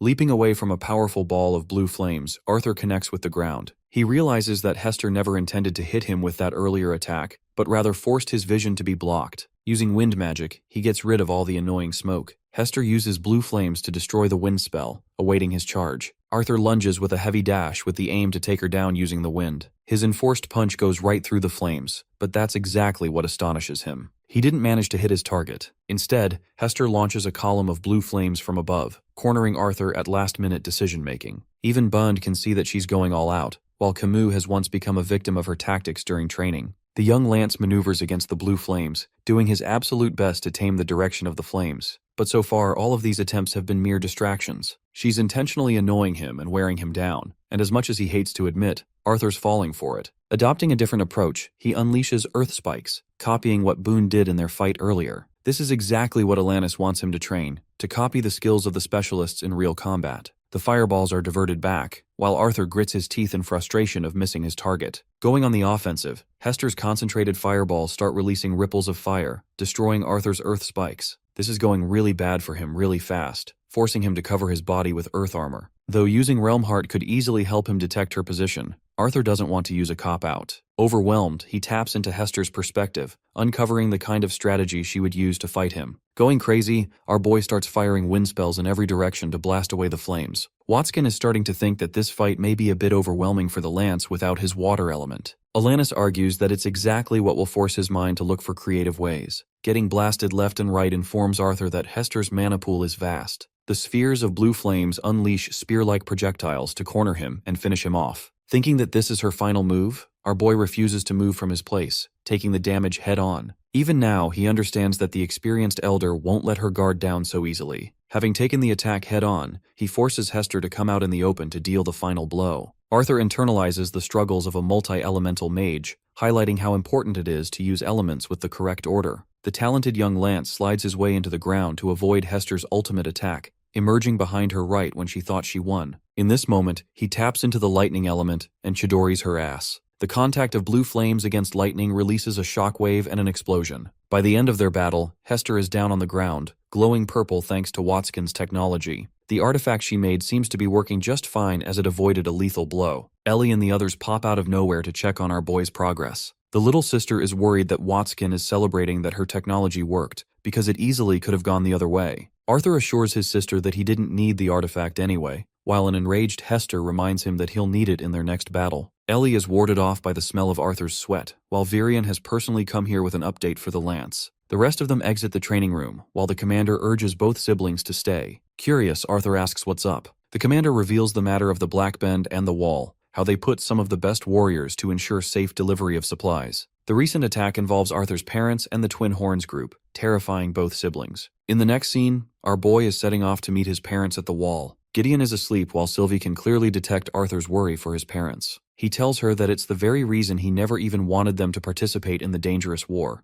But in the end, it's a decision outside of his control. Petting her gently, he lays out his worries, expressing that it's only been a few weeks since they joined the battle, and yet they're already in danger. The scope of this war has been progressing much faster than our boy could have ever anticipated. His thoughts drift on the identity of the attackers, questioning if they're the rebels or the Alacrians this time. It's hard to imagine the enemy army sneaking their way past the wall, but given how the Darv kingdom betrayed Dickathon already, it's clear that their enemies have stepped foot in the land without detection. The thing about the road between the route is that it's clearly flat, allowing the enemy to easily attack the supply routes without any worries. In Arthur's mind, it's possible that the Alacrians are using this tactic by sending spies to infiltrate, rather than focusing on tearing down the wall. Hester breaks Arthur free from his thoughts. The young Lance is surprised that the two of them decided to tag along on this journey. Princess Kathleen shares that she's a member of the royal family, so it's her duty to help as much as she can in matters of negotiation. Personally, she also finds it annoying that their people are being attacked just to transport supplies.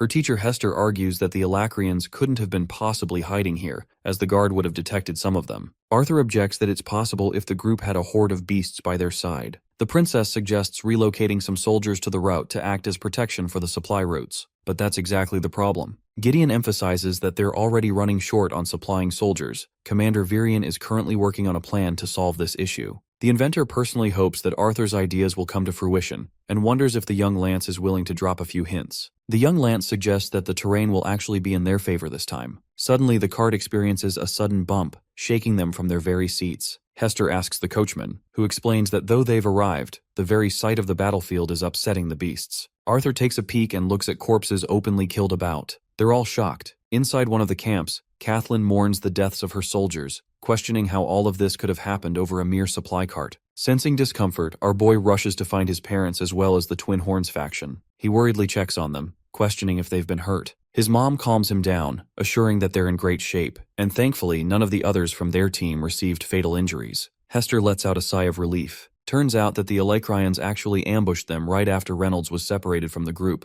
It's only thanks to his return that they managed to survive. Arthur's dad pulled in with a clutch without sustaining a single injury. The boy's father questions why Arthur came all the way here, and if he has a greater purpose to his journey. Kathleen pitches in, stating that they're here to solve the issue of the supply route on priority. The inventor and Arthur are tasked to create a special device to protect resources. Reynolds admits that he often forgets his own son being placed in the council. Helen tells him to stop dilly-dallying around and chat with his son. Sylvie and Arthur's mother decide to stay inside the camp, while he goes out to discuss with his father. While he's leaving, the little furball reminds him of what happened last time, back when Arthur found himself arguing against his parents' decisions twice. In the end, he can't control their decisions, and he's learned that now. To kick things off, Reynolds proudly sheds light over Arthur's tremendous achievement of becoming the newest Lance. Reynolds assures his son that they're doing just fine, and the reason for their perfect state is that they're a tight-knit team that looks out for each other. Arthur admits that it's true, but on the inside, deep in his heart, he knows that war doesn't care. War takes away the lives of the strongest people, but it's something he can never make his father understand. Reynolds asks if Ellie knows about the state of the attack, and learns that she only knows about surface-level information. She went back to training after learning that there weren't any severe casualties. Arthur highlights just how powerful she's become with the bow and her aspirations to attend a magic academy. His father understands just how lonely she must feel inside the castle. At the same time, our boy thinks she's trying to chase strength instead of focusing on a social life, to which Reynolds thinks is normal considering her older brother is an outstanding warrior. They hope for the best for Ellie to discover new friends. Changing the subject, Arthur asks his father about his plans to visit. Saddened, Reynolds rejects the idea, highlighting the ever-growing brutal conditions of the war. Right now, they're needed most on the battlefield. Hearing those words, Arthur tries to voice his objection, but ultimately resigns in defeat, knowing he can't do anything about it. Instead, he just shares the moment with his papa. After that sequence, he bids farewell to both his parents with a warm hug. Deep down, his longing and worry for his family continues to grow, and he desperately hopes that his strategy works out to ensure the safety of the route. Kathleen is seen observing his troubled expression. When they reach their next destination, she confronts him and asks if he's okay with a brief reunion like that. Arthur assures her that he's fine with them taking charge of the wall. Hilariously, the princess can't find herself sharing the same sentiment for Curtis, her brother who she doesn't even miss being gone. Gideon urges our boy to spill the beans of his plan already. Everyone's curious about his strategy by now. The boy emphasizes that it's more of a mode of transportation, rather than a proper device. Gideon is speechless until Arthur reminds him of the combustium methodology the inventor talked about for a ship overseas. Using that same logic, they'll build a ship over land, declaring its official name as a train. The inventor is baffled by the idea of a land ship, questioning how he got such a shitty name. Arthur teases him, and the inventor snatches the blueprints off his hands. His greedy ass can't even wait to step inside the building before peeking into the specifics of the document. Gideon is literally starstruck and grabs Arthur in excitement. With this, everything is going to change. Instead of using the rivers to connect different cities, they'll simply use a few earth and water mages to create a railway system. Arthur is fine with eventually popularizing the railway approach all over the continent, but for now he cares most about the current route to ensure safe travel. They could even develop new cities with this system. Currently, the teleportation gates are the only thing capable of acting as a secure mode of transfer. But with the railway system, they could go anywhere to develop anything. Hearing that makes Arthur smile, helping his confidence in changing the world. Gideon bops his head with the blueprint for saying something so obvious. At this point, this dude thinks he should change professions and just take up fishing as a new hobby. Arthur reminds him that he's in charge of the whole project, so he can't just retire here. Even though the idea isn't Gideon's, Arthur thinks it's going to be way easier to receive the council's support if they use his name and place him as the manager of the project. The inventor excitedly takes the blueprint and runs off to the teleportation gate. His constant enthusiasm makes Hester wonder if this guy is injecting adrenaline into his veins 24/7 instead of sleep. Kathleen butts in and recommends they stay the night, and instead of returning home right away. Her suggestion baffles all three of them in shock. The princess realizes what she just suggested and clarifies that she wants to rest so they can return to training properly again. She cutely suggests having dinner here, looking so adorable that both Arthur and Sylvie struggle to hold in their laugh. He never could have suspected the princess being the one to suggest such a laid-back approach. Arthur turns to Hester for permission, who is fine as long as the young Lance is planning to buy them drinks for the night. Observing the conversation between the princess and Arthur, Hester notes just how alive Kathleen looks here. This is a woman who has always kept watch over her. Hester is reminded of Jasmine from her childhood days in Kathleen's image. In the next scene, they're sitting at a tavern that the princess likes. Arthur asks where Kathleen went, and learns that she's currently drafting proposals to a bunch of nobles. It's either that, or she's still angry about his joke from earlier, which makes Arthur feel guilty about going overboard. Hester assures him that he should continue teasing the young princess to the very extreme,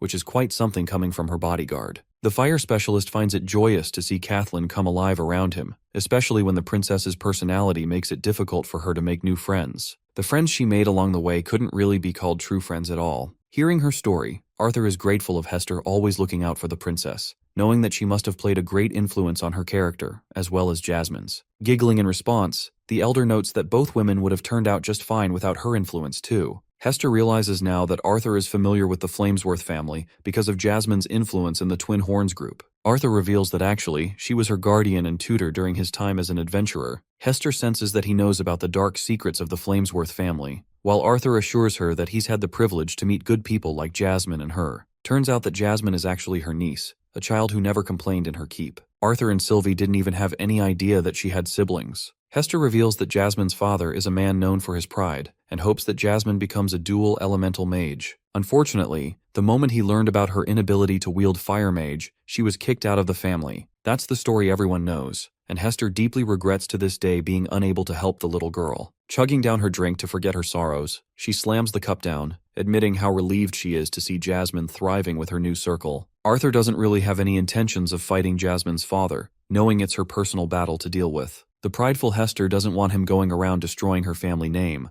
a remark that is so characteristic of the family itself. Trotius Flamesworth is currently serving as a captain of a division on the wall. While they're talking, a bunch of civilians come along singing praises of Hester Flamesworth and her contributions in war. These people join in, wanting to know everything about the Battle of Eddiston as a nighttime story. She tries to back out, but Arthur urges her to enjoy the moment, highlighting that the princess is doing fine. Sylvie calls our boy a sneaky bastard for warding away attention from himself as a lance. She warns Arthur that karma is soon going to catch up to him. Our boy doesn't even know what the teasing little furball means by that comment. Right then, a few kids arrive to ask if he's the newest lance. My guy's plan to stay low just got nuked. Suddenly, Kathleen joins the party with a beautiful dress, teasing Arthur for starting the drinking session without her. Both of the kids are already shipping Kathleen with Arthur as a couple, sensing that they're in love with each other. Kathleen is handed a drink and mentions how Hester has been appointed to her as a guard for most of her life, especially after the academy incident. Curtis doesn't have a personal guard, mainly because of Grotter, his royal beast. Sylvie brightens up hearing Grotter's name, having missed him.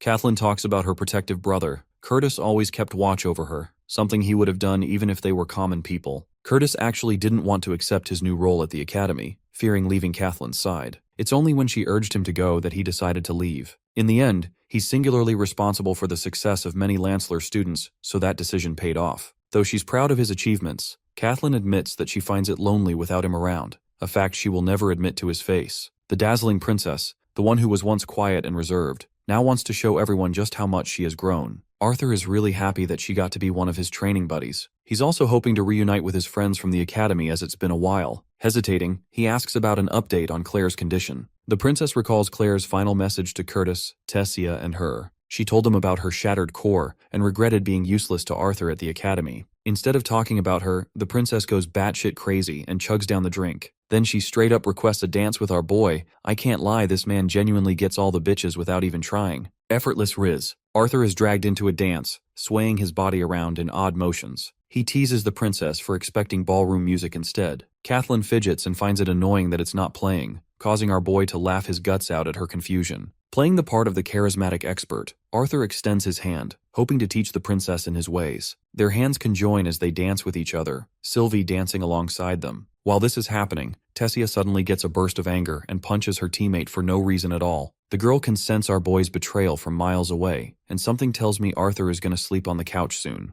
Let's go back to the castle and take off with the training schedule. Miss Watskin is out here suffering sleepless nights just to create a new model for measuring Arthur's mana flow. She helps him equip the bands and tightens the grip when Arthur jokingly compares her to Gideon's pitiful expression. Commander Varian arrives with some interesting company this time, inviting the two attendants to bow in respect. Princess Kathleen meets Lance Veray, who is impressed by the little girl getting stronger than ever. Kathleen has found growth in training alongside Arthur's program, while Bund is frustrated that these lances are here to disrupt his session again. Alanis shares that the princess will be sparring one-on-one with Kathleen next, but Lance Veray has a different plan. Expressing peak curiosity in Arthur Lewin's growth, she takes off her cape to enjoy a personal view. After all, Veray hasn't had the opportunity to face him as an opponent yet. Both lances are in the battlefield, with Emily fearing for the barrier's hold. Lance Veray emanates a pulsing blue aura, which is matched by Arthur's ferocious red spirit. The scene is tense. Everyone is watching with eyes peeled open, praying not to miss an intense moment. Kathleen understands everyone's excitement. Lance Veray, her master, boasts power that impresses elite specialists in magic. She goes for the offensive, manifesting a spear of ice and nearly nailing Arthur down. Luckily,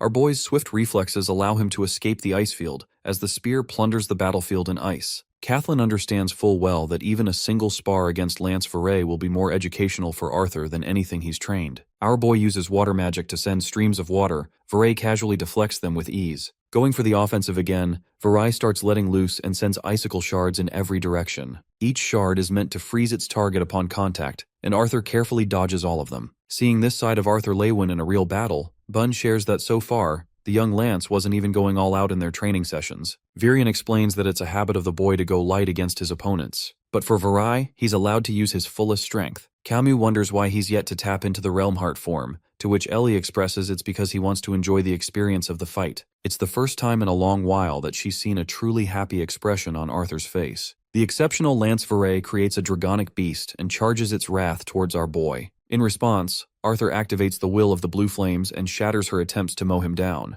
The battlefield is filled with blue ice interacting against blue flames. Veray rises to the sky, stunning Kathleen as not even she has seen this side of her master in battle. At this point, people are genuinely starting to place bets on both of them, while the princess is hoping to gain some insight from this fight. Arthur launches ripples of wind magic to take care of Veray's ice spheres. However, his attack couldn't even reach her because of the difference in air pressure in her domain. Veray thinks that it's an intelligent confession from Arthur. Pointing her finger down, she rains icicle barrage, forcing our boy to counter each and every strike in successive fashion. Hester is impressed by the young Lance's smart combination of fire and wind. But the one thing that bothers Kathleen is why Arthur refuses to disperse the spell, knowing that it would drain his mana. Her eyes widen in shock when she witnesses his electrical magic pulsing from within. Arthur has just created a lightning spear. Supercharged, he launches it at full force towards Veray. The lance blocks it using her ice shield, but even then the spear annihilates the shield upon impact. Arthur's previous move dealt quite the blow, but it appears that his efforts are in vain. Kathleen and Baron look up to the majestic glory of Veray using her ultimate form. Clad in icicle armor, Veray is ready for the final battle. To respond to her glorious transformation,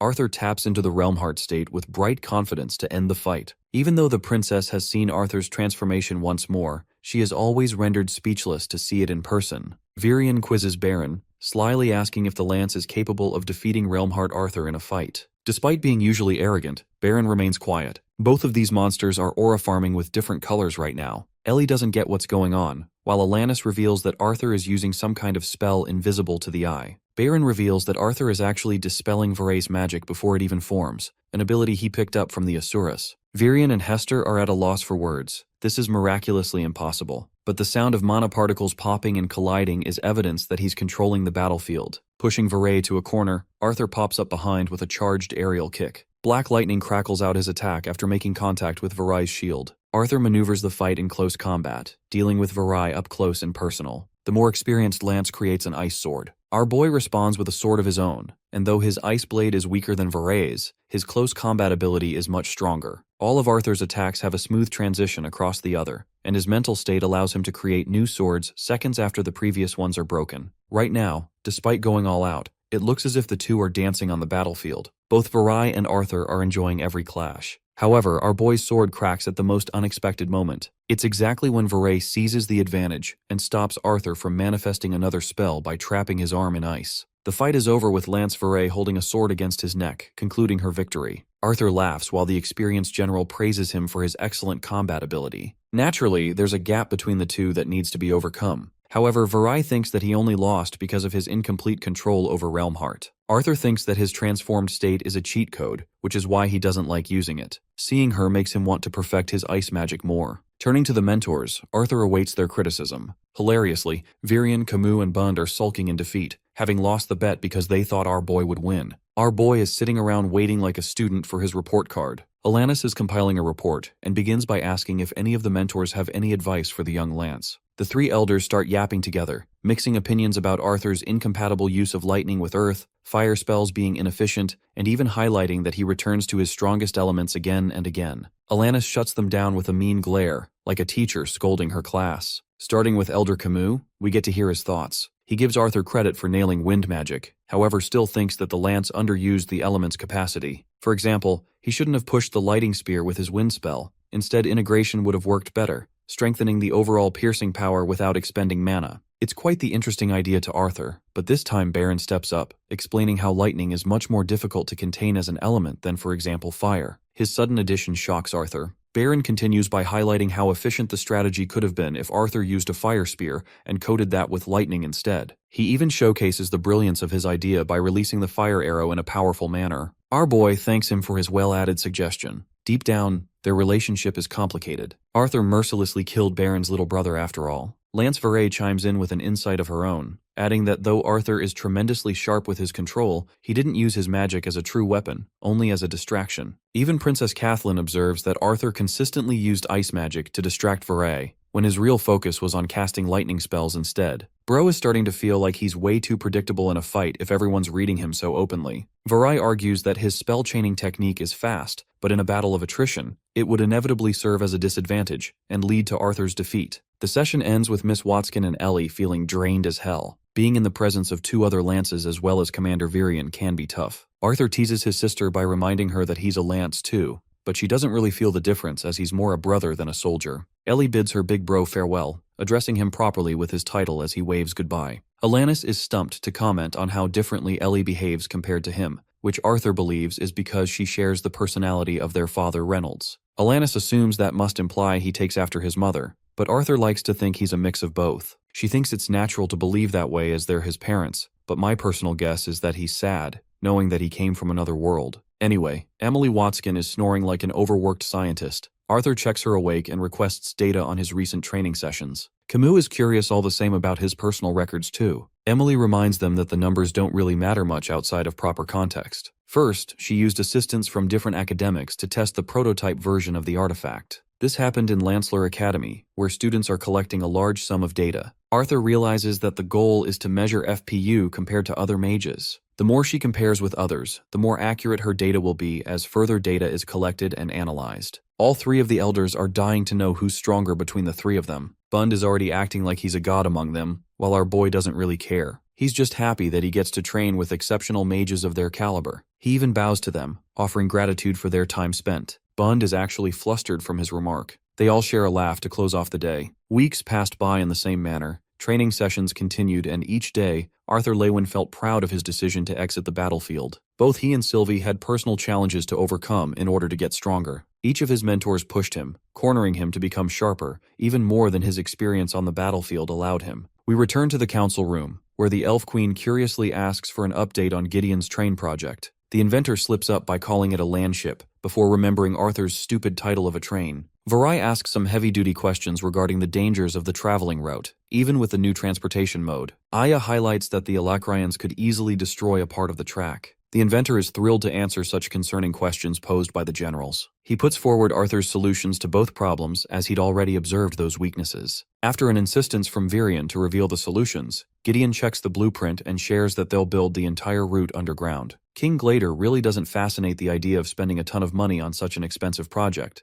but Arthur picks up this critical error and the human king's inexperience on the matter. He offers him to think from a different perspective, arguing that the project will solve 3 critical problems at hand. First, solving the supply route issue, then eradicating the costs of mana beasts that are used for general transportation. Finally, the recent issue of the rise in poverty. Offended by his remark, Lance Baron roars at Arthur that their city is doing just fine because of the war. But the human queen insists our boy to finish his explanation. Arthur states that business going upwards doesn't say anything about the state of the lower-class citizens themselves. He directly asks the queen if the cities have started reporting riots for an increase of tax. The queen is startled about his excellent prediction, as they were going to discuss that subject in the next topic. Arthur emphasizes how the very existence of war has risen above the needs of the people. The main focus is for those participating in the war. For the common folk, the cost of living goes up and their wages are the same as ever. Many farmlands have been destroyed, and the recent attacks make it difficult for people to live prosperously. The Elven King takes interest in the project's scope,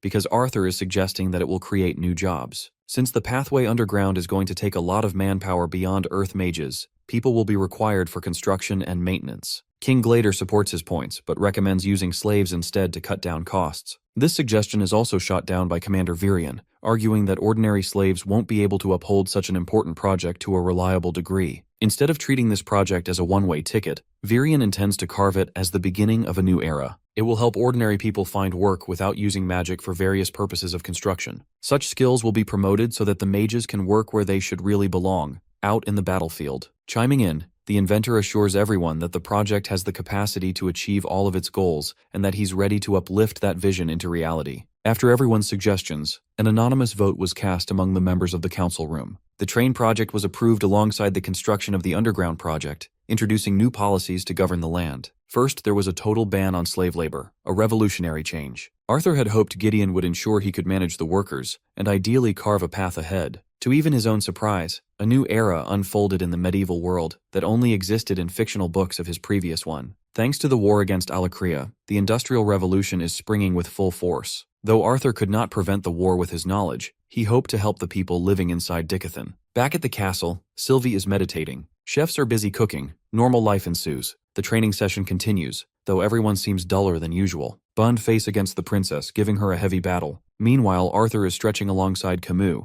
Ellie brings him a towel and points out how he's getting his ass kicked lately. The sibling banter continues, while Elder Camus decides to teach our boy something new, insisting that he throw a punch. Arthur is flabbergasted and almost startled at first, suspicious of what's going on. But it seems this elf is ready to take his punch at his fullest. Our boy charges his fist and attempts to slam his palm, stopping right before the hit could land. Camus then easily grabs his fist, stunning the young lance. You see, Arthur's punch felt like it was moving extremely slowly. It's kind of like the concept for Gojo's Infinity. This old hairy fuck doesn't even offer an explanation as a mentor and tells our boy to figure it out on his own. Camus shares his observation when Arthur fought against Varai. It was only that battle that convinced him of something that boggles our boy. In an effort to try again, he throws another punch, and then another. It keeps happening again and again, but his attacks are stopped before contact. According to the theory of mana, when the same elements come in contact with each other, they can cancel each other out depending on output. Fixating on that logic, Arthur realizes that the air pressure is the main problem. This time he connects the punch, earning Camus's praise. The wind specialist had expertly created a vacuum and raised air pressure to slow down our boy's fist. Although Camus doesn't understand a single word he muttered, he's glad that the kid gets the concept. He calls out Arthur for not thinking of this strategy sooner. The elder assures him that they're here specifically for his growth, so that he can be more creative with his ideas. The main issue with Arthur's fighting style is that he loves going offensive. This man is a monster in his attacks, but drains way too much energy while playing defense. He's uncreative with wind techniques, using them as ripples or tornadoes only. He treats the earth element as a mere spike or a defense wall. True mastery over a single element is supposed to reveal secrets, small truths that allow a warrior to exploit them, even when the goal isn't to harm an opponent. For example, Camus points Arthur to the ground marks from Bune's battle against Cathlin. The easy answer is that they were caused by craters, but Arthur realizes that he doesn't know for certain at all. In reality, they were actually caused when the Earth specialist blocked ice shards, redirecting the damage into the ground to sustain the force instead. This excellent technique nullifies offense without consuming mana. Elder Camus understands that Arthur is a general and way higher in rank, but when it comes to the boy's experience with elements, there are weaknesses. He's in a constant mode of fighting in a one-on-one battle,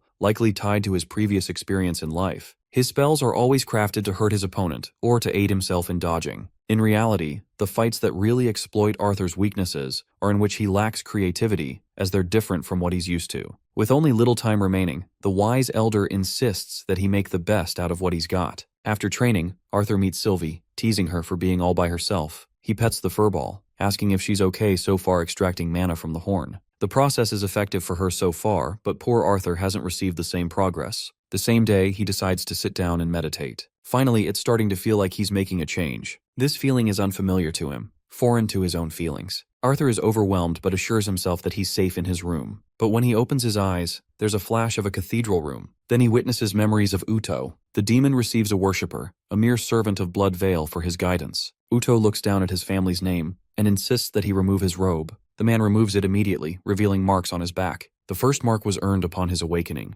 and there are 2 crests indicating some level of mastery over the first. Right now, Arthur can feel exactly what the monstrous Uto felt in that moment. He found himself impressed by Karnal's achievements, but even more annoyed that they were focused on defensive magic. Retainer Uto declares his proclamation, granting Karnal an entry into the Obsidian Vault. Honored, the man is moved to tears, shaking with emotion as he proudly roars for Alakria's glory. The same is for the rest of the worshippers who follow suit. The dream sequence ends and Arthur is fast awoken with heavy panting. Unfortunately, his stupid acolyte keeps draining any of the mana he extracts from the horn, making him question how he'll even manage breaking into the White Core stage. He's curious and worried what kind of weapon will manifest, especially when it has absorbed a ton of dark mana from Uto's horns. Ellie's busy flunking her shots while our boy is lost in his thoughts. Call that a bar. Anyway, he's lost thinking about the markings or the crest symbols on the Alacrian people. So many questions remain unanswered, as he doesn't get what made Karnal a special case among them. Since everyone cheered, it meant that the Obsidian Vault holds some prestige for their people. As for Vecker and Sesklar, there's not enough information to conclude if they're cities or countries. Ellie snaps him out of his daydream by calling his name, hounding him for dozing off instead of giving advice. The poor guy tells her that he just wants to spend time with his baby sister, but that's not enough of a reason for Ellie, who is hungry to improve her form. Preparing her next shot, she readies her bow. Her big bro comes over and highlights how hard she's been training lately. It bothers him and he's curious why. Ellie is speechless at first, but then she points out how fast the world has changed since the start of the war. Releasing her mana arrow, she shares her aspiration to become reliable on her own, even in the worst-case scenario. Intrigued, Arthur corners her by asking if she's doing it because their parents participated in the battle. The question bugs her, forcing her to shout at him for being ignorant of her feelings. Ellie insists that even if her parents were in the castle, it wouldn't have mattered. No place is safe anymore. She's sad and angry, and considers it a sheer necessity to become strong, to play her part, to contribute and support. Despite being just a 12-year-old girl, Ellie resolves herself to fight her hardest if all her loved ones are doing the same. This side of her saddens Arthur, who is typically the type to wield all the burden alone for his loved ones. Helping his sister, he critiques her bad elbow form in her final shot, just before she released the bowstring. Ellie flinches from his pinching, and he goes on to critique her form even more. Arthur noticed the same observation in her earlier shot as well. Helping her adjust her form, he stabilizes Ellie. The mellow sequence between the two siblings comes to an end with Ellie's gratitude for her big brother. Next, we're led to a scene following Commander Virion and the youngest Lance. Some green-haired elf greets them both. This is Albold Chaffer. His family name is a big deal, and they've served the Aerolith members for generations. Just by sensing his strength, Arthur can tell this dude can solo dozens of soldiers. Hilariously, Albold is most excited for our boy becoming the newest heir in the elven family. Arthur jolts from shock as the dense soldier helps him understand slowly. Albold is a huge fan of our boy and has always wanted to meet him. In fact, he thinks the young Lance is even more terrifying in person, which is surprising since our boy masks his presence usually. This is another strong point of the Chaffer family, as their senses are sharp. Albold is an elite soldier who unfortunately ended up defying an order and suffered a demotion, so Virion decided to place him on guard duty instead. While he's offering gratitude to the commander, it really makes Arthur curious of the order he defied.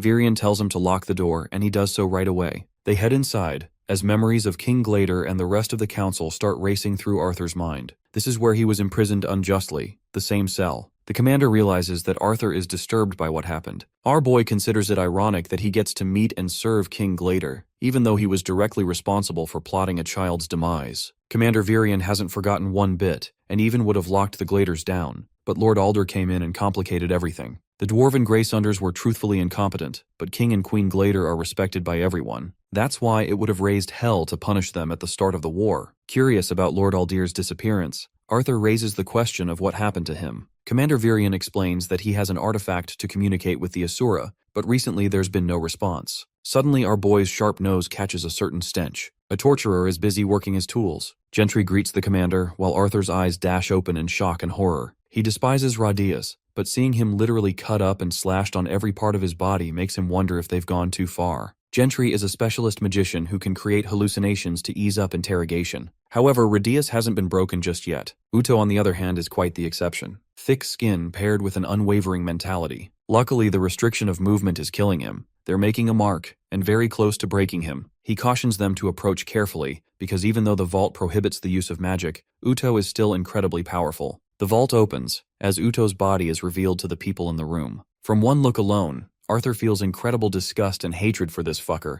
knowing he wasn't even close to being broken. He teases the retainer for looking pitiful, but Uto only cares about what happened to his horns. Our boy shows him the horns, causing him to flinch and insult him. Arthur assures the retainer that he isn't here for a petty exchange, while the monstrous, almost animalistic Uto assures the human that he'll slaughter him once he's out. However, our boy fully understands the root of his frustration. After all, Uto has absolutely no idea how he was defeated in that fight, and that is swallowing him alive. Again, Arthur's expert mind games damage this guy to pure anger. The young Lance orders shutting the retainer back into his vault. Even Gentry is stunned that Uto responded in such a panicking state, even though he's been tortured for many weeks without response. Arthur insists that they keep him locked shut for now. Gentry argues that this is the best time to interrogate the retainer when his mind is already fragmented and provoked. Arthur assures him that Uto won't have any clue of what happened if they drag this out, tensing him and veering him towards insanity. Even Commander Virion comments on the young Lance's merciless expression, as Arthur takes full responsibility and intends to interrogate Uto when the time is right. In the training session, Arthur finds himself in a state of pensiveness. Watskin checks if he's ready, while Alanis explains that they'll resume a 3-on-1 structure from here on out. Arthur's ice and water magic will be restricted for now. The young Lance powers wind through his feet and lunges with incredible speed to face his opponents.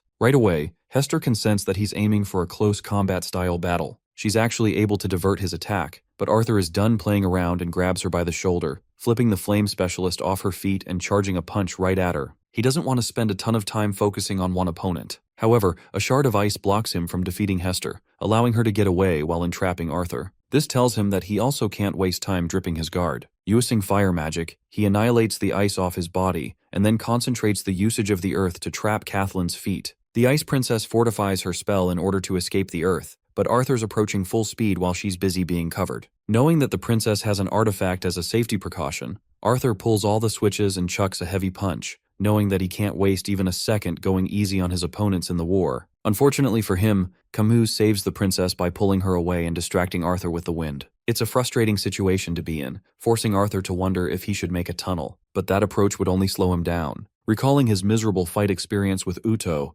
Arthur understands how he had zero time to plot a strategy. Strategy doesn't matter to him right now, raw power does. His own doubts are starting to overwhelm him, knowing that he's so weak that he can't even touch a scythe at his current skill level. Arthur was trying to fight the winds when suddenly, Cathleen's magic overwhelmed him from behind. If that wasn't enough, Hester used her flames to try and suffocate him. Memories of Uto flash before his eyes. His own nemesis is still an opponent that he can't even overcome with his strength. In the end, our boy collapses. The next thing he remembers is waking up to his fellow friends, who look at him worried. He doesn't even process what happened mere moments ago. The princess ushers him to rest a bit more. Our boy apologizes to everyone, and though Kathleen doesn't really think of it much, the elders are pissed off. Bun straight up points out how the young Lance fought like a little child with no control over his powers. There was zero awareness in his thinking, even though the normal Arthur could have easily managed to find a way out. Our boy confesses that he just wanted to overpower the spell combination somehow, but Camus points out the root of the problem: pressure. Internalizing his thoughts, Arthur understands that he's a prodigy in the eyes of the elders, but in truth, he used to be a powerful king in his previous life. If he happens to agree with Camus's thoughts about feeling the pressure, it would imply just how weak he is despite his advantage. Arthur scoffs weakly, stating that he can't overpower or defeat the scythes at his current level if he's falling short of beating a simple combination spell. He's feeling the guilt of being unable to protect his continent. Camus understands that as a young Lance, Arthur must feel extreme pressure and responsibility, but even then he's not alone. Hester argues that our boy's ego is showing its full face, because he thinks that somehow he's going to be the sole savior for Dicathan. In reality, the people of the Dicathan continent rely on lances in the same way lances need to rely on the soldiers. Laughing at their remark, Arthur treats it like a consolation therapy, but Hester assures him that they're doing their best to make him feel better. Snapping right at them, he shares the horror of facing a scythe. He's the only person among them who has combated actual retainers, pointing out their uninformed optimism. Arthur pushes forward the idea that this war is far, far different from the previous wars between the races. Godlike beings like the Asuras are worried about Vritra, so he can't just sit around entrusting soldiers to do the duty when a warrior of his caliber narrowly escapes death. Arthur stuns even his little sister as he roars his frustration and guilt, questioning how his people are going to survive the onslaught of what is to come. Coldly, he even ignores Ellie and moves past her, rushing his way out of the training room and slamming the door shut. Kathleen realizes now just how bad the situation is. During the announcement, Arthur called his battle with the first retainer an easy victory, but now that's not the case. Hester thinks she's at fault, but Bund actually backs her up this time. His little sister speaks up about Arthur's true feelings, understanding how heavy the burden feels for him. Even when he arrived back at the castle after the first fight, he was covered in wounds much more than it seemed. Watskin and Alanis realize that it's the very reason Arthur keeps pushing himself more. Surprisingly, Elder Camus takes the responsibility in his hands and urges to go check on Arthur on his own. After all, he's their student, and even if the young Lance may feel like he's alone, Camus wants to help him understand otherwise. Honestly, this guy is a Chad. I wish there were more teachers like him. Outside, Arthur's all by himself on the balcony. Camus gently greets him. Clearly our boy is still upset about his bitter loss and emphasizes that he won't lose so pitifully again. Camus corrects him. He has come here for the speech and not the fight. The elder understands that he's feeling the weight of being a Lance, but so is everyone else. He even points out how mature Ellie has become just because of the war. Arthur then reveals that he's fighting for the sake of his family, which is normal in front of Camus as it's the best motivator for any soldier. At the same time, losing such a motivation can often destroy the soldier's will to fight. Taking interest, Arthur realizes that Camus is speaking from experience, and even though he's ahead of a unit now, he considers it nothing more than an empty title after losing his wife as well as his vision. At first, Arthur doesn't catch the last part, then suddenly jolts himself at the discovery of Camus being blind. The elder removes his hair and shows a gash across his eyes. All this time, this man has been fighting blind. Despite training for weeks, he couldn't pick up on this key detail. Even his mannerisms in his daily life didn't indicate that he had a disability. The elder reveals that he's still capable of seeing, but he no longer does it with his eyes. The wind helps him detect the smallest of changes. The only reason he appears rude to others is because he can't read faces. Arthur wonders if he misses his vision, and in hindsight thinks it's the stupidest question he ever asked. The elder doesn't regret much, expressing that the last thing he saw was his wife, and that's all for him. As cold as Arthur was a while ago, Bro is literally at the verge of tears on the inside. Camus assures the young general that he's got time, and that tragic stories like these won't benefit his cause when there's a war to deal with. Instead of prolonging the discussion, the Wind Mage sends him flying to get some rest and return with a clearer head. He especially doesn't want our boy to start going easy on him just because he's a blind dude. Arthur assures him that he's more terrified than ever, actually. The elder leaves him with a golden message to remember. No war is ever fought alone. We peek into his life as Gray, who faced zero difficulty beating Division II candidates. At first arrival, the young Gray couldn't anticipate the corruption in the academy system. Normally, one would think that a fight like this would promote you to a higher division. But with a year past, Gray thinks there's no chance for him to be promoted. He simply looks at the judges in confusion, questioning what's taking them so long after the fight's over. One of them declares his name, highlighting the boy's incredible martial arts. Even after his victory, they only moved him up a single class instead of promotion. By this point, even Gray had learned that disputing or arguing didn't matter. The woman sitting amongst them, Lady Vera, began cackling at this conclusion. She wipes off tears, thinking how absurd it is to call the kid's accomplishments a joke. The old geezer tries to taunt Lady Vera for her behavior, but she shuts him down in style, emphasizing how pathetic it is to hold a child back merely because he's a commoner. She then turns to Gray, pointing out that he deserves Division I as his primary class. At this point, the young cadet began wondering if this was a powerful woman, because she spoke the truth without concern. Vera even highlights that Gray's Kai usage is way better than Class II students of Division I category. They're misrepresenting Gray's strength as his weakness, when in reality he's making up for his shortcomings.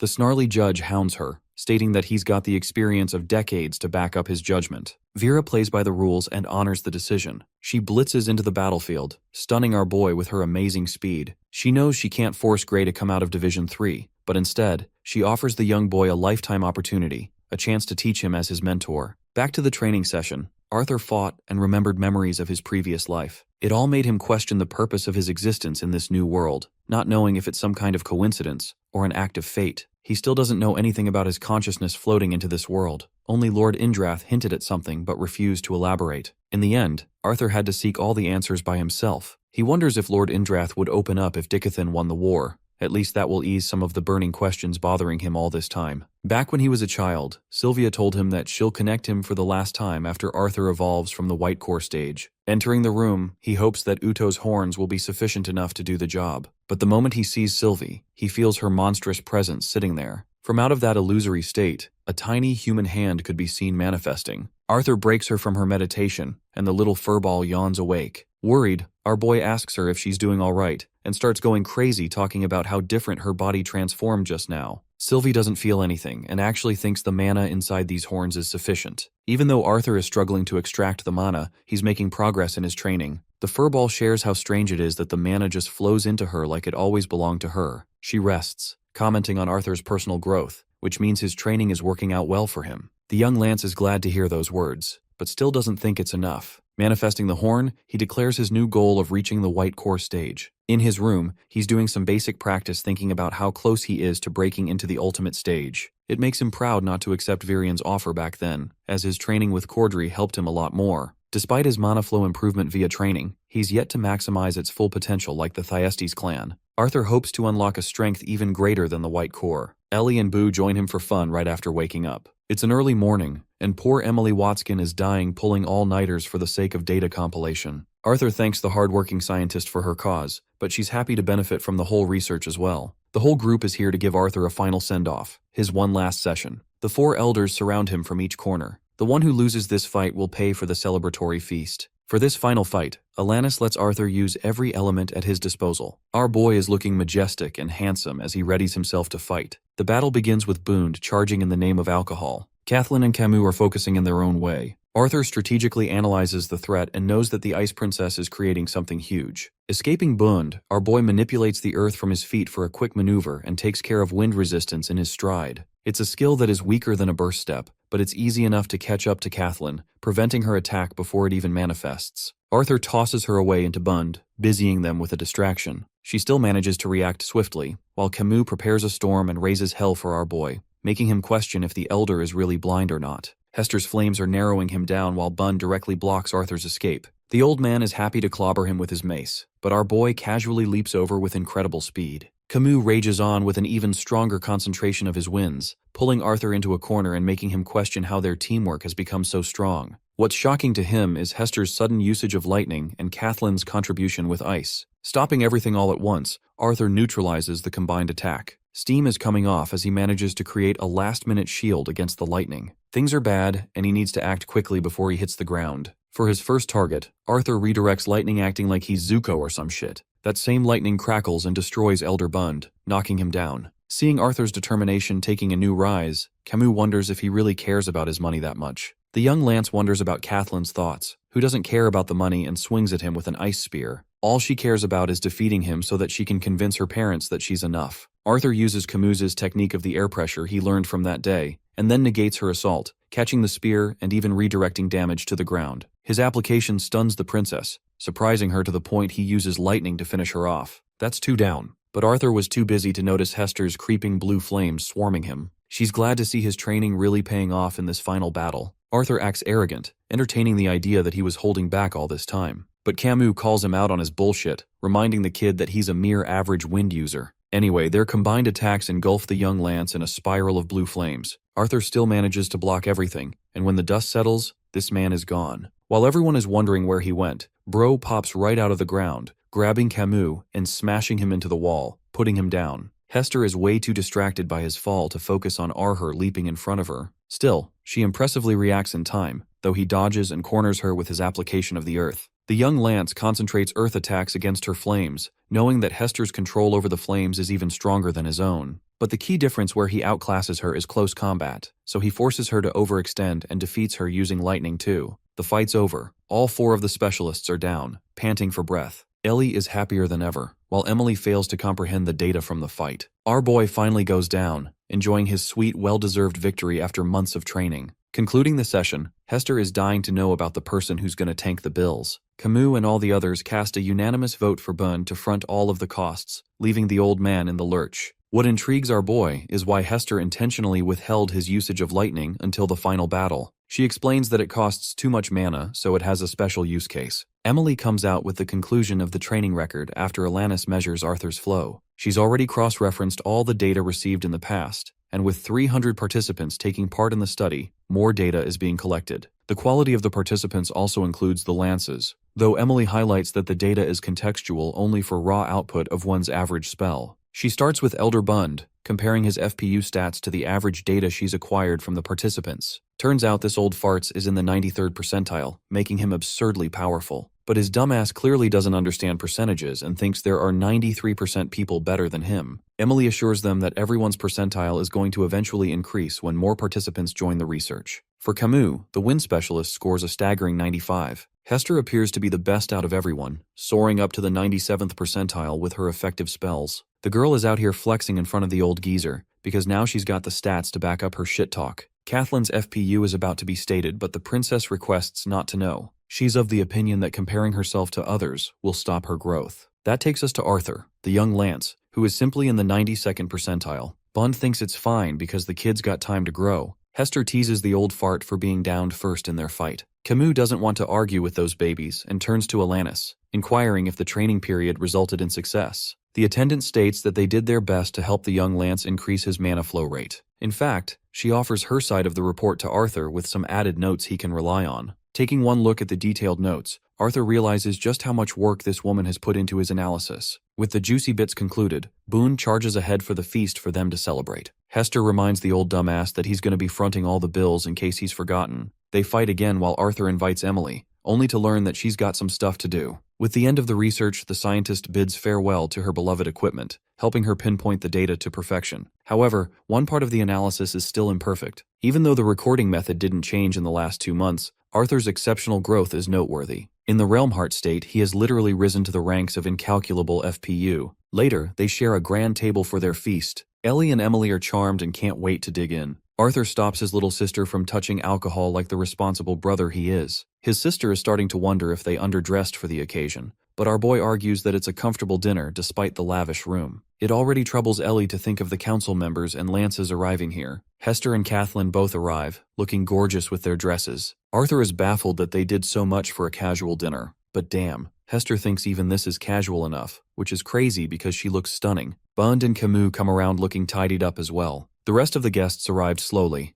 and though Virion called it the end of Arthur's training, the whole situation brought relief to everyone. King Glader didn't really care, and Arthur understands that this guy still considers him disloyal to humanity. They raise drinks and enjoy the occasion a little too much. So much so that this dumbass grabs Baron by the waist and makes him uncomfortable. I hope this scene made you laugh because it killed me to see this. Aya and Varai greet him as well, while Arthur asks them about their investigations with the retainers. So far there's been nothing, but they're so glad that he's back on their side. Arthur's the happiest of them all, believing that the celebration is for everyone. To his shock, Mika makes her reunion. After all evidence pointed to her innocence. She's slow on the uptake, wondering why there aren't any dwarves in the council anymore. Commander Virion intends to clear up her confusion soon. By the end of the dinner, Virion concludes with a speech, highlighting the importance of celebrations even in the middle of a war. He hopes for everyone to enjoy the present moment, so they can fight even harder on the battlefield to come. With that spirit, they dig in, enjoying the food. Arthur's completely hammered, having drunk way too much. He's happy about the food at least. The alcohol's worth it too. I'm starting to think he's a little bit irresponsible because he lets Ellie chug down a large sip of the wine. Arthur casually uses wind magic to pull it out of her mouth. While he's eating, he suddenly gets a pang in his stomach. It's not an allergic reaction, but a sharper pain coming from within his core. The first person to sense this is Kathleen, who points to Arthur's devastated condition. His heart is beating faster and faster at the surge of his mana core. The lances look in confusion and worry. Arthur's heartbeat is racing faster, while the unserious Bund thinks he's messing around with his alcohol intake, not knowing the kid is borderline having a freaking heart attack. Arthur decides to opt out early, excusing himself that he can't handle the drinks anymore. He bids farewell to the party, leaving everyone alarmed for his condition.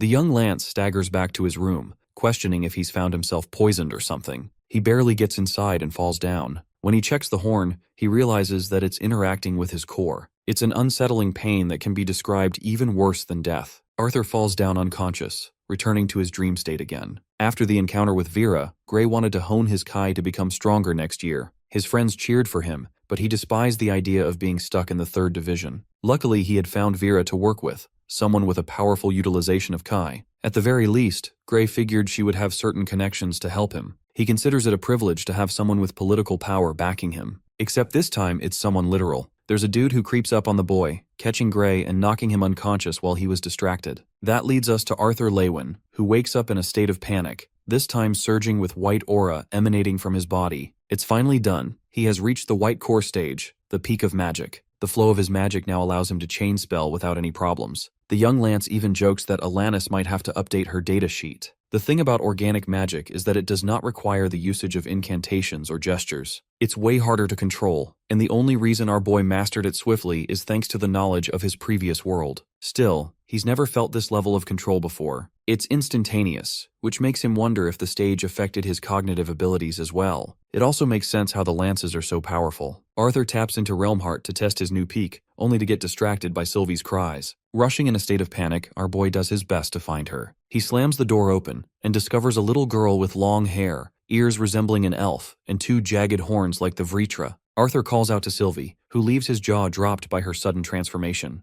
A moment of silence ensues as he watches in confusion, processing everything. Concerned, he asks her directly what happened. The golden-eyed Sylvie reveals that she broke the seal after absorbing all the mana from the horn. Thanks to that, she has tapped into the human form of the Asuras, though she hasn't been able to process the changes in her new body and she doesn't know what to do. Suddenly, she wobbles. Her figure looms over. This time covered in shadows, Arthur's face grows in terror, as Sylvie's expression turns into a toothy, demonic smile. This is the voice of another being, who wonders if Arthur can hear him loud and clear. Terrified and angry, our boy questions who he's speaking to. The mysterious presence applauds them for sharing the same room during this conversation, but Arthur is royally pissed off and demands to know their identity. Sylvie laughs, before revealing that he is Agrona, the one and only frightening leader of Alakria. Arthur's eyes widen in shock. His body shudders under the realization that his beloved Sylvie's body has been hijacked by the enemy, the leader of Alakria. Preparing for a battle against a level 1000 enemy, Arthur winds up whatever mana he can, forming a barrier to slam the doors shut. Now that they're all alone, he questions what the hell Agrona did to Sylvie. Enjoying every moment of his anguish, Agrona expresses appreciation for the name he gave her. He actually reveals that the reason they're able to have a conversation in the first place is because he implanted a spell in Sylvie while she was an egg, but other than that, she's pretty much safe and sound.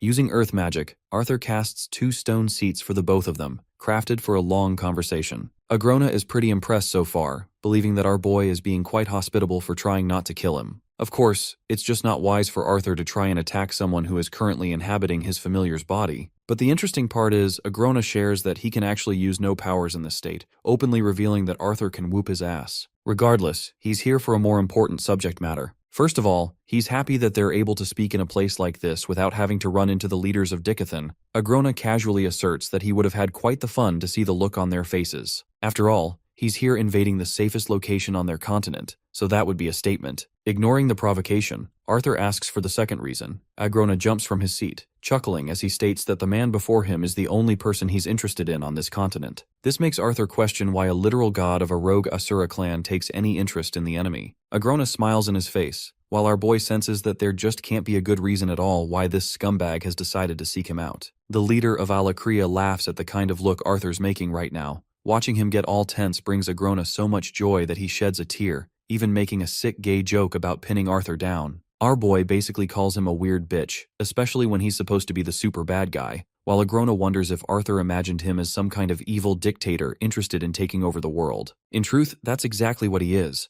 but Agrona intends to remain dignified to his own people. After all, on the continent of Alakria, he has spent several generations sharing his time with the Lessers, the same Lessers who changed their ethics and concepts of morality for no reason. For example, several centuries ago, executions were fun to humans, but now, things have changed, and humanity finds them horrifying. It's always a struggle for Agrona to keep up with the antics and flimsy morals of humanity, which is exactly why he adapted to the Lesser's changing nature. Taunting him back for his condescension of humans, Arthur questions why he's saying all of this when he's the same dude who massacred millions with a smile on his face. Firing back with equal force, Agrona responds that Arthur showed a frozen corpse as a tribute to his people. In other words, Bro is saying that neither of them is any better than the other as they're both savages. Dissecting his words, Arthur thinks that Alakria can't be a world of slaves if this is how Agrona is trying to act. And reading his mind right then and there, the Alacrian leader points out that it's normal to assume that he wouldn't care about the lessers. Arthur allows that even according to the Asuras, Agrona is rumored to have been breeding experiments upon people even before he got nuked out of the land of Epheotis. Without paying it much regard, the possessed Sylvie stretches, while Agrona comments how half-truths end up making the best lies. He walks around with quietness, before asking Arthur if Kezes Indrath ever told him the real reason why he did all that he had to do. He also notices a bag and collects it, while Arthur asks if Agrona really wants to build an army capable of destroying the other Asuras. Rummaging the bag, the leader of Alakria collects the broken claw and taunts Arthur for not knowing anything. He tosses the fragment aside, and directly asks Arthur if someone would just wake up one day and suddenly decide on genociding their own race. This is a valid question,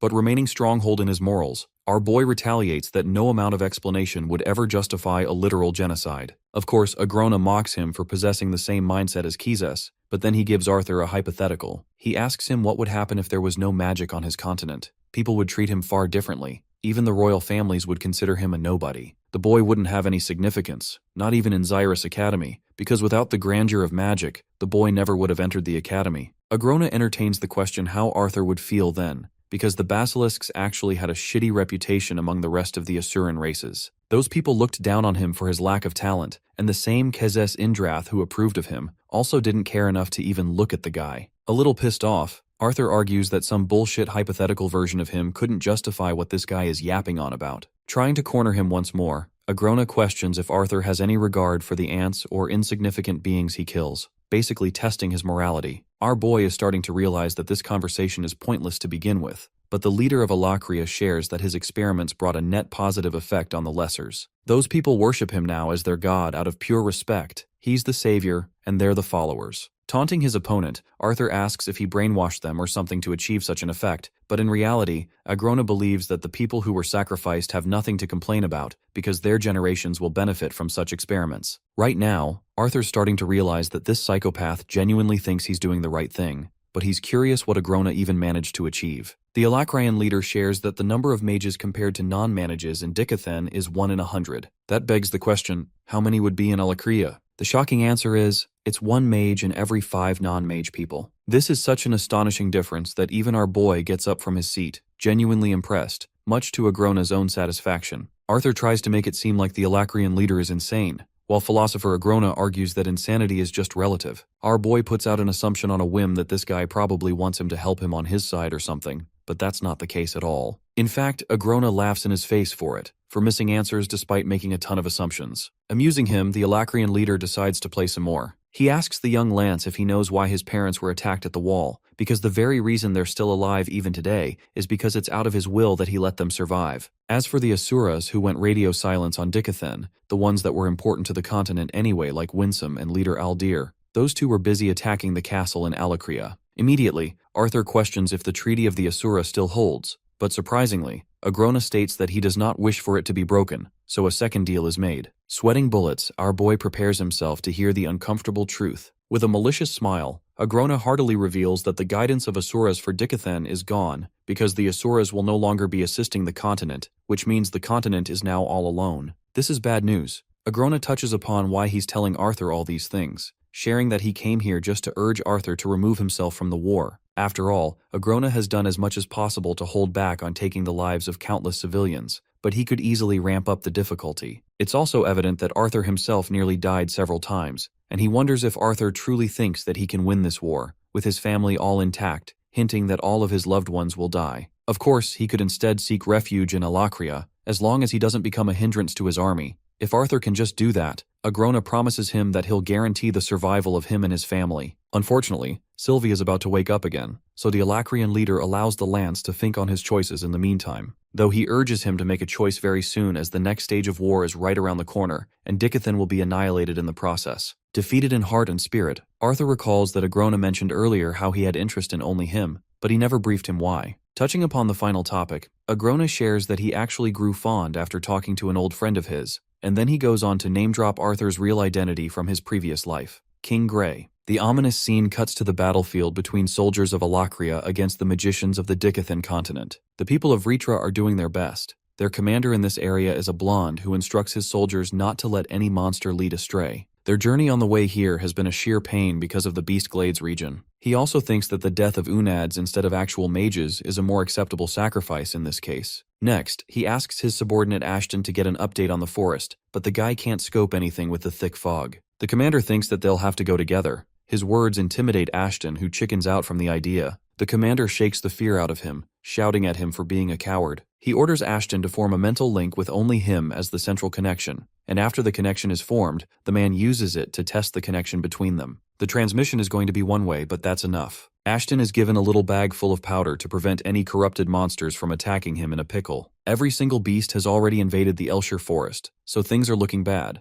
But this guy is happy that he can show off his new crest, and if the mission succeeds, he'll even gain entrance to the obsidian vault like his father. The thoughts of getting such an achievement excites him as he commands all Unads to stand in line, with the strikers lined just behind them alongside shields and casters. In other words, the Alacrians have special squads with special roles. Meanwhile, soldiers of Dicathan cross into the forest, until suddenly monsters slither their way in and create a bloodbath by eating some of them. Their Alacrian commander lets them loose to attack. One thing to be noted is that the people of Dicathan have versatile magic abilities, so even weak mages have the ability to defend themselves. But still, this guy doesn't care because he's got an easy opportunity here. The beasts under their command are savagely knocking down soldiers of Dicathan, and just his presence alone can fill his own mages with confidence. There are many who are older than the young man, but the runes they possess don't have any caliber against his own. Though his father couldn't obtain a regalia, he wants to achieve that in his place after entering the vault. The man is blinded by his ideals to lead House Vale and intends to rule Alakria itself. His delusions of grandeur are at an all-time high, except one girl seems to be making quite the fuss from the Dicathenian army. Locking her as his target, he orders his squad to focus on him and protect in case he's ever in danger. With a blazing sword, the man rushes full speed to attack her, taking note of the surrounding monsters and nailing the first hit. The woman managed to protect herself with a mana shield, but even with the versatility of the mages, they're slow from their reaction. He looks down on them for being a bunch of primitive apes compared to Alakria, and continues to charge full speed and fiery glory to attack his opponents. Ashton relays that the opponent he's facing is a mid-tier mage at best, but she's already preparing her spells to use against him. The sentry's input is correct, because the guy is attacked from several spells in every direction gaining on him. Thanks to Ashton's timely suggestion to duck, this guy managed to avoid a lethal blow from his flank. Knowing that he's got to end this battle quickly, he readies himself to kill her, but he just can't catch a break with more wind spells hurling his way. In this battle, the guy is starting to realize the value of a sentry, because even though they're useless in offensive or defensive magic, they can help with information advantage. The mage he's facing didn't expect an attack from above, but she actually ends up evading the destructive blow. However, that was just a distraction as the main attack comes from her side. The Alacrian soldier chucks a heavy fist in her abdomen, shoving her straight against a tree. The fight's over and he's the victor, relishing his easy win as he's about to make his final move. Interestingly, his hands shiver in the fear of death. Ashton feels it too, and begs Stefan to get the hell out of there and fast. Plopping down to his feet, Stefan is horrified, questioning what the hell is happening to his senses. The same man who is the son of Carnal Vale thinks he's such a big shot that he couldn't be brought down. But standing over him with a cold glare is our badass protagonist, Arthur Lewin, the same mage who is the same age as him. With a single gesture, Arthur controls this man's body and shoves him away, blasting some earth magic at him. Cowering like a puppy, Stefan tries to relay his commands to escape, but despairingly watches his own teammates leave him in the ditch to die. The same bastard who thought of him as such a big shot is now at the mercy of his enemy, astounded how reality turned out so differently for him. Meanwhile, Arthur quickly cleans up the entire battlefield on his own, even though many elven soldiers lost their lives until he got here. The mage Lena thanks him for his valiant efforts, but the young Lance still feels devastated that so much damage has been caused just because he arrived late. He's finally starting to realize that this is what Agrona meant when he warned him that the real war is about to begin. As for the pipsqueak knocked out, our boy calls out to one of the elven soldiers to return with Stefan at base camp, ensuring that he doesn't bleed out on the way from his wounds. Alongside that, he also orders her to ensure he remains alive, eliminating any possibilities of Stefan trying to kill himself. When Stefan wakes up again, he finds himself wrapped up nice and sweet in one of the camps. Like a snobbish child, he's begging for an answer on where they took his right arm, and we see Arthur enter the camp right then. Not understanding the position he's in, Stefan mouths away like a child, calling himself an esteemed son of the Vale family, but our boy knows how to teach him to be a good boy with a bitch slap to the face. That quiets him down, but not by much, so Arthur quickly grabs his neck, emphasizing to the kid that he vastly misunderstands the kind of situation he's in. Next, he forms crackling lightning in his other hand, ready to deal the finishing blow. Stefan demands to be unhanded, questioning what this man is about to do. To be honest, Arthur is currently filled with a quiet rage, recalling Agrona's vicious words, recalling how he once said how not even someone as good-hearted as Arthur could care enough about slamming a bunch of ants. Just like that, our boy zaps his head with an agonizing thunderstrike.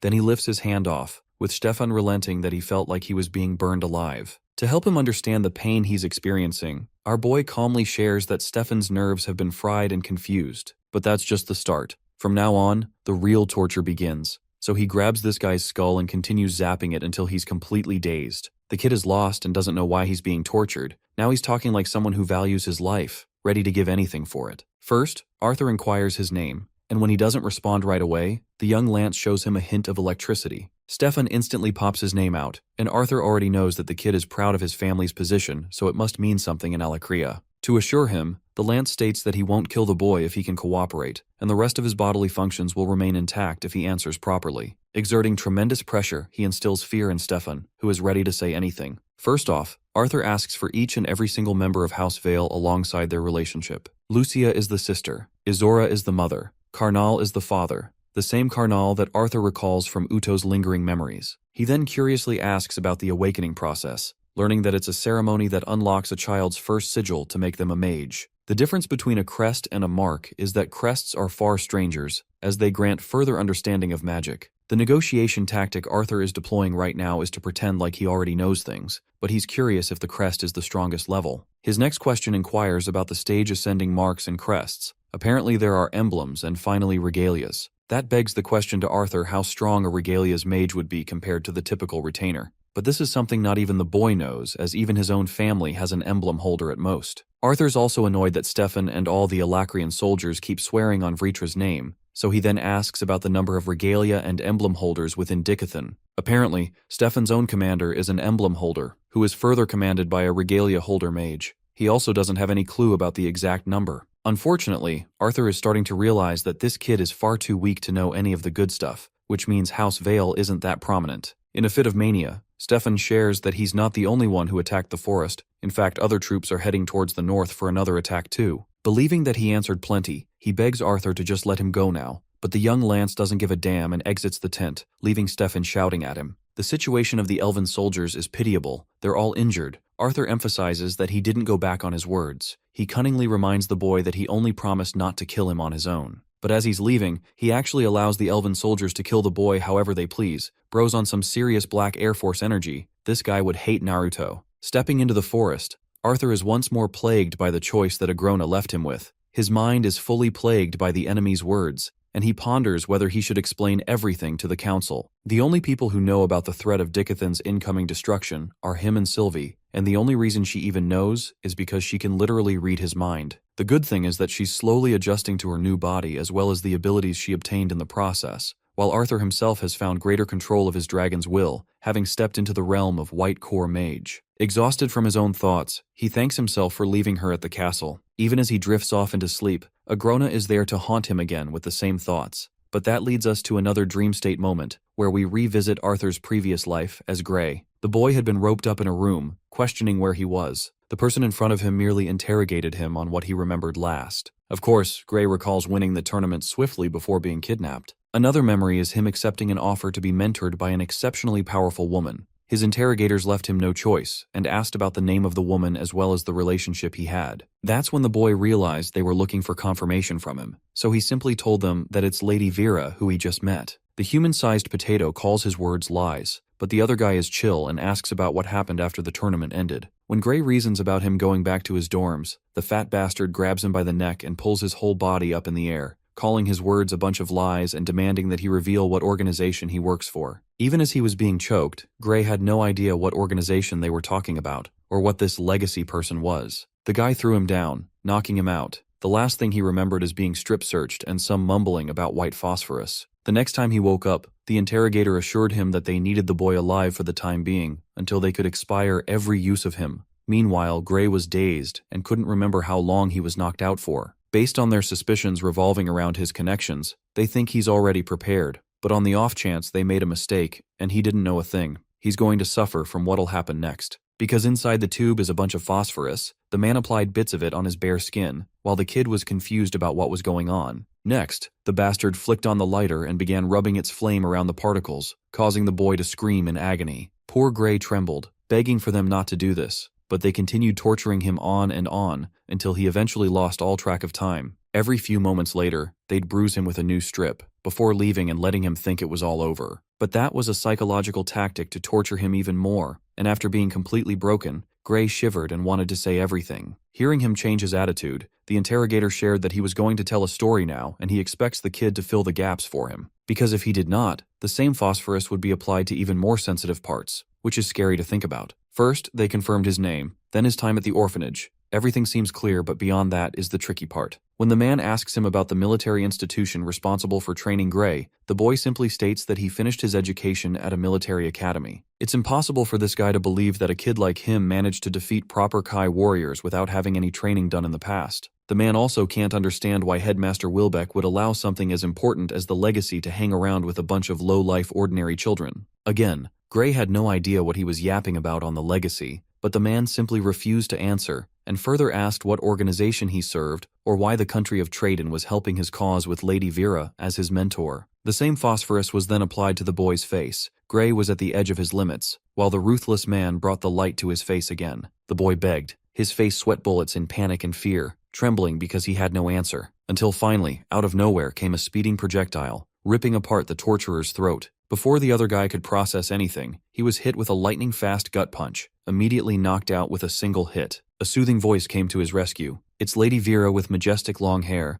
assuring the boy that he's safe now. Back to the present reality. Congratulations to Arthur Lewin for officially becoming a Dragon Ball Z character, because he can now literally fly thanks to the White Corps. Knowing that Lena and the rest of the Elven forces are currently defending the forest with General Aya, he settles on the goal of returning to the castle. But even before that, he sends a transmission scroll to relay everything about the Alacrian he interrogated. Flying like this feels so odd and different without Sylvie, though he can tell that Sylvie would fear him experiencing another traumatic dream of his previous life. Arthur intends to update her properly, but his current goal is to head to someplace more important. We find this man running into a chaotic bloodbath taking place in one of the regions near the Wall. The Wall is where battles are most intense, because Alacrians are constantly trying to break Dicathan's defenses. Though he's read most reports of the attack already, it's the first for Arthur to actually see it happening in person. An attack nearly catches him from behind, but he actually turns around swiftly to counter it with ease. Locating one of the soldiers, Arthur decides to dive full speed to talk. He sticks his landing. Apparently the attack was a blunder on behalf of one of the soldiers. They didn't know that a lance would be visiting them at the Wall, so the poor guy did his job and attacked the flying human. Arthur likes what he sees.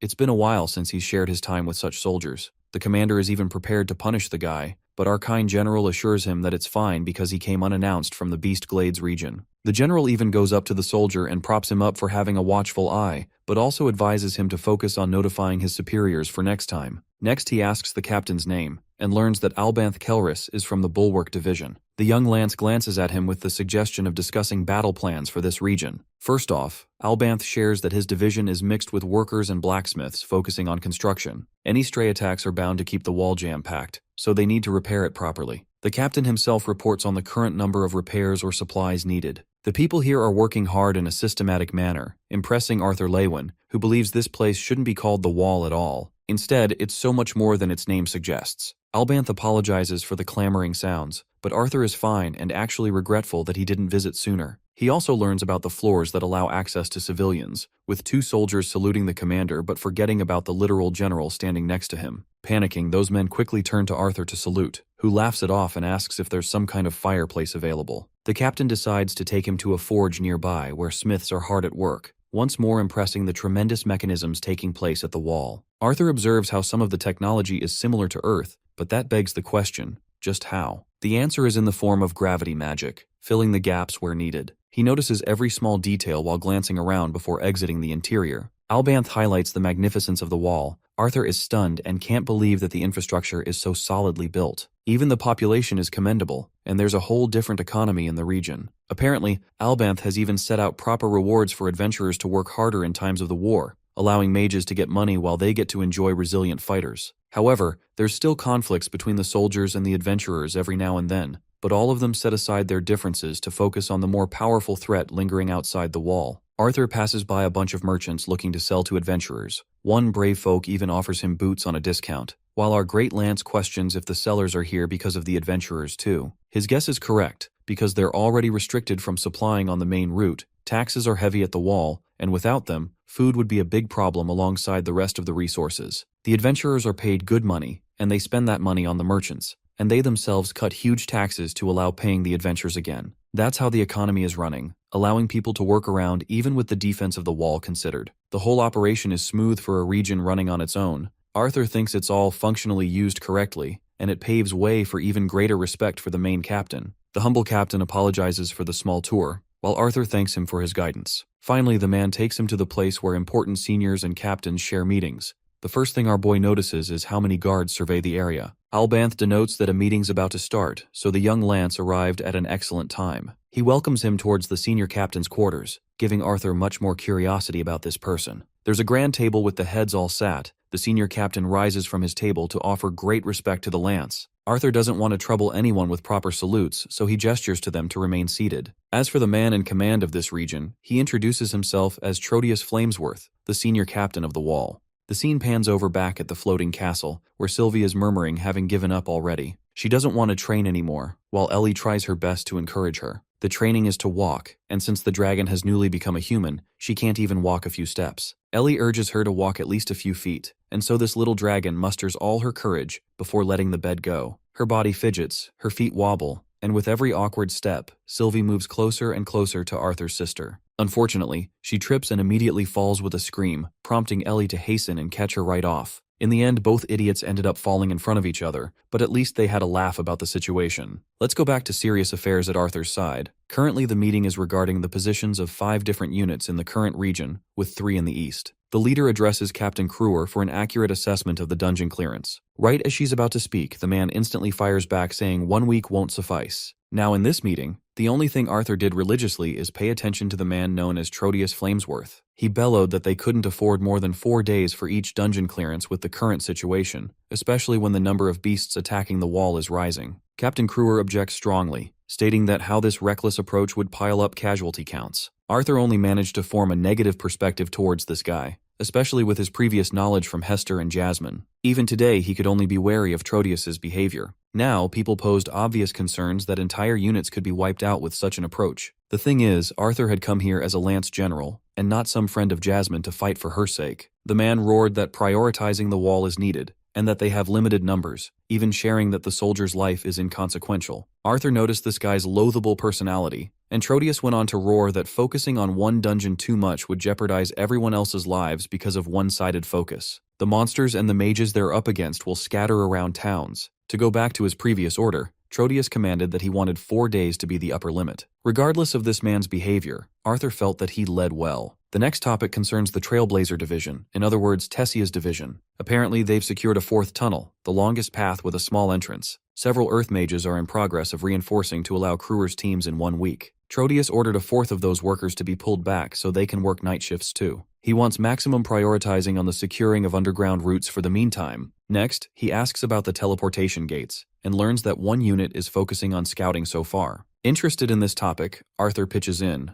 and learns directly from Trotius that they send new troops to fight for the gates because of the wall. Currently, the best way for their soldiers to get across the terrifying Beastglades region is via underground safe tunnels. However, those tunnels end up being very unsafe thanks to instability and collapses. At the same time, thanks to the current work in progress of the train project, Trotius claims that they will soon have proper access to the city's teleportation gate. The ideal solution for him is to locate any kind of gate in the Beastglades territory, allowing them to connect that gate with the city's main gate. If they can just do that, their men won't have to plunder their way through underground tunnels to get across. It's a sound idea. Arthur questions how certain they are of any new teleportation gates in the Beastglades region. The Flamesworth responds that they're actually unsure, which is why there aren't too many resources being spent on the search. Collecting the facts, our boy internalizes that both the floating castle as well as the teleportation gates are supposed to be mystical technology left behind by the ancient mages. There are stone archives they don't even comprehend, but the very cities are centered around them. While the modern era has discovered ways to use the teleportation gates, even changing their travel locations, they still haven't dared to try and build one. Intrigued, Arthur further questions about the method they're using to find the gates, because wandering blindly would be stupid. Trotius expresses that he refuses to waste resources, and since gates emit a small amount of mana fluctuation from its particles, they make it incredibly difficult to find the gate because it blends with the surrounding environment. In other words, it's kind of how Arthur struggled to find the fluctuations in his search for the land of Darv. Even with the Realm Heart state, he struggled. It's a complete waste of time to try and pick up on that, especially when there's a chance there won't be a gate. Arthur now understands the situation, while Trotius apologizes for taking his time wrapping the meeting. The Lance General shares that he intends to speak on something before wrapping up, something that he learned about the enemy forces. The scene cuts there, and instead we get our boys understanding that several families reside on the inner city of the Wall. These are the families of important people like soldiers and merchants. The pressure of living here isn't easy, so people scramble for any kind of comfort they can find. Arthur literally watches explosives erupting on the other side of the wall. He's busy observing the state of things when one man happily calls him here to get his shoes altered. In fact, he offers to sell some smoking hot leather boots instead. From the desperation of the people, our boy can understand that things are not looking great. He can sense the stress of the laborers with each step, the disappointed eyes of the people expecting sorrow, and then the afraid, nervous conversations taking place between merchants and adventurers. It's evident to him that people only acted like they weren't afraid, but deep down, they were the only ones who knew about the real danger of the Alacrians to come. This takes us back to the meeting. Trotius heard Arthur take note that the Alacrian mage army has a limited manipulation of magic. He found it curious what's stopping an Alacrian striker from making his own defensive shield. Captain Kruer pitches in that she can't give this information to her units either, especially since the information has no guarantee yet. After all, a striker could easily act unpredictable and kill her soldiers because of Arthur's information. Our boy assures them that they don't have to be wholly confident. He simply cares about the higher-ups hearing this part out. More importantly, the real observation is how their enemies apply magic far differently from them. Arthur wants to study them properly to exploit the weaknesses, and tasks Trotius's management to make new discoveries and report it to the council. While chewing on his meal in the present, Arthur recalls that even though he explained several things about crests and emblems, Trotius and his men were a little skeptical about how different the Alacrians were from them. Still, the young Lance hopes that this information at least gives them some edge in the upcoming war. One merchant watches the evening patrol team go for their daily schedule, while another guy remarks how useless this routine is because this manpower could be directed in the Glades region. Apparently, these guys are supposed to ensure the safety of supply carts, but the ignorant guy argues that nothing will matter if the Alacrians invade in the end. Arthur overhears this talk and internalizes that it's a huge flaw to concentrate forces on only one side in a war. Having cleared his goal around the wall, he walks his way back, knowing that it's time for him to get back to his real duty. The scene cuts to the icy view of the mountainside. Several adventurers are returning home back to the wall. They're all familiar faces, consisting of the Twin Horns team with our boy's parents accompanying too. One of the creatures suddenly shrieks in horror, before fearing for its damn life as it tries to escape. Suddenly an explosion occurs right at the back. Reynolds assumes they're being ambushed on the way. The carriage monsters frantically cause chaos with some of the goods destroyed after catching on fire. The rest of the group is trying to suppress the source of the attack. They luckily locate the assailant hiding nearby, but he ends up blocking one of the spells using his shield. Jasmine dashes out to catch some of the attackers, but the critical problem remains. None of them can locate the attackers in the surrounding area. Durden casts a defensive earth barrier spell, begging the others to ensure the safety of the goods and prepare for battle. Helen orders him to gear up on the defense so that she and Angela can allow themselves a better scope of the battlefield. The Earth Mage casts 2 pillars to give both women a higher vantage point, and while they're taking care of things on their side, Jasmine is currently lunging straight ahead at an Alacrian Fire Mage, dodging each flame spell and shooting her wind blades right past his attacks. The Alacrian Mage swiftly casts his shield last minute, saving himself from being impaled, but despite him preparing defense, he's unexpectedly struck by Helen's arrow from the other side. The first mage has been defeated, but then comes another while mounting on this shadow bird monster. The poor thing is shot down in the same manner, causing the creature to reach a brutal finish as its body is impaled by one of the earth spell spikes. The mage escapes and even manages to dodge the arrow while being in the air, turning a blade of his own as a counterattack. Things aren't looking great, so the team leader orders Reynolds to jump in and protect the others. The badass father stands on business by blocking each projectile, before pouncing directly towards the mage with his heavy and fiery fists. Even though Reynolds is going on the offense, these Alacrian mages are tough and even manage to slice a bit of his arm. Arthur's Pops refuses to back down, while Helen continues raining down her magical arrows from the top. forcing this mage in a pinch. He can only cover himself from enough angles, when suddenly, 2 more windcutter spells burst towards him from his flank. Somehow this guy even ends up blocking those with his shields, so that's impressive even if he's Fodder Man 2000. My guy is overwhelmed from every direction, and eventually slips up as Reynolds catches him off guard from the front with a heavy fist charged. That punch freakishly rips a hole into the dude's chest, giving the finale a bloody ending. The fight's over for the twin horns, but then we get a little interesting reveal. Emerging from the smoke is Arthur himself, who intelligently made sure to keep one alive for some questions. He's also planning to send soldiers off to use the defeated beast for research purposes back at their labs. While he's being casually about commanding the direction of the team, they all stare at him blankly, making him uncomfortable. Reynolds, being the proud father, hugs his son from the side, expressing his admiration for the kid being a lance. Anyway, the carriages successfully make their way on the other side of the wall. Arthur remarks that this is actually his first experience watching the twin horns in combat after many years apart. Even during that fight, he picked up on their excellent and smooth synergy, controlling the flow of the battle. Just by looking at that, anyone could deduce that they'd known each other for a long time. But the worrying aspect isn't their past experience. It's the crippling despair that sets in for our boy, who is terrified of the toll that this war will take upon his family. Arthur's mother soothes him with her presence, and by night, Reynolds is confused as to why he can't even sense the boy's core anymore, genuinely making him wonder how strong his son has gotten. It's here that the young lance reveals that he's already become a white core mage, an announcement that delights his parents and the Twin Horns team, drawing Reynolds into a hug. You can just tell that this man loves his son to death. Interestingly, Arthur had no idea that he would ever be able to run into his family's side of missions, despite the fact that he knew they were working around the wall. The fractional moments he can spend with them, he spends with joy and gratitude. Sharing their meal, Reynolds adds that they always update Ellie whenever they return to the Black Bend area. This comes as a shock to Arthur, who was expecting the little girl to share this information. Both parents jokingly express how the young Ellie is currently in her rebellious teen years, appearing distant for the most part. They want Arthur to tell them everything, but being the caring brother, he advises them to directly visit Ellie back at the castle. This is where the team leader Helen pitches in, explaining a new change. The security of the castle is now far stricter, making it nearly impossible for ordinary adventurers to enter without business relations. However, thanks to Arthur's authority, he's more than willing to take them there with ease. But even with this offer, the boy's mother rejects the idea, explaining that a new method of transportation is already being built,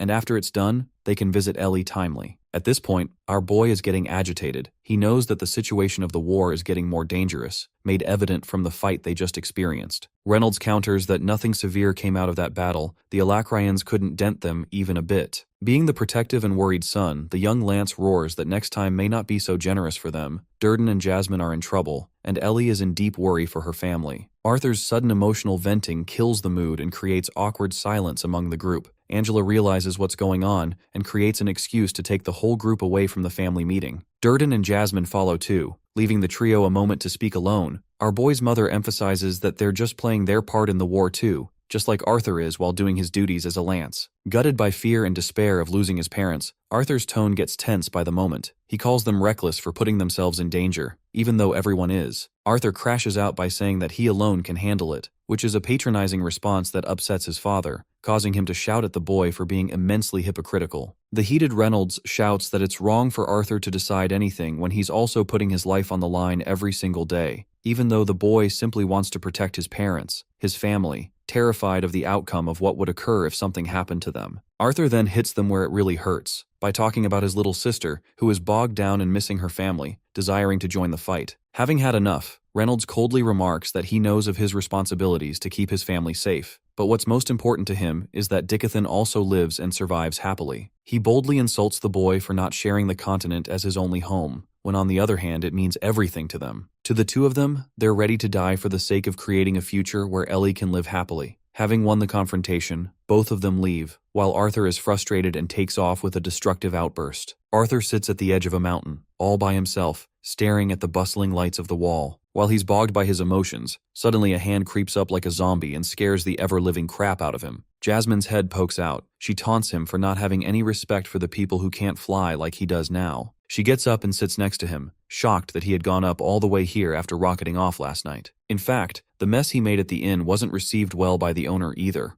Our guy apologizes for his rudeness and intends to send a gift in return, but the question that bugs him is how she managed to track him down. Jasmine scoffs, reminding his dumbass that she's still one of his mentors, before learning that he had just arrived at the wall the other day. Shivering yet curious, she wonders if he had the chance to run into her father by any chance. Arthur lights up flames to keep them warm, before sharing that he attended one of the meetings. Apparently, Jasmine didn't get a chance to run into Trotius even once, despite her many trips back and forth. Returning to the main topic, she assures him that she won't invade information about what happened last night. All she cares about is to remind Arthur that both his parents are worried about the family too. Jasmine sweetens him up by sharing how Reynolds always talks about his pride in his son, who is the youngest general. It's gotten to the point that it's annoying. Arthur is dismissive in response, expressing that he understands that his family cares. His old mentor continues to explain that they're both handling with a lot of guilt. The worst part for them is Adam's death, which happened in their absence. Alice had already experienced trauma of her own thanks to Lenza's tragic fate, and only used magic much later on. Arthur understands all of this. He has the emotional maturity, but believes that his parents are making a mistake by refusing to stay at the castle and throwing themselves into dangerous battles. Jasmine understands his emotional state, comforting him that his parents are fighting for a cause and for their family, just so that they could overcome old mistakes. Arthur doesn't give in to his ego and accepts the situation, sharing that he thinks his family needs some time apart to adjust. Jasmine draws a sad expression, humanizing with Arthur and begging him not to let his relationship reduce to what became like her own family. Back then, she thought that she could reconcile with the Flamesworth family, but she refused to stop running, while her own father's pride couldn't just handle reaching out to apologize. Sharing this heart-to-heart moment, Arthur thanks her for sitting with his emotional downs, while she jokes around that he made her tired from all the talking. Even then, they talked for quite a while, making jokes, before entering deep talks again. Things like his journey with the Asuras and his battle against the Vritra retainers. For Jasmine's own side, she discussed details about the Twin Horns' missions. The whole night was spent playing catch-up, until came the time that Jasmine gave up. She cutely patted his head, comforting him one last time before descending down using her wind spell. The conversation left Arthur exhausted with a glance towards the sky. In the next scene, we find ourselves at the floating castle where chefs are preparing dessert. One of them notices a cute horned girl spying on the delicacies. Sylvie walks away collecting and grabbing a ton of food. She's not impressed with the human experience, as she finds it annoying to expend mana for walking. Passing by a certain door, she overhears Ellie shouting at someone. Sylvie takes a quick peek, finding her mingling with the familiar. Laughing at their state, she suggests that they head back down as Arthur's about to return soon, and so he does return moments after, welcomed by both. Hilariously, Ellie doesn't want a hug from his ass because he's drenched all over, but our boy's not going to let that slide and still goes for the bear hug anyway. He then glances at Sylvie, cutely calling her a fearsome dragon who has evolved into a healthy girl. The worried Sylvie telepathically asks if something happened. Arthur refuses to elaborate and intends to discuss it later. Oh, and also, he gives Ellie a nice dry up using his wind spell. Best brother of the year. On their way, we find out that Ellie has made progress breaking into the light red stage after training tirelessly. Even Virion is in awe of her talent, which means it's possible for her to skip the whole training period for soldiers. To Arthur, she's acting exactly like how he predicted. Her interest in the army grows, which makes him wonder about his parents' reaction, especially since he didn't get to talk to them before leaving. The little sister adds that Princess Kathleen helped her tremendously too, participating in numerous sparring sessions and navigating mana manipulation with her together. Arthur sarcastically remarks that he could also teach his sister a thing or two about magic, given his experience as a professor at the academy. Instead of taking up on this amazing offer, Ellie boldly rejects him, believing that it's discouraging if he did that. Their 4-year age gap, then tremendously wide talent and skill gap, isn't very motivating for her. Ellie doesn't want comparison to seep in between their bond. Sylvie tries to assure Ellie that our boy is an insanely special case whose talent stuns even the likes of the Asuras, so it's pointless to compare to a monster. Bro is getting praised and slammed at the same time with that comment, though he leaves Ellie off to her business, before going inside the council room. Here, he finds the old fart sitting on one of the chairs welcoming the young Lance. The geezer didn't want to join this little party, but times are tough for everyone. Arthur greets all councilmen and women present, paying great respect. The human king and queen express great excitement regarding the continuation of his report, confusing our boy for a bit. Virion smiles. His expression screams that he has just cornered Arthur into commanding another meeting, even though Bro had already sent all critical information through a scroll. Virion highlights that the reports mentions 2 coordinated attacks near Elenoir. Arthur confirms this without having anything new to add. King Glader shares his idea to keep their forces positioned as they already are, but also sending routinely reinforcements to the forest. This comes across as a very dismissive and insulting suggestion to the Elven King and Queen, who believe they're being undercut in terms of priority. King Glader continues his point, expressing that it's important to pay more attention to the constant attacks on the wall rather than occasional hits in the forest. The Elven King posits that there are elven soldiers positioned at the wall just to protect the human kingdom, which means the same kind of expectation should be given in return to the Elshire Forest's defense. Glader's wife counter-argues that the forest doesn't need a defense because it is thick with a fog that deters everyone but elves. They think that the attacks from the other day were always destined to fail, but this kind of stubborn behavior really isn't liked by either from the Elven party. The logic is that Alacrians and their beasts would never get past the forest since it's a death trap even while closest to the border. Fighting for his kind, the Elven King fires back, stating that the forest is an integral part of the Kingdom of Elenoir, with several tribes positioned outside the cities to be taken care of. If they used the same reasoning as the humans, it would be like ignoring and abandoning the Wall of Sapin. King Glader gets his shit rocked and slams the table in frustration, shouting that Sapin's fall would lead to the destruction of the elven cities since it creates way for the armies to march through.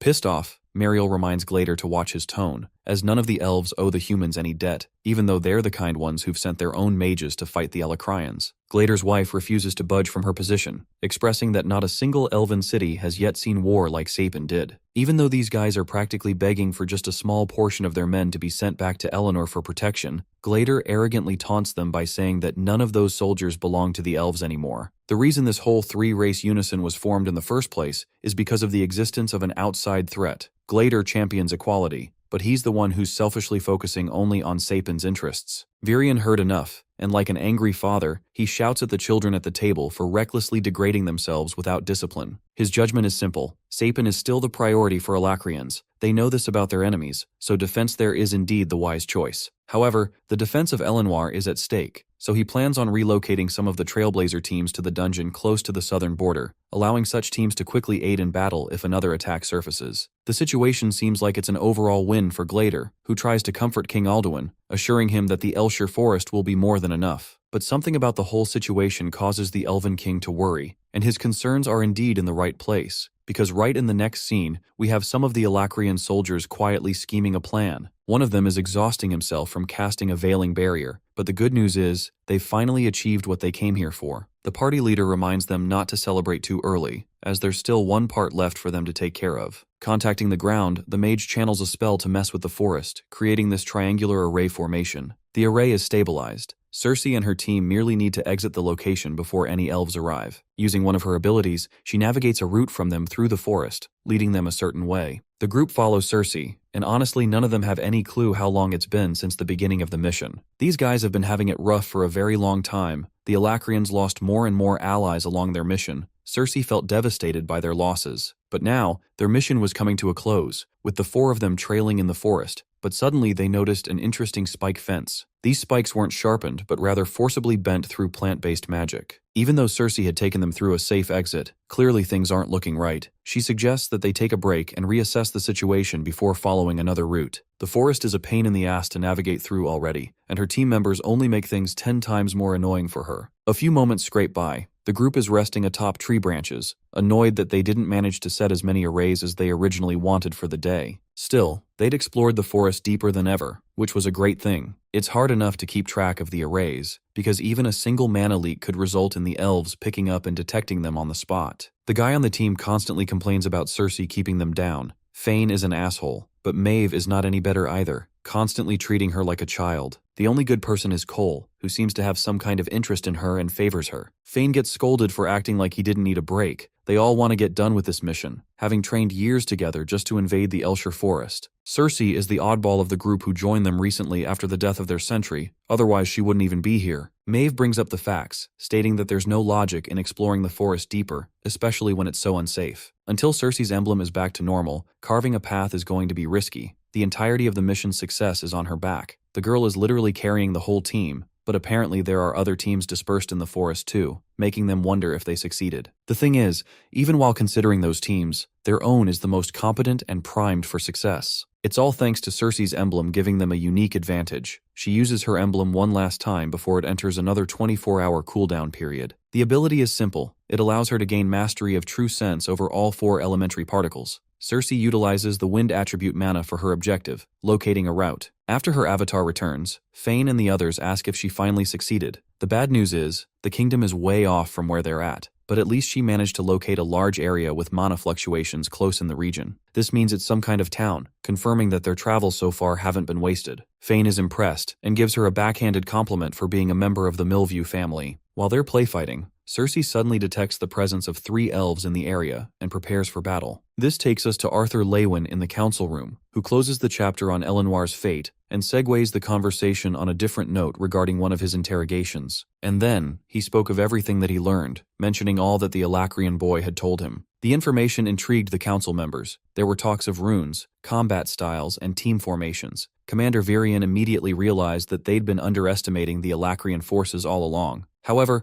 Glader blindly assumes that it's actually quite the opposite. To him, it's clear that the Alacrian soldiers are limited in their usage of magic, which means they've overestimated their enemies. This perspective is what the Elven King also agrees with, believing that it's actually a sign of weakness from their enemies. But that's when an actual combat mage, the old experienced geezer, chimes in for a disagreement against both kings. You see, the intelligently highlights that it's only a surface-level assumption to call it a weakness, but from the information the young Lance shared, it's clear that the methods of awakening for Alacria are far more advanced than Dickathon. Though it's his own assumption, the geezer remarks that the system of marks and crests alone indicates how Alacria is curious on specializing on a single spell, evolving it to another level. What this means is that in actual combat, while Dickathon plays around with various spells of certain elements, Alacrian soldiers spend years and years honing just one, evolving it to a monstrous level. By the way, Cersei and her team are actively slaughtering the elven soldiers in the midst of all this, proving the point in a visual manner. The problem with mages who specialize at one thing is that they're exceptionally good at it on the front lines too, drawing a deafening silence in the room.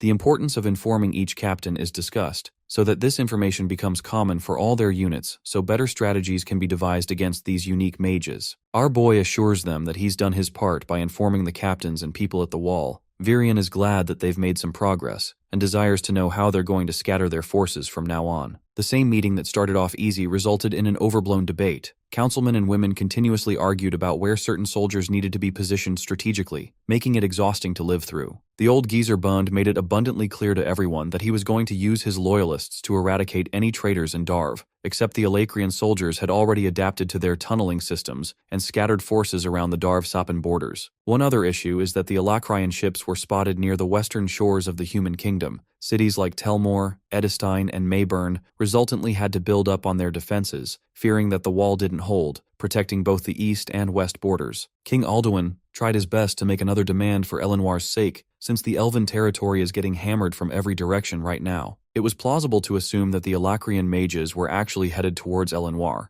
In the end, the plan led to General Aya and Elder Camus to investigate that side before any deployment of forces. Commander Virion believed that their strategy seemed adequate until the time the Asuras made contact with them again, except Bro doesn't know that it won't be happening like that. Recalling his conversation with Agrona, Arthur hesitantly and defeatedly shared his information regarding the state of the Asuras. A little while later, Commander Virion rose up with a table slam, furious that these idiotic Asuras use them like garbage disposal, attacking the Vritra and failing at the same time. Agrona's mention of the experiments on his continent, as well as the number of mages on their side, has Virion riled up. Even the Elven Queen is dying to know how the hell Arthur managed to contact the big bad guy in the first place. Our boy is under pressure, but instead of blaming Sylvie for being the weak link, he shares that Agrona actually possessed a captured soldier's body for communication. The fact is, not even Sylvie knows right now that she was possessed, and being the caring dad he is, Arthur doesn't want her to worry. The excuse holds. Agrona's whole shtick of demanding the Asuras to cut off communications is the real blow to Dickathon. Bond understands why there hasn't been any spotting of scythes nor retainers either, because it explains why they were kept back in Alacria for Vritra's own protection. But then comes the leading burning question. What the hell are they going to do now? What on earth is Dickathon possibly going to do to survive this onslaught? A war of gods in which they no longer have gods as their own allies. Muriel fears that the retainers and scythes may already have stepped foot on the continent through the dungeons, but the human queen counters that it's not possible since the last teleportation gate was destroyed.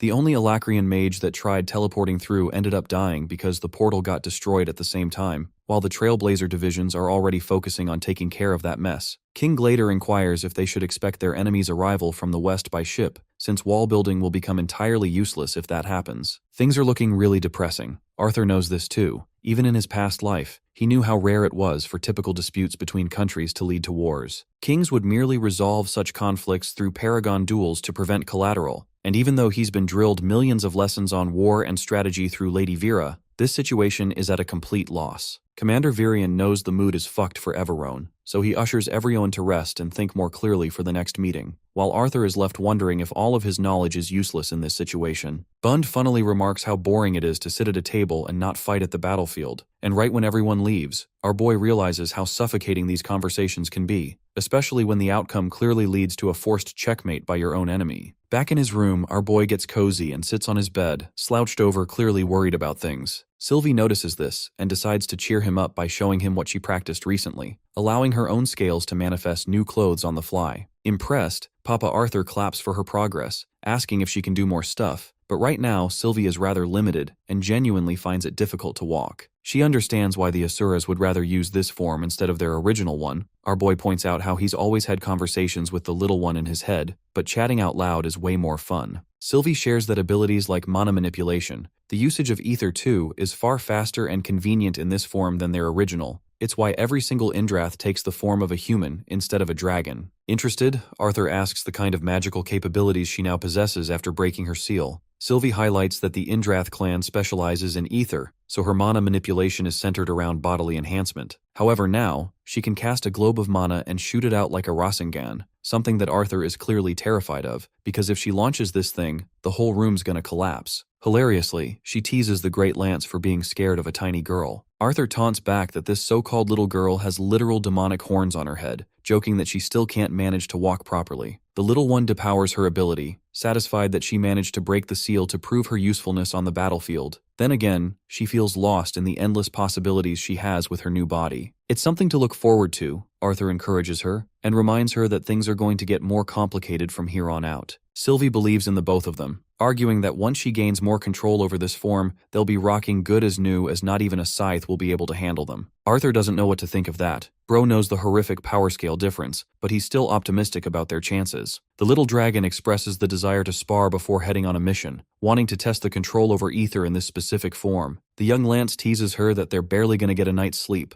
Bro's actually right because someone arrives at the door, with Arthur going to check for the disturbance. Apparently, Virion wants to see him at this hour inside the dungeon, so in the next scene, we get our boy descending down until he finds all the council members. The commander as well as the others are a bit confused why there's a meeting being held at this strange hour. The thing is, Ento, one of the interrogators, finally managed to break one of their prisoners to make them talk. Muriel is confused if it's the retainer, while Arthur questions Gentry's position. Ento responds stating that he'll be with them soon. From the other side, a pressurized vault opens. The old man comes out, apologizing to the group. He had just wanted to finish the maintenance on the retainer's capture system. Apparently they managed to get something out of Uto. Except Gentry shares that the retainer said nothing, which pisses off the Elven Queen. Though they couldn't make much of the retainer, Radius, on the other hand, has spoken at last, desiring to have a private conversation with Arthur. The very request pisses off Bund, who points out that this bastard already tore apart the Dwarven Kingdom, so what gives him any right to say anything? King Glader, who surprisingly looks pretty good in this shot, questions the goal for Radius. Muriel is also doubtful, because clearly someone more in authority like Virion would have been able to grant his requests at least. It's possible that it's because of Elijah and Arthur's relationship, which he fears the most, not knowing what became of his best friend's fate at the end. Memories pour down in his head, while Gentry explains that it's already been one hell of an effort for him to get the traitor to talk. He thinks it's best to capitalize on this opportunity and do their part while Radius is still willing.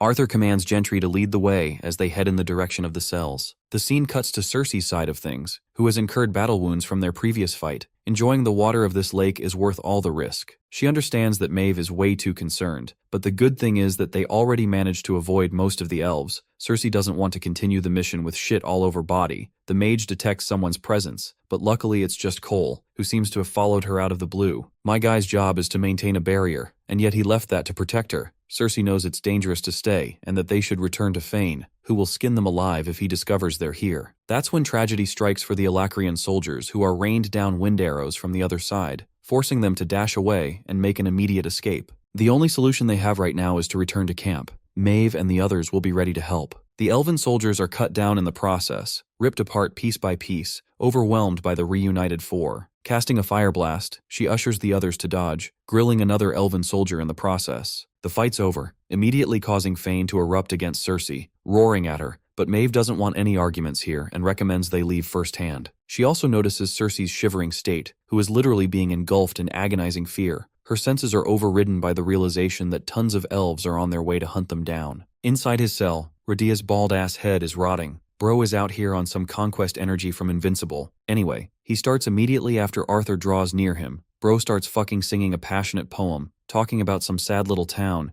weeping his emotions out for the boy who was taught everything by his mother to become a hero, the boy's father to taught him to fight as well, knowing they could not contain the child's passion, which burned inside of him like a volcanic flame. Eventually, they mustered the courage to leave the little town. Tragedy struck with the boy falling to his doom, but like every story, he met someone who channeled his desires of a hero. With each growth comes suffering and heartache, hinting at the enemies who have crossed time and space, blinding him in their betrayal. Radius wonders. He questions who will win the battle between light and dark. By the way, my interpretation of all this is that the story is about Arthur and his battles to come. Anyway, our boy doesn't even let this egghead hold his hand, causing him to flop to the ground and mumble how much effort he put into this poem. At this point, even someone as patient as Arthur is beginning to believe that this damn dwarf has become unhinged in his containment, but the guy laughs like he's having the time of his life. He assures the boy that it's going to be his own choice if he chooses to ignore the poetry he just put out for display. After all, sharing a heart-to-heart moment is boring, but Radius needed to kill some time, so he crafted a little poem. Though he does taunt Arthur that maybe it's all just unhinged rambling from his side, though he asks if his words were at least catchy. Actually done with his bullshit, our boy snaps and slams his head into the wall, reminding the bastard of the gravity of the situation he's in. As Radius is being choked to oblivion, the young Lance assures him that anything he shares will only lead to a more pleasant experience for his stay here. Letting go, he also warns him that now is not the time to worry about stupid catchy rhymes. Collecting himself, the dwarf explains that he's already said the most important bits of information that he could have provided, not really giving a damn about what Arthur could gain from it. Back in his chambers, our boy gets to work, not being able to sleep a wink. From his memory, he jots down all the words he heard back then.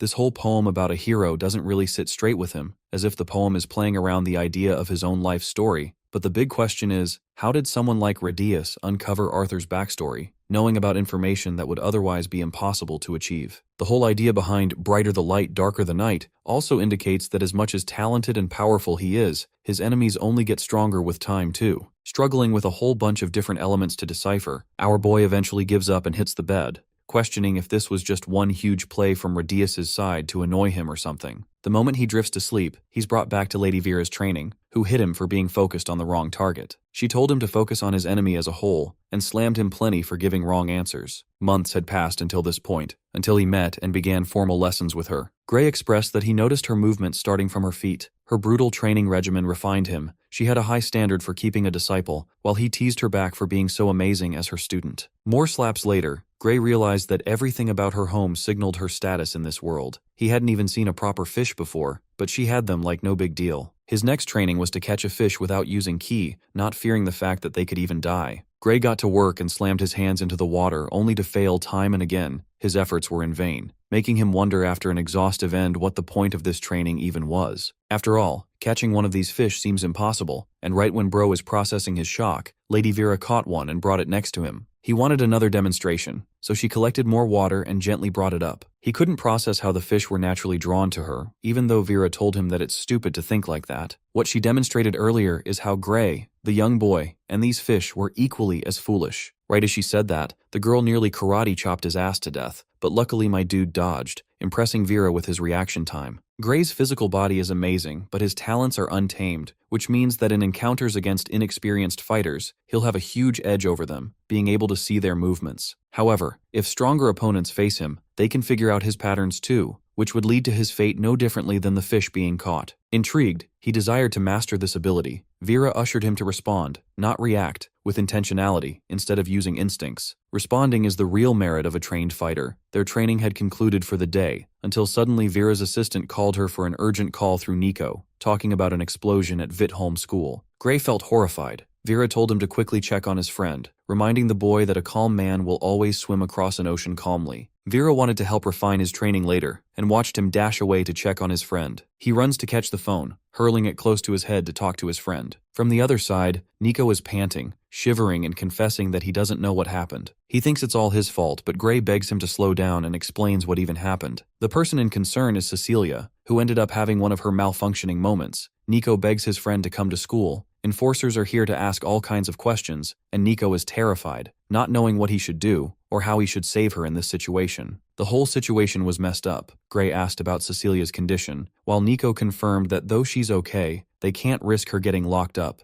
especially since she demolished a part of the building. The problem is, Vera wouldn't just let him go to the academy if he asked. She would always advise him to let the enforcers handle things. With that in mind, Gray confesses with deep hurt that he can't leave. Despite his desire to come, the school wouldn't let him in anyway. Instead, Nico begs him to meet elsewhere, to figure out a way to save Cecilia in case something terrible happens to her. Again, our boy didn't really have much of a choice. At best, he could console his friend not to worry. Bro couldn't even offer the shitty advice that Vera gave him. Even though Nico insisted that they meet, Gray had to reject him endlessly that he had lessons, that everything is going to be fine, that he didn't need to involve himself and stir up trouble, because through this situation, perhaps they could actually get help for Cecilia. In his mind, Gray didn't want Nico to think that his inventions were the only thing she should have relied on. The poor guy apologized for reaching out to his friend, knowing that he had a destined path ahead to become king. The gut-wrenching phone call between two friends and their own priorities came to an end. Gray begged Nico to give another call when he found an update on the situation, and so it ended. At the time, he resolved himself that he'd be fine, thinking that if drilled that lesson enough times in his head,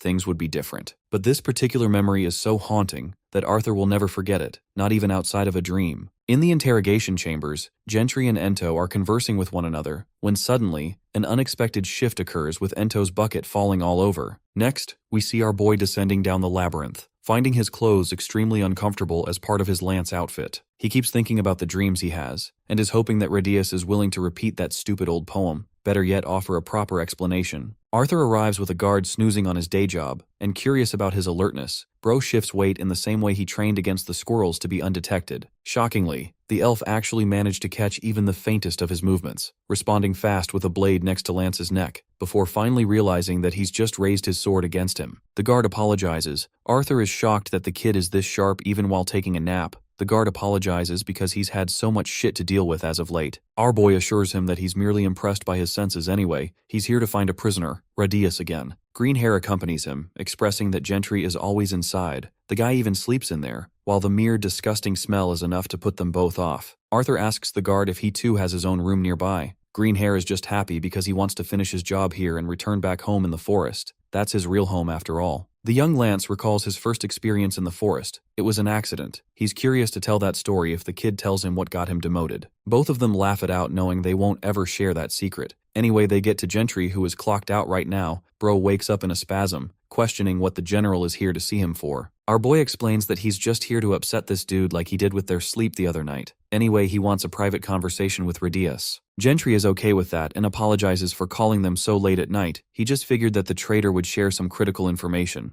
The door is open before their eyes, but in front of them is not Radius. Rather, Ento has been stabbed. Not just him, Uto as well, caved in dozens of spikes. All this time, Arthur thought that Uto's mana was restrained, so it doesn't make any sense that things unraveled like this. The old man hastens to check on Ento, while our boy wonders if Uto freed himself and then killed himself, even though the retainer seems relatively fine. The big question surrounds Radius. Arthur blitzes over to his cell, only to find the same outcome with Radius too, who was carved out with several spikes, serving as his grave.